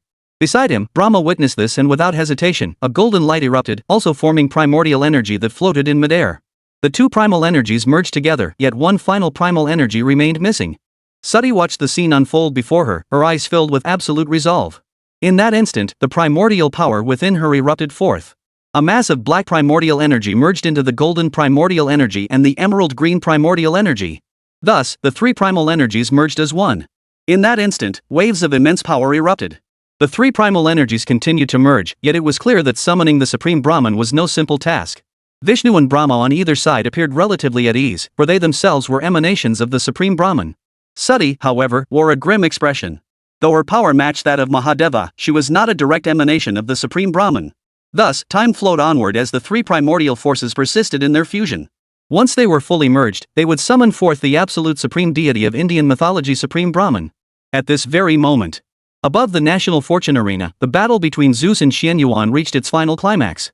Zeus and Chen Xuan now stood facing each other in the sky above, locked in combat. Whoosh! Whoosh! Heavy gasps echoed from both combatants, their bodies covered in deep, gruesome wounds. Clearly, both deities had reached their absolute limits. Such formidable power, it had been ages since I'd experienced a battle like this. Truly exhilarating. But now, it's time to end this. Today, this divine king shall use your life to step into the supreme realm of transcendence. A triumphant smile spread across Zeus's face. In the next instant, he raised both hands high. Mount Olympus, grant me your power. In an instant, Mount Olympus within the mythical realm radiated in extreme brilliance. A towering pillar of white light shot skyward, transcending time and space to directly channel into Zeus's body. Thus, enveloped by the white pillar of light, Zeus's power surged ceaselessly. He even appeared on the verge of breaking through to transcendent power. At that moment, the many principal gods of Mount Olympus, witnessing Zeus harnessing even the power of the mountain itself, were overcome with shock. They understood that Zeus's next strike would be his most powerful and his last. Across from him, Chen Xuan felt an unprecedented pressure from this surge of power. He too understood that the moment of ultimate decision had arrived. Is this your ultimate trump card? No wonder you were so confident. But I, too, have my own trump card.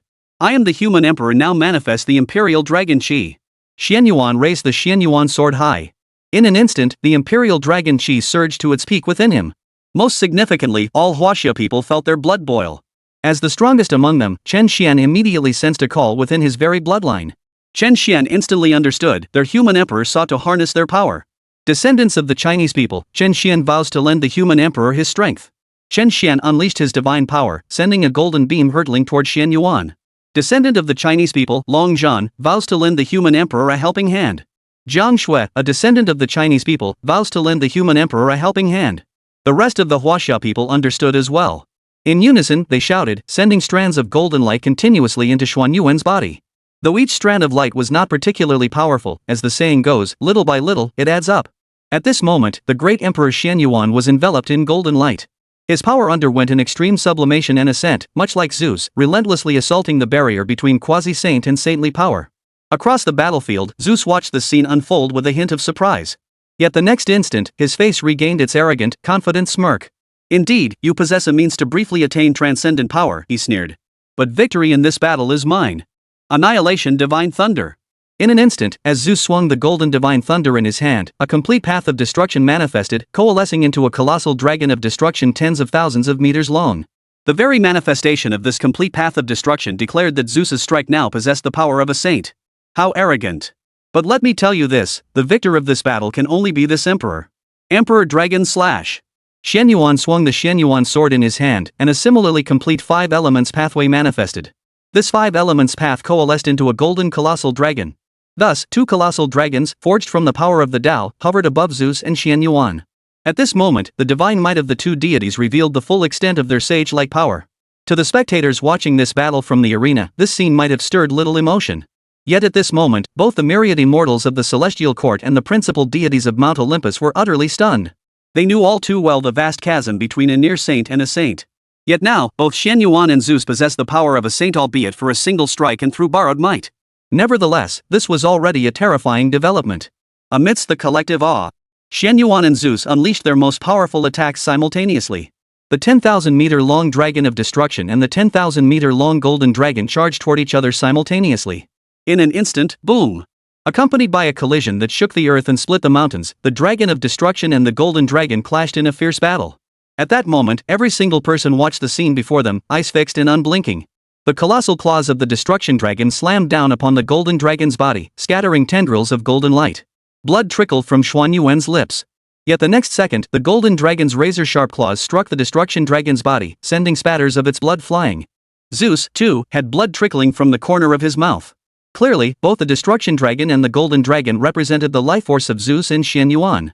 The destruction dragon and the golden dragon relentlessly attacked each other, blood flowing ceaselessly. Meanwhile, the life force emanating from Chen Xuan and Zeus steadily weakened. At this moment, Mount Olympus continuously emitted divine power, converging upon Zeus. This caused Zeus's power to grow ever stronger. Witnessing this scene, the Chinese warriors hesitated not a moment, unleashing the power of their bloodlines. Brothers, charge! Even if we must burn everything, we must lend our might to Emperor Chen Xuan. In this battle, China shall prevail. Emperor Chen Xuan shall prevail. China shall prevail. Emperor Chen Xuan shall prevail. The Huaxia warriors shouted in unison. The power of Chen Xuan surged even higher. 2 colossal dragons, forged from the power of the great Tao, coiled around each other. At that moment, every person present watched the scene with unblinking eyes. The dragon of destruction plunged its claw straight through the golden dragon's chest. Put! Chen Xuan spat out a mouthful of blood. Yet the golden dragon refused to yield, snapping its monstrous jaws open to bite at the neck of the dragon of destruction. No! Witnessing this scene, Zeus let out a terrified scream, yet he was utterly powerless to stop it. Now, the golden dragon and the dragon of destruction were locked in a deadly embrace, making evasion virtually impossible. Roar! With an agonized wail, the destruction dragon's body was snapped clean in 2 by the golden dragon's bite, its massive form instantly dissipating. With the death dragon's demise, Zeus's flower of life also faded away. No! I am the king of the gods. How could I lose? I haven't even broken through to transcendence. How can I die here? No! Amidst Zeus's furious, unwilling roar, his form dissolved into the heavens and earth. The king of the gods had fallen completely. The ancient Greeks watching from behind were utterly transfixed. They could scarcely believe what unfolded before their eyes, or rather, refused to believe it. They refused to accept that their king of the gods, Zeus, had lost. Chapter 89, the first sage-level powerhouse of the West. How could this be? Lord Zeus was the king of the gods, how could he have lost? Yes, why? How could this be possible? How could the king of gods possibly lose? Are the deities of Huaxia truly so invincible? The ancient Greeks were overcome with despair, unable to believe their eyes. Wonderful! Emperor Chen Xuan has won. I knew it. Our ancient ancestors would surely prevail. Glory to the great Emperor Chen Xuan. Glory to the great Emperor Chen Xuan. What king of the gods? He remains nothing but a stepping stone for our great Emperor Chen Xuan. In stark contrast to the Greeks' despair, the Chinese spectators in the stands were overcome with excitement. Upon the floating platform, Venus watched as death dissipated from Zeus on the national fortune arena. His face twisted with despair and disbelief. Why? Why? Lord Zeus could lose? I don't want to die. I'm not ready to die. Ah! With Venus's final agonized scream, he was obliterated by the arena's governing force, vanishing from existence. At that very moment, the victorious Emperor Chen Xuan seemed to have broken through his final bottleneck. He descended directly onto the national fortune arena, radiating the power of the 5 elements from every pore. The 5 elements metal, wood, water, fire, and earth circulated around him, their energies intertwining. The laws of the 5 elements seemed poised to transform into the Tao-level power of the 5 elements. Imperial Dragon Qi. Seeing the law energy within him that could no longer be contained, Chen Xuan hesitated not a moment. He once again channeled the power of the Chen Xuan sword. The sword emitted streaks of golden light, each one continuously merging into Xuan Yuan's body. His injuries began to heal rapidly, while simultaneously, the five elements laws within him underwent a continuous transformation. On the floating platform, Chen Xuan watched the scene unfold before him. He understood clearly, the great Emperor Chen Yuan was about to break through directly to the realm of a sage. At the same moment, in the Greek mythological world, atop Mount Olympus, Hades, Ares, and Apollo, who had departed moments before, had all returned. Their expressions turned utterly shocked when they witnessed Zeus, despite harnessing the power of Mount Olympus, fall dead on the spot. Yet the next moment, the atmosphere within the entire temple grew intensely tense. Hades glared at the other major gods with a murderous glint in his eyes. "What a pity that Zeus has fallen," he declared. "Yet the throne of the king of the gods cannot remain vacant. Otherwise, chaos will engulf the entire world. I believe I should be the new king of the gods. What do you think? Hades, Zeus has only just fallen. Is your ambition already so uncontrollable?" Hera, seated to the right of the throne, fixed a furious gaze upon Hades. Though she understood that Zeus's death would inevitably spark a war among the gods. But she hadn't anticipated Hades's impatience. "I act for the sake of Mount Olympus itself." A maniacal grin spread across Hades' face, the dark laws within him simmering, ready to erupt at any moment. "Is that so? How noble, for the sake of all Olympus.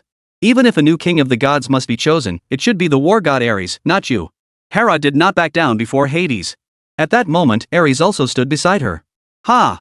How laughable. Does that upstart Ares truly believe he can claim the throne of God King? Hera, you don't seriously think I'm consulting you, do you?" Hades roared with laughter 3 times. He never believed words alone could secure the throne of the gods. In his eyes, only absolute power could command everything. "Where are my underworld armies?" With Hades' thunderous command, hundreds upon hundreds of underworld generals poured into the grand hall. These nearly 1,000 underworld generals possessed at least the power of a level 1 god, with a select few even wielding the might of a god king. It could be said that these 1,000 underworld generals represented the most formidable elite forces of the entire underworld. Hades had left earlier precisely to summon these divine generals. Surveying the 1,000 generals before them, the principal gods were astonished by their might, yet they showed little panic. "Hades, do you think you've already won? It's time for Ares to act." Hera addressed Ares beside her. "Come forth, Titan clans." Ares raised his divine scepter high, and one by one, Titan giants emerged from the rear. At the very front of the Titan giants stood an elderly man with white hair. "The scepter of the God King. I never imagined Zeus would entrust this to you before his departure." Hades, upon seeing the scepter of the God King, looked at Hera and Ares with some surprise.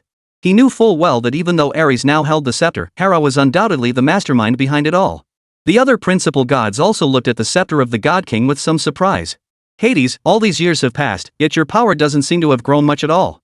At the forefront of the dozens of Titan giants, the white-haired Titan Hyperion sneered at Hades before him. "Hyperion, I never expected you, a defeated foe, to still be alive. It seems Zeus has been hiding you lot all along, keeping you as a trump card." Hades fixed his gaze squarely on Hyperion, fully aware of the formidable power of this ancient foe before him. Back in that divine war, even he had exhausted every ounce of his power to defeat this old foe.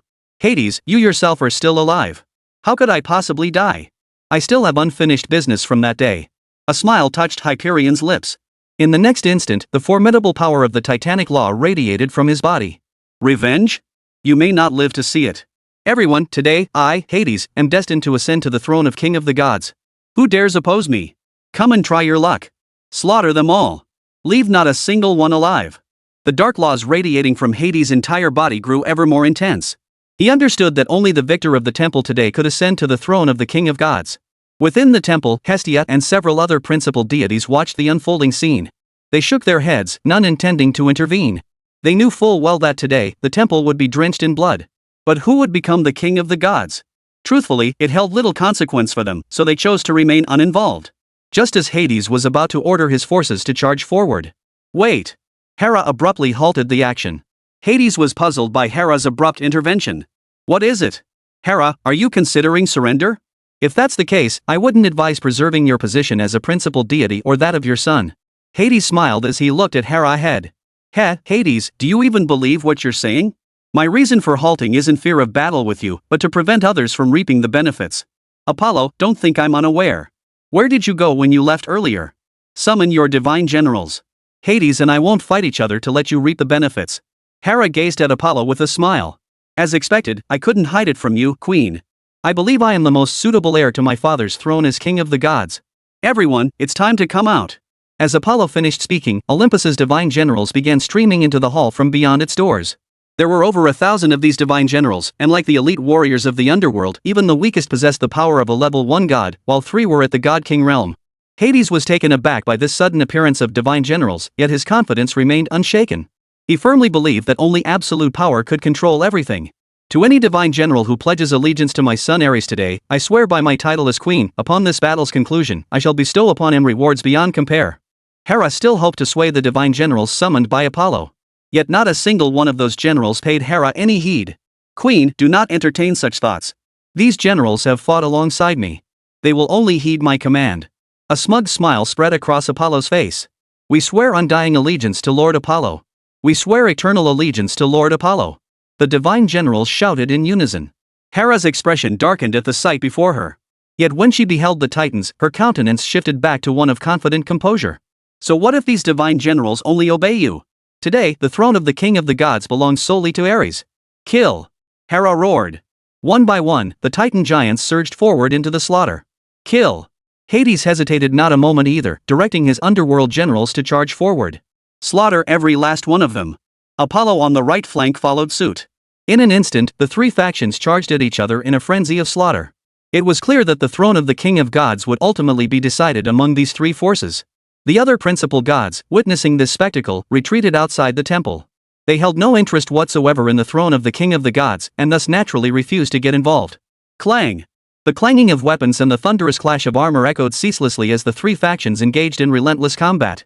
Though the Titans were the smallest in number, yet their colossal stature allowed them to fight multiple divine generals of equal rank single-handedly, their combat prowess ferocious beyond measure.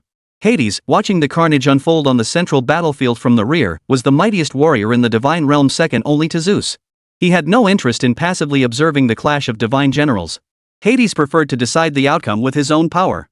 Instantly, a divine sword coiled with dark energy appeared in his hand. This was none other than the Sword of Hades, a weapon akin to the Golden Divine Thunder, both classified as semi-supreme divine artifacts. Hades already possessed the peak power of a prime god. Now wielding a near-supreme divine artifact, one could only imagine how formidable his strength had become. Step by step, Hades advanced toward the central battlefield.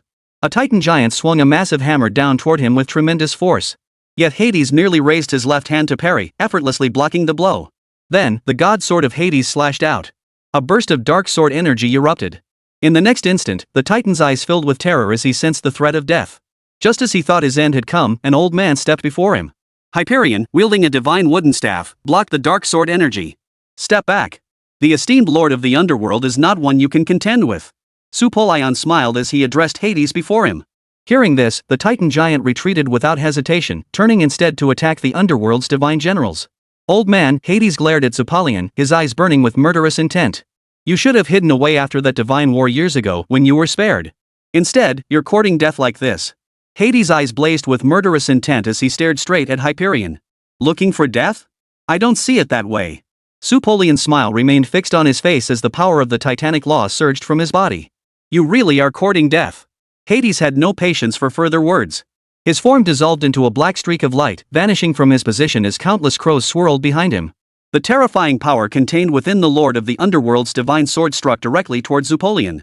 Without hesitation, Supolion swiftly raised his divine wood staff to block. Clang! The clash of weapons echoed as the laws of darkness and titanic might collided. Under the force of the strike, the colossal form of Hyperion staggered back over a dozen paces. Gazing at his trembling right hand, Hesperion's expression darkened. He thought to himself, Hades really has grown stronger than before. His earlier claim that Hades hadn't grown stronger was nothing but empty talk. What? Have you seen the gap in power between us? But you still cannot escape your fate of death. The moment Hades' words fell, he transformed into a streak of light, charging towards Hyperion ahead. How utterly arrogant! Hades! Though astonished by Hades' formidable power, Hyperion gripped his divine scepter tightly and charged forward. Boom! Thus began the fierce clash between Hades and Hyperion. Yet from the very start, Hades completely dominated the fight. There was no way around it. Hades now possessed power bordering on transcendence, while Supolion remained firmly within the realm of a major god. Behind them, Ares watched the scene unfold, his expression darkening. He understood all too well that if Supolion were left to duel Hades alone, defeat was inevitable. Even with his own intervention, victory against Hades was far from assured. After all, Hades was the mightiest warrior on Mount Olympus, second only to Zeus himself. Even Zeus held Hades in deep apprehension. Otherwise, he wouldn't have banished Hades to the remote underworld.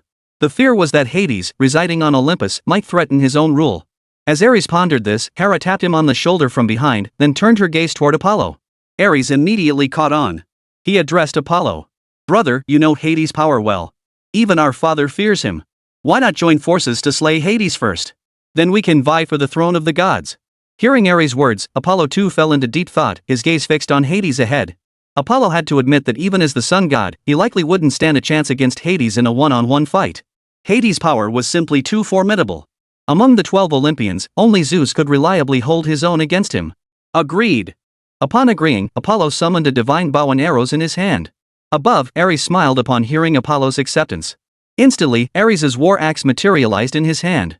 The laws of war radiated from his being. In an instant, Ares charged forward toward Hades.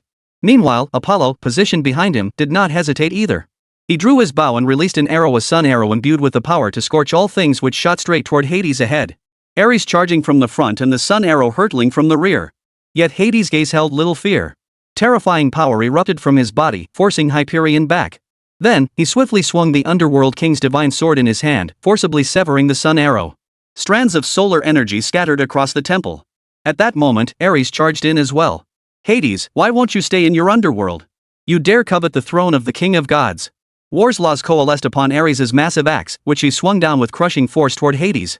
"How dare you speak so boldly to me? Even Zeus himself wouldn't dare act so arrogantly before me." Hades' face twisted with contempt as he swung his underworld sword upward. Clang! Clang! The terrifying force of the underworld sword erupted from the fierce collision, forcing Ares, the very god of war, into retreat. Watching Hades radiate unparalleled power, Ares's expression darkened after being forced back. He turned his gaze to Hyperion. "Let's go together." Supolion raised no objection to Ares' call to join the fight. He now understood clearly that Hades' current power far surpassed what it had been during the previous divine war. Supolion and Ares then charged toward Hades simultaneously. From the rear, Apollo provided support, wielding the Apollo bow. In that instant, the three major gods charged Hades together. "You three think you can kill me? I am the lord of the underworld. Fine, today I'll slaughter every last one of you." Hades' expression was utterly cold as his form transformed into a streak of light, charging straight ahead. The king of the underworld sword whirled relentlessly in his grasp, conjuring dark serpents from the laws of darkness that appeared one after another. For a moment, even the combined might of the three major gods Supolion, Ares, and Apollo could not overcome Hades in the short term. This alone demonstrated Hades' overwhelming might. Yet this only strengthened Ares and Apollo's resolve: they must slay Hades first. Otherwise, none of them could stand alone against Hades. Thus, the basest thoughts continued to circulate within the temple. Hera, watching from the rear, could only observe the scene before her. Though she held the exalted title of queen, she possessed no extraordinary combat prowess. Her power only reached the level of a god-king, so she was utterly unable to intervene in the battle unfolding before her. As for attacking a god general, given her status, she would never stoop to such an act unless absolutely necessary. On Mount Olympus, a fierce divine war raged.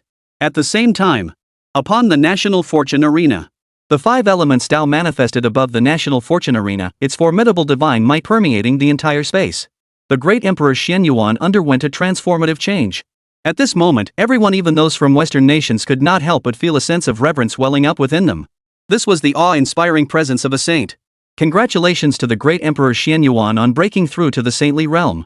Chen Xuan, witnessing the ancient progenitor of Huaxia, the Yellow Emperor Chen Xuan, ascend to the realm of the saint, promptly offered his congratulations. Congratulations to the great Emperor Chen Xuan on breaking through to the saintly realm.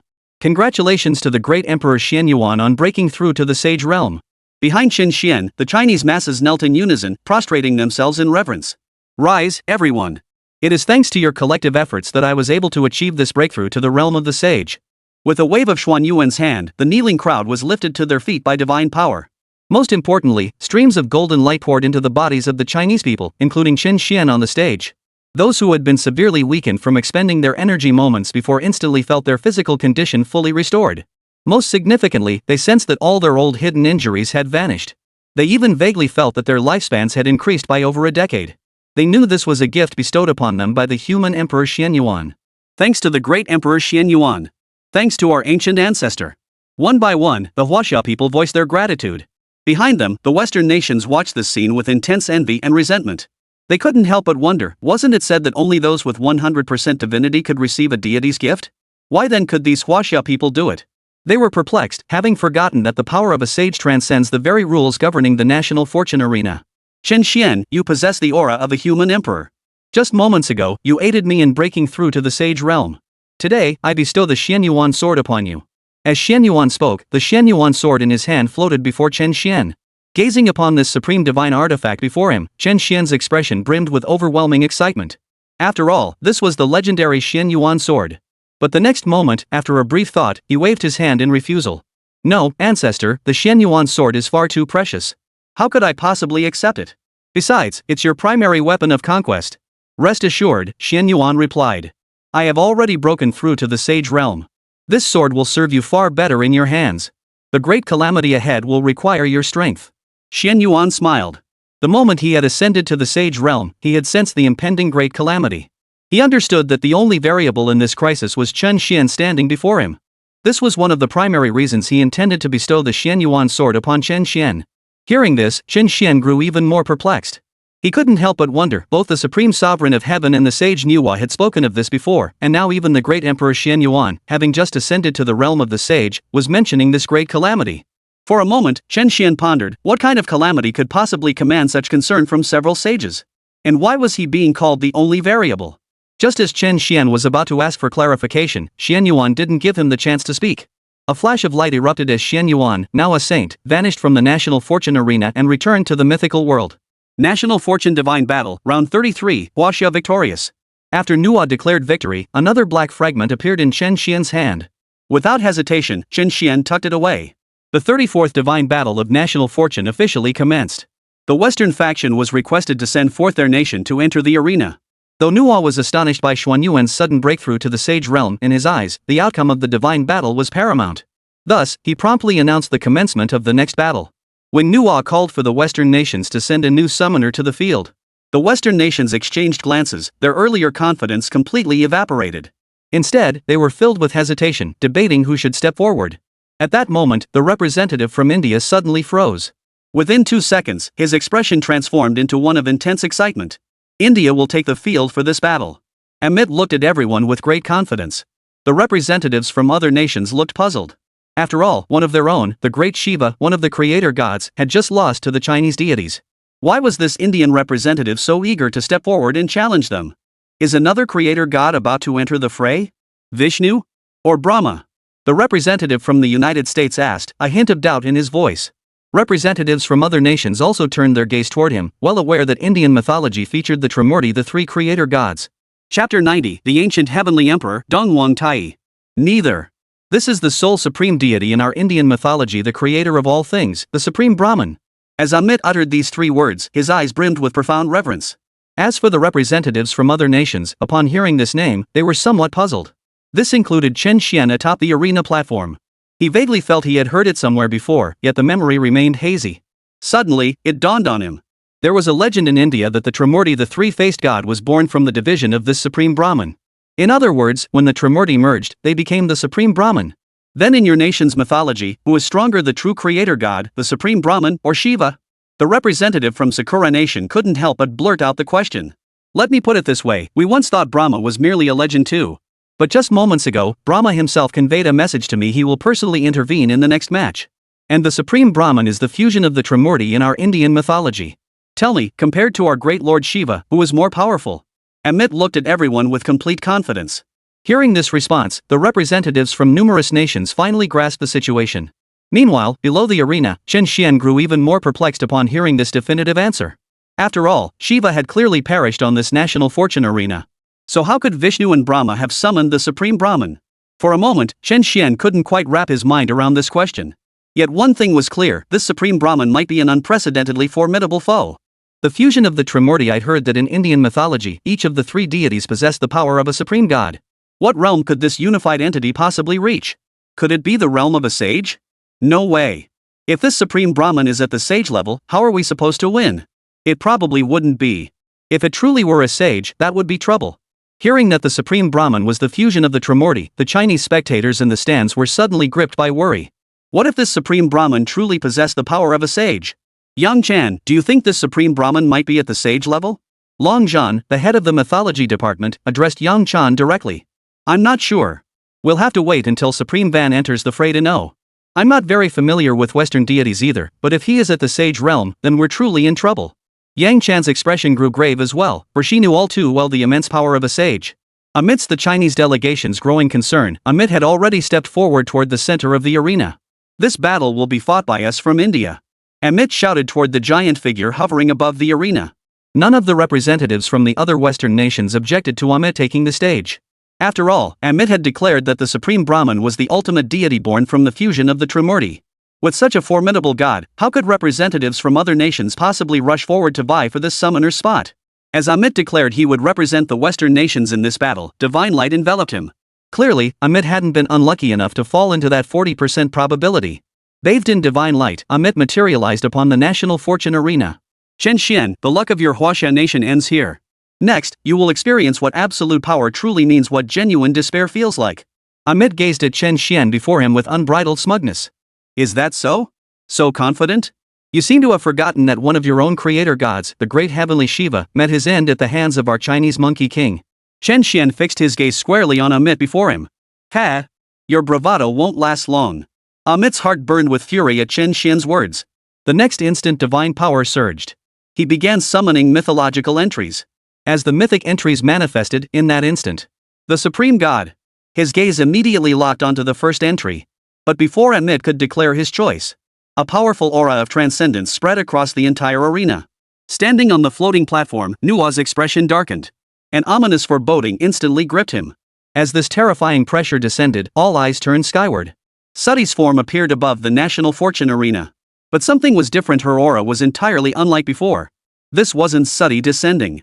What stood above the heavens was the Supreme Brahma, merely manifesting in Suti's form. Above Suti's head, the path of destruction manifested. Watching this scene above, Chen Xuan's expression grew incredibly solemn. He understood clearly that Amitba had summoned the Supreme Brahma, who was truly at the level of a sage. Who would have thought Western deities possessed the realm of a sage? From the spectator seats, the Third Holy Mother likewise recognized that the Supreme Brahma before them was at the level of a sage, or rather, at the transcendent realm of the West. Yang Chan, what did you say? This fellow is truly at the level of a sage? Beside them, Long Zhan was startled by Yang Chan's words. That's right. Complete Tao power. This enemy before us isn't like those previous principal gods who only had one foot in the sage realm. This is a true sage-level powerhouse, mastering the power of an entire Tao. Yang Chan stated with absolute certainty. Watching Yang Chan's unwavering certainty, not a hint of jest in her tone, Long Zhan beside her instantly felt doomed. Is this real? The sage realm? Do Western gods even have sages? What do we do now? How can we possibly fight? Aren't saint-level beings invincible? How did a saint-level powerhouse suddenly appear on the Indian side? We're finished. Lord Chen Xuan worked so hard to secure all these consecutive victories. We were just a few more wins away from turning the tide. Why? Why did a saint-level powerhouse appear on the Indian side? At that moment, the entire Chinese contingent panicked. They had witnessed firsthand in the previous battle just how terrifying the power of the sage realm truly was. They understood that while the gap between the sage realm and the near-sage realm seemed but a single step, the difference was as vast as the ocean compared to a mere stream. See that? That is Brahma, the supreme creator god of our Indian mythology. Didn't you Chinese completely crush our Western deities with your sage realm? Unthinkable, right? Our Indian mythology also possesses the sage realm. Feel the despair, Chinese, in the face of this absolute power. While the Chinese faces grew grim and solemn, the Indian side felt a surge of pride and vindication. Their expressions turned arrogantly defiant. Who would have thought the supreme deity of India truly possesses the realm of a sage? Indeed, even in the myths of our land of cherry blossoms, there are no beings at the sage realm. Yet Indian mythology actually features such powerful beings. Finally, victory is within reach. We suffered terribly at the hands of China's advanced sages earlier. Now, our side has finally produced a sage-level powerhouse. Let's see how China responds to this. The Western nations gazed upward at the Supreme Brahman radiating sage-level might. They first marveled that Indian mythology possessed such a being, then immediately assumed victory was assured. Yet at that moment, Supreme Brahman, now dominated by Suti's consciousness, glared down at Chen Xuan with eyes burning with absolute murderous intent. No! Chen Xuan, summon the mythological entry now. You must summon it. Your Chinese saint-level powerhouse is fast. If you don't, you're dead. Sensing Suti's murderous intent toward Chen Xuan, Nuwa immediately spoke up to warn him. It was you, and the deity you summoned, who killed my husband and my son. Today, no matter what, you will die here. Suti's voice brimmed with boundless fury. The next instant, her palm slammed down with overwhelming force. In an instant, a colossal palm, imbued with the destructive power of the Tao, crashed down toward Chen Xuan below. Clearly, Sati intended to crush Chen Xuan with a single blow. Faced with this overwhelming force, Chen Xuan froze, unable even to move. He thought to himself, is this the power of a saint? So utterly hopeless, so utterly unstoppable? Am I going to die here today? This was Chen Xuan's final thought. He had even closed his eyes, abandoning all resistance. There was no way out. As a mere golden immortal, even if he used every trick in his arsenal, it would be utterly useless against a sage's attack. As the colossal palm descended, Nuwa hesitated not a moment, immediately invoking the rule-bound power of the national fortune arena. In an instant, chains of rules coalesced into an iron net, temporarily halting the colossal palm. Whoosh! Chen Xuan watched the colossal palm halt mid-air, gasping for breath. The next second, divine awakening. Chen Xuan began summoning mythic entries. He knew that even with the power of the national fortune arena's rules, Nuwa could not withstand the attack of a saint-level powerhouse for long. His only chance for survival, as Nuwa had just stated, lay in summoning a Chinese sage-level powerhouse to confront it. At this moment, everyone present was stunned by the scene. This included the Western nations, for none had anticipated that the sage summoned by India would directly target Chen Xuan, the summoner of China. What was that supreme deity of India doing? Did he intend to kill Lord Chen Xuan outright? What could be done? Could the rule-bound power of the national fortune arena withstand a sage-level powerhouse? What do you think? Of course not. Didn't you see? Even Nodu was urging Chen Xuan to summon a mythical entry. What do we do now? This is completely unfair. That Indian sage is trying to kill Lord Chen Xuan outright. What rules could possibly bind a saint-level powerhouse? Now, we can only hope Lord Chen Xuan summons our own Chinese saint. All of China prayed silently. Chen Xuan must summon the sage's mythic entry. Otherwise, it's all over. At that moment, high above the sky, you dare to obstruct me? I've said it before, no one can stop me from killing Chen Xuan. The moment Sati's words fell, an even more terrifying force of the path of destruction erupted.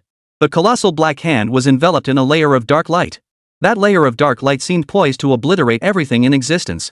Even the chain of rules binding the national fortune arena was crumbling relentlessly. Chen Xuan, let's see if you have any luck left. Nuwa gritted his teeth, his face grim. He knew this Western transcendent god before him defied the rules, but there was nothing he could do. His own rule power was powerless against transcendent and sage realms.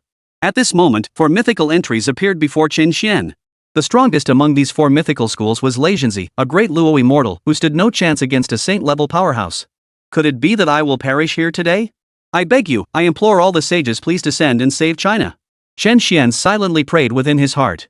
At that moment, puff! A mouthful of fresh blood gushed forth. The entire national fortune arena shook violently as the chains of rules were utterly obliterated by the colossal black palm. At that very moment, Chen Xuan's 5th entry finally appeared, as if the numerous sages of China had heard his prayer. The 5th entry, Ancient Heavenly Emperor. Seeing this entry, only 2 figures came to Chen Xuan's mind, Donghuang Tai or Di Jun. Both were powerhouses of sage-level strength. A look of delight flashed in his eyes. Without hesitation, Chen Xuan shouted loudly, I choose the 5th entry, Ancient Heavenly Emperor. The moment Chen Xuan confirmed his choice, the colossal black hand closed to within mere tens of meters of him. Just as Chen Xuan thought his doom was certain. A river of time materialized, blocking the path of the colossal black hand. Through endless ages, the colossal black hand instantly decayed, vanishing from the heavens and earth. Before Chen Xuan stood a man clad in golden robes, his long hair flowing freely. With sword-like brows and starry eyes, every inch of him radiated noble bearing and imperial presence. Seeing this figure appear, Chen Xuan couldn't help but breathe a sigh of relief. He knew he was saved. For this figure was none other than Donghuang Tai, one of the 2 heavenly emperors of ancient times. Thank you, Heavenly Emperor, for saving my life. Chen Xuan knelt on one knee without hesitation, expressing his gratitude. How wonderful! It's him! Chen Xuan is saved. The moment Yang Chan saw the Eastern Emperor Tai appear, she too was filled with immense excitement. This one is... Noticing Yang Chan's intense excitement, Long Zhan immediately asked. Donghuang Tai, this one is the first 3-legged golden crow of the primordial chaos, the ruler of the ancient heavenly court, a sage-level powerhouse. As Yang Chan spoke his name, her eyes brimmed with reverence. A sage-level powerhouse. How splendid. We've summoned a sage-level powerhouse to our land as well. The Long Zhan, due to the in Chinese mythology, didn't grasp just how formidable the ruler of the ancient heavenly court was. He understood from Yang Chan's words that this being was a saint-level powerhouse. Chapter 91, Donghuang Tai vs Supreme Va. As for Nuwa on the floating platform, the moment he saw Donghuang Tai appear, he couldn't help but breathe a long sigh of relief. Above the skies, Supreme Brahman, now dominated by Sati's consciousness, glared down at Donghuang Tai with murderous intent. You dare to stop me? The divine trident materialized in Sati's hand, its threatening intent unmistakable. A Western god at the level of a sage? But I am the heavenly emperor. What if I do stop you? Every gesture of Donghuang Taiyi radiated majestic authority. This scene sent the vast majority of women in Huaxia into a swoon. They thought to themselves, this is the ancient heavenly emperor of their Huaxia. Then you shall die here with me. Sati, consumed by vengeance, cared not who stood before her now. She had spoken at length only because she sensed an overwhelming threat emanating from Donghuang Taiyi. It had been ages since anyone dared to call for the death of this heavenly emperor. A smile spread across Donghuang Taiyi's face. Is that so? The instant the words fell, Sati unleashed the full fury of the path of destruction. Waves of black, world-shattering power surged toward the figure of Donghuang Taiyi before her. Yet facing this overwhelming might, the Eastern Emperor Taiyi remained as calm and composed as ever. Waves of green time Dao energy drifted out. Boom! In an instant, the entire arena was filled with the power of the Way of Destruction and the Way of Time. The two forces split the arena vertically in two, the upper half dominated by the power of the Way of Destruction, the lower half by the power of the Way of Time. Merely the clash between two great sage-level beings caused the entire arena to shake violently. Those on the platform felt as if an earthquake had struck. Whether from the Western nation side or the Chinese side, everyone was affected. Many were knocked directly to the ground. Those watching the live broadcast outside were utterly stunned by the scene unfolding before them. Was this the power of a saint? Terrifying. Merely clashing auras caused the entire platform to shake uncontrollably. Indeed, no matter how powerful the forces unleashed in previous battles, the platform had only ever trembled slightly. Nothing like this earthquake-like upheaval. Do you think the people outside the ring might be in danger when they start fighting? I think it's possible. That protective barrier feels like it won't be able to shield everyone. Outside, the livestream viewers were all pondering the same question: could the protective barrier of this stage withstand the clash between two saint-level beings? Meanwhile, on the floating platform, Nuwa observed the scene before him. He knew full well that the barrier formed by the National Fortune Arena's rules would struggle to withstand the aftershocks of a sage-level battle. Gentlemen, please relocate your battle to the starfield. As Nuwa spoke, two distinct forces descended upon Sati and Donghuang Taiyi respectively. Donghuang Taiyi shrugged it off indifferently, but Sati shot Nuwa a glare. After all, in Sati's eyes, if Nuwa hadn't stopped her just now, that guy named Chen Xuan wouldn't have survived. After a moment's hesitation, Sati still chose not to confront this force of the rules head-on. Because she hadn't yet let rage completely cloud her judgment. Sati knew full well that the Eastern Emperor Taiyi before her was no enemy to be taken lightly. If she were also bound by the constraints of the National Fortune Arena's rule force, it would spell serious trouble. Better to battle in the Starry Void first and deal with Donghuang Taiyi here. By then, with only Nuwa remaining, he would be powerless to stop her. With this in mind, Sati found herself bathed in the glow of the rule force, appearing amidst the starry sky. At that very moment, Donghuang Taiyi also materialized in the cosmos. Two peerless saints stood facing each other amidst the starry expanse, their confrontation broadcast across the arena. Whoosh!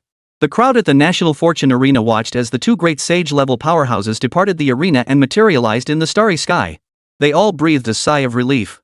After all, the violent shaking of the National Fortune Arena moments ago had truly felt like a powerful earthquake. Your luck is extraordinary. Our nation's supreme deity spared your life just now. But what difference does it make that your Huaxia has summoned a sage? Our supreme deity, the supreme Brahman, will never be defeated. Amit, suspended atop the platform, gazed at Chen Xuan with unshakable confidence. Is that so? Then I hope you'll still be so confident in a moment. Chen Xuan's expression was utterly cold. He had genuinely sensed a deadly threat just now. But now that the Celestial Emperor, Donghuang Taiyi, had personally intervened, Chen Xuan saw no room for surprises. He believed that even among the sages, there were distinctions of strength and weakness. At this very moment, everyone present including the myriad immortals of the Celestial Court awaited the unfolding battle of the sages amidst the starry sky. Above the heavenly court, Nezha glared at Sati with anger. This Western deity truly disregarded divine virtue, daring to attack the summoner directly. Thankfully, the great god Donghuang had intervened. To his surprise, this time, the Western side had also produced a powerhouse at the sage realm. The god of wealth expressed his surprise, having previously assumed the Western faction lacked any sages. The Western realm possessed more than one sage. However, due to the constraints of the Dao's rules, only one sage-level powerhouse could emerge per world. At this moment, the Supreme Lord Lao Jun spoke slowly. As a sage-level powerhouse himself, he had long sensed the presence of such beings in the Western world, though not as numerous as on their side. Hearing Laozi's words, the numerous immortals of the heavenly court all showed expressions of astonishment. This Western deity seemed to have come seeking vengeance. Evidently, this fellow harbored deep resentment toward this old monkey for slaying his father. At that very moment, Sun Wukong arrived. Were it not for the constraints of this National Fortune Arena's rule-bound power, it would be difficult for the same deity to enter the arena again. Moreover, sensing the Heavenly Emperor's imminent appearance, I had intended to manifest this fifth mythical entry myself. I even wanted to test whether I could defy a sage. Sun Wukong stared directly at Sudi within the scene. The other deities were taken aback by Sun Wukong's words. After all, they hadn't expected him to actually attempt to confront a saint-level powerhouse while still only at the near-saint stage. Yet upon reflection, they realized this was entirely in character for Sun Wukong, fearless and unyielding. Amidst the starry expanse, Donghuang Tai and Sudi locked gazes. Both supreme sage powerhouses radiated strands of Tao energy. Eastern sage, he declared, if you dare to stand in my way of vengeance, then you shall perish here today alongside me. Sudi spoke these words as she thrust her trident forward. In an instant, a pillar of annihilating light erupted, shooting straight toward Donghuang Tai ahead. How arrogant! It seems this Heavenly Emperor has not acted in too long, causing some to forget my might. A smile spread across Donghuang Tai's face. In an instant, an ancient Donghuang bell materialized. This ancient bell blocked the pillar of light. Boom! A violent explosion erupted, sending waves of energy sweeping outward. The Donghuang bell effortlessly withstood the annihilating beam. Sudi felt little surprise that his strike had been so effortlessly blocked. After all, the enemy before him was, at the very least, of the same realm as himself. A Jura Dharma form. Sudi's eyes blazed with extreme murderous intent. In an instant, she sprouted 6 heads and 6 arms, each arm wielding a divine artifact. At that moment, Sudi resembled a demon king incarnate. In an instant, Sudi charged toward Donghuang Tai before her. The terrifying aura emanating from her was so overwhelming that even those watching the battle through the broadcast felt an immense sense of pressure. Yet facing Sudi, now a hideous demonic specter, Donghuang Tai's face remained etched with a smile. A golden sword slowly materialized in his right hand. This was the very sword he had forged by refining the physical form of the golden crow divine bird. Holding the heavenly sword, Donghuang Tai vanished from his position. Boom! In an instant, 2 powerhouses at the level of the great sage engaged in a fierce battle. Sudi's 6 arms wielded 6 weapons, each imbued with terrifying destructive Tao power, relentlessly assaulting Donghuang Tai. Powerful weapon-generated shockwaves continuously erupted from the clash. Yet even so, Donghuang Tai, wielding the heavenly sword and radiating the power of the time Tao around him, parried the attacks with effortless ease. Under the assault of these 2 saint-level combatants, planets in the starry sky exploded one after another. One could only imagine the terrifying power of 2 saint-level beings.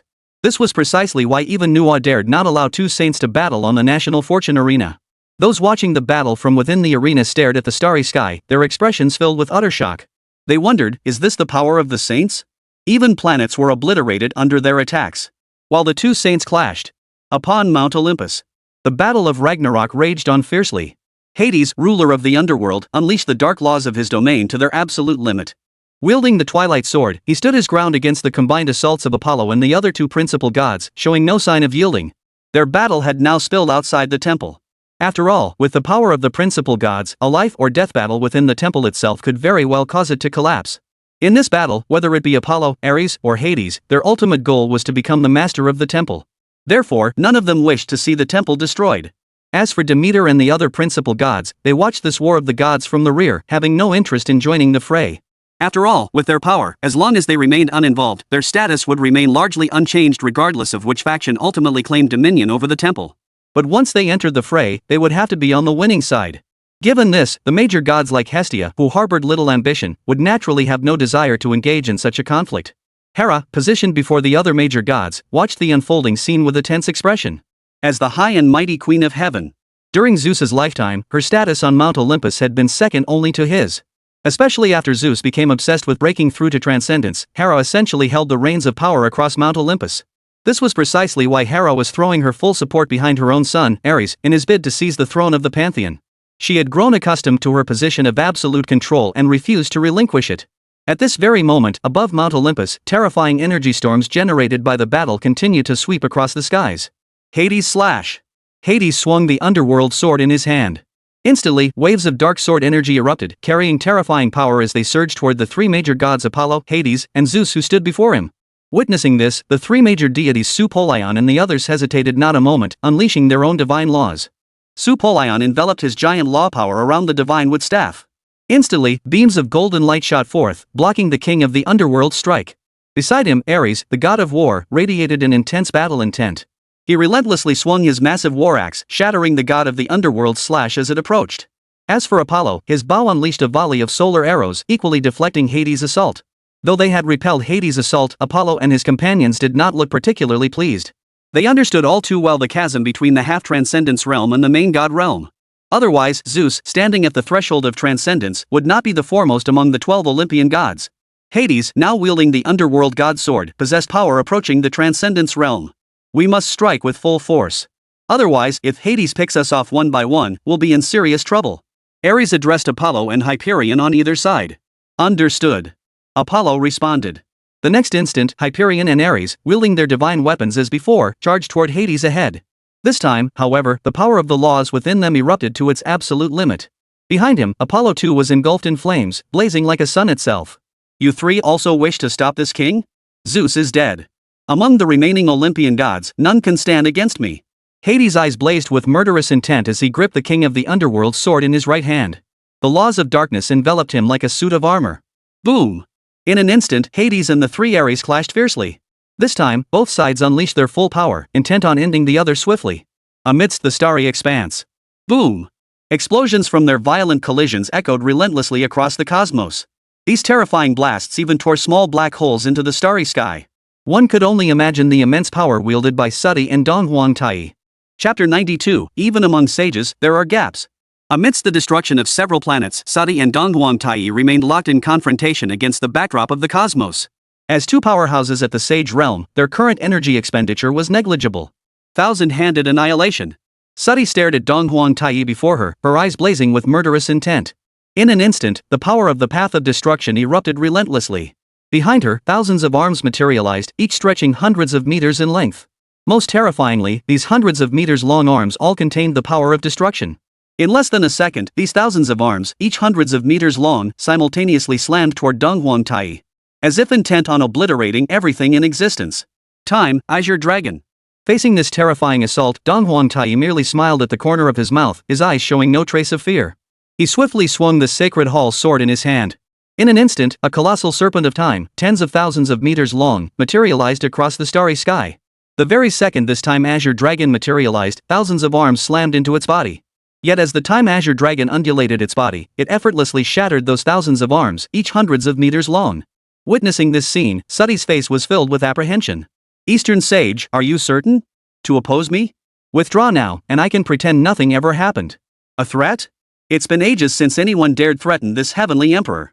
Seeing Sati's overconfidence, the Eastern Emperor Tai's smile only deepened. Since you insist on protecting that human, prepare to bear the full force of my wrath. Sati was certain Donghuangtai refused to back down. The power of the path of destruction surged from his body, erupting with ultimate intensity. Kali! With a mighty shout, Sati's entire body grew colossal. Most strikingly, her skin darkened as the power of destruction surged to its absolute peak. Clearly, Sati had directly assumed her most formidable combat form. The form of the goddess Kali, which only appeared when she was enraged enough to destroy the world. The embodiment of ultimate destruction? Her power has grown stronger. How interesting. Donghuangtai gazed at Kali in this form, a hint of seriousness finally appearing on his face. Kill. Kali embodies rage and annihilation. For the most part, she operates without reason, existing solely to slaughter any foe before her. Kali, trident in hand, swung it toward Donghuangtai before her. Her hundredfold size advantage made this attack descend like a colossal mountain. Yet, Donghuangtai's gaze remained unflinching. He swung the sacred sword in his hand. Clang! The violent collision sent shockwaves rippling outward. The force of the strike forced the Eastern Emperor Tai to retreat dozens of meters. Consider this, throughout the entire battle thus far, this was the first time the Eastern Emperor Tai had been forced back. One could only imagine the sheer power of Kali in this form. Kill! Kill! Having forced Donghuangtai back, Kali showed no intention of stopping.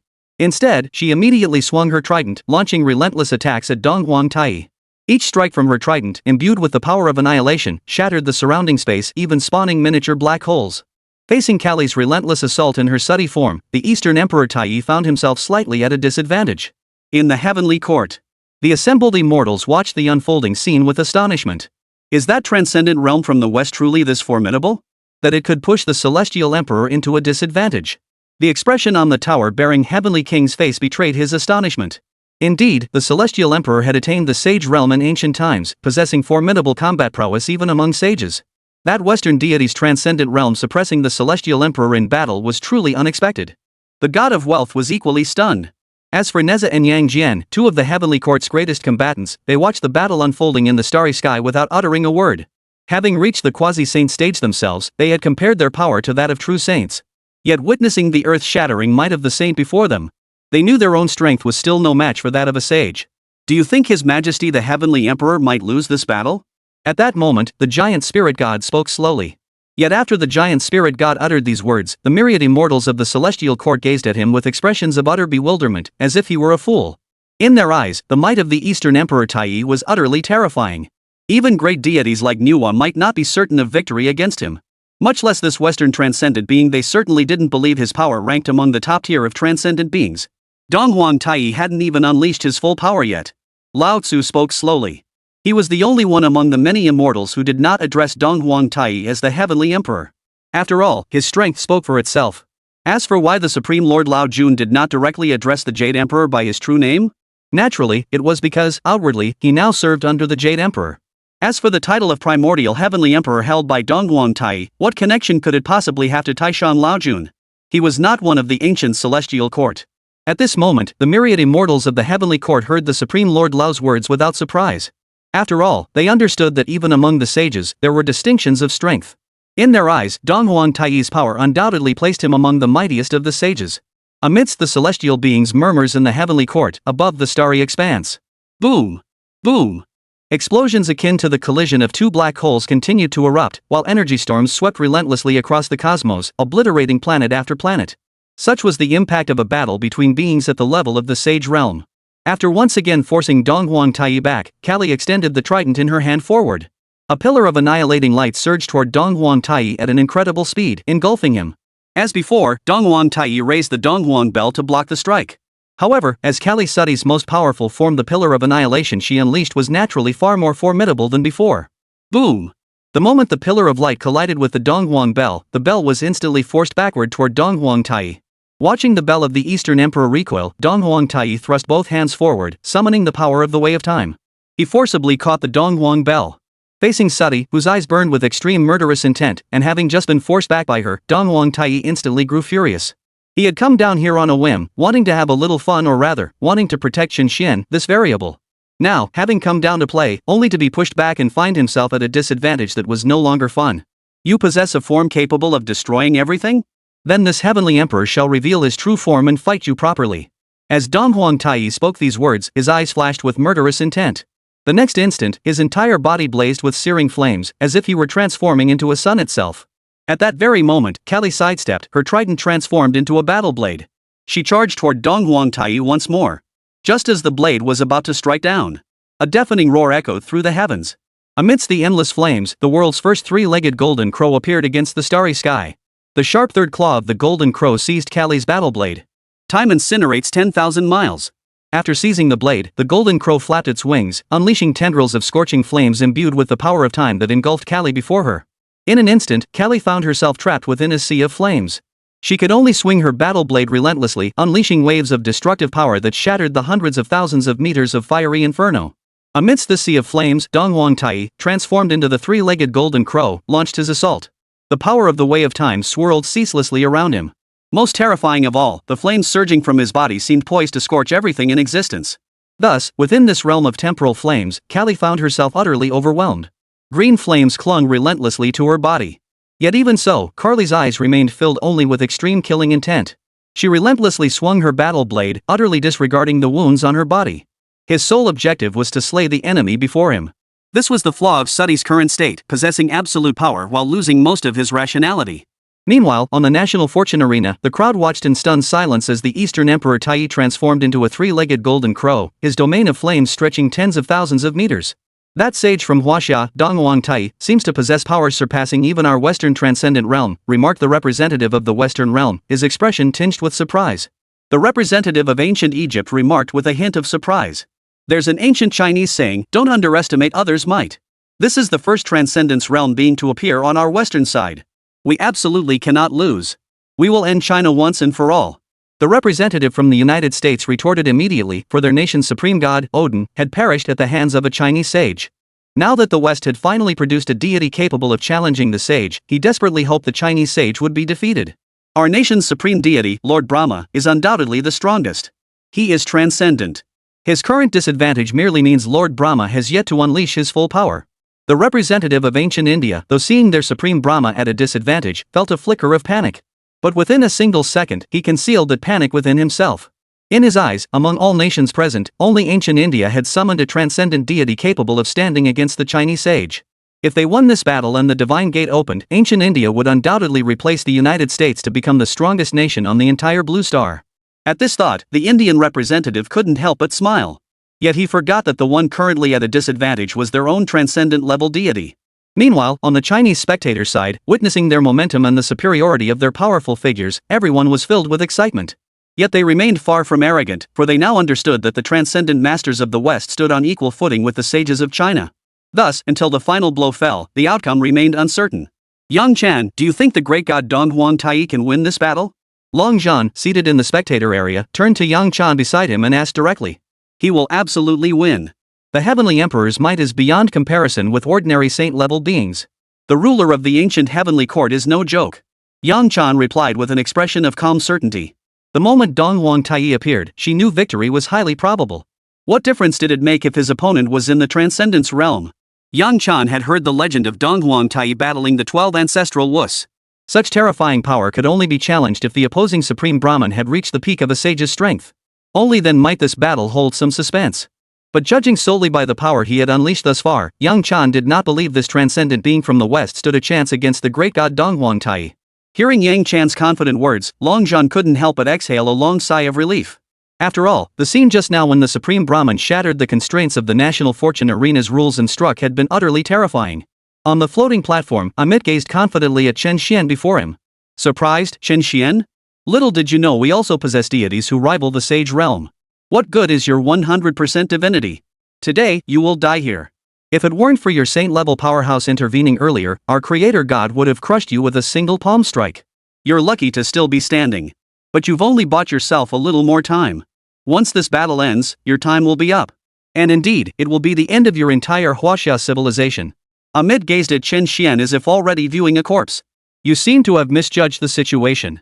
The one at a disadvantage now is your so-called Supreme Brahma.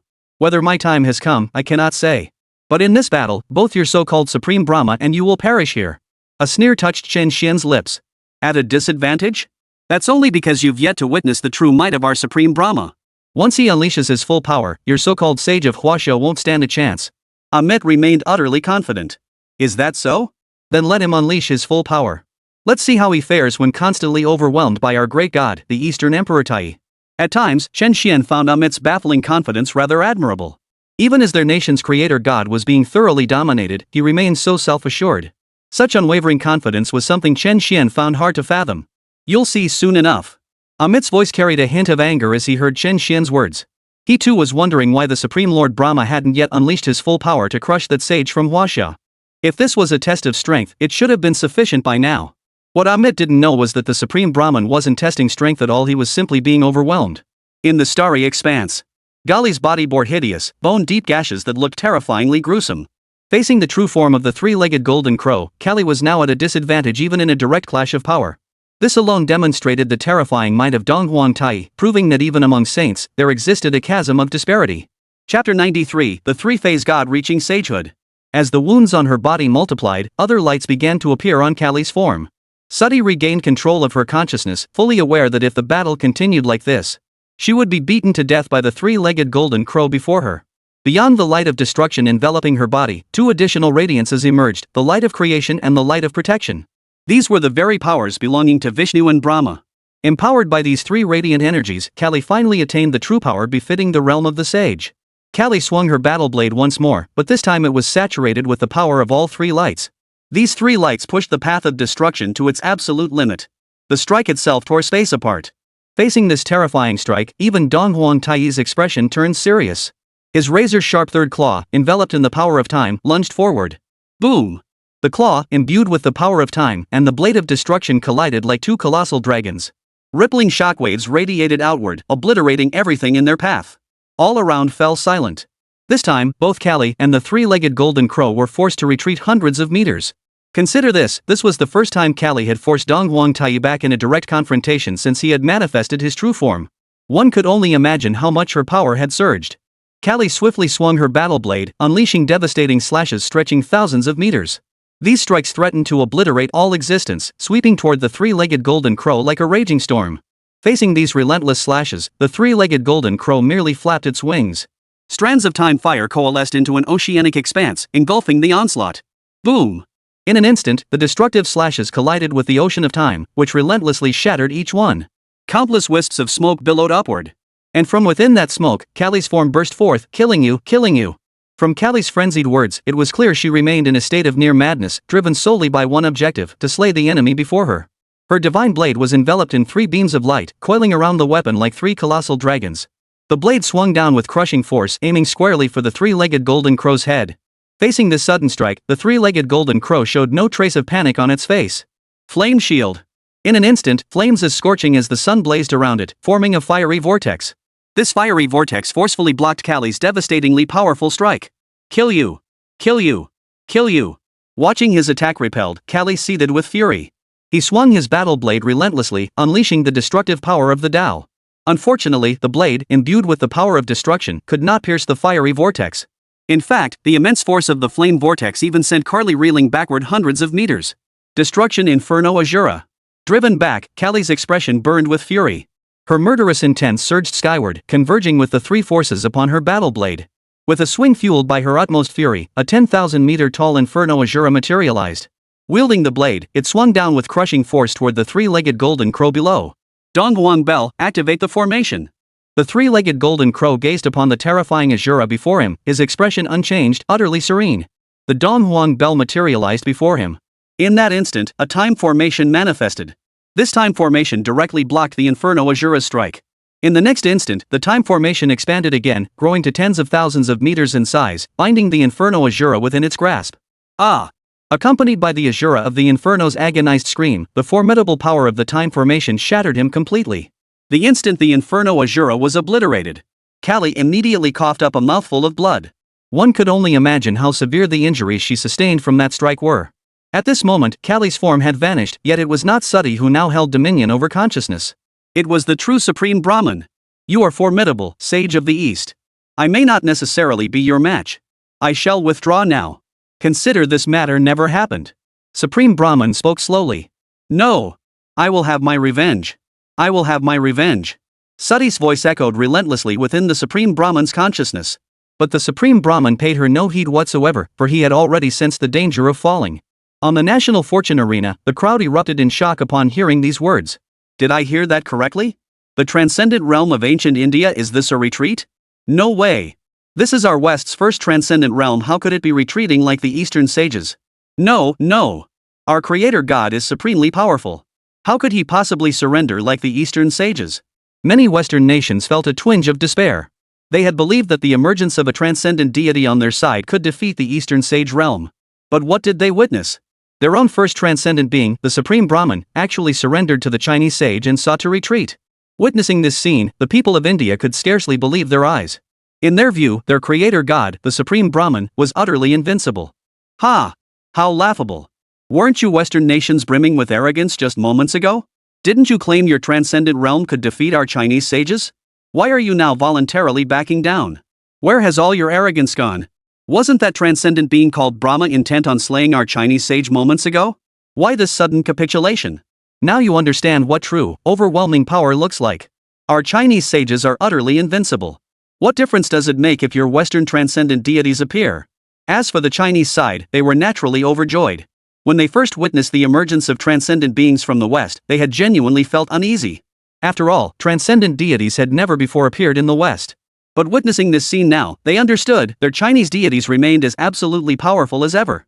Upon the floating platform, Amit's face darkened with despair upon hearing Supreme Brahman's words. Supreme Brahman, you are the creator god. You are the mightiest deity in our ancient Indian mythology. How could you voluntarily submit to the Chinese gods? How could you? Amit roared in bitter resentment. This is called recognizing the times and acting wisely. The great Eastern Emperor is the ancient heavenly emperor. Do you not know that even among sages, there are differences? At least your ancient Indian realm of transcendence possesses some self-awareness. Chen Xuan's expression remained impassive. From the moment the Supreme Emperor Tai stepped down, he knew this battle was likely already theirs. He didn't believe that Transcendence realm, called the Supreme Brahman, could be a match for their ancient heavenly emperor of Huaxia, the great emperor of the East. After speaking these words, Chen Xuan lifted his gaze to the figure above. After all, according to the rules of the national destiny battlefield, both sides could only depart once one party was defeated. Thus, Chen Xuan wondered if Supreme Void now sought an early withdrawal. If the great god Donghuang truly agreed to it, would that violate the national fortune arena's rules? Would Nuot intervene then?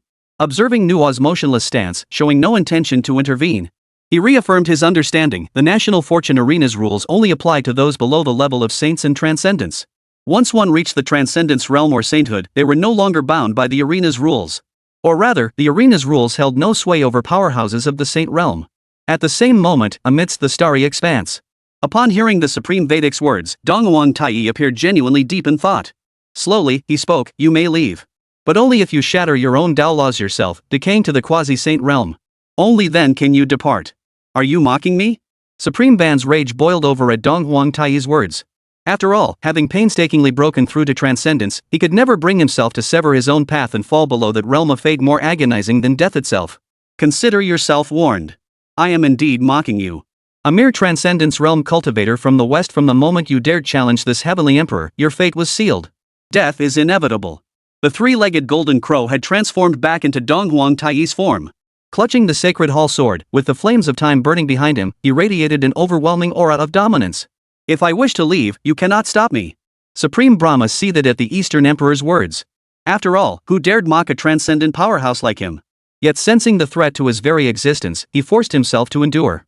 Transforming into a beam of light, he prepared to depart this place. You wish to leave? Have you asked this heavenly emperor? A murderous intent flashed in Donghuang Taiyi's eyes. The next moment, the Donghuang bell flickered with terrifying temporal light. Time itself seemed to freeze around them. Even Supreme Ban, a transcendent realm powerhouse, was suspended for 0.01 seconds. This astonished Supreme Ban, who unleashed all his power to break free. Alas, that 0.01 second proved utterly sufficient for a saint-level powerhouse. In an instant, both Supreme Ban and Donghuang Taiyi were enveloped by the temporal glow. The two mighty figures materialized upon an ancient battlefield strewn with ruins.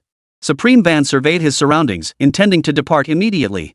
Yet he discovered that, despite his immense power, escape was utterly impossible. Don't even try to leave.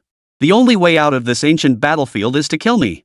Donghuang Taiyi smiled as he looked at the supreme void before him. Do you truly believe I fear you?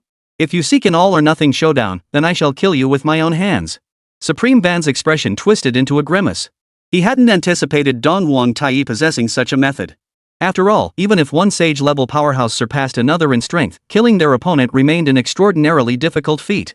But now, Supreme Ban was trapped within this ancient battlefield. That meant he and Donghuang Taiyi truly had to settle this once and for all. Vanda division. Supreme Brahma's eyes blazed with fury. In the next instant, his colossal form split cleanly into three. Vishnu, Shiva forged from all of Sati's power, and Brahma, the Trimurti of Indian mythology, manifested before the assembly. Most terrifyingly, the law-based power within them had completely transformed into the power of the great Tao. Above Vishnu appeared the five elements Tao, above Shiva appeared the Tao of destruction, and above Brahma appeared the Tao of life. It could be said that Donghuang Taiyi now faced three powerhouses at the level of a sage. Though these three deities had only barely attained the sage realm, their power slightly surpassing that of a quasi-saint in the fourth stage, they were nonetheless true sages. This represented the Supreme Brahman's most potent form, signaling that the Supreme Brahman was truly prepared to fight with all its might. Within the national fortune arena, the crowd watched the three-phase deity ascend to the sage realm. On the western side, excitement ran high, particularly within the ancient Indian nation. See? This is the might of our Indian supreme gods. With three transcendent-level powerhouses, how can your Chinese sages possibly fight back? The point is, earlier, our supreme deities were unwilling to engage in life or death combat with your Chinese sages. Were your Chinese sages unwilling? Now you see the power of our supreme deities. Three powerhouses at the sage level, what an invincible force. The people of ancient India gazed upon the three-faced god who had reached the level of a sage, their faces radiating immense joy. They even believed victory was assured. Who would have thought this supreme deity of India possessed such a trick, the ability to manifest as three transcendent beings? It seems this battle is finally coming to an end. We can finally put an end to China. Indeed, it was finally over. No matter how powerful the Chinese sage might be, he could never possibly fight three transcendent-level powerhouses at once. Representatives from other Western nations likewise believed this battle was finally reaching its conclusion. They would finally be able to bring an end to China. Damn it! How could this supreme Brahman possess such a technique? How could he transform into three sages? Indeed. Three great Tao powers. Could the great Eastern Emperor possibly stand against them? We must believe in the great Eastern Emperor. He is a sage-level powerhouse. Even if that Supreme Brahman has manifested 3 transcendent-level beings, so what? Exactly. Our great god Donghuang of China will never be defeated.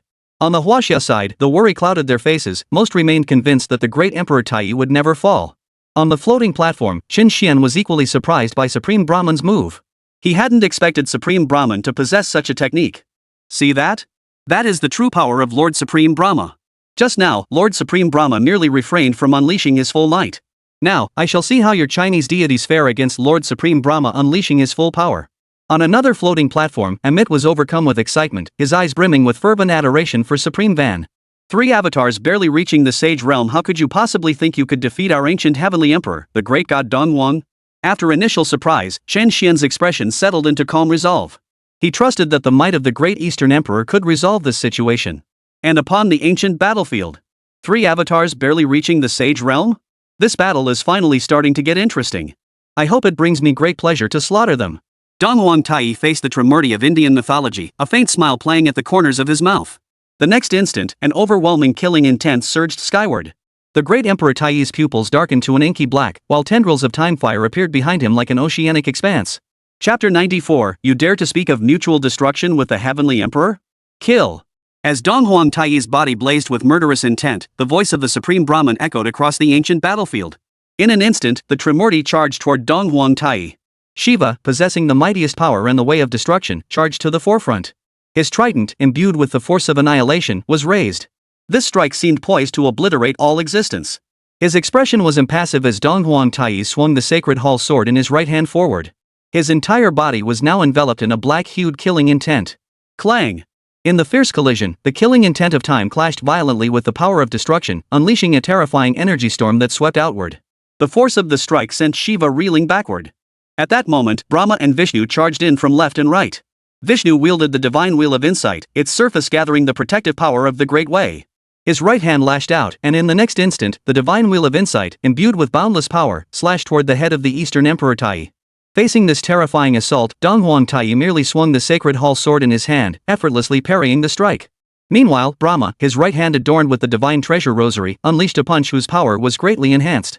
Imbued with the force of life itself, the blow struck out. However, Donghuang Taiyi's form vanished instantly from his original position, effortlessly evading the punch. In the blink of an eye, he materialized before Vishnu. His eyes blazed with utter coldness as he unleashed a left-handed strike. Flames as vast as the sun surged forth, a fist seemingly capable of obliterating all existence. Vishnu dared not hesitate, immediately blocking with both arms before him. He barely managed to withstand the blow, yet his body flew backward like a... Worst of all, the flames of time still burned upon his arms. Vishnu urgently summoned his protective power, barely managing to withstand the scorching of the time flames. However, Donghuang Taiyi clearly had no intention of letting Vishnu off so easily. His form vanished from the spot once more, charging toward Vishnu ahead. Fortunately, at that moment, Brahma and Shiva simultaneously charged toward Donghuang Taiyi. Brahma pressed his palms together, summoning a colossal, Buddha-like divine apparition. This Buddha-like apparition brought down a heavy palm strike toward Donghuang Taiyi. With contempt in his eyes, Donghuang Taiyi wielded the sacred sword of the cathedral, its blade coiled with the flames of time. As he swung it, a temporal slash erupted forth. Boom! Under this supreme strike, the Buddha-like apparition's right hand along with its entire body was cleaved clean in two. Strands of meditative energy scattered in all directions. Simultaneously, Shiva's assault followed relentlessly. His trident channeled the ultimate destructive force, causing the surrounding space to collapse continuously. The spear struck directly at the chest of the Eastern Emperor Taiyi. Yet, facing this strike imbued with annihilating force, the expression on Donghuang Taiyi's face remained utterly composed. Clang! Wielding the sacred hall sword in his hand, he effortlessly parried the strike with the explosive power of the Time Dao, the clang of steel echoing through the air. The power of the Time Dao collided with the power of the Destruction Dao, two terrifying forces sweeping across the entire ancient battlefield. Your power is lacking. Can you make it stronger? Give me a thrill. The excitement now is insufficient. Time halt. A smile spread across Donghuang Taiyi's face. The next instant, surging temporal energy enveloped Shiva. Even a powerhouse like Shiva found his entire body frozen in place. 0.01 seconds. This fraction of a second proved utterly fatal to such supreme beings. Donghuang Taiyi unleashed a left fist strike, its path shrouded in a layer of time-twisting light. The fist slammed heavily into Shiva's abdomen, sending him flying backward like a kite, blood spilling from the corner of his mouth. You are too arrogant, sage of Huaxia. Supreme Brahma seethed with fury. As his ultimate power erupted, the might of Brahma and Vishnu surged further, propelling him forward to strike at Donghuang Tai. Meanwhile, Shiva, having regained his footing, charged forward as well. Watching Vishnu and Brahma charge once more, Donghuang Tai's lips remained stretched in a smile. Now this was getting interesting. He swung the sacred hall sword in his hand, effortlessly blocking Vishnu's divine wheel of insight. Then, facing Brahma charging from the left, he thrust his left fist forward. It contained the power of time. Boom! Boom! As the fists collided, the forces of life and time clashed. Time froze around them, yet all things continued to grow. Donghuang Tai effortlessly parried both Brahma's and Vishnu's attacks. At that moment, Shiva's form burst forth from above. His trident, wielded like a mountain-splitting axe, channeled the power of the Way of Destruction, coalescing into a serpent of annihilation. It slashed down heavily toward Donghuang Tai ahead. For Donghuang Tai, evading this blow now seemed truly impossible. But he never intended to dodge. Donghuang Bell. Donghuang Tai summoned the Donghuang Bell directly. Clang! The power of time spread out relentlessly, and the Donghuang Bell effortlessly blocked Shiva's strike. In the very next instant, the power of time surged forth from Donghuang Tai's body. Vishnu, who had been confronting Donghuang Tai head-on, was the first to be overwhelmed, forced back by the overwhelming might of Donghuang Tai. At the same moment, Brahma, standing nearby, was also blasted back by Donghuang Tai. In an instant, Donghuang Tai charged toward Vishnu. Overwhelmed by the sheer might, Vishnu found himself completely at a disadvantage, forced into a defensive stance. Wounds from the sacred sword began appearing on his body. Without hesitation, Shiva and Brahma immediately charged forward to assist. In the blink of an eye, the Trimurti and Donghuang Tai transformed into 4 streaks of light, engaging in relentless combat across the ancient battlefield. The entire ancient battlefield was completely enveloped by the 4 great cosmic forces. An extreme killing intent hung over the entire battlefield. Tai, the Eastern Emperor, truly lived up to his reputation as the heavenly emperor from the myths, capable of simultaneously confronting several great ancestral shamans. Even facing the triune gods simultaneously, he held his own without faltering. In fact, he gained the upper hand through his overwhelming killing power. Strands of the blood of the Tao spilled across the ancient battlefield.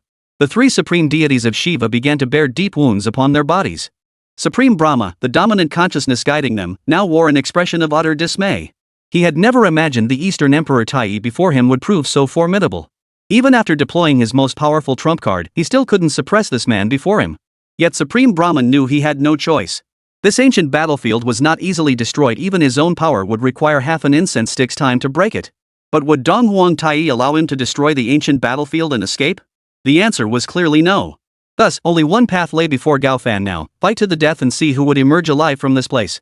In an instant, the earth shook and mountains trembled. Countless boulders flew through the air as 4 figures engaged in relentless combat. The might of the Eastern Emperor, the Heavenly Emperor, was unmatched throughout the ages. His ultimate will to kill, fueled by the flames of time burning around him, allowed him to completely suppress the 3-phase god before him. The 3 supreme deities of Shiva began to bear deep wounds, each one constantly engulfed by the flames of time. This forced the 3 Shiva deities to divert part of their power to suppress the flames of time. Already at a disadvantage, their situation now worsened considerably. On the national fortune arena, the spectators could only barely make out the carnage unfolding on the ancient battlefield after Nuwa slowed the footage hundreds of times. When the Western nations witnessed the Trimurti completely overwhelmed, they were utterly dumbfounded. Damn it! Could it be that our Western Transcendence realm truly cannot match the Sage realm of China? Not necessarily. Previously, our main god-tier powerhouses were instantly annihilated, but now the Transcendence realm can hold its own against China's Sage realm. This proves Transcendence realm powerhouses and China's Sage realm powerhouses are on the same tier. It's simply because the Sage realm beings who descended this time are even more powerful. Does this mean we're destined to lose this battle? Damn it! China was on the brink of defeat just moments ago. Why? Why did the moment Chen Xuan appeared, China summon so many powerful deities? They've already secured over a dozen consecutive victories. If this continues, we truly will be defeated. The Western nations watched with grim expressions.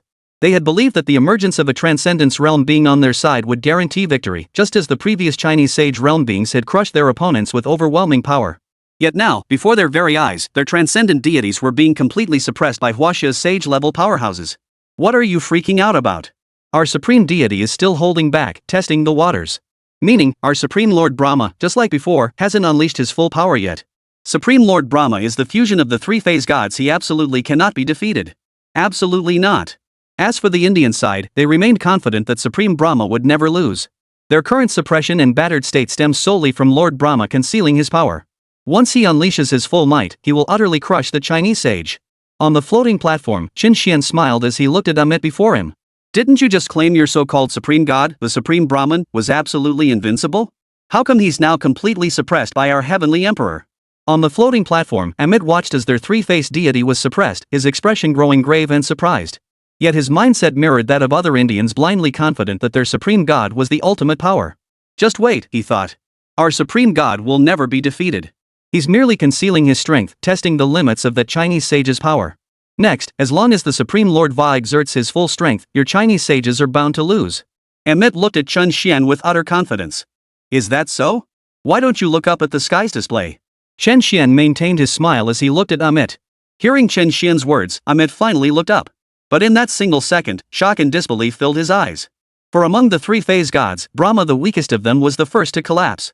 Donghuang Tai, driven by an extreme killing intent, severed all of Brahma's heads. The deity dissipated upon the ancient battlefield, utterly vanquished. How could this be? How could Lord Brahma die? How could that sage from your Huaxia possibly kill Lord Brahma? It can't be. It's impossible. Witnessing this, Amit still found it hard to believe. He even felt as though everything happening now was still a dream. What's impossible about it? I said it from the start, there are differences between sages. Chen Xian's eyes flashed with a hint of disdain. In his view, even if that supreme Brahma was a powerhouse at the sage level, so what? The great Eastern Emperor, however, was the ancient heavenly emperor, the world's first golden crow, a fearsome deity capable of simultaneously confronting several ancestral wus. Possessing ultimate killing power, his combat prowess was far beyond what ordinary saints could match. No, the death of great god Brahma was merely an accident. With Supreme Brahma present, he will surely resurrect great god Brahma. In this battle, Supreme Brahma will undoubtedly emerge victorious. Amit stubbornly persisted, his words brimming with defiance. Is that so? Then we shall see. Chen Xian's face broke into a smile. At that moment, upon the ancient battlefield. Spare me, and I'll leave immediately. Let this end here. Supreme Va conceded defeat. He knew full well that if the battle continued, he would surely perish here. As one who had transcended the mortal realm, he had no desire to die here. Why should I spare you? A faint smile touched the corner of Donghuang Tai's lips. Wielding the sacred hall sword in his hand, he swept it out in a horizontal strike. Vishnu, directly in front, scrambled backward in haste, but a gruesome gash still appeared across his abdomen. The wound, seared by the flames of time, ran deep to the bone, a sight that sent shivers down the spine. If you don't spare me, I'll fight to the death. Are you sure you won't be dragged down with me? Seeing surrender was futile, the Supreme Brahma I resorted to direct threats. After all, Brahma's demise had further weakened his power. As the transcendent master of the entire Indian pantheon, he truly did not wish to perish here. Ha! You think you're worthy of perishing alongside the heavenly emperor? Donghuang Taiji laughed derisively, his eyes brimming with contempt. In the next instant, he channeled all his temporal power into the sacred hall sword. Like a blazing sun, it ignited completely. Golden Crow Sky Slash. In an instant, as he swung the sacred hall sword, searing flames erupted. A three-legged golden crow hundreds of meters tall burst forth, engulfing Vishnu directly ahead. With no time to evade, Vishnu was swallowed whole by the colossal three-legged golden crow, his face frozen in utter terror. He became the next triune god to vanish from this ancient battlefield. Chapter 95, The Fall of the Supreme Brahman. With Vishnu's demise, only Shiva, the mightiest of the Trimurti, remained standing. The Supreme Brahman now lay utterly weakened. That only Shiva remained of the Trimurti born from his primal essence spoke volumes about the severity of his injuries. Gazing upon the Eastern Emperor Tai before him, his entire being radiating murderous intent yet wearing a smile upon his lips. He was truly afraid.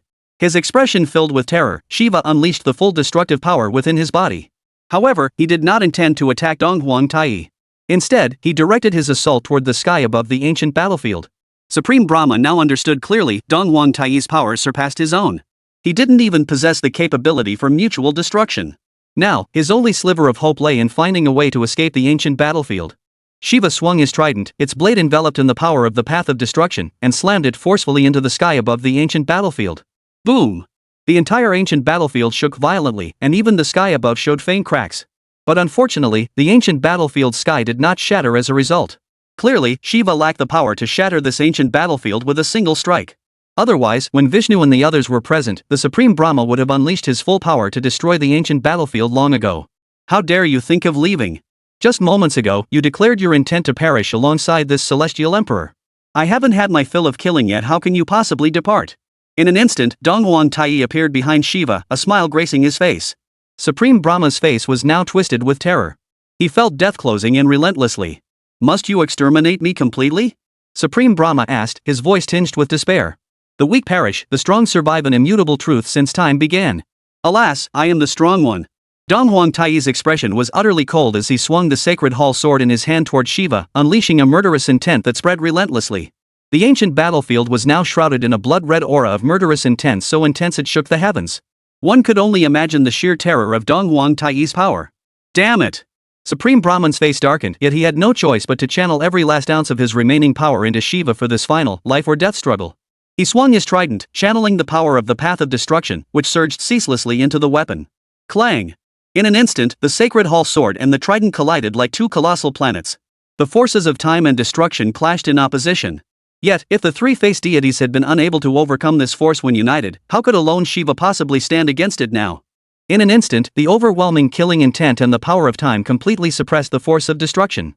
Across the entire battlefield, the force of destruction was confined to a mere 100 meters beneath the sky. Dong Huang Taiyi swung the sacred hall sword rapidly, unleashing terrifying power that spread relentlessly. Shiva's form was riddled with fresh wounds. He could only reactively defend, constantly forced back. To the onlookers, two streaks of light clashed relentlessly in the sky. No, it was Dong Huang Taiyi's streaking form relentlessly pursuing the streaking form of Shiva. Drops of the sage's blood fell onto the earth. Supreme Brahman felt his life flame steadily fading. His eyes filled with utter terror as he struggled desperately, unleashing every ounce of his power. Yet, under the overwhelming might of Dong Huang Taiyi, he could only watch helplessly as the wounds on his body multiplied. Below, the crowd gathered at the National Fortune Arena watched the battle unfold on the screen. Particularly among the people from ancient India, each and every one of them felt completely silent. Where was the arrogance that Supreme Brahman had displayed upon his arrival? Now, they could only deceive themselves, clinging to the belief that the Supreme Brahman still had hidden cards to play. Their supreme deity of Indian mythology could surely turn the tide. As time dragged on. No! Accompanied by the Supreme Brahman's agonized, despairing scream, his entire body was cleaved in two by the holy war sword. The flames of time then consumed both his physical form and his soul completely.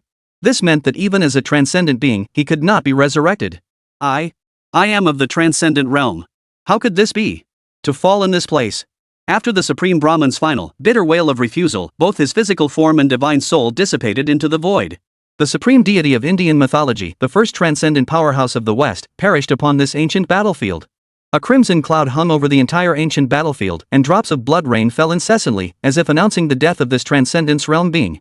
A worthy opponent, indeed, one who compelled this celestial emperor to unleash his full might.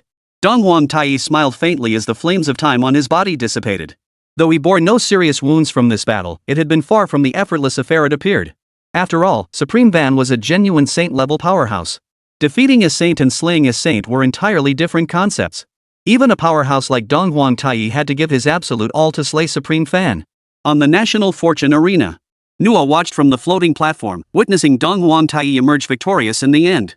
He couldn't help but breathe a sigh of relief. Thankfully, it was this sage from Huaxia who won. Otherwise, had that transcendent realm being called Supreme Void triumphed and then forcibly violated the rules to attack Chen Xuan, even if I had mobilized all the rule-enforcing power of the National Fortune Arena, I wouldn't have been able to stop him. As Nua felt relieved, the ancient Indian spectators in the western stands below were utterly stunned by the Supreme Brahman's demise. Their expressions betrayed utter disbelief. How could this be? Lord Supreme Brahman has fallen? What kind of joke is this? Why? Wasn't Lord Supreme Brahman transcendent? Wasn't that state invincible? How could he die? How could he fall at the hands of that Chinese sage? No, this couldn't be happening. He was the sole supreme deity of our Indian mythology. How could he lose? How could he die at the hands of a Chinese sage? At that moment, the faces of the Indian mythological figures were filled with utter despair and collapse. Their faith crumbled before their eyes. As for the Westerners watching the scene, they beheld the peerlessly invincible Eastern Emperor Taiyi. No matter which nation they hailed from, their expressions were incredibly complex. Is this the sage of Huaxia? Is he truly invincible? Is there any hope left for us? This ancient heavenly emperor of China, possessing such overwhelming power, even the first transcendent deity to emerge in the West still fell before him. Could we truly stand as China's equal? Such a gap in power is truly despair-inducing. The people from other Western nations were utterly stunned by the overwhelming might of the Eastern Emperor Taiyi. They had believed that the emergence of their first transcendent deity would finally end China's winning streak, that it would utterly destroy China. Yet under the relentless suppression of Dong Huang Taiyi's might, their hopes were utterly extinguished. The celestial emperor is peerless under heaven. The celestial emperor is peerless in the world. The heavenly emperor is peerless in all the world. This is our ancient heavenly emperor of China. What difference does it make that transcendent deities have emerged in the West? Before our heavenly emperor, they still cannot escape the fate of death. While despair gripped the Western nations, the Chinese side erupted in excitement, their voices rising in unison. Upon the floating platform, Chen Xuan smiled as he looked at Amit before him. Now you understand the gap between sages, don't you? Cherish your final seconds of life. Impossible. Supreme Lord Brahma transcended the mortal realm. How could he lose? How could your ancient heavenly emperor be so powerful? Supreme Lord Brahma won't fall. He absolutely won't fall. Amit now appeared almost deranged, yet this could not alter the outcome, his eradication by the national fortune arena. Amidst his frenzied screams, a flash of golden light erupted, and his entire body dissolved into the national fortune arena. At that very moment, Dong Huang Tai reappeared above the national fortune arena, emerging from the ancient battlefield. The moment he descended, the majesty of the heavenly emperor spread across the entire national fortune arena. Thank you, your majesty, for your intervention. Nuwa, suspended on the platform, offered his gratitude. After all, had Dong Huang Tai not intervened moments before, Supreme Van would have violated the rules and killed Chen Xuan outright. Thus, Nuwa felt compelled to express gratitude for the Supreme Emperor's assistance in upholding the rules. No need for thanks. It is only right that I save those who protect my Huaxia. Dong Huang Tai smiled indifferently, then fixed his gaze upon Chen Xuan ahead. Under the gaze of Dong Huang Tai's golden pupils, even Chen Xuan couldn't help but feel a surge of tension. Thank you, Heavenly Emperor, for descending to save my life and rescue China. Stunned, Chen Xuan froze for a second or two before dropping to one knee on the ground. Rise. Do you know why I personally descended this time? Dong Huang Tai continued to watch Chen Xuan with an unchanging smile. Could it be because I am the variable? Chen Xuan pondered for a moment before voicing what he believed to be the most plausible explanation. After all, only this answer could justify a saint-level powerhouse intervening personally. Surely it wasn't because the Eastern Emperor Tai found him amusing enough to intervene. Quite clever. Indeed, you are the variable in that great calamity. Therefore, this heavenly emperor wishes to witness this variable firsthand. Only you can alter the course of that great calamity. Since this heavenly emperor has descended, it is only fitting to bestow upon you a profound opportunity. With that, Dong Huang Tai extended a finger forward. In the next instant, a single drop of golden blood shot forth, hurtling toward Chen Xuan's body. As the golden blood entered his body, blazing flames ignited throughout Chen Xuan's entire being. A surging power coursed through his internal organs, transforming his entire body while elevating his innate divine power. The agony, akin to being consumed by the sun's flames, was almost unbearable even for Chen Xuan, now a golden immortal. Ah! A piercing scream of agony erupted from his throat. His face contorted into a grimace of agony. This torment lasted nearly a full minute before the searing flames finally ceased. Chen Xuan's cultivation level, having just entered the golden immortal realm, now surged directly to the peak of the golden immortal stage. Moreover, his physical constitution had grown immensely stronger. The Dragon Phoenix Wasteland physique had evolved into the Great Sun Dragon Phoenix physique. Thank you, Heavenly Emperor, for bestowing this transformation. Feeling the immense power within him, Chen Xuan immediately bowed his hands in gratitude. You're welcome. You are the sole variable in that great calamity. Who knows? Perhaps even this Heavenly Emperor will need your salvation when the time comes. As Dong Huang Tai spoke these words, his expression grew solemn, betraying no trace of jest. As for Chen Xuan, who heard these words, he was utterly stunned. Though he had already learned from the deities of Huaxia that a great calamity would come in the future. But he never imagined that even the mightiest sages would be affected by it. And judging by Dong Huang Tai's expression, it seemed even the most powerful saints would face mortal danger. How could he possibly save or alter a calamity severe enough to threaten the lives of even the most powerful sages? And what exactly was this impending catastrophe? Perplexed beyond measure, Chen Xuan was about to ask for clarification when Dong Huang Tai's form vanished from the national fortune arena, returning to the mythical realm. Never mind. The most crucial task now was to win this national fortune arena battle. Who would have thought that Western mythology also possessed deities capable of standing shoulder to shoulder with saint-level powerhouses? Seeing Dong Huang Tai depart, Chen Xuan could only silently resolve to secure victory in this battle for national destiny. Moreover, he dared not let his guard down now. After all, the Western side had also produced transcendent deities capable of rivaling the might of a sage. Even if the Supreme Brahman perished at the hands of Dong Huang Tai in this battle, Chen Xuan understood this was because Dong Huang Tai was inherently a sage of extreme lethal prowess within the sage realm. Had an ordinary sage engaged in a life and death struggle with Supreme Void, the outcome would have been far from certain. National Destiny Divine Battle, Round 34, Huaxia triumphs. As Chen Xuan pondered, Nuwa had already delivered a new black fragment before him. I shall now restore the rule energy of the National Fortune Arena. The next battle commences in 5 minutes. No, hovering at the platform's apex, addressed the assembly. This marked the first time Nuwa had halted the National Fortune Arena's battles thus far, underscoring the sheer power of the Sage realm. Earlier, Supreme Ban's forced breakthrough of the blockade had left lingering threads of Dao power within the national fortune arena. Nuan naturally needed the rule power to completely dispel these lingering threads of Dao energy. This was precisely why the next battle required 5 minutes to commence. At this moment, the Western nations' representatives watched Chen Xuan on the arena with grim expressions. They had expected an easy victory, yet now China had secured 13 consecutive wins, leaving their advantage at a mere 7 remaining victories. Of course, the most crucial factor was the sheer power of China's sage. These Western nations now felt fear they had tasted the true meaning of absolute power. Chapter 96, Chaos, the God of Chaos. Outside the Olympian Temple. The fierce battle between Hades, Apollo, and the other 2 great deities raged on. Hades relentlessly swung his underworld sword, its terrifying dark laws permeating the entire temple. Meanwhile, Hyperion wielded the divine wood staff, while Ares brandished the divine battle axe. The divine laws of both gods swirled ceaselessly around their forms. The 2 gods engaged Hades in close combat, their blood dripping onto the temple floor. Meanwhile, Apollo, positioned behind them, continuously drew back his bow. Sun arrows rained down like a violent storm, engulfing Hades before them. Yet Hades' gaze held no trace of fear as he faced these powerful solar arrows. Darkness devours all. Hades casually swung the underworld sword in his hand. In an instant, a dark swamp appeared above him. This dark swamp effortlessly swallowed the incoming arrows of the sun. Then, having forced Ares and Hyperion back with a single sword strike, Hades turned to attack Apollo from behind. He knew that even with his power nearing transcendence, the 3 before him were almighty gods. Taking on 3 alone offered little chance of victory, especially with Apollo relentlessly attacking from the rear. Apollo's power was truly terrifying. Thus, Hades understood that to emerge as the sole victor of this battle, he must first eliminate Apollo. Just as Hades was about to reach Apollo, 2 streaks of light shot toward him from behind. Hades, you bastard! Where do you think you're running off to? We're not done yet. Hyperion's lips curled into a smile as he swung his divine wood staff, coiled with the power of the giant's law, smashing it down with tremendous force toward Hades below. Beside him, Ares swung his divine battle axe, each strike imbued with the law of war, striking down with devastating force. Feeling the 2 powerful forces closing in from behind, Hades was forced to turn away from his pursuit of Apollo, swinging his underworld sword in defense. Clang! Amidst the fierce clash, Hades wielded the king of the underworld's divine sword, its surface constantly spreading the dark laws. 3 forces collide in fierce opposition. You fools are courting death. Especially you, Suporion, daring to block this god's path. The dark law power surged violently from Hades' body, its overwhelming might forcibly suppressing both the giant law power and the war law power. Feeling the overwhelming pressure from this dark law, Hyperion and Ares were taken aback. At that very moment, a sun arrow containing boundless flames shot toward Hades at an incredible speed. Sensing the intense threat, Hades was forced to push back Ares and Hyperion. He spun around, wielding the king of the underworld's divine sword to block the arrow.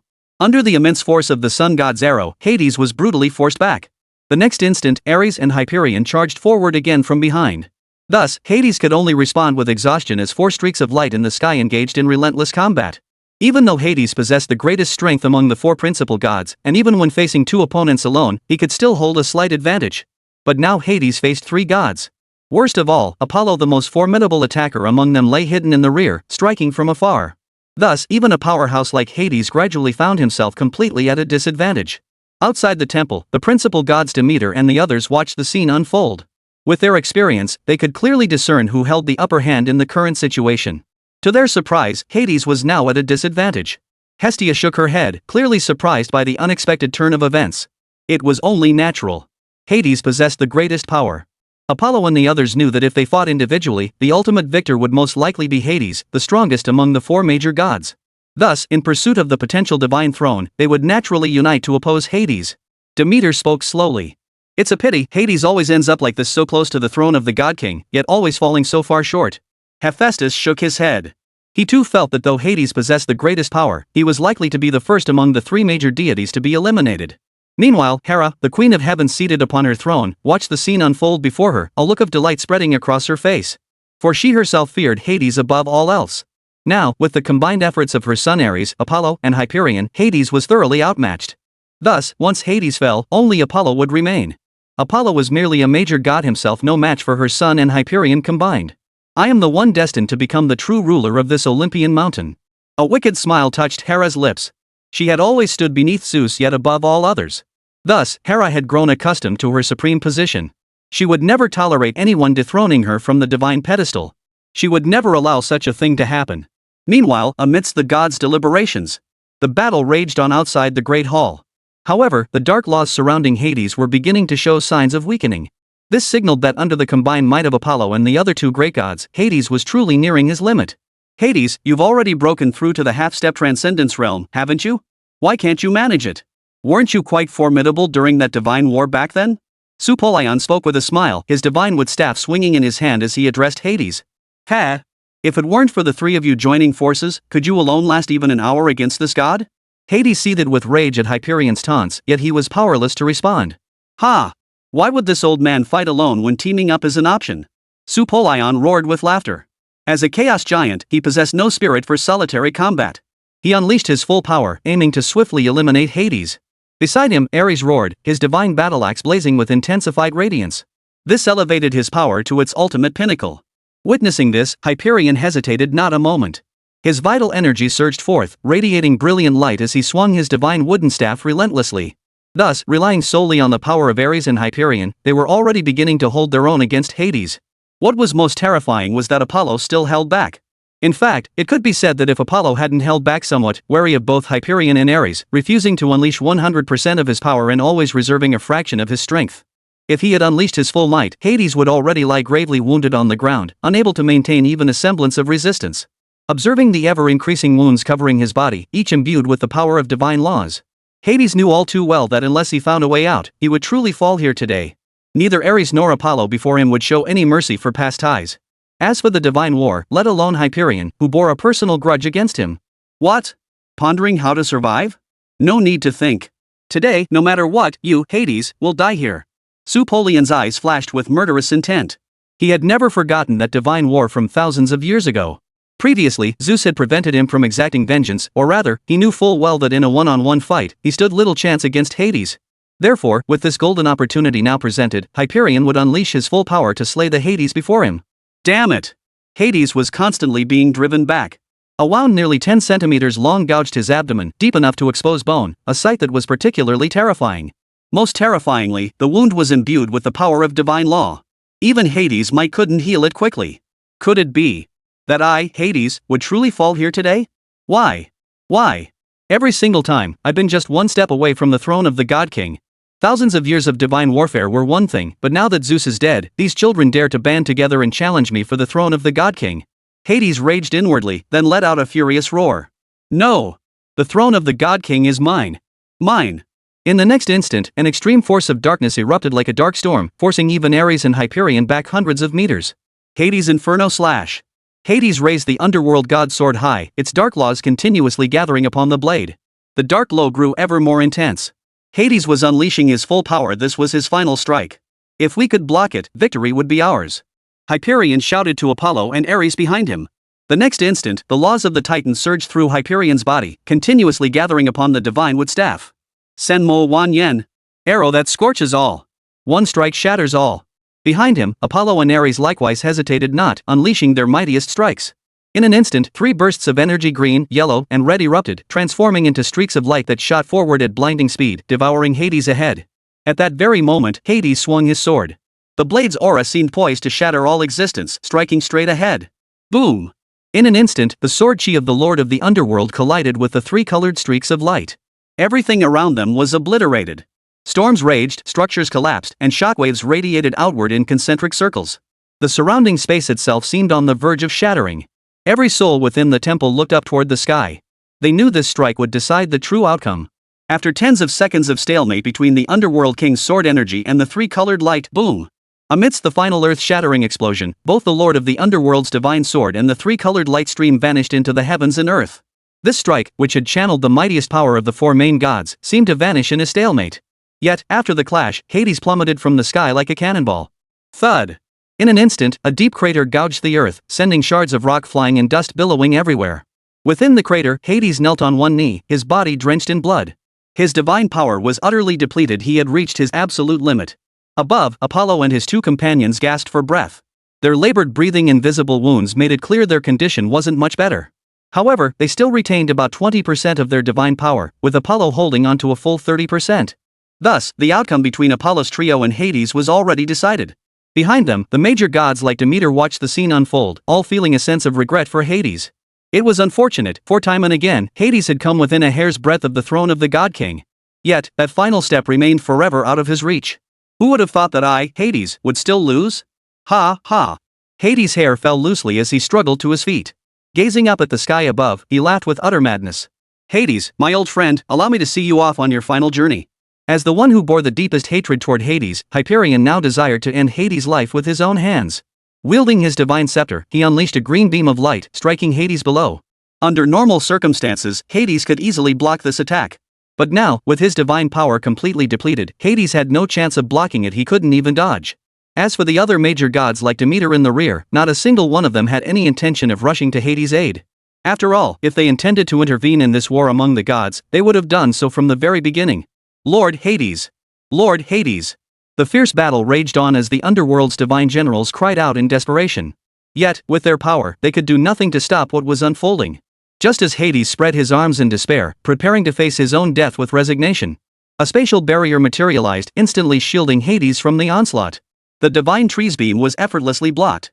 Surprised to find himself still alive, Hades turned his gaze toward the source of the spatial disturbance. The other deities followed suit. They all wanted to know who had intervened to save Hades. In that very instant, both the divine generals below and the numerous principal gods wore expressions of utter shock. In an instant, waves of spatial cosmic power surged across the entire Mount Olympus. Chaos, the god of chaos! Queen Hera exclaimed in astonishment. Chapter 97, the Maya mythology creator god. A primordial deity, composed entirely of chaotic light, appeared above the temple. Countless gods, including the gravely wounded Hades, gazed upon Chaos's arrival with awestruck reverence. Most profoundly, they were shaken to their core by the strands of primordial cosmic energy radiating from him. They clearly remembered that Chaos, the creator god, had vanished long ago. Rumors suggested he sought to transcend the mortal realm.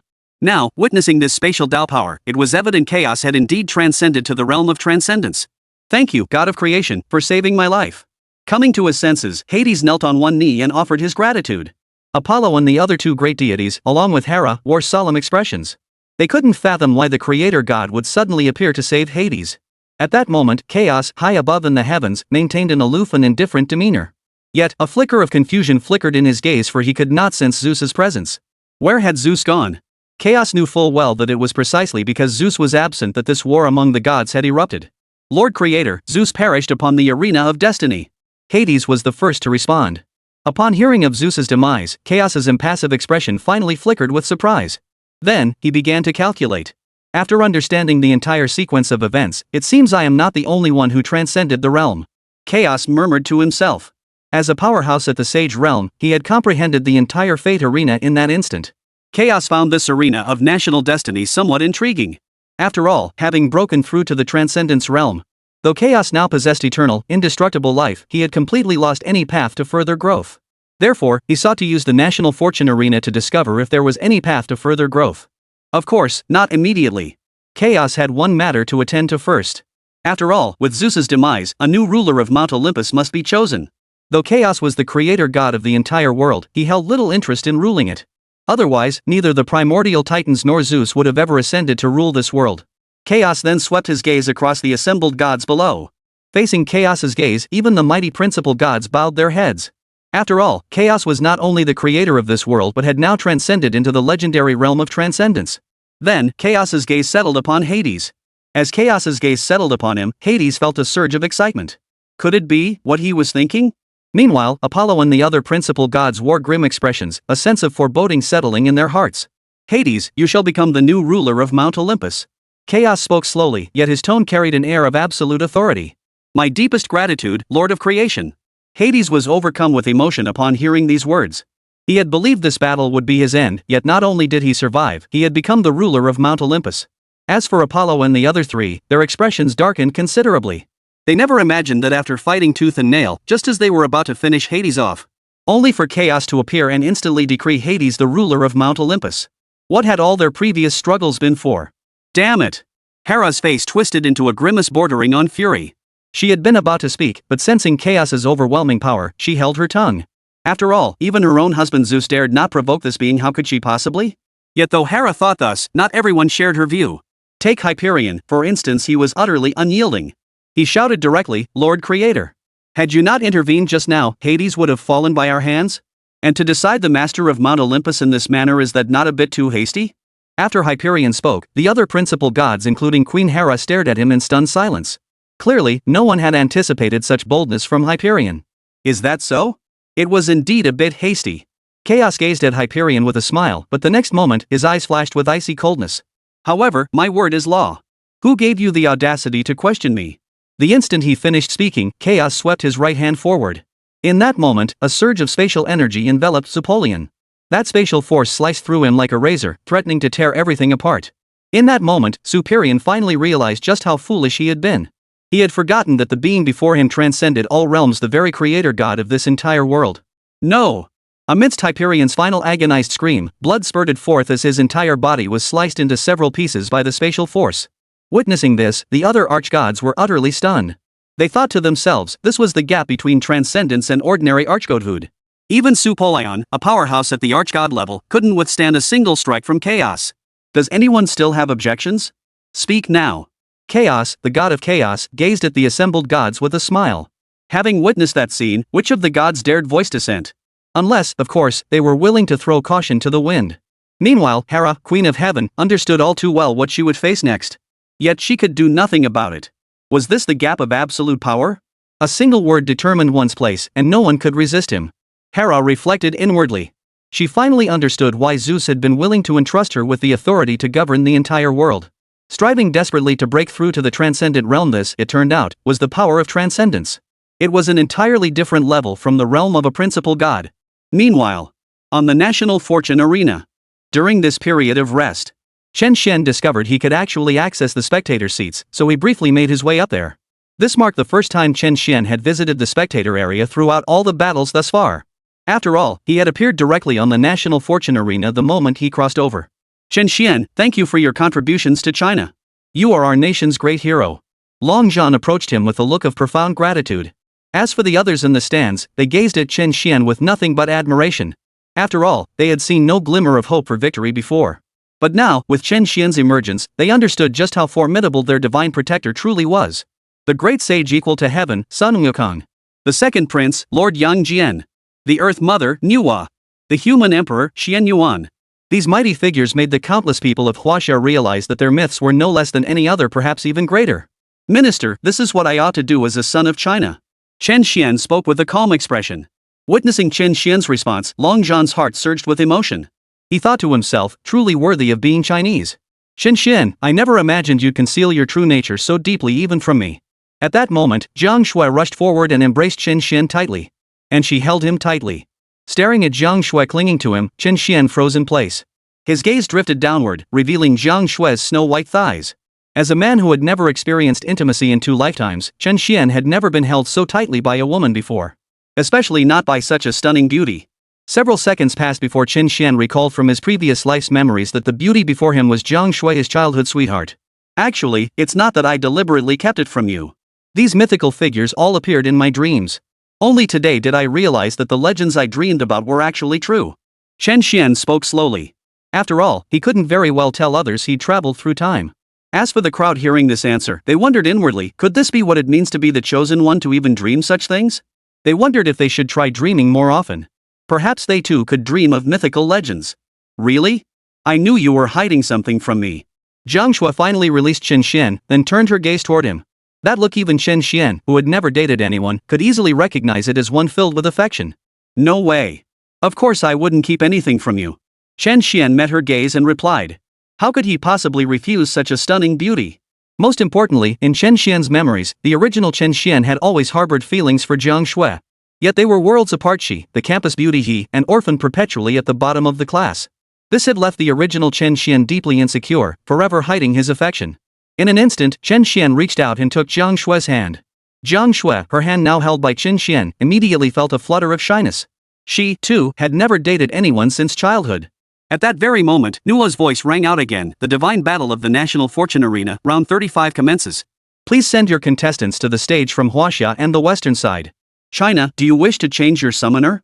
Noticing Chen Xuan's presence in the audience, Nua asked the question as per the rules, though he knew Chen Xuan would likely continue representing China throughout the tournament. No. I will continue to represent China in this battle. Chen Xuan called out loudly toward Noah. Be careful. Though Jiang Shui understood Chen Xuan and knew the myths and legends of China's myriad deities, a lingering worry still settled in her heart. She understood that the mythic entries in this national fortune arena still relied heavily on luck. Don't worry. I will represent China and secure the ultimate victory, Chen Xuan said with a smile, then leaned in and kissed Jiang Shui. In that instant, Jiang Shui felt as if she'd been electrocuted, frozen solid in place. After committing his mischief, Chen Xuan swiftly flew toward the national fortune arena. He wondered to himself, had I really been that bold? Will Jiang Shui be angry? Did Chen Xuan just kiss me on his own? Chen Xuan didn't know that Jiang Shui wasn't angry at all. In fact, she felt a surge of excitement inside. Meanwhile, on the western side, representatives from numerous nations exchanged nervous glances, momentarily unable to decide who should step forward. Earlier, the heavenly emperor Donghuang Tai had thoroughly intimidated them. They knew that if the summoned deity lost, the summoner would face death. Their initial confidence that they could surely bring an end to China had completely evaporated. Let the Maya take this battle. If we defeat China, we will claim 13% of their national fortune and territory. Arata fixed his gaze on the other Western representatives. The other representatives fell silent upon hearing this. Agreed. If the ancient Maya can defeat China, you shall claim 13% of its national fortune and territory. At this moment, the representative of the United States spoke first. I concur. The representative of the Cherry Blossom Nation, ever the lapdog of the beautiful country, naturally stepped forward second to express approval. I concur. I concur. As for the representatives of other nations, after a few seconds of hesitation, they too stepped forward to express their agreement. After all, they couldn't very well let this great battle proceed without anyone joining in, could they? At that moment, Alatu watched as representatives from numerous nations voiced their agreement, a faint smile spreading across his face. He acknowledged the might of China's sage, but from the recent battles, Arata could already tell that the Chinese sages hadn't descended in full force. Moreover, in the previous battles, China had won several times by the skin of their teeth. Therefore, stepping onto the battlefield now was not without a chance of victory. If I can win, I will help Maya seize 13% of China's territory and its national fortune. Arata thought to himself, believing this was a gamble worth taking. This battle would be fought by Maya, deliberately chosen by us. After gaining the consent of numerous national representatives, Alatu stepped forward to the front of the spectator stands and shouted loudly. At that moment, divine light enveloped Alatu. In an instant, Alatu materialized upon the fate arena. His gaze fixed upon Chen Xuan. Chen Xuan, I admit your Huaxia deities are formidable, he declared. But I doubt Lady Luck will forever favor you. Is that so? Chen Xuan remained composed upon hearing Alatu's words. Of course, he knew deep down that this was no time for complacency. After all, although the gap in victories between China and the West was narrowing, the principle remained unchanged. They could not afford to lose a single match. Divine inspiration. Alatu had already begun invoking mythic entries. Mythic entries appeared before him one after another. Before coming here, he had received no divine decree from any deity of their mythic world. Therefore, he had no clear idea what specific mythical entries would manifest. His gaze swept across the 5 entries. When he reached the 4th one, his heart surged with excitement. For that 4th entry represented Hunab-ku, the creator god of their Maya mythology. Chapter 98, I choose the war god Xingtian. I bet right. I bet right. Arata shouted in sheer excitement. He had gambled everything on summoning a powerful deity to defeat China. Once the gates of the gods opened, he aimed to secure absolute dominance for the Maya in the world's new order. Now, with the appearance of the creator god's entry, Hunab-ku felt victory was half assured. The other half depended solely on whether China's side would summon any powerful divine entries. I choose the 4th entry. I humbly welcome the arrival of Hunab-ku, the creator god. Arata knelt in profound reverence. At this moment, everyone present understood why Alatu was so elated. It turned out that among the 5 entries, one belonged to the creator god of their Maya mythology. Across the battlefield, Chen Xuan's expression grew slightly grave. After all, the previous battles had made him acutely aware that even though he knew most of China's deities, and that many of these deities possessed supreme power, without the emergence of a formidable mythological entry, there was still a risk of defeat. The Chinese spectators in the stands also froze momentarily. After all, since the latter battles began, the deities appearing on the western side were either major gods or creator gods. Even God-King level powerhouses had only appeared in 1 or 2 matches. This made them realize they still couldn't afford to be complacent. Yet compared to the despair that had gripped them at the outset, their mood had improved considerably. Initially, they had believed defeat was inevitable. But now, with Chen Xuan's emergence and the string of victories achieved earlier, they felt a strong sense of hope for victory. As Alatu finalized his selection, the divine gate manifested. At that moment, within the Maya temple of the mythic world, Hunab-ku, the creator god, sat upon the main throne. He appeared as a young man, every inch of his being radiating supreme arrogance. Below him sat the 9 conjoined gods. All eyes were fixed on the center of the temple, including Hunab-ku's own gaze from his seat of honor. For a divine gate had appeared in the temple's center. Interesting. Ragnarok? A battlefield for the gods? The instant the divine gate materialized, a flood of memories surged into Hunabku's mind. After absorbing the memory, Hunabku became intensely intrigued by the arena of national destiny. This is... At that moment, Itsamna, one of the 9 linked gods who appeared as an elderly figure, looked at the divine gate with some confusion. The other 8 gods wore similar expressions. In response, Hunabku waved his right hand, and a flash of life-giving light erupted. Earlier, Hunabku had received the memories, each entering the minds of the 8 linked gods. Now they understood why this divine gate had appeared. Hunabku, are you heading to this realm of destiny? After absorbing the memories, Itsamna addressed Hunabku directly. This god finds it quite intriguing. A faint smile touched Hunabku's face as his gaze fixed on Itsamna, tinged with a hint of pride. Indeed, were Itsamna not the only other being besides himself to have reached the threshold of transcendence? He couldn't be bothered to glance over. Unexpectedly, the transcendence realm truly existed. It seemed this national fortune arena might hold the secret to breaking through to that realm. The Maya mythological war god, Xtab, spoke slowly. However, this national fortune arena is far too perilous. Descending carries a high risk of falling. Hunabku, should you reconsider? Should you perish, our entire world would descend into utter chaos. The rain god Chek turned his gaze toward Hunabku. What do you mean? Could this god perish on the national fortune arena? Chek, do you truly believe that possible? Hunabku's tone remained utterly confident and haughty. Chuck said nothing in response. He knew full well that their creator god possessed extreme self-assurance. But such confidence was only natural. After all, Hunabku was undeniably the most powerful among them. Even the combined might of the 9 linked gods could only barely match Hunabku. This god senses that the opportunity for my breakthrough to transcendence lies within this national fortune arena. Let me see just how powerful the gods are in that place called Huaxia. A smile spread across Hunabku's face. Then, his form vanished from the throne and materialized within the national fortune arena. The major deities of Itsamna witnessed this scene unfold before them. They saw nothing amiss in it. After all, no matter how arrogant Hunabku might be, but the gods knew the extent of his power. At the same time, within the fate arena, Hunabku, enveloped in the radiance of life, materialized above the arena. Hail the creator god, Hunabku, descending upon the national fortune arena. Upon witnessing Hunabku's descent, Alatu bowed deeply without hesitation. Behind him, the Maya people all knelt in reverence as well. Hunanbukunan Bukuku's gaze remained filled with disdain toward his subjects kneeling, as if observing mere insects. The Hunabku who first created life was not inherently this way. However, ever since his power became stuck at the threshold of transcendence, unable to break through, coupled with his absolute invincibility within the Mayan mythological realm, this led to a profound shift in Hunabku's character, transforming him into an arrogant, aloof being. Hey, you little Chinese brat, hurry up and summon your nation's deities. Fine, let's end this battle quickly. After all, no matter which deity you summon, none can stand against me. I am invincible. Hunabku's face radiated arrogant confidence as he tilted his head slightly, gazing down at Chen Xuan. How arrogant! This deity from Mayan mythology is utterly presumptuous. I mean, our Lord Chen Xuan hasn't even begun summoning his deity yet, and he's already declaring victory. Exactly. If our sage-level powerhouse were to descend, I'd like to see if he'd still be so cocky. Who wouldn't agree? This is utterly arrogant. Even our own Chinese sage-level powerhouses never act this brazenly. Where does he get this confidence? Did Liang Jingru give it to him? Before Chen Xuan could speak, the Chinese spectators in the stands erupted in criticism. After all, they'd never encountered such an arrogant and presumptuous deity. Though Chen Xuan remained silent, he thought to himself, a powerful divine skill must appear to teach this fellow a lesson. Divine awakening. As Chen Xuan shouted the words, divine light radiated from his body. Mythic entries began to appear one after another. The first entry, leader of the 7 monsters of Mount Mei. The moment this entry appeared, Chen Xuan discarded it. After all, no matter how arrogant this fellow might be, he was still a god of creation-level strength. Ordinary deities truly couldn't afford to provoke a god of creation-level power. Chen Xuan could only turn his gaze to the next entry. The 3 great kings of Lion Camel Ridge. Seeing this entry, Chen Xuan instantly recognized who it represented. Wasn't it the golden-winged great rock? Chen Xuan recalled this golden-winged great eagle as a figure capable of fighting Sun Wukong to a standstill. But that was before Sun Wukong had broken through. Nevertheless, it was sufficient proof of the golden-winged great eagle's formidable power.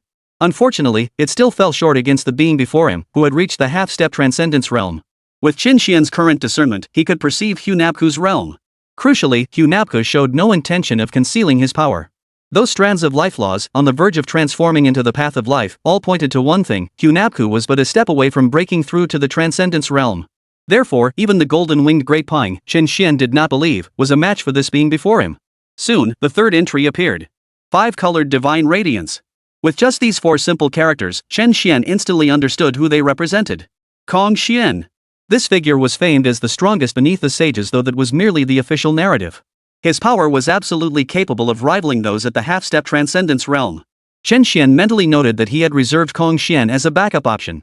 If the next 2 entries did not reveal deities more powerful than Kong Xian, he would choose him. As Chen Xuan pondered this silently, the 4th mythical entry appeared. Lord of the Small Thunder Sound Temple. Upon seeing this entry, Chen Xuan recognized it immediately as the yellow-browed demon. Though the yellow-browed demon was formidable, in Chen Xian's estimation, he still fell slightly short of Kong Xian. His gaze then shifted to the final, 5th entry. When the 5th entry appeared, Chen Xuan felt a surge of excitement. For inscribed upon it were the words, Headless God of War. A headless being worthy of being called a war god. Chen Xuan immediately recognized that only the war god Xingtian fit this description. Surveying these 5 entries, Chen Xuan felt somewhat surprised. After all, the deities appearing in this batch of mythical entries were of remarkably high caliber, overall arguably the highest quality among all mythical entries revealed thus far. Moreover, 2 of them possess strength capable of rivaling those at the half-step transcendence realm. Chen Xuan pondered inwardly, should he choose the war god Xingtian or Kong Xian? In Chen Xian's estimation, it was difficult to determine which of the 2 was stronger.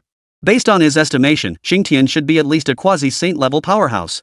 Moreover, his combat prowess likely wouldn't be much weaker than that of Xian Yuan or Qi Yu. Suddenly, Chen Xuan found himself torn between the 3rd and 5th entries. Meanwhile, the spectators in the stands were also studying these 5 entries. Yet discussion had largely died down. After all, based on the previous battles, they had come to understand that without knowing which deity the mythological entries represented, it was nearly impossible to decipher the patterns of the national fortune arena. After all, on the national fortune arena, sometimes the weakest entry turned out to be the strongest, while other times the weakest entry was indeed the weakest. This was precisely why none of the summoners before Chen Xuan had managed to win a single match. Yang Chan, which entry do you think we should choose? Long Zhan turned to Jiang Shui beside him. He understood that, aside from Chen Xuan, Jiang Shui was the only one in all of China who knew which deities these entries represented. As for that Zhao expert from the beginning, Long Zhan had long since kicked him out of the audience. He'd even stripped him of his position and benefits. In Long Zhan's eyes, these state-sponsored expert wastrels were nothing but a waste of resources. Chen Xuan would likely choose between the 3rd and 5th entries. The 3rd entry was Kong Xian, hailed as the strongest beneath the sages. As for the 5th entry, it was a war god from our world's distant past, also a quasi-saint level powerhouse. Yang Chan pondered for a moment before speaking slowly. The meanings conveyed by these 5 entries were relatively straightforward, so the 3rd Holy Mother quickly deduced who they represented. Does the 3rd entry represent the strongest deity beneath the sages? Doesn't that imply no one but a sage could defeat him? Shouldn't we choose the 3rd entry directly? At that moment, Jiang Shui, standing beside Yang Chan, voiced her confusion. Exactly. If the great god Kong Xian is the strongest deity beneath the sage, then choosing him for this battle would practically guarantee our victory. After all, that Maya myth's creator god, though powerful, likely hasn't reached the sage realm yet. Long Zhan was equally puzzled. Why was Chen Xuan still hesitating? Kong Xian is indeed hailed as the strongest below the level of a sage, but that doesn't mean he truly is the strongest. It's just that many quasi-sage level powerhouses are so fixated on breaking through to the sage realm that they have no interest in competing for the title of strongest below the sage level. Furthermore, Kong Xian's combat prowess is indeed formidable even among quasi-sages, which is why he is openly hailed as the strongest beneath the sages. From what I understand, Kong Xian's combat strength should fall between the peak of quasi-saint power and that of a half-step sage. Yang Chan explained this to the others. Hearing Yang Chan's explanation, Long Zhan and Jiang Shui finally understood. Meanwhile, above the skies, Hunapku had grown impatient with the wait. What's the matter? Summoner of Huaxia, are you unsure which deity to choose? Whichever one you pick, none can stand against me. For I am the absolute invincible one. Hunapku's face radiated utter arrogance as he looked up at Chen Xuan. This arrogance pushed Chen Xuan to his limit and he made his decision. I choose the 5th option, Headless God of War. Chen Xuan felt his chances of victory were greater with Xingtian. Although Kong Xian's combat prowess was also formidable, one must remember that Xingtian was the first war god of China. In that legendary battle, even the Yellow Emperor Xian Yuan felt a hint of apprehension toward Xingtian's overwhelming might by the final moments. His unyielding resolve and unmatched killing power were the primary reasons Chen Xuan ultimately chose Xingtian. Chen Xuan understood that when equally matched warriors clashed, the final outcome often hinged on whose will and killing intent proved stronger. Chapter 99, Provocation Tactics, Xingtian descends. Meanwhile, in the mythical realm, at Mount Chanyang, within the sealed chamber, Xingtian, the war god sealed within, slowly opened his eyes formed from his own breasts. For before him, a divine gate had appeared. The very next second after this divine gate appeared, a flood of memories surged into Xingtian's mind. Who would have thought someone still remembers me, the defeated general? Xingtian chuckled wryly, his voice echoing across the national fortune arena. Upon hearing Xingtian's words, Chen Xuan immediately responded without hesitation, God of War, you are the war god of our Huaxia people. Even though you were defeated, your indomitable spirit continues to earn the profound respect of countless Huaxia descendants. Chen Xuan dared not mention the descendants of Yin and Huang at this moment, for Xingtian belonged to Qi Yu's side. Call others. I have no interest. Xingtian's eyes held little fighting spirit. Yet, a surging power emanated from within him, actually resisting the pull of the divine gate. Compounded by the sealing power of the sealed land itself, the divine gate was unable to forcibly summon Xingtian. This scene was broadcast across the entire national fortune arena. This was the first time a transmitted image appeared on the national fortune arena, for it was also the first time a deity resisted the divine gate's pull. And he was actually holding his ground. Watching this scene unfold on the screen, everyone was utterly dumbfounded. Great spirit of the artifact, is it truly impossible to forcibly summon the war god Xingtian? At that moment, Long Zhan spoke up in confusion. Your Huaxia war god Xingtian is currently sealed within a sealed realm. This sealed realm contains immensely powerful forces.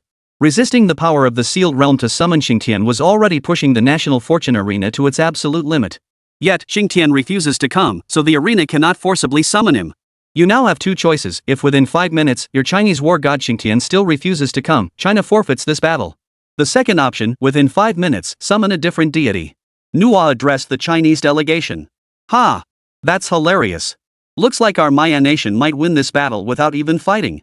That so-called war god Xingtian of Huaxia? He refuses to come. Well, this is truly amusing, the first time we've encountered a deity who won't show up. But isn't winning obvious? Our creator god Hunabku possesses unparalleled power, losing would be the strange outcome. The ancient Maya crowd wore expressions of mocking contempt. As for the other Western nations, they couldn't help but marvel at how fortunate the ancient Maya truly were. Yet despite their admiration, they were still deeply shaken by their earlier encounters with the Chinese deities. Thus, they fervently hoped the Maya would win outright, ending China's threat once and for all. On the Huaxia side, everyone's expressions were grim and heavy. How could this be? Why won't our war god, Lord Xingtian, descend? Indeed, how could this happen? From what Lord Chen Xuan implied earlier, wasn't Xingtian the war god? Why would he refuse to descend and fight? But wait, wasn't the great god Yang Jian also called a war god? Why is Xingtian also called a war god? The Huaxia people were deeply perplexed. Why would Xingtian refuse to descend? Moreover, they pondered, how could there be two deities both called war gods? Xingtian was the war god before my brother was born. By the time my brother became the war god, Xingtian had already been sealed away. Thus, they belonged to different eras. At this moment, Yang Chan spoke up to explain. Hearing Yang Chan's explanation, the crowd finally understood. Chen Xian's face darkened considerably. He pondered how to persuade Xingtian, but no viable solution came to mind immediately. Lord Xingtian, you are the war god of our Huaxia people. Your will has always resided in the hearts of our Huaxia people. Now, we implore you to descend and save the countless people of Huaxia from the flames of disaster. Chen Xuan immediately attempted to persuade him, for Nuo had only granted 5 minutes earlier. Alas, Xingtian within the sealed realm remained unmoved by Chen Xian's words, as if he had heard nothing at all. He unleashed his divine power to resist the pull of the divine gate. This only darkened Chen Xian's expression further.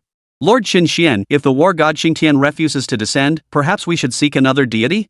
Indeed, Lord. 5 minutes are nearly up. If the war god Xingtian still refuses to descend by then, we'll forfeit this battle outright. This is our final battle, Lord Chen Xian. We cannot afford to lose. The Chinese spectators in the stands, seeing Xingtian unmoved and time ticking away, immediately cried out in desperation. After all, China couldn't afford to lose a single match now. Chen Xian, switch to another deity. Choose Kong Xian to descend. Recalling Yang Chan's earlier words, Long Zhan immediately interjected with his suggestion. Exactly, Chen Xian. Choose Kong Xian to descend. This battle might not be lost yet. Yang Chan, standing nearby, also hurriedly urged him. Meanwhile, on the stage, Chen Xian had initially thought Xingtian offered the best chance of victory. He never imagined Xingtian would refuse to descend. His gaze then shifted to the third option. He knew clearly that choosing the third entry was now the optimal decision. Otherwise, once the 5 minutes were up, if Xingtian still refused to descend, China would be declared the loser outright. At this stage, China could not afford to lose. Just as Chen Xian hesitated, contemplating the descent of Kong Xian. Above in the sky, Hunabku grew impatient. You gods of China are truly boring, or perhaps just too weak. What? Afraid to descend and fight me? And you call yourselves the weak gods of war? Ha! Hunabku let out 3 loud, arrogant laughs. Funaboku's taunts made every member of the Huaxia delegation grind their teeth in fury. Even Chen Xuan felt a surge of anger. He prepared to select the third option, summoning the great god Kong Xian to teach this ancient Maya myth's creator god a lesson. But just as Chen Xuan was about to speak, he noticed that beneath the sealed land, Xingtian had grown visibly enraged. The eyes on his massive form began to blaze with battle intent. The divine power that had been resisting the pull of the divine gate was also diminishing. Noticing this, Chen Xuan understood, even though Xingtian had lost that battle long ago and was ultimately sealed away, refusing to fight again. Xingtian remained the war god of Huaxia, and the dignity of a war god could not be insulted. Suddenly, Chen Xuan conceived the idea of summoning Xingtian. He resolved to attempt it, for there were still 2 or 3 minutes remaining. If it still didn't work with only a dozen seconds left, then Chen Xuan would have no choice but to summon Kong Xian. Lord Xingtian, I never imagined you would refuse to enter the fray out of fear of this Maya creator god.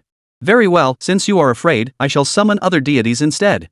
Chen Xuan shouted loudly in Xingtian's direction. The Chinese spectators were dumbfounded upon hearing this. They wondered why Chen Xuan would deliberately undermine his own side's morale and boost the enemy's confidence. If Xingtian truly refused to come down, why not just summon the great god Kong Xian? Fearing this god is only natural, for this god is invincible. At that moment, Hunabku remained utterly arrogant, unaware that Xingtian, sealed away in the land of confinement, had begun to show signs of something amiss. Ha! You dare say I fear this Western deity? Do you even know who I am? I am Xingtian, the god of war. Not even the Yellow Emperor has ever made me tremble. Me, fear this Western god? A provocation tactic? Congratulations, you've succeeded. In an instant, Xingtian's eyes blazed with fierce battle intent. He ceased resisting. The pull of the divine gate? Nearly countering the power of the sealed land, this allowed the divine gate's pull to swiftly breach the sealed land's defenses. Boom! With a deafening roar, Xingtian broke free from the seal and charged toward the divine gate. Witnessing this, Chen Xian's heart swelled with joy. His plan had succeeded. At that moment, the Chinese delegation finally understood why Chen Xian had spoken those words earlier. At the same moment, Xingtian had already appeared upon the battlefield. An unparalleled, murderous aura radiated from his body as extreme killing intent erupted from him, making him resemble an ancient demon god. This terrifying force permeated the entire national fortune battlefield. Yet, high above in the sky, Hunabku remained as haughty and utterly confident as ever, seemingly paying Xingtian no mind whatsoever. Great god Xingtian, your humble servant resorted to this desperate measure only to persuade you to fight for Huaxia. Chen Xuan, upon seeing Xingtian's descent, immediately bowed his hands in apology. Unnecessary, young one. I know your earlier words were meant to provoke me. But so what? I shall show you what it means to be a god of war. I have never feared any enemy. Xingtian stared directly at Hunaboku before him, sensing immense power emanating from the man. This power resembled that of the Yellow Emperor he had faced long ago, but so what? Xingtian would never feel fear otherwise, he would not be called the god of war. I never imagined a deity from Huaxia would actually dare descend. Still, even here, you cannot escape your fate of defeat. Hunaboku smiled as he looked at Xingtian. This so-called war god of Huaxia doesn't even have a head. Clearly, he's not very powerful. So that's why he hesitated to descend earlier. He must have known he was no match for the Mayan creator god. We creation gods are powerhouses at the threshold of transcendence. How could this Chinese deity possibly stand a chance? Indeed, it seems China's story ends here. That means Chen Xuan had the chance to summon other deities earlier, but he didn't choose to. Instead, he insisted on summoning this cowardly god who was too afraid to come down. Probably all those consecutive victories gave Chen Xuan way too much confidence. Who could disagree? At this moment, nations across the Western spectator stands brimmed with confidence. In their minds, Xingtian's refusal to descend earlier was pure fear. Now he was only being forced to descend. A bunch of ants. And you bastard, that look in your eyes is truly repulsive. Xingtian's killing intent surged skyward at the Western crowd's words, the power of the law of slaughter radiating from his body as demonic energy surged around him. The colossal battle axe in his grasp held boundless power. In an instant, Xingtian vanished from his original position. The next second, he materialized to Hunabku's right side. His massive axe, shrouded in the ultimate intent to kill, swung down heavily toward Hunabku's head. Confident in showing no intention of evading, Hunabku summoned a divine spear in his right hand, its surface enveloped in the force of life. Clang! Amidst the violent clash, Hunabku parried Xingtian's devastating blow. The force was immense, yet it seemed insufficient. Hunabku turned his head slightly, smiling at Xingtian with an expression that was downright infuriating. It had been ages since anyone dared to provoke him like this. His earlier words, combined with this current act, filled Xingtian with seething fury. He swung his massive axe with blinding speed. The power of the killing law surged forth, faintly radiating strands of the Tao of slaughter. The massive axe plunged straight toward Hunabku's chest. For a moment, Hunabku continuously swung his divine spear to block the attack. His entire body was being pushed back relentlessly, yet a confident smile remained fixed on his face. A powerful killing intent, yet it was still insufficient. Still insufficient. Hunabku maintained his mocking demeanor. You're asking for death. Xingtian's inner rage erupted like a volcano. His left foot, like a pillar supporting the heavens and enveloped in the power of the law of slaughter, slammed toward Hunabku's head. Without hesitation, Hunabku raised his right hand to block, its surface shimmering with the power of the life law. Boom! Boom! The collision of left foot and right hand sent Hunabku's body sliding dozens of meters to the right. Yet, despite the impact, Hunabku suffered little damage? Instead, he merely brushed the dust off his right hand. As the creator god of the ancient Maya, Hunabku's power was undeniably formidable. Seeing his strike fail to harm Hunabku, Xingtian felt no great surprise. After all, the pressure emanating from the figure before him was immense. In an instant, Xingtian transformed into a streak of light, vanishing from his original position as he charged toward Hunabku ahead. The power of the law of slaughter had fully materialized. Attacking again? How thrilling! But I am invincible, ha! Hunabku let out several. Then, gripping his divine spear tightly, Hunabku's body likewise transformed into a streak of light and vanished from his original position. Chapter 100, The Suppressed and Sealed Power. In an instant, the two divine beings clashed in battle. The eternal law of life shone across the entire arena. It must be said that Hunabku had every reason to be proud. His power had reached the third stage of Near Saint, matching even Yang Jian after his breakthrough to Near Saint. However, Xingtian seemed off. Not long after the battle began, he gradually found himself at a disadvantage. Xingtian swung his divine battle axe relentlessly, unleashing waves of slaughtering laws. Yet Hunabuku remained utterly unfazed, his demeanor as relaxed as ever. This doesn't seem to be working for you either. Hunanbukuku effortlessly parried Xingtian's strikes with his divine spear. He looked completely at ease, taunting. Killing you, a Western deity, is more than enough. Xingtian's eyes flashed with fury as his left fist shot forward like a cannonball, packed with terrifying force. Yet Hunabku merely sidestepped, effortlessly evading the blow. Though the two appeared evenly matched at first glance, Hunabku firmly controlled the flow of the battle. Your so-called war god is useless too. No wonder he didn't dare come down earlier. That's obvious. Only our great creator gods possess absolute power. How could that Western deity possibly defeat our mythical creator gods? Indeed, China will ultimately be ended by us, the ancient Maya. That Eastern so-called war god Xingtian, wasn't he incredibly arrogant just now? Acting as if he could slay our creator god. Such an earth-shattering will to kill, how did he gradually fall into disadvantage? What kind of war god is he? If he were truly a god of war, would he have had his head chopped off? He's nothing but a loser, a worthless failure. The ancient Maya crowd, seeing their creator god gaining the upper hand, immediately began taunting him. Above in the sky, Xingtian's face twisted into a hideous grimace at the taunts. The rage within him erupted like a volcano. An extreme killing intent surged skyward. Kill! Xingtian gripped his divine battle axe with both hands. In an instant, a blood-red light erupted over 10,000 meters, a terrifying spectacle that left everyone present utterly stunned. Even the mocking Maya people paled visibly. They couldn't help but wonder, could it be that their earlier taunts had driven this man to such fury? But the next second, smiles returned to the faces of the Gu Maya group. For even as Xingtian unleashed his ultimate killing intent, the crimson glow engulfing the entire arena. The light of life still burned relentlessly. Hunabku effortlessly parried Xingtian's attacks. What? Is this all the might of the war god of Huaxia? Hunanbuku's face twisted with contempt as his divine spear thrust forward. Clang! As the divine spear collided with the demon god's giant axe, Xingtian's massive form was sent reeling backward over 10 meters. Damn it! If only my head weren't sealed away, forcing me to unleash my full power. How dare you act so arrogantly, you wretch? Xingtian swung his demon god's axe and charged at Hunabku once more, though he had regained a measure of composure. For he now understood, the enemy before him was formidable, matching even his own peak strength. In his current state, even unleashing his full power would make defeating this opponent extremely difficult. Weaklings always love making excuses for themselves. Hunabku's tone brimmed with absolute arrogance as he swung his divine spear, instantly shifting from defense to offense. The law of life seemed poised to envelop all existence. Under its overwhelming might, Xingtian was relentlessly forced back. Even his formidable physique began to show cracks and wounds. Ha! This so-called war god of Huaxia is nothing but a loudmouth with no real skill. Who says otherwise? He looked so fierce just now, but it was all just bluster. You shouldn't speak like that. This Chinese war god is still formidable. It's just unfortunate that his enemy is our precious creator god, Lord Hunabku. No matter how powerful he is, he could never defeat Lord Hunabku. The mocking voices of the ancient Maya echoed relentlessly. It seems our battle with China is finally coming to an end. Indeed, the god summoned by Chen Xuan is formidable. But the Huaxia have suffered too many defeats already. We need only win one more battle to claim victory. The Western nations wore expressions of smug satisfaction, as if they could already see victory within their grasp. On the Huaxia side, however, no one spoke. Each face was grim and solemn, for they never imagined that this seemingly arrogant and haughty Hunapku actually possessed the strength to back up his arrogance. Upon the floating platform, Arata looked at Chen Xuan with smug satisfaction. Chen Xuan, did you see that? This is the power of our great founding god. Your Xingtian stands no chance against our creator god. I admit you're a formidable summoner. What a pity. You're still going to die. Arata's tone brimmed with confidence, as if victory were already his. Do you think you've already won? Our Chinese war god doesn't fall so easily. Chen Xuan responded with a single syllable before turning his thoughts to what Xingtian had just said. Was his head sealed, preventing him from unleashing his full power? Ha!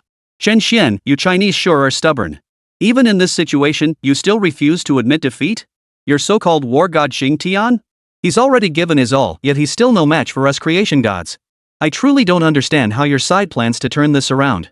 Arata remains smug and confident. Is that so? Lord Xingtian, is there any way to break the seal and unleash your full power? Chen Xuan shouted to Xingtian. I can construct a temporary passageway connecting to the sealed realm where my head resides, Xingtian replied, but it's useless. That seal was personally placed by that Yellow Emperor fellow. Even at my peak, I couldn't break it. And I sense the Yellow Emperor's power has grown several times stronger than before, making that seal even more impossible to shatter by brute force. Xingtian responded while being forced back, his expression grim. After all, it had been years since he'd been so thoroughly overwhelmed in battle. An ancient seal from the Yellow Emperor's ancestors? It can't be broken by brute force. Could we try using the power of the human emperor? Upon hearing Xingtian's words, Chen Xuan recalled the human emperor's power bestowed upon him. This shared origin might just be the key to breaking the seal. Chapter 101, Xingtian unleashes his full power. Lord Xingtian, could you construct a passage? I might have a way. Chen Xuan shouted loudly, eager to test his theory. Hearing Chen Xuan claim he had a solution, Xingtian visibly paused. Yet he responded, all right. As Xingtian was forced back, he swept his left hand forward. In an instant, a flash of black light erupted. The passageway to the mythical realm materialized. Yet in that very instant of its emergence, Xingtian's power waned noticeably. Clearly, constructing such a passage demanded an immense expenditure of power. At that moment, Hunapku, already holding the upper hand, glanced at the portal with an arrogant expression. He had no intention of destroying it. Such was Hunapku's absolute arrogance and confidence. He believed that even if Xingtian were to regain his peak strength, he would never be a match for him. I hope your prime will bring me some surprise. Don't be as boring as you are now. Hunapku smiled as he watched Xingtian, swinging his divine spear forward, the law of life radiating from it. In an instant, Xingtian was forced back hundreds of meters. The next second, Hunapku materialized directly beside Xingtian's right side. His right leg, like a pillar supporting the heavens and radiating life energy, slammed down with devastating force toward Xingtian's head. Without a moment's hesitation, Xingtian thrust his left arm forward, its surface coiled with the power of the law of slaughter, forcibly blocking the strike. Under Hunapku's relentless assault, Xingtian was forced to retreat continuously. Yet, he felt a sense of relief.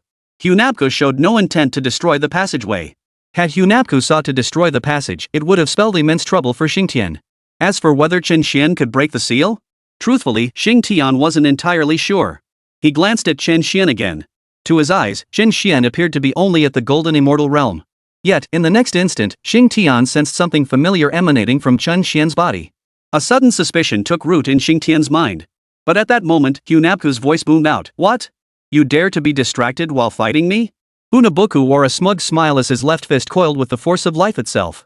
The entire space trembled as the fist shot forward with blinding speed and unavoidable proximity. Xingtian had no chance to evade. The fist slammed squarely into Xingtian's chest. Xingtian's body plummeted downward like a cannonball. Boom! In an instant, a crater hundreds of meters deep gouged the ground, sending shards of rock flying and dust billowing everywhere. Through the billowing smoke, Xingtian slowly rose to his feet, a trickle of blood spilling from the corner of his mouth. Clearly, he had suffered severe injuries. Yet the next second, Xingtian forced himself to ignore the pain, transforming into a black streak of light as he charged toward Hunapku above. You, a deity of Huaxia, possess a physique even more formidable than I imagined. Yet it remains insufficient. Hunapku's face remained fixed in a mocking grin as he swung his divine spear and charged forward. Enough? Only a life or death battle would reveal the answer. Xingtian's eyes blazed with unyielding combat intent. In his heart, what did it matter that he was not at his peak? He never feared. He never feared the enemy before him. Even if he bled his last drop of blood, he would never fear. Boom! Boom! In an instant, Hunabku and Xingtian became like two colossal dragons, locked in a fierce aerial battle above the arena. The forces of life and slaughter split the entire national fortune arena in two. Yet the light of life still held a slight edge over the light of slaughter. Notably, Hunabku appeared to be fighting with ease, while Xingtian seemed to be exerting nearly all his strength. Compounded by the fact that he now had to divert part of his strength to maintain the passageway. The difference in their strength was starkly evident. On the western side, spectators from numerous nations watched the scene unfold, their faces lighting up with excitement. They seemed to glimpse the hope of ending China's dominance. On the Huaxia side, however, faces were grim and solemn. Their gazes turned upward toward Chen Xuan, seeking to know if Lord Chen Xuan could aid the war god Xingtian to unleash his full power. At this moment, Chen Xuan had already established a connection with the mythical realm through the passageway. His gaze fell upon the sealed site of 5 elements formation. Beneath the earth, it suppressed a head radiating demonic energy and murderous intent. Clearly, this was Xingtian's head. Observing the 5 elements formation, Chen Xuan sensed immense power emanating from it, even containing strands of the Tao's might. This was undoubtedly because after the great Emperor Chen Yuan broke through to the Sage Realm, the 5 elements formation's power had grown even stronger. This explained why, even if Xingtian's body broke free from the seal, it would be powerless to shatter the head's confinement. After all, Xingtian's ability to break the seal relied heavily on the aid of the national fortune arena's rule-bound power. Xingtian's strength alone was insufficient to break the great Emperor Xuanyuan's seal. Without hesitation, Chen Xuan channeled the human emperor's power previously bestowed upon him into the 5 elements formation. However, his intention now was not to bolster the formation's strength. Instead, he intended to shatter the 5 elements formation itself. So would it actually work? Chen Xuan had no certainty in his heart. Within the celestial court, the numerous immortals and deities were also observing the fierce battle unfolding below. That Western creator god possessed formidable power, likely approaching the combat strength of a quasi-saint at the 4th stage. Yet, whether that was truly the case remained uncertain. The god of wealth spoke slowly. True Lord, do you believe he has reached the combat strength of the 4th stage of quasi-sainthood? At that moment, the matchmaker beside the god of wealth inquired. At full power, he likely possesses the combat strength of a quasi-saint at the 4th stage. Even if I were to engage him in a life or death battle, my chances of victory would not exceed 50%. Yang Jian spoke with a grave expression, observing the successive appearances of quasi-saint level powerhouses. Particularly striking was that both the previous Shen Yuan emperor and this current Western deity, Hunabku, possessed combat strength at the 4th stage of quasi-sainthood. As the war god of the heavenly court, having broken through to quasi-saint status, he himself could not attain 4th stage quasi-saint combat power. This couldn't help but make Yang Jian wonder inwardly, had he truly been confined for too long? If this Western deity truly possessed 4th stage quasi-saint combat power, it meant he now held the strength to slightly counter a saint. A look of astonishment flashed across the tower supporting Heavenly King's face. After all, in his eyes, a near saint was already a formidable being, let alone one at the 4th stage. Had it not been for the great Emperor Shen Yuan unleashing his full power during the battle of the National Fortune Arena, the 4th stage quasi-saint combat strength would have remained nothing more than a legend in the tower bearing Heavenly King's mind. He found it hard to imagine that a quasi-saint level powerhouse could truly offer even slight resistance to a sage level being. Even a slight resistance would be astonishing enough. This battle had put the great god Xingtian in grave danger. If Chen Xuan could break the seal of the sealed land, perhaps the great god Xingtian might still have a chance of victory. Nezha, who had been watching the fierce battle below, spoke slowly at this moment. None of the others responded to his words. Though their power hadn't reached the quasi-saint level, they were still immortals. They possessed a fundamental level of discernment. Xingtian was now completely at a disadvantage. His only hope lay in whether Chen Xuan could break the seal. At this very moment, Chen Xuan, in order to activate the power of the human emperor and destroy the divine power within the seal, was constantly depleting his own energy. Yet a faint smile touched his lips, for he sensed the 5 elements formation seal beginning to crack. The pace was slow, though, and the divine power within Chen Xuan was draining rapidly. After all, he was currently converting all the divine power within his body into the power of the human emperor. He intended to use this force, sharing the same origin as the great Emperor Shen Yuan, to counter the power of the formation. Otherwise, at his current golden immortal realm, Chen Xuan would be utterly incapable of shattering the erased seal. Currently, Chen Xuan's divine power was depleting at a rate of 1 unit per second. This meant his reserves could sustain him for a maximum of 100 seconds. And it would take roughly 100 seconds to break the sealing formation. Faced with this situation, Chen Xuan could only silently pray that the 5 elements formation would be destroyed before his divine power was completely depleted.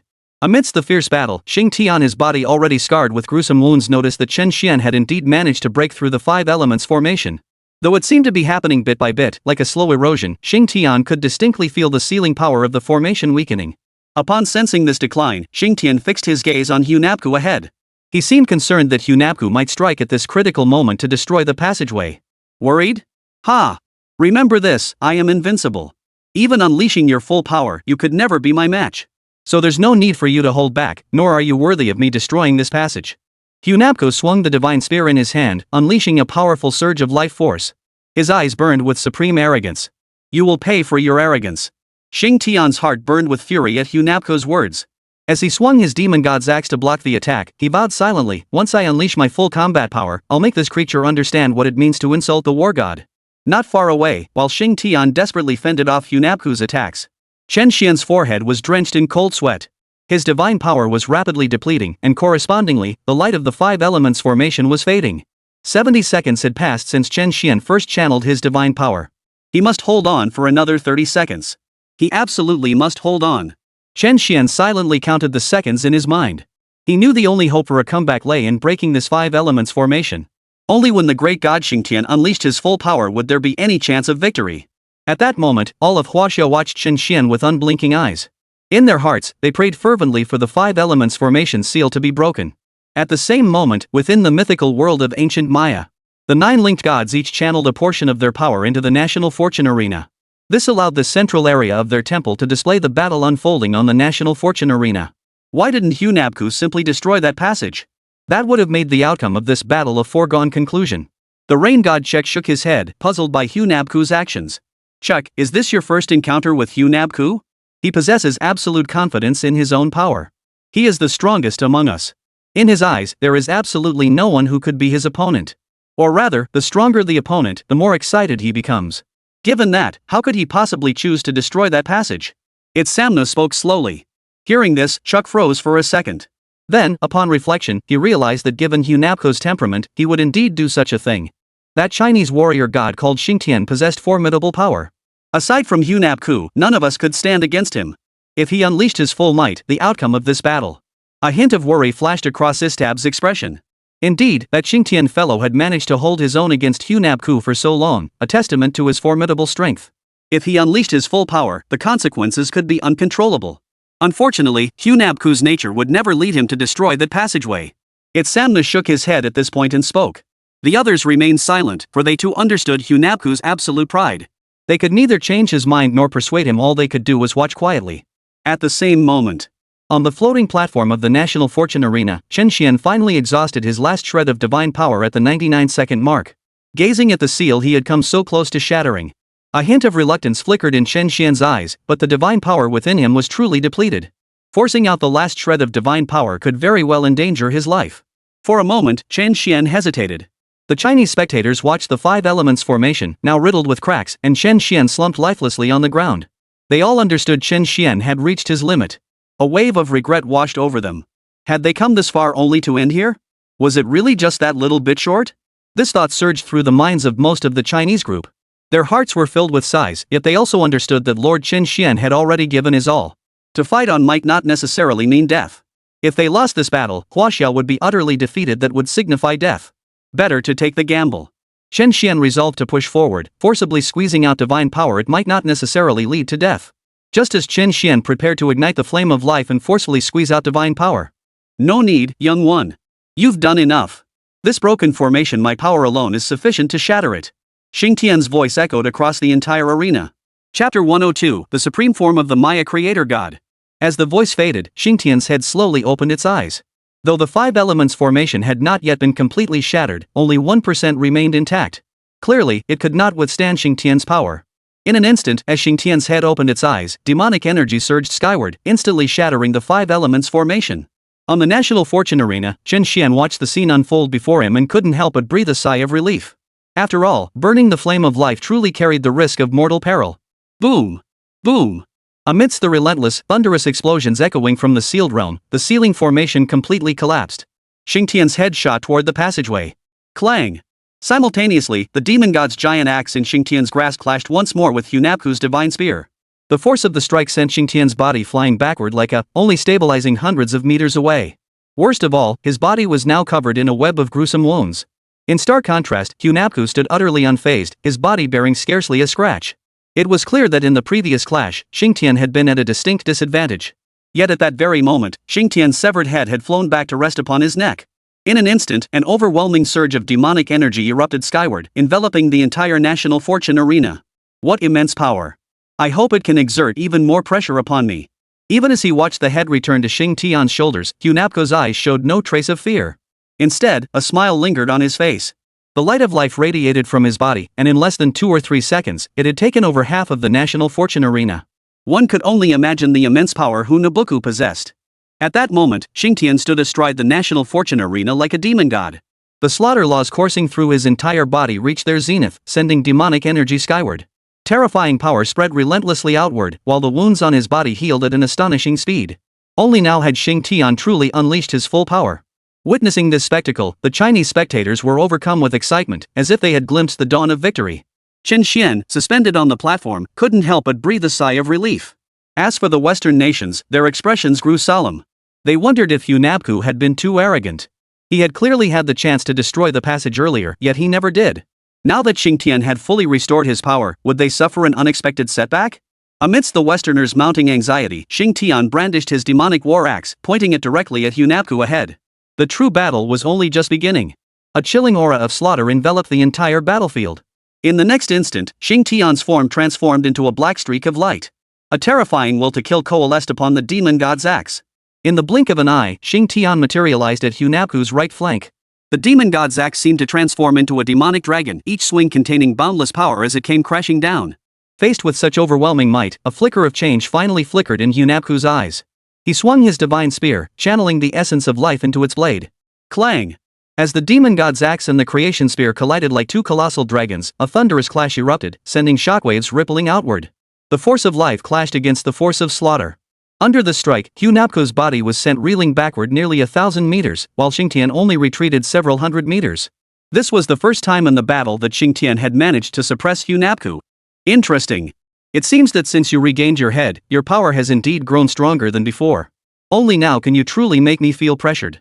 After uttering these words, Hunapku's gaze finally shed its previous disdain, replaced by a look of genuine seriousness. I've said it before, the battle has only just begun. In an instant, a murderous aura erupted from Xingtian. His body transformed into a streak of light as he charged toward Hunapku. Seeing Xingtian charging toward him, Hunapku showed no hesitation either, meeting the attack head-on. Boom! The violent clashes echoed continuously as the two streaks of light intertwined in relentless combat. Across the entire national fortune arena, the forces of slaughter and the forces of life clashed relentlessly. The force of slaughter began to subtly suppress the force of life. Watching the scene unfold on the stage, the Chinese spectators were filled with excitement. Excellent!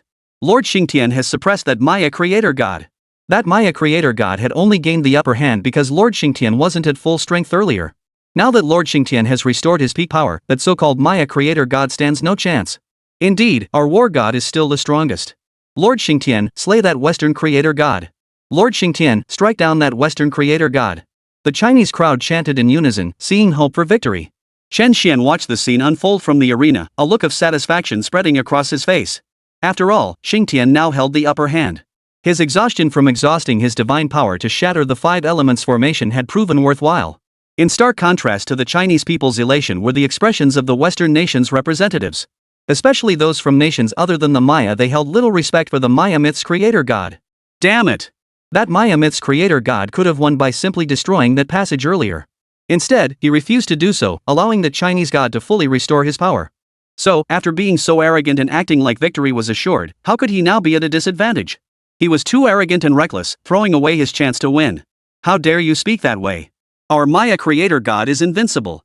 That's right, our Lord creator god will surely win, for he possesses absolute, overwhelming power.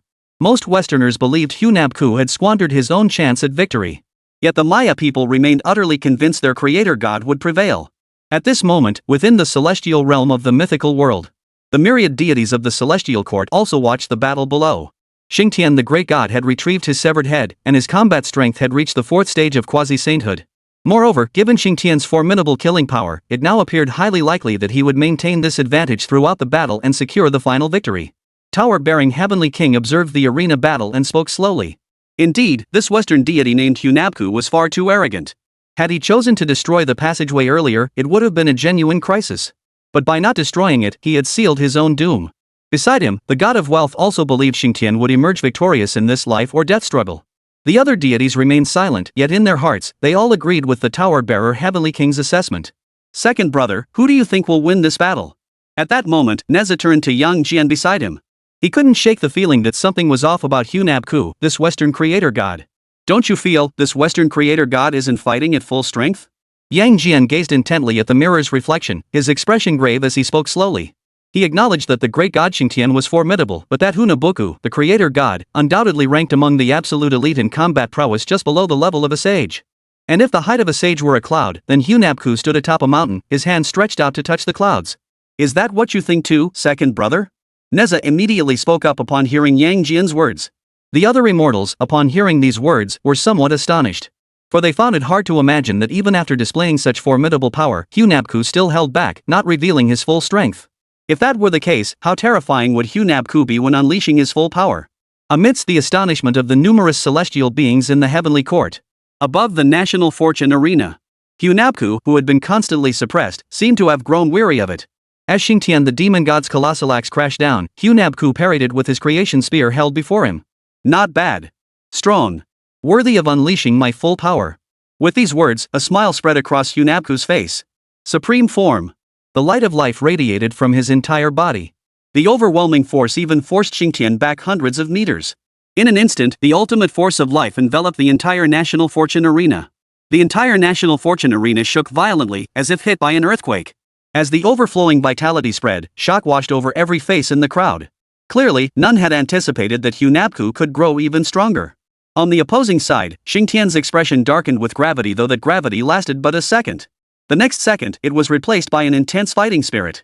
In Xingtian's eyes, no matter how formidable the enemy before him might be, he had only one thought: fight. To witness me unleash my full might, Huaxia God, is your privilege.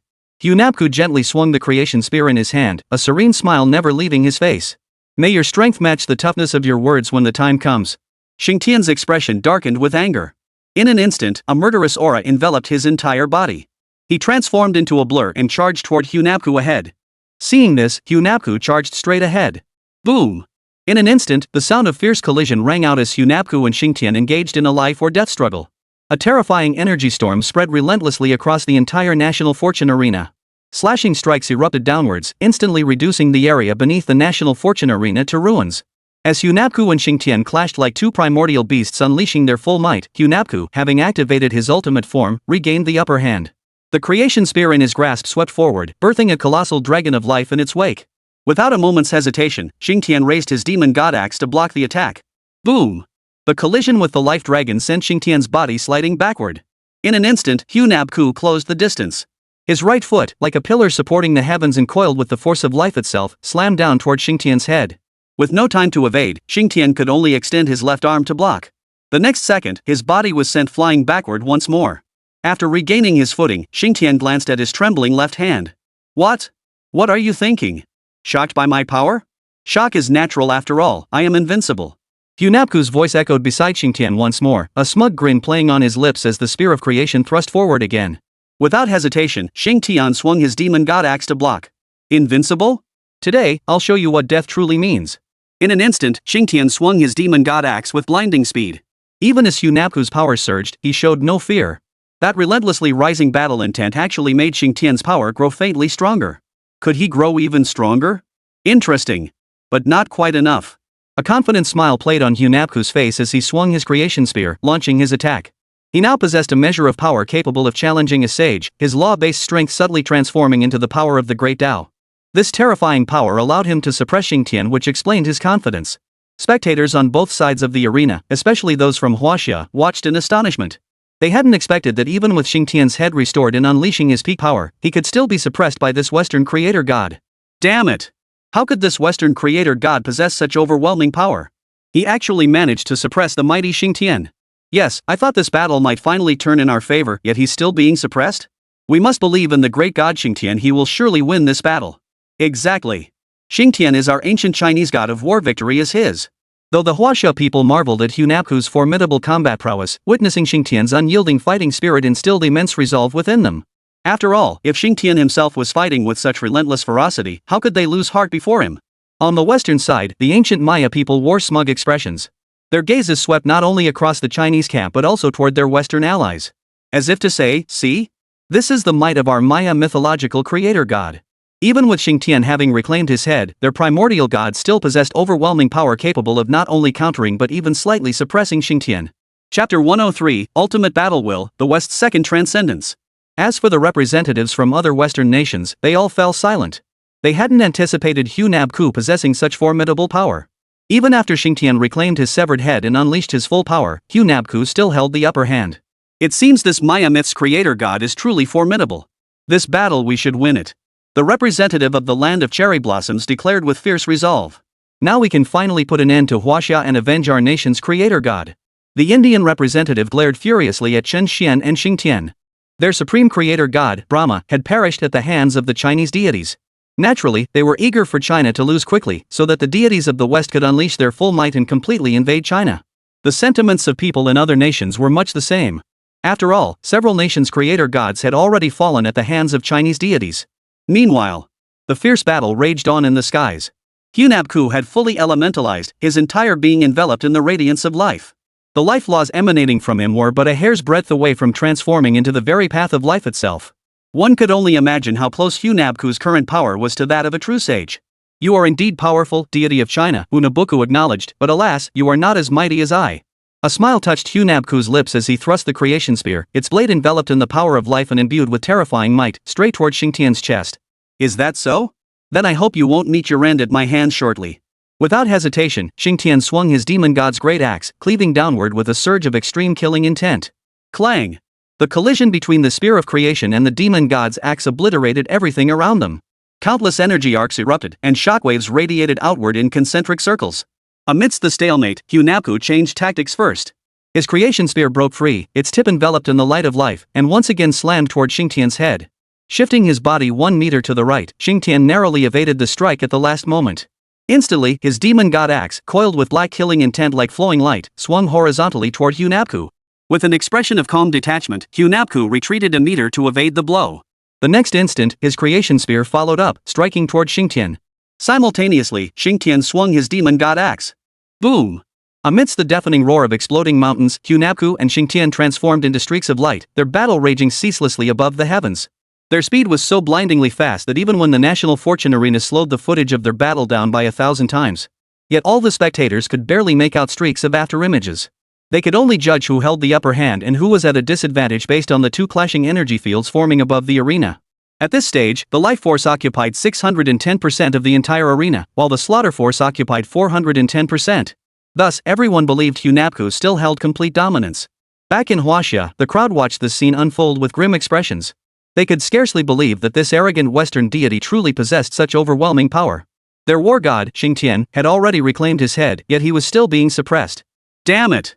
Was this Western deity truly this formidable? Was there truly no hope of victory? There was no other way. Lord Xingtian had already exerted his utmost strength, yet that Western deity was simply too formidable. The Huaxia people were on the verge of despair. Though moments ago, they had believed Xingtian would triumph through sheer willpower. But now, the overwhelming lifelight made it clear, Hunabku, though arrogant and overbearing, truly possessed terrifying power. Upon the floating platform, Arata's face brimmed with unbridled smugness. Chen Xuan, even if you possess 100% divinity and can receive a divine inheritance, so what? Even if you can help your Huaxia deities break the seal, so what?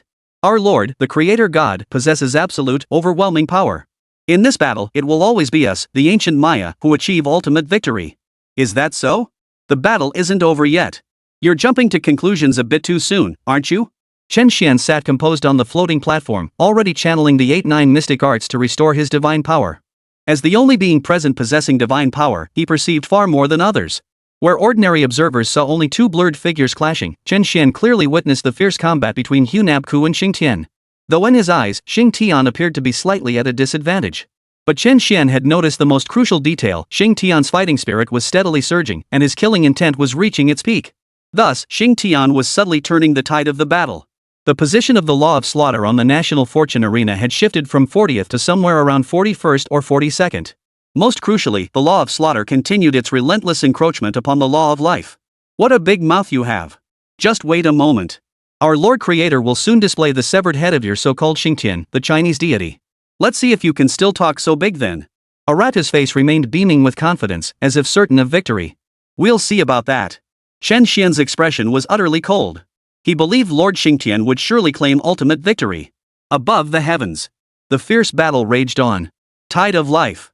After both parties retreated from their clash, Hunapku swung the creation spear in his hand, unleashing waves of life's law.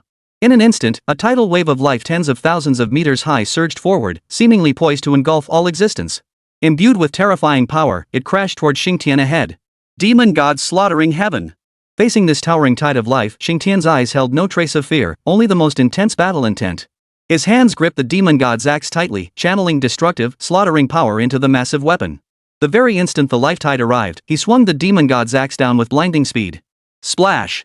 The next instant, accompanied by the sound of water breaking, the life tide was cleaved clean in two. Waves splashed down onto the arena floor. Watching Xingtian block his strike and witnessing the ever-growing momentum of his opponent, Hunapku, standing across from him, finally showed a flicker of emotion in his eyes.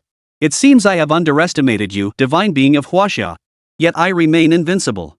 Your surging fighting spirit is but the desperate struggle of an ant. Hunapku remained as arrogant as ever.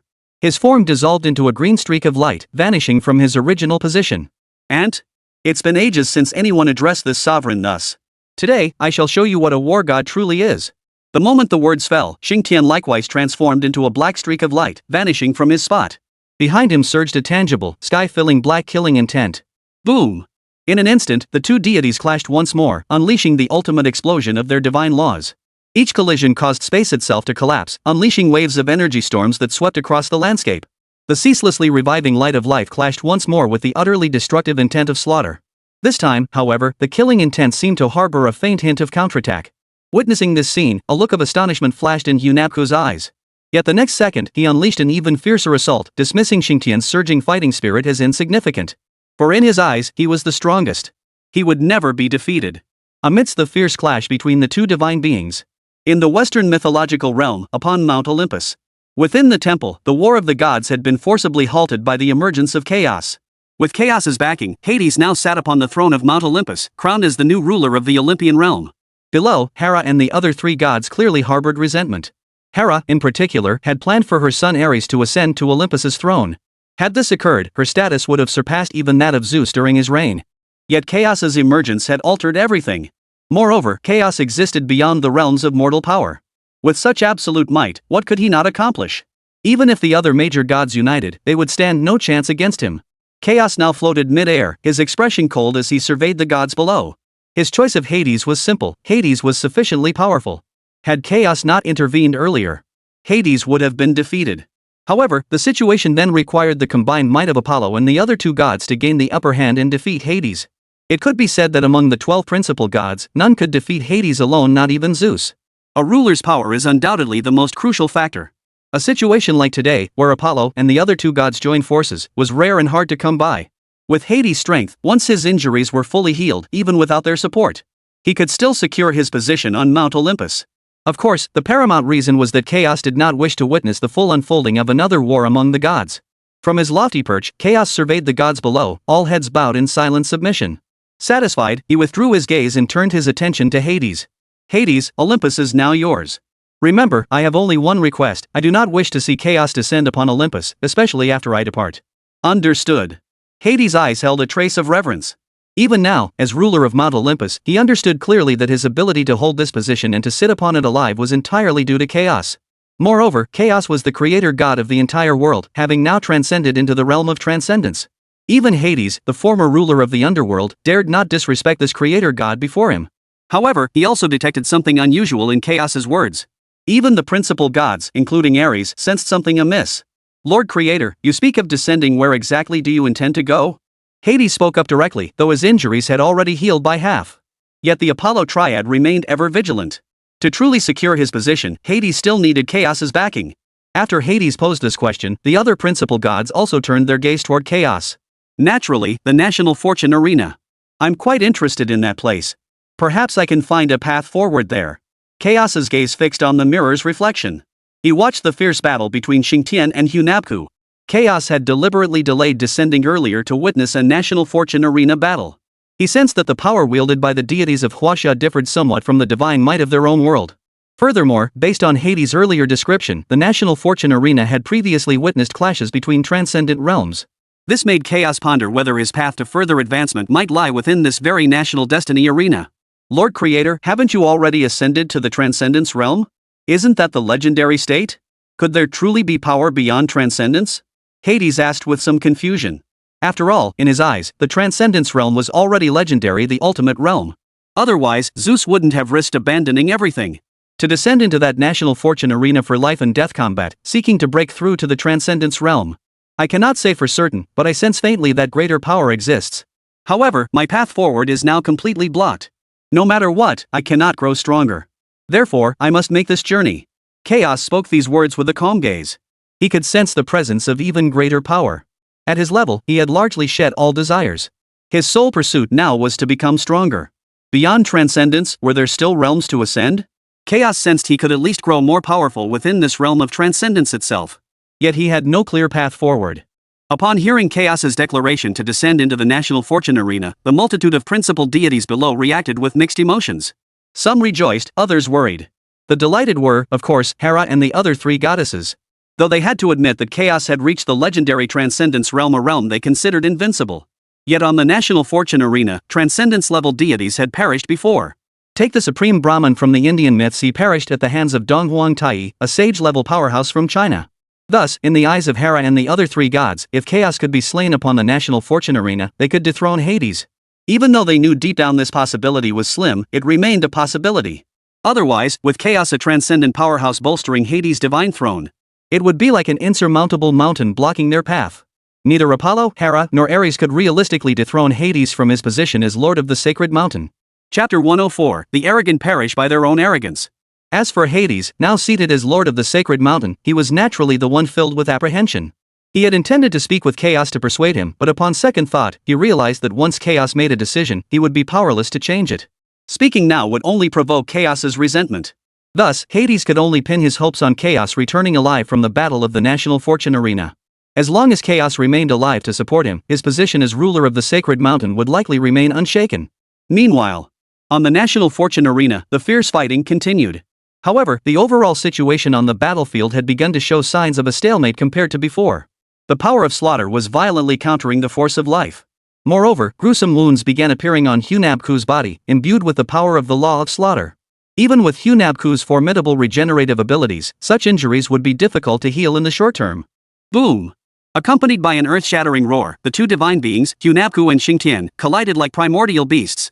In an instant, both were violently thrown back hundreds of meters. Energy ripples spread out across the entire sky. Hunabuku, stabilizing his form high in the sky, surveyed the wound on his body, now coated in black energy.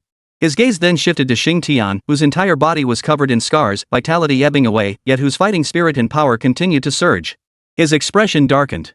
It seems I underestimated you. Who would have thought this ant's death throes could wound me?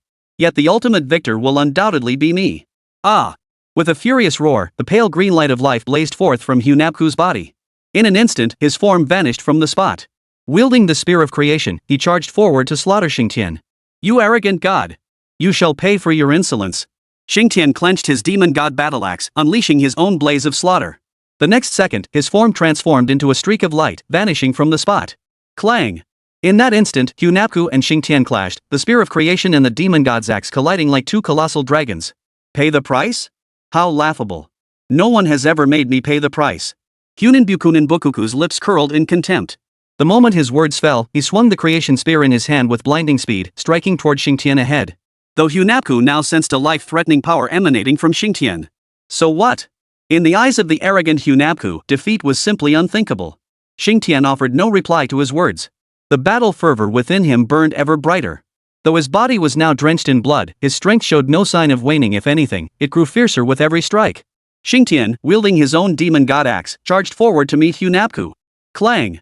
In an instant, the two deities clashed like colossal primordial beasts, their weapons slashing relentlessly. The surface of the national fortune arena cracked and split as the fury of their battle tore into the earth.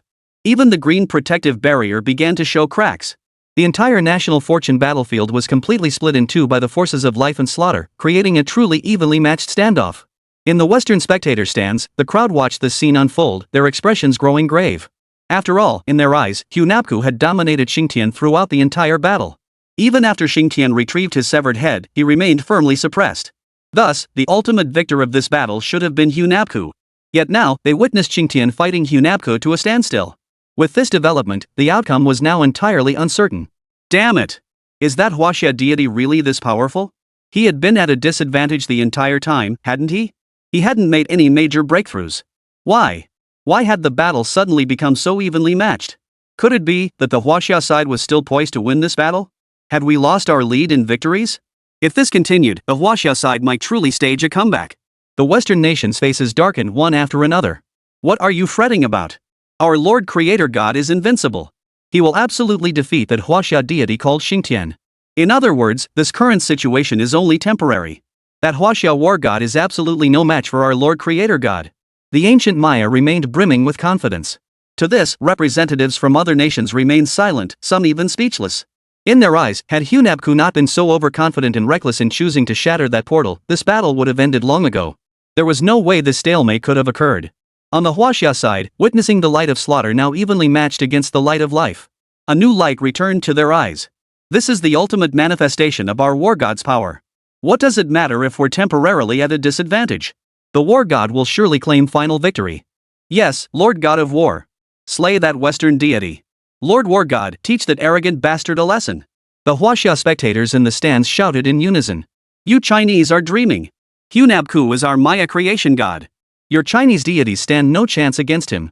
And what of our creator god's pride? With his absolute, unmatched power, he will undoubtedly claim victory in the final battle. Hearing the Chinese crowd urge Xingtian to punish their creator god, the opposing Maya immediately grew indignant. One by one, they retorted. Is that so? Your creator god is invincible? Then why is he wounded now? Who says otherwise? Their creator god is nothing but arrogance. He'll surely fall at the hands of our war god. You people from this tiny country, have you never heard the saying? The arrogant will always fall to their own arrogance. At this moment, the Huaxia group naturally couldn't hold back, immediately firing back. What are you lot babbling about? So what if it's a stalemate now? Our creator god sustained fewer injuries.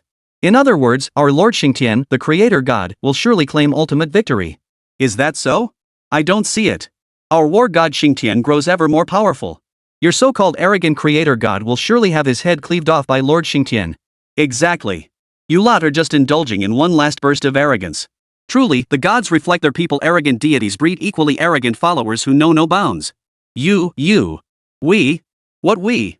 Amidst the heated exchange, the Chinese crowd, leveraging their numerical superiority, drowned out the voices of the ancient Maya group. This left them utterly unable to respond, especially since the Western nations hadn't stepped in to defend them. At that moment, the fierce battle raging in the skies seemed to be nearing its conclusion. Xingtian swung his demon god's axe, its blade charged with the power of slaughter, delivering a heavy blow toward Hunabku. Unable to block it in time, Hunabku scrambled backward a meter. Nevertheless, the demonic axe still grazed his abdomen, leaving a gash several centimeters long that cut deep to the bone, a sight that was particularly terrifying. Glaring at the gruesome wound on his body, Hunabuku's expression twisted with fury. You, the Huaxia Mao god, dare inflict such a severe wound upon me? You truly seek death. The terrifying light of life erupted from every pore of Hunabku's body. This overwhelming power forced Xingtian to retreat hundreds of meters. Seeking death? How does it feel? In this battle, it will be you who perishes in the end. A smile spread across Xingtian's face. This ultimate life and death struggle had already brought him to the threshold of sainthood. Yet he knew he still needed time to break through.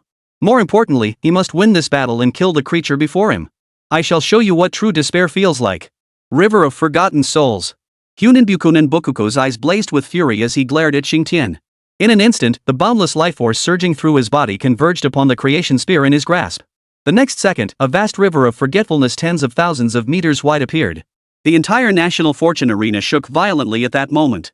Above, witnessing this terrifying spectacle, the onlookers couldn't help but freeze in shock. Xingtian, facing this terrifying assault, showed no trace of fear in his eyes. Instead, his gaze burned with excitement. His surging battle intent had already extinguished all trace of fear within him. As the vast river of oblivion engulfed the arena. Demon God Slayer. In an instant, a colossal, 10,000-meter tall shadow of the demon god materialized, its massive hand gripping an equally gigantic demon god's axe. The demon god's phantom swung its axe down toward the 10,000-meter-long river of oblivion. Boom! Violent explosions erupted continuously, energy collapsed, black holes flickered into existence, and an energy storm spread relentlessly across the entire National Fortune Arena. Amidst the deafening explosions, the demon god's shadow cleaved the 10,000-meter-long river of oblivion clean in two. Hunabku's terrifying assault was thus blocked by Xingtian. Seeing his attack repelled, Hunabku's expression darkened. What? Weren't you going to kill me? Why are you just standing there like that? Xingtian stared at Hunabku before him, a smile playing on his lips. Seeking death. Truly seeking death. The rage boiling within Hunabuku erupted like a volcano, shattering all restraint. In an instant, he transformed into a green streak of light, charging toward Xingtian. By now, 9/10 of the divine power within his body had been depleted. As for Xingtian, his divine power was nearly depleted as well, and his injuries were far more severe than Hunabku's. Yet, the more Xingtian fought, the stronger he grew, drawing upon even greater power. At this stage of the battle, neither Hunanbukunan Bukuku nor Xingtian could be certain who would survive to stand at the end. Boom! In an instant, Hunabku and Xingtian clashed in close combat once more, obliterating everything around them as space itself began to fracture. All eyes were riveted on the arena as the life and death battle between the two divine beings reached its final moment. Drops of divine blood splattered across the arena. The wounds on Hunabku and Xingtian's bodies multiplied relentlessly, yet neither deity showed any sign of stopping. They now had only one goal, to kill the other and emerge as the ultimate victor. Within the Maya mythological realm, the 9 linked gods watched the carnage below the arena, their expressions growing grave. They could see that Hunabku was beginning to fall slightly behind. This life or death battle might very well end with Hunabku's demise. Alas, Hunabku had been far too overconfident and arrogant. Had he destroyed the passageway earlier, Xingtian would never have been able to reconnect his severed head. Even with Xingtian's extraordinary combat prowess, growing stronger with every blow, victory would have been virtually impossible. Check, the rain god, shook his head and sighed. It's not the final hour yet. We must believe Hunabku can achieve ultimate victory. Otherwise, chaos will engulf our entire world. Itsamna knew all too well what the death of a creator god would mean for this world. Hunabku had long since reached the threshold of transcendence. We must trust him, he will ultimately survive this brutal struggle. Istab also looked tense as he watched the national fortune arena. He, too, did not wish for the world to descend into chaos. The other 9 linked gods shared this sentiment, each silently hoping Hunabku would emerge victorious. 2 hours later, on the arena, Xingtian swung his demon god's axe toward Hunabku's head. Hunabku, wielding his creation spear, charged at Xingtian. In an instant, 2 ultimate forces of law collided. Boom! Amidst the violent explosion, billowing smoke engulfed both Hunabku and Xingtian. All eyes fixed on the smoke with tense expressions. 1 second, 2 seconds, 3 seconds. The smoke slowly dissipated. Put! Xingtian coughed up a mouthful of blood. A gaping wound gouged through his abdomen, a gruesome sight that sent his life force rapidly fading. Yet, he still stood defiantly suspended in the sky. As for his opponent, Hunabku, he floated in the sky seemingly unscathed. Just as the ancient Maya people and the many nations of the West were about to erupt in triumphant cheers, believing victory was theirs. Blood spurted forth, a gash appearing across Hunabku's neck. Chapter 105, Chaos decides to intervene. How could I lose? How could I? Amidst Hunabku's furious, unwilling roar, his entire head fell to the ground. In his final moments, Hunabku's heart was finally filled with regret that he hadn't destroyed that passageway sooner. Why had he allowed Xingtian to regain his full strength? Alas, his regret was now useless. His pride had ultimately cost him his life. Impossible. How could the creator god lose? How could this be? Was he truly beheaded by that Huaxia deity? What was happening? This couldn't be, impossible. Arata's face contorted with terror. Impossible. What's impossible about it? Just as our war god of Huaxia said, your Western deity will absolutely be beheaded by our war god. Chen Xuan watched Alatu with a smile. No, how could this be? Clearly, the creator god had been dominating the entire battle. How could he lose in the end? It must be an illusion, definitely an illusion. Yes, I must be trapped in an illusion. Arata's face betrayed utter disbelief or perhaps unwillingness to accept it. National Fortune Divine Battle, Round 35, China wins. Alas, Nua's voice instantly snapped him back to reality, forcing him to accept the truth. The very next second after Nua's voice echoed, Arata's entire body was enveloped in the light of the rules. No! After a terrified roar, Alatu's entire being was erased by the force of the rules, vanishing from this world. In the spectator stands, the faces of the ancient Maya people turned grim. They too refused to believe that their creator god, who had held the upper hand throughout, could lose like this. Yet seeing Alatu on the floating platform already obliterated by the power of the rules, they had no choice but to accept it. Their creator god had lost, that was reality. What? Why do all you Maya look so grim? Weren't you just bragging moments ago, convinced your creator god would win? Yeah, why has everyone gone silent now? Wasn't victory certain? How could he have lost? Of course they dare not speak. These Maya people, just like their creator god, were laughable, arrogant, overbearing, and utterly conceited. Yet in the end, they still met their demise at the hands of our Lord Xingtian, who severed their heads. Upon witnessing Xingtian sever Hunabku's head, the Huaxia crowd immediately turned to taunt the ancient Maya people. At that moment, the ancient Maya people all obediently fell silent, not a single one daring to speak up. After all, the reality was staring them in the face. Meanwhile, the people from other Western nations looked upon the ancient Maya crowd without a shred of sympathy or any inclination to speak on their behalf. In their eyes, Hunabku was simply too arrogant and foolish. He could have ended the battle early by simply destroying the passageway, preventing Xingtian from regaining his full strength. Instead, he allowed the enemy to regain full strength and even let them sever his head.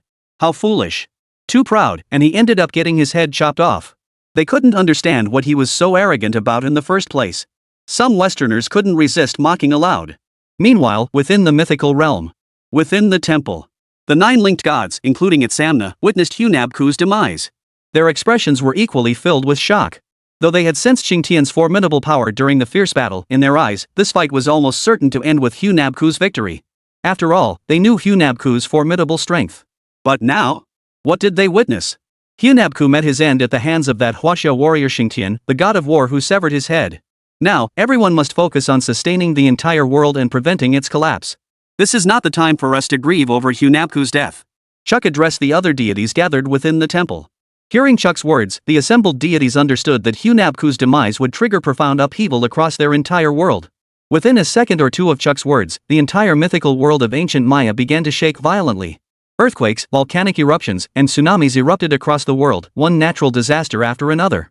Feeling these relentless natural disasters, Itsamna and the other gods turned grim. They understood this was the impact of Hunabku's demise. Without a moment's hesitation, the gods manifested the power of their divine laws, immediately channeling their divine energy into the world. This temporarily stabilized the world, which had been violently shaking. For the next 100 years, we must continuously pour our divine power into the world. Otherwise, the entire world will face destruction. I trust none of you wish to see the world destroyed. Itsamna gazed at the other gods with profound gravity. Hearing these words, the other gods remained silent, yet each of them nodded in unspoken agreement. Though continuously infusing divine power into the world for a century would cause their own strength to decline significantly, it would still be preferable to the world's annihilation. Meanwhile, in another mythical realm, upon Mount Olympus, Hades and the other principal gods witnessed Hunabku's demise. Their expressions grew somber. After all, Hunabku was a powerhouse who had nearly transcended the mortal realm. Even such a formidable being had perished upon the national fortune arena. But then they recalled how Zeus, and even the mightier Supreme Brahma, had perished upon this same national fortune arena. The death of a semi-transcendent powerhouse on this national fortune arena seemed hardly surprising. Hades, snapping back to his senses, turned his gaze toward chaos. He truly did not want chaos to step onto this national fortune arena. Yet he had no way to persuade chaos. With chaos's power, whether he stepped onto the national fortune arena or not was entirely up to him. I wonder who my opponent will be. Chaos gazed down from above at the mirrored image. Even knowing the national fortune arena was fraught with peril, he showed no trace of fear. After all, Chaos was a transcendent powerhouse standing far above the rest. In his eyes, only opponents of equal standing were worthy of his slightest attention. And now, Chaos had made his decision. In the next round, he would enter the national fortune arena to fight. Meanwhile, on the national fortune arena. Chapter 106, Andrew's Absolute Confidence. Severely wounded, Xingtian fixed his gaze upon Chen Xuan below. Your foundational cultivation is now sufficient. I believe I have something to bestow upon you. With those words, Xingtian swept his right hand forward. The next instant, a crimson glow enveloped Chen Xuan. Enveloped by the crimson glow, Chen Xuan instantly felt waves of murderous energy surge into his body. Ah! As the crimson killing energy surged into his body, Chen Xuan let out a pained scream. His mind felt as though it had been struck by a colossal ship. At this very moment, Chen Xuan felt as if he were caught in an endless slaughter. Your power has reached the level of a golden immortal. Moreover, the blessings bestowed upon you by the gods have already elevated your physique and innate talent to the pinnacle. Therefore, I shall grant you the ultimate killing power. See if you can attain enlightenment through slaughter. Xingtian spoke slowly. Attaining enlightenment through slaughter, this ultimate killing force did not conflict with the laws of the universe. It could be said that if he mastered this ultimate killing power, Chen Xuan's combat prowess would truly rank among the very best of his level. Even fighting opponents several tiers above him would become a possibility. Behind them, the Westerners watched this scene unfold, their envy bordering on numbness. They now cursed their own fate. Why weren't they Divine Power 100? Even the representatives from various nations wore expressions of deep concern. You tell me, could Chen Xuan's true strength rival that of a main god? Damn it! How can this guy keep increasing his power? He's already nearly reaching the level of a god king. If this trend continues, and Chen Xuan receives a few more divine gifts, he might genuinely attain the power of a main god. The longer this drags on, the slimmer our chances become. This won't do. We must find a way to take down China swiftly. Otherwise, if we continue fighting like this, once that summoner Chen Xuan from China grows stronger too, there will be no point in fighting at all. For a moment, the Western representatives felt a sense of urgency. They knew they had to secure victory quickly. Watching Chen Xuan grow stronger, they were completely panicked. Meanwhile, in the West, over a minute had slipped by amid their mounting anxiety. Hovering mid-air, Chen Xuan had fully absorbed Xingtian's insights on slaughter. Phew! Chen Xuan exhaled deeply. Beads of cold sweat trickled down his forehead, yet he felt remarkably strong. Though his cultivation realm and power remained unchanged, Chen Xuan believed he could now truly stand toe-to-toe with a God-King level powerhouse. That is, against the most ordinary God-King. Thank you, great God Xingtian, for bestowing this divine blessing. Without hesitation, Chen Xuan bowed his hands in gratitude. A thought flashed through his mind: could he truly attain power rivaling that of a near saint? Or even a saint? The thought barely formed before Chen Xuan shook his head. He was overthinking it. The saint realm wasn't that easy to break through. You help this sovereign break the seal and restore my peak strength. Naturally, I shall bestow upon you a divine blessing. If anyone deserves thanks, it is I who should thank you. Moreover, in this battle, I have already sensed the threshold of the sage realm. Next, once I return to recover my injuries, I shall engage Shen Yuan in combat to settle the grudge from years past. A fierce battle intent flared in Xingtian's eyes. It seemed he still harbored deep resentment over that ancient conflict. Well, Lord Xingtian, the truth is, Emperor Shen Yuan has already ascended to the realm of a sage. Chen Xuan froze upon hearing Xingtian's intent to seek vengeance against Shen Yuan. After all, Shen Yuan had now ascended to the realm of a sage. Even though Xingtian now possessed the combat strength of a quasi-saint at the 4th stage, capable of slightly holding his own against a true sage, he was still not a true sage himself. As for Xingtian, upon hearing Shen Yuan had ascended to the realm of a sage, his expression immediately shifted. What did you say? That bastard Shen Yuan broke through to the saint realm? When did that happen? Xingtian was utterly bewildered. Not long ago, Emperor Shen Yuan had just broken through to the saint realm. At that time, great God, you were still sealed away. Chen Xuan quickly realized Shen Yuan must have achieved sainthood during the National Fortune Arena tournament. And since Xingtian was sealed at the time, he hadn't sensed Xuan Yuan's saintly aura. No wonder. Xingtian didn't suspect Chen Xuan was deceiving him. After all, not long ago, he too had sensed the seal mysteriously strengthening. He had initially suspected that old Shen Yuan had deliberately reinforced it. But now it seemed the 5 elements formation had automatically strengthened after Shen Yuan ascended to the saint realm. Shen Yuan, that bastard, actually broke through to sainthood? Well then, my battle with him can wait. Little guy, good luck. With that, Xingtian set off toward the direction of the divine gate. As for challenging Shen Yuan, he had already abandoned the idea. Though Xingtian was reckless, he was not foolish. He understood well that beneath the sages, all were but ants. He wasn't foolish enough to believe he could challenge Shen Yuan, who had already broken through to the sage realm. Moreover, after this battle, he had touched the threshold of the sage realm. While breakthrough might not be guaranteed, he had at least seized an opportunity for advancement. Thus, Xingtian's urgent return was to recover his injuries and enter seclusion, seeking to break through to the sage realm. Farewell, great God Xingtian. Chen Xuan immediately offered his respectful farewell. Farewell, great God Xingtian. Farewell, great God Xingtian. Farewell, great God Xingtian. The Chinese spectators in the stands also joined in their respectful farewells. As Xingtian departed, a new black fragment appeared in Chen Xuan's hand. At the same time, on the other side, within the mythical realm, Xingtian had just returned to the sealed realm and was preparing to heal his wounds when he sensed a familiar aura approaching. Moreover, this aura gave him an intensely threatening sensation, accompanied by an overwhelming sense of being utterly powerless to resist.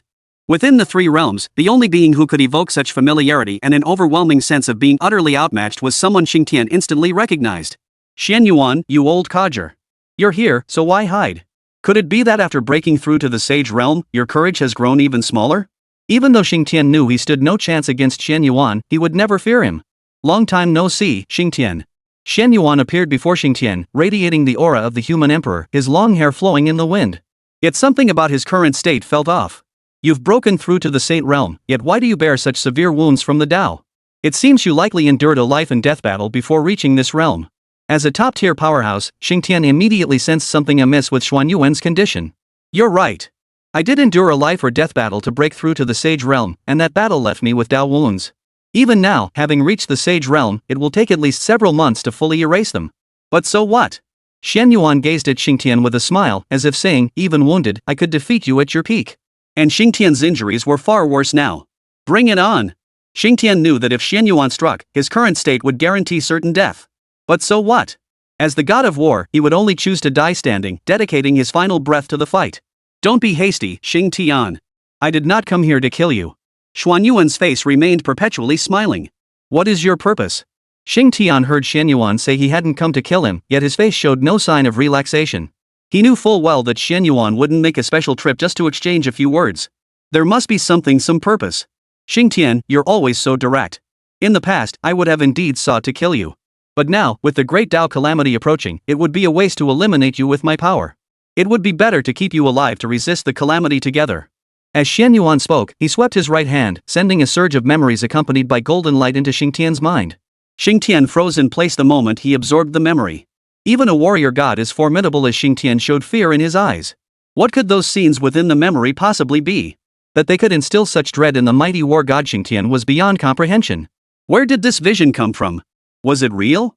Xingtian's gaze fixed intently upon Chen Xuan above. This was a memory of the future. The scene depicted the aftermath of the great Tao calamity. Xuanyuan's expression was grave, as if to emphasize to Xingtian that this was no jest. You've already ascended to sainthood and possess this knowledge, can't you prevent it beforehand? Or is it beyond even the other saints? Xingtian asked Chen Xuan, but the scene playing out in his mind was utterly despairing. So he wanted to ask, could Chen Xuan and the other beings who had broken through to sainthood do anything? Could they prevent this from happening? There is no way to stop it. No one can prevent this from happening. We can only choose to wait obediently for the great Tao calamity to unfold. Otherwise, if anyone intervenes to stop it, even a saint, there will be only one outcome. That is, to hasten the arrival of the great Tao calamity. As Chen Xuan spoke these words, his expression grew grave. It must be noted that Chen Xuan had been in seclusion, preparing to break through to the saint realm. Thus, he had remained unaware of the great Tao tribulation until now. After ascending to the sage realm, however, he sensed it intuitively and deduced this apocalyptic vision through his calculations. Could even a sage not prevent it from happening? Seeing Xuanyuan's grave expression, Xingtian understood the gravity of the situation. Recover your injuries as quickly as possible and see if you can break through to the saintly realm. That would grant you some measure of self-defense. That is all I can say. Oh, and to avoid causing panic, we sages have decided that this memory can only be transmitted to quasi-sages. If deities below the quasi-saint level receive this memory, the mildest consequence is mental chaos and loss of sanity. The worst is their bodies exploding and perishing. Chen Xuan spoke up to warn Xingtian. Earlier, the three purities and other saint-level powerhouses had indeed considered announcing this news to all the gods across the world. However, they discovered that ordinary deities, indeed, any deity exposed to this vision, would instantly explode. Thus, this information could only be disseminated among quasi-saint level powerhouses or those capable of rivaling them. It must be understood that those who reached this level were undoubtedly the world's elite combatants. Yet even among them, no one had devised a way to prevent this impending catastrophe. As Chen Xuan stated, all they could do now was wait patiently for the great Tao calamity to unfold, then devise a response. Who could have foreseen such a calamity? Xingtian still couldn't quite wrap his mind around it. Whether before his ceiling or now, in his eyes, the sage realm represented absolute power. Capable of altering everything, of dictating the rules. Yet now, the apocalyptic vision revealed to him that even those at the sage realm could perish amidst that doom. It seems I must find a way to break through to the sage realm next. Xingtian murmured to himself. He must achieve the sage realm before the great calamity of the Tao descended. But could he truly accomplish this? Truthfully, Xingtian himself had no certainty. Yet today, beyond strengthening his own power, there was no better solution. As for preventing this catastrophe, even the mighty saints couldn't stop it. How could Xingtian, who hadn't yet broken through to the saintly realm, possibly manage? Meanwhile, on the National Fortune Arena, the 36th match of the National Destiny Divine War commences. The Western faction is requested to send forth their summoner. Nuwa had already announced the commencement of the 36th battle. It could be said that, aside from the previous saint battles, each match commenced with remarkable continuity, with breaks never exceeding 2 minutes. At this moment, upon hearing Nuwa's call for summoners to step forward, the representatives from numerous Western nations exchanged glances. For a moment, not a single nation stepped forward. After all, their earlier eagerness stemmed from viewing Huaxia as an easy target, a soft target they could manipulate at will. But with Chen Xian's emergence, the successive deaths of their Western nations' creator gods, and the absolutely invincible power of the Chinese sages, this had completely shattered the confidence of the Western nations. Some representatives were even too terrified to step forward, for the outcome of this divine war of national destiny could only be one thing: death. What are you all waiting for? Hurry up and step forward. One at a time. If no one steps forward, we lose. Just as no one stepped forward, a little bastard stood up and shouted. What are you yelling about, you bastard? If you think you're so tough, get up there yourself. The Indian next to him wasn't about to let him get away with it. What's your problem, you Indian who just S all day? The little punk flew into a rage when the Indian guy dared to confront him. What did you say? As for the Indian guy, his face darkened instantly when he heard the little bastard bring up the matter of casualty ting in their country. For a moment, the two looked ready to come to blows. Hold on. This fight is ours to handle, ancient Greece. We will win without a doubt. At that moment, Andrew, the new representative of ancient Greece, stepped forward to stop them, a supremely confident smile playing on his lips. Chapter 107, Chaos Descends. Upon hearing Andrew's words, all eyes on the western side turned to him. After all, Chen Xuan had now achieved 14 consecutive victories. Add to that the formidable saint-level powerhouses emerging one after another from China. It could be said that China was now at the height of its power. So where did Andrew get the confidence to declare victory assured? While you were conversing with him, our mythic world's creator god has already drawn me into the dream realm. In this battle, he will personally descend. Moreover, our mythic creator god transcends all realms. Andrew declared these words with unshakable confidence, meeting the gazes of everyone present. As for those who heard these words, they were all stunned for a moment. Isn't Zeus your mythical creator god? Didn't he already fall upon this national fortune arena? The representative from the United States, regaining his composure, asked Andrew with some confusion. No, Lord Zeus is the chief of the 12 Olympian gods and ruler of Mount Olympus, but he is not the creator god of the mythology world. Our creator god is Lord Chaos, the god of chaos. He has attained the supreme transcendent realm. Andrew observed the smile spreading across everyone's faces.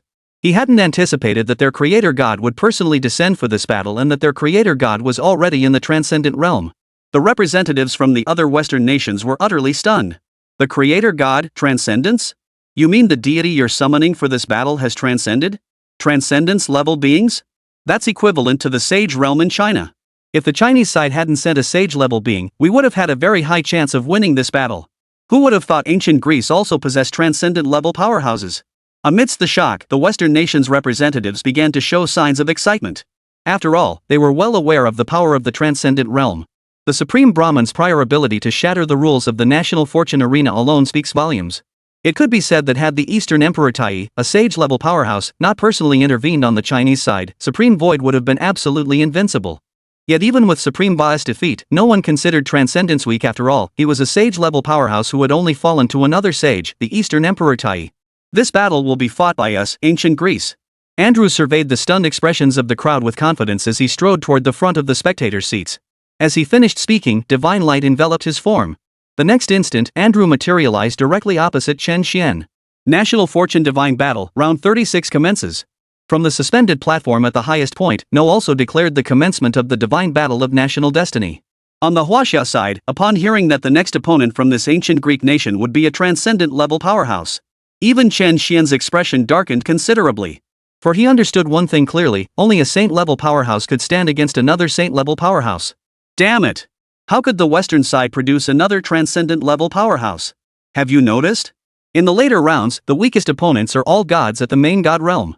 Indeed. This way, even if Lord Chen Xuan understands our Huaxia mythology, victory is far from assured. In the spectator stands, murmurs of concern rippled through the crowd. After all, the battle between Supreme Brahma and Eastern Emperor Tai had already made them acutely aware of the sheer power of a sage. That power was so immense that even the rule energy of the national fortune arena couldn't withstand it. Yang Chan, do you think our side will also field a saint-level powerhouse to counter that ancient Greek creator god? Long Zhan asked Yang Chan beside him with a worried expression. It's uncertain. Sage-level beings act entirely at their own discretion. Last time, the Eastern Emperor's descent was already a stroke of good fortune for us. No one knows whether a saint-level powerhouse will descend upon this national fortune arena. But one thing is certain, only a saint-level powerhouse can truly oppose another saint-level powerhouse. Yang Chan's expression was equally grave. Beside her, Long Zhan could only silently pray that a saint-level powerhouse from Huaxia would descend for this battle. Meanwhile, on the national fortune arena itself, Andrew stared at Chen Xuan with unshakable confidence. Chen Xuan, I refuse to believe your side of Huaxia would send a saint-level powerhouse into this battle. We, the creator gods, are truly transcendent realm powerhouses. Transcendence? Our Chinese deities have slain transcendent beings before. Chen Xuan fixed his gaze squarely on Andrew before him. He believed the deities of China would not allow the transcendent realms of the West to act with impunity. Oomph. That's because you don't understand the might of us creator gods. Lord Chaos is the god of chaos and void. Soon, you'll witness what true terror truly means. Divine revelation. As Andrew spoke, divine light blazed from his body. The next instant, 5 mythical entries appeared before him. His gaze immediately fixed on the first entry. For upon it were inscribed 4 words, Supreme God. To be called the Supreme God, one could only imagine how immense its power must be.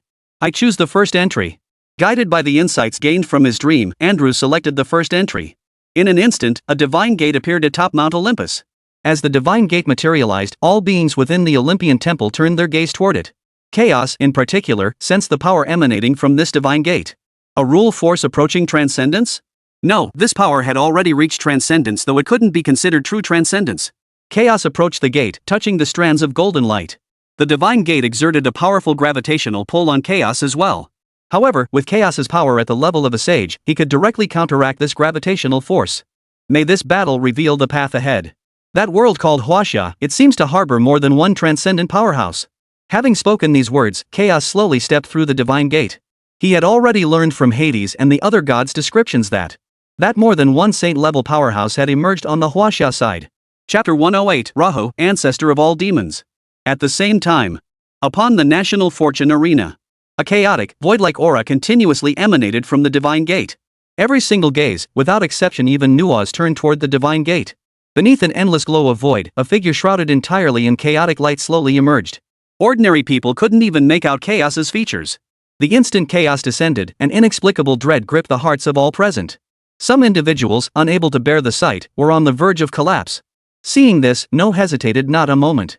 With a sweeping gesture of his massive hand, the force of the rules enveloped everyone on the national destiny battlefield. This action preserved the lives of the ordinary people. Otherwise, merely gazing upon Chaos could cause their bodies to collapse and their lives to be extinguished. This alone demonstrated the overwhelming might of the sage realm. If the aura of a sage were to manifest outwardly, it would truly be something no mortal could bear to look upon. Hail the arrival of the great creator god, Chaos. Andrew, witnessing Chaos's descent, was overcome with excitement and immediately knelt in reverence. The ancient Greeks in the audience followed suit without exception, kneeling in unison. As for the representatives from other nations, each wore expressions brimming with reverence. After all, this was a being transcending the realms of mortal power. On the Chinese side, however, expressions were profoundly solemn. The earth-shattering battle of the sage realm, fought not long ago, was still fresh in their memories. They understood all too well the sheer terror of a saint-level powerhouse. Above, Chaos remained silent in the face of their kneeling homage, instead turning his gaze toward Chen Xuan below. Under Chaos's gaze, Chen Xuan's expression grew grave as he activated the 8-9 mystic arts within his body. He knew his power was insufficient to withstand even a single strike from a saint. Yet the pressure from the saint's gaze was overwhelming. He couldn't help but fear Chaos might act as violently as the Supreme Void had, forcing an attack upon him. Summoner of Huaxia, Chaos inquired, I hear your Huaxia realm boasts several saint-level powerhouses. Saint-level powerhouses are equivalent to my own transcendence realm. So, I wonder within your Huaxia power system, are there realms beyond the saint level? Chaos gazed at Chen Xuan as he asked slowly. As a transcendence realm powerhouse, he had lost interest in most matters. Moreover, he harbored no significant grudge against Chen Xuan, so he had no intention of forcibly attacking or killing him. As for Chen Xuan, upon hearing Chaos's question, he froze for a moment. Phew.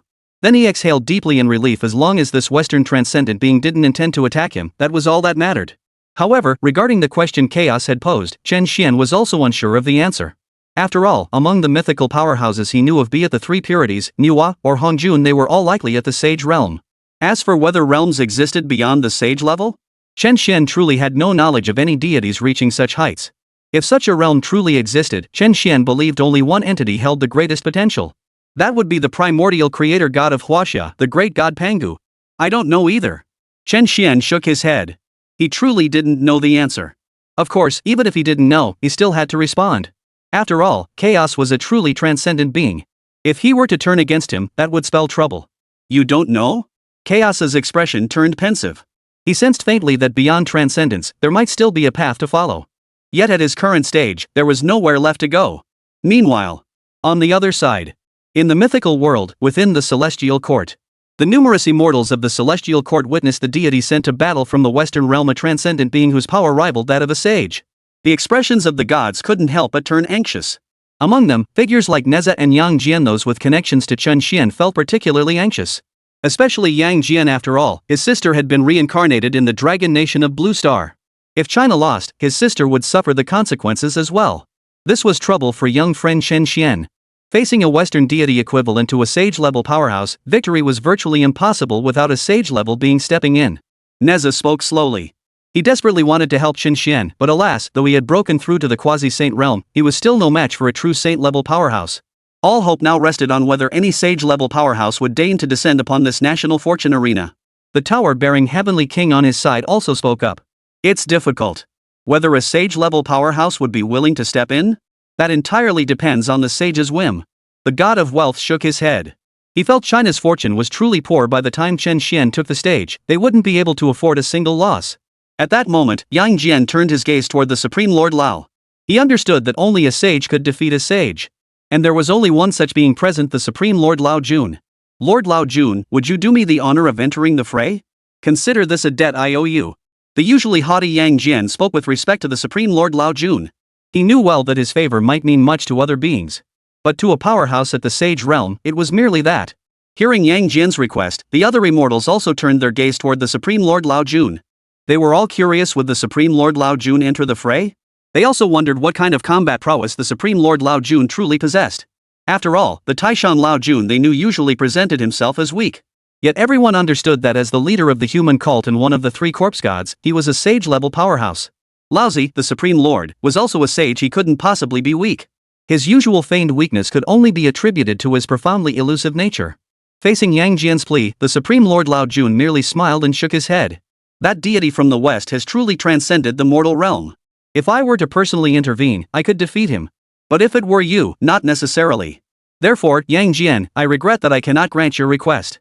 Hearing this answer, the numerous immortals of the heavenly court were momentarily stunned. After all, none had imagined the Supreme Lord Lao Jun would admit he might not be the match for that transcendent Western deity. Yet upon reflection, they realized the truth. The Supreme Lord Lao Jun was merely one of his many incarnations, while the ancient Greek creator god stood as a genuine transcendent being. It was only natural that victory wasn't guaranteed. As for Yang Jian, upon hearing the Supreme Lord Lao Jun's refusal, his expression merely grew solemn. For he himself had no certainty might a sage-level powerhouse answer the call? Old Lord, might you trouble you to request your true self to intervene? Yang Jian paused, then spoke again with his request. He knew the chances were slim, but with his sister's safety at stake, he had to try.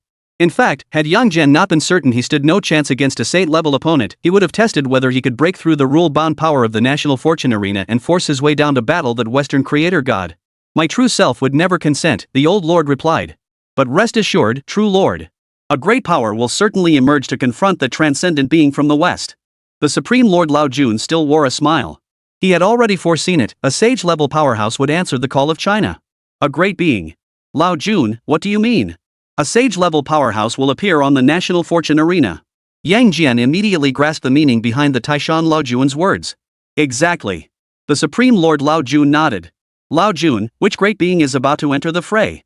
Nezha, standing beside Yang Jian, couldn't help but ask curiously. As Nezha finished speaking, the gazes of all the other immortals turned toward the Supreme Elder Lord, including the Jade Emperor seated upon his throne.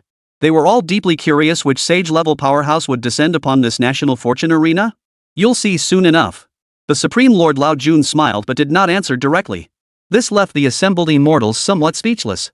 They thought to themselves, these transcendent sages always spoke in riddles, preferring to play the enigma maker rather than give direct answers. Of course, while they thought this privately, none dared voice it aloud. After all, they stood before a genuine sage-level powerhouse. They dared not show the slightest disrespect or underestimation, even though the Supreme Lord Lao often chose to appear weak. Subsequently, the crowd could only turn their gaze back to the mirror, awaiting Chen Xuan's summoning of the divine beings. At the same time, Chen Xuan began invoking mythical entries. Even before the invocation, he had considered that the emergence of transcendent-level powerhouses in the Western realm would certainly not go unnoticed by the sage-level masters of the Huaxia side. After all, if the Western side broke the rules first by deploying nuclear weapons, the Chinese side could hardly remain passive. Of course, all this was merely Chen Xuan's conjecture. Whether reality would align with his predictions remained to be seen with the emergence of the mythical entries. Thus, Chen Xuan felt a deep sense of unease. After all, he was facing a genuine transcendent-level powerhouse. If no sage-level powerhouse appeared, he was finished. The instant the entry materialized before him, Chen Xuan's expression instantly shifted from worry to elation. Perfect. Those 3 words. Because the very first entry bore 4 characters, ancestor of all demons. Who did this entry represent? Chen Xuan instantly recognized it, the legendary demon ancestor, Rahu. Seeing this entry appear, Chen Xuan felt certain victory was already his in this battle. The identities of the remaining 4 entries mattered little now. After all, this was Luoho, the demon ancestor, a sage-level powerhouse capable of going toe-to-toe with the venerable Hongjun. The Chinese crowd also noticed the look of astonishment on Chen Xuan's face. Who is this first entry, the ancestor of all demons? I've never seen Lord Chen Xuan look so thrilled before. Indeed, Lord Chen Xuan, does this reaction mean the deity represented by this entry is incredibly powerful? It must be so, otherwise, why would Lord Chen Xuan be this agitated? If that's the case, then we needn't worry about this battle anymore. The crowd in the Huaxia spectator section watched Chen Xian's intense reaction and immediately wondered if they could stop worrying about this battle. Yang Chan, who does the ancestor of 10,000 demons represent? Why is Chen Xuan so excited? Long Zhan couldn't contain his curiosity and turned to ask Yang Chan beside him. I never expected this entry to appear. This battle is won. The moment Yang Chan saw that entry appear, she knew this battle was won. What did it matter if the opponent was a saint-level powerhouse? After all, even within the Sage realm, combat strength was tiered. And Ravu's power belonged to the highest tier of the Sage realm. Victory was assured. But did the deity represented by that first entry also belong to the saint realm? Long Zhan froze upon hearing Yang Chan declare victory outright. Indeed, the ancestor of all demons represented none other than the demon ancestor, Rahu. Even among the Sage realm, this being stood as an absolute peak powerhouse. Yang Chan spoke slowly. Meanwhile, Long Zhan standing nearby beamed with delight upon hearing this answer. He finally understood why Chen Xuan had been so elated. All traces of worry vanished from his face, which had previously been clouded by the arrival of transcendent-level powerhouses from the Western realm. As for within the Celestial Court, the numerous immortals were stunned to see a true sage-level powerhouse intervene, and none other than the legendary demon ancestor Luoho had personally descended. Especially deities like Yang Jian, who had been anxious moments before, now felt completely at ease. They knew full well how formidable Rahu was. He was among the most formidable combatants among the sages. That Western transcendent realm was in for a world of trouble. The tower-bearing heavenly king couldn't help but shake his head, silently mourning for Rahu in his heart. The other immortals shared this sentiment. They did not believe chaos stood a chance against Rahu. On the national fortune arena, Chen Xuan knew Rahu was essentially the strongest among these 5 entries, yet he still glanced at the remaining 4. Sure enough, the strongest among those 4 entries was merely a golden immortal utterly incomparable to Rahu. I choose the first entry, ancestor of 10,000 demons. Chen Xuan immediately shouted toward the heavens. The next instant, the divine gate appeared. As Chen Xuan made his choice, chaos's expression above the sky shifted. He sensed an intense threat. That sense of peril was potent enough to threaten his very existence. Before even descending, you can make me feel a threat to my life? It seems this opponent is no ordinary foe. Chaos's expression darkened momentarily, but only momentarily. As a transcendent being and the ancient Greek god of creation, he remained utterly confident in his own power. At that very moment, a relentless tide of demonic energy surged forth from the divine gate. Within 2 or 3 seconds, it obscured the sky, blanketing the entire national fortune arena. Boom! Above, black thunder roared incessantly. Below, the crowd watched the sky filling demonic energy and black thunder, each of them swallowing hard. Chapter 109, The Might of the Ancestral Demon Lord. The next instant, a figure clad in black emerged. 9 colossal black dragons coiled behind him, and a destructive aura radiated from his entire being. Merely standing there, he radiated countless divine patterns. His expression was cold and indifferent as the ultimate force spread out from him. Every spectator in the stands was stunned by this power. Even protected by the rules of the national fortune arena, deep fear still welled up within them. Their bodies trembled uncontrollably. As for chaos on the opposing side, the moment he saw Rahu, his eyes immediately changed. For he sensed an overwhelming threat, a threat that could bring him death. Transcendence realm. Chaos knew without a doubt that the figure before him was a Transcendence realm powerhouse, just like himself. Though Chaos had foreseen before descending that any opponent encountered here would be formidable, witnessing the terrifyingly destructive Tao path still left his heart racing. It was difficult for his heart to remain calm. As for the Westerners, who had been brimming with confidence moments ago, their hearts began to fill with apprehension upon witnessing that path of destruction. After all, having witnessed so many battles, they understood that those capable of manifesting Tao paths, without exception, they were all powerhouses at the level of a sage. Damn it! How did this side of Huaxia manage to field another saint-level powerhouse? Indeed, could it be that all our nations combined are no match for China alone? Are we truly doomed to face yet another stunning reversal by China? Sigh, it seems we're doomed to lose again. We thought having a transcendent-level powerhouse join the fray would guarantee victory, yet they've countered with a sage-level powerhouse. On the Western side, all but the Greeks shook their heads in resignation. You lot are just too lacking in confidence. So what if China has a saint-tier powerhouse? Our Lord Chaos, the creator god, is also a transcendent-tier powerhouse. This transcendent realm is equal to their Chinese saint realm. In other words, you're just boosting their ego. You've already conceded defeat before the battle even begins. Our Lord Chaos, the creator god, is an exalted realm powerhouse. The outcome of this battle remains uncertain until the very end. Exactly. And as the creator god of our mythology, I firmly believe chaos will defeat that Eastern sage. Moreover, the Chinese sage known as the Eastern Emperor Tai managed to defeat the Supreme Brahman only because Tai was exceptionally powerful, while the Supreme Brahman was relatively weak. This was a battle between a transcendent realm being and a sage. I believe our Lord Chaos, the creator god, must be a formidable power within the transcendent realm. True, the sages of Huaxia are formidable, but I doubt every one of them possesses the might of that Donghuang Tai. The people of ancient Greece, however, were filled with confidence in their creator god. They believed that among those at the sage level, the power of their creator god must surpass that of the sage from China. Yet they remain unaware of what combat prowess Rahu truly possesses at the sage level. Even Donghuang Tai would not be his match. The ancestor of all demons. Challenging Hongjun for supremacy is no laughing matter. Above the heavens. After descending, Rahu did not fix his gaze upon chaos, but instead turned his eyes toward Chen Xuan. At the peak of the golden immortal realm, possessing several Dao inheritances, his combat strength barely allowed him to exchange blows with the most ordinary Dao-level golden immortals. Yet, it was still far too weak a pity, given the wealth of top-tier Dao inheritances he held. Rahu was intrigued by Chen Xuan as the sole variable, otherwise, he wouldn't have descended personally. Chen Xuan, upon hearing Rahu's words, felt somewhat ashamed. Indeed, the inheritances he currently possessed were all top-tier, be it the human emperor's legacy, the 8-9 mystic arts, or the constitutions bestowed by the Azure Dragon and the Phoenix. Yet, the immortal arts he practiced were at best proficient, and his grasp of the Tao's laws remained superficial. It couldn't be helped his current power was essentially bestowed upon him, he hadn't cultivated it himself. Thus, with his current peak golden immortal strength barely matching that of an ordinary great Luo golden immortal, it was already considered exceptional. Yet in Luoho's eyes, this was naturally somewhat lacking. After all, this being's combat prowess stood at the very pinnacle of the sage realm. He had witnessed countless prodigies like Erlang Shen and Sun Wukong, who had challenged quasi-sages while still at the Deluo Jinxian realm. After his assessment, Rahu withdrew his gaze. As a top-tier sage, he was well aware of the impending Great Tao tribulation. He also knew this was not the time for Chen Xuan to intervene.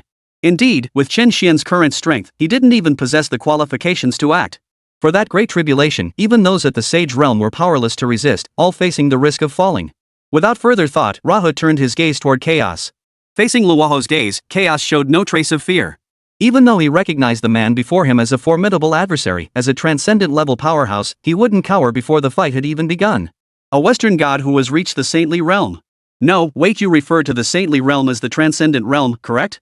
To cultivate to this level is no small feat. What a pity you've crossed paths with me. Rahu regarded chaos before him with utter composure. It seemed, from the moment he appeared, he had never once regarded chaos as a threat. Are you being a bit too arrogant, sir? You haven't even started fighting yet, and you already think victory is assured? Chaos bristled at the tone in Rahu's voice. Certain victory? One could certainly say that. Rahu smiled indifferently, still utterly unconcerned. Sir, sometimes arrogance comes at a price. As Chaos spoke, the void Tao surged forth from his entire being. A terrifying force spread relentlessly, stirring up gusts of wind within the National Fortune Arena. Those terrifying winds relentlessly battered the barrier of the National Fortune Arena. Beneath this tempest, the barrier began to show minute cracks. Though these fissures were infinitesimally small, they were sufficient proof of Chaos's terrifying power. Merely his aura had caused cracks in the barrier of the National Fortune Arena. Witnessing this spectacle, every spectator's expression betrayed utter shock. They wondered, is this the power of the sage realm? Amidst their awe, Rahu, standing at the very center of this terrifying force, remained utterly composed. The ease on his face was the ultimate mockery to Chaos. You are so arrogant, so dismissive of me. I hope your power proves to be equally formidable. The very instant Chaos finished speaking, a Chaos Spear materialized in his hand. This weapon had reached the level of an eternal artifact, equivalent to a Xiantian Jibao. Seeing the Chaos Spear, a flicker of change finally appeared in Luoho's eyes. He hadn't expected this Western transcendent to also possess a. While Rahu was taken aback, Chaos had already materialized beside him. The Chaos Spear in his hand was now imbued with the power of the Void Tao. This strike seemed poised to pierce through space itself, thrusting directly toward Rahu's body. Yet even facing such a formidable assault, Rahu's gaze remained unflappably calm. With a gentle extension of his right hand, a cluster of the force of destruction manifested before it. Boom! In an instant, the force of destruction collided with the Chaos Spear. The two forces locked in a stalemate, instantly splitting the entire National Fortune Arena in two, one half filled with the power of nothingness, the other with the power of destruction. It seemed a stalemate had been reached, yet Chaos's face grew grave in the face of this situation. Because he had never underestimated his opponent from the start, he immediately launched an attack with the Chaos Spear. Yet the enemy before him blocked his strike with nothing but his bare hands. One wielded a weapon, the other fought barehanded, yet they found themselves locked in a stalemate. Chaos was far too seasoned to naively believe they were truly evenly matched. Not bad, but still not strong enough. Rahu smiled at Chaos. Yet to Chaos, that smile was pure, utter mockery. In an instant, the rage within him erupted like a volcano. The Chaos spear in his hand swung relentlessly, unleashing waves of void energy. Facing Chaos's fierce assault, Rahu evaded with effortless grace. Witnessing this, Chaos intensified his assault. Coupled with the terrifying power of the Void Tao, the entire space of the National Fortune Arena began to collapse. Above the arena, Nuwa dared not hesitate. He immediately unleashed the full force of the arena's rules to maintain spatial equilibrium. After all, the power of a saint-level powerhouse was too terrifying. One misstep could very well cause the entire National Fortune Arena barrier to collapse. Chaos's attacks swept forth relentlessly like a raging storm, yet Luoho continued to parry them with effortless ease. The spectators below witnessed this scene. They weren't fools, they could clearly see who held the upper hand. Especially the Westerners present, their expressions grew grim. They pondered, is this the power of the Eastern sages? Why, at the same cultivation level, did the Eastern sage fight with such effortless ease? It was just like the previous battle between the Eastern Emperor Tai and the Supreme Van. Why do you all look so grim? Our Lord Chaos will not lose. True, that Eastern sage appears remarkably unburdened. Yet our Lord Chaos certainly hasn't unleashed his full might either. In other words, the final outcome remains uncertain. On the Western side, only the representatives from ancient Greece remain stubbornly confident, convinced of their inevitable victory. On the Chinese side, the expressions on everyone's faces bore no trace of their earlier worry. Instead, each face was filled with delight. Especially Long John, he finally understood why Yang Chan had declared victory certain. The power of this sage was formidable. Who was stronger, him or the great god Donghuan? Long John turned to Yang Chan beside him with a curious question. The ancient ancestor Luoho might be stronger. Yang Chan pondered for 2 seconds before offering this answer. Hearing this, both Long John and Jiang Shui beside Yang Chan froze in surprise. After all, the might of the great Emperor Tai was still vivid in their minds. Yet now, hearing from Yang Chan that the sage representing Huaxia this time was even more powerful than Donghuang Tai, how could they not be astonished? Meanwhile, on Mount Olympus, the sacred mountain.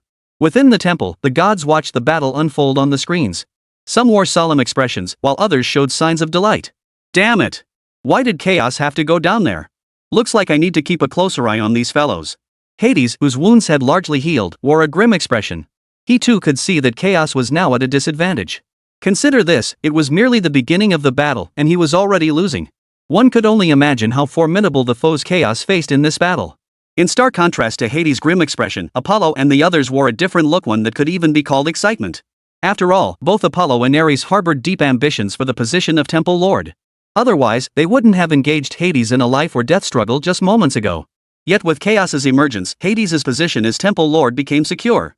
Yet this also meant that if Chaos perished on the arena of destiny and failed to return, they would once again have hope of contending for the position of Temple Lord.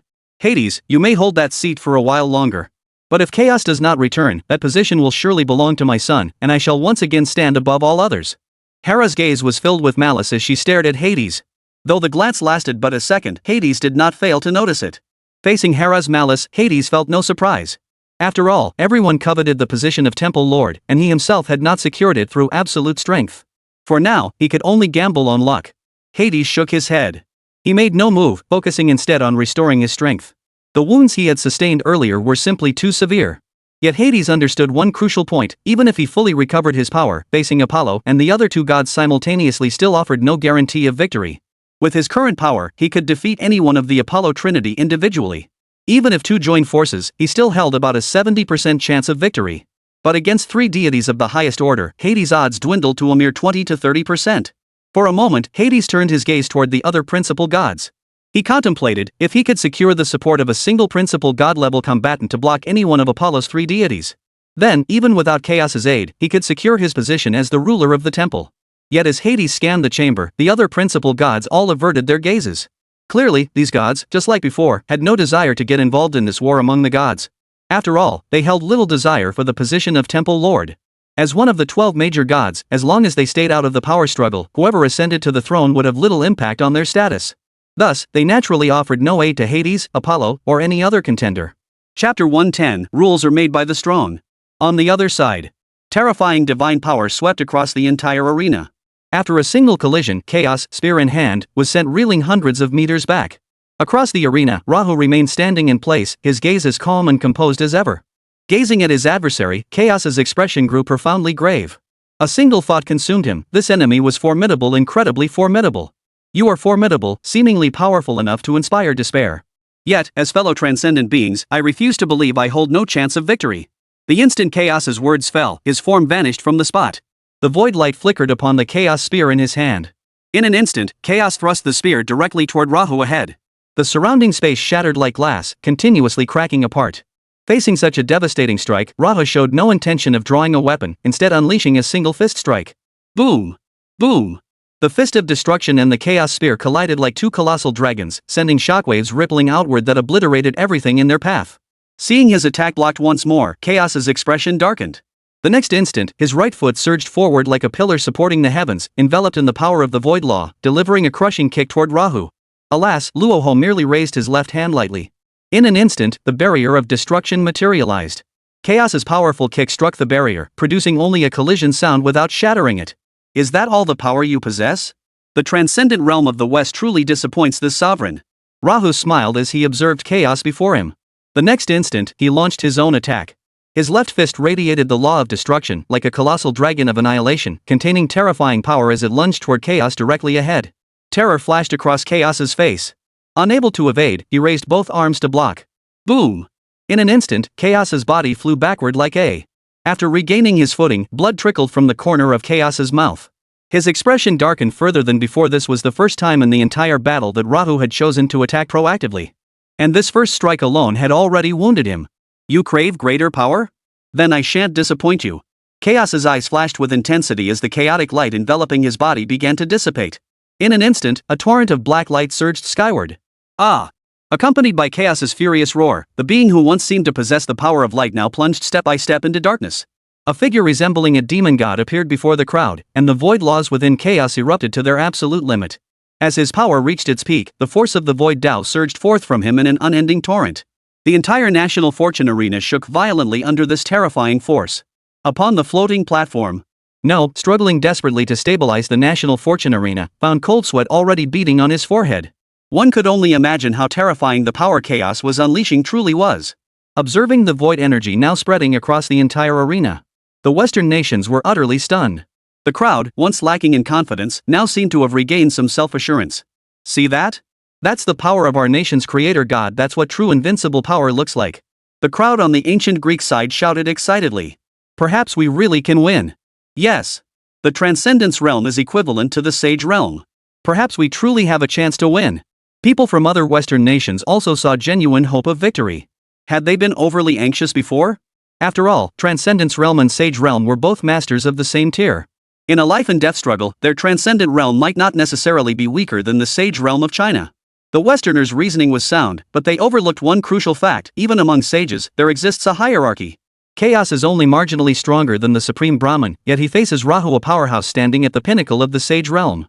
Could it be that Chaos hadn't unleashed his full power in his previous life and death battles? It seems no transcendent realm master can be underestimated. Indeed, the power of the Transcendence realm is utterly beyond our comprehension. As for the Huaxia side, a hint of worry flickered across their faces, though only a hint. In their hearts, their demon ancestor remained the mightiest. Could Chaos still unleash more power? Surely no unexpected turn would occur in this battle? Long Zhan glanced at Yang Chan beside him. Nothing unexpected will happen. Haven't you noticed? Lord Rahu hasn't even drawn his weapon yet. From the moment Lord Rahu descended, this battle has held no suspense whatsoever. Yang Chan replied with a smile. After all, like Chen Xuan, she understood just how formidable Lord Rahu was. He also understood just how unlucky Chaos was. If Chaos were facing any other saint, he might still have a chance.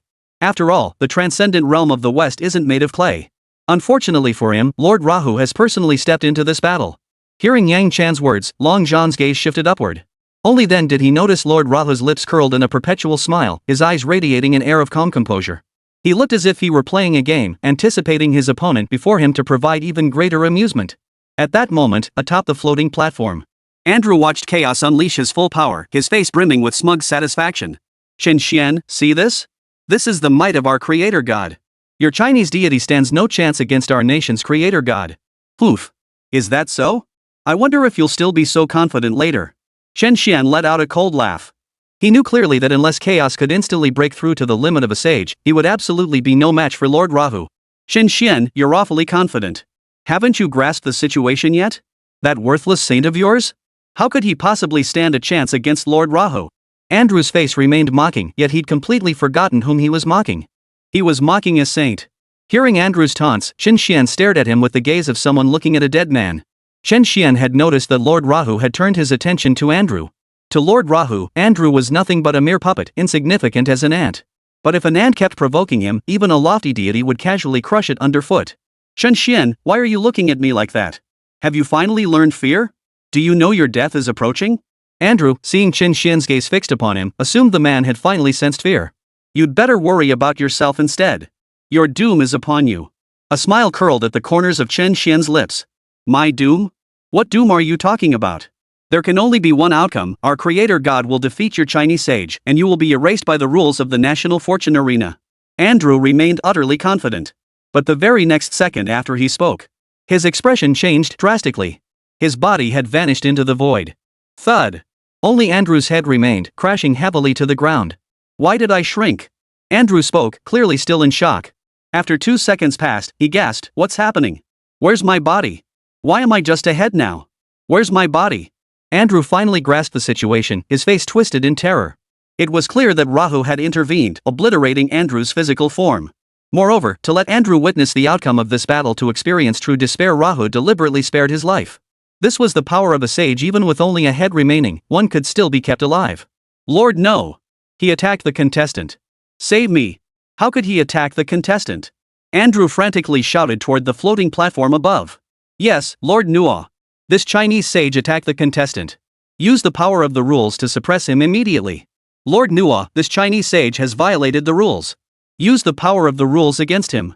The spectators in the western stands also shouted one after another. They thought, if Lord Nua could use the rules to suppress Rahu himself, wouldn't their chances of victory be even higher? Chaos, now unleashed in his ultimate form, gazed upward at Rahu. A flicker of shock crossed his mind when Rahu had struck. Chaos had only sensed a ripple of energy, leaving him utterly unprepared to intervene. This made Chaos wonder, could it be that Rahu hadn't unleashed his full power in the previous battles? Now, atop the floating platform, Nua's expression grew grave upon hearing the western crowd's cries. His gaze shifted slightly toward Rahu. After all, Rahu had indeed violated the rules of the national fortune arena. What? You wish to stop me? Rahu smiled at Nua, yet the destructive power radiating from his body grew relentlessly, its threat unmistakable. No, I have no such intention whatsoever. Nua shook his head, backing down without hesitation. Yes, Nua backed down like that. He knew full well that even if he unleashed all his rules, he could only barely hold his own against a saint. And that was against an ordinary saint, not someone like Rahu, a top-tier saint. If he intervened to stop it, his own end would likely be annihilation. Lord Nua, how could you not stop him? I only have one head left. What am I supposed to do? Can I even recover? Andrew was truly panicking, truly terrified. If given another chance, he dared not speak so recklessly again. Lord, no, he violated the rules. You must punish him. Lord Nua, how can you not punish him? Indeed, Lord, no. When our nation's creator god, Izanami, violated the rules, you intervened. Now this sage of Huaxia has broken them, why do you not act? The western crowd felt utterly unfair, especially the Little Days faction. They recalled how their nation's creator god, Izanami, had been weakened for breaking the rules, otherwise, they wouldn't have lost. Shut up. One more word, and I'll remove your protective barrier. No shot a glare at the western crowd and threatened to release the barrier. The westerners, who had been arguing their case, immediately fell silent, too afraid to utter another word. Oomph. Nua snorted coldly. He thought to himself, if Rahu dares threaten me, that's one thing. But these ordinary people? They dare threaten me too? Rules? Didn't they understand that the strong set the rules? If that Izanami were as powerful as Rahu, would he dare punish her? Izanami's punishment was ultimately her own fault for lacking sufficient strength. On the floating platform, Andrew, now reduced to a single head, saw that even Noling couldn't save him. His pleading gaze turned to Chaos. Lord Chaos, save me. Seeing his own people pleading for help, he was, after all, the creator god of this nation's mythology. Chaos naturally intervened. A flash of light erupted from his hand, unleashing a surge of the Void Dao's power that engulfed Andrew. He intended to directly restore Andrew's shattered form. It was instantly shattered by that destructive force. Seeing that he was unable to dispel Rahu's destructive force, Chaos's eyes flickered with surprise. His expression grew grave as he stared at Rahu above. He thought to himself that Rahu's power of the way of destruction was stronger than he had imagined, and his own way of void was unable to rebuild the body. However, Chaos did not believe the Void Dao power he wielded was weaker than Rahu's destructive Dao power.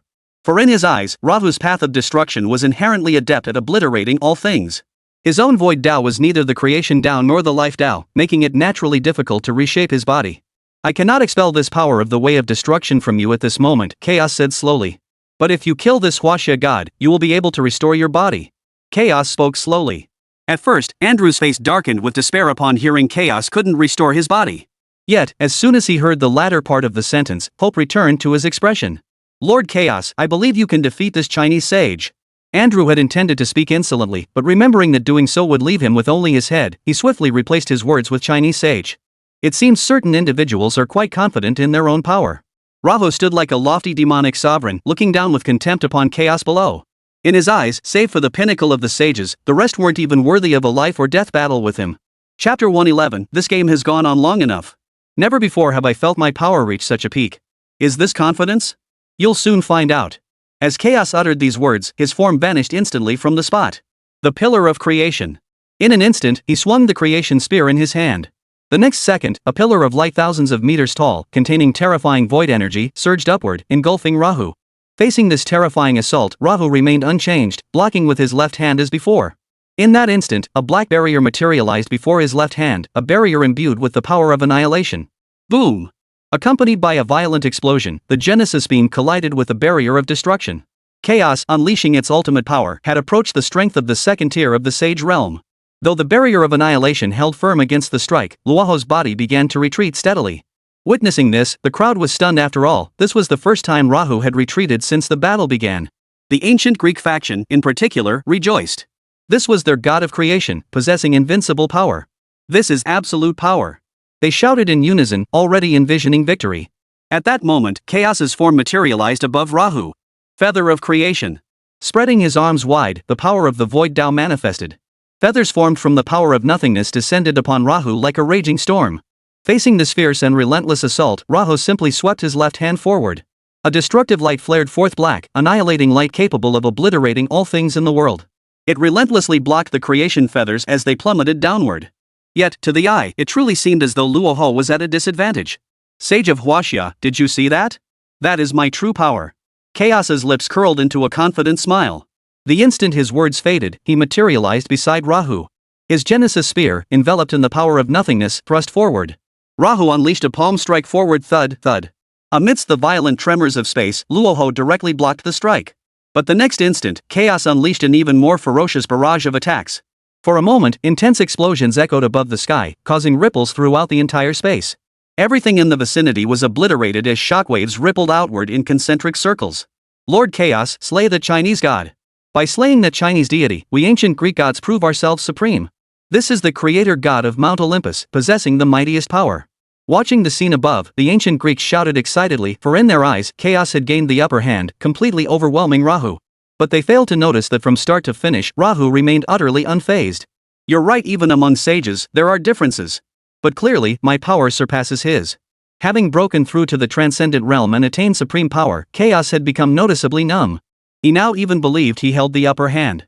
His right hand gripped the spear of creation, coiled with chains forged from the very essence of the Tao of creation. One could only imagine how terrifying Chaos's strike would be. Yet, just as Chaos's spear was about to pierce Rahu's chest, his expression shifted, surprise flashing in his eyes. For his spear of creation had been forcibly seized by Rahu's right hand. Most terrifyingly, Chaos unleashed his divine might, attempting to wrench it free. Yet, for the moment, he found himself utterly unable to pull it away. Where did you get the confidence, he demanded. To think you hold the upper hand in this battle against me? A mocking smile curled at Rahu's lips. The next instant, his left fist slammed forward, channeling the power of the way of destruction. Chaos's expression turned horrified. He had no time to dodge. In an instant, the fist slammed heavily into his face. Chaos's body shot skyward like a cannonball. Before he could regain his footing, Rahu materialized beside him. The palm, imbued with the power of the way of destruction, relentlessly pounded Chaos's body. Chaos was utterly unable to evade, flapping about in the sky like a clown, blood continuously trickling from the corners of his mouth. Chaos attempted to unleash the power of the creation path to resist, but the force erupted for merely a second before being instantly suppressed by the might of the destruction path. In that instant, panic flashed in Chaos's eyes. He finally understood that his enemy was far more powerful than he had ever imagined. His earlier confidence had been as foolish as a clown's. On the western side, the spectacle above left them utterly stunned. Especially the representatives of ancient Greece, they could scarcely believe their eyes. Their own creator god of Greek mythology was being crushed so effortlessly. How could this be? How could our mighty creator god be utterly defenseless? Impossible. Why? No, it couldn't be. I know. Our great creator god must not have unleashed his full power yet. He's still holding back. Otherwise, how could that sage from Huaxia so effortlessly suppress him? That's it. That must be it. The ancient Greeks could scarcely believe the scene unfolding before their eyes. They could only choose to deceive themselves. They would rather believe their creator god hadn't unleashed his full power than accept he was being utterly crushed. On the floating platform, Andrew, now little more than a head, found it even harder to accept. Why? Our creator god has unleashed another form. He should completely overwhelm your Chinese sage. Weren't Transcendence Realm beings and sages supposed to be on the same level? Why was the battle so one-sided? Transcendence Realm and Sage are indeed powerhouses of the same tier. Unfortunately, our demon ancestor stands at the pinnacle of that tier. Chen Xuan's face twisted into a sneer as he regarded Andrew. In his eyes, no matter how much chaos unleashed his power, he could never be a match for Lord Rahu. After all, Lord Rahu, as the chaos demon god, possessed power that approached the very limits of a sage. Under Andrew's stunned, disbelieving gaze, above the sky, Lord Rahu extended his right hand forward. In an instant, a colossal hand of destruction, tens of thousands of meters wide, slammed down with overwhelming force. This colossal hand engulfed the entire arena, leaving even Chaos with no chance to evade. Chaos looked up at the colossal hand of destruction, fear flashing in his eyes. There was no time to defend. Ah! A piercing scream echoed as Chaos was crushed beneath the colossal hand. His entire body plummeted toward the arena like a boom. An impact crater over 1,000 meters deep instantly appeared in the arena floor, sending countless fragments of rock flying and raising a cloud of dust. All eyes turned toward the ring. Amidst the endless rubble, Chaos slowly rose to his feet. His body was covered in wounds, blood trickling from the corner of his mouth, leaving him looking utterly battered and defeated. The Western spectators watched the gravely wounded Chaos, despair etched upon their faces. They thought to themselves, could it be? Is the Sage of Huaxia truly invincible? Truly formidable, a power that inspires despair. But I will not lose. I will not lose here. Chaos's mouth twisted into a savage grin as he gripped the spear of creation tightly. Where was the aura of a transcendent powerhouse he once possessed? Only by fighting with everything I have can I break through to the next level. Chaos spat out a mouthful of congealed blood. The next instant, his entire body erupted in blinding light. Then, atop Mount Olympus, the gods within the temple sensed the entire world trembling. Just as Hades and the other gods were puzzled. Endless power surged toward Mount Olympus, including the very essence of the gods themselves. What is this? Apollo's expression was filled with bewilderment. Chaos sought to gather the power of the entire world and channel it into himself. Ares was the first to discern a hint of the truth. As soon as he spoke, the ethereal image of Mount Olympus appeared above the National Fortune Arena. The crowd gathered around the arena gazed at the Olympus mountain with astonishment, wondering how this thing had suddenly appeared. Amidst their astonishment, a chaotic glow emerged from above Mount Olympus, its power surging ceaselessly into Chaos's body. Is this your trump card? Rahu watched the scene unfold before him, a hint of interest finally curling the corners of his mouth. Sage of Huaxia, I acknowledge your strength. However, what you face now is the power of the entire world. As the creator god of this world, I share the same origin as this power. From this moment onward, my strength will double. Chaos's face broke into a confident smile. True to his words, his power surged relentlessly. The severe wounds covering his body, those gruesome lacerations, were healing at a visible pace. Such confidence. A smile remained fixed on Rahu's lips. It seemed that even if Chaos succeeded in harnessing the power of the entire world for himself, it still couldn't pressure him in the slightest. Rahu's palm struck down once more. The colossal beast of destruction, containing terrifying power, descended heavily upon Chaos below, just as before. This time, however, Chaos met the strike with unwavering confidence. The pillar of creation. In an instant, Chaos swung the creation spear forward. The next second, a pillar of creation light shot upward, colliding directly with the colossal hand of destruction. All eyes in the arena were fixed on this scene. Especially those from the Western faction, who wondered, could Chaos, whose power was steadily increasing, withstand this blow? After all, it was this very strike that had left Chaos gravely wounded moments before. Boom! In that instant, the pillar of creation collided with the giant hand of destruction. An explosion like the collision of planets erupted, obliterating everything around it as shockwaves radiated outward in concentric circles. Countless energy storms swept out in all directions. The collision of these two terrifying assaults caused both to dissipate into the void. Witnessing this scene, the Western faction erupted in excitement, for they glimpsed the hope of victory. This is the power of our creator god. Your Chinese sage may be formidable, but now he must face not only our creator god but the might of the entire world. Indeed, no matter how formidable your Chinese sage may be, he cannot possibly stand against our Creator God, empowered by the might of our entire world. And did you see? Our Creator God's power keeps growing stronger. The entire mythical world's energy keeps pouring into him. The ancient Greeks were overcome with excitement, their blind confidence reignited. Sometimes I really envy your confidence. From start to finish, your so-called Creator God? He's been completely dominated by our demon ancestor the entire time. I mean, they've said it countless times, victory is assured. I've heard that phrase so often my ears are practically calloused. How come you haven't secured victory yet? Why is he still being effortlessly dominated by our demon ancestor? Ah, if only we possessed such blind confidence. Over on the Huaxia side, however, the crowd showed no inclination to indulge the ancient Greeks. They immediately began mocking them. Facing the taunts, the faces of the ancient Greek nation's people darkened. They wanted to fire back, but remembering their previous verbal battles, where they'd been drowned out by the Chinese's overwhelming numbers. So they swallowed their anger for now. In their hearts, they thought, once our founder deals with the Chinese sage, we'll see what China has left to say. But clearly, this thought could only remain a fleeting fantasy. The reality of the situation would ultimately leave them despairing. Upon the sacred mountain, the numerous principal gods watched as the power within their bodies was steadily drained away, their expressions darkening. They tried to resist, only to discover that even their immense power was powerless to stop it. In the end, they could only abandon their efforts, allowing the sacred mountain to extract their power and channel it into Chaos's body. After all, this level of power extraction would merely deplete their divine energy completely, posing no threat to their lives. Hades watched Chaos's power steadily rise, a look of excitement spreading across his face. After all, he had thought Chaos was about to lose. But now, it seemed Chaos had a chance to win. As for Hera and the other gods, their expressions darkened. After all, for the throne of the God King, they had hoped Chaos would fall on the national fortune arena. Damn it! Who would have thought Chaos had this up his sleeve? Could he actually defeat that Chinese sage now? If Chaos truly returns, my son Ares will never have a chance at the throne. Watching Chaos's power surge relentlessly, even Hera felt he held a strong chance of winning this battle. But clearly, she had no idea what the demon ancestor truly was. On the arena, Rahu possessed overwhelming power, but he wasn't about to stand idly by while Chaos steadily increased his own strength. Most importantly, Rahu had grown utterly weary of this game. Chapter 112, with power so evenly matched, where does your confidence come from? In an instant, Rahu's demon god form vanished from its original position. The next second, he materialized before Chaos. His fist was shrouded in a layer of black light, the very essence of destructive power. This single blow could obliterate all things, even the space before him began to collapse and crumble.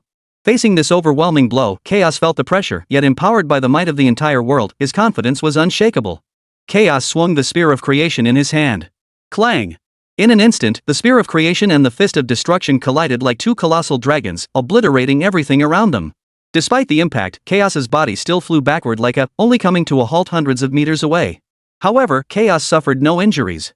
He stared straight ahead at Rahu. He had expected this clash to be evenly matched, yet unexpectedly, he had been forced back. Yet Chaos's expression remained unruffled. For his power continued to surge relentlessly.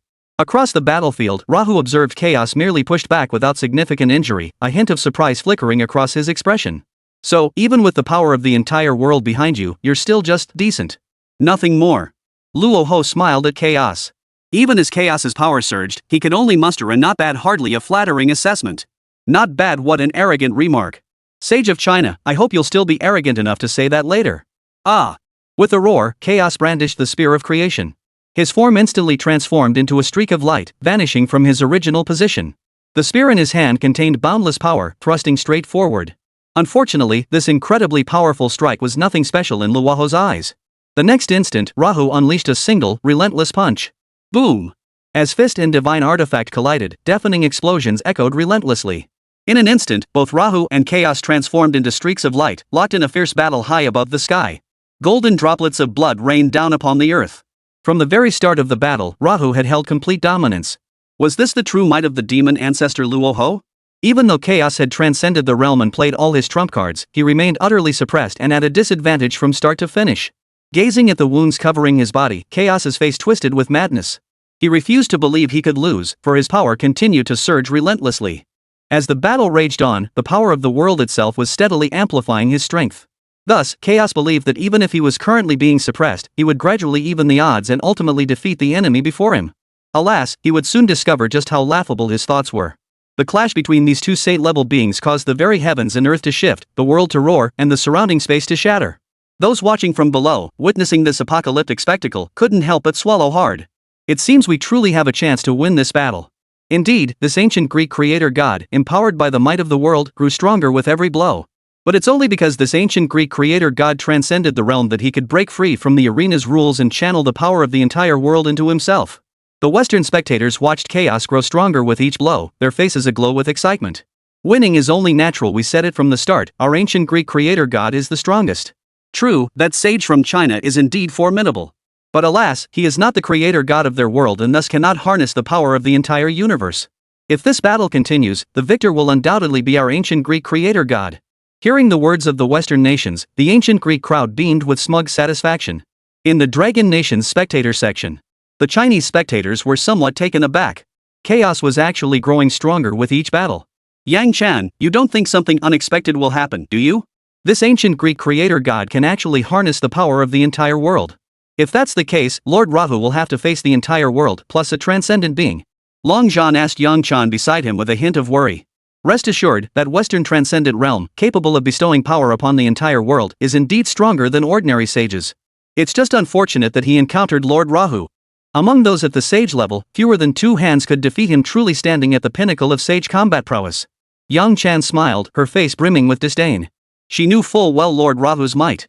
Unless Chaos's power could double again, then perhaps, just perhaps, it might pose a threat to Lord Rahu.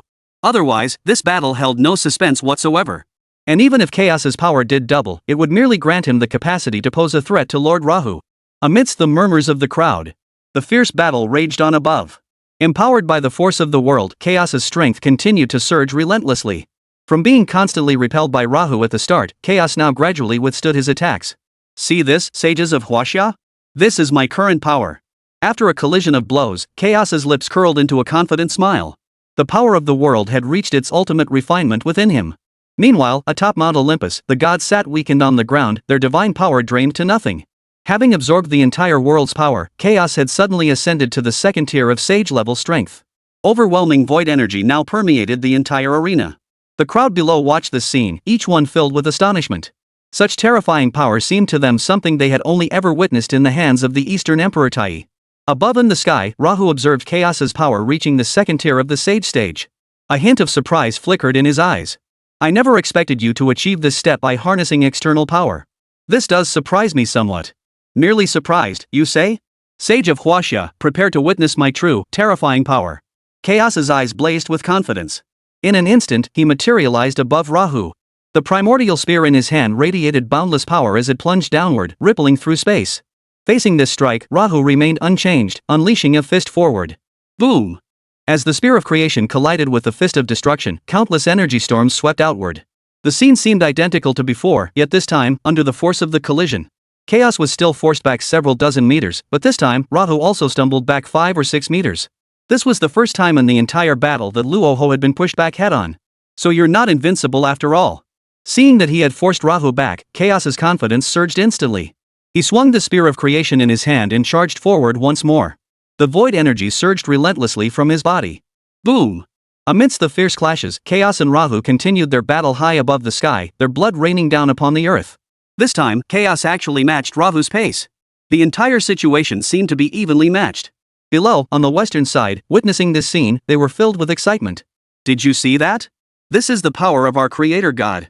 That sage from Huaxia may be formidable, but now, Lord Chaos can stand toe-to-toe with him. It means that Sage of Huaxia isn't truly invincible after all. The ultimate victor of this battle will surely be our Lord Chaos, the creator god. The ancient Greeks shouted with immense joy. Though the other Westerners remained silent, the expressions on their faces made it clear they saw a glimmer of hope for victory. On the Chinese side, the crowd was taken aback. They hadn't expected Chaos to grow even stronger, nor that he had just repelled Rahu in direct combat. This stirred a flicker of unease within them. Could this ancient Greek creator god, Chaos, truly stage an upset? Of course, this doubt stemmed from their ignorance of Rahu's true power. Even if Chaos had reached the third tier of sage power, he would still likely be no match for Rahu. Upon the floating platform, Chen Xuan watched the fierce battle unfolding above. Even with Chaos's current power nearly doubled since the start. Moreover, this terrifying power was beginning to rival that of Donghuang Tai. Yet despite this, Chen Xuan showed no trace of worry on his face. Instead, he remained relaxed and composed. Chen Xuan, did you see that? This is the might of our creator god. In this life and death struggle, the one who survives will undoubtedly be our creator god. Andrew's lone remaining head widened its eyes, a maniacal grin spreading across its lips. Such arrogance. These ants always boast like this, utterly ignorant of what true strength truly is. Chen Xuan's eyes brimmed with contempt. Confidence, ha. Our creator god has already fused with the power of the entire world. Add to that his original saint-level cultivation, just like your Chinese deities, who are also saints. So what? This battle will undoubtedly be won by us, ancient Greece. Andrew failed to notice Chen Xuan's dismissive gaze. His mind was already fixated on one thing, that their creator god would secure victory in this battle as soon as possible. He could finally restore his body. But Andrew would soon realize his hopes were nothing but wishful thinking. At the same time, within the celestial court, countless deities watched in surprise as Chaos managed to fuse the power of the entire world, elevating his own strength to the second tier of the sage realm. Yet most of them, while surprised, shook their heads. This Western deity named Chaos was indeed formidable. His power now surpassed that of ordinary gods, and the weapon in his hand was equivalent to a. Alas, in this battle, he faced the demon ancestor. Even Yang Jian, the war god, couldn't help but marvel at Chaos's might. Yet he understood all too well the terrifying power possessed by Rahu. Merely possessing the combat strength of a second-tier sage was utterly insufficient to defeat Rahu. It was truly unfortunate. Unless Chaos could further enhance his power to reach the third tier of the sage realm, he would never pose a threat to the demon ancestor. Beside him, Nezha shook his head as well. The other immortals remained silent, all silently agreeing with this assessment. For they shared a common understanding. That is, if the great god Rahu personally entered the fray, this battle would be utterly without suspense. It seemed the transcendent realm of the West could not be underestimated. At that moment, the Supreme Elder Lord observed Chaos, who had unleashed his full might, and silently compared the two in his mind. He concluded that, with his current power, he would likely not be Chaos's match. Of course, if the Taishan Laojuan's true form were to intervene, he could certainly defeat Chaos, who had transcended the mortal realm. While the celestial beings in heaven debated Chaos's power. Above the national fortune arena, fierce combat raged on, explosions echoing ceaselessly. Beneath this deafening roar, Nuwa, suspended atop the platform, was drenched in cold sweat, his expression grim. The destructive force unleashed by the battle between the sages was simply too immense. To ensure the safety of everyone within the national fortune arena, Nuwa had to exert every ounce of his strength to wield the power of the rules. Such exertion, naturally, took a tremendous toll on No. Sure enough, the barrier was struggling to contain the aftershocks of the Saints' clash. Still, the outcome of this battle should be decided soon. Watching the battle below, Nuwa murmured to himself. He had no clear understanding of just how powerful Rahu truly was. After all, Nuwa could only detect the aura of deities below the level of a sage. At the level of a sage, even if they descended upon the national fortune arena, Nuwa could not discern the true extent of their power. After all, saints and those below them were entirely different concepts. So why did Nuwa now judge the battle was nearing its end? Because Chaos now appeared to have exhausted all his trump cards. And when one side had played their final hand, the battle was naturally nearing its end. Boom! An explosion resounded like the collision of multiple planets, unleashing waves of energy storms that radiated outward. Within this boundless tempest of energy, Chaos and Rahu's bodies were enveloped within, both figures shrouded in the might of the great Tao. That terrifying power of the Tao seemed capable of crushing everything in existence. Well, Sage of China, now that I've fused with the power of the entire world, my strength must surpass your imagination. I admit you're formidable, you dominated me throughout our previous battle. But so what? Our power is now nearly equal. This battle is destined to push us both to our absolute limits, a life or death struggle. Chaos gripped the spear of creation tightly, his face radiating confidence as he stared at Rahu before him. Ha! Nearly equal. Who gave you the audacity to claim your power is comparable to mine? Rahu laughed several times, gazing at Chaos before him. His gaze held the condescending look of a superior observing an inferior. The next second, a terrifying force erupted. Godslayer Spear. Chapter 113, Godslayer Spear, the strike that transcends all. A jet-black spear, seemingly imbued with power capable of obliterating all things, materialized in Rahu's grasp. Seeing that Godslayer spear, Chen Xuan knew that Lord Rahu was getting serious at this moment. Chaos, too, sensed a palpable threat emanating from the Godslayer spear. Yet he paid it little heed. With his power now doubled, he believed himself invincible. Finally bringing out your weapon? Too bad I've already fully fused with the power of the entire world. Had you drawn this weapon from the start, I might have lost. But now, victory is mine. Chaos held the spear of creation, pointing it directly at Rahu before him. How confident. Ha! It's been ages since anyone spoke to me like this. Rahu gripped the Godslayer spear, his eyes blazing with murderous intent. In an instant, his form vanished from his original position. Above his body, the path of destruction manifested. The Godslayer spear in his hand seemed poised to transform into a colossal dragon of destruction, surging forward to engulf Chaos. Witnessing this formidable strike, Chaos showed no trace of fear in his eyes. He still believed his power matched Rohu's, even that he might be slightly stronger. The next second, Chaos swung the creation spear in his hand, thrusting it straight forward as well. The void path manifested above him. Boom! In an instant, the Godslayer spear and the spear of creation collided, two forces of annihilation threatening to obliterate all existence. The path of destruction clashed with the path of void, yet the standoff lasted but a single second. Chaos's body flew backward like a. Gazing at his trembling right hand and the relentless pressure of the way of destruction bearing down upon him, Chaos's eyes filled with terror. How could this be? How could your power be this formidable? I fused with the power of the entire world. My strength has nearly doubled. This level of power should be among the pinnacle within the transcendence realm. We're both at the same realm. How could you possibly repel me head on? Chaos couldn't comprehend it. Clenching the spear of creation, his expression brimmed with apprehension. As a creator god, you can indeed fuse the power of the entire world, making you stronger than ordinary saints. But alas, you have encountered me. My strength is among the most formidable among all saints. A disdainful smile touched Rahu's lips as he instantly closed the distance before Chaos. Wielding the Godslayer spear, he unleashed an assault that sent ripples through space itself, spawning black holes in its wake. Faced with this storm of attacks, Chaos could only defend relentlessly. The power of the void Tao within him was relentlessly shattered by the Tao of destruction. The battle above the heavens had become a one-sided affair. Chaos possessed only the strength to defend, utterly unable to strike back. The wounds on his body multiplied, droplets of blood falling onto the earth. How is this possible? Why is your power so much stronger than mine? I clearly surpassed the transcendence stage. Chaos shouted in disbelief while fending off the attacks. The weak always believed themselves invincible, yet he failed to realize he was merely a frog in a well. Rahu's lips curled into a cold, contemptuous sneer. Demon God slaughter. In the next instant, the ultimate power of the path of destruction surged endlessly into the Godslayer spear. This spear thrust seemed poised to obliterate all existence, piercing straight toward Chaos ahead. Impossible. Impossible. Chaos still refused to believe what he saw. He swung the spear of creation in his hand, its void energy coating the weapon. Chaos sought to block this strike. Crack. The instant the Godslayer spear collided with the spear of creation, the power of the path of destruction utterly annihilated the power of nothingness. The spear of creation, equivalent to a Xiantian divine treasure, snapped clean in two. One could only imagine the immense power Rohu possessed after unleashing the Godslayer spear. No! Under Chaos's horrified gaze, he was slammed toward the ground by the overwhelming force of destruction. His entire body plummeted like a cannonball. Boom! A crater thousands of meters deep instantly appeared on the surface, sending countless fragments of rock flying and raising clouds of dust. At that moment, all eyes turned toward the crater. Those from the western side, in particular, wore expressions of intense tension. They had believed victory was near, yet now the situation seemed unchanged. The sage of Huaxia held absolute dominance. As the smoke slowly dissipated, Chaos staggered to his feet, his body covered in deep gashes, blood trickling from the corner of his mouth. His internal organs were shattered beyond repair. One could only imagine the severity of Chaos's injuries. Seeing Chaos so badly wounded and utterly defeated, the Western crowd, especially the ancient Greeks, were filled with disbelief. What was happening? Hadn't our Lord Creator God fused with the power of the entire world? Hadn't his strength nearly doubled?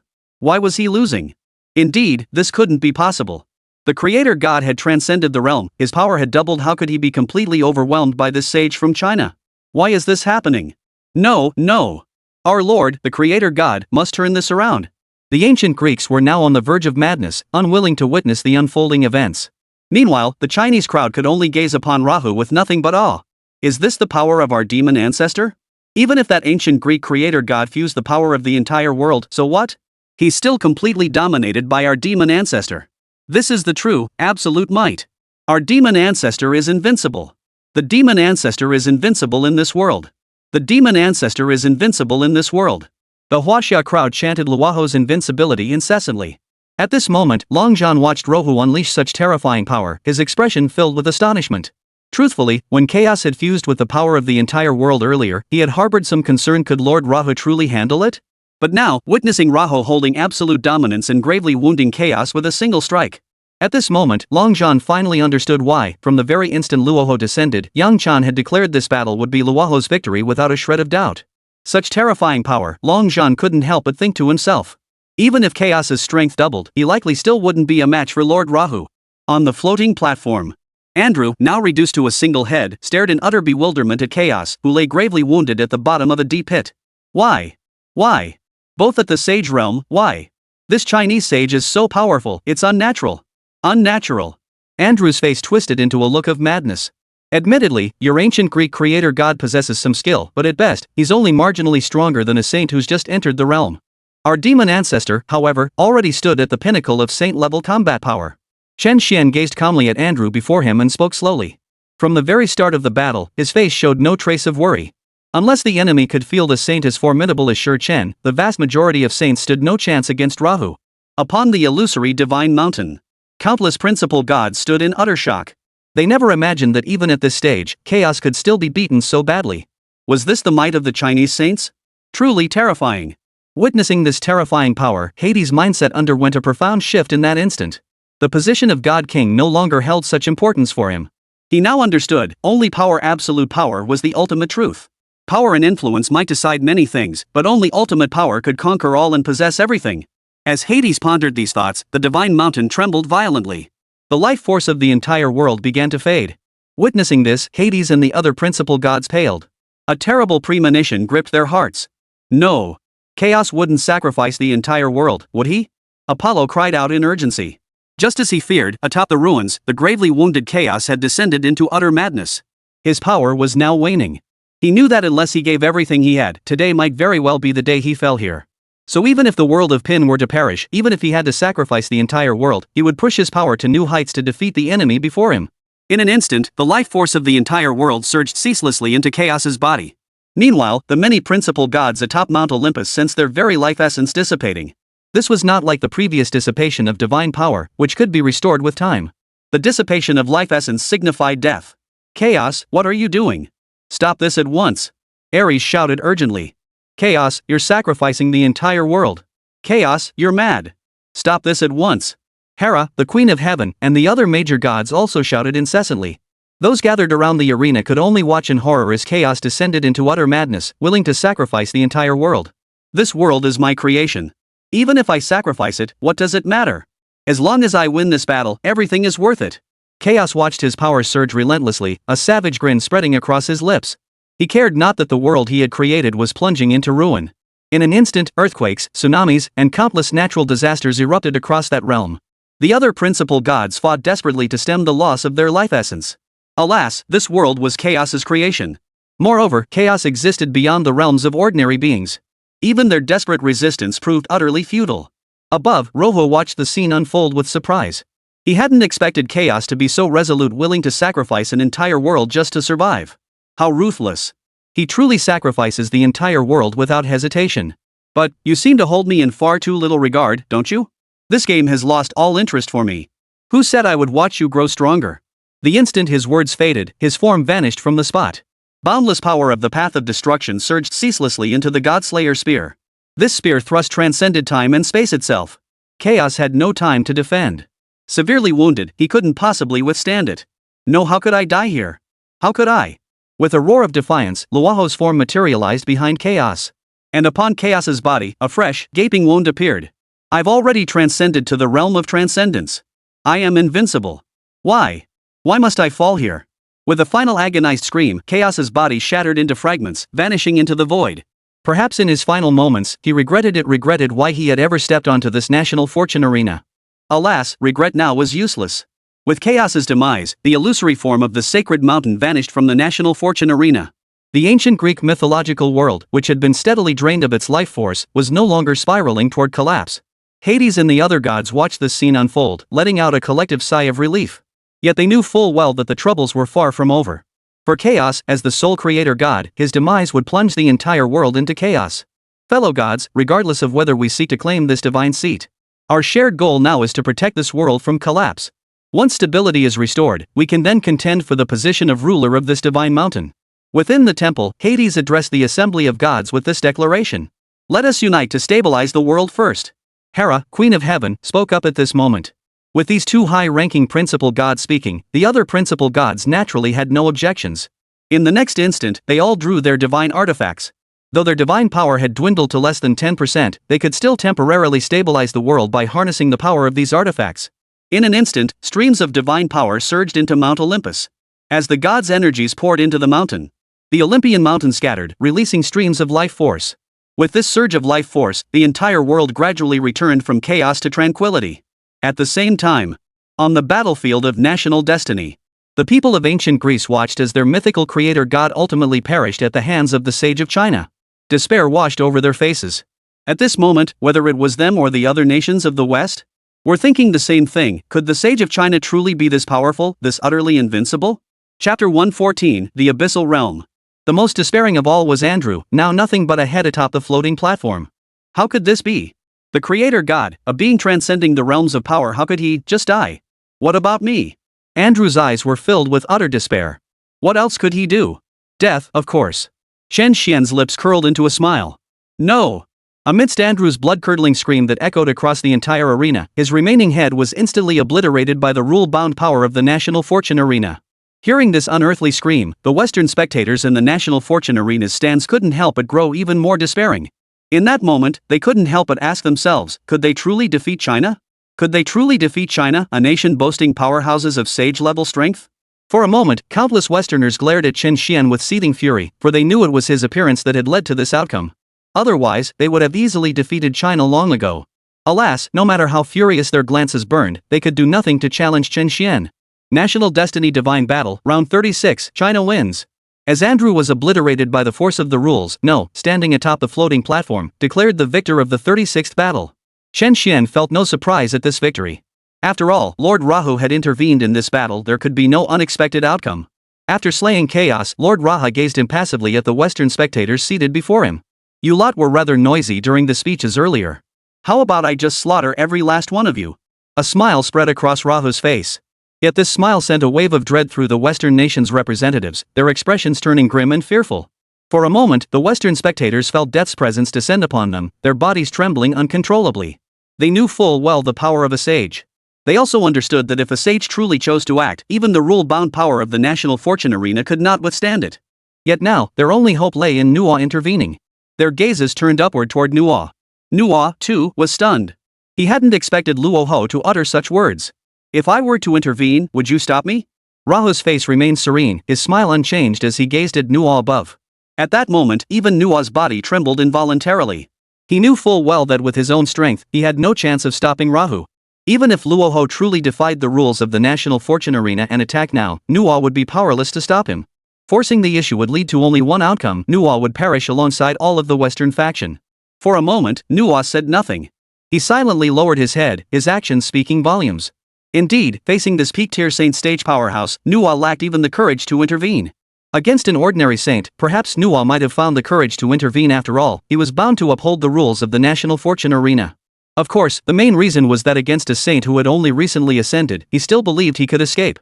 But against the pinnacle of the saint realm, he knew he likely wouldn't even have a chance to escape. The Western spectators in the stands watched as Nolian lowered his head. Their expressions instantly darkened with despair. In an instant, the entire National Fortune Arena fell silent. The Western spectators in the stands trembled uncontrollably, their eyes filled with terror. It was as if they were awaiting a death sentence. They dared not even breathe. Enough. Let this battle continue. Even if I were to slaughter every last one of these ants, it would bring me no benefit.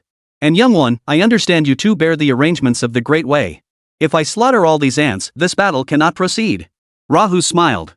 In the end, he chose not to eliminate the Westerners. Truthfully, his earlier words had been a jest, for he understood this divine battle of national destiny must run its course to its conclusion. If he forcibly ended this National Destiny Arena battle, even as a saint-level powerhouse, he would suffer an extremely intense backlash from the Tao. Upon hearing Luo Ho abandon his intent to eliminate them all, the Western faction collectively exhaled in relief. Some even collapsed to the ground in exhaustion. Above the floating platform, Nuo finally let out a sigh of relief. He silently thought to himself, thank goodness Luo Ho didn't make his move. Otherwise, this divine battle of national fortune truly couldn't have continued. Meanwhile, the Huaxia faction felt a pang of regret. They had hoped Luo Ho would eliminate the entire Western contingent outright. That way, they could win without fighting. But now that the demon ancestor had made his decision, they could neither speak out nor say anything. As the Huaxia faction lamented this missed opportunity, above them in the sky, Luo Ho turned his gaze toward Chen Xuan below. The realm of a golden immortal is still too weak. Allow this sovereign to assist you. The moment his words fell, his right hand swept through the air. In an instant, a towering surge of demonic energy enveloped Chen Xuan, pouring pure spiritual essence into his body. Chen Xuan's entire body floated mid-air. The Western spectators in the stands watched this scene unfold, filled with envy. They understood clearly, Chen Xuan was once again receiving divine favor bestowed by the deities of Huaxia. For a moment, they wondered, why? Not a single summoner on their western side had achieved 100% divinity. As time ticked by second.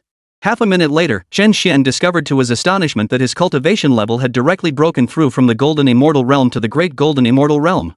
It was hard to fathom that just a dozen battles ago, Chen Xuan had been an ordinary mortal. Surveying the power surging through his body, Chen Xuan was overcome with excitement. He had never imagined possessing such formidable strength. The moment he ascended to the Great Immortal Realm, Chen Xuan grasped the essence of the law of slaughter, which now radiated relentlessly from his being. This terrifying power even stirred within Chen Xuan a desire to challenge the Western deities. But the next second, he abandoned that thought. For in these recent battles, the Western deities who appeared were all incredibly powerful, even the weakest among them equaled the quasi-saint realm of China. Chen Xuan currently had no confidence he could defeat a near-saint-level deity. In the Chinese spectator stands, the crowd watched Chen Xuan grow stronger and felt immense joy.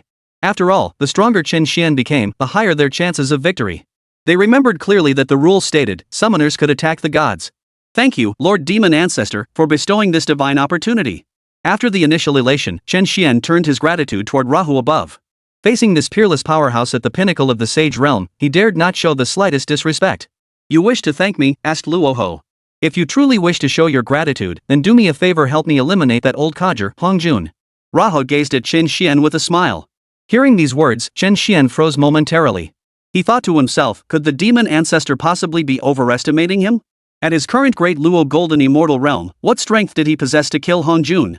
Besides, he had no grudge against the Dao ancestor. Just teasing you, little one. Luoho observed Chen Xuan's stunned expression and spoke slowly. Phew. Hearing it was a joke, Chen Xuan couldn't help but breathe a sigh of relief. After all, if he were truly asked to take on the Dao ancestor, that would be like an ordinary person challenging Taro on the arena stage. Youngster, I hope you'll give this old man some surprises later. I've thoroughly enjoyed this game. The moment his words faded, a flash of light erupted, and his form vanished from the National Fortune Arena. We humbly bid farewell to the demon ancestor. Chen Xuan watched as Rahu departed, bowing respectfully in farewell. Reflecting on the demon ancestor's final words, Chen Xuan thought to himself, truly worthy of the demon ancestor's title. To him, battling someone at the transcendence realm was nothing more than a game. Bid farewell to the demon ancestor. We bid farewell to the demon ancestor. The Chinese spectators in the stands echoed the farewells in unison. Meanwhile, the Western spectators, seeing Luoho finally depart, couldn't help but breathe a sigh of relief. After all, the feeling of one's life being held in the palm of another's whim was truly terrifying. As Luoho departed, a new black fragment appeared in Chen Xuan's hand. At the same time, within the eastern mythological realm, within a sacred mountain, a figure slowly emerged. Sun Wukong's entire body pulsed with the energy of the laws, constantly circulating. That law energy was already faintly on the verge of transforming into the power of the great Tao. Still one step short of breaking through to sagehood? Sun Wukong observed his own power, dissatisfied. For he sensed he still lacked the pivotal moment needed to ascend to the realm of a sage. Wukong, your breakthrough has been swift enough. There's no need to rush. Outside, the ancient sage Bodhi waited. Seeing Sun Wukong had not yet broken through to the sage realm, he felt no surprise. For in his calculations, Sun Wukong's current realization truly could not achieve a single leap to the sage realm. No, master, it's still too slow. I'll need your help next. A resolute glint flashed in Sun Wukong's eyes. Seeing Sun Wukong like this, Patriarch Bodhi's expression grew solemn. Wukong, are you certain? If you descend this time, it will be a journey where 10 out of 10 die without a single survivor. Your current power can indeed be called invincible beneath the sages. Even in the primordial chaos of this world's creation, even I struggle to find a quasi-sage who could match you. But you must understand you are merely peerless beneath the sages. Sages remain sages. The ancient sage Bodhi tried to dissuade Sun Wukong, for during his seclusion, Wukong had entrusted him to intervene, to step down and fight on the National Fortune Arena. And this battle was against the transcendent realm of the West.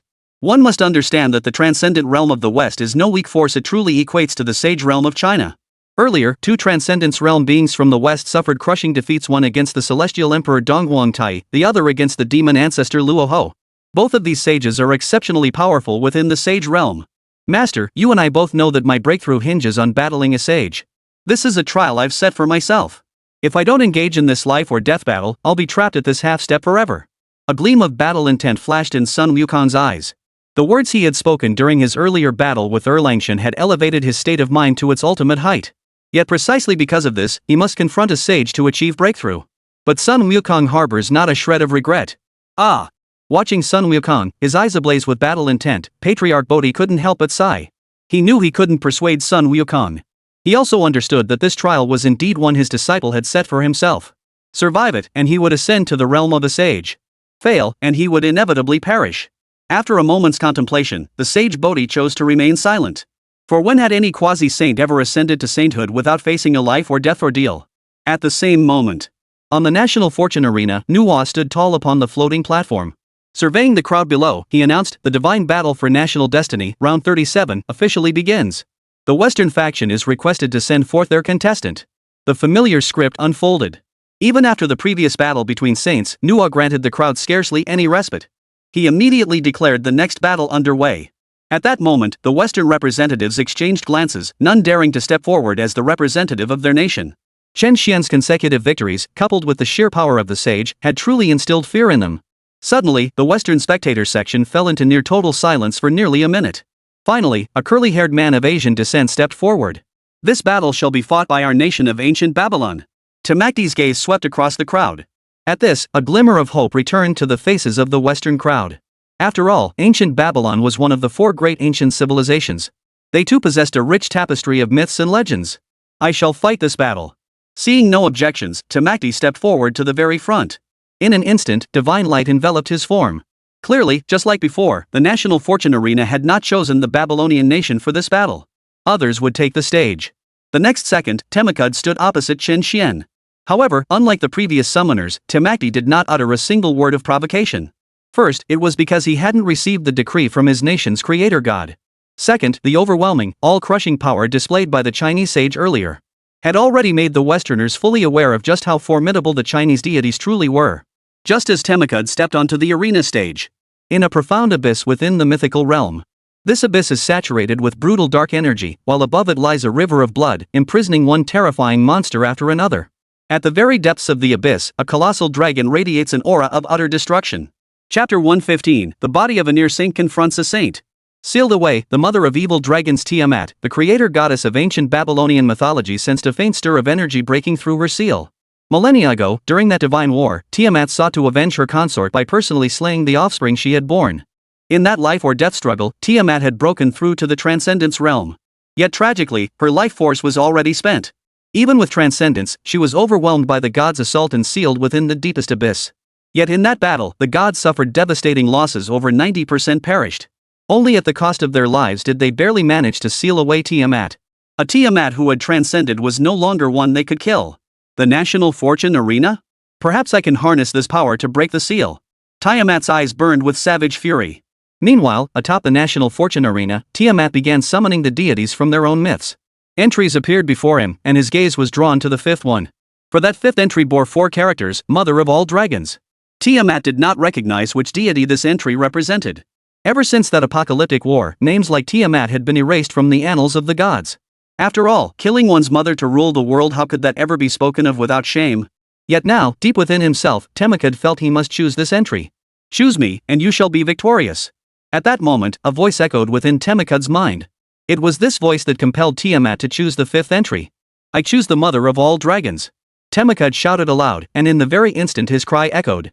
The divine gate appeared. A golden pillar of light shot toward the abyssal realm. This was the inherent power of the Fate Arena's rules. Once connected, to summon the deity onto the battlefield, the arena's rule-bound force would aid in breaking the seal. This was the opportunity Tiamat had been waiting for. In an instant, the entire mythic world plunged into immense turmoil. The gods of the ancient Babylonian mythic world watched as the golden beam of light pierced toward the abyssal realm. Their expressions darkened. "No! Stop this at once!" A deity shouted loudly. The other deities rushed toward the abyss, each radiating an aura of power. The weakest among them possessed the might of a god-king.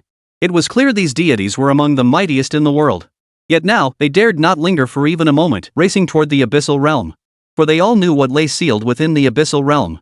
At that very moment, the instant the golden pillar collided with the sealed land, the power of the sealed land weakened by 10%.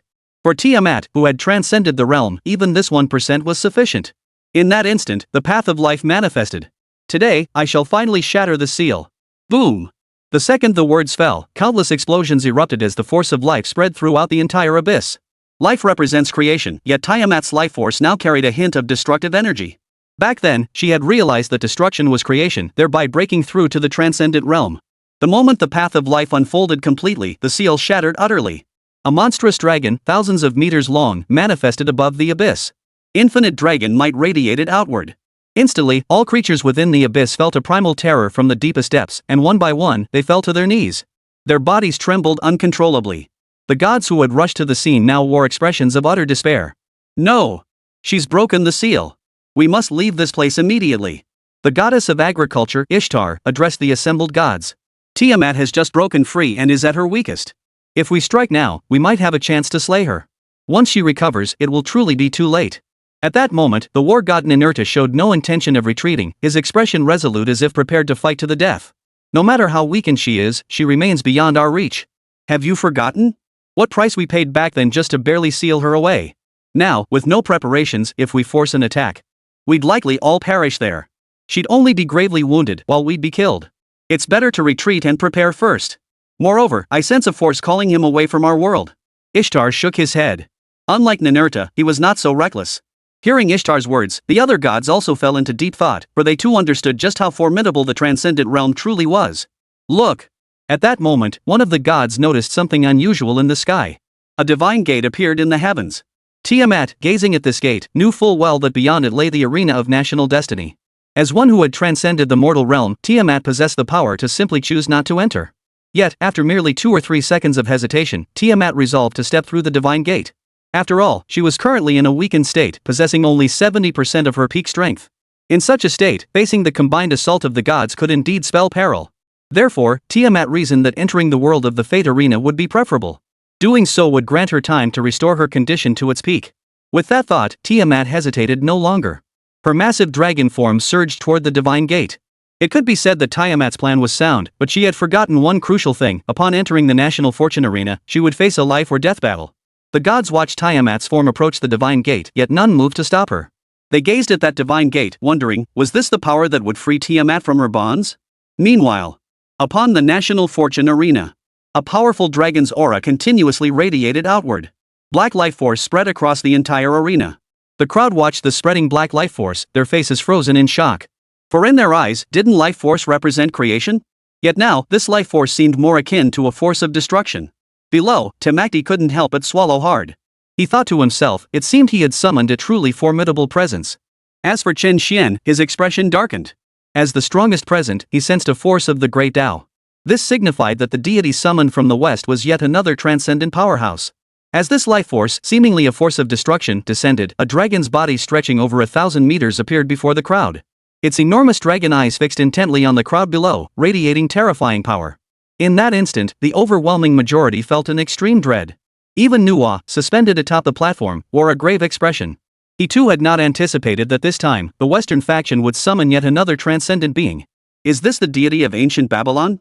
Such immense power, but who is this god? Why have we never heard of it before? I don't know, but possessing such immense power is enough, isn't it? We stand a very good chance of winning this battle. The ancient Babylonians stood in stunned silence, their voices rising in hushed discussion. It was getting rather noisy. In an instant, Tiamat opened its massive jaws, unleashing a torrent of scorching dragonfire toward the spectator stands. This single strike claimed the lives of more than half the Babylonian spectators. The scorching flames still lingered in the stands. Eyes filled with terror, the crowd scrambled to take cover. It all happened too quickly, or rather, even Nu hadn't anticipated Tiamat would attack her own people. The next second, No stood before Tiamat. Cease this at once and abide by the rules, or I shall stop you. No gazed at Tiamat with grave determination. The rule-bound power of the National Fortune Arena was already gathering steadily within him. His boldness to intervene stemmed from a crucial observation: though Tiamat had transcended the mortal realm, her body remained weakened from recently breaking through the seal. Moreover, his own strength was only just at the level of a newly ascended sage. Thus, Nuwa dared to intervene and uphold the rules. Had it been Donghuang Tai or Rahu, even if they openly violated the rules, Nuwa probably wouldn't dare step in to stop it either. The spirit of the National Fortune Arena? Do you seek to stop me? Tiamat gazed at Nuwa with a smile. Meanwhile, everyone present was frozen in tense shock. Clearly, no one could have anticipated Tiamat suddenly attacking the ancient Babylonians. Especially the surviving ancient Babylonians, whose eyes brimmed with terror as they watched Tiamat. They wondered inwardly, was this truly their deity? Even Tiamat's summoner, Tiamat Kyud, now on the arena platform, was filled with regret. He realized he had summoned a being he never should have. In an instant, the entire battlefield fell silent. Eyes from both the Chinese and Western sides turned toward Tiamat and Nuwa. After all, this was a power beyond the realms of mortal strength. If she chose to act, no could not stop her. And if she did, every single person on the arena would be in mortal danger. At this moment, Tiamat radiated an overwhelming surge of life energy. Yet this black vitality seemed poised to obliterate everything in existence. Are you certain you wish to stop me? A savage grin twisted Tiamat's face as the dark aura radiating from him spread outward. The fear gripped everyone present. If you insist on breaking the rules, he said, then even if I must expend all my power, I will attempt to suppress or expel you. After a second's hesitation, Nuwa made his decision. He thought to himself, this is too much. Not a single one of these sage-level powerhouses intends to abide by the rules. This time, this utterly weakened transcendent realm being would not be manipulated by her again. After their exchange, the arena fell silent once more. Tiamat's gaze swept across the crowd, the dark aura emanating from him sending chills down spines. The Westerners present now seethed with hatred toward Tiamat. They thought, how could Tiamat summon such a wicked god? And this god of darkness must be insane, acting as if intent on slaughtering everyone present. Of course, the Westerners dared only think this in their hearts, they would never dare voice it aloud. Enough. Killing all of you brings no benefit. Quickly, bring forth my opponent. Let me see what kind of opponent this arena will match me with. Tiamat still wore a smile. Though brutal and savage, she retained a sliver of reason. She understood clearly that with her current power, if No truly unleashed his full strength and fought her to the death, she might actually be pushed to her limits. Even if the odds were only 20 or 30%, to Tiamat, that was already too high. Tiamat would never take that risk. I hope you'll abide by the rules from here on out. Seeing Tiamat ultimately choose not to attack, No breathed a sigh of relief. He glanced toward the spectator stands. Regarding the fallen members of ancient Babylon, he could only express deep regret. As for vengeance and judgment, No could do nothing about it. After all, the formidable being before him, however weakened, still transcended the mortal realm. The next instant, No returned to the floating platform. Protective barriers rose around the arena, and No kept his eyes fixed on Tiamat the entire time, tense and fearful she might strike again. Needless to say, the others in the stands watched Tiamat with cautious, wary eyes. For a moment, everyone wondered, could this battle even continue? Summon your deity, China. No's command snapped everyone back to reality. Chen Xuan snapped back to reality and began summoning mythic entries. Soon, mythic entries began appearing before him one after another. Chen Xuan had expected the same pattern as previous battles, with the first few entries revealing Saint-tier powerhouses. But as he scanned through to the fourth entry, Chen Xuan's expression darkened considerably. For among the first four entries, the strongest was merely the golden immortal level General Tianpeng. Although Zhu Beiji was also at the golden immortal realm, he was no match for deities who had transcended the mortal realm. Thus, Chen Xuan could only pin his hopes on the final entry. A sage-level powerhouse must appear. It absolutely must. Chen Xuan prayed fervently in his heart. But upon seeing the first few characters preceding the fifth entry, his expression darkened considerably. For there it read.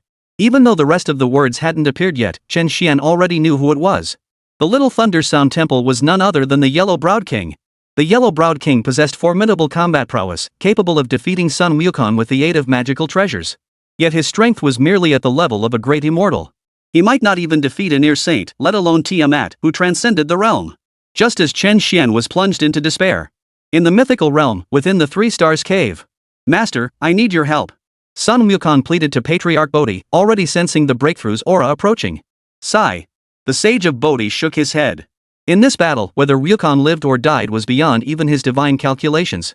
But the sage knew the peril Sun Wukong would face next might be even more treacherous than when he broke through to near sagehood. Yet he also knew he couldn't stop Wukong. With a flick of his dust-sweeping staff. On the National Fortune Arena.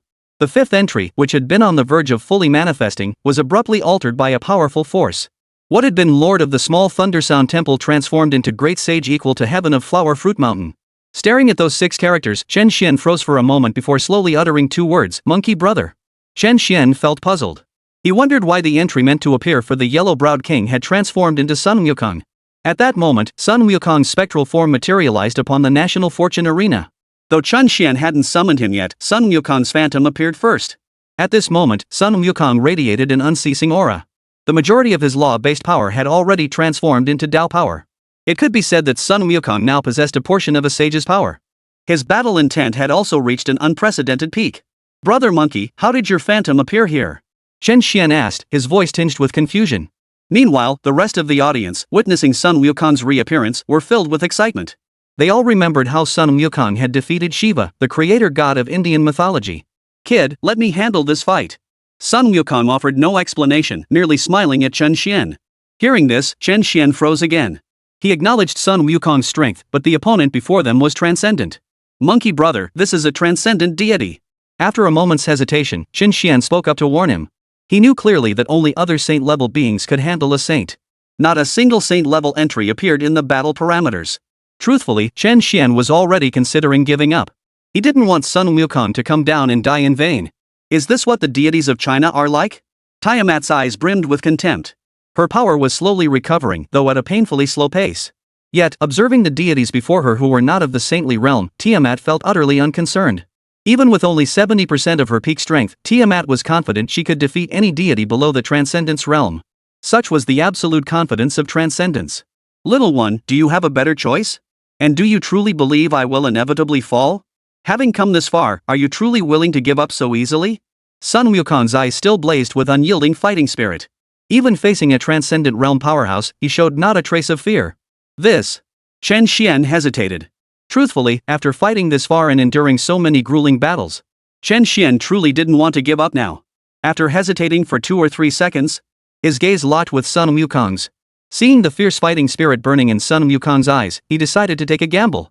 I choose the great sage equal to heaven of Flower Fruit Mountain. Chen Xuan shouted toward the sky. Meanwhile, on the floating platform, Nuwa couldn't help but shake his head. He had been hoping that this time, China would once again produce a saint-level powerhouse to come and punish this Western transcendent realm. That would have spared him a lot of trouble. But now, no sage-level powerhouse had emerged from the Chinese side. His gaze turned to Sun Wukong. Nuwa acknowledged that Sun Wukong's current power had come infinitely close to that of a sage-level powerhouse. Yet that one thread of difference felt like a world apart. Of course, since Chen Xuan had made his choice, Nuwa, as the rule spirit of the national fortune arena, would naturally abide by the rules. At that moment, the gods within the celestial court watched the scene reflected in the mirror. Their expressions were filled with shock. They never imagined Sun Wukong would descend upon the national fortune battlefield once more, and that his opponent would be a power beyond transcendence. For a moment, the expressions of the many deities were complex. They had thought Sun Wukong's earlier words about wanting to defy the sages were merely empty talk. Yet, unexpectedly, Sun Wukong truly intended to do so? It seems, Sun Wukong, you have truly surpassed me by a great margin. I have been confined for far too long. Yet, even weakened sage-level powerhouses remain formidable adversaries. They are still invincible. Yang Jian's gaze fixed intently on Sun Wukong's spectral form. A profound sense of admiration welled up within him. The other immortals remained silent, their eyes fixed on the mirror's reflection. They all understood how perilous Sun Wukong's actions were. To challenge a sage with the body of a near saint, such a thing had never occurred since Pangu split heaven and earth. Indeed, the very notion was too terrifying for most to contemplate. For since the dawn of primordial chaos, the maxim that all beneath the sages were but ants had been passed down through the ages, a truth no one dared question. And no one had ever broken it. Lao Jun, Sun Wukong, is he attempting to attain the Tao? The Jade Emperor turned to Laozi, standing beside him. Yes, Jade Emperor. If Sun Wukong prevails in this battle, he will break through to the realm of the saints in one fell swoop. Moreover, the path he now seeks is the most arduous, proving his way through sheer power. He intends to accomplish something unprecedented, a feat unmatched by any before or after him. But if he truly achieves this, after breaking through to sagehood, he will instantly become one of the most formidable combatants among the sages. Laozi replied with an equally complex expression. Even as a saint-level powerhouse, he found Sun Wukong's endeavor utterly reckless. Challenging a sage with a near-saint physique? That's a suicide mission I'd never dare attempt. For the first time, the Jade Emperor felt genuine admiration for Sun Wukong. Yet, ever the pragmatist, he would never follow such a path. At this moment, countless immortals shared a single, collective thought: could Sun Wukong create a miracle? Could he, as a near-saint, defeat a saint? To accomplish what no being had ever achieved since the dawn of creation. At the same moment, above the cave of the slanting moon and 3 stars, the divine gate appeared. Wukong. The venerable Bodhi watched Sun Wukong about to step through the divine gate, his voice slow and measured, his eyes filled with concern. Master, rest assured. I will return alive. I am the great sage equal to heaven. With that, Sun Wukong waved his hand and stepped through the divine gate. In an instant, Sun Wukong's physical form and his illusory shadow merged as one, radiating powerful laws of energy. Behold this figure, wielding the golden staff like an ancient war god. The great sage equal to heaven. The great sage equal to heaven. The Chinese crowd couldn't help but shout in unison. In that instant, Sun Wukong's power continued to surge, as the laws of power spread out toward the path of life ahead. Boom! The next second, as the path of life collided with the laws of power, the entire space began to shatter. No, suspended on the platform, gazed upon this scene and sighed. Then, he unleashed his own rule power to maintain the balance of the entire national fortune arena. Meanwhile, high above in the sky, Sun Wukong and Tiamat faced off in combat. Two colossal forces clashed relentlessly, forming a precarious stalemate. It must be said, Sun Wukong's power truly lived up to his status at the peak of quasi-sainthood. Combined with his mastery of the law of force, he was actually holding his own against the might of the Great Way. The spectators watching this scene were utterly stunned. Even Nuwa, suspended on the floating platform, couldn't help but feel astonished. He found himself wondering, could this Chinese deity, Sun Wukong, truly create a miracle? As for Tiamat, standing opposite Sun Wukong, a hint of astonishment flashed across her face. Could a main god truly possess such power? It was truly astonishing. But it wasn't enough. Tiamat had to admit Sun Wukong was the strongest main god he'd ever seen. Yet the next moment, the Tao power surging through Tiamat's body grew even more terrifying. The way of life surged with unbridled fury, faintly carrying a hint of destructive aura. This terrifying force directly suppressed Sun Wukong's law of strength. Sun Wukong saw his law power suppressed, yet he felt no surprise. After all, the being before him was, at the very least, a saint-level powerhouse. If he couldn't suppress Sun Wukong, then what kind of saint would that be? After all, since the dawn of primordial chaos, not even a single quasi-sage had ever defeated a sage. Meanwhile, within the ancient Babylonian mythos, through the lingering aura of the divine gate and their artifact, the Artun mirror, they too connected to the National Fortune Arena's broadcast. Upon connecting to the feed, the first sight that met their eyes was Tiamat confronting Sun Wukong. Look, Tiamat appears there, seemingly preparing to face an enemy. The deity opposite him possesses the power of a prime god. Ishtar addressed the assembled gods. Merely the realm of a main god? That's not enough. Damn it!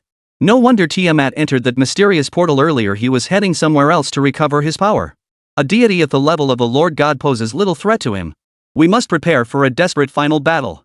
Once Tiamat regains his strength, his first act will undoubtedly be to return and strike. We should have fought to the death to keep her here. Seeing that Tiamat's opponent was merely a lord god, Ishtar and the other gods looked extremely grim. They deeply regretted not having fought desperately to surround and kill Tiamat earlier, in hopes of keeping her there. Especially the goddess of agriculture, Ishtar. She felt like a sinner, for it was her suggestion that had prevented the gods from immediately charging forward to surround and kill Tiamat. May that deity from another world cause Tiamat some trouble. All Ishtar could do now was silently hope that Sun Wukong would inflict greater damage upon Tiamat. Of course, deep down she knew this was unlikely. For Ishtar understood clearly the immense power of the Transcendence realm. While the main god realm was also formidable, even among the gods standing at the pinnacle of power in this mythical world, only a handful had attained the main god realm. Yet the gap between the sovereign god realm and the Transcendence realm was truly like that between a river and an ocean. While the gods of ancient Babylonian mythology were filled with apprehension on the arena of national destiny, Sun Wukong gripped his golden staff. Though his aura was suppressed, the fighting spirit in his eyes remained undiminished. He watched Tiamat steadily regain her strength. Sun Wukong knew that striking while Tiamat remained weakened offered his best chance of victory. Should she fully recover her power, he would have no hope whatsoever. Today, this great sage shall defy the heavens and challenge the sage. My single strike can shatter all laws. In an instant, Sun Wukong gripped his golden staff tightly in his right hand. The laws of force surged ceaselessly into the staff, imbuing it with boundless power that seemed capable of shattering space itself. Energy storms erupted ceaselessly above the entire national fortune arena. Witnessing this apocalyptic spectacle, all present were struck down with awe. This single strike, enveloped in terrifying power, crashed heavily toward Tiamat ahead. Yet facing such a devastating blow, Tiamat showed no panic in her eyes. A savage grin spread across her lips as her razor-sharp dragon claws, coiled with the power of the way of life, reached upward to grasp. Clang! The dragon claws collided with the golden staff, the way of life clashing against the law of force. Wave after wave of energy surged outward. Sun Wukong's mighty strike was effortlessly parried. Chapter 116, The Origin of that Ancient War of the Gods. Your power is formidable. I find it hard to imagine a master god realm being capable of such might. This strike of yours already carries the awe of the Tao. Yet, alas, you still have not transcended the realm. Tiamat watched the formidable strike with surprise, yet her face remained brimming with confidence. Is that so? Then take another blow and see. 1,000 staff techniques. In an instant, Sun Wukong multiplied into hundreds of figures, each wielding the golden cudgel. Like a raging storm, they crashed down upon Tiamat before him. Fountain of life. Facing the onslaught of hundreds of figures, Tiamat raised her dragon claw. The next second, a black life source appeared, completely enveloping Tiamat and blocking Sun Wukong's attack entirely. Burning dragon flame. After blocking the assault, Tiamat opened its monstrous maw. In an instant, a ball of life-giving flame shot forward at blinding speed, hurtling towards Sun Wukong. As a transcendent being, Tiamat pinpointed Sun Wukong's true form with remarkable precision. Fiery eyes. Without hesitation, Sun Wukong's eyes flashed with golden light, and two searing flames erupted from his eyes. Boom! In an instant, the flame of life collided with the twin pillars of fire. Everything around them was obliterated as shockwaves radiated outward in concentric circles. Under this strike, both attacks simultaneously dissipated into the void. Witnessing this scene, Tiamat's expression grew even more astonished. Clearly, she hadn't anticipated Sun Wukong blocking this strike so effortlessly once more. Sun Wukong, however, stared straight ahead at Tiamat. For a moment, the two stood locked in a standoff. The two attacks earlier were clearly both sides gauging the enemy's strength. The Chinese spectators in the stands, witnessing Sun Wukong effortlessly deflect attacks beyond the transcendent realm, erupted in a chorus of shouts. The great sage equal to heaven. Great sage equal to heaven. The Chinese spectators' shouts echoed across the heavens. In their eyes, Monkey Brother would surely create another miracle, just as he had defeated India's creator god before. Yet at that moment, Yang Chan in the spectator stands did not share their optimism. She understood all too well what it meant for a quasi-saint to challenge a true saint. The great sage was about to attempt something unprecedented in history. Was this his attempt to break through to the sage realm? Though Yang Chan no longer possessed divine power, she had once been a great immortal, hadn't she? Thus, she could see through Sun Wukong's true purpose in returning to the national fortune arena. At that moment, Sun Wukong, radiant with golden light in the sky above, felt no fear despite facing an enemy beyond mortal comprehension. This was the great sage equal to heaven, Sun Wukong. Intense battle intent surged relentlessly from his being. How terrifying. Knowing full well I'm beyond transcendence, yet you still possess such fierce fighting spirit. Where on earth does your confidence come from? Or rather, do you even know the meaning of fear? Tiamat observed Sun Wukong's unyielding fighting spirit and felt provoked. In her mind, even if her current combat strength was only 70% of her peak, she was still a transcendent realm being. How dare a prime god challenge her? In an instant, Tiamat flapped her enormous wings, her body engulfed in blazing flames. In the next second, her form loomed overhead, obscuring the sky. Her colossal dragon claws, brimming with terrifying power that seemed capable of shattering the very fabric of space, slammed down upon Sun Wukong. Battle without end. With an unflappable expression, Sun Wukong watched the 100-meter-long claw approach. His golden staff swelled to over 10 times its size, the laws of power coiling around it as a golden light. In an instant, Sun Wukong swung the golden staff with both hands. Like an axe, it cleaved downward with overwhelming force. Boom! In that instant, the golden staff and the dragon claw collided. The violent impact felt like planets crashing together, generating a continuous storm of energy and billowing smoke around them. Seeing his strike blocked, Tiamat felt little surprise. From the previous two blows, he had already sensed that this Sun Wukong surpassed the typical power of a main god realm being. Yet even so, Tiamat remained utterly confident, just as she had been from the start, certain of victory. The next instant, she swung her massive dragon tail, lashing it fiercely towards Sun Wukong. Without a moment's hesitation, Sun Wukong exerted all his strength with the golden cudgel in his hand, breaking free from the dragon claws. Then he swung at that massive dragon tail. Boom! Boom! The collision echoed once more. This time, Sun Wukong felt a tremendous force slam into him, sending his body flying backward hundreds of meters before he could steady himself. But the very next second, Sun Wukong transformed into a streak of light, charging once more toward Tiamat. Tiamat showed no hesitation either, charging straight ahead. Boom! Boom! In an instant, Sun Wukong and Tiamat clashed in the skies above. Explosions like colliding planets echoed ceaselessly, shattering the very fabric of space. Energy storms swept relentlessly outward, forcing Nodu at the platform's apex to exert every ounce of strength to sustain the National Fortune Arena's protective barrier. The law of power and the path of life clashed fiercely, splitting the entire National Fortune Arena in two, one half dominated by the law of power, the other by the path of life. Sun Wukong, fueled by the power of the Force Law and his ultimate combat prowess, managed to achieve a genuine stalemate for the moment.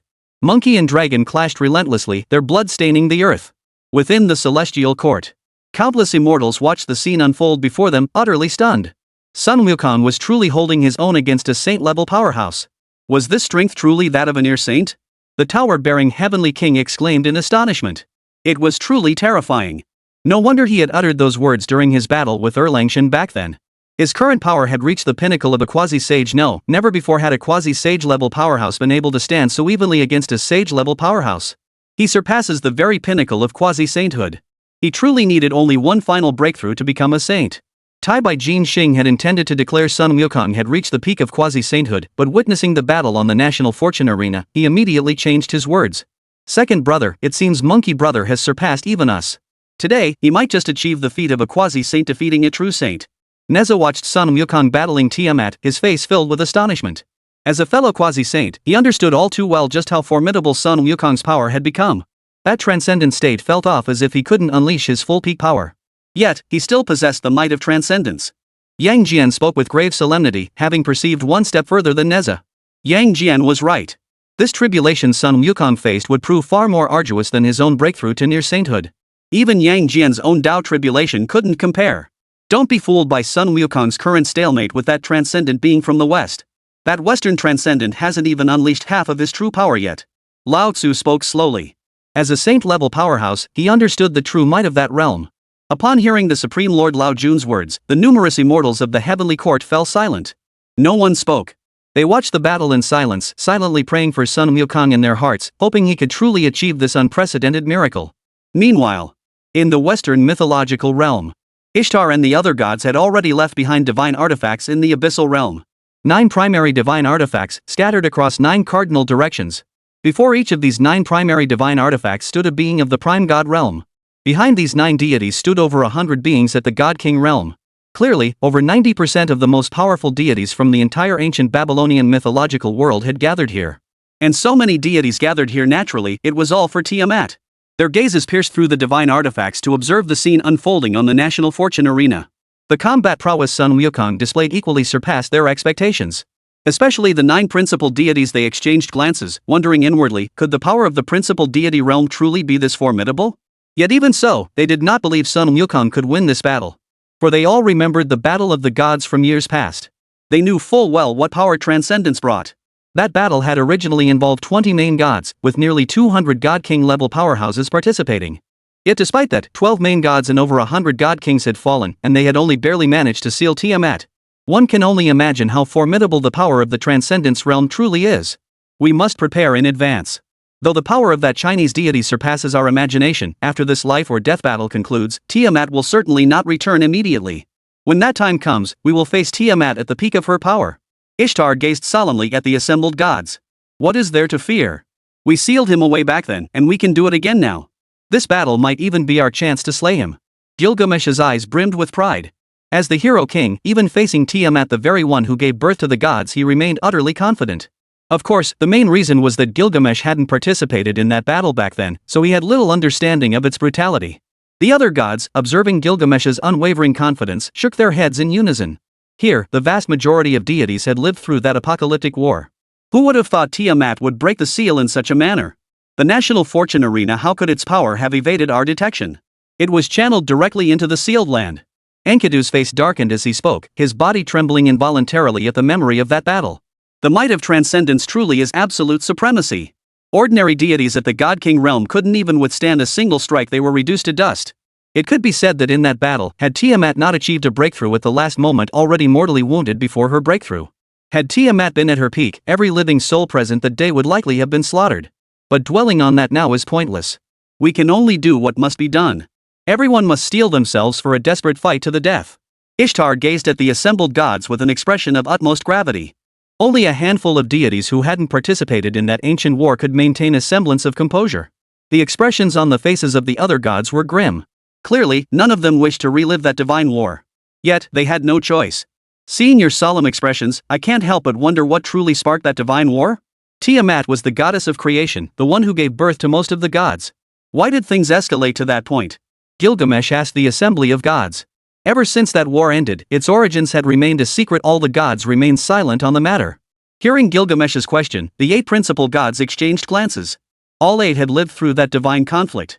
Only Gilgamesh, the newly ascended deity, remained unaware of its details. Now that a new cycle of divine conflict was about to begin, there was no longer any need for secrecy. The vast majority of us gods were created by Apsu and Tiamat together. By bloodline, Apsu is our father, and Tiamat is our mother. Yet in those days, Apsu feared our growing power and plotted to destroy us.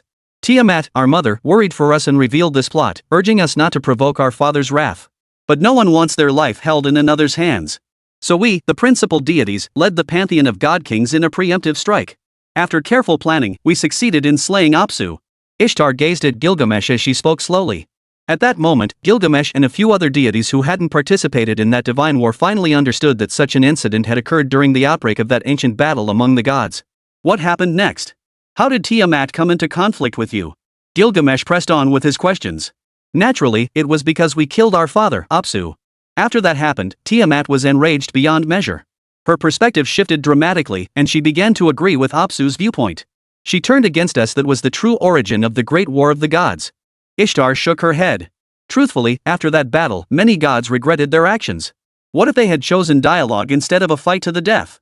Might the outcome have been different? But alas, regret is useless now. After hearing the entire account, Gilgamesh and the other gods were stunned for a moment. But they quickly snapped back to reality, for they understood this was no time to dwell on the past. The most crucial task now was to confront the impending crisis. Meanwhile, above the national fortune arena. Chapter 117, The Transcendent Realm Unleashes Its Full Might. The fierce battle between Sun Wukong and Tiamat raged on. Wielding his golden staff and fueled by unparalleled battle intent, Sun Wukong resembled a primordial demon god. Even against Tiamat, wielding transcendent power, he held his own without faltering. A myriad of staff techniques. In an instant, the golden staff in Sun Wukong's grasp swelled to dozens of times its original size. Overwhelming laws of power enveloped the weapon.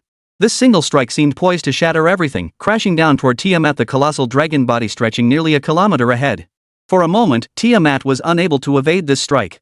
He could only raise his massive arms to block, revealing the land of life's path. In that instant, the golden staff slammed into the dragon's massive arms. Tiamat's colossal body was sent flying backward, only coming to a halt at the very edge of the arena. Gazing at the gashes on his arms and the distance he'd been forced back, Tiamat's eyes blazed with boundless fury. You call yourself the great sage equal to heaven, do you? It seems I underestimated you. A mighty deity of China, and yet you dared to drive me back. Now, prepare to bear the wrath of the abyss. In an instant, black flames ignited upon Tiamat's form. At this moment, he had fully transformed into a ferocious, vicious dragon. The path of life creation now resembled the path of destruction, a force bent on annihilation. Witnessing this scene, Sun Wukong couldn't help but wonder, what had this Western transcendent realm truly endured? How could it lead life itself toward gradual annihilation? Of course, Sun Wukong only pondered this briefly. Facing this power, this even mightier Tiamat, his eyes held no trace of fear. His gaze remained filled with nothing but the ultimate will to fight. Emulate heaven and earth. In an instant, surging power erupted from Sun Wukong's body. His form began to grow 10 meters, 100 meters, 1,000 meters until he transformed into a colossal ape a kilometer tall, only then ceasing his expansion. God of China, you have indeed surprised me greatly. But now, I shall show you what transcendence truly means.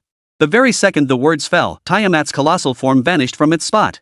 Sharp dragon claws, engulfed in black flames, lunged forward toward Sun Wukong. Is that so? Even if it is transcendence, this old sun has no fear. In response, Sun Wukong swung his golden staff. His power law energy continuously transformed toward the path of ultimate strength. Clang! In an instant, the razor-sharp dragon claws collided with the colossal golden staff. Everything around them was obliterated as waves of energy storms swept outward. The entire national fortune arena trembled as if struck by an earthquake. Yet neither Tiamat nor Sun Wukong retreated an inch from this strike. The very next second, both charged forward to attack each other. Now, they resembled two primordial beasts locked in an all-out slaughter, droplets of blood splattering onto the earth. The spectators in the stands watched the scene, utterly transfixed. Particularly among the Chinese spectators, a glimmer of hope flickered in most eyes. After all, the previous battle had shown them the vast chasm between deities at the sage level and those below it. Yet now, Sun Wukong was holding his own against Tiamat. This rekindled their hope. Could this battle actually be won? Go, great sage! Great sage, fight on! The Chinese spectators in the stands chanted in unison. The images that had flashed through Sun Wukong's mind during his battle against the Indian creator god had already made Sun Wukong's legendary deeds known to all. The rebellion in heaven, the journey to the west, that spirit of refusing to be suppressed by heaven and earth. Floating atop the platform, Chen Xuan watched the scene unfold in his mind, silently cheering, "Monkey brother, you can create a miracle and win this battle." Meanwhile, the Western crowd fell silent. Tiamat's earlier intent to slaughter everyone had sent shockwaves through the entire group. They now wondered, if Tiamat won this battle, would she proceed to kill them all? If Tiamat insisted on doing so, could anyone stop her? At this thought, even the majority of the Western spectators found themselves hoping Sun Wukong would prevail in this battle. After all, they understood the distinction between the outcome of a battle and the value of life. Meanwhile, in the ancient Babylonian mythological realm, Ishtar and the other gods watched Tiamat, her entire body engulfed in black flames. They knew she was getting serious. But what astonished them even more was the Chinese deity, Sun Wukong. Such terrifying power. Was he truly at the level of a supreme god? Even as Tiamat unleashed her full might, she couldn't suppress this being from China. Even the typically arrogant Gilgamesh uttered in astonishment. Indeed, this power is truly formidable. Were it not for the divine laws radiating from his very being, I'd suspect he's transcended the realm of gods altogether. Could it be that someone truly possesses a main god realm power comparable to transcendence? Ishtar's gaze swept across the assembled gods. Impossible. Do not forget, Tiamat is not operating at his peak strength. At most, he is at 70–80% of his full power. The gap between a main god realm and the transcendent realm is immense. I believe we all understand this. At the very least, judging by the power this Chinese deity has unleashed now, had we gods besieged him during that battle back then, we could have fought him to the death. We wouldn't have suffered heavy casualties just to barely seal him away. Enkidu shook his head. Hearing Enkidu's words, the assembled main gods fell silent. They thought to themselves, yes, the gap between the transcendence realm and the main god realm is truly immense. Even 10 or more main gods facing a transcendence realm being would only need defeat. Amidst the gods' silence, Gilgamesh spoke slowly. Enkidu, and all of you, you say Tiamat cannot now wield her full power. Does that mean that Huaxia's god truly has the potential to kill Tiamat? As these words fell, Ishtar and the other gods froze in shock. They never imagined Gilgamesh could harbor such a thought within his heart. They couldn't help but think Gilgamesh was far too bold. Yet as they watched the scene in the mirror, Tiamat's entire body was already engulfed in black flames, yet she still couldn't suppress Sun Wukong. For a moment, witnessing this scene, they couldn't help but consider that the possibility Gilgamesh had spoken of might actually come to pass. Even if it was only a 1% chance, it was still hope. In that instant, the gods all secretly hoped this miracle would unfold. Meanwhile, in the heavenly court, the numerous immortals watching the battle below were utterly stunned. Especially when they witnessed Sun Wukong's every strike shattering the heavens and warping space itself. Could this truly be the power of a mere near saint? The great sage's power must have reached the level of a saint. It's too overwhelming. Could it be? Is the great sage truly about to create a miracle defeating a saint with the body of a near saint? Tai Bai Jinxing exclaimed in awe. Perhaps it truly is possible. That Western god named Tiamat has further amplified his power. The life flames enveloping his body seem to be unleashing immense force. Yet even so, he remains unable to suppress Sun Wukong. Li Jing, holding the pagoda, pondered the same question: could such a miracle truly occur? Beside him, Nezha's gaze kept drifting toward the pagoda in Li Jing's hand, but he quickly pulled his eyes away. Sun Wukong's combat prowess hovered just a hair's breadth away from transcendence. Both his state of mind and his power had reached the threshold of transcendence. Alas, his laws had not yet fully transformed into the great Tao. Thus, in the essence of power, he found himself at a disadvantage. That transcendent being from the West had yet to unleash his full power. At that moment, the Supreme Elder Lord shook his head. Hearing this, the crowd, who had felt a glimmer of hope, instantly grew somber once more. They had believed that Sun Wukong's ability to fight Tiamat to this point would change the Supreme Lord Lao Jun's perspective. But now it seemed the chasm between the quasi-saint realm and the saint realm remained as vast as ever. Could it be that Sun Wukong truly had no chance of defeating this transcendent being from the West? Lao Jun, didn't you say this transcendent being from the West could only exert 70% of its peak power? Yang Jian, standing beside the Supreme Elder Lord, spoke up. Instantly, all eyes turned to the Supreme Elder Lord. It's not that there's absolutely no hope. If that Western transcendent realm were at its peak, then Sun Wukong would undoubtedly lose this battle. But precisely because he currently possesses only 70% of his peak strength, Sun Wukong now has a 10% chance of victory, though it is merely 10%. Lao Tzu spoke slowly. The celestial beings of heaven, upon hearing Sun Wukong had a 10% chance of victory, did not find it too slim, rather, they felt it was generous. For a moment, hope reignited in the eyes of the many immortals, hoping Sun Wukong could create a miracle.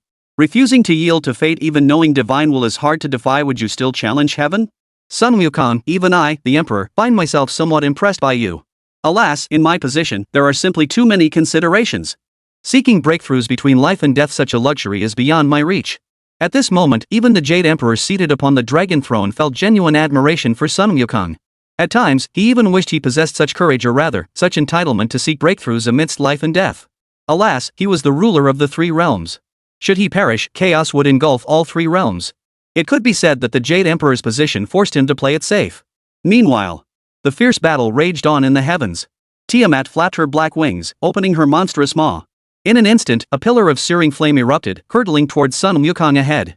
This colossal pillar of fire engulfed the entire arena like a vast ocean of flames, obscuring the sky and blocking out the sun. Yet Sun Wukong, transformed into a colossal ape, faced this sea of flames with eyes devoid of fear. My staff can shatter all things in this world. Sun Wukong gripped his golden staff tightly and slammed it down with all his might into the raging sea of flames before him. Boom! Amidst a deafening explosion, the sea of flames was cleaved in two by Sun Wukong's golden staff, tendrils of fire scattering outward across the arena. Seeing her attack blocked once more, Tiamat's expression darkened in the sky above. She never imagined that even unleashing power beyond transcendence couldn't suppress the enemy before her. Damn it! If I weren't so weakened and suffering from severe primal wounds, I wouldn't be forced to use only half my peak power. Tiamat thought bitterly to herself, glaring at Sun Wukong who had blocked her attack. There was no helping it. Having been suppressed by the power of the abyss for 10,000 years, not only was his body weakened, preventing him from unleashing his peak strength, she must also divert a portion of her power to suppress the abyssal force. It could be said that if Tiamat unleashed 70% of her peak strength now, she would gradually lose control over the abyssal power within her. In that case, even if she defeated Sun Wukong, the injuries within her body would worsen further. It would become exceedingly difficult for her to recover to her peak condition. This is precisely why Tiamat has yet to unleash her full power to resolve the matter with Sun Wukong. Western deity, have you grown too arrogant to regard this old sun with any respect? How dare you zone out during our battle? As Tiamat pondered, Sun Wukong's voice echoed from his right. The primordial ape swung his golden staff, imbued with the powerful laws of force. Like a giant axe, it came crashing down from above, striking toward Tiamat. Caught off guard, Tiamat had no time to evade. She channeled the power of the way of life into her wings, folding them around her body for protection. Boom! In an instant, accompanied by a deafening roar, the golden monkey staff, carrying terrifying force, slammed into Tiamat's wings. Tiamat's massive form plummeted downward like a cannonball at breakneck speed. In that instant, a deafening rumble echoed. A crater tens of thousands of meters deep appeared on the entire National Fortune Arena, reducing it to complete ruin. Billions of plumes of smoke billowed upward. The spectators in the stands watched the scene unfold in utter shock. They never imagined Sun Wukong could directly knock down a transcendent realm being. The great sage equal to heaven. The great sage equal to heaven. The Chinese spectators roared with excitement, waving their arms in triumph. As the smoke slowly dissipated, an utterly terrifying force, seemingly capable of obliterating all existence, began to coalesce. In an instant, the power representing the path of life after destruction engulfed the entire National Fortune Arena. Chapter 118, A hair's breadth away, is there no chance? Within the boundless darkness, a hideous dragon suddenly awoke. Tiamat now stood drenched in blood, its ultimate life force erupting ceaselessly. Darkness splashed outward, black flames burning with unparalleled intensity. An overwhelming aura enveloped the entire arena. It could be said that Tiamat had now truly transcended the realm. The sheer terror of its power caused the entire National Fortune Arena to tremble incessantly, as if struck by an earthquake. The crowd surrounding the arena watched Tiamat, now unleashed in her most powerful form, their expressions heavy with shock and awe.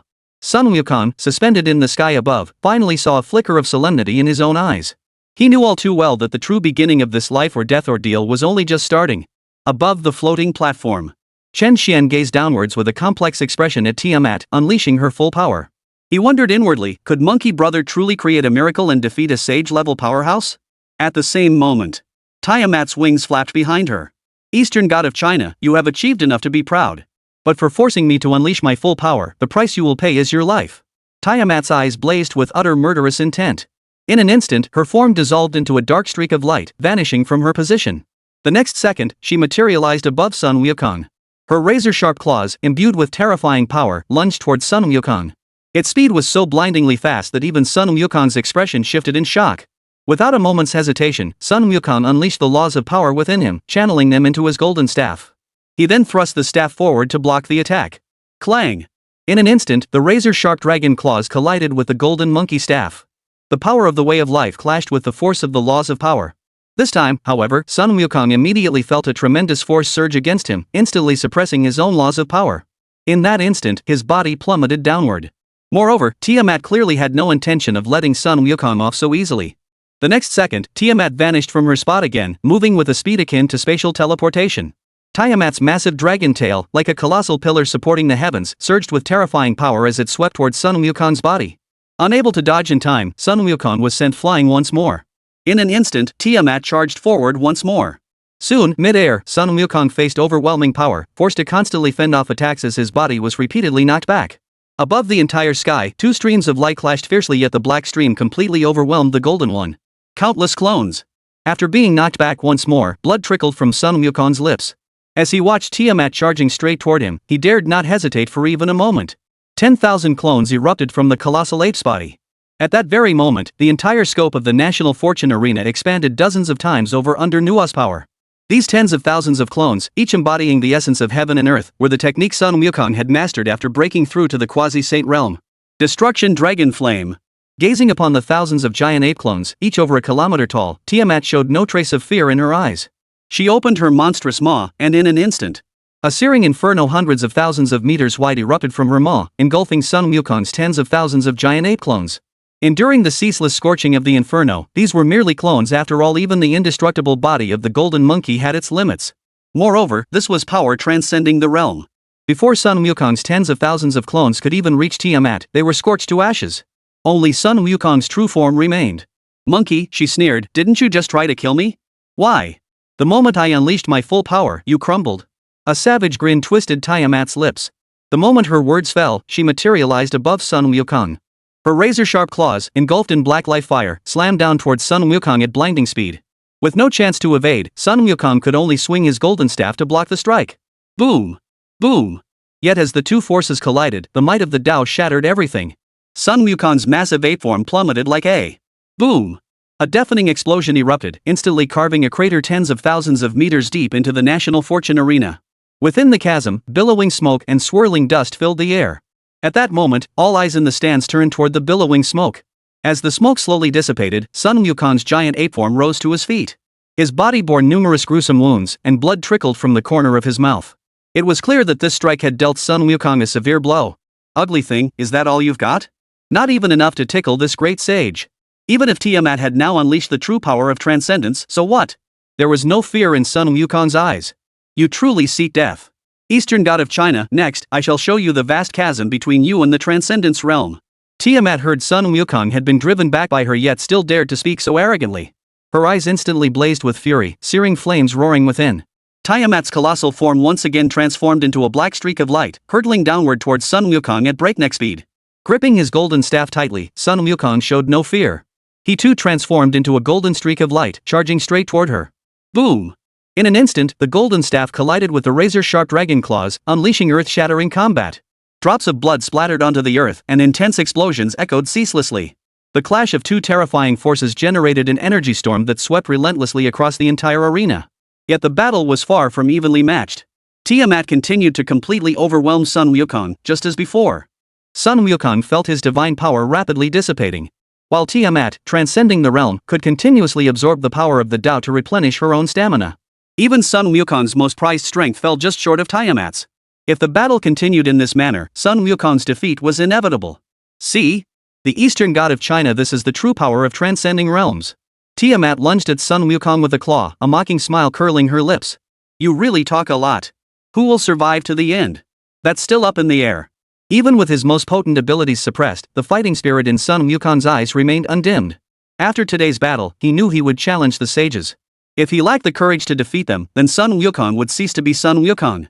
Swinging his golden staff, Sun Wukong barely parried the strike once more. But barely a second later, Tiamat's razor-sharp giant feathers swept horizontally towards Sun Wukong's chest. Even Sun Wukong, possessing an indestructible body, suffered a wound several centimeters deep on his chest from this strike, deep enough to expose bone, a sight that was particularly terrifying. Worst of all, the wound was imbued with life force.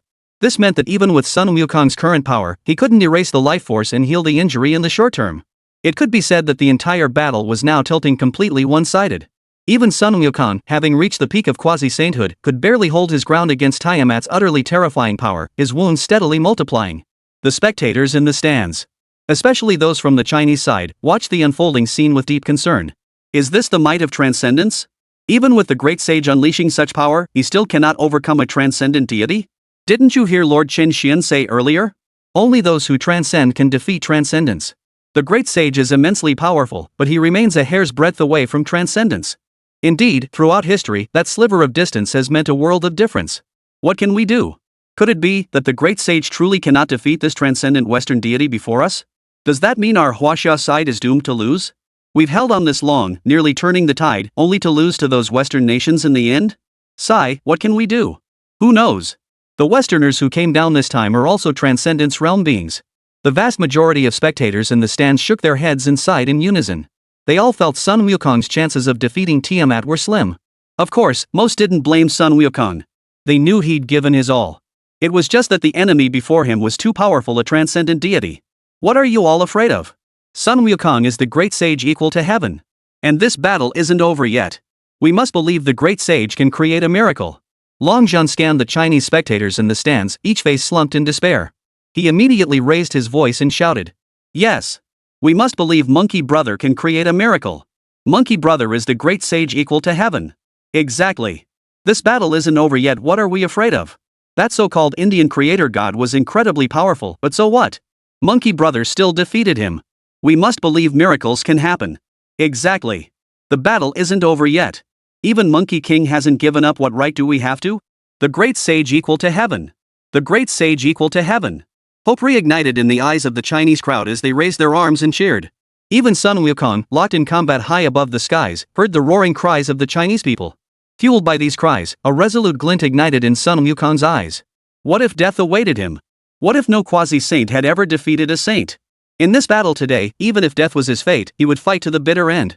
Sun Wukong, sent flying once more, gripped his golden staff tightly and charged upward, unleashing the power of the Force Law to its absolute limit. For a fleeting moment, bolstered by this immense power, he managed to slightly parry Tiamat's assault. Facing this scene, Tiamat's eyes flickered with surprise, but more than that, they burned with confidence. For she possessed absolute faith in her own power. I am the creator god. I transcend all realms. Tiamat roared with fury, and in that instant, her attacks grew faster and more powerful. Her razor-sharp dragon claws repeatedly tore through space itself. Even Sun Wukong, fearless and brimming with ultimate fighting spirit, sustained increasing injuries under the relentless onslaught. Yet, no matter how many times he was knocked back, Sun Wukong would rise again to meet the challenge. The spectators below had long since abandoned despair. Instead, each bore a resolve to embrace death. They longed for death, for today, the heaven-defying great sage, who feared nothing even in defiance of the heavens, would surely create another miracle. The Western spectators watching the scene were stunned and bewildered. They wondered, how could this Chinese deity named Sun Wukong be so thoroughly outmatched? Why? Shouldn't both Sun Wukong and the Chinese crowd be surging with momentum? Shouldn't they be soaring high instead of sinking into gloom? For a moment, the Western crowd couldn't comprehend this spirit, nor could they fathom it. To their eyes, Sun Wukong, now utterly suppressed and bearing mounting injuries, was clearly finished. Victory was impossible. Amidst the clash of two divine beings in the heavens, colossal as primordial beasts. In the ancient Babylonian mythological realm, all the gods watched the battle on the arena with unblinking eyes. Alas, as expected, there remains a gap between the main god realm and the transcendence realm. This Chinese deity named Sun Wukong possesses power that undoubtedly ranks among the strongest in the main god realm. I estimate that even if our 9 great main gods joined forces, we would still be no match for this Chinese deity named Sun Wukong. Alas, his opponent was beyond compare. Tiamat, the mother of evil dragons, was simply too formidable. Ishtar sighed and shook her head. From her perspective as a supreme god, barring any unforeseen circumstances, this battle would inevitably end in Tiamat's victory. This was always the inevitable outcome. You couldn't possibly believe a main god could truly defeat one who transcended the realm, could you? I admit this Chinese deity named Sun Wukong is formidable, but ultimately, he remains only at the main god level. We'd do well to prepare thoroughly for a life or death struggle against Tiamat. I wonder if slaying her might grant me the opportunity to break through to the transcendence realm. Gilgamesh's eyes burned with arrogance. In his mind, with so many gods present and the pre-arranged formations in place, they would surely slay Tiamat, that transcendent being. Yet the vast majority of other gods, observing Gilgamesh's confident demeanor, shook their heads one after another. Their expressions were heavy with gravity. They thought to themselves, Gilgamesh never experienced that divine war of yore. He has no idea just how powerful the transcendence realm truly is. Had he truly witnessed it, Gilgamesh would never possess such confidence now. Chapter 119, Sun Wukong turned to ice. Amidst the gods' mounting concern. On the national fortune arena, the fierce battle raged on. Yet Sun Wukong's injuries grew increasingly severe, especially the gruesome gash across his abdomen several meters deep, which looked particularly terrifying. Chinese deity, I acknowledge your power. Yet alas, you remain bound by mortal limitations. The moment the words fell, Tiamat's claw swept down, enveloped in the way of life. That single strike seemed poised to obliterate all existence. Even Sun Wukong had no time to defend against it. The palm slammed heavily into the giant ape's body, sending Sun Wukong's form hurtling downward like a cannonball. Boom! In an instant, boulders scattered across the ground, dust billowing everywhere. But it wasn't over. Above, Tiamat opened its monstrous maw. Frost breath. Strands of frost, formed from the power of ice, shot toward the ruins. In an instant, the entire ground of the national fortune arena was blanketed in ice. At that very moment, Sun Wukong, his heaven-shaping technique shattered, had reverted to his original size. Frozen solid by the icy breath. Transformed into an ice sculpture, he stood atop the ruins. The crowd surrounding the arena watched this scene, overcome with despair. The Dragon Nation spectators' expressions were filled with shock. They refused to believe the great sage equal to heaven had fallen so easily. As for the Western spectators, they showed little excitement either. After all, they genuinely feared that Tiamat might go berserk and slaughter them all. Was it just a hair's breadth away? Monkey brother. Chen Xuan's face was etched with deep worry as he stared intently at Tiamat above. He pondered inwardly whether he should strike against Tiamat. Perhaps he could buy Sun Wukong a sliver of chance. But in that moment, Chen Xuan couldn't fathom how he could possibly intervene. Though his current combat power rivaled that of a god king, the gap between a god king and the transcendence realm was a chasm spanning 2 entire tiers. With his current strength, if he attacked, he likely wouldn't even withstand Tiamat's first strike and would be instantly annihilated. Yet giving up was not in Chen Xuan's nature. He wondered if channeling the full power of the treasure lotus lamp might help Sun Wukong shatter this icy prison. High above in the sky, Tiamat noticed Chen Xuan's unwavering gaze fixed upon her. A mere insect of a human dares to gaze upon me like this? Truly courting death. As an entity transcending the realms, Tiamat believed Chen Xuan's very act of looking at him was a death wish. In an instant, Tiamat opened its monstrous maw once more, unleashing a torrent of searing flames that shot toward Chen Xuan at blinding speed. The mortal danger closed in, leaving no room to evade. Without a moment's hesitation, Chen Xuan swiftly drew the lotus lamp, preparing to block the attack with all his might. Though he knew the odds were stacked against him, he refused to simply wait for death. In an instant, as Chen Xuan channeled his divine power into the lotus lamp, a green protective barrier materialized. Boom! The next second, the searing flames engulfed the green circular protective barrier. Yet it held for merely 0.1 seconds before the barrier began shattering. Witnessing this scene, even Chen Xuan's face betrayed despair. He thought to himself, is this truly the end? In that moment of despair, a force of cosmic law enveloped him, clashing against the searing flames. It directly neutralized the blazing flames within the heavens and earth. Nuwa stood before Tiamat, his expression grave as he stared intently at the beast before him. Earlier, Tiamat had already violated the rules of the National Fortune Arena by killing the Westerner. Now, she intended to kill Chen Xuan. Nuwa naturally stepped in to stop her. Earlier, he hadn't been able to save them in time. Otherwise, as the spirit of the rules, he would have saved the people of ancient Babylon as well. Chapter 120, Power Beyond the Realm. Chen Xuan, who had thought death was imminent, saw Nuwa blocking his path and couldn't help but breathe a sigh of relief. The spectators in the stands felt the same relief. Especially Jiang Shui, her face was etched with deep concern. You dare to stop me? Tiamat's expression was savage. Having been struck into a liberated state by Sun Wukong, he was now utterly consumed by murderous intent. Earlier, he had refrained from clashing with Nuwa because he had only unleashed 50% of his ideal power. But now that he had unleashed 70% of his power, such concerns were no longer an issue. You cannot defy the rules, even if you transcend the realm. By choosing to act earlier, you already violated them once. As the spirit of the rules, I cannot stand idly by while they are repeatedly broken. After a few seconds of hesitation, Nuwa decided to persist. After all, the Tiamat before him wasn't as formidable as Donghuang Tai or Rahu. Most importantly, Nuwa had been holding back his anger for several matches. In his heart, the Transcendence Realm had consistently disregarded the rules, showing him utter contempt. Ha! Then this National Fortune Arena has no reason to exist anymore. A savage grin twisted Tiamat's lips. The next instant, his form vanished from the spot. His colossal form appeared overhead, obscuring the sky. His dragon claws channeled the power of the way of life, and with a thunderous strike, he slammed down toward Noah below. His expression stern, Noah's fist shot upward in an instant. The power of the rules coalesced into chains of law, coiling around his fist. Boom! Boom! In that instant, fist met claw. The power of the way of life clashed with the power of the way of rules, sending shockwaves rippling across the entire National Fortune Arena. The impact sent Tiamat's massive form flying dozens of meters backward. As for Noah, most of the chains of law binding his fist snapped, and blood trickled from the corner of his mouth. Damn it! So transcendence truly cannot be overcome? Noth wiped the blood from his lips, his expression grim. As for Tiamat, hovering above, he seemed somewhat surprised.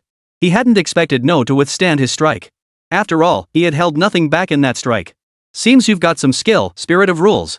Tiamat looked down from above at Nuwa below. You killed the deity of Huaxia. This battle is yours to win. Whether you choose to leave or stay afterward is none of my concern. However, you cannot repeatedly violate the rules of the National Fortune Arena. Nuwa spoke slowly, yet the terrifying force of the Tao unleashed in their clash had already softened his tone considerably. After all, even a weakened Transcendence Realm being was still a Transcendence Realm being. After speaking, Noah's gaze swept downward, landing on Sun Wukong now completely frozen into an ice sculpture. In his heart, he prayed that Sun Wukong would break this ice seal. Though it was difficult after all, the ice sculpture was bound by the power of the way of life. Therefore, to shatter the ice, Sun Wukong must break through the way of life. Otherwise, under the influence of the way of life, even if Tiamat didn't act now, Sun Wukong's vitality would be steadily eroded by it. And this process would take only minutes at most. At that moment, Tiamat, hovering above in the sky, heard Nuwa's words. Ha! I wonder where you get your confidence from, or perhaps you simply don't hold me in any regard. This tedious game must end. After a few loud laughs, Tiamat's eyes turned fierce, and the dark flames on her body flared up once more. In an instant, Tiamat vanished from her position, plunging downward toward No. Witnessing this scene, No could only grit his teeth as chains of law materialized around him, hurtling upward toward Tiamat. Boom! In the blink of an eye, Tiamat and Nu clashed, unleashing terrifying energy storms that swept across the space, causing it to tremble violently. Throughout their clash, Tiamat held complete dominance from the very start, shattering chain after chain of rules. At the same time, Sun Wukong, frozen into an ice sculpture, felt his life force steadily draining away. He attempted to use the power of the Force Law to counter the way of life, striving to shatter the icy bonds. Yet even unleashing the full might of the Force Law proved futile against the icy shackles. With each passing second, Sun Wukong felt his consciousness growing increasingly hazy. Was this it? Was there truly no way to defy the sage? Sun Wukong thought to himself, truly nearing his limit. Just as utter despair made him close his eyes, a series of images flashed through his mind. They were scenes from his entire journey. Finally, a man clad in a crimson robe slowly materialized within his mind. Master! Sun Wukong gazed at this figure's appearance and softly uttered two words, Master. In this world, aside from the ancient sage Bodhi, only Tang Sanzang could be called Master by Sun Wukong. Wukong, are you giving up like this? This is not the you I know. Tang Sanzang pressed his palms together, gazing at Sun Wukong before him. But Master, I have no way to break this seal. Sun Wukong didn't want to give up either, but there was an inherent gap between the power of the laws and the power of the Tao. In direct confrontation, the power of the laws simply cannot stand against the power of the Great Way. Wukong, trust your heart. Believe that you've come this far. Let your master lend you a hand. The moment the words fell, Tang Sanzang's entire body shone with golden light. At that moment, Tang Sanzang's insights from 10 lifetimes, including those of his first incarnation, the golden cicada immortal, flowed ceaselessly into Sun Wukong's mind. Most crucially, a pure, primordial force entered Sun Wukong's body. This power was exceptionally unique, the primordial force forged by the Buddha Tathagata by merging the entire power of Mount Ling. This was precisely why consuming Tang Sanzang's elixir of immortality had granted him eternal life, because of this primordial force. As both forces entered Sun Wukong's body, golden light pulsed relentlessly across his entire body as the laws of power underwent a profound metamorphosis toward the great path of power. Meanwhile, Tang Sanzang, standing beside Patriarch Bodhi, spat a mouthful of blood from the corner of his mouth, his life force plummeting to its absolute limit. This was the price paid for transmitting his own insights into the Tao and that primordial force into Sun Wukong's body. Yet in Tang Sanzang's eyes, it was worth every sacrifice. He knew Sun Wukong would not have sought the Patriarch's aid so urgently if he weren't about to face the tribulation of a sage.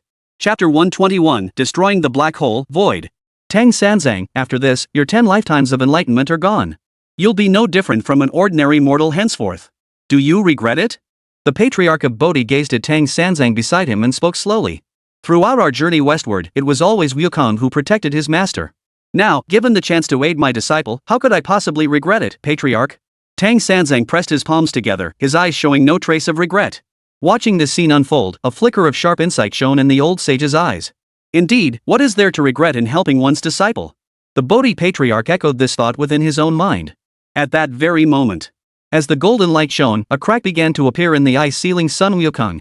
Above, Tiamat, who was on the verge of completely subduing Nuo, watched this unfold, her expression darkening. Couldn't he just die quietly?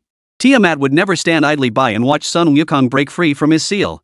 She lashed out with a massive claw strike, sending No flying hundreds of meters away in an instant. The very next second, Tiamat opened her monstrous maw, unleashing a torrent of scorching dragon breath. In an instant, a torrent of scorching flames, carrying the terrifying power to incinerate everything in its path, surged towards Sun Wukong below. The Chinese spectators watched in agonizing helplessness, unable to intervene in the unfolding disaster. Damn it! Chen Xuan desperately tried to summon the full power of the lotus lamp to block the attack, but his strength proved insufficient to halt the scorching flames in time. In the blink of an eye, the searing inferno engulfed the entire arena, including Sun Wukong standing at its center. Just as despair gripped the crowd, convinced Sun Wukong would perish under this assault, an intense golden light erupted. The ice sculpture shattered completely. Sun Wukong burst forth from the sea of flames, his eyes blazing with fierce fighting spirit, golden light radiating from his entire body. Grasping his golden staff, the might of the great sage equal to heaven was fully revealed. Most terrifying of all, his power laws were undergoing a constant metamorphosis. Vaguely, a great Tao was beginning to manifest above his sky. Thank you, Master. After breaking the seal, Sun Wukong did not immediately attack Tiamat. Instead, he turned and bowed deeply toward the heavens. Clearly, this bow was directed at Tang Sanzang. He understood the immense sacrifice Tang Sanzang had made to grant him this primal power. Above, in the heavens, Nuwa watched Sun Wukong break the seal, his aura radiating as if poised to break through to the realm of a sage. A smile touched the corners of his mouth. The next instant, he vanished from his spot and reappeared at the very top of the floating platform. The earlier battle had already depleted most of the National Fortune Arena's rule energy. It could be said that if just a few more seconds passed, Nuwa would have no choice but to flee with the entire arena. This divine war of national fortune could not continue. There was no way around it. This was the terrifying power of transcendent and sage-level beings who defied all rules. Not even the rule-bound power of the National Fortune Arena could stand in their way. May this deity of Huaxia triumph over this transcendent Western power. Nua's expression was incredibly complex. He had come bearing the command of the Great Tao, so naturally, he did not wish for the National Fortune Arena to be rendered inoperable. Yet given the current situation, should Tiamat claim ultimate victory in this battle, Nua would inevitably be forced to flee. If Sun Wukong emerged victorious, the National Fortune Arena could continue. Of course, Nua had intervened earlier precisely because Tiamat was about to violate the rules again by killing Chen Xuan. To uphold the rules, Nua naturally had to step in to protect Chen Xuan. Therefore, the only hope now rests on Sun Wukong defeating Tiamat alone. Bound by the rules, Nua cannot join forces with him to fight Tiamat. At this moment, Tiamat, suspended high in the sky, stared down at Sun Wukong below. Was he about to break through to the Transcendence realm? You're harder to kill than I imagined. But what makes you think I'd just let you break through to Transcendence like this? The moment the words fell, Tiamat's colossal form vanished from its original position, black flames burning ceaselessly. Those massive black wings, like a colossal axe, coiled with the power of the law of life, swung down towards Sun Wukong's head. Facing Tiamat's relentless assault, Sun Wukong hesitated not a moment. Wielding his golden staff, now enveloped in the power of the law of strength, he swung it with all his might. Clang! Amidst the violent collision, the golden staff clashed against the colossal wings. Ripple after ripple of energy storms swept out, relentlessly pounding against the barrier of the state-run arena. This time, Sun Wukong had forcibly blocked Tiamat's strike. It must be noted that since Tiamat unleashed his ultimate form, Sun Wukong had scarcely ever directly blocked his attacks. This alone proved Sun Wukong's current strength had surged significantly, at least a tenfold increase. Don't underestimate this 10% considering Sun Wukong's current power and realm. A 10% increase is already an enormous leap. Truly unexpectedly powerful, yet still insufficient. Tiamat's eyes widened in shock. Clearly, she was genuinely surprised by Sun Wukong's newfound strength. Yet her expression remained confident. Evidently, Sun Wukong's power hadn't yet reached a level she found difficult to handle. In an instant, Tiamat swung her massive claws, the power of the way of life manifesting behind her. Sun Wukong showed no hesitation either, swinging his golden staff as the power of the force law erupted continuously. The two colossal beasts clashed in the skies above, their blood raining down upon the earth. Space itself began to collapse, black holes appearing one after another. The sky darkened as black thunder roared and flashed, the entire scene resembling the apocalypse. Spectators on both sides of the stands watched the battle above. What do you think, great sage? Can he defeat this transcendent being from the west? I think he has a chance. Haven't you seen the situation up there? The great sage is already holding his own against that transcendent being from the west. Indeed. At this rate, the great sage might just win this battle. By slowing down the battle between Sun Wukong and Tiamat by 10,000 times, the spectators surrounding the arena could finally see the clash between these two titans clearly. The Chinese spectators watched as Sun Wukong now fully countered Tiamat's attacks. Hope flickered in their eyes. You Chinese shouldn't be so overconfident. That creator god of ancient Babylon transcends the realm. How vast is the gap between transcendence and the realm? Need I say more? This battle will ultimately be won by us Westerners. Just then, a young man spoke up. Yeah, if he wins, he'll just slaughter everyone on the arena then. Fine by me, we'll all die together anyway. I mean, this Babylonian creator goddess, she's going to slaughter every last one of us. Just now, she didn't even hesitate to instantly kill her own countrymen. Do you really think she'll spare you lot? Hearing the little guy's clueless remark, the Chinese group immediately sneered in derision. Hearing this, the cheerful little guy barely 5 feet 3 inches tall suddenly grew grim. Only now did he realize, if this Babylonian creator god won, she'd slaughter everyone. The representatives from other Western nations stared at the little guy as if he were an idiot. In their eyes, a new thought had formed: were all the people from his country this stupid? The man under 1.6 meters tall who had just spoken felt an overwhelming shame wash over him as he met their gazes. He wished he could sink into the ground. Amidst the crowd's murmurs, the fierce battle raged on in the sky. Sun Wukong and Tiamat now seemed like two primordial beasts, using every limb and part of their bodies as weapons. Drops of blood rained down upon the earth as two terrifying forces clashed fiercely across the entire national fortune arena. Meanwhile, within the ancient Babylonian mythos, Ishtar and the other gods watched the battle unfold upon the arena. Their expressions were filled with shock. Clearly, they had not anticipated Sun Wukong breaking through further, becoming even stronger. What do you think? Ishtar asked the other gods. Does that Chinese deity named Sun Wukong truly stand a chance against Tiamat? Ishtar asked the other gods, her face etched with astonishment. It's possible. That deity named Sun Wukong has achieved a breakthrough in power. In contrast, Tiamat can only exert 70% of her peak strength. Given this, there truly is hope for victory. If Tiamat could be brought down upon that national fortune arena, then this apocalyptic calamity would be resolved instantly. At that moment, hope shone in the eyes of most of the ancient Babylonian gods. Earlier, no matter how Sun Wukong unleashed his power, they never believed he could defeat Tiamat. But now they sensed Sun Wukong truly had a chance to defeat Tiamat. For Tiamat had already unleashed her ultimate form. Yet she still couldn't completely suppress Sun Wukong. This alone proved Sun Wukong still held hope of victory. Yet as the saying goes, the greater the hope, the greater the disappointment. Just as they began to believe Sun Wukong might prevail, their expressions turned grim. The vast majority of deities shook their heads and sighed deeply. For above the national fortune arena, a figure was already plummeting downward.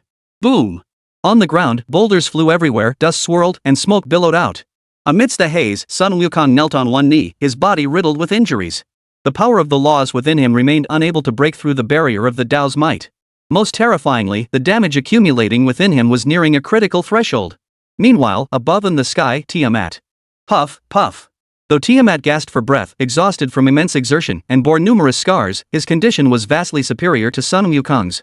Was there truly no hope? Was it truly impossible to defeat a sage below the sage realm? The great sage has pushed himself to the absolute limit.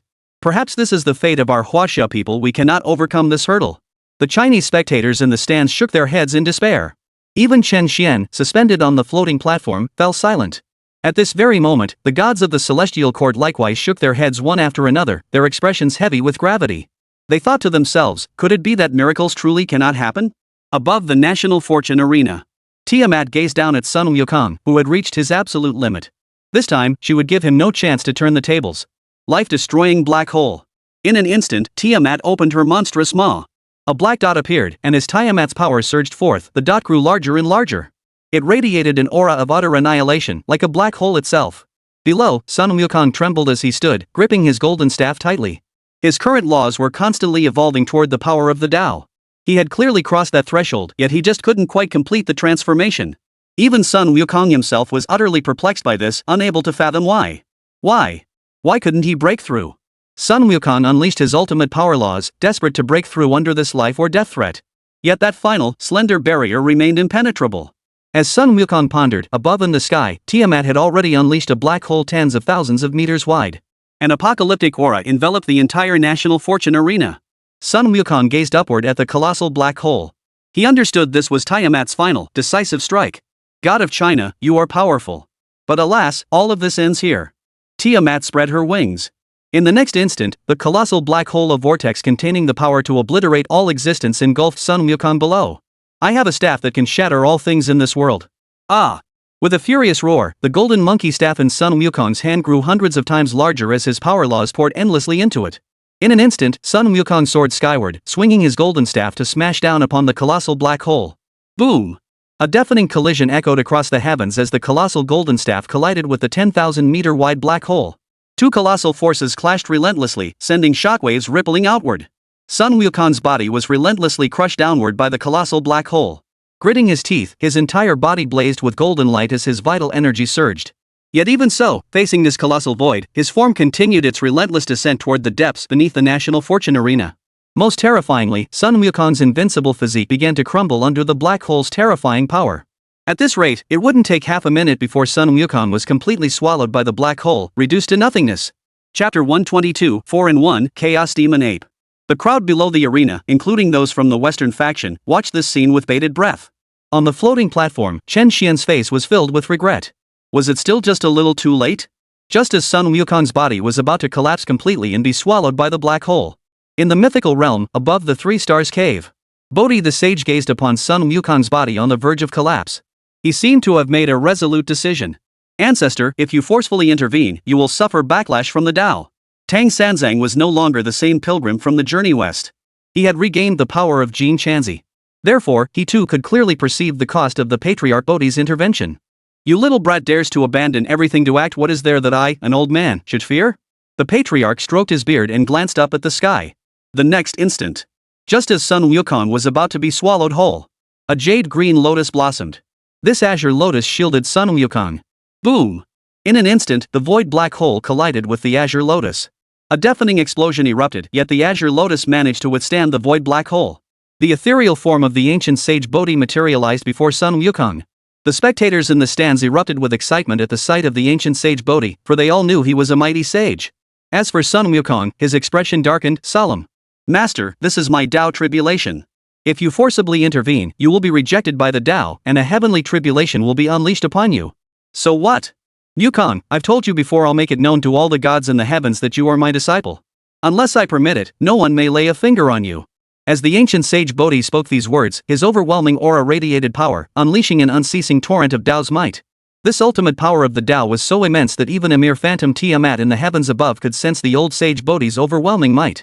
For a moment, Tiamat's expression finally turned grave. She had never imagined that behind Sun Wukong stood a sage. This left Tiamat momentarily at a loss. In her current state, she held no confidence in defeating a sage. As Tiamat pondered, the Bodhi Patriarch's phantom began to dissipate. Back in the Three Stars cave beneath the crescent moon, the true form of the ancient sage Bodhi now had blood trickling from the corner of his mouth, his entire aura chaotic and disordered. Clearly, this was the price Bodhi Patriarch had paid for forcing his intervention. Even at the sage realm, suffering backlash from the Tao inflicted an extremely severe wound to his very source. Now, the injuries sustained by the Patriarch Bodhi within the Three-Star Cave were also transmitted to the others through a faint connection established by Nuwa with the Patriarch's phantom image, the scene unfolding before everyone's eyes. The crowd stared at the scene before them, utterly stunned. They wondered how the venerable Patriarch Bodhi could have been injured out of nowhere. Sun Wukong, in particular, was overcome with self-reproach. He blamed himself for not being strong enough, otherwise, the Patriarch Bodhi would never have had to intervene and take that blow for him. It seemed that intervening came at a price one even a transcendent being could not bear. Tiamat, hovering above in the sky as one who had transcended the realms, immediately sensed something amiss with the Bodhi Patriarch's current state. So what? My disciple is more than capable of defeating you. The ancient sage Bodhi looked utterly confident. He had chosen to intervene precisely because he possessed the means to aid Sun Wukong in defeating Tiamat. Ha! Have you truly grasped the nature of the transcendence realm of Huaxia? Your disciple is now gravely wounded. How could he possibly defeat me, one who stands in the transcendence realm? What chance does he have? The moment the words fell, Tiamat's entire body erupted in raging black flames. Seeing the Bodhi Patriarch before him as nothing more than a shadowy figure, Tiamat was already itching to strike. Meanwhile, Sun Wukong stood there, equally perplexed. He thought to himself, even in his current state, "Master, why do you still claim you can defeat Tiamat?" It wasn't that Sun Wukong lacked confidence in himself. It was that his magical power was now reduced to a mere tenth of its former strength, his injuries had reached their limit, and most critically, his physical body was on the verge of collapse. Compounded by the influence of the path of life, even Sun Wukong couldn't possibly heal these bodily wounds in such a short time. Wukong, have you heard of the Chaos Demon Ape among the 3,000 Chaos Demons? There are 4 types of spirit apes in the world. Bodhi the ancient patriarch stared directly at Sun Wukong before him. Hearing this, Sun Wukong frowned in confusion. He had never heard of the Chaos Demon Ape, but he knew of the 4 divine monkeys. Master, what is the Chaos Demon Ape? I know the 4 divine monkeys, I am one of them, the stone monkey of divine wisdom. Sun Wukong asked the Patriarch Bodhi with some confusion. You too, are you taking me for granted? Above the sky, Tiamat watched the conversation between the ancient sage and Sun Wukong, his expression twisted into a savage grimace. After all, no one likes being ignored, especially not Tiamat, who had transcended the mortal realm. Black Pillar Flame. Tiamat opened her monstrous maw, and in an instant, tendrils of black flame erupted. These tendrils coalesced into a colossal black dragon, which surged forward, breathing fire toward the Bodhi Patriarch and Sun Wukong. With no trace of fear in his eyes, the ancient sage of Bodhi swept his right hand forward. Instantly, a green lotus blossomed once more. Boom! Accompanied by an earth-shattering explosion, the green lotus blossomed like a protective barrier, blocking the black fire dragon. Flames scattered in all directions, generating waves of energy rippling across the sky above the entire National Fortune Arena. Though the ancient sage of Bodhi had blocked this strike, his figure dimmed further. There's no time for explanations, Wukong. Though your state of mind has reached the level of a sage, your foundational strength still falls short. If you cannot overcome this calamity, breaking through to the sage realm is utterly impossible. However, I have a way to make your power even stronger. With that, the ancient sage Bodhi swept his right hand forward. In an instant, 3 clusters of primordial energy materialized before him. These energy cores coalesced into tangible forms. They transformed respectively into the red-buttocked monkey, the long-armed ape, and the 6-eared macaque. Clearly, these were the primordial energies of the three great spiritual monkeys. Witnessing this scene, Sun Wukong was somewhat astonished. Next, I shall infuse these three primordial energies into your body. Your physique will instantly ascend to the level of a chaos demon monkey. Though you still cannot break through to the sage realm at that stage, it will be sufficient to defeat sages. The ancient sage Bodhi spoke slowly. Then, accompanied by a flash of light, the three streams of power poured continuously into Sun Wukong's body. In an instant, Sun Wukong's entire body blazed with an intense golden light. As the three forces originally one infused into him, Sun Wukong's entire physique began to undergo tremendous changes. His vital energy surged relentlessly. Tiamat, observing this scene from the heavens, was instantly overcome by a sense of foreboding. He knew he could not allow Sun Wukong to continue down this path. Old man, you want to help your disciple kill me? Then try it. Void Life Hurricane. Tiamat's face twisted into a savage grimace as his two massive dragon claws lashed out before him. In an instant, two life hurricanes, each tens of thousands of meters wide, were born. These colossal whirlwinds seemed poised to obliterate everything in their path. They slammed toward the azure lotus below. Boom! But as the two life hurricanes collided with the green lotus, everything around them was obliterated. The sky tore apart, and a raging tempest erupted. Under the strike, the green lotus shattered completely. The two life hurricanes then surged directly toward the Bodhi Patriarch and Sun Wukong. Without hesitation, the Bodhi Patriarch's phantom swung the dust-sweeping whisk in his hand. A flash of green light appeared, forming a barrier before the Bodhi Patriarch and Sun Wukong, holding back the life hurricanes. A terrifying energy storm relentlessly swept across the landscape. After nearly 10 seconds of fierce confrontation, the life storm finally began to slowly dissipate into the heavens and earth. However, the Bodhi Island Master's phantom now resembled a candle in the wind, on the verge of vanishing at any moment. Witnessing this scene, Tiamat's colossal form instantly materialized before the Patriarch Bodhi. Her razor-sharp claws, coiled with the power of the Way of Life, lunged directly toward the old Patriarch Bodhi's body. The mere power of this phantom form was utterly powerless to resist. After all, Tiamat was a true transcendent being. As the claw descended, the Bodhi Patriarch's phantom vanished instantly. Yet in the very last second before vanishing, a smile touched the corner of the Bodhi Patriarch's lips. For Sun Wukong had now fully integrated the power of the other three divine apes. A deafening surge of demonic energy erupted, enveloping Sun Wukong in a blinding demonic glow. His eyes snapped open, unleashing terrifying power. Most of Sun Wukong's original injuries had healed, but what was truly terrifying was that his strength had surged by more than half compared to before. Sun Wukong now seemed to have transformed into a primordial demon ape. Even though he hadn't yet broken through to the transcendence realm, his current power had truly stepped into that realm. Watching his master's phantom fade away, Sun Wukong's heart swelled with profound emotion. He knew his master had sacrificed so much for him. Meanwhile, within the three-star cave, the Patriarch Bodhi. A mouthful of blood gushed forth. Clearly, the backlash from the Tao had intensified dramatically. Even the venerable Patriarch Bodhi could only hastily sit down to regulate his breath. Yet, he harbored not a shred of regret. For he knew he had helped Wukong survive this deadly ordeal. On the National Fortune Arena, the crowd gazed upon Sun Wukong, now radiating demonic energy and growing ever stronger, hope reigniting in their eyes. As for Tiamat above in the sky, his expression darkened considerably. Do you think that by growing stronger, you can defeat me? Just now, your transcendent realm of China paid a tremendous price to save you. Now I want to see if he can still intervene to save you? With these words, Tiamat opened its monstrous maw once more. That tiny black dot coalesced once more. The void life black hole. In an instant, the tiny black dot began expanding just as before. Blood now trickled from the corners of Tiamat's mouth clearly, she too was nearing her limit. But now, Tiamat cared not for the wounds within her body. She had only one goal, to kill the Chinese deity before her. For Tiamat truly feared an unexpected turn of events. Gazing upon the apocalyptic black hole stretching tens of thousands of meters wide, every person present felt an immense pressure bearing down upon them.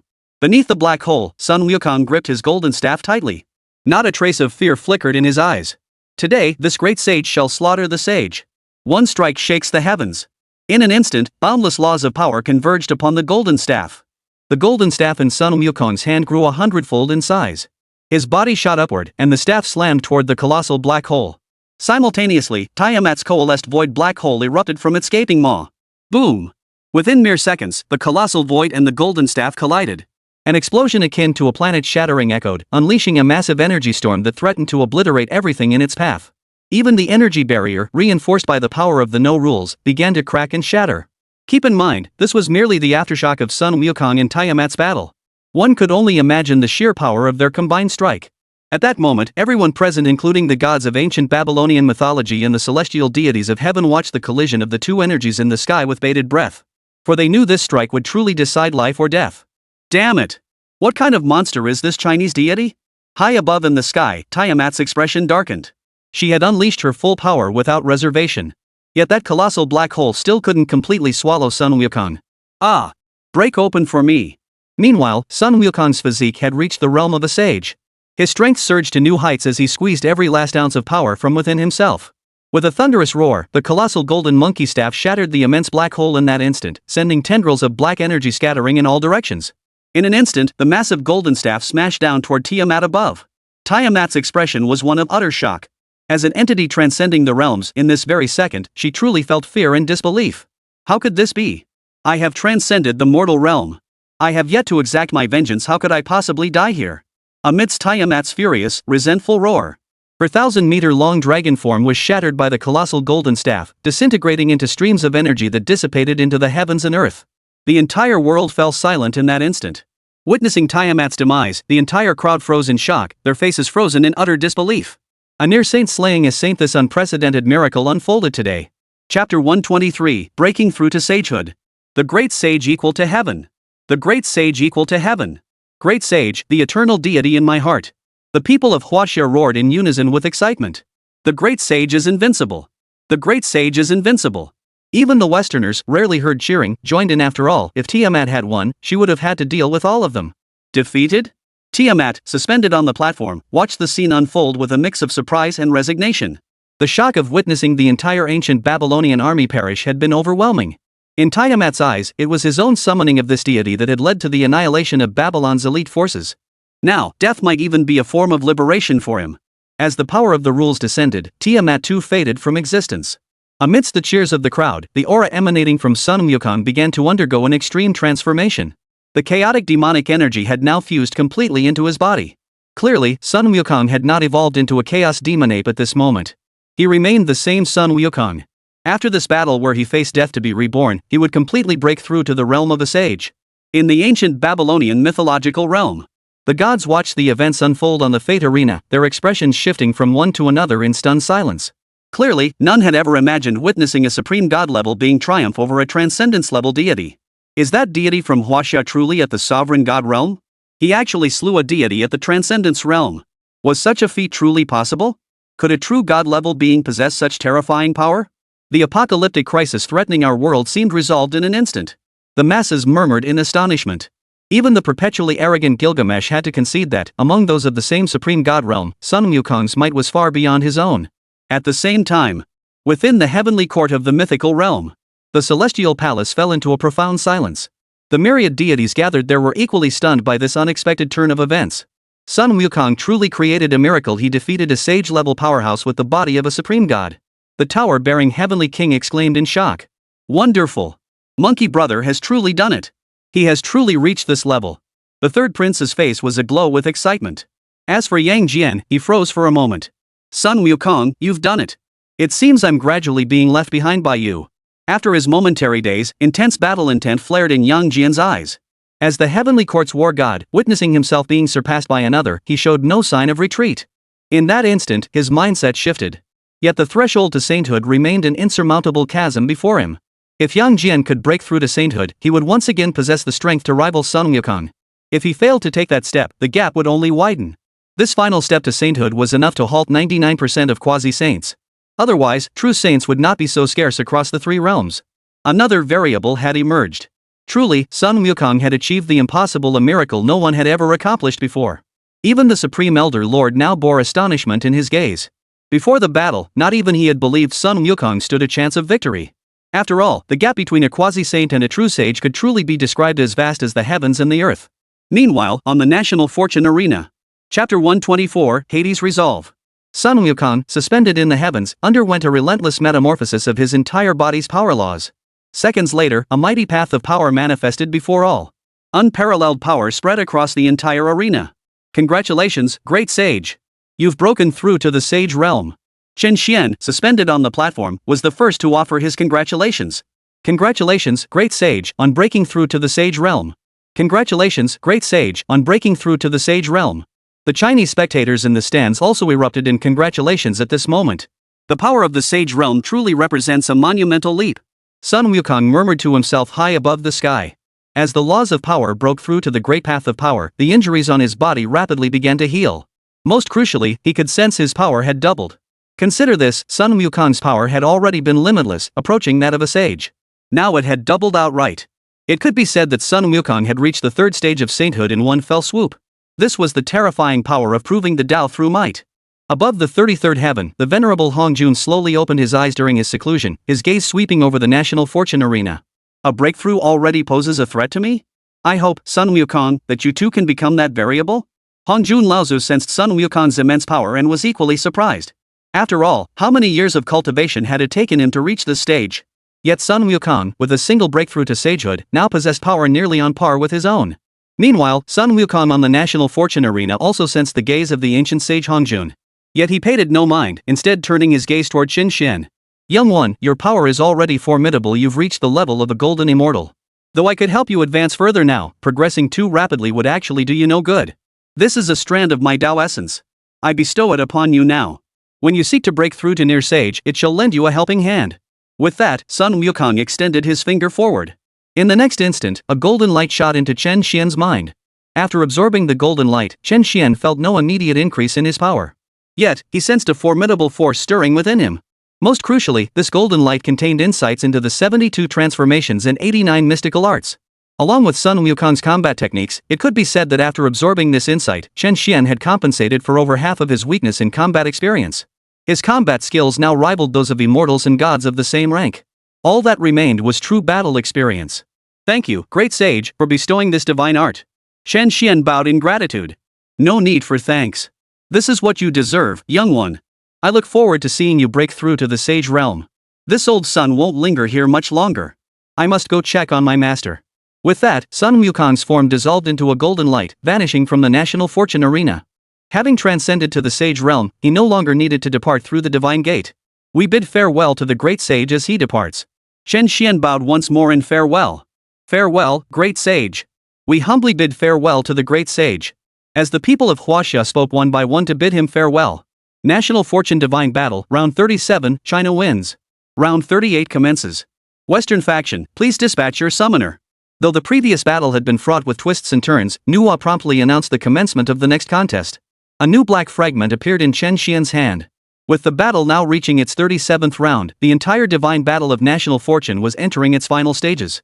With no more than 5 or 6 battles remaining, the outcome of this divine battle of national destiny would soon be decided.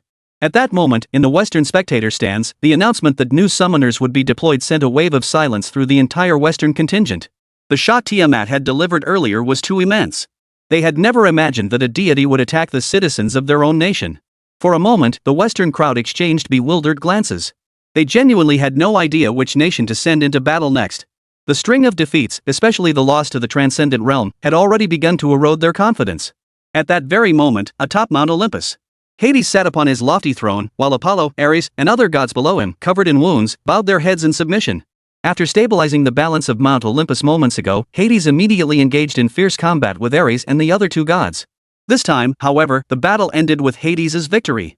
For in that life or death battle, Hades broke through to the threshold of transcendence. Perhaps due to his experiences with Zeus and Chaos, he no longer harbored such intense obsession over the position of Lord of the Sacred Mountain.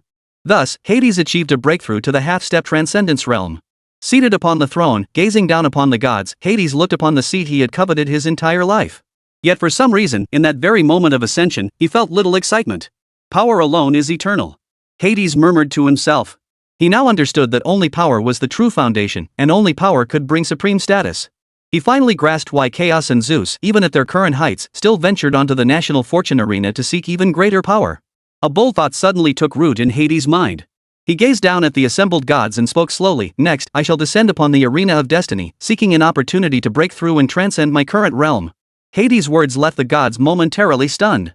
After all, the deaths of Zeus and Chaos were still fresh in their minds. This had made them acutely aware of the might of the Chinese deities. However, Hera and a few other goddesses felt a surge of excitement. After all, if Hades truly chose to descend into the arena of destiny, if he were to perish on the national fortune arena, the throne of the Lord of the Gods would once again be vacant. Hades, I urge you to reconsider. Both Zeus and Chaos met their ends on that national fortune arena. The peril of facing the Chinese deities is evident. Especially chaos he had even transcended to the transcendence realm. Hermes, who had always maintained neutrality, couldn't help but speak up to dissuade him. He truly did not wish to endure another divine war. My decision is final. Hera, Apollo, I know what you're thinking. If I do not return alive, you will naturally vie for the position of Lord of the Gods. Hades spoke these words, a faint smile playing on his lips. He truly held no lingering attachment to the title of Lord of the Gods. His sole obsession now was breaking through to transcendence. Without further hesitation, Hades drew a representative of ancient Greece into the realm of dreams. The arena of national destiny. Adams, who had been lurking on the fringes of the Western Nations Conference, found himself suddenly transported into a temple. Chapter 125, The Black Temple. The temple was entirely black, making Adams feel as though he were surrounded by ghosts.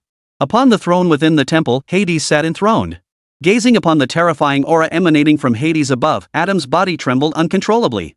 Who are you? Why am I here? Adams did not immediately recognize Hades, the god from their mythology. I am Hades, Lord of the Underworld. I summoned you here so that I may fight in the next battle. Hades stared directly at Adams before him. Hearing these words, Adams froze for a moment.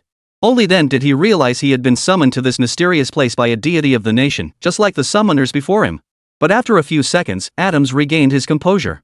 Hesitating briefly, he mustered his courage and spoke, Lord Hades, I understand your power is formidable. But even Lord Zeus perished at the hands of the deities of China. This national fortune arena is far too dangerous. I fear you too. Adams paused, holding back the final words. His reason for refusing to fight was simple, the losing summoner would be erased. Hearing Adams' refusal, Hades' expression darkened, tinged with anger. Have you forgotten who I am? I am the Lord of the Underworld. You have no right to refuse me.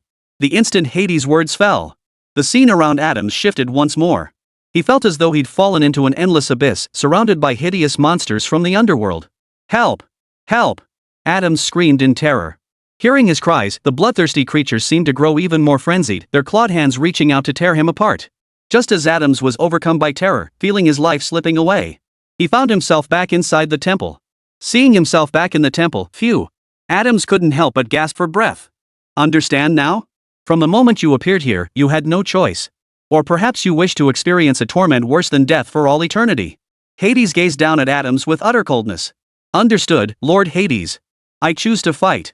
Adams had no doubt Hades possessed the power to condemn him to eternal torment in the abyss.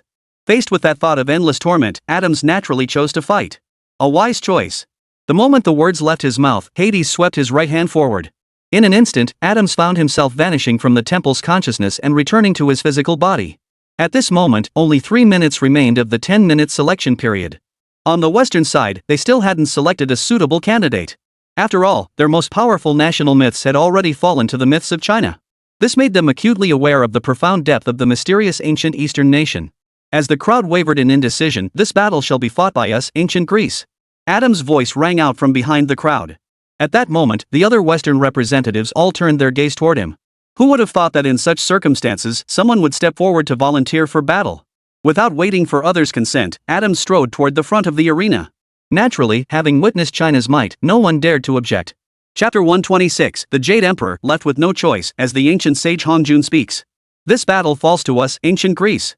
Adams shouted at Noah on the floating platform. In the next instant, a flash of golden light erupted, and Adams materialized on the stage. Chen Xuan watched Adams' arrival, curious. What was Adams' confidence, or rather, his trump card? What gave him the courage to step onto this national fortune arena? Did you receive a divine decree from a deity in your nation's mythology? Chen Xuan asked directly. Indeed, the Lord of the Underworld shall descend upon this national fortune arena. After uttering these words, Adams showed little excitement in his expression. Had this been any previous battle, Adams would have been utterly arrogant, and the Western crowd behind him would have been certain of victory. But now, even Zeus, the king of the gods in ancient Greek mythology, and Chaos, the creator god, had fallen at the hands of the Chinese sage. Thus, the arrival of the Lord of the Underworld could hardly inspire much confidence in the Western crowd. The Lord of the Underworld? Hearing this, Chen Xuan felt puzzled. He wondered why this Lord of the Underworld would choose to descend of his own accord. Hadn't the deaths of Zeus and Chaos earlier taught him a profound lesson? Though he couldn't quite grasp it, Chen Xuan wouldn't let his guard down for a moment. Even though they were now only 3 victories behind the Western factions, Chen Xuan remained unwavering. He could not afford a single defeat, just as before. Even if Hades wasn't a transcendent powerhouse, his combat prowess as a supreme god was terrifying. Divine revelation. Adams wasted no further time, immediately initiating the summoning of mythic entries. As one mythic entry after another appeared, Adam's gaze locked onto the fifth one. For upon it were inscribed 4 characters, Lord of the Underworld. I choose the 5th entry. Hail the Lord of the Underworld, one of the 12 Olympian gods Hades, Lord of the Underworld, descends. Adams prostrated himself, shouting toward the heavens. At that moment, the gates of the gods swung wide open.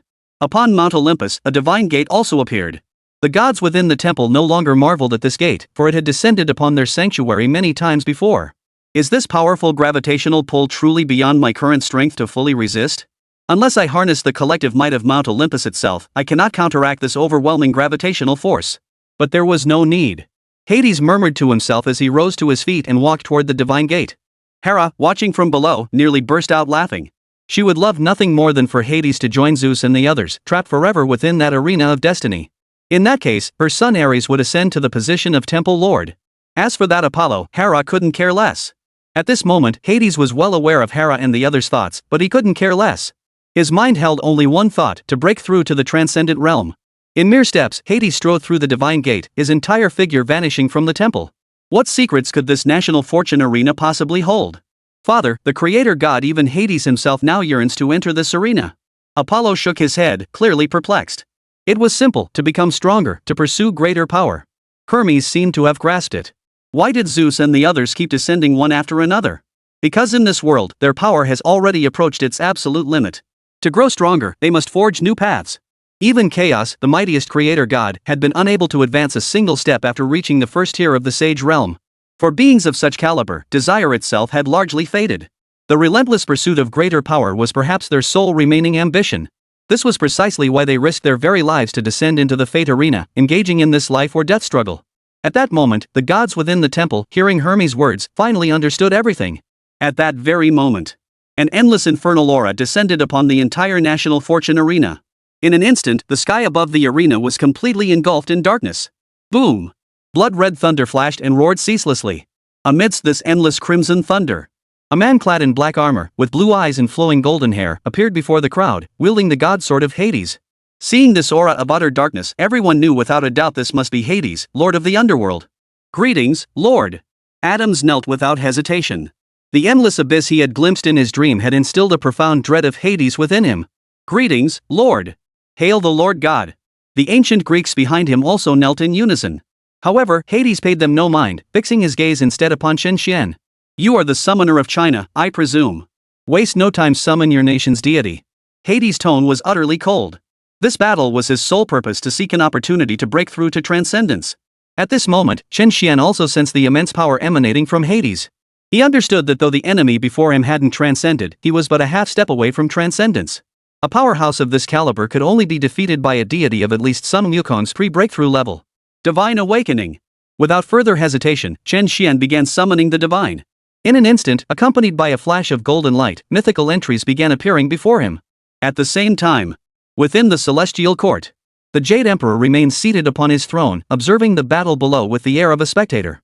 He showed no intention of intervening. In his eyes, why risk action when he could lie back in comfort? Moreover, as the ruler of the 3 realms, bearing the weight of the entire cosmos upon his shoulders, how could he possibly intervene personally? Just as the Jade Emperor pondered which deity from Huaxia would step forward in this battle, suddenly, he found his consciousness entering a chaotic void. The Jade Emperor froze for a moment before regaining his composure. He bowed deeply, his face filled with reverence. Master, he said, I do not know why you summoned me here. What is it you require? In the 3 realms, only one being could be addressed as master by the Jade Emperor, the venerable Hongjun Laozu, revered as the foremost being beneath the Tao of Heaven. The Jade Emperor owed his ascension largely to the primordial Lord Hongjun. When the Jade Emperor had just survived his tribulation to become an immortal, he had served as a young attendant under the primordial Lord Hongjun. This was the primary reason the Jade Emperor became the ruler of the 3 realms. Zheng Byron, you have lingered at the quasi-saint realm for far too long. It is time to make your move. For this battle, you shall descend. As the voice echoed, an elderly figure materialized before the Jade Emperor. Though seemingly ordinary, his entire being radiated an unceasing aura of the Great Tao's laws. Master, but... Upon hearing the primordial Lord Hongjun command him to engage in a life or death battle at the National Fortune Arena, the Jade Emperor froze momentarily, seeking one last chance to resist. For the Jade Emperor knew full well that death on the National Fortune Arena meant true, final death. Even as the ruler of the 3 realms, he would be no exception. Especially given his opponent in this battle. The moment Hades descended, the Jade Emperor recognized him as a powerhouse standing half a step away from sainthood. This meant Hades was equivalent to a quasi-saint on his side, and he himself was also a quasi-saint level powerhouse. When facing an evenly matched opponent, the Jade Emperor preferred to dominate completely. Alas, this was the venerable Hongjun. Even the Jade Emperor had no choice. Hongjun Laozu's gaze fell upon the Jade Emperor. What? Disciple, do you have objections? None. Prompted by the old ancestor Hongjuan's question, the Jade Emperor promptly shut up obediently, not daring to utter another word. Then go and fight. Remember, you represent this Holy One. No matter the cost, you must not lose. Is that clear? The ancient sage Hongjun spoke calmly to the Jade Emperor. Understood, Master. The Jade Emperor promptly nodded obediently, just as he had when serving as a young attendant. Then, the Jade Emperor's consciousness returned to his own mind. Lao Jun, replace the last entry with this Emperor. The Jade Emperor commanded the Supreme Lord Lao Jun below. Even though the Supreme Lord Lao Jun was one of the incarnations of the sage, outwardly, he still fell under the Jade Emperor's jurisdiction. Therefore, Laozi naturally complied with the Jade Emperor's request. Yet even the current Laozi wore a look of puzzlement. Why would the Jade Emperor, renowned for his cautious nature, voluntarily descend into the perilous arena of the National Fortune Tournament?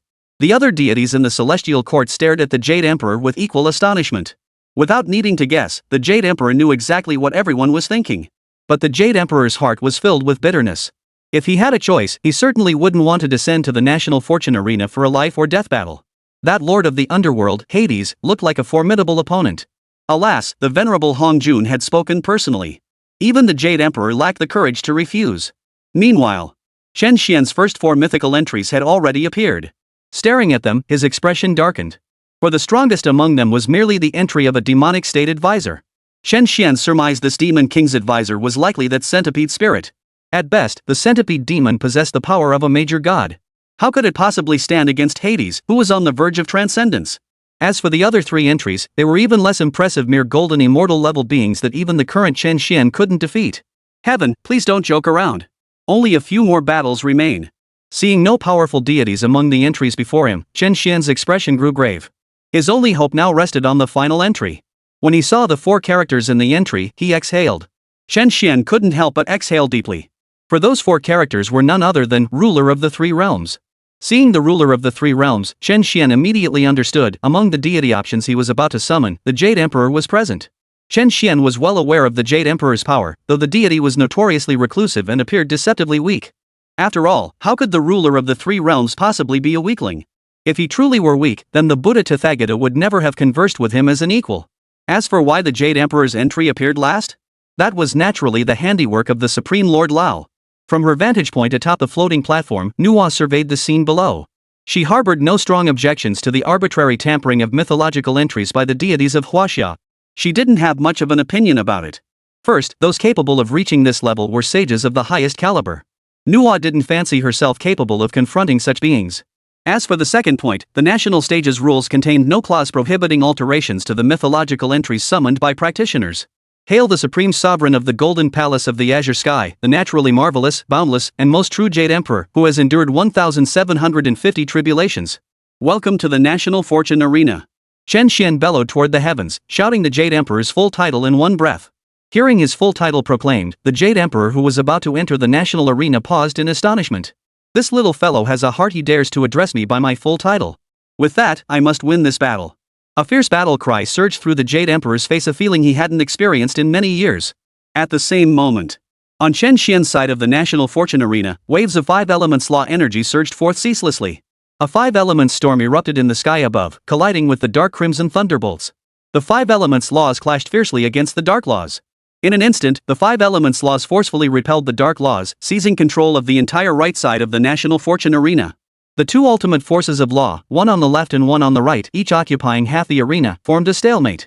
Amidst the boundless 5 elements storm, a man clad in dragon robes, radiating golden light, and sporting a black beard appeared before the crowd. The instant the Jade Emperor descended, Hades observed him directly ahead. He sensed a powerful threat emanating from the Jade Emperor, yet it lacked the aura of invincibility. It seemed the Jade Emperor, like himself, was only at the half-step transcendence realm. However, as long as the Jade Emperor hadn't broken through to the transcendence realm, this battle would be much easier to handle. Hades realized the Jade Emperor was not a transcendent powerhouse, and a look of ease spread across his face. Gripping the Underworld King's divine sword, Hades felt confident in the power he had gained from breaking through to the half-step transcendence realm. He believed he was the absolute pinnacle of combat power within his current realm. He was certain he would defeat this deity of China and find the opportunity to break through to the Transcendence realm. Prepare to welcome the Jade Emperor's arrival. Chen Xuan sensed the formidable power of divine laws emanating from the Jade Emperor. He thought to himself, just as he had suspected the Jade Emperor wasn't weak, he was merely biding his time. Without formidable strength, how could he possibly maintain his position as the ruler of the three realms?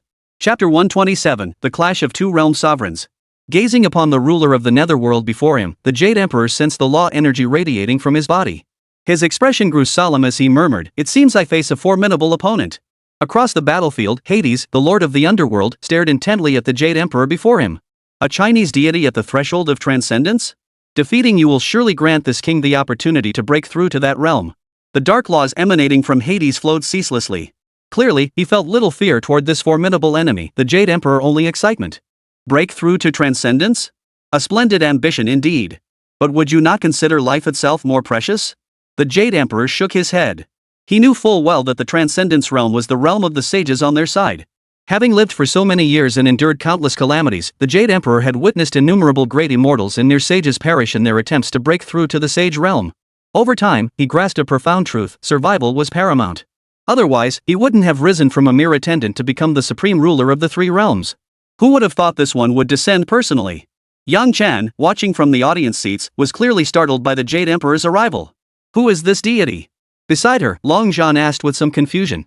After all, although their Huaxia faction had won consecutive victories, only Chen Xuan and Yang Chan, the reincarnation of the Third Holy Mother, truly understood the myths and legends of Huaxia. The ruler of the three realms, the Jade Emperor. Yang Chan spoke slowly. Hearing this answer, Long Zhan and the entire audience were utterly stunned. Though they still didn't know the Jade Emperor's combat prowess, merely hearing ruler of the three realms made it clear this was an absolutely formidable being. Otherwise, why would he be called the ruler of the three realms? It seems you are a truly formidable deity in the Huaxia realm. Hades stared straight at the Jade Emperor before him. It's about that level. Nothing extraordinary, much like Zeus in your myths. A faint smile played at the Jade Emperor's lips. That's quite a high status indeed. Upon hearing this answer, Hades' expression grew even more solemn. After all, Zeus had once been the god king of Mount Olympus. If this Chinese deity held an equal status, then he himself could afford no slight underestimation. No matter how high your status may be, victory in this battle will ultimately be mine. I shall tread the path to transcendence with your blood. The moment the words fell, Hades' expression turned cold. The power of the dark law erupted from him, and in an instant, his form vanished from its original spot, charging forward to strike at the Jade Emperor. Is that so? Though this emperor has not fought in ages, it seems you have come down to challenge me. This emperor fears no one in battle. Upon hearing Hades' words, the smile vanished from the Jade Emperor's face, replaced by an overwhelming intent to kill. In the blink of an eye, as strands of the five elements law radiated out, the Jade Emperor's hand grasped the Celestial Emperor's sword. His form vanished from his original position as well. The battle between two beings on the brink of transcendence was about to erupt. Clang! In an instant, the Celestial Emperor's sword collided with the Lord of the Underworld's divine sword. Everything around them was obliterated as concentric waves of energy radiated outward. The laws of darkness and the laws of the five elements clashed fiercely. The newly crowned god king of Olympus and the ruler of the celestial court formally commenced their deadly clash. Chapter 128, still a bit short on temperament. As the two forces collided violently, both sovereigns were forced backward by the impact. Hades gripped the underworld king's divine sword tightly, his gaze toward the Jade Emperor growing even more solemn. What immense power, hardly befitting one who had just broken through to the half-step transcendence realm. The Jade Emperor glanced at his trembling right hand, surprised by Hades' strength, which surpassed his expectations. Originally, he had observed Hades' unstable aura, clearly a sign of having just broken through the half-step transcendence realm. This had led the Jade Emperor to believe victory was highly probable. Yet in their recent exchange, he discovered he couldn't gain the upper hand. In truth, Hades' astonishment at that moment far surpassed the Jade Emperor's. Before descending, Hades had absorbed nearly half of Mount Olympus's primordial energy, boosting his power by almost 50%. Of course, should Hades fall here, the entire ancient Greek mythological world might be destroyed. After all, the death of the primordial creator god had already inflicted immense damage upon the entire mythological realm.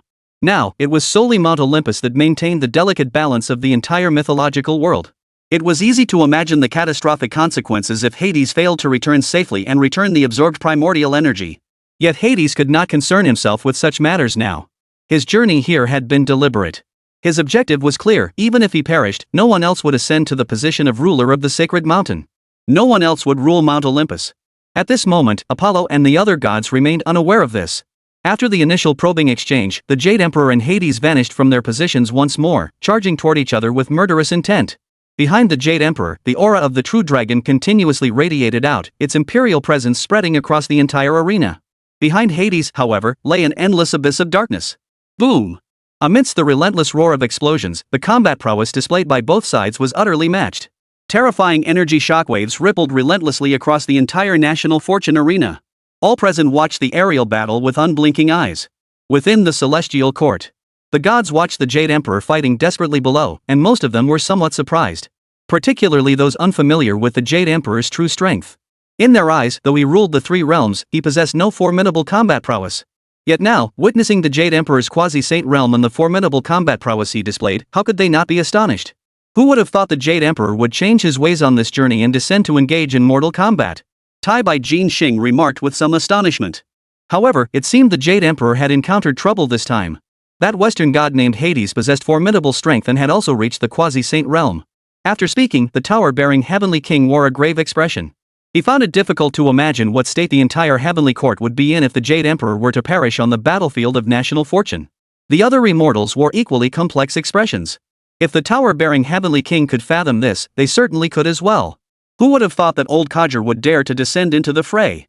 As the divine beings pondered, a voice suddenly echoed out. All eyes turned toward its source. A powerful divine aura spread outward, the force of the great Tao's laws faintly permeating the air around him. This sudden arrival, who dared address the Jade Emperor so boldly, was none other than Sun Wukong, the one who had broken through to become a sage. His injuries had now fully healed. Moreover, moments ago, Sun Wukong had shielded his master, Patriarch Bodhi, from a heavenly tribulation. This ensured the sage patriarch did not lose his cultivation realm, though he was severely injured and would need to seclude himself to recover. Greetings, great sage. Greetings, great sage. Upon seeing Sun Wukong approach, numerous immortals immediately bowed in greeting. After all, he had now ascended to the realm of the sage. Greetings, great sage. As for Yang Jian, he froze momentarily. It couldn't be helped. For over 500 years, Yang Jian's strength had been evenly matched with Sun Wukong's. Now that Sun Wukong had ascended to the realm of a sage, it meant Yang Jian had been left far behind. This stirred a fierce battle cry within the ever-competitive Yang Jian. Yet he knew full well that with his current strength, he stood no chance against Sun Wukong. If he wished to challenge him, he would have to break through to the sage realm himself. It seemed the Great Tribulation was approaching, and everyone was seeking their own breakthrough opportunity. The Tao itself had begun to ease the path to sainthood. Sun Wukong paid no heed to the crowd's bows, his gaze fixed instead on the battle reflected in the mirror. He understood that if the Jade Emperor could emerge victorious from this battle, he might just find the opportunity to break through to the sage realm. While it was virtually impossible for the Jade Emperor to achieve a complete breakthrough in one go, he could at least take a step forward. After Sun Wukong ascended to the sage realm, he immediately discerned what the Jade Emperor still lacked to reach that level. Insight was one aspect, but the most crucial element was his state of mind. Though Sun Wukong had only recently ascended to quasi-sainthood, his audacity to defy heaven and confront saints as a quasi-saint had elevated his state of mind to its zenith. This was precisely why he could achieve a sudden breakthrough to sagehood after enduring a life-and-death battle. As for the Jade Emperor, after ascending to quasi-saint and becoming the ruler of the three realms, his realm of enlightenment remained stagnant. This is precisely why Sun Wukong believed that even if the Jade Emperor emerged victorious in this battle, he would still be unable to break through to the level of a true sage. Congratulations, great sage, on your breakthrough to the sage realm. As Sun Wukong pondered, the Supreme Elder Lord approached with a smile, offering his congratulations. Gazing at the Supreme Elder Lord, Sun Wukong sensed a faint trace of threat emanating from him. Strictly speaking, this sense of threat didn't originate from the Supreme Elder Lord himself, but from his true form Laozi, one of the three purities. Truly worthy of the three purities, his combat prowess has reached the pinnacle of the sage realm. Sun Wukong pondered inwardly before slowly speaking, I wonder, Lord Laozi, do you believe the Jade Emperor can win this battle? Great sage, you too have attained the level of a sage.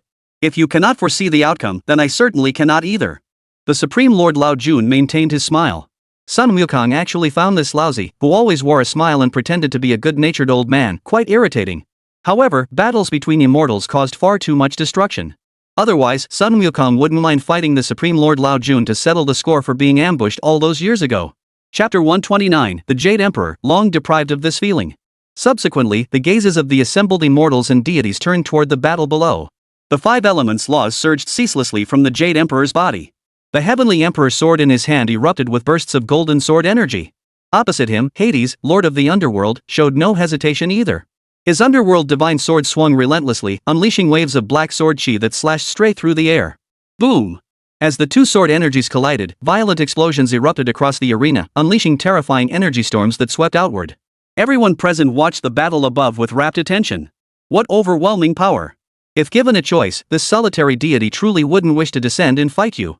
The Jade Emperor approached Hades, delivering a sword strike with a smile on his lips. Even now, deep into the battle, he appeared utterly unfazed. So confident in his own strength? Such arrogance will cost you your life. Hades' expression remained utterly cold as he swung the Underworld King's divine sword in response. Clang! In an instant, the Underworld King's divine sword collided with the Heavenly Emperor's sword, sending terrifying shockwaves rippling outward. Hades and the Jade Emperor's immense power locked in a stalemate. The cost of life? I don't believe I'll fall here. 5 Elements Great Seal. A faint smile still lingered at the corner of the Jade Emperor's lips. His current demeanor bore no resemblance to the timid, cowardly figure he had been before. As the 100-meter-tall 5 Elements Great Seal descended from the heavens, Hades' eyes held no trace of fear. With a single, sweeping punch, the Lord of the Underworld unleashed his divine fist.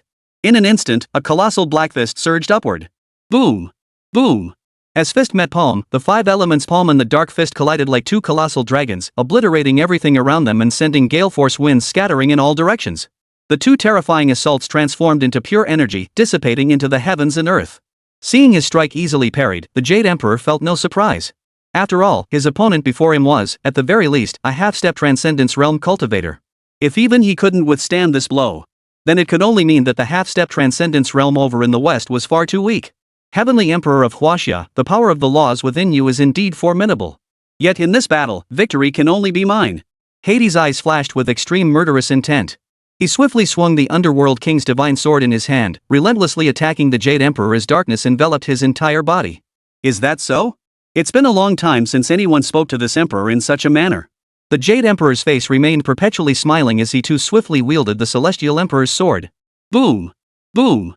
Amidst the relentless clashes, the Jade Emperor and Hades transformed into streaks of light in the sky, locked in a fierce battle. Terrifying explosions erupted in an unending chain. The heavens darkened, the entire sky flickering with crimson lightning. Most alarmingly, the space surrounding their battle kept shattering apart.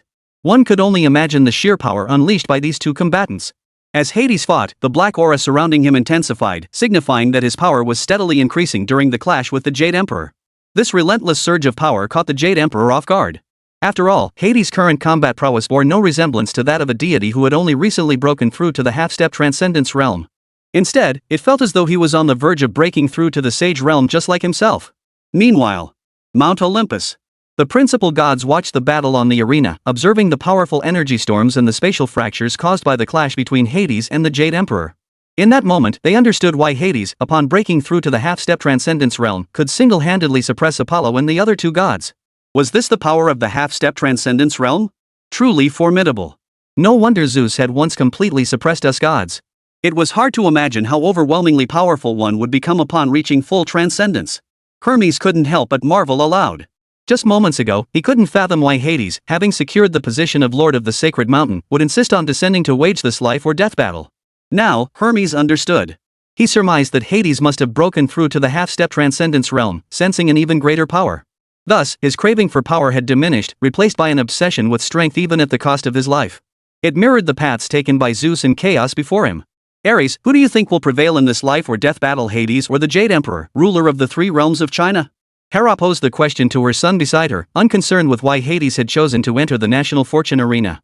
Her sole concern was whether Hades would perish on this arena of national destiny. If Hades perished on the arena of national destiny, in Hera's eyes, there would be virtually no one left to challenge her son for the throne of Mount Olympus. Indeed, she herself might even ascend to that throne. Her previous desire to elevate her son Ares stemmed from Hades being a formidable rival and, crucially, the fact that no woman had ever ruled Olympus. If she were to become ruler herself, she risked provoking opposition from other neutral major gods, making the endeavor not worth the cost. But now, with Hades dead on the national fortune arena, only Apollo remained. Hera was certain she could decisively eliminate Apollo. Even if 1 or 2 major gods objected to her ascension, she could simply suppress them. After all, the combat prowess of the other principal gods doesn't match Apollo's top-tier level at best, they're on par with her. Meanwhile, Ares, standing nearby, remained unaware of his mother's calculations. After a moment's thought, he shook his head. Mother, whether it's the Jade Emperor of this Huaxia realm or Hades' power, both surpass my own. I cannot predict who will emerge victorious. Though, Hades' condition seems off.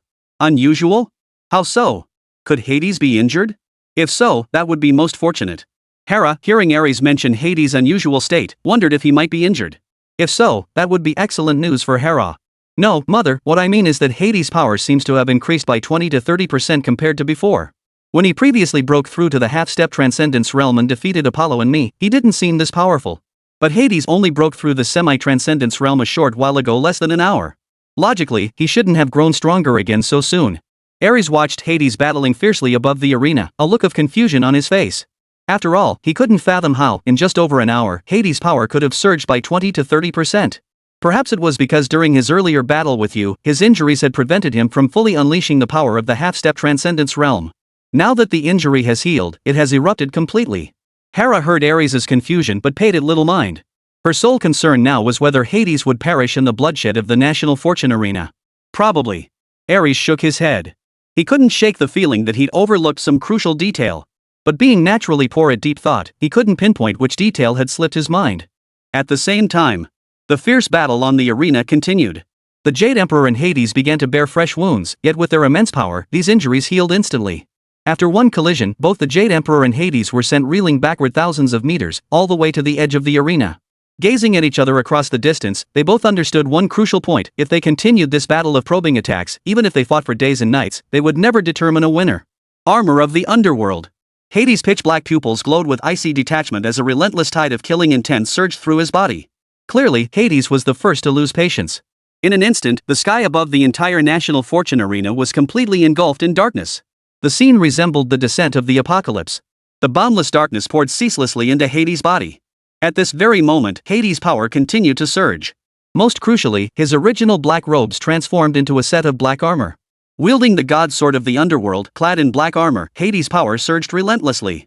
Witnessing the apocalyptic scene above the ring, where darkness shrouded the heavens, spectators on both sides of the arena couldn't help but swallow hard. As for the ancient Greeks in the stands, their faces were filled with excitement. They thought to themselves, this was the power of Hades, the lord of the underworld, as described in their national mythology. Meanwhile, on the opposite side of the arena, the Jade Emperor observed the scene unfolding before him without much panic, a smile perpetually on his lips. "So, you've decided to get serious," he remarked. "Well then, I suppose I'll have to get a little more serious myself." Master of Destiny. In an instant, 9 illusory dragons flickered around the Jade Emperor's form. Roar! Accompanied by earth-shattering dragon roars, the 9 illusory dragons shot straight into the heavens, piercing through half the encroaching darkness. The next second, the 9 dragon shadows simultaneously poured into the Jade Emperor's body. His entire being surged with surging chi and blood. The golden blood within the Jade Emperor's body boiled ceaselessly, while his divine power skyrocketed to its absolute peak. Even the Heavenly Emperor's sword in his hand trembled with excitement. Needless to say, the Jade Emperor had unleashed his most formidable form. This kind of battle is truly thrilling. Ha, ha! Only such a clash can grant me the opportunity to break through to transcendence. A savage grin spread across Hades' face. In the blink of an eye, he vanished from his spot, the God King's sword in hand, as the dark laws surrounding him solidified into tangible form. "You dare use me as a stepping stone? That takes some nerve." A flicker of mild anger crossed the Jade Emperor's expression. The next second, his form vanished from the spot as well. Boom! In an instant, 2 terrifying forces collided like planets, completely shattering the surrounding space. The heavens and earth changed color, and the aftershocks of their battle transformed into energy storms, battering the protective barrier of the arena. Under this strike, the power of the Jade Emperor and Hades held each other in a stalemate. Then, without hesitation, both swung their weapons once more, charging toward each other with murderous intent. This time, each strike approached the limit of Tao-level power. It was clear neither the Jade Emperor nor Hades was testing the waters anymore. They were now fully committed to eliminating the other. 5 Elements Celestial Dragon. After repelling Hades with a sword strike, the Jade Emperor gripped his Heavenly Emperor's sword tightly with both hands. Then, he swung it down with all his might. In an instant, a burst of 5-colored light erupted. Mid-air, it coalesced into a colossal 5 elements dragon, seemingly intent on devouring all existence as it surged toward Hades, threatening to engulf him. Soul Reaper's Slash. Hades' eyes burned with utter coldness as the dark laws within him poured ceaselessly into the king of the underworld's divine sword. Standing his ground, he watched the 5 elements dragon charge toward him and swung his sword downward. This terrifying strike cleaved the 5 elements dragon clean in two, sending bursts of energy scattering in all directions. In the very instant the 5 elements dragon was destroyed, the Jade Emperor's figure had already charged before him. His fist was enveloped in the power of the 5 elements, a single blow seemingly capable of shattering the heavens and earth. This incredibly powerful punch hurtled toward Hades' chest at blinding speed. With no time to evade, Hades could only raise his arms to block. Boom! The next instant, as the fist slammed heavily into Hades' arms, his body flew backward like a... He slammed hard into the barrier, causing cracks to form across its surface before his momentum finally halted. Though struck by the blow, Hades suffered no injury. He brushed the dust from his clothes. Is that all the power you have? Not enough? In an instant, Hades transformed into a streak of light, charging toward the Jade Emperor. Not enough? Then next time, don't die. The Jade Emperor, who had always believed in the path of cautious development, now wore an expression of excitement, his eyes blazing with the fire of battle. It had been millennia since the Jade Emperor had felt such a surge of desire. In that instant, two quasi-saint level powerhouses unleashed terrifying might, clashing above the arena and obliterating everything around them. The heavens darkened, the sky turning crimson as shockwaves radiated outward in relentless waves. In this moment, both the Jade Emperor and Hades were utterly consumed by this ultimate clash. Chapter 130, Hades, prepared ahead of time. Each strike from these two quasi-saint level powerhouses tore through space itself. Twin Underworld King Spears. In an instant, Hades vanished from his original position, reappearing above the Jade Emperor the next second. His hands swept forward, conjuring two crimson Underworld King Spears. These Underworld King Spears contained terrifying power, piercing downward toward the Jade Emperor at blinding speed. Gazing at the two crimson spears piercing toward him, the Jade Emperor's eyes held no trace of fear. 5 Elements Vortex. A faint smile touched his lips as he raised his left hand high. Instantly, a 5 Elements vortex hundreds of meters wide materialized out of thin air.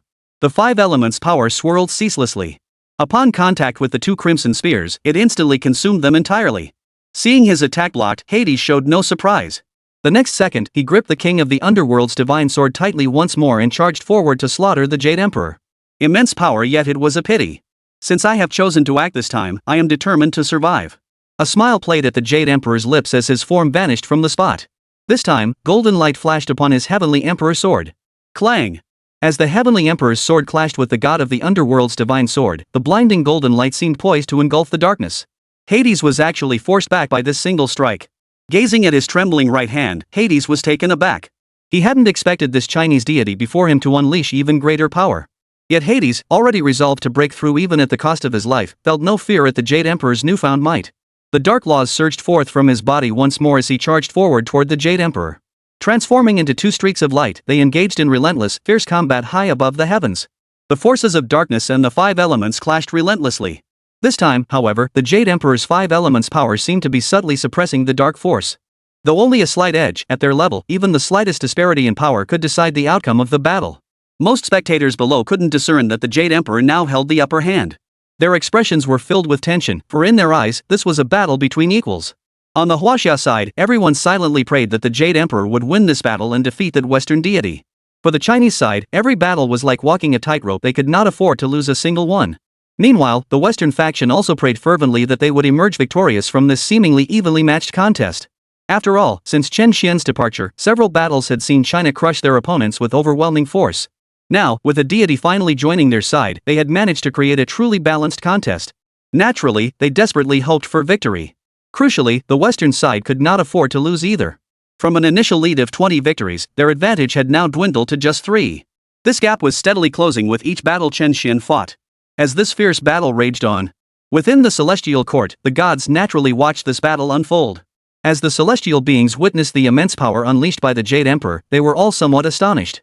They realized that the Jade Emperor, ruler of the 3 realms, had been concealing such immense power all along. Not only was he a near saint, but he possessed power that was absolutely top tier even among those at the near saint realm. The Jade Emperor, that old fox, had been keeping his cards close to his chest. Judging by the combat prowess he'd just displayed, even that old codger Sakyamuni probably wouldn't stand a chance against him.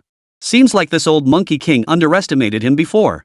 Sun Wukong remarked with some surprise. Though after the journey to the west, Sun Wukong had come to understand that the Jade Emperor had been concealing his strength all along, being at the half-step saint realm. However, in Sun Wukong's estimation, the Jade Emperor belonged to the weakest tier among the half-step sages. But now it was clear Sun Wukong had significantly underestimated him. His demonstrated combat prowess even surpassed that of the Buddha. At that moment, the other immortals froze upon hearing Sun Wukong's words. After all, within the Hall of Supreme Bliss, Sun Wukong was likely the only one bold enough to call the Jade Emperor old geezer. Meanwhile, behind them, Erlang Shen watched the fierce battle on the National Fortune Arena. He murmured to himself, "Uncle, so you've been hiding such immense power all along?" Originally, in Erlang Shen's estimation, the Jade Emperor's power was roughly on par with his own before he had broken through to the quasi-saint realm. But now it seemed that even though he had broken through to quasi-saint, he might not necessarily be able to defeat the Jade Emperor with certainty. Great sage, the Jade Emperor endured 39,000 tribulations. His strength is naturally formidable. At that moment, the Supreme Elder Lord interjected from the sidelines. Oh, is that so? Lord Lao Jun, when it comes to concealing power within the Celestial Court, who could possibly hide it better than you? Sun Wukong looked at the Supreme Elder Lord with a smile. The other immortals nodded in agreement. After all, the Supreme Lord Lao Jun was one of the three purities, possessing the combat prowess of a sage. But his usual demeanor hardly resembled that of a sage, did it? Great sage, you jest. However formidable this old one may be, I could never match your prowess. Lao Jun maintained a perpetual smile, projecting an air of ingratiation. Seeing Laozi like this, Sun Wukong couldn't help but think to himself, sure enough, these old codgers, each one sleeker than the last, each one better at playing dumb to catch the wise. Snapping back to reality, Sun Wukong turned to Laozi and said, I don't think that's necessarily true, Laozi. Since breaking through to sagehood, I haven't fought anyone yet. Why don't we have a match? Great sage, you truly have a sense of humor. You are a sage who proves your path through strength. If we were to truly fight, this old man would certainly be no match for you. The Supreme Lord Lao Jun shook his head with self-deprecating humor. Is that so? Then you're being too modest.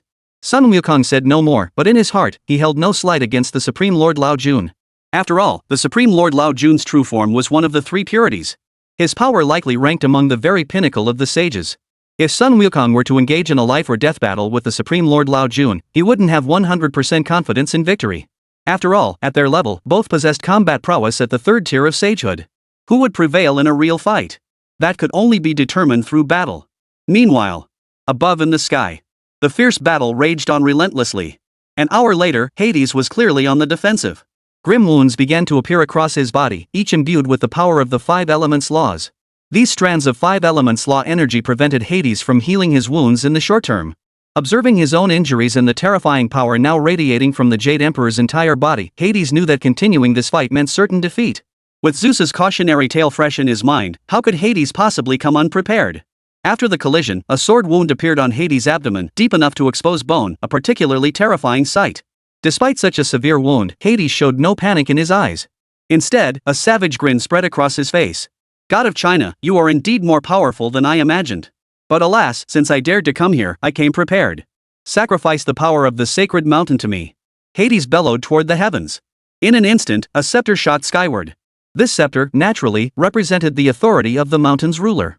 Hades had seized it from Hera after defeating Ares and the other gods. The scepter blazed with light, piercing through the barrier of the National Fortune Arena.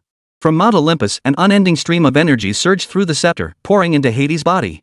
In an instant, black light completely enveloped Hades, engulfing the entire National Fortune Arena. The gods of Mount Olympus witnessed this scene. Their eyes first filled with shock, then with rage. What the hell is Hades doing? When did he take this step? He dares to sacrifice the power of Mount Olympus again. Doesn't he realize what this will do to Mount Olympus? What it will do to the entire world? Apollo roared in fury. Damn it! No wonder Hades dared to descend to the National Fortune Arena for a life or death battle. He had prepared for this all along. It's all thanks to you lot. If you had united to confront Hades earlier, how could this outcome have occurred? Hera also shouted angrily. At that moment, the other Olympian gods stared at Hades' reflection in the mirror, their eyes filled with murderous intent. They now yearned to kill Hades, for sacrificing the power of Mount Olympus once more would shatter the entire world. Worst of all, they couldn't stop it now.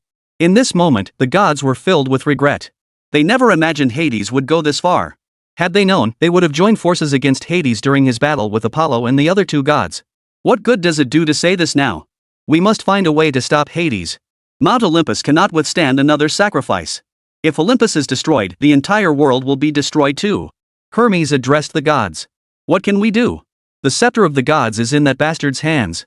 This process is irreversible unless Hades dies immediately, but do you really think that's possible? We'd be better off figuring out where we'll survive next. Hera clenched her fists, her face twisted with fury, yet in the next instant, resignation took hold. The other gods shared her helplessness. Yes, they were utterly powerless now, forced to watch Mount Olympus's demise unfold before their eyes. Meanwhile, Hades stood atop the arena of destiny, his expression brimming with excitement as dark energy surged ceaselessly into his body. The fate of Mount Olympus held no concern for him whatsoever. His sole focus now was finding the opportunity to break through to the Transcendence realm. This obsession was even more intense than that of Zeus or Chaos. Watching Hades' power steadily rise, the Jade Emperor's expression finally darkened with gravity. Clearly, he hadn't anticipated Hades possessing such a capability. Of course, the Jade Emperor wouldn't stand idly by as Hades grew stronger. In an instant, the Jade Emperor vanished from his original position. His entire body was enveloped in golden light, the power of the five elements law coiling around the heavenly Emperor's sword like five colored streams of light. This sword strike, containing boundless power, seemed poised to tear apart space itself. Rifts began to form in the void before Hades as the blade charged straight toward his form. Yet Hades showed no trace of fear in his eyes, only exhilaration. He swung the Underworld King's divine sword in his grasp. Clang! As the clash of weapons echoed, the heavens and earth shifted. Two colossal forces sliced the entire battlefield apart.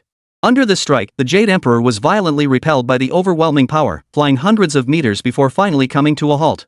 Staring at his trembling right hand, the Jade Emperor was taken aback. "I never imagined your power had increased so much," the Jade Emperor remarked, a hint of shock in his voice. "God of China, there are many things you haven't anticipated yet. In this battle, victory will surely be mine."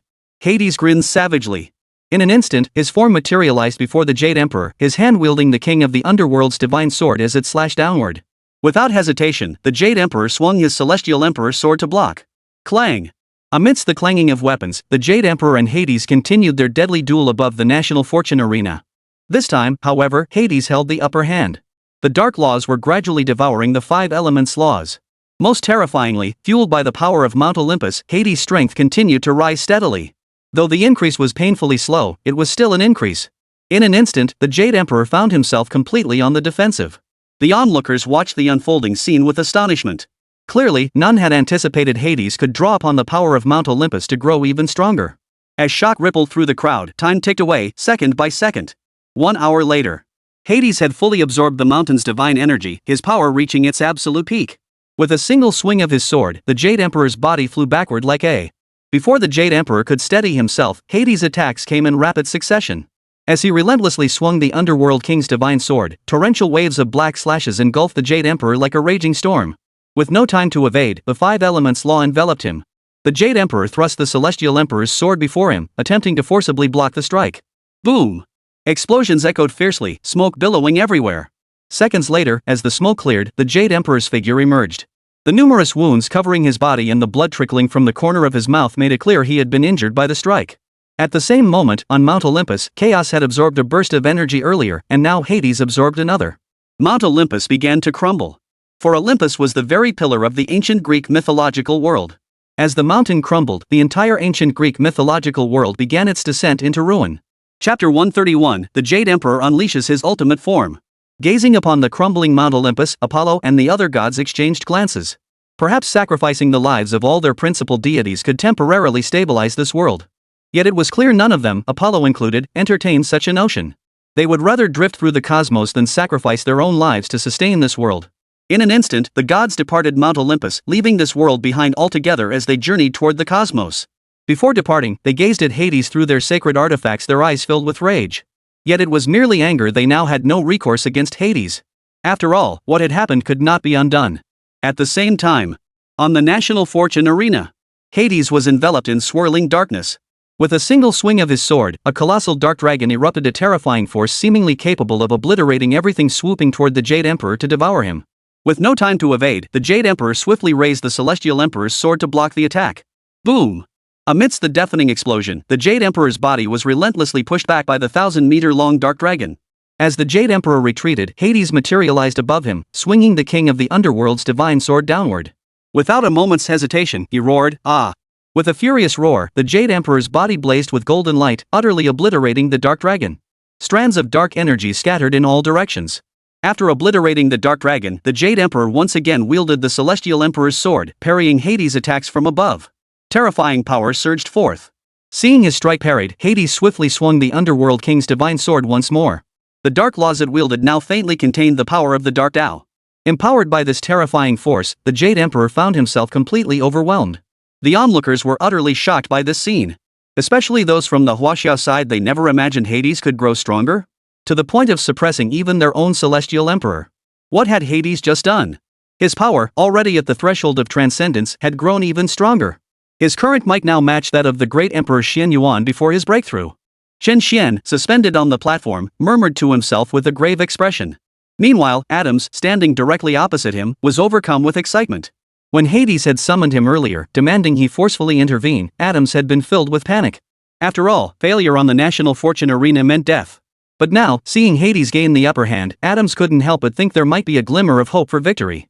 If he truly prevailed, he would become the hero of all ancient Greece, basking in unparalleled glory. With this thought, Adams shot a smug glance at Chen Xuan. Though he said nothing, his petty, scheming nature was plain for all to see. Chen Xuan could do nothing about it. His only hope now was that the Jade Emperor would unleash even greater power to defeat Hades, the ruler of the underworld.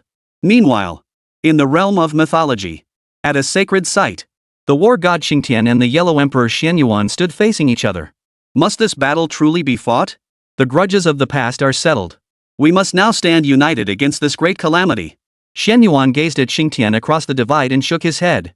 Chen Yuan, though you defeated me back then, I never accepted it. Had I not already expended most of my divine power battling the four sacred beasts, I doubt you could have overcome me. Now that we've both transcended to the sage realm, with no others interfering, this battle I must fight it. Intense battle intent flared in Xingtian's eyes. In truth, upon arriving, he had already seen Xuan Yuan's breakthrough to sainthood. He understood the vast chasm between a near saint and a saint. Moreover, at that moment, Xingtian had already discovered the key to his own breakthrough to sainthood. Thus, Xingtian immediately chose to seclude himself in meditation. Now, having ascended to sainthood, Xingtian naturally sought to avenge that past humiliation. Seeing the resolute fighting spirit in Xingtian's eyes, Chen Yuan sighed. Chen Yuan couldn't help but sigh. He understood that this battle today was unavoidable. Xingtian, if you insist on fighting, then fight. In an instant, the power of the great Tao manifested around Chen Yuan. As a saint-level powerhouse, he feared no challenge. Good. This is the Chen Yuan I know. Today, I will settle the score from years past. A savage grin spread across Xingtian's face as he gripped his demon god's great axe. The next second, his form vanished from the spot, charging toward Chen Yuan. The power of the Tao surged through his body, channeling into the demon god axe. Facing this terrifying strike, Chen Yuan showed no hesitation. His fist clenched, channeling the power of the Tao onto his fist as well, and he launched a direct punch. It wasn't that Chen Yuan looked down on Xingtian or refused to wield a weapon, it was simply that his Chen Yuan sword had already been given to Chen Xuan. Moreover, after breaking through to the level of a sage, Xuan Yuan's own physique had become akin to a powerful divine artifact. Boom! Boom! In an instant, the fist and the demon god's axe collided like two colossal planets. The terrifying force erupted into waves of energy storms that swept out relentlessly. Following this strike, both Chen Yuan and Xingtian transformed into streaks of light, charging toward each other to attack. As the two saint-level powerhouses clashed. On the National Fortune Arena, the fierce battle between Hades and the Jade Emperor raged on. With each passing second, the Jade Emperor's wounds multiplied. Hades swiftly wielded the Underworld King's divine sword in his hand, its black aura radiating an eerie and terrifying aura. The blade came crashing down toward the Jade Emperor's chest. His expression grim, the Jade Emperor barely had time to dodge. He stumbled back a meter, and in the next instant, blood spurted forth. Hades' blade still grazed the Jade Emperor's chest, though fortunately the wound was not deep. Otherwise, even as a powerhouse nearing the level of a sage, the Jade Emperor would have been utterly overwhelmed by this strike. After all, this strike was intertwined with the power of the Dark Law. God of China, Hades declared, I acknowledge your strength, but it remains insufficient. In this battle, I shall be the victor. You will become the stepping stone for my breakthrough beyond transcendence. Hades wore a confident, triumphant smile as he swiftly wielded the Underworld King's divine sword, relentlessly slaughtering the Jade Emperor before him. The ultimate darkness law relentlessly compressed the space governed by the five elements law. The Jade Emperor was being relentlessly pushed back, his body accumulating more and more wounds. Even ordinary spectators could now clearly see who held the upper hand. On the western spectator stands of the National Fortune Arena, they watched Hades, who now held complete dominance, with some surprise. After all, the awe-inspiring power of China's mighty deities had left them deeply shaken. They now harbored no confidence in defeating China. Otherwise, when selecting summoners, the Western nations wouldn't have hesitated and passed the responsibility back and forth. But now, seeing their own deities gaining the upper hand, especially when China's god was none other than the Jade Emperor, ruler of the three realms, this restored a sense of smug arrogance to the Western crowd. It seemed the chief deities of ancient Greek mythology still had some substance after all, completely suppressing that ruler of the three realms from China. This ruler of the three realms from China, I thought he was something special, after all, commanding all three realms. But now it seems he's just a hollow figure. Yeah, when he first appeared, I thought we were doomed. But now it's clear that a lofty title doesn't necessarily mean greater power. Perhaps the Chinese deity only became the ruler of the three realms through some kind of connection? People from various Western nations chattered among themselves, their voices dripping with mocking satisfaction. You Westerners, have you forgotten how we crushed you when you were strutting around earlier? I mean, didn't all your earlier deities declare victory the moment they stepped onto the stage? And what happened? They were all crushed by our Chinese deities. Where do you get the confidence to act so arrogant now? Watching the battle above, the crowd from China couldn't help but worry, could the Jade Emperor really lose? But defeat could be discussed later. Right now, the Western faction's arrogant sneers were mocking their Chinese deities. The Chinese crowd couldn't possibly endure this. They immediately chose to fight back. Your gloating won't last long. Once your Jade Emperor, that ruler of the three realms, falls, it will be our Western deities descending to rule your Huaxia realm completely. Indeed, your arrogance will be short-lived. Lord Hades will soon vanquish your three realms ruler. This is the might of ancient Greek mythology. Our ancient Greek pantheon boasts 12 principal gods.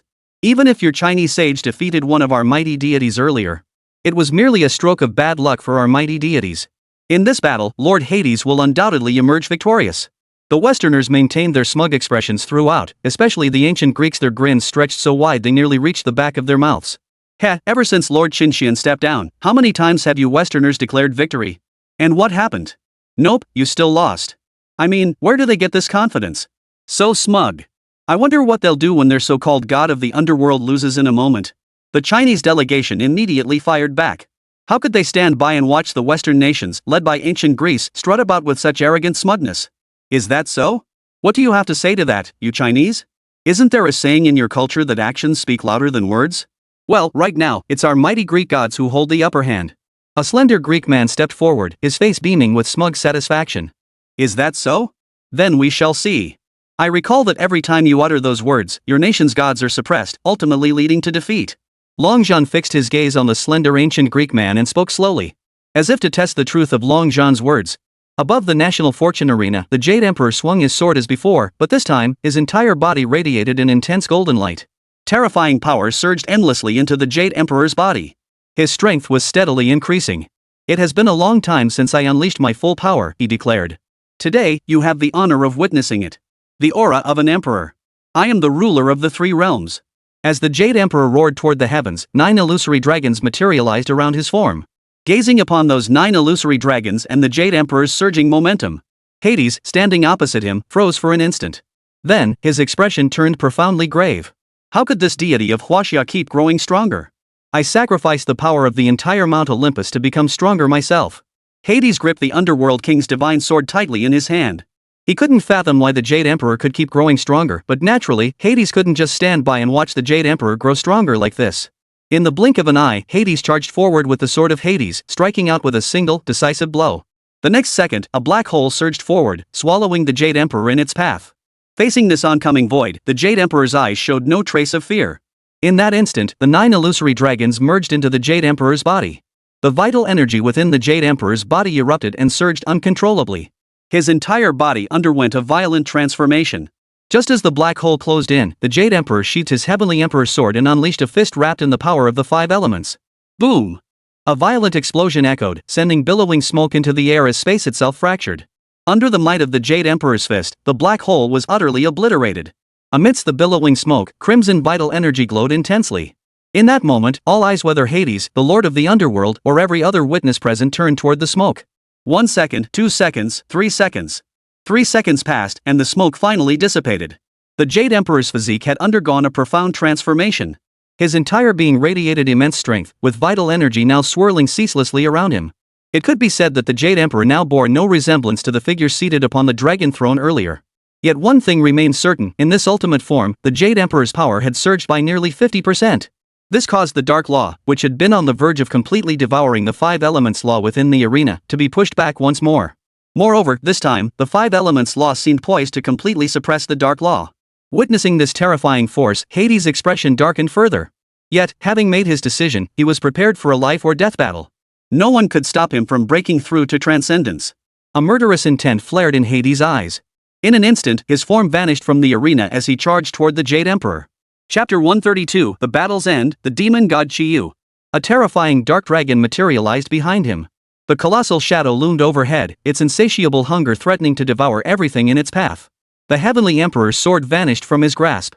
Clenching his fist, the Emperor of Jade channeled the ceaseless flow of the 5 elements laws into his punch, unleashing a devastating strike. Boom! Amidst a deafening roar, the Jade Emperor's massive fist collided with the dark dragon. Terrifying force swept outward, the 5 elements power engulfing everything. With this single strike, the Jade Emperor's 5 elements fist shattered the dark dragon. In the very next instant, the Jade Emperor unleashed another punch, its terrifying force threatening to obliterate all existence. Standing so close, Hades' expression froze in shock. With no time to evade, he could only thrust the king of the underworld's divine sword before him. Boom! A thunderous roar echoed as Hades was sent flying backward hundreds of meters by the blow. Regaining his footing, Hades stared in utter disbelief at the distance he'd been forced back. Damn it! Gripping the underworld king's divine sword tightly, he gritted his teeth. He simply couldn't comprehend it. Why? He had fused with the power of the entire world, yet he was still being forced back by this Chinese deity. What? What are you pondering? I haven't intervened in so many years. Today, I too wish to unleash my full power. I hope your strength will bring me joy. As Hades pondered, the Jade Emperor's voice echoed from his right flank. A smile touched the Emperor's lips as he unleashed a direct punch. The sheer force of the strike caused the very fabric of space to crack and shatter. Facing this overwhelmingly powerful blow, Hades' expression turned grim. He dared not hesitate, swiftly raising the Underworld King's divine sword to block the punch. Boom! In that instant, fist and sword clashed.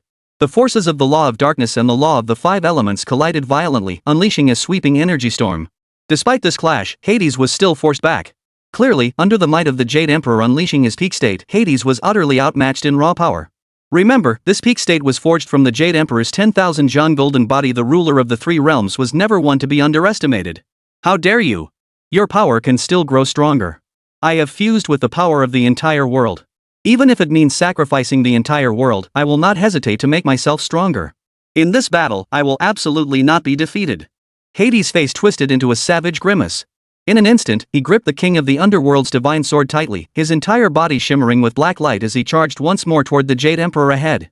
The Jade Emperor uttered not a word in response, only a smile lingering at the corners of his lips. His colossal form likewise charged forward, closing in on Hades. Boom! Boom! In an instant, a series of violent explosions erupted. Energy storms raged ceaselessly as the Jade Emperor and Hades transformed into two streaks of light, locked in a fierce battle high above the heavens. The heavens darkened, space itself fractured, and crimson rain fell relentlessly. Divine thunder crackled across the sky, transforming the scene above the National Fortune Arena into a vision of apocalyptic destruction. Amidst their all-out clash, the Jade Emperor, unleashing his ultimate form, gradually gained the upper hand over Hades. Chen Xuan, suspended on the platform, watched the spectacle with astonishment. Though he knew the Jade Emperor was a quasi-saint-level powerhouse, he had no true grasp of the extent of his might. Now witnessing the Jade Emperor suppressing Hades, who had absorbed the power of Mount Olympus, Chen Xuan realized the Jade Emperor's restraint was not due to weakness. The Jade Emperor's power ranked among the absolute pinnacle of all quasi-saint-level beings. Of course, on the National Fortune Arena, only Chen Xuan and Nuwa could discern that the Jade Emperor held the upper hand. After all, the battle's outcome wasn't yet clear, and Hades hadn't fully shown signs of weakness. On both sides of the arena, whether Western or Chinese, the vast majority lacked divine power and naturally couldn't discern the current situation. Even though Nuwa had used the power of the rules to infinitely slow down the battle between the Jade Emperor and Hades, it was still difficult for them to discern this subtle difference. Meanwhile, in the mythical realm, within the celestial court, Sun Wukong watched as the Jade Emperor's 10,000 John golden form merged with his own, unleashing his full power. A faint smile involuntarily touched the corner of his mouth. It seemed this old fox had truly hidden his strength deeply.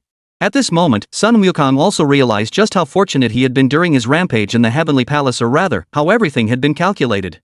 Otherwise, how could the Jade Emperor, a formidable quasi-saint, have been driven into such a desperate retreat? And what's more, standing beside the Jade Emperor at that time was none other than the incarnation of a sage, the Supreme Lord Lao Jun. The 34th heaven, where the 5 heavenly emperors resided. All 5 were now watching the battle of the National Fortune Arena. Earlier, they had sensed the movement of the purple star. Yet all 5 remained undisturbed. This could only mean one thing: the Jade Emperor faced a life or death crisis. Though the tremor was faint, it was enough to startle them. Had the venerable Hong Jun personally summoned the Jade Emperor down? However, it seemed the opponent wasn't strong enough.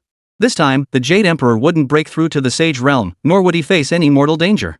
The Black Emperor shook his head and ceased his attention. After the Jade Emperor had unleashed his full power, the tremors from the purple star had ceased.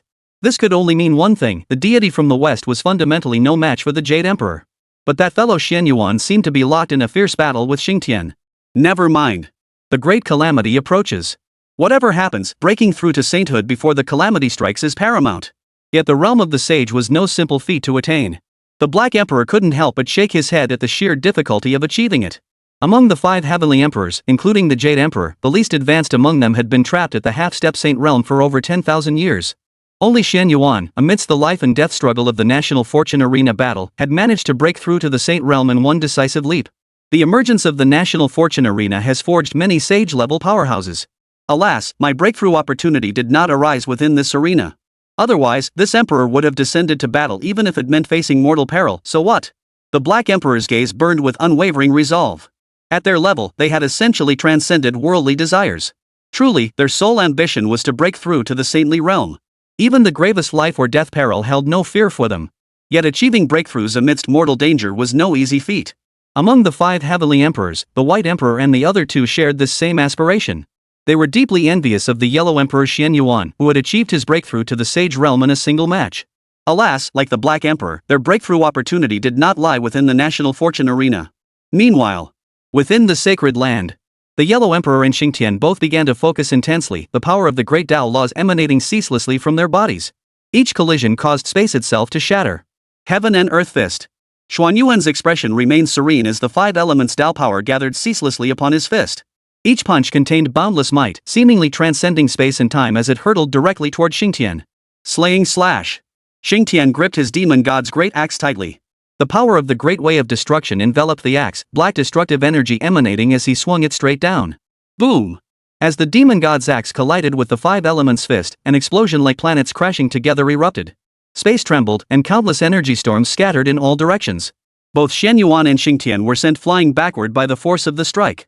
Both retreated hundreds of meters before coming to a halt, their gazes locking.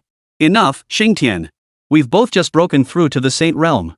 The gap in our power isn't vast. Unless we engage in a life or death battle, there's no way to determine a clear victor. I have no desire to fight you to the death. Chen Xuan shook his head. He certainly didn't want to engage in a life or death battle with a saint before the great calamity arrived. Even if he won, if he accidentally suffered a primal wound that couldn't be recovered from in a short time, that would be a real problem. Hearing Xuanyuan's proposal to halt the battle, Xingtian hesitated for a few seconds, seemingly contemplating whether to end the fight here. With that, Xingtian vanished from his spot. He too had ultimately decided against a life or death battle. From the start of this battle, Xingtian had merely sought to gauge whether there remained any gap between himself and Chen Xuan after his own breakthrough to the Sage Realm. Phew! Seeing Xingtian depart, Chen Xuan couldn't help but exhale a long sigh of relief. After departing, Xingtian headed straight for a place known as the Inferno. Within this purgatorial realm, a demon god lay recuperating. You've come and you've even broken through to the saintly realm. Deep within the abyss, Qiyu, a demon god with flowing black hair, dark pupils, and a naked upper body shrouded in demonic aura, slowly opened his eyes. So you did survive that battle after all. Not only did you survive, but you dared not challenge this so-called everything. Qiyu, how foolish I was back then, choosing to serve under someone like you. Xingtian shook his head as he looked at the demon god Qiyu, whose wounds had fully healed. Ha! What difference would victory have made? All these calamities were predestined long ago. Even my battle with the Yellow Emperor was scripted. What good would my victory have done? The way of heaven had already chosen the Yellow Emperor to prevail. Had I won, the venerable Hongjun himself would have intervened. Don't even mention me. Even you, Xingtian, now that you've broken through to the Sage Realm, do you truly believe you could stand against the old ancestor Hongjun? Qiyu laughed bitterly. All these years, he had come to understand, the outcome of that ancient battle had been predetermined long ago. So what? I, Xingtian, have lived only to fight and win. I have never known cowardice. Even in death, I would stand tall. Moreover, the great calamity approaches. In this catastrophe, even those at the level of a sage may perish. Is this not an opportunity? Are you unwilling to take a gamble? Xingtian stood upon this purgatorial land, his gaze fixed squarely upon Qiyu before him. What do you mean? Qiyu hadn't anticipated Xingtian would seek to harness this unprecedented calamity. Yet upon reflection, he realized only a calamity of this magnitude could truly threaten the venerable Hongjun. As the true ruler of the 3 realms, the ancestor Hongjun transcended other sages. Though he hadn't attained a realm beyond sainthood, he wielded the authority of the Tao. This made his power the strongest among the sages. Even the patriarch Tongtian and others were disciples of the patriarch Hongjun. This was precisely why, all these years, Qiyu had remained trapped in this purgatorial realm, never once contemplating revenge. In his eyes, nearly escaping with a sliver of his divine soul had been a stroke of incredible luck. Yet now, Xingtian's words have stirred other thoughts within him. Indeed, this calamity confronts all beings across the 3 realms. Though it seems a dead end, is it not also our opportunity? Qiyu, if you do not break through to the Sage Realm now, when will you? Xingtian gazed at Qiyu before him. He understood clearly that Qiyu was now in a state where he could break through to the Sage Realm at any moment. Perhaps choosing to relinquish everything had elevated his character to its ultimate refinement. Like Sun Wukong and now Qiyu, he had already advanced far along the path of the half-step sage. Remember, back then, Qiyu's combat prowess surpassed even Xuanyuan's. Had Chen Xuan not been aided by the four sacred beasts, that battle, Qiyu would not have lost. Ha! Xingtian, if you wish to gamble, what is there for this sovereign to fear? The demon god Qiyu roared with laughter, his aura surging to extreme heights. After so many years of living in despair, utterly hopeless, he had long since grown weary of it. To avoid drawing the attention of the Tao or the venerable Hong Jun, he had relentlessly suppressed his own cultivation. While others pushed themselves to the limit to break through to the sage realm, only he dared not break through to the sage realm. But now, Qiyu resolved to stake everything alongside Xingtian. Even if it cost him his life, he would not hesitate. As Qiyu released his restraints, the yin-yang laws within him began to transform ceaselessly. A miniature sun and moon appeared, merging endlessly, seemingly poised to become the true Tao of yin and yang. Witnessing this scene, Xingtian hesitated not a moment. He immediately summoned his own path of destruction, beginning to conceal the heavenly secrets for Qiyu. Having broken through to the sage realm, Xingtian's use of Tao power to conceal the heavenly secrets meant that even the venerable Hong Jun would not sense Qiyu's breakthrough to sagehood for years to come. Of course, if the patriarch Hong Jun were to wield the authority of the heavenly Tao, Xingtian's power alone would be insufficient to conceal it. However, the venerable Hong Jun would never deliberately use the authority of the Tao to divine Qiyu's progress. With each passing moment, Qiyu steadily advanced toward the realm of the sage. Meanwhile, on the national fortune arena, fierce combat raged on, though the battle seemed to be nearing its end. Boom! Accompanied by a deafening explosion, a black streak of light plummeted from the heavens. An impact crater over 1,000 meters deep instantly appeared on the ground, sending countless fragments of rock flying and raising a cloud of dust. Chapter 133, The Battle Ends, Summoning the Three Saints. In an instant, all eyes turned toward the billowing smoke. As the smoke cleared, Hades knelt on the ground, blood spilling from his mouth, his aura chaotic and disordered. The dark law energies surrounding him seemed to be in turmoil. As for the Jade Emperor above in the sky, though he too was panting heavily, his condition was vastly superior to Hades. The onlookers watched the scene in stunned silence, especially those from the Western faction, their expressions grim. Damn it, we still can't beat them? Why? Why? We were so close, just one more victory, and we would have defeated China. Yes, with such high hopes for this match, we still couldn't win? We were so close to victory. Why, ever since Chen Xuan appeared, have we failed to win a single match? The Western crowd shook their heads, sighing one after another. The ancient Greeks, in particular, wore expressions of bitter resentment. After all, their national mythology had sent 4 deities into battle, the largest contingent of any nation. Yet now it seemed their deities would suffer total defeat. It's okay. Even if we lose this round, we still have hope. Remember that thing we obtained earlier? Just as despair gripped the group, a young man spoke up, his gaze fixed on everyone. Hearing this, the Western crowd finally recalled, when Japan's first summoner achieved 20 consecutive victories earlier, they had obtained an item. Hope surged back into their faces. Perhaps by using that item, they could seize the chance for victory. On the floating platform, Adam stared at Hades, who lay beaten and battered on the ground, his face twisted with terror. Why? Why? Am I still no match for him? I told him I didn't want to fight, but Hades threatened me. Now he's going to die here, dragging me down with him. I don't want to die. I don't want to die. Adams knelt on the ground, his face contorted with agony. Shut up. I haven't lost yet. Hades trembled as he rose to his feet. He had heard the crowd's words, and now his eyes burned with unwavering resolve. Gripping the Underworld King's divine sword tightly, he pointed it directly at the Jade Emperor above. I admit you are powerful. But this time, I have chosen to descend. To break through the Transcendence realm, I am resolved to abandon everything. Soul Reaper's Crescent Strike. In an instant, Hades ignited the life force within his entire being. The dark laws that defined him erupted ceaselessly. Terrifying power spread outward, darkness engulfing the entire land. The vast national fortune arena itself trembled. The Jade Emperor, observing this scene from above, couldn't help but wear a solemn expression.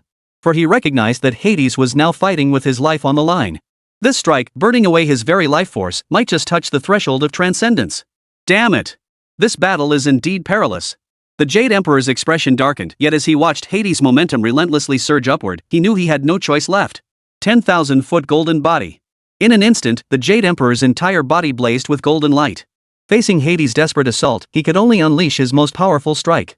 Otherwise, he truly risked perishing. In the blink of an eye, a colossal golden figure tens of thousands of meters tall materialized. This golden giant brought down a thunderous palm strike toward Hades below. Simultaneously, Hades' ultimate attack coalesced, a black hole forming, seemingly poised to devour all existence. At this moment, all eyes were fixed upon the clash, for everyone knew this single strike would bring the battle to its conclusion. Boom! In an instant, the golden palm collided with the moonlit black hole. Everything around them was obliterated as shockwaves radiated outward, space trembled, and terrifying power threatened to annihilate all existence. Amidst the fierce confrontation, the moonlight black hole was forcibly shattered by the golden palm. It surged downward, engulfing Hades. No! How could this be? How? I've sacrificed everything, how could I not even touch the threshold of transcendence? I refuse to accept this. I refuse. Hades let out one final, bitter roar of defiance before being utterly annihilated by that golden palm. Even in death, he never touched the threshold of transcendence.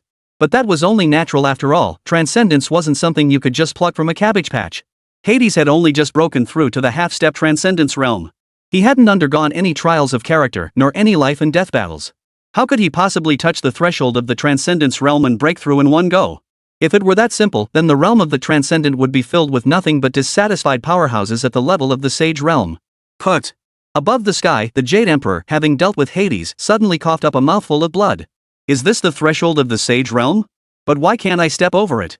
The Jade Emperor shook his head, his expression grave. It had been untold years since he'd faced such a life or death battle. In today's battle, he seemed to have touched the threshold of the sage realm, yet he could not step over it. The Jade Emperor knew that if he wished to break through to transcendence in one decisive leap, following the conventional path of cultivation might take thousands of years to present another opportunity. Yet the great calamity approaching would grant him no such luxury of time. It seemed he had failed his master's expectations. The Jade Emperor shook his head. He had hoped Sun Wukong might achieve the breakthrough instead. Now it seemed that sitting too long upon the throne of the three realms had made it exceedingly difficult to attain the ultimate elevation of his own mind. Meanwhile, the spectators at the National Fortune Arena witnessed this scene. On the Chinese side, the crowd was naturally filled with immense excitement. The Celestial Emperor, awe-inspiring throughout the cosmos. Chen Xuan shouted first.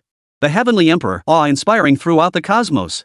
The Celestial Emperor, awe-inspiring throughout the cosmos. The rest of the crowd in the Huaxia spectator section also roared with excitement. In stark contrast to the Chinese crowd's fervor, the Western spectators wore grim expressions. As one mighty deity after another emerged from China, the Western crowd, once brimming with overconfidence in their invincible sage-level powerhouses, had long since lost their initial arrogance. They were truly panicking now, genuinely terrified that their side would suffer a stunning reversal.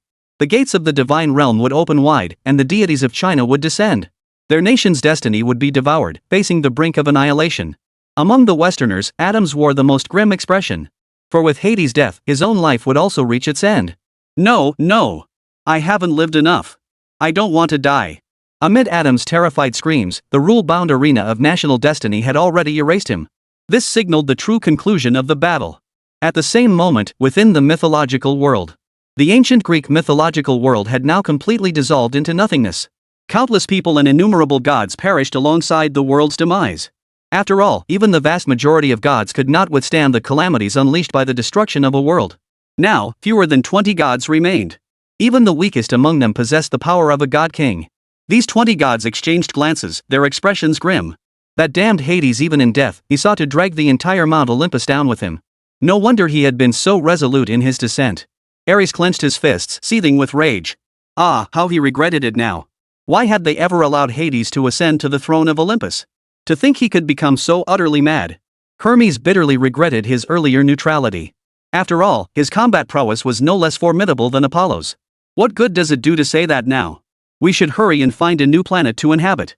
With the mountain destroyed and the planet doomed, even with our power, drifting aimlessly through the cosmos for too long will cause our divine strength to gradually fade.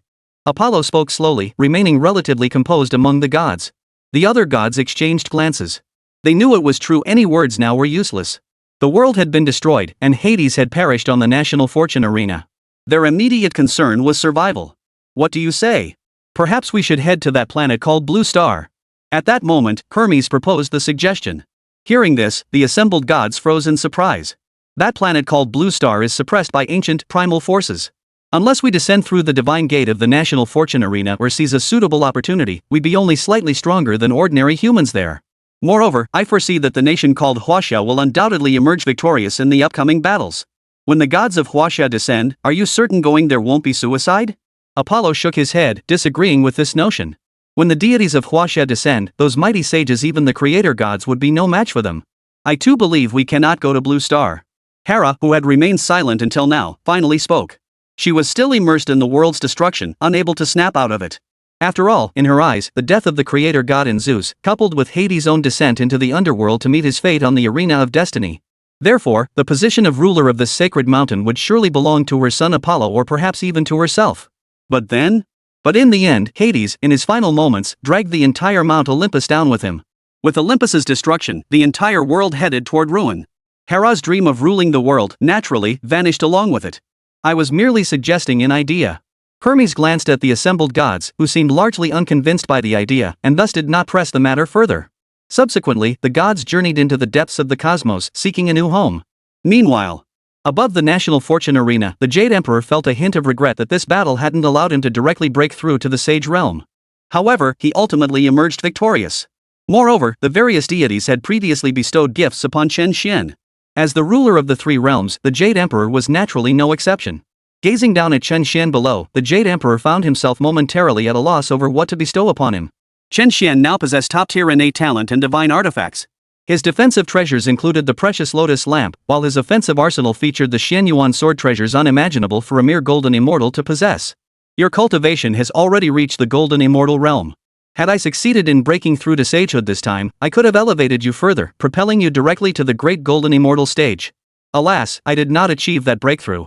Therefore, I shall bestow an item upon you. With that, a fruit appeared in the Jade Emperor's hand. This fruit was entirely yellow, emanating wisps of Tao essence. This is the Bodhi fruit, a divine fruit of heaven and earth.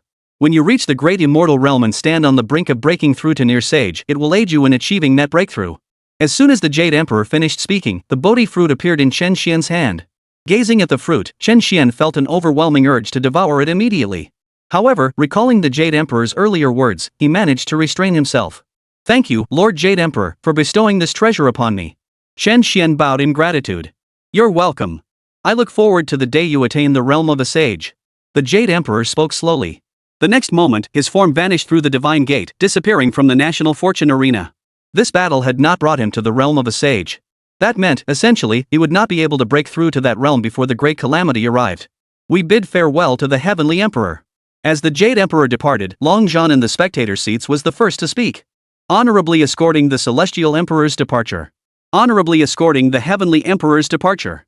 The Chinese populace in the rear also spoke with profound reverence, one after another. Divine War of National Destiny, Battle 38, China triumphs.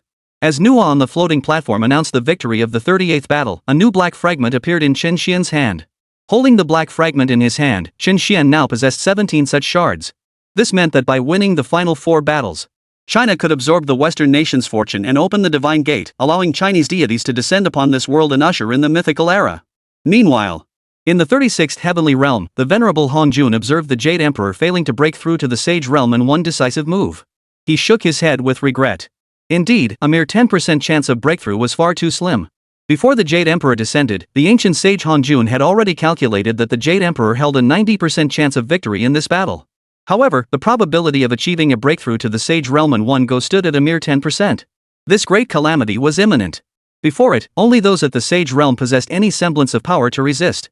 The rest were no different from ants. Ancestor Hong Juan's expression grew grave. As the mightiest being in this realm, he held no certainty in facing the impending calamity. Tongtian, Yuanshi, Taisheng you 3, come to the 36th heaven. Regaining his composure, the venerable Hong Jun transmitted his voice to his 3 disciples. In an instant, Tongtian and the other 2 sage-level masters received their master's telepathic command. As you command. Without a moment's hesitation, the 3 sage-level powerhouses responded with utmost reverence. Their bodies vanished from their original positions, ascending toward the 36 heavens. Chapter 134, The Hidden Ace of Sakura Nation, the mightiest on Myoji. At that moment, the crowd surrounding Laozi and the other sages witnessed the departure of Laozi and his 2 companions. The profound reverence in their expressions as they left no doubt in the minds of those present. They instantly realized that only the incarnate Tao ancestor Hong Jun, whom they had heard of, could command such profound reverence from the 3 sage-level powerhouses like Laozi. Hong Jun the ancestor, the incarnation of the Tao, possessing supreme power? Sun Wukong murmured to himself. When he had broken through to the sage realm, his master, Patriarch Bodhi, had told him. With his current strength, there were no more than a handful of beings in the 3 realms he could not defeat, and the ancient sage Hong Jun was one of them. At that very moment, on the National Fortune Arena, as the 38th battle concluded, Nuwa, standing on the highest floating platform, immediately announced the commencement of the next matches. The 39th and 40th battles of the Divine War of National Destiny officially began. He requested the Western faction to send their summoners to the arena. Nuwa's gaze turned toward the western side. Having secured consecutive victories, the morale of the Chinese contingent soared.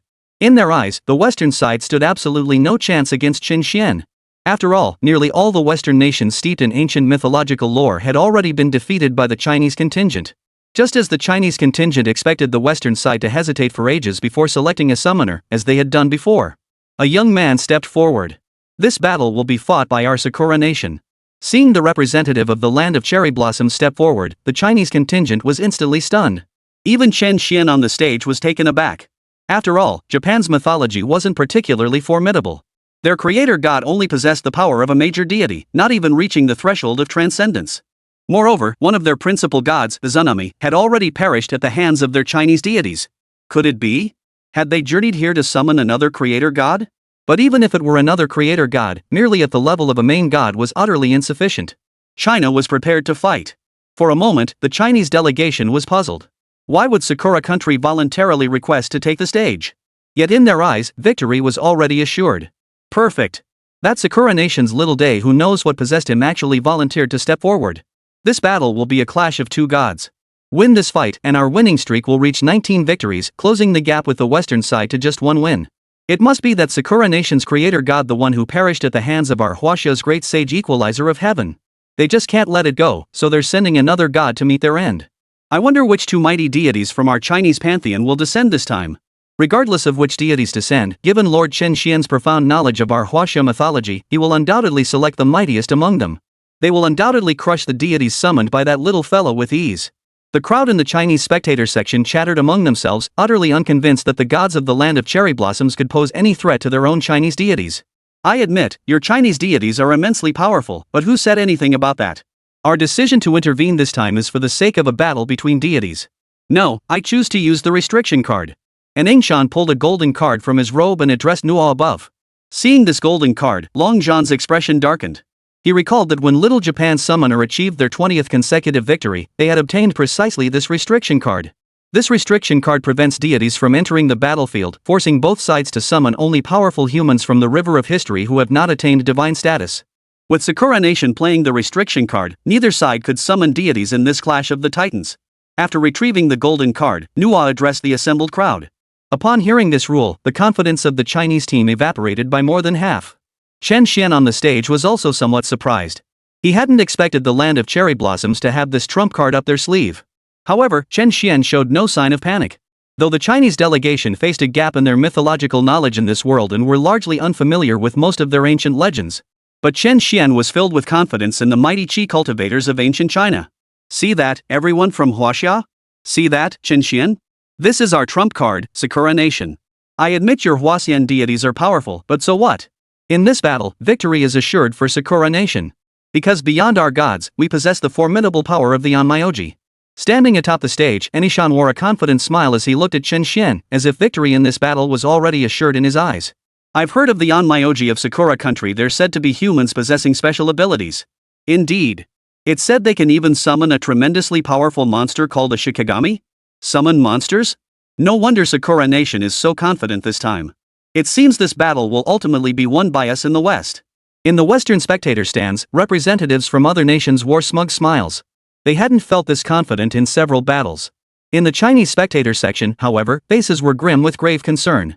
They too had heard of the land of cherry blossoms on Myoji. Damn it! Who would have thought this little nation of Sakura would have such a trick up their sleeve? Those on Myoji can summon powerful monsters called Shikigami. If this were truly a battle between humans, we might genuinely be unable to defeat this Onmyoji. What now? We fought so hard to catch up to them, to finally achieve ultimate victory. Could we really lose? To lose like this, it's unbearably frustrating. The Chinese delegation was beginning to panic. What's there to fear from a mere Onmyoji?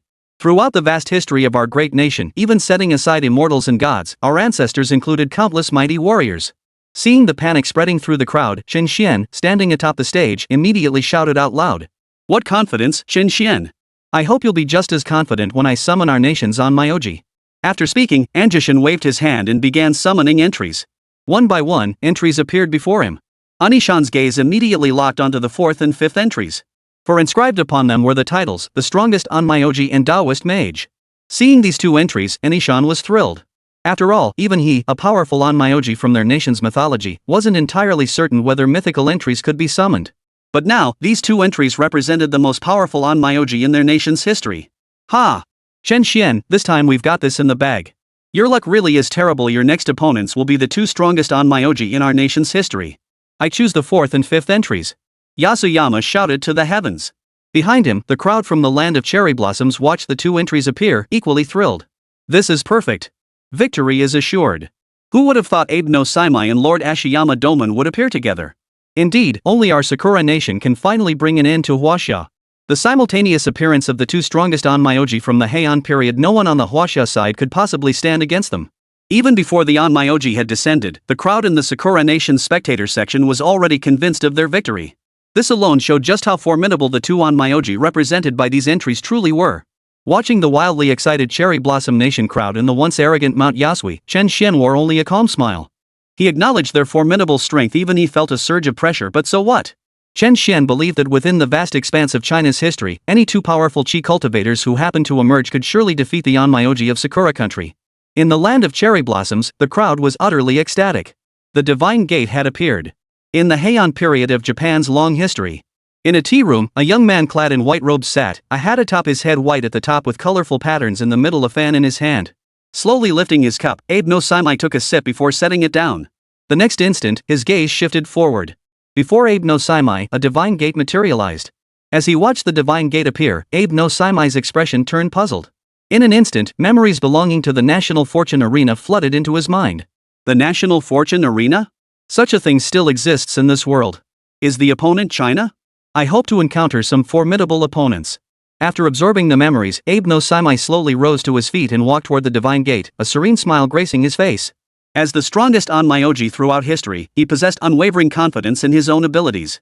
At the same time, in another location, within a house, a young man with flowing purple-black hair, clad in a black robe and skin as pale as ice, sipped sake. A devilish smile played at the corners of his mouth, and the onmyo power radiating from his body was in no way inferior to Abe no Saimai's. In the Heian period, the only onmyoji who could possess such formidable onmyo power besides Abe no Saimai was, naturally, a Shiyu Domon. As Ashiya Domon finished a sip of sake, a divine gate appeared before him. After absorbing the memories, Ashiyama Domon was equally intrigued by this divine gate. He even contemplated whether he could use it to break through to a higher realm, surpassing Abe no Saimai in one fell swoop. Without much hesitation, just like Abe no Saimai, Ashiya Domon rose to his feet and strode toward the divine gate. At the same time, on the National Fortune Arena, as the divine gate shimmered with light, two great onmyoji appeared simultaneously. Seeing the two onmyoji descend, excitement flashed in the eyes of the man atop Mount Yasui. We pay our respects to Lord Onmyoji Abe no Saimai and Lord Onmyoji Ashiyama Domon. Arai Yamagami immediately knelt in reverence, performing the traditional bow of their land of cherry blossoms. Abe no Saimai, I hadn't expected you to come here as well. Ashiya Domon's gaze toward Abe no Saimai was filled with murderous intent. You two encountered that divine gate summons. Abe no Saimai was equally surprised by Ashiya Domon's arrival. The very next second after Abe no Saimai spoke, Ashiyu Domon's hands began forming a ritual pattern.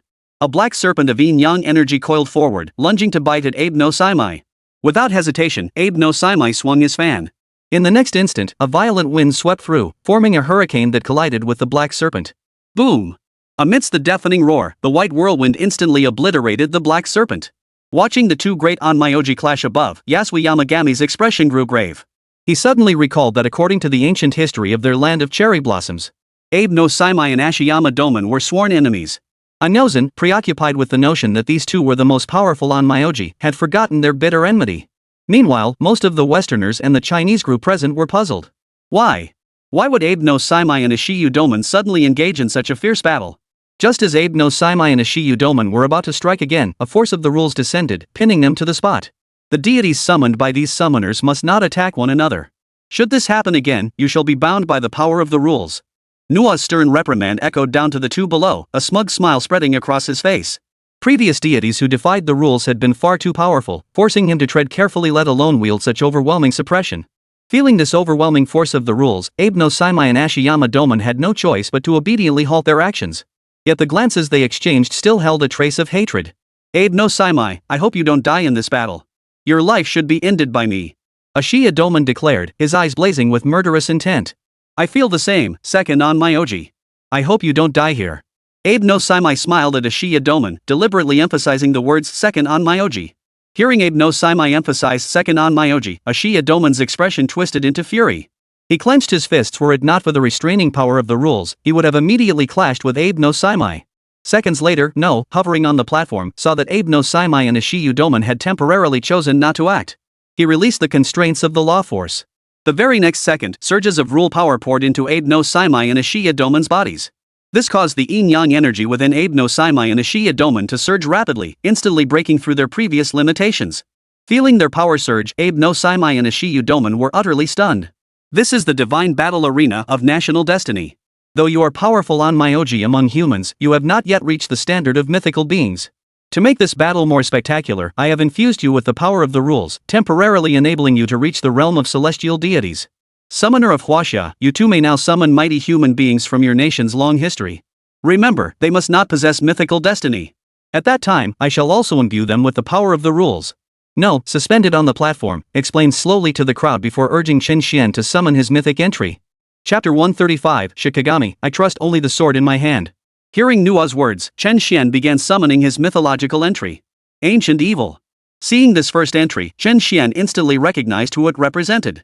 Ancient Evil Warrior, wasn't that none other than Dian Wei, the first evil general? This warrior was a formidable general even in the powerhouse era of the Three Kingdoms. However, Chen Xuan did not immediately select this first entry.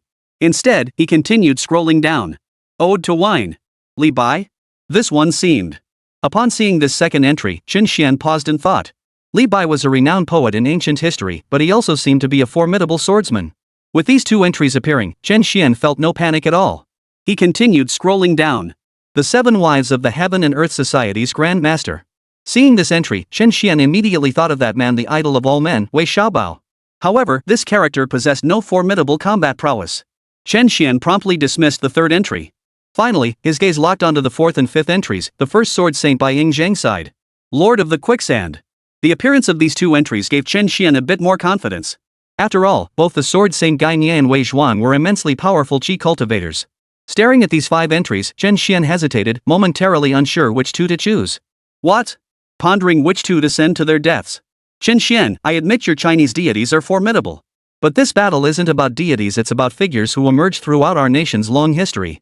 Surprised, huh? We Sakura Nation still held this trump card. And Yingshan looked at Chen Xuan with an arrogant smirk. He had thought this trump card of Sakura Nation would never be needed. But he never imagined it would become the key to turning the tide now. Hesitation over which path to choose was only natural. After all, the Onmyoji of our land of cherry blossoms were so formidable. Indeed, ordinary mortals stand no chance against the might of our nation's Onmyoji. The ultimate victor of this battle would undoubtedly be our land of cherry blossoms. The Japanese spectators in the stands wore broad smiles, convinced in their eyes that victory was already theirs.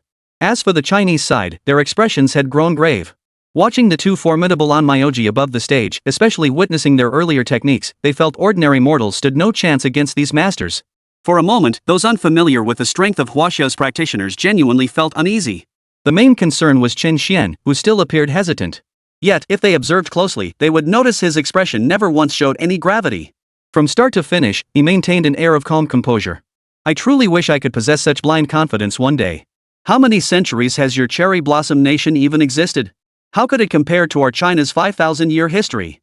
You should be grateful that the humans appearing in this battle cannot possess divine status. Otherwise, this fight would have ended before it even began.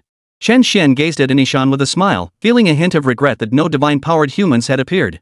Otherwise, the moment deities like Fuxi appeared, a mere breath would instantly obliterate these two Onmyoji before them. You're so stubborn, summoner of China. You clearly don't understand the true value of the two strongest Onmyoji of the Heian period. Yasui Yamagami paid no heed to Chen Xian's words. In his eyes, victory remained assured. Is that so? The strongest Onmyoji? Well then, today I'll show you the might of our Chinese chi cultivators. Chen Xuan maintained a faint smile throughout. He ultimately chose the fourth and fifth entries. For both Gai Nie and Wei Zhuang possess power far surpassing ordinary humans. Most crucially, they possess mastery over their techniques and, moreover, a formidable combined attack. I choose the first sword saint and the Lord of the Sands. Chen Xuan shouted toward the sky. As Chen Xuan finished his shout, a divine gate appeared in the sky above. Within the world of Qin Shi Mingyu. At the farmstead's location. Gai Nie and Wei Zhuang had just pursued and killed an assassin from the Luo Wang organization. However, in the end, they had only slain a clone. Just a clone? Interesting. Wei Zhuang sheathed his shark-toothed dagger. The next instant, his gaze shifted forward. At the same moment, Gai Nie beside him also looked ahead. The golden divine gate materialized before them. Both Gai Nie and Wei Zhuang were puzzled by this sudden appearance of the divine gate. Yet, even as their confusion lingered, memories belonging to the divine gate flooded into their minds. Seconds later, Guy Nya clad in white robes and wielding a wooden sword addressed the impostor Wei Zhuang beside him. Little Zhuang, he said, didn't a surge of memories also flood your mind just now? Indeed, senior brother. Who would have thought such a place as the National Fortune Arena still existed in this world? Wei Zhuang nodded. We must be cautious. Entering this place, we face unknown enemies. Guy Nya sensed the powerful pull emanating from the divine gate of force even he couldn't resist. Before stepping inside, he issued a warning to Wei Zhuang. Understood, senior brother. Wei Zhuang retracted the shark-toothed dagger in his hand. He was utterly confident in his own strength and in that of his senior brother. Then, both figures vanished simultaneously into the divine gate. At the same moment, above the National Fortune Arena, golden light flashed.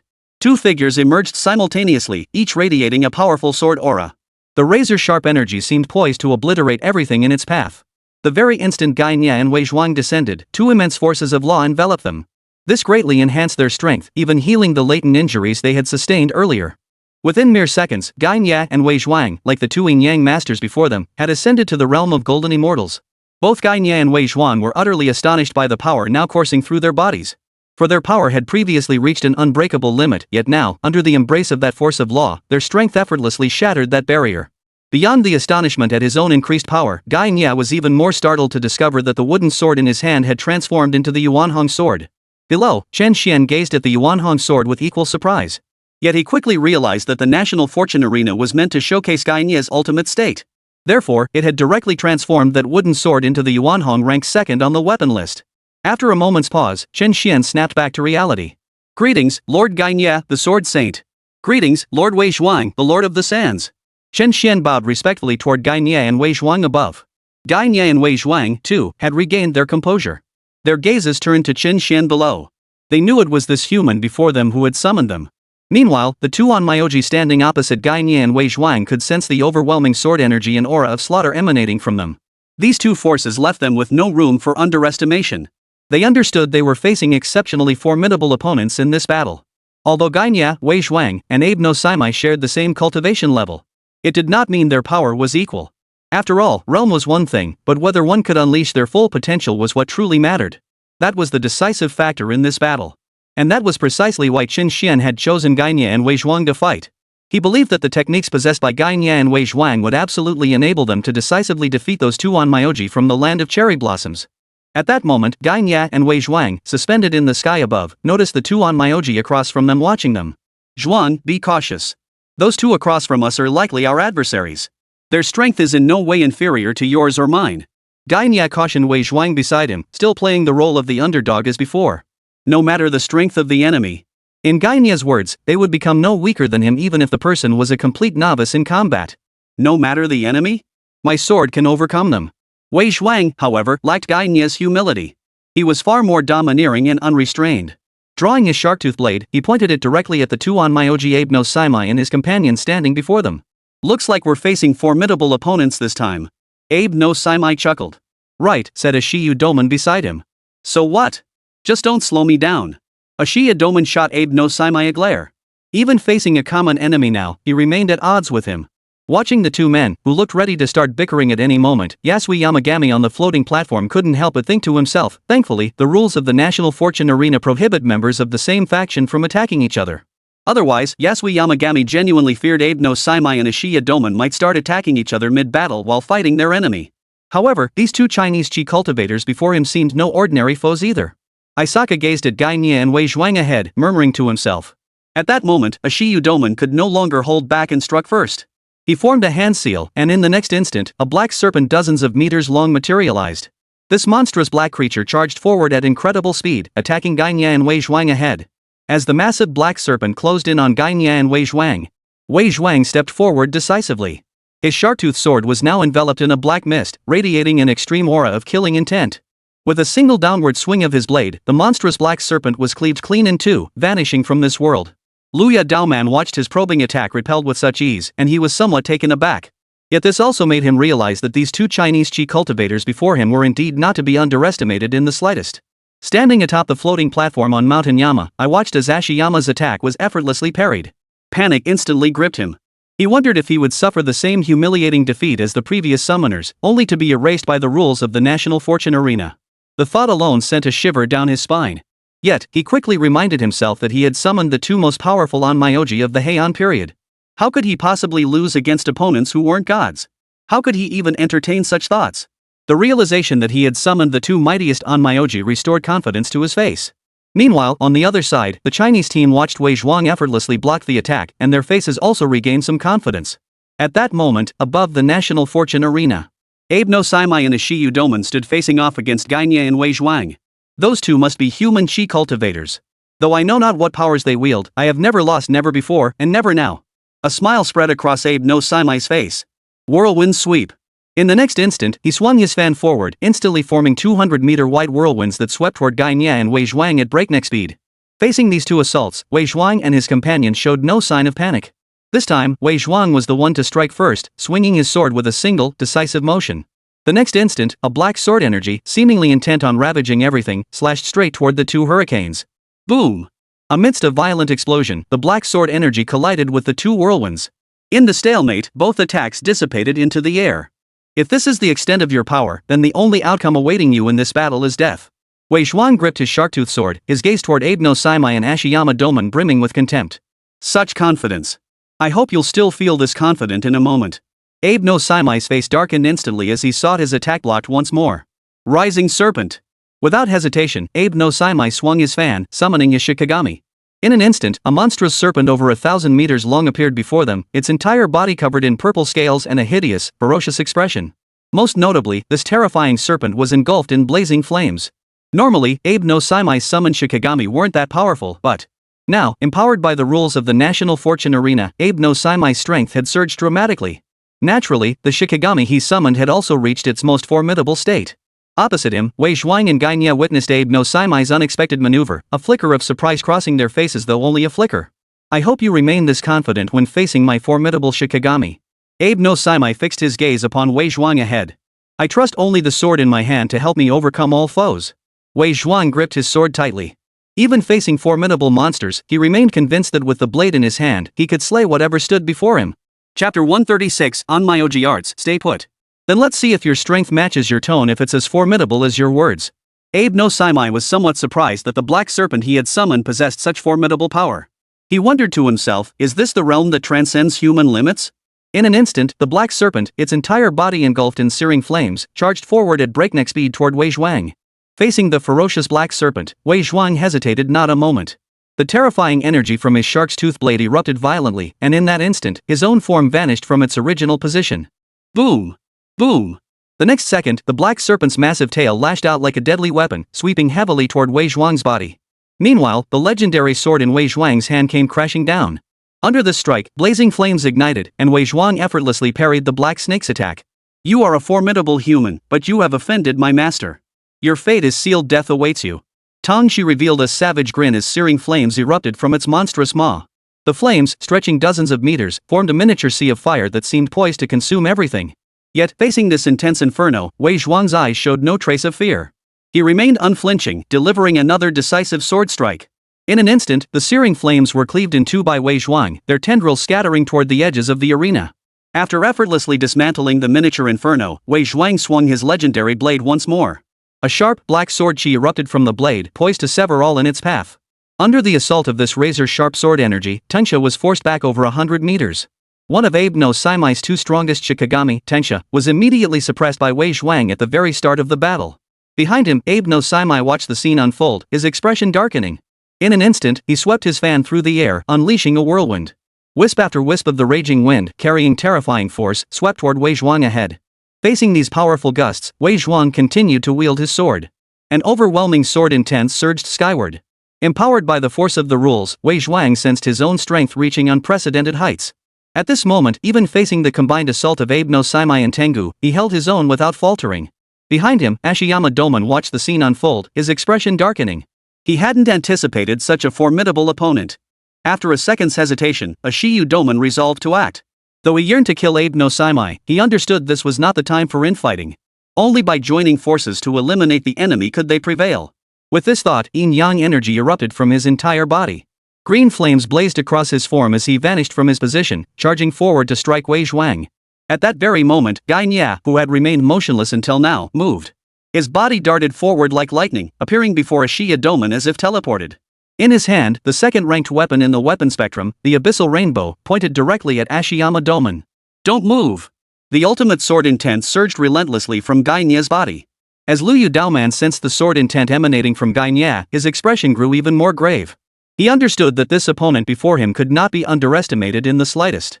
Chapter 137, The Ultimate Yin-Yang Power. So you're a Qi cultivator of Huaxia?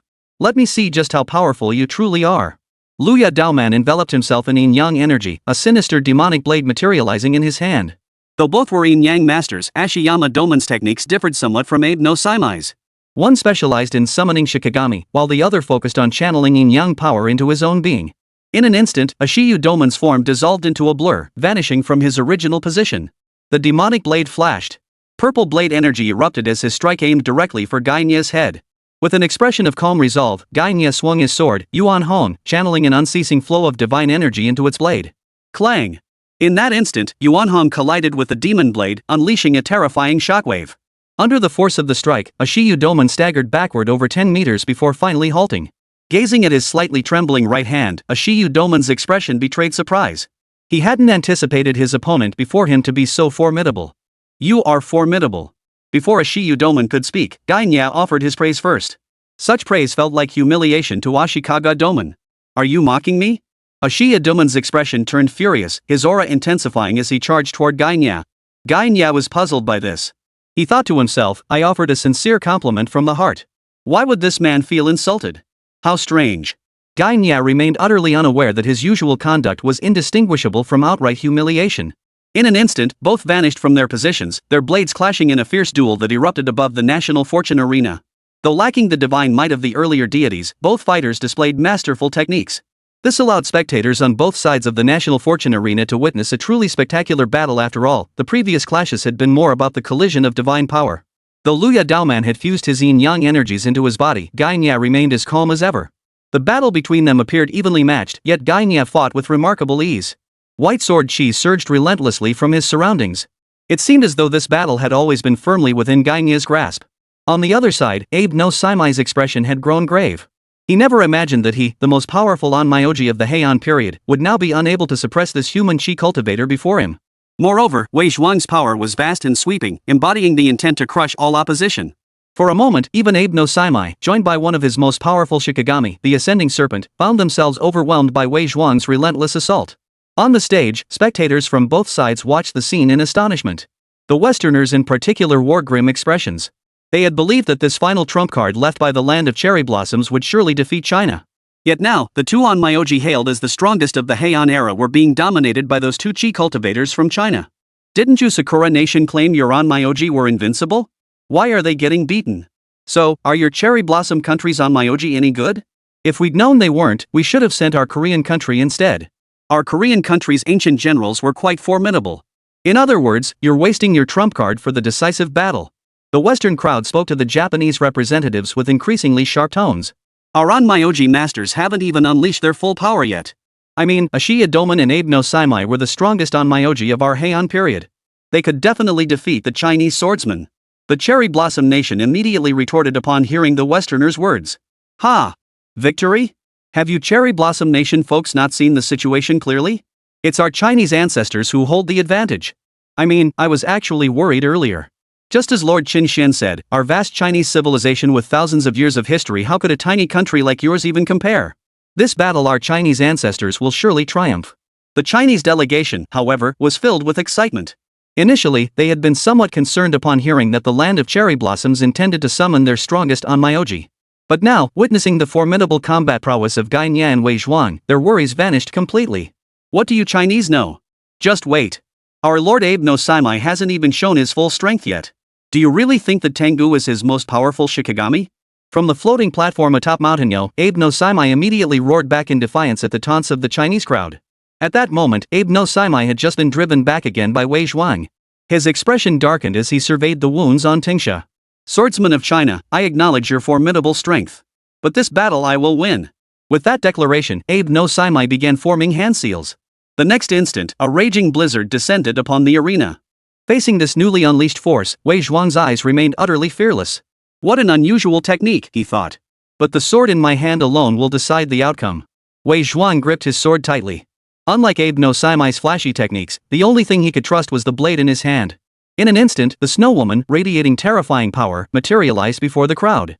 Now, the Snow Woman and the Flying Serpent stood flanking Abe no Saimai on either side, while he himself was enveloped in a whirlwind. This was Abe no Saimai's ultimate combat power. Witnessing this scene, the people of Sakura country behind them were filled with excitement. See that? That is the hidden power of Lord Abe no Saimai, the mightiest onmyoji of our Heian era. No matter how formidable that swordsman from China may be, he could never be a match for Lord Abe no Saimai, combined with the power of two great Shikigami. The Japanese spectators roared with overwhelming excitement. The Westerners, who had been criticizing them moments before, now fell silent. For, witnessing this newly revealed, even more formidable Shikigami, they too began to suspect that perhaps this greatest onmyoji truly could defeat the Chinese swordsman before them. Upon the floating platform, Yasui Sanjo's expression brimmed with smug satisfaction as he stared directly at Chen Xuan. See that, Chen Xuan? That is the true power of our greatest onmyoji. Did you truly believe that Pangu was our onmyoji's most formidable Shikigami? Who could have imagined there was an even more powerful one, the Snow Woman? This ultimate victory will belong to our land of cherry blossoms. Ha! Your tiny nation is truly overconfident, unaware of the mastery of Chinese swordsmanship. Chen Xian's tone dripped with disdain. Even if Abe no Saimai had summoned a more formidable Shikigami, Chen Xian remained convinced that Wei Zhuang could defeat the enemy before them with his sword alone. Chen Xuan, you're just putting on a brave face now. Earlier, Lord Abe no Saimai and the Pangu serpent were already evenly matched with your Chinese swordsman. Now, with the addition of the even more powerful Snow Woman, I truly don't know how your Chinese swordsman intends to win. Enjoy this last moment of defiance. Anishan's face was beaming with a smile. He believed Chen Xian's current composure was merely bravado. Is that so? I'll wait and see. Chen Xian's eyes flashed with disdain. He thought to himself, I wonder who gave Anishan the confidence to think the previous battle was evenly matched. Abe no Saimai had a stronger Shikigami as his trump card, but Wei Zhuang hadn't even used his horizontal sword technique throughout the entire battle. Above the stage now. Having summoned his two major Shikigami, Abe no Saimai commanded them to flank Wei Zhuang from both sides and attack. Blizzards raged across the arena, while flames burned fiercely. The two Shikigami, resembling mythical creatures, appeared even more legendary under the power of the rules. In an instant, the soaring serpent opened its monstrous maw, unleashing a pillar of blazing fire, a force capable of consuming all that engulfed Wei Zhuang ahead. With no trace of fear in his eyes, Wei Zhuang swung his legendary sword. The searing flames were effortlessly parried. Yet, in that very instant, a frigid ice tornado erupted to Wei Zhuang's left. With no time to hesitate, Wei Zhuang swiftly changed his stance, violently dispersing the pillar of fire before him. He then held his heavy sword in front of him as the icy blast threatened to freeze everything in its path. The instant the icy tornado touched his sword, its frigid power began encasing the blade in frost. Seeing this, Wei Zhuang's expression turned icy. A powerful sword chi erupted, shattering the icy shards with a sharp crack. Simultaneously, Tang Shi and Snow Woman closed in on Wei Zhuang from left and right, striking with lethal intent. Facing the fierce attacks of the two powerful Shikigami, Wei Zhuang showed no fear, charging straight ahead. Every casual strike from Snow Maiden carried icy power. As she closed in upon Wei Zhuang, a wave of frigid energy swept over him. Wei Zhuang swung his legendary sword, effortlessly parrying the icy blast. But in the next instant, Tang Shi lashed out with its massive tail, trailing searing flames, slamming it down toward Wei Zhuang. Without a moment's hesitation, Wei Zhuang's body swiftly retreated backward. In an instant, the two beasts and one man were locked in fierce combat. Blazing flames consumed everything, icy cold froze all in its path, and sword energy raged in all directions. Behind them, Abe no Saimai watched silently.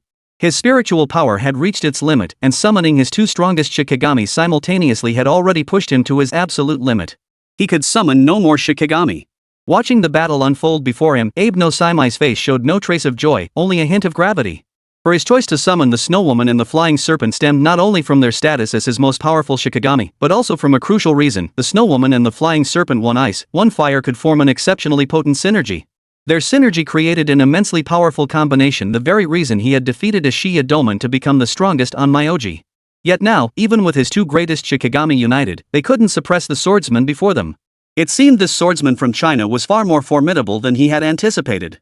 Abe no Saimai knew that relying solely on his two Shikigami working together would hardly be enough to defeat the enemy before him. With that realization, he hesitated no longer. Abe no Saimai vanished from his spot and charged toward Wei Zhuang once more. As the strongest onmyoji, his own prowess was formidable beyond measure, even beyond his two Shikigami. In an instant, Wei Zhuang found himself facing the combined assault of Tingsha, Yukiana, and Abe no Saimai all at once. On the other side of the arena, Ashia Doman, locked in fierce combat with Gainya, naturally witnessed the distant scene. A look of surprise flashed across his face, for he knew Abe no Saimai's capabilities well. Now that Abe no Saimai had summoned his two most powerful Shikigami yet still chose to intervene personally, it clearly demonstrated the formidable strength of his adversary. It seemed Abe no Saimai would struggle to defeat that foe anytime soon. And the man standing before him. As he pondered this, his expression grew grave as he studied his opponent. Though he had infused his yin-yang power into the demonic blade and his attacks grew increasingly fierce, the enemy before him was like the vast ocean, soft yet unyielding, embracing all things. His attacks proved utterly ineffective against this formidable foe. Demon Heaven Slash. Killing intent filled Ashia Doman's eyes as he gripped the demonic blade tightly, swinging it out with a single, decisive motion. In an instant, a purple blade aura stretching over 100 meters surged forward, seemingly intent on devouring everything in its path as it charged straight toward Gainya. Gainya watched the purple blade energy charge toward him, his eyes showing no trace of fear. He gripped the sword of the abyss tightly and swung it out. The next second, a white blade energy erupted with equal ferocity. Boom! In that instant, the purple blade energy and white sword energy collided like two colossal dragons. Everything around them was obliterated as concentric shockwaves rippled out violently. Both attacks dissipated into the void with this clash, while both Ashia Doman and Gainya were sent reeling hundreds of meters backward by the battle's aftershock. Seeing his strike directly countered, Ashiyama Doman's expression darkened further. What immense power! This force of yours seems to share similarities with the yin-yang school I know. Gainya offered his praise without reservation. Yet to Ashia Daoman, such praise sounded like mockery. Throughout the fight, he had been hearing Gainya's constant compliments about his power. Yet, Ashiyama Doman understood one crucial point: throughout the entire battle, Gainya had maintained complete control over the situation. Swordsman of Huaxia, do you truly believe I have no way to counter you? Rage erupted within Ashia Doman like a volcano. Yin-yang seal release. In an instant, the yin-yang energies within Ashia Doman erupted completely. A pillar of yin and yang light shot straight up from his body into the heavens. This spectacle captured everyone's attention as the yin-yang energy flowed ceaselessly into his body. High above, Ashia Doman's long hair fluttered in the wind. Chapter 138, The Might of the Great Qin's First Sword Saint. His entire body radiated an aura of darkness. In an instant, the power within Ashia Doman surged to extreme heights, making him appear like a dark deity floating above the heavens. A method to amplify one's own power? Gainya saw Ashia Daoman's power intensify, a flicker of gravity appearing in his eyes, though only a flicker. This battle had only just truly begun. In an instant, Ashia Doman vanished from his position. The next second, wielding his demonic blade, he materialized before Gainya, delivering a straight downward strike. Facing this formidable strike, Gainya remained utterly composed, showing no trace of fear. His sword, Yuan Hong, swept forward with lightning speed. Clang! In that instant, the demon blade collided with the Yuan Hong. This time, however, Ashia Doman, unleashing his full power, held the upper hand in raw strength. He forced Gainya back hundreds of meters, while himself not retreating a single step. Having gained the upper hand, a savage grin twisted Ashia Doman's lips. Swordsman of Huaxia, he sneered, I hope you can still remain as calm and composed as before. The words barely left his lips when Ashia Doman swung his demon blade once more, closing in on Gainya in an instant. Without hesitation, Gainya swung his sword, Yuan Hong, to parry the onslaught. The two engaged in a fierce battle high above the sky. Powerful energy storms swept relentlessly outward. As Ashia Doman swung his demonic blade, waves of purple blade energy erupted continuously. Meanwhile, Gainya relentlessly swung his Yuan Hong, unleashing white sword chi that seemed poised to ravage everything in its path as it surged forward. Boom! The thunderous clashes reverberated across the entire Guiyun arena. While both sides were locked in a life-or-death struggle on the battlefield. Within the celestial court. On the 36th heaven, the venerable Hongjun gazed down upon the three purities below. Master, is this great calamity truly unavoidable? Can we transcend the world as before and evade this tribulation? Primordial Lord Yuanshi could not help but ask. Beside him, Laozi, the Lord of Virtue and Morality, and Tong Tian, the Lord of the Way, also turned their gazes toward the ancient sage Hongjun. For this was a question of profound concern to them as well. There is no escape. Even I, in my true form, cannot evade this great calamity. This tribulation is entirely different from the previous ones. Not even the Tao of Heaven itself can be spared. Hongjun shook his head. At his level of attainment, if evasion were possible, he would have found a way long ago. Hearing this, the three purities below were all stunned. They understood this calamity was unprecedented, but they never imagined even the Tao of Heaven itself would not be spared. After all, the Tao of Heaven represented the true sovereign of this world. If even the Tao of Heaven could not evade this calamity, then what did that imply? The entire world stood on the brink of annihilation under this catastrophe. Did this mean we were powerless? That we could only wait silently for this great calamity to descend? The Supreme Sovereign clenched his fists, a sense of reluctance burning within him. As a sage-level powerhouse, he found himself powerless to resist this impending catastrophe. Even sages would perish in this calamity. Today, I summoned you here to prepare for the final moments before its arrival to bolster our foundations one last time. Perhaps this will grant us a sliver of hope for survival. Hongjun Laozu's expression grew grave. Through his calculations of the Tao, he had already glimpsed the unfolding of this calamity. Yet it was precisely this knowledge that left the venerable Hongjun even more astonished. This is precisely why, even as the mightiest being across the three realms, he cannot be certain of facing this great calamity head-on. Master, it seems Qiyu and Xing Tian have other plans. At that moment, Primordial Lord spoke up. Qiyu, that bastard, isn't dead? Xing Tian, that bastard, was lucky enough to break through to the sage realm. Beside him, the Lord of Virtue and Morality looked puzzled, for he truly hadn't known Qiyu was still alive. This clearly demonstrated how well Qiyu had concealed himself all these years. Qiyu has sealed himself within the abyssal realm. Even I only discovered his survival by chance. I left certain measures in that realm. Not only is Qiyu still alive, but under Xing Tian's cover, he has now broken through to the level of a sage. Yuan Shi Tianzuan spoke again. A failed individual. Even if he has now broken through to the sage realm, he cannot stir up much trouble. These two might be attempting to reclaim their fortune amidst this great calamity, but they fail to grasp just how terrifying this catastrophe truly is. Let them be. They cannot cause any significant disturbance. Seated high above, the venerable Hongjun Laozu let out a cold laugh. In the past, he might have paid attention to two powerhouses at the level of a sage. But now, having fully grasped the scope of this calamity, the venerable Hongjun knew exactly what kind of foes he would soon face. He paid no heed to the schemes of these two sages. Facing this calamity, not just one or two sages, but even dozens would perish. Hearing the old ancestor Hongjuan's utter disregard for the two sages, the three purities understood that this calamity was truly no ordinary affair. At that moment, the Lord of Virtue and Morality recalled something and addressed the ancient sage Hongjun. Master, is Sun Wukong also one of the destined individuals for this great calamity? His power is now immense. Even I cannot be absolutely certain of defeating him. Sun Wukong's breakthrough might alter the course of this calamity in certain events, but the most crucial variable remains that summoner Chen Xuan from Huaxia. Hongjun Laozu's gaze pierced through everything, fixing directly upon Chen Xuan on the national fortune arena. At that moment, Chen Xuan on the floating platform sensed someone watching him. Yet he dismissed the feeling, wondering if he was overthinking it. Meanwhile, the fierce battle on the arena raged on. Saimai Abe, harnessing the combined might of his two Shikigami, had completely overwhelmed Wei Zhuang. Swordsman of Huaxia, I acknowledge your strength. Yet our nation's Onmyoto arts surpass yours. A faint smile spread across Ashiya Doman's face. The next instant, he swept his fan through the air. In an instant, swirling winds coalesced mid-air into a colossal windbird. Wielding the power to shatter all things, it charged straight toward Wei Zhuang ahead. Sweeping across the four directions. Having finished his probing, Wei Zhuang no longer bothered to conceal his strength. Violent sword chi erupted from him. His heavy sword slashed forward, and in that instant, the intense black sword energy coalesced into a black dragon, seemingly intent on obliterating all existence. The collision between the black dragon and the giant windbird produced a deafening explosion. After a mere second of stalemate, the black dragon utterly obliterated the windbird. Watching this unfold, Abe no Saimai was taken aback. He had assumed Wei Zhuang had already unleashed his full power, yet here was further proof of Wei Zhuang's strength growing even stronger. What was he thinking? As Abe no Saimai pondered, Wei Zhuang's voice echoed in his ear, his legendary sword radiating fierce energy. A single strike aimed straight for Abe no Saimai's head. Yuki Anna. Abe no Saimai dared not hesitate, immediately shouting aloud. In an instant, the snow woman was enveloped in ice and snow, materializing before Abe no Saimai. Layer upon layer of frost formed a shield, deflecting Wei Zhuang's strike. Meanwhile, the Tingsha opened its monstrous jaws and lunged at Wei Zhuang. Unfortunately for it, Wei Zhuang merely thrust his left fist forward. A terrifying force erupted from his strike, slamming directly into Tingsha's skull. The serpent was sent flying over 100 meters, sweeping across all directions. Watching the snow woman block his strike, Wei Zhuang unleashed his horizontal sword technique. The legendary blade in his hand erupted with terrifying power, as if this single strike could shatter all existence. The protective shield the Snow Maiden had conjured was instantly shattered by this strike.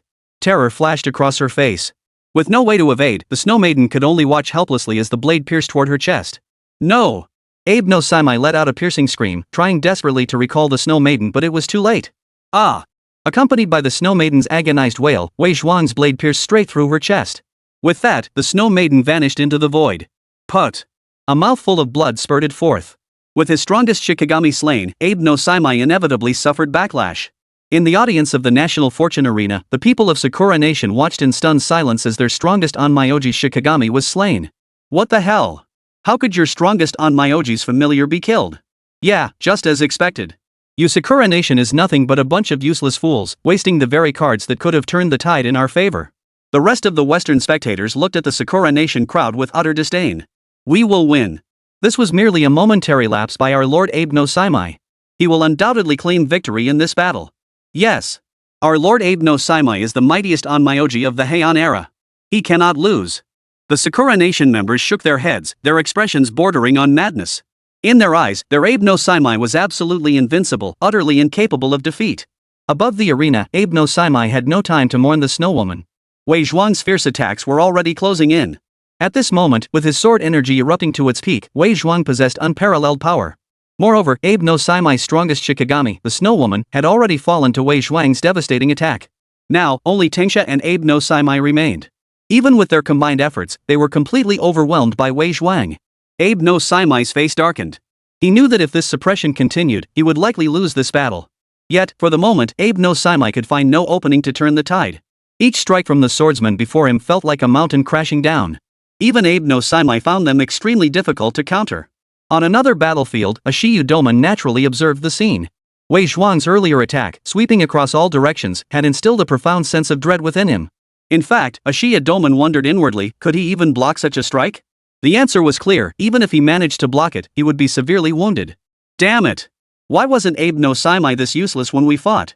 It seems that swordsman wielding the heavy sword is far more powerful than the one before me. I must defeat this swordsman quickly. Otherwise, if things continued this way, once Abe no Saimai was defeated, these two swordsmen would join forces and I wouldn't stand a chance against them. A Shiyu Doman thought to himself, already convinced in his mind that Wei Zhuang was stronger than Gainye. Had Wei Zhuang known a Shiyu Doman's inner thoughts, he would have laughed wildly in his heart. For even he dared not claim superiority over his senior disciple. 10,000 yin yang. A Shiyu Doman gripped his demonic blade tightly and swung it forward. In an instant, a yin yang wheel appeared overhead. This yin yang wheel contained immense power, surging like a flood toward Gainye below. Rainbow piercing the sun. Facing this overwhelming assault, Gainye's gaze finally shifted. His sword, Yuan Hong, thrust upward with blinding speed, unleashing a burst of white sword light. This sun-like blade collided with the yin yang wheel. The terrifying force shattered the yin yang wheel completely. Strands of yin yang energy scattered in all directions. Watching his strike blocked so decisively, a Shiyu Damon's expression turned astonished. Yet what shocked him even more was the profound shift in Gainye's aura. Your strength is no less than mine. You are truly a formidable opponent. Gainye praised a Shiyu Daoman with his usual calm tone, yet the sword energy radiating from his body caused his opponent, Ashiyama Doman, to feel profound apprehension. Swordsmen of Huaxia, never underestimate your opponents. A Shiyu Doman's face twisted with fury. In an instant, his form vanished from the spot. At that moment, the sword energy surging from Gainye's body shot skyward. This time, he too vanished from his position. Clang! In that instant, the demon blade and the abyssal rainbow collided, their ultimate sword energies threatening to cleave everything in their path. Within the first second of the clash, a Shiyu Doman sensed tendrils of sword energy relentlessly surging toward him. His expression darkened as demonic light surged from his entire body, attempting to withstand the relentless onslaught of sword energy. But the next second brought Gainye's attack, sweeping in like a long rainbow. Now, under Gainye's full-power assault, a Shiyu Doman was completely overwhelmed. Sword wounds began to appear on his body, the terrifying sword energy seemingly intent on destroying everything. Gazing at his own wounds and Gainye's increasingly fierce assault, Ashiyama Doman's expression grew grim and ferocious. He sought to strike back. But he discovered that no matter how he attacked, his rhythm would inevitably fall under Gainye's control. This left Luya Daoman feeling as though he were trapped in the vast ocean, unable to break free. Such was the terrifying power of the Great Qin's foremost sword saint. Chapter 139, Night Parade of 100 Ghosts, Alliances and Counter-Alliances. Feeling as though he'd sunk into quicksand, Luya Daoman knew that if this continued, defeat was inevitable. Heavenly Demon Slash. In an instant, a cold resolve hardened in a Shiyu Doman's eyes. He ignited his entire vital essence, propelling his yin-yang energy to its peak before channeling it into his demonic blade. As he swung his blade, a hideous heavenly demon materialized in an instant, charging straight toward Gainye directly ahead. The entire National Fortune Arena pulsed with this terrifying aura. The crowd from the land of cherry blossoms in the stands watched the scene unfold, their excitement reaching a fever pitch. As the 100-meter-tall heavenly fiend charged toward him, Gainye's eyes showed no fear. Clutching Yuan Hong tightly, white sword chi continuously radiated from his body. Flying sword of 100 steps. In that instant, Gainye unleashed his most powerful strike, the pinnacle of sword artistry, a 100-step flying sword. The Yuan Hong in his grasp, imbued with power capable of obliterating all things, shot forward like a flying blade, hurtling straight toward the heavenly fiend ahead. From afar, Wei Zhuang sensed the aura of the 100-step flying sword. He knew his senior disciple had unleashed his ultimate strike. With that, Wei Zhuang saw no need to waste any more time. Sweeping across the heavens, Wei Zhuang likewise elevated his own momentum to its zenith. The ultimate sword energy gathered ceaselessly in his hand upon the famed blade. Jet black sword energy erupted outward. In an instant, Wei Zhuang vanished from his position, charging toward Abe no Saimai ahead. Sensing the terrifying power of this decisive strike, Abe no Saimai and the Tengu serpent beside him hesitated not a moment. Flaming fury. Tenchia's entire body blazed with searing flames, transforming into a sea of fire that engulfed Wei Zhuang as he charged forward. Yin-yang power, gather. Behind him, Abe no Saimai showed no hesitation either, channeling his yin-yang energy ceaselessly into Tenchia's body. This caused the blazing flames on Tenchia's body to burn even more fiercely, as if intent on scorching everything in existence. The temperature of the entire National Fortune Arena soared accordingly. In an instant. Boom! The 100-step flying sword collided with the demon blade. The 8-direction sword clashed with the Tenchia's ferocious fangs. The collision between these 4 attacks erupted like a meteor explosion, obliterating everything in its path. Rippling shockwaves radiated outward, billowing smoke filling the air. A thick haze enveloped the entire National Fortune Arena, drawing every gaze toward the shrouded area. 1 second, 2 seconds, 3 seconds. Seconds passed, and as the smoke finally cleared, Liu Daomen's demonic blade shattered in his hand. Blood trickled from the corner of his mouth, and his aura was utterly depleted. He was clearly gravely wounded. In stark contrast, Guy Nya on the opposite side showed no visible injuries beyond slightly disheveled clothing. On the other side, a piercing scream echoed as Tangxi, struck by Wei Zhuang's horizontal slash, had its massive serpentine body cleaved in two. The creature then dissipated into the air. As the summoner, Abe no Saimai spewed another mouthful of blood. The powerful backlash from the deaths of his 2 strongest Shikigami had left Abe no Saimai gravely wounded. He felt his internal organs churning violently within his body. Only through his profound magical power, Abe no Saimai barely managed to suppress it. At that moment, both Ashikaga Mikamesa and Abe no Saimai stared at their foe before them. Their expressions grim.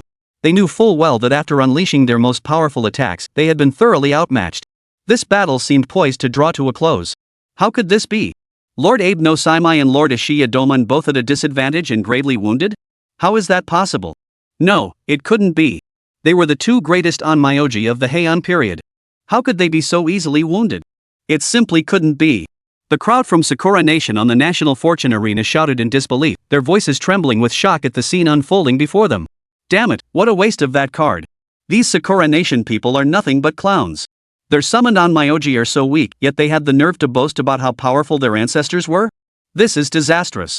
If we can't defeat China in this battle, how can we possibly compete with them in the Divine War? The Western nations watched the Sakura Nation's crowd with looks bordering on gnashing teeth. Defeat is only natural. Our Chinese ancestors are far beyond comparison to a mere cherry blossom nation. In other words, the might of our Chinese chi cultivators is something you foreigners could never comprehend. We were actually worried our ancestors might lose. We deserve to die 1,000 deaths. See this, you foreigners? This is the legacy of our vast, ancient Huaxia spanning millennia. Whether pitted against deities or our ancient forebears, you stand no chance of victory. I've researched ancient texts. These 2 ancestors, Guy Nya, the Qin dynasty's foremost sword saint who could single-handedly defeat 10,000, and the Lord of the Sands. Both were the mightiest swordsmen of their era and esteemed disciples of Master Gigu. Just as the Chinese crowd was gloating, an old man spoke up, holding an ancient-looking book in his hands. Though Huaxia endured a mythological and historical rupture, some historical texts still survived. However, since the National Fortune Arena focused on summoning deities, no one had bothered to study ancient texts. Now, with Guy Nya and Wei Zhuang summoned, scholars poring over ancient texts naturally uncovered their identities. Moreover, I've discovered that the great Emperor Chen Xuan is also an ancestor of our human race. It's a pity he possesses divine status, otherwise, summoning him would have left them utterly defeated. The old man flipped through the ancient texts, his voice growing more excited with each discovery. Hearing this, the Chinese group grew wildly excited. They finally understood why Chen Xuan had persistently referred to Chen Xuan as their ancestor during the summoning ritual. It turned out the great Emperor Chen Xuan was their human race's ancestor. Who would have thought the great Emperor Chen Xuan was our human race's ancestor? Now it seems that damn Cherry Blossom Country has some real luck. The rules of the National Fortune Arena prohibit summoning human ancestors with divine status. Otherwise, if the great Emperor Chen Xuan appeared, those 2 onmyoji probably wouldn't stand a chance against his might. No worries. These 2 so-called strongest onmyoji of the Heian period? They still wouldn't stand a chance against our Qin dynasty's 2 mighty swordsmen. In other words, we don't even need the great Emperor Chen Xuan to lift a finger to take these 2 down. The Chinese delegation now brimmed with confidence. Knowing Emperor Chen Xuan was their ancestor, a profound sense of pride welled up within them. In contrast, the Cherry Blossom Nation's people and the Westerners, upon hearing the Chinese mockery, found themselves utterly drained of the strength to retort. Despair began to etch itself onto their faces. How could this be? Beyond their divine might, why were the ancestors of Huaxia so formidable? Do we truly stand any chance of defeating China? It seemed inevitable that we would lose this battle of national fortune. Even though the battle for national destiny was not yet over, the Westerners now hung their heads, their faces etched with despair, as if they had already accepted their fate. Especially the people from the land of cherry blossoms. Where was their former arrogance now? On the floating platform, Yasuyama, who had been radiating confidence moments ago, slumped to the ground. Are we really losing? We're truly losing? These are the two strongest onmyoji of our Heian era, yet we still can't defeat the Sword Saint of China? Shut up, all of you. We haven't lost yet. Just as despair gripped the crowd, Ashiyama Doman roared at them. His entire being radiated an aura of malevolence. His roar captured everyone's attention. They wondered what Ashiya Doman intended to do. After all, his current state was dire. Abe no Saimai, do you know? You are the greatest enemy of my life. You've always occupied the position of the foremost onmyoji. No matter what I do, I can never surpass you. Ashiya Doman fixed his gaze on Abe no Saimai, as if making some kind of decision. Prepare to join forces. Across from him, Gainya had already stabilized his aura. After the fierce battle and unleashing their ultimate techniques, Gainya and Wei Zhuang were not as relaxed as they appeared. Though they hadn't suffered serious injuries, stabilizing their own energy still demanded time. This was precisely why neither of them had immediately charged forward to eliminate Abe no Saimai and his companion. Now, the Yuan Hong sword, which had been stuck in the ground, reappeared in Gainya's hand. Wei Zhuang had also come to Gainya's side, ready for action. Abe no Saimai, sometimes I think how much better it would be if we hadn't been born in the same era. But I will prove to everyone that my power, Ashiya Doman's power, is no less than yours, Abe no Saimai. This battle today, no matter what, you must be mine. As Ashiya Doman spoke these words, a hint of madness flickered in his eyes. Witnessing this, Abe no Saimai instantly realized what Ashiya Doman intended to do. You wouldn't dare. Abe no Saimai looked somewhat surprised. He tried to stop Ashiya Doman, but it was already too late. The demon god empowers me. Sacrifice all. In that instant, Ashiya Doman roared defiantly toward the heavens. The malevolent energy within his entire being erupted completely. Endless yin-yang energy radiated from him, then poured into Abe no Saimai's body. This infusion of power caused Abe no Saimai's own strength to grow ever stronger. In that instant, Abe no Saimai seemed poised to transcend the limitations of all yin-yang masters past and present, reaching a realm no one had ever attained. Abe no Saimai, with the pride of our Heian era's mightiest onmyoji, vanquish the enemy before you. If given the chance, next time, the strongest onmyoji will undoubtedly be me. A faint smile touched Ashiya Doman's lips before his entire body dissolved into nothingness. Witnessing this scene, Abe no Saimai froze in surprise. Clearly, he had not anticipated Ashiya Doman choosing to sacrifice himself. Feeling his power surge, Abe no Saimai shed a single tear for this lifelong adversary. His gaze then hardened as he fixed his eyes on Gainya and Wei Zhuang ahead. He knew that only by defeating these foes could he honor Ashiya Doman's ultimate sacrifice. The spectators watching the arena were equally stunned. Yet among the Cherry Blossom Nation's supporters, alongside the shock, there was also a tinge of excitement. For Abe no Saimai had now unleashed power unprecedented in his history. It could be said that Abe no Saimai had now stepped into the realm of the supreme onmyoji. The Huaxia side, meanwhile, had not anticipated that Ashiya Doman possessed such a final act, sacrificing his own life to enable Abe no Saimai to ascend to a higher plane. Now, you shall witness what true death truly means. I shall comfort the spirit of Ashikaga Doman with my most devastating strike. As he spoke, the yin-yang energies surged and swirled around Abe no Saimai's body. Senior brother, this fellow seems to have ascended to a higher realm. Wei Zhuang glanced at Gainya beside him, his eyes showing little panic. The enemy before us commands our respect, especially that Ashiya Doman sacrificing his own life to win this battle. Therefore, Xiao Zhuang, we must not let our guard down for even a moment. A solemn expression crossed Gainya's face as white sword chi continuously radiated from his body. Power gained through sacrifice? Abe Saimai murmured. I believe only in the sword in my hand to decide everything. Wei Zhuang gripped his legendary sword, holding it upright before him. An equally intense jet-black sword energy radiated from it. Clearly, both Gainya and Wei Zhuang were gathering their might for their ultimate strike. Night parade of 100 ghosts. At that very moment, Abe no Saimai's ultimate strike was fully charged. Next, Ashiya Doman, let me carry your pride with me as I defeat the swordsman of China. In an instant, Abe no Saimai swept his fan through the air. Behind him, the figure of Ashikaga Doman seemed to materialize. Ferocious specters materialized above him, transforming the entire national fortune arena into a living hell. A bone-chilling cold swept over the spectators on both sides of the stage, sending shivers down their spines.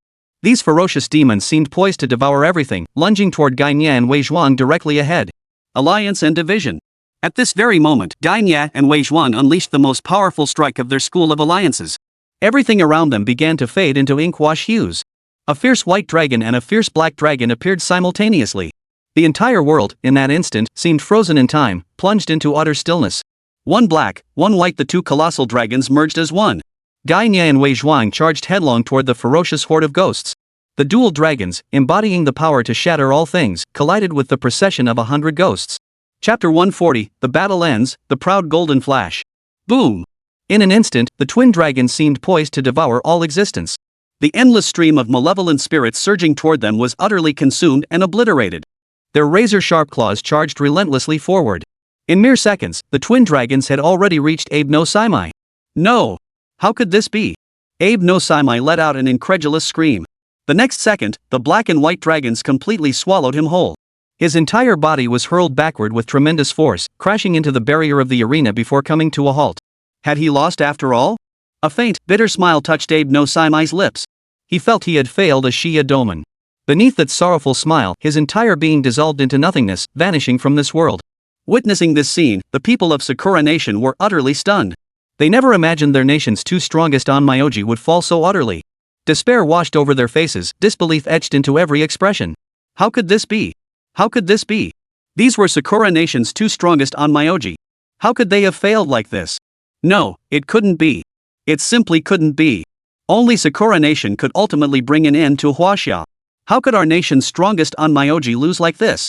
On the floating platform atop Mount Yasui, he roared in disbelief or perhaps unwillingness to accept it. His entire demeanor bordered on madness. What's impossible about it? This is the might of our great Qin swordsman. Master Gainye is the foremost sword saint of Qin. Even his junior disciple, Wei Zhuang, is the formidable lord of the flowing sands. The depth of our Huaxia civilization is not something your tiny cherry blossom nation can compare to. Chen Xuan's eyes brimmed with contempt as he stared at an Yingshan ahead. From the very start, he had known the outcome of this battle. This cherry blossom nation still believes that merely invoking ancient historical generals can grant them victory over us. How many generations has this tiny island nation truly inherited? Our Huaxia civilization has carried on for 5,000 years, with countless mighty ancestors. Does this tiny cherry blossom nation now grasp the vast chasm between itself and our Chinese civilization? The Chinese spectators in the stands wore confident, triumphant smiles. No, it won't. After the final agonized scream echoed from Mount Yasui, the rule-bound power of the national fortune arena had completely obliterated him. National Destiny Divine Battle, Round 39, Round 40. China claims victory. On the floating platform, Nuwa likewise declared victory for this battle. In response, the Western spectators from other nations could only shake their heads. They still claimed to hold a one-match lead. Yet they now harbored no confidence whatsoever in defeating China. Those Western observers who had initially believed they could defeat China with an unstoppable winning streak were now utterly panicked. Their initial confidence had completely evaporated. On the national fortune arena, Gainye and Wei Zhuang, having dealt with their opponents, now turned their gaze toward Chen Xuan. Chen Xuan, greetings, Lord Gainye, the Sword Saint. Greetings, Lord Wei Zhuang, the Master of the Flowing Sands. Chen Xuan held deep respect for these two venerable elders of Huaxia. Young friend, Gainye remarked, you possess an extraordinarily powerful force within you. Gainye nodded. He sensed a terrifying power emanating from Chen Xuan, a power that even surpassed his own and Wei Zhuang's. Most significantly, Gainye also detected a trace of sword intent emanating from Chen Xuan. Beside him, Wei Zhuang naturally sensed the immense power radiating from Chen Xuan as well. He had always believed that he and his senior brother stood at the pinnacle of combat prowess in this world. Yet the power before him now gave Wei Zhuang a profound sense of being hard to overcome. This was only natural, after all. Gainye and Wei Zhuang had only barely reached the golden immortal realm with the aid of the rules power. Chen Xuan, however, had already reached the peak of the golden immortal realm. Moreover, his formidable innate foundation was sufficient to allow him to defeat ordinary great Luo golden immortals. You two seniors are too kind. My power is merely a matter of luck, Chen Xuan said. A faint smile touched Chen Xuan's lips. Why had he remained utterly unflustered throughout this battle? Besides his belief that his Chinese ancestors could effortlessly defeat those two so-called strongest onmyoji of the Heian period. But the most crucial reason was that Chen Xuan himself possessed the power of a peak golden immortal. Even if the unexpected happened and Gainye and his companion lost, Then, at worst, Chen Xuan would intervene personally. The National Fortune Arena had no restrictions against summoners attacking their own summoned beings. This rule had been explicitly stated by Nuwa earlier, yet the people of Sakura Nation seemed to have forgotten it entirely. In other words, regardless of the outcome of this battle, as long as Chen Xuan remained present, Sakura Nation would never win. As Chen Xuan and Gainye continued their conversation, the Divine Gate appeared overhead. A powerful gravitational pull emanated from the Divine Gate. Young friend, your cultivation surpasses ours. We have little to bestow upon you, but we can impart our lifetime's insights into swordsmanship. With that, a strand of white light emerged from Gainye, entering Chen Xuan's brow. Beside him, Wei Zhuang hesitated not a moment either. A strand of black light emerged from his body, heading toward Chen Xuan. Their action stemmed from recognizing Chen Xuan as a swordsman. In an instant, Chen Xuan absorbed the sword insights of two great swordsmen. He had thought this battle would yield him nothing. After all, Chen Xuan's current combat prowess surpassed even Gainye and Wei Zhuang by a significant margin. Yet after absorbing these insights, Chen Xuan instantly felt as though he had truly transformed into a battle-hardened swordsman. He even felt an urge to draw the Shen Yuan sword and engage in a fierce duel with a deity. Thank you both for bestowing these insights, Chen Xuan bowed in gratitude. Chen Xuan bowed in gratitude, for this sword insight perfectly suited his current state. Though his cultivation realm hadn't advanced, possessing this sword insight meant that whenever he wielded the Shen Yuan sword, he could unleash the divine power within him to its utmost limit. You're welcome, young friend. May we meet again someday. Gainye wore a serene smile as he turned toward the heavenly gate. Wei Zhuang, standing nearby, remained as cold and indifferent as ever, following closely behind Gainye's departure. The moment the two entered the divine gate, the power of the rules vanished from them, and Gainye and Wei Zhuang returned to their original cultivation levels. Otherwise, if they were to return to their original world while retaining the realm of Golden Immortal, the entire course of that world's history would undergo immense alteration. Moreover, the power of the rules was inherently temporary. Even if Nuwa wished to grant it for an extended period outside the National Fortune Arena, he could not. We bid farewell to Messrs. Gainye and Wei Zhuang. Watching Gainye and Wei Zhuang depart, Long Zhan stepped forward first, respectfully bidding them farewell. We bid farewell to Gainye and Wei Zhuang. We bid farewell to Gainye and Wei Zhuang. The rest of the Chinese spectators in the stands likewise offered no hesitation, each in turn respectfully bidding farewell to Gainye and Wei Zhuang as they departed. After the departure of these two strongest swordsmen of Qin, two new black shards appeared in Chen Xian's hands. Examining the two new black shards, Chen Xuan realized he now held 19 black shards. This meant that by winning two more battles and gathering two more black shards, this divine battle of national destiny could be brought to a close. As Chen Xuan pondered this, in another mythical realm, Gilgamesh had just watched the previous battle on the National Fortune Arena. What an intriguing battle! That nation called Huaxia, both its gods and humans are so formidable. I truly wish to descend and engage in combat myself. A fierce battle intent flared in Gilgamesh's eyes. You should know how perilous that place is. Even the mother of evil dragons, who transcended the realms, perished there. Are you still intent on descending to fight? At that moment, the agricultural goddess Ishtar, standing beside him, spoke with a grave expression. She knew Gilgamesh well. She understood that this man radiated arrogance and madness from his very core. His earlier words weren't mere empty talk, he genuinely intended to descend and fight. So what? I don't see myself losing. Besides, I've been waiting at this level for far too long enough to grow weary of it. Gilgamesh clenched his fists. His cultivation had been stuck at the threshold of becoming a main god for far too long. He was always just a hair's breadth away from breaking through, and it was driving him mad. You're only a few thousand years away from breaking through to the main god realm. Why risk life and death in this battle? Ishtar tried to persuade him once more. No need to persuade me, Ishtar. Besides, I've said it before, I don't believe I will lose. A smile remained fixed on Gilgamesh's face, his confidence in his own strength unwavering. Watching this, Ishtar couldn't help but shake her head. She knew all too well that this very confidence could cost him his life. Alas, once Gilgamesh made a decision, he would not easily change it. In an instant, golden light flared around his body. Witnessing this, Ishtar's expression darkened, growing grave. She knew Gilgamesh had stopped moving. It must be Gilgamesh attempting to communicate with the ancient Babylonian nation, the one on the Fate Arena. At that moment, atop the National Fortune Arena, the ancient Babylonians, whose previous combatants had all been eliminated, had been replaced by a new contingent. Arad, the elder representing this new group of Babylonians, sat in his seat. He even believed that the upcoming battles no longer concerned the ancient Babylonian nation. After all, even their strongest creator god was dead. Moreover, the memory of their creator god appearing to slaughter hundreds of Babylonian citizens, coupled with the impending annihilation of everyone on the National Fortune Arena, still haunted them all. Just as these thoughts crossed his mind, he found himself suddenly transported to the interior of a temple. At the temple's center stood a statue. Crafted entirely of gold, it wore armor and resembled a youthful god of war. Most strikingly, though merely a statue, it radiated an overwhelming sense of pride. Arad's eyes filled with confusion. He wondered inwardly, why had he ended up here? At that moment, a flash of golden light appeared. A man radiating golden light, with golden hair and clad in golden armor, materialized before him. You are my chosen one, are you not? Gilgamesh held his head high, his eyes brimming with absolute pride. Greetings, Divine Lord. After a few seconds of stunned silence, Arad finally realized he had been summoned to the temple by the deity of his own nation. If this had happened before, Arad might have considered it a blessing, or even an honor. But now, he didn't see it as a good thing. Based on past experience, when a deity personally summoned a summoner to the temple, there was only one possible reason: the deity desired to go into battle. But now, facing the mighty China with its powerful sages, coupled with the defeats of the other three ancient nations in myth and legend, in everyone's eyes, China had become invincible. To fight now would be tantamount to suicide. In the next battle, this god intends to take action personally. You are to become the Western summoner representing the West in the next conflict. Gilgamesh's tone carried an unmistakable command. But, Divine Lord, the deities of China are immensely powerful. Even our own creator god has already been defeated. Hearing Gilgamesh's words confirmed his suspicions, and Arad still wanted to make one last desperate attempt. Do you truly believe this god could be defeated? Anger now colored Gilgamesh's voice.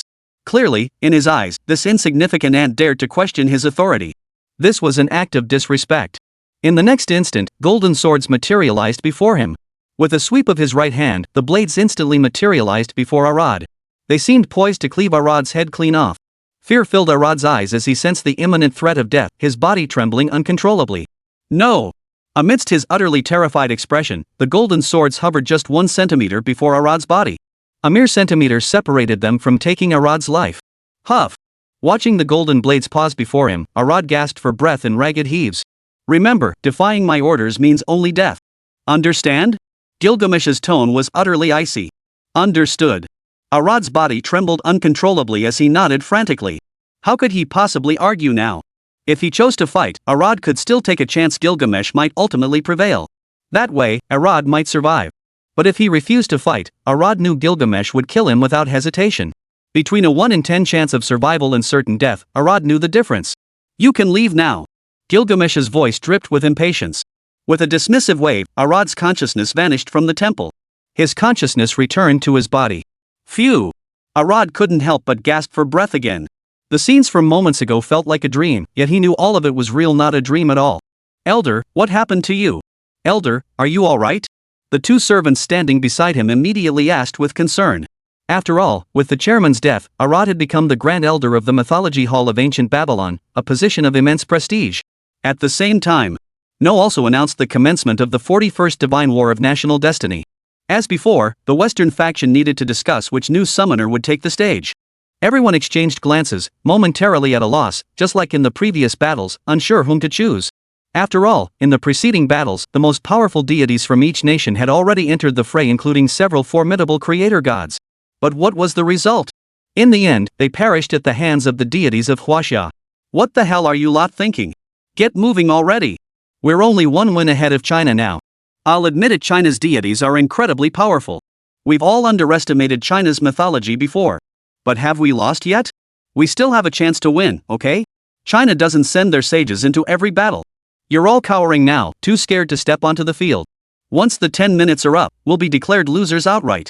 When the divine gate descends and the Chinese deities appear, do you think you'll survive? Seeing no one volunteering to fight, a representative from the United States spoke up. You talk a good game. You step up then. We're not going in. Our mighty Greek gods have already fallen at the hands of the Chinese deities. We can't very well send our own to their doom. The Greek representative retorted bluntly. In other words, if you're so eager, why don't you go first? Beside him, the representative from the 3 kingdoms showed no mercy either. What's your point? If my mythology were strong enough, I'd be the one stepping up. The pretty country representative, who had intended to persuade others to step forward, found they weren't falling for it. Instead, they were calling him out. Why would the American representative commit such a suicidal act? If you're too scared to step up, what's the point of shouting? You're saying you won't go up, so what are you shouting for? You still think it's like before, that your nation's might is unmatched worldwide, that this is the age of myths. In other words, you're all talk and no action. What's the point of shouting? In an instant, representatives from other nations pounced. Before the mythical era, they feared the United States' overwhelming might and dared not speak out. But now we're in the mythic era.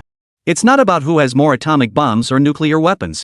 It's about the depth and legacy of mythic heritage. Crucially, after this battle, if the deities of China descend, Western nations will be finished. Then, naturally, they would no longer fear the United States. Hearing such fierce resistance from the other nations' representatives, the American delegate froze in shock.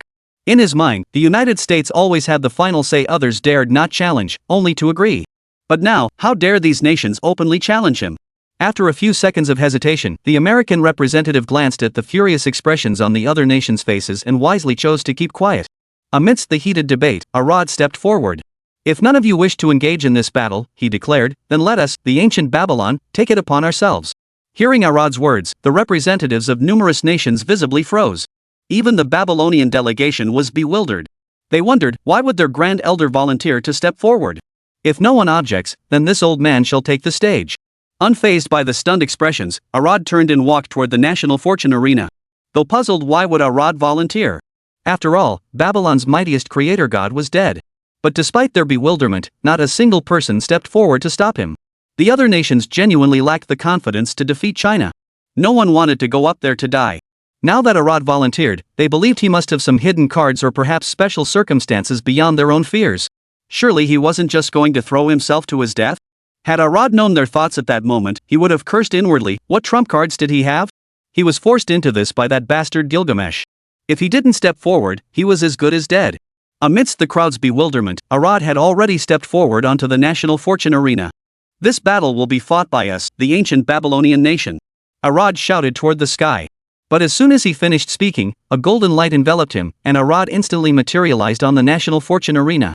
Seeing Arad appear before them, Chen Xuan couldn't help but recall the profound impression the ancient Babylonian nation had left on him.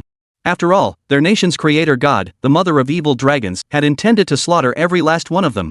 Moreover, had it not been for their nation's monkey king, Sun Wukong, who ultimately broke through to the Sate realm, the mother of evil dragons might very well have slaughtered everyone on the National Fortune Arena. Yet precisely because of this vivid memory, Chen Xuan found himself curious. Why would Arad volunteer for battle? After all, their nation's mightiest founding deity had perished at the hands of the deities of their Huaxia homeland. Therefore, the other deities of their nation should fear the deities of China. "I never imagined my opponent in this battle would be your nation." Chen Xian's gaze fixed squarely on Arad before him. "I didn't expect it either." Arad's aged form shook his head. He hadn't expected to take the field in this battle either. He truly had no choice. If there had been any choice, he wouldn't have wanted it. Meanwhile, in the mythical world, in Gilgamesh's residence, Ishtar gazed at Gilgamesh as his consciousness returned. Sigh. She couldn't help but sigh. "Gilgamesh, you've been far too impulsive. We both know the gods of Huaxia are formidable. Choosing to fight them is an incredibly dangerous path." Ishtar's gaze upon Gilgamesh held a hint of regret. "Ha! Perilous? I see it differently. I only see an opportunity to grow stronger. And I don't believe I will lose. I am Gilgamesh." Gilgamesh laughed several times, his tone brimming with absolute pride and confidence. Iar could only sigh at this. His relationship with Gilgamesh was so close.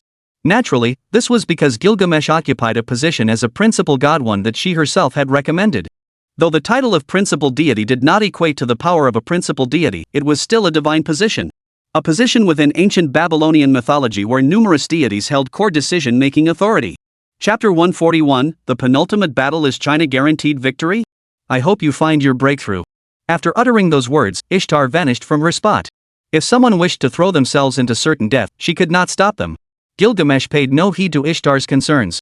His gaze brimmed with confidence. He was certain he would break through to the main god realm in this very battle.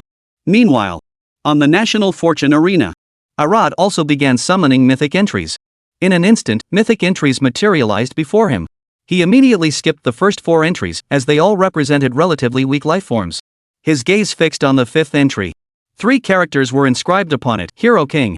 As an elder of the Mythology Society of the ancient Babylonian kingdom, Arad knew exactly what these 3 words represented. He was also familiar with the mythical history of Gilgamesh. This Hero King, who achieved demigod status in human form, had left an indelible mark in their mythological annals. Yet within the pantheon, his power still fell short of the most supreme deities. This was precisely why Arad looked so troubled when summoned. Yet he had no choice now.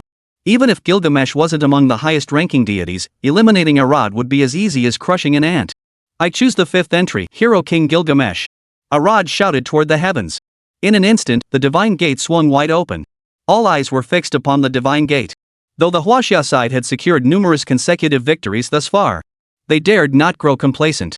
They knew that until they secured their 21st victory, the battle remained far from decided. After all, they still couldn't afford to lose a single match. Moreover, a lingering worry gnawed at their hearts. After all, they couldn't possibly field a Saint-tier powerhouse for every single match. What's more, the deities appearing later were no pushovers, especially those requiring active summoning. Of course, the most critical factor was the profound impression left by the mother of evil dragons the deity summoned earlier by the ancient Babylonian nation. That entity sought to annihilate everyone, no one could stop it. Had it not been for their nation's monkey king, who pushed beyond his limits at the last moment to defeat the mother of evil dragons. Otherwise, every single one of them would have perished at the hands of that mother of creation in ancient Babylon. Thus, they harbored deep apprehension. What if this time, the summoner of ancient Babylon once again conjured a formidable malevolent deity? While the people of China were filled with apprehension. In the mythical realm, where Gilgamesh stood, a divine gate appeared before him. Observing the gate's manifestation and the immense power of divine law emanating from it, Gilgamesh's lips curled into an excited smile. This power is truly wondrous. My chance to break through to the main god realm must lie here. As for failure, this god knows no defeat. Gilgamesh strode confidently toward the divine gate, though his confidence was blind. Meanwhile, other deities across this mythical realm sensed the gate's emergence. What was happening? This familiar power, was it the same force that had summoned away the mother of evil dragons? Why would this power manifest here? Could it be that some powerful deity has broken a seal? But the only deity capable of threatening the entire world was the mother of evil dragons. The deities stood in bewilderment, each directing their divine power toward the gate to probe its origins. It was that Gilgamesh fellow who summoned the divine gate. At that very moment, Ishtar's voice echoed in the ears of every deity. What is that Gilgamesh fellow up to? Summoning the divine gate. Is he actually heading to that fate arena? Even the mother of evil dragons perished. There is this fool seeking his own demise? Who cares? As long as it doesn't affect us. That bloke is far too arrogant and blindly overconfident. If he dies there, he'll have only himself to blame. Quite right. I've long despised this arrogant fool. A mere demigod, yet so full of himself. Upon hearing Gilgamesh had summoned the divine gate, most of the gathered deities wore expressions of scorn and disdain. After all, Gilgamesh was a demigod, not a true god, yet he had steadily amassed immense power, even usurping a position meant for a major deity. Under these circumstances, it was only natural that the vast majority of deities would not look upon him favorably. Meanwhile, above the national fortune arena, golden light radiated across the entire arena. A man adorned head to toe in gold ornaments, with hair dyed gold and even his armor gleaming golden, stepped out of the divine gate. Subjects, behold your king. Gilgamesh spread his arms wide, his eyes brimming with absolute arrogance. Hearing these words, the people of ancient Babylon froze for a moment before kneeling in unison. Even Arad atop the national fortune arena did the same. Hail the hero king! Hail the hero king! The crowd chanted in unison. Such a grand commotion and spectacle drew the attention of the entire Chinese contingent. At this moment, Gilgamesh radiated divine power from head to toe. Yang Chan, what realm does this deity summoned by the ancient Babylonian nation possess? Long Zhan asked curiously. Though Yang Chan was no longer a deity, her discernment remained keen. It seemed she was merely at the God-King realm. Yang Chan observed the divine aura emanating from Gilgamesh, her expression filled with confusion. Merely the God-King realm? Long Zhan was equally surprised by this, for the God-King realm was indeed rather low. Although the God-King realm was highly regarded at the beginning of this divine war of national destiny, it must be noted that by the time the war entered its final stages, those who intervened were mostly main god realm powerhouses. Moreover, whether from the West or China, several saint-level powerhouses had also entered the fray. Thus, compared to the many powerful deities who had fought earlier, Gilgamesh's God-King realm did indeed seem rather low. The conversation between Long Zhan and Yang Chan was naturally overheard by the other spectators from China seated in the audience. This bloke's only at God-King level, all gilded and flashy, and he comes over demanding kneeling worship? I thought he'd be at least a main god-level deity. So what? A mere God-King tier deity trying to put on airs? I'd been worried we'd face an extremely formidable deity this time, but it turns out he's just a God-King tier deity. Looks like this battle is already won for us Huaxia. A mere God-King tier deity? With the might of our Huaxia deities, we could handle this guy with ease. Perhaps buoyed by their string of victories, the Chinese delegation radiated absolute confidence. Upon hearing Gilgamesh was merely a god-king, their tone dripped with disdain. But this was hardly their fault. In their minds, this was already the penultimate battle. They had expected at least a main god-tier deity to appear, and perhaps even one transcending the divine realm. Instead, they were met with a mere god-king tier deity. Naturally, their initial tension had dissipated. You ignorant fools, daring to mock this god. The lofty Gilgamesh, hearing the taunts from the Chinese crowd, burned with fury in his eyes. In an instant, 10 sharp swords materialized from the void behind him. These blades, imbued with terrifying power, shot toward the Chinese spectators in the stands at an incredible speed. As the blades pierced toward them, a flicker of fear appeared in the eyes of the Chinese crowd. They never imagined this god-king tier deity would resort to violence at the slightest provocation. Just as the swords were about to reach the Chinese group, a light of divine law descended. This light of law instantly shattered all 10 blades. Afterward, the expression on the god No, suspended on the platform, remained utterly cold. He thought to himself, those transcendent beings who dared to violate the rules in his presence were one thing. But you? A mere god-king tier deity, not even a main god? Who gave you the audacity? In an instant, Noah swung his right hand downward. The power of the rules coalesced into a mountain of rules, crushing Gilgamesh to the ground. The terrifying force was utterly beyond Gilgamesh's ability to resist. He lay sprawled on the ground, pinned beneath the mountain of rules, looking utterly wretched. His face twisted in agony as he struggled to rise, only to discover his power utterly useless against the crushing weight. Ah! Roaring in fury, Gilgamesh unleashed his entire power. His realm as a half-step main god was laid bare in that moment. Yet, it only caused the hundreds of meters tall mountain of rules to wobble slightly, utterly incapable of shattering it. Witnessing this, the crowd froze in shock. They hadn't even regained their composure, for Gilgamesh's attack had been too swift, and Noah's suppression had been equally rapid. No god may defy the rules. Should this happen again, you shall be erased. No gazed down at Gilgamesh below, his eyes burning with ferocity. After all, he had already been provoked by countless gods before. But those deities were all transcendent-level powerhouses. Now, a mere god tier being dared to provoke him? Did they truly believe Noah had no temper? Hearing Noah's words, Gilgamesh seethed with rage, yet he could do nothing. The next moment, the mountain of rules retracted, and Gilgamesh slowly rose to his feet. At that moment, the expressions of the Chinese crowd turned utterly mocking as they looked at Gilgamesh. Ha! That's hilarious. Who gave this god the courage? Liang Jingru? Not even at the main god realm, yet he dared to attack directly? He was crushed instantly, wasn't he? So he actually wants to fight us? Doesn't he know who he is? Just a god-king tier deity, yet he thinks he's transcended the realm? Attack? Who does he think he is? A sage? This battle's already over, we've won. Looks like we only need to worry about the final showdown now. Seriously, a mere god-king tier being, who'd have thought such a weakling would make it to the final rounds? The Huaxia crowd wore confident, smug smiles, as if this battle was already theirs for the taking. Damn it! Gilgamesh, hearing the taunts, seethed with fury. Clenching his fists, he glared at the Chinese group before him, his inner rage erupting like a volcano. Yet, when he met Nua's gaze above, that volcano on the verge of eruption seemed to be doused by floodwaters, forced to extinguish itself. There was no other choice. In that instant, Gilgamesh sensed the threat of death. He had no doubt that if he forced the issue further, No might actually strike him down, might truly kill him. Arrogant though he was, Gilgamesh was no fool. What he hadn't anticipated was that, with his own power, he could be suppressed in an instant by the rule spirit of this national fortune arena. This sensation was something Gilgamesh had never experienced since becoming a god. Meanwhile, in the spectator stands, the Western crowd shook their heads in unison. This ancient Babylonian god was far too arrogant, actually striking first only to be forcibly suppressed. Indeed, this battle seemed decided already. He was merely at the god-king realm, not even a true deity. How could he possibly stand against a Chinese god? It seems our only hope now rests on the final battle. Everyone, if we lose this battle, China will be on equal footing with us. We'll be facing a life or death struggle. If we lose, then, I believe everyone knows what the consequences will be. The Westerners' expressions grew grim.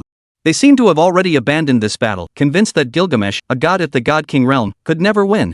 Sigh. Why force this slaughter? Why? Why drag me along to my death? Arad murmured softly from the arena, utterly baffled by Gilgamesh's reasoning.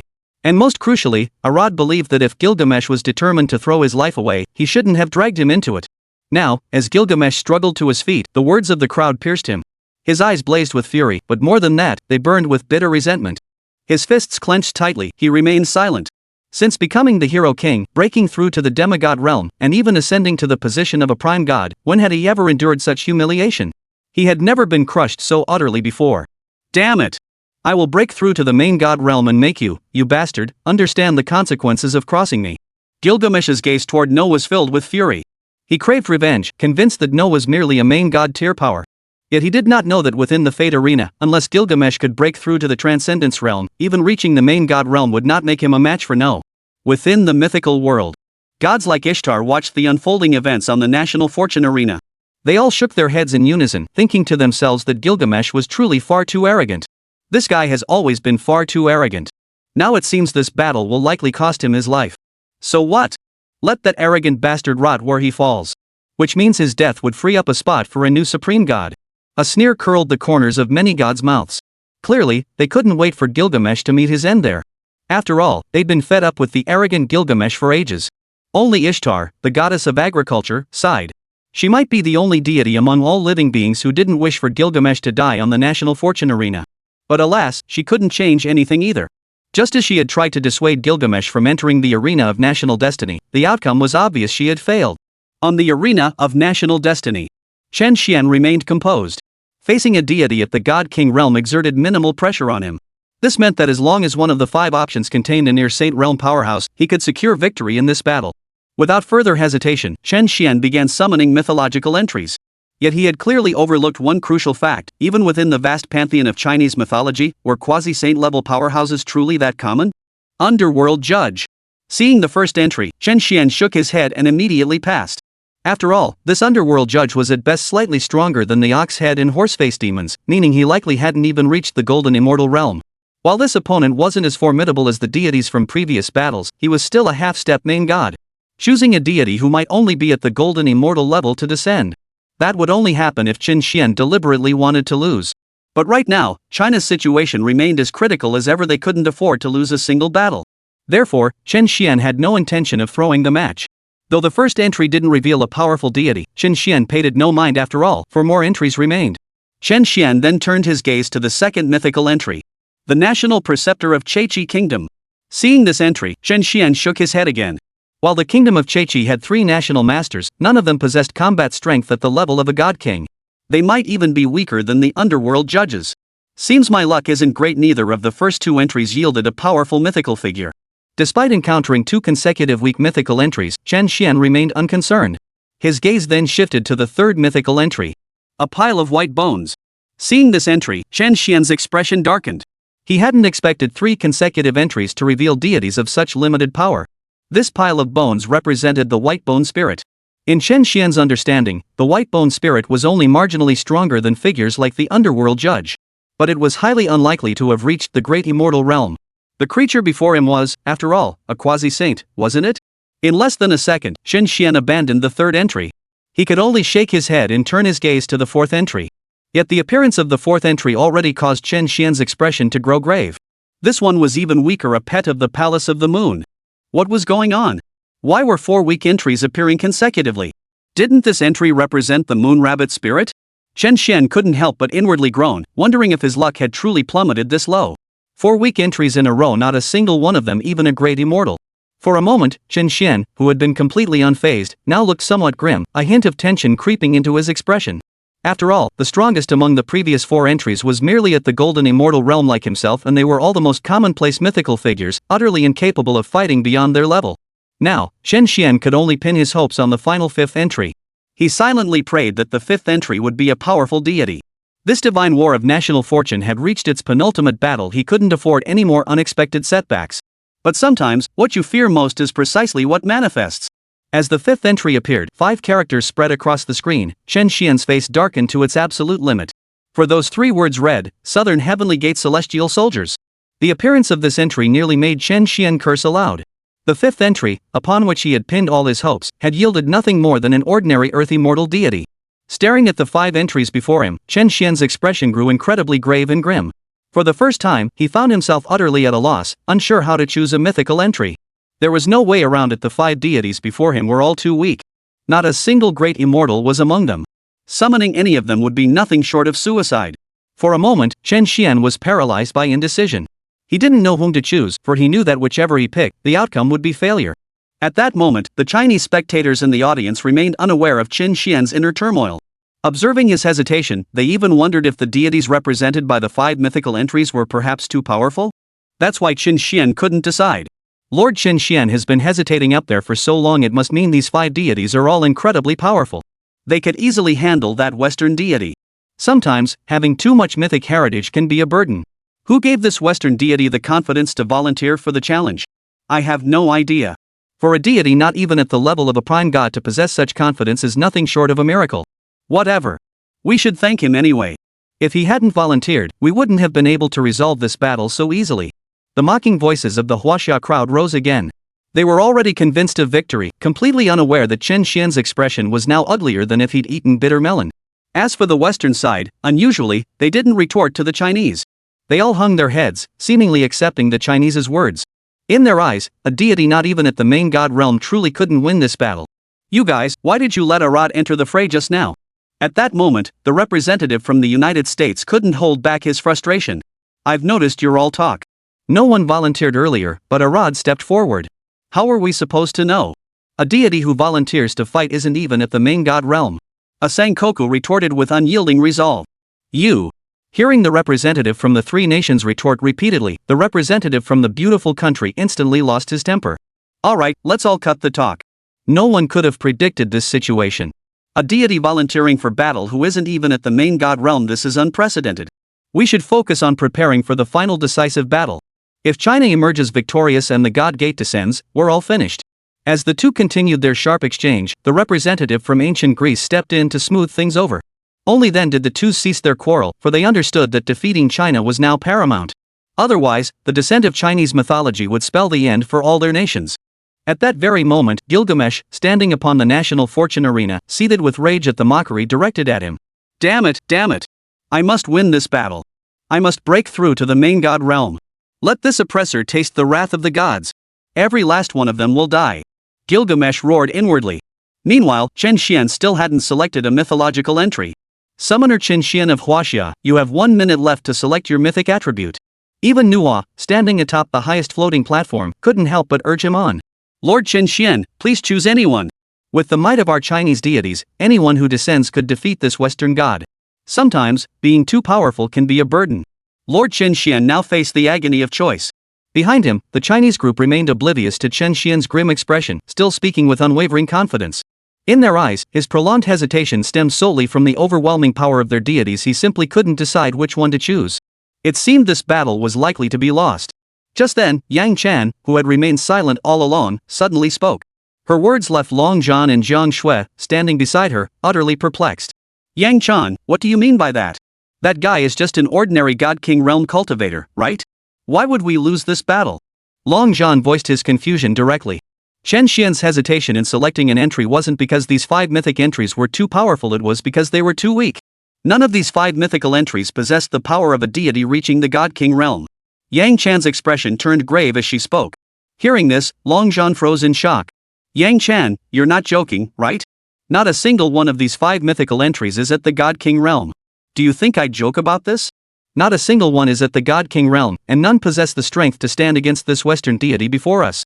The strongest among these 5 mythical entries is merely an ordinary golden immortal level deity, equivalent to a first-tier Western god. Yang Chan shook her head. Does that mean we might very well lose this battle? Jiang Shui finally snapped out of it, her voice trembling with shock. Their conversation wasn't whispered, so everyone at the National Fortune Arena heard these words. Did I hear correctly? Yang Chan just said none of these 5 mythical entries are at the God-King realm. No way. How could that be? Did Yang Chan misread them? Our Chinese mythology is so profound, how could 5 mythical entries not include a single deity at the God-King realm? Yeah, that's highly improbable. How could this be? It must be true. Yang Chan is a reincarnated deity. Even Lord Chen Xuan wouldn't dare claim greater knowledge of mythical figures than him. What he says is almost certainly accurate. What do we do now? Are we going to lose this battle? The Chinese crowd panicked instantly. They never imagined such an outcome. They never thought that with China's formidable mythological heritage. Among the 5 mythical entries, not a single one featured a powerhouse at the level of a supreme deity. While the Chinese were panicking, the Westerners were overjoyed. Did I hear that correctly? Not a single one of the 5 mythical entries Chen Xuan summoned this time is a god-tier powerhouse. You're right. Didn't you see? Chen Xuan's expression isn't one of excitement over having too many choices. It's deeply troubled, as if he can't decide whom to select. Doesn't this mean we stand a strong chance of winning this battle? I knew it. How could we keep losing like this? Looks like Lady Luck is finally on our side. Ha! That's hilarious. Those Huaxia folks thought they had this in the bag, but look at them now, their luck's in the gutter. 5 mythical entries, and not a single god-tier powerhouse among them. The Westerners, who had been suppressed throughout the entire match, now couldn't help but break into smug, arrogant grins. They never imagined this seemingly lost battle would turn into a new dawn, shifting the momentum toward victory. On the National Fortune Arena. Hearing the murmurs from the audience, Arad froze. Seconds passed before he snapped back to reality. Once he did, ha! Ha! Arad immediately burst into joyful laughter. Chen Xuan, it seems Lady Luck favors me. So you're not invincible after all? 5 mythical entries, yet not a single deity tier powerhouse among them. Who would have thought, Chen Xuan? In the end, it's me who ends your reign. The one who defeats your Chinese deities is a god without a single major god tier being. Arad's tone brimmed with smug satisfaction. He had already resigned himself to death, yet fortune had unexpectedly smiled upon him. Chen Xuan remained silent, his mind racing to find a way out. The deities represented by these 5 mythical entries were simply too weak. Even if he chose the strongest among them, Chen Xuan saw no hope of victory. A mere golden immortal facing a powerhouse at the threshold of the supreme god realm would be lucky to survive 3 moves. For a moment, Chen Xuan found no glimmer of hope for victory in any of these 5 deities. At the same time, in the heavenly court, numerous deities watched the battle unfold. When they saw the 5 mythical entries Chen Xuan had summoned, they couldn't help but think to themselves, Chen Xuan's luck was truly terrible. Alas, with only 2 battles left, who would have thought this youngster Chen Xuan would suffer such misfortune? Among these 5 mythical entities, the strongest might be that white bone demon, but I recall she was merely a golden immortal level demon. Even an ordinary great immortal could handle her. Taibai Jingxing shook his head, unable to help but think Chen Xuan's luck was truly terrible. That Western deity was no ordinary great immortal, his power was nearing the breakthrough to the supreme god realm. Chen Xuan was truly facing a major crisis this time. Even the single-minded Nezha couldn't help but shake his head at this turn of events. It seemed the rules of the National Fortune Arena sometimes favored luck. Who could have predicted that at this stage, not a single one of the 5 mythical entries Chen Xuan had summoned was a powerful deity? The matchmaker god shook his head as well, expressing regret for Chen Xuan. At this moment, the assembled gods held little hope for Chen Xuan's victory. After all, they knew the true power of the deities represented by those 5 mythical entries. Not necessarily. This battle still holds a turning point. At that moment, Sun Wukong's face broke into a faint smile as he spoke slowly. Hearing Sun Wukong's words, the gods froze in surprise. Chapter 142, I'll take the field myself. The gods were utterly perplexed. Where could this turning point possibly be? They wondered, could it be that those 5 mythical entries held some special significance? But they couldn't figure it out immediately, because the figures represented by these 5 mythical entries were practically as good as revealed. Great sage, may we ask what turning point you speak of? None of the mythical figures represented by these 5 entries could stand against a god king. Taibai Jingxing asked with profound respect, his tone now different from his former fear. This was genuine, heartfelt reverence. For Sun Wukong had now ascended to the realm of the sage, making him one of the absolute strongest beings even in this realm. Unlike before, when even with formidable combat prowess, he was merely a pawn on the chessboard. Hearing this inquiry, the assembled gods turned their gaze towards Sun Wukong. They too were deeply curious, what turning point could he possibly refer to? The 5 mythical entries representing deities and demons held no special significance. No matter which one Chen Xuan chose, he would lose. The turning point, however, lay within Chen Xuan himself. Sun Wukong smiled as he spoke slowly. Upon receiving this answer, most of the deities were still baffled. At that moment, Yang Jian caught on. Sun Wukong, what are you implying? If Chen Xuan personally intervened in this battle, perhaps there might still be a chance of victory. Exactly. Sun Wukong nodded. Only then did the assembly of deities grasp the implication. They reflected inwardly, true, Chen Xuan currently resides at the peak of the golden immortal realm. But within him lie numerous supreme inheritances. His offensive and defensive weapons include the Xian Yuan sword. Remember, this is the foremost of the 10 divine artifacts. For defense, he also possessed the lotus lamp. Given all this, Chen Xuan truly had the potential to stand toe-to-toe with a god king level deity and emerge victorious. At the same time, on the National Fortune Arena, the faces of the Chinese delegation were grim, while the Western delegation beamed with smug satisfaction. The contrast was stark. Amidst this stark contrast, Nuwa, hovering on the platform, addressed Chen Xuan below, make your decision within the final 3 seconds. Otherwise, this battle will be counted as a loss for the Huaxia side. 3, 2. Without hesitation, Nuwa began the countdown. As No counted down to the final second, Chen Xuan shouted toward the sky, Nuwa, I won't summon any deities for this battle. May I choose to fight personally? The entire crowd fell silent at this response, every person momentarily stunned. None had anticipated Chen Xuan choosing to fight personally. Even Nuwa, suspended in the sky, paused for several seconds. But upon regaining his composure, he slowly replied, you may. The crowd gasped at the word yes. They were stunned. Chen Xuan was actually challenging a god. It seemed as though they had all silently forgotten that rule that a summoner could attack a god. After all, in their eyes, how could an ordinary mortal possibly defeat a deity?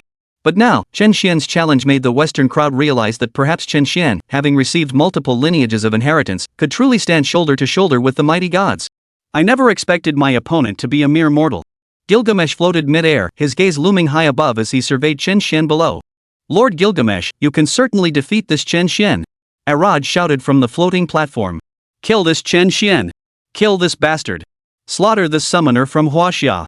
The Western crowd behind him also shouted incessantly, filled with boundless hatred toward Chen Xian. In their eyes, if it weren't for Chen Xian's sudden emergence, they would have already dealt with China long ago. Why drag it out this long? Lord Chen Xian, fight on. Slay the gods. Slay the gods. Slay the gods. The Chinese crowd behind them also chanted slay the gods, in unison. On the stage, Chen Xian floated mid-air. In an instant, the divine power of a peak golden immortal surged from his body. The 8-9 mystic arts activated. You're merely a level 1 god. Who gave you the audacity to challenge me? A sneer curled Gilgamesh's lips. Facing a mere first-tier god, his eyes once again brimmed with arrogance. The next instant, his right hand swept forward. In a flash, golden light erupted as over a dozen golden swords, imbued with terrifying power, surged toward Chen Xian like a raging storm. Facing these terrifying golden blades, Chen Xian's eyes held no fear, only a fierce battle intent burning within him. In this battle, he would attempt to slay a god. In the blink of an eye, the Shen Yuan sword appeared in Chen Xian's hand. As he swung it, the fiery bloodline of the Yellow Emperor surged from his body. The Shen Yuan sword seemed to sense this. Though Chen Xian's current cultivation was still somewhat low, the Yanhuan bloodline allowed him to wield it. In an instant, a colossal sword chi erupted from the heavens, threatening to obliterate all existence. Boom! Amidst the deafening roar of explosions, the celestial sword chi obliterated all the golden blades in an instant. Witnessing this scene, Gilgamesh's expression betrayed a hint of surprise. He hadn't expected this first-order god to so effortlessly deflect his attack. Behind him in the west, the others were also taken aback. Damn it! Chen Xian is clearly just a summoner, yet he possesses such overwhelming power. He couldn't possibly pull off a miracle and defeat a god. Impossible. This deity of ancient Babylon is, after all, at the level of a god king. If only I could possess power like that of a god. The Western crowd's eyes burned with envy, jealousy, and resentment. Lord Chen Xian, slay this god. He's slain this deity. Lord Chen Xian is peerless under heaven.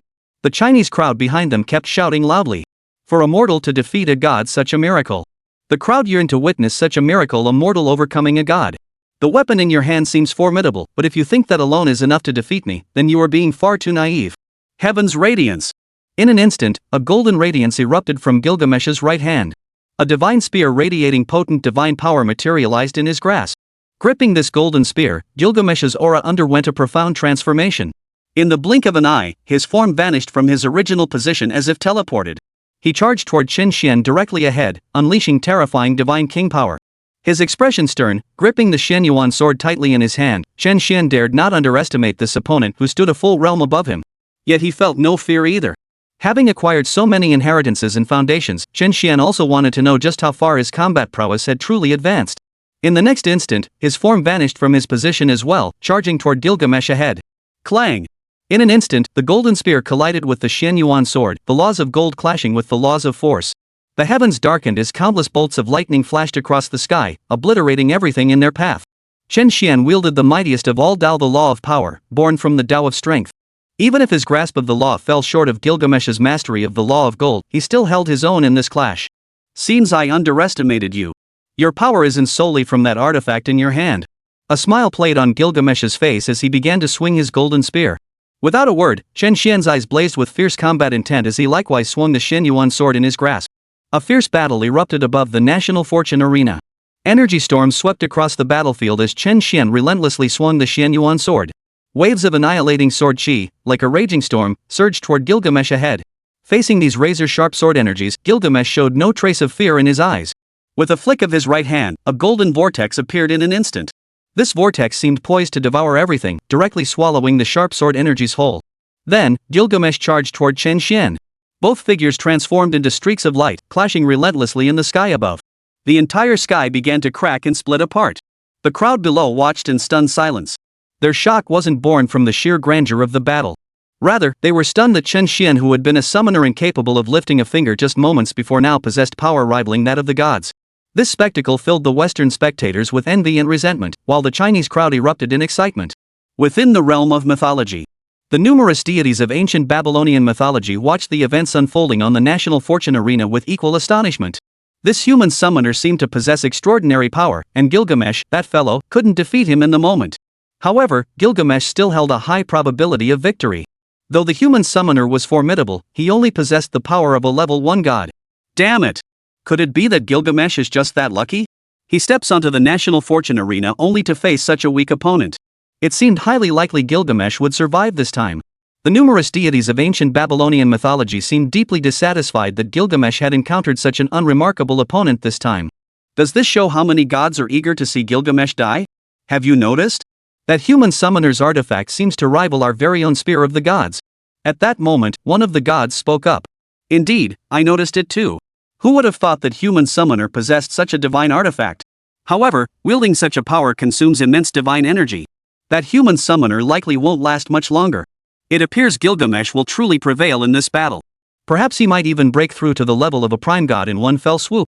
Among the assembled deities, several at the archangel level also sensed the immense potential within this national fortune arena. The victor of this divine war of national destiny might very well use it to break through their own realm. Gilgamesh hopes you achieve your wish and claim victory in this battle. At this moment, among all the gods, only Ishtar genuinely wished to win this battle and break through to the archangel realm in one fell swoop. For she alone knew the immense sacrifice Gilgamesh had made to become a demigod. Back when he was still a mere mortal and ruler of his nation, Gilgamesh faced a catastrophic disaster. On that day, every one of his subjects willingly sacrificed everything they possessed to aid Gilgamesh in attaining the demigod realm. Though Gilgamesh ultimately succeeded in breaking through to demigodhood, his kingdom was destroyed. From that day forward, Gilgamesh faced the world with an air of haughty pride, concealing the sorrow within his heart. Amidst the deliberations of the many gods in ancient Babylonian mythology, above the arena of national destiny, fierce combat raged on. Gilgamesh swung his golden spear, and a colossal golden dragon emerged from it. Roar! Accompanied by the dragon's furious roar, the golden beast sent Chen Xuan flying back over 1,000 meters. Golden sword rain. The next instant, Gilgamesh spread his arms wide. Small whirlpools began appearing behind him, hundreds of tiny golden vortexes. In the blink of an eye, golden blades materialized one after another, pouring forth like a torrential downpour toward Chen Xuan ahead. Everything in their path was obliterated, accompanied by deafening explosions. One could only imagine how terrifying this strike truly was. Chapter 143, Chen Xuan unleashes the heaven-earth transformation. Facing this overwhelming assault, Chen Xuan dared not hesitate. He swung the Xianyuan sword in his hand once more. In an instant, as divine power surged from within him into the sword, blinding white sword chi erupted in waves. Boom! Wave after wave of white sword energy collided with the golden blade, obliterating everything in their path as shockwaves radiated outward. Amidst the relentless roar of explosions, the two assaults collided, cancelled each other out, and vanished into the void. You can stand against me now only because of that divine artifact in your hand. Its grade seems exceptionally high, even the supreme artifacts in our world might only match its caliber. But at your level of a first-tier god, how long can you possibly wield this divine artifact? Gilgamesh's face broke into a smirk as he looked down at Chen Xuan with utter arrogance. Indeed, the Xianyuan sword drains me tremendously. But who said I have no other means to sustain myself? Chen Xuan's expression remained utterly cold. The next instant, a powerful force seemed to be brewing within his body.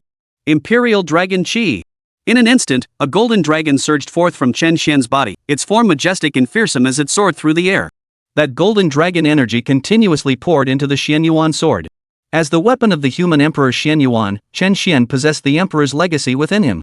Naturally, he could utilize the Imperial Dragon Chi to aid his mastery of the Xianyuan sword. This way, the energy drain required became significantly less. Witnessing this, Gilgamesh froze in shock. He hadn't anticipated Chen Xuan possessing such a technique. So what if you use a divine artifact to reduce your energy consumption? Next, I'll show you what a true power gap looks like. In an instant, Gilgamesh's entire body blazed with golden light. Gripping his golden spear in his right hand, his form vanished from its original position as he charged toward Chen Xuan once more. Facing Gilgamesh's assault, Chen Xuan showed no hesitation. His body transformed into a streak of light, charging straight upward. In that instant, clang! The fierce clash of divine artifacts echoed, two sounds colliding violently above. The spectators watching this battle on both sides watched with tense expressions, especially those on the western side. They felt this was the battle they were most certain of winning. Above the sky, boom! The violent clashes continued, causing mountains to shatter and earth to split.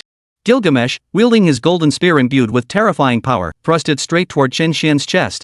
Facing this formidable assault, Chen Xuan remained unflappable. With a fluid swing of the Xianyuan sword in his grasp, he effortlessly parried the strike. However, in the next instant, Gilgamesh's right foot, radiating golden light like a pillar supporting the heavens, kicked straight toward Chen Xuan's head. Without a moment's hesitation, Chen Xuan's body retreated 2 meters as a fierce gust of wind swept past his legs. Gilgamesh's right foot grazed Chen Xuan's face. After evading the kick, Chen Xuan clenched his left fist, enveloped in the power of the Force Law. A punch containing boundless might slammed straight toward Gilgamesh's chest. There was no time to dodge. Gilgamesh thrust his left arm forward to block. A violent collision echoed as Gilgamesh's body was sent reeling hundreds of meters backward before he regained his footing. Golden Chariot. The moment he regained his footing, Gilgamesh's golden laws manifested. A chariot crafted entirely of gold materialized above him. This 100-meter-long golden chariot charged straight toward Chen Xuan directly ahead. Heaven and Earth Sword. Chen Xuan watched the charging chariot, gripping the Xianyuan sword tightly in his hand. The law of power surged ceaselessly into the Xianyuan sword. In an instant, the heavens darkened as a golden sword chi over 1,000 meters long erupted forth. This golden sword energy seemed poised to obliterate everything in its path. Boom! The golden sword energy collided with the golden carriage, instantly obliterating it. The next second, Chen Xuan vanished from his spot. Your power isn't enough either, Western deity. In an instant, Chen Xuan's words echoed in Gilgamesh's ears. The Xianyuan sword in his hand, wielding terrifying power, slashed straight down. What an arrogant bastard! The ever-proud Gilgamesh, having just been suppressed by Nuwa, was already at his limit. Now, faced with Chen Xuan's taunts, he could not endure it. Swiftly swinging his golden spear, Gilgamesh blocked the strike. Then, the two transformed into streaks of light, locked in relentless combat. After more than a dozen exchanges, Gilgamesh seemed to lose his last shred of patience. Golden radiance blazed. After forcing Chen Xuan back with a single strike, the golden light surging from his entire body reached its peak. The radiance illuminated the entire sky above the National Fortune Arena. In the next instant, strands of golden light coalesced into armor plates, enveloping Gilgamesh as if clad in a golden suit of armor. His power reached its absolute zenith at that moment. He had reached the limit of a half-step god king. How arrogant! How amusing! When did a mere human dare mock this god? When did a mere human earn the right to fight this god on equal terms? A maniacal grin spread across Gilgamesh's face. The next instant, his form vanished from where he stood. Golden light flickered incessantly where he had stood. Sensing this terrifying force, Chen Xuan's expression grew solemn. He swung the Xianyuan sword in his hand once more, charging straight ahead. Though he knew Gilgamesh had now unleashed his full power, becoming stronger than ever, from the moment Chen Xuan chose to enter the fray himself, this battle had become a fight to the death. Therefore, even with Gilgamesh unleashing his full might, Chen Xuan felt no fear whatsoever. In an instant, Chen Xuan and Gilgamesh clashed once more, locked in fierce combat. This time, however, with Gilgamesh unleashing his full power, Chen Xuan was instantly forced back. Golden Dragon. After repelling Chen Xuan, Gilgamesh immediately swung his golden spear. In the next second, a colossal golden dragon, brimming with boundless power, lunged forward to devour Chen Xuan. With no way to evade, boom! The golden dragon engulfed Chen Xuan, triggering a violent explosion that sent smoke billowing everywhere. The Chinese crowd below watched the scene unfold, filled with dread. See that? That's the power of our nation's mythical deities. Gilgamesh will surely defeat this summoner from China. What is this guy thinking? Where does he get the nerve? A mere human daring to challenge a deity. On the western side, the people of ancient Babylon were filled with excitement and triumph. The western crowd nearby also rejoiced, seemingly seeing real hope for victory. In their eyes, Chen Xuan had failed to dodge earlier, taking the full brunt of that strike. He wouldn't be dead, but he'd be gravely injured. Alas, as the smoke cleared, the outcome was clear: their hopes were dashed. Within the smoke, a green light flickered, the light of life. Chen Xuan held the lotus lamp in his left hand, and the green light formed a protective shield, solidly blocking the golden dragon. Seeing yet another powerful artifact, Gilgamesh was somewhat surprised. He hadn't expected this summoner from Huaxia to possess so many artifacts despite his mediocre cultivation level. However, artifacts were ultimately only auxiliary tools. Only one's own power was fundamental. Soon enough, you'll see just how vast the chasm between us truly is. Gilgamesh remained utterly arrogant and self-assured. You gods sure talk a lot. If you're so powerful, why can't you take down a mere human like me? Chen Xuan looked at Gilgamesh with utter disdain. You're courting death. Hearing Chen Xuan dare to speak so boldly, Gilgamesh instantly erupted in fury. His form vanished from the spot, transforming into a streak of light. The golden laws enveloping his entire body radiated terrifying power. In an instant, Gilgamesh charged toward Chen Xuan, golden spear in hand. This strike seemed poised to obliterate everything. Facing such a terrifying assault, Chen Xuan dared not hesitate, swinging the Shen Yuan sword in his hand once more. Clang! The collision of two immense forces seemed to tear the very heavens apart. Yet, under this strike, Chen Xuan still found himself at a disadvantage, his body once again forced back. Gilgamesh would never let Chen Xuan off so easily. In an instant, he charged forward again. He relentlessly swung his golden spear, its terrifying golden laws spreading across the entire national fortune arena. Even with the treasure lotus lamp and the Shen Yuan sword, two divine artifacts in his possession, he was completely overwhelmed, barely managing to block the attacks. The most terrifying aspect was that Chen Xuan's current cultivation level was far too low, merely at the peak of the golden immortal realm. Even though the imperial dragon chi within him could partially offset the divine power consumption of the Shen Yuan sword, the simultaneous use of both divine artifacts meant that, at this rate of expenditure, Chen Xuan simply couldn't sustain it for long. Within the celestial court, countless immortals watched the fierce battle unfold. Young friend Chen Xuan has held on this long, he won't falter at the final moment, will he? His situation is dire. His peak golden immortal cultivation can't sustain the drain of two divine artifacts. Moreover, though he wields them now, he's still no match for Gilgamesh. The tower-bearing heavenly king shook his head. From his perspective, it was clear Chen Xuan was now completely at a disadvantage. Indeed, if the battle continued this way, Chen Xuan would lose soon unless a major turning point emerged. That Western deity might be arrogant, but he was, after all, at the half-step near Saint Realm. Beside him, the matchmaker god also saw little hope for Chen Xuan's victory. You two old fools really have terrible judgment. Chen Xuan possesses multiple lineages of inheritance, including the legacy I, old son, bestowed upon him. How could he possibly lose so easily? If that Western deity called Gilgamesh has no hidden tricks up his sleeve, he should be the one facing defeat. Sun Wukong declared with utter disdain. Many immortals were taken aback by Sun Wukong's words, yet none dared to contradict him. First, because of Sun Wukong's overwhelming power. Of course, the most crucial point was that Sun Wukong now stood at the level of a sage. What he said was almost always accurate. Indeed, the legacies Chen Xuan now possessed were among the most elite. Though that Western deity stood one realm above him, if that deity couldn't break through to the quasi-saint realm or retain the power of a quasi-saint, Chen Xuan would likely emerge victorious in this battle. Yang Jian also spoke up at this moment. Frankly, even he envied the inheritances Chen Xuan now possessed. Hearing both Sun Wukong and Yang Jian speak thus, the assembled immortals were astonished. They never imagined that after merely a dozen battles, Chen Xuan had grown to this extent. To fight opponents of higher realms while possessing peak golden immortal strength, and to hold one top-tier inheritance after another within him. It must be noted that these inheritances could propel him directly toward the path of a sage. Among the numerous immortals in the celestial court, their inheritances were merely ordinary, at best enabling them to break through to the great golden immortal realm. Amidst the collective astonishment, Sun Wukong's gaze shifted toward the returning Supreme Elder Lord. Earlier, when Chen Xuan's 5 mythical attributes were still feeble, Sun Wukong had sensed an unusual fluctuation emanating from the Supreme Elder Lord. This fluctuation was extremely faint, yet it could not be concealed from Sun Wukong, who shared the same level of enlightenment. It seemed the 5 mythical entries below the great immortal realm were the work of the Supreme Elder Lord. Forcing Chen Xuan to act, further tempering him, but who was the one orchestrating this behind the scenes? Was it you, Lord Lao Jun, or the venerable Hong Jun? Sun Wukong pondered this in his mind, suspecting that the mastermind was more likely the ancestor Hong Jun. After all, on such a grand chessboard, with the national fortune arena already drawing the involvement of several sages, scheming against sages within the 3 realms, aside from the spokesperson of the Tao, the great sage Hongjun, Sun Wukong could think of no one else. At that moment, the Supreme Elder Lord also noticed Sun Wukong's gaze. A faint smile touched the corner of his mouth. Old goat. Sun Wukong found Lao Jun's smile utterly repulsive. This hypocritical old fox, always pretending to be weak while plotting in the shadows. Truth be told, Sun Wukong had endured him for far too long. If it weren't for that impending matter, Lao Jun, this old monkey truly would have wanted to have a fight with you. Sun Wukong stared straight at the Supreme Elder Lord. Great sage, you truly have a sense of humor. How could this humble monk possibly be your match? If you insist on fighting me, I'll have no choice but to beg for mercy. The Supreme Lord Lao Jun maintained his serene smile. Seeing the Supreme Lord Lao Jun completely ignore his provocation, Sun Wukong snorted. Sun Wukong gave a cold snort, turned away, and resumed watching the battle. Yet though his words were spoken lightly, the Supreme Elder Lord's thoughts were quite different. Sun Wukong, were it not for the impending great calamity where you will prove invaluable, your breakthrough to the sage realm would not have been met with such human tribulation.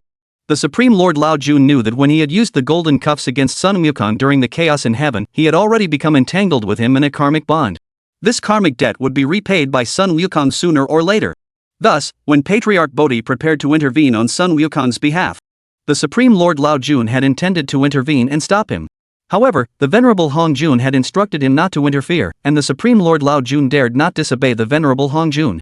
Otherwise, had the Supreme Lord Lao Jun truly stopped the ancient sage Bodhi back then, Sun Wukong would likely never have broken through to the sage realm. On the national fortune arena, fierce combat raged on.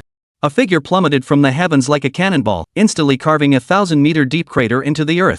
Countless fragments of rock flew everywhere, dust billowing into the air. As the smoke slowly dissipated, Chen Xuan rose to his feet, wiping blood from the corner of his mouth. He looked somewhat bedraggled. High above, Gilgamesh shimmered in golden light, his face twisted in arrogant triumph as he looked down upon Chen Xuan. See this, humans? This is the chasm between you and the gods. Chen Xuan remained impassive, offering no response. Yet within him, a terrifying power seemed poised to erupt. Meanwhile, the Western spectators watched the scene on the arena with palpable excitement. The ancient Babylonians, in particular, had endured constant skepticism and disdain since Gilgamesh's arrival. Now, they felt a surge of vindication. See? This is the god of our ancient Babylonian mythology. What good are your other myths, mighty deities? The end of Huaxia will ultimately be brought about by us, the kingdom of ancient Babylon. Henceforth, only the myths of our Babylonian nation shall reign supreme. The expressions on the faces of the ancient Babylonian people were filled with smug satisfaction, as if they had already won this battle. As for the Western nations, witnessing Babylon's arrogance, they remained silent. In their eyes, defeating China was the only priority now. Otherwise, with the gates of the gods wide open, death awaited them. They no longer sought supreme status, their sole desire now was to win this divine war of national destiny. In stark contrast to the Westerners' excitement, the Chinese delegation wore expressions of deep concern.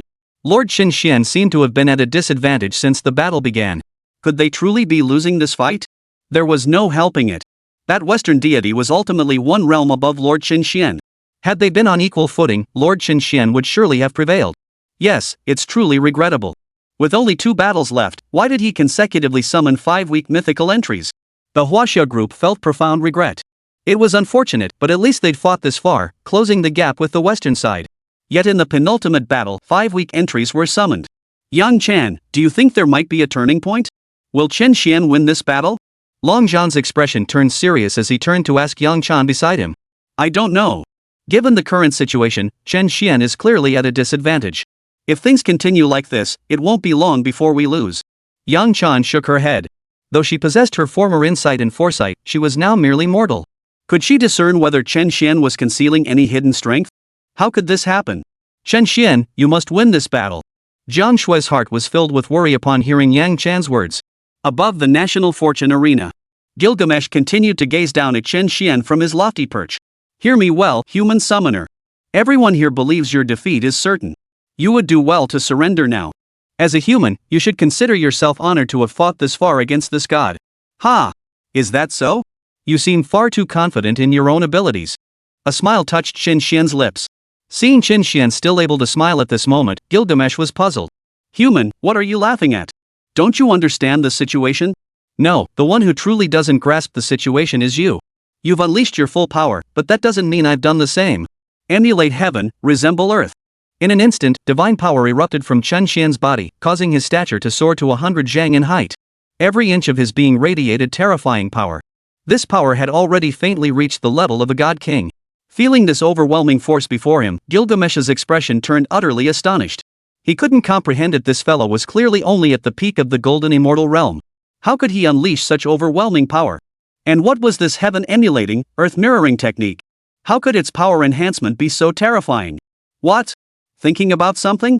Weren't you being incredibly arrogant just now? Chen Xuan swung the Shenyuan sword in his hand.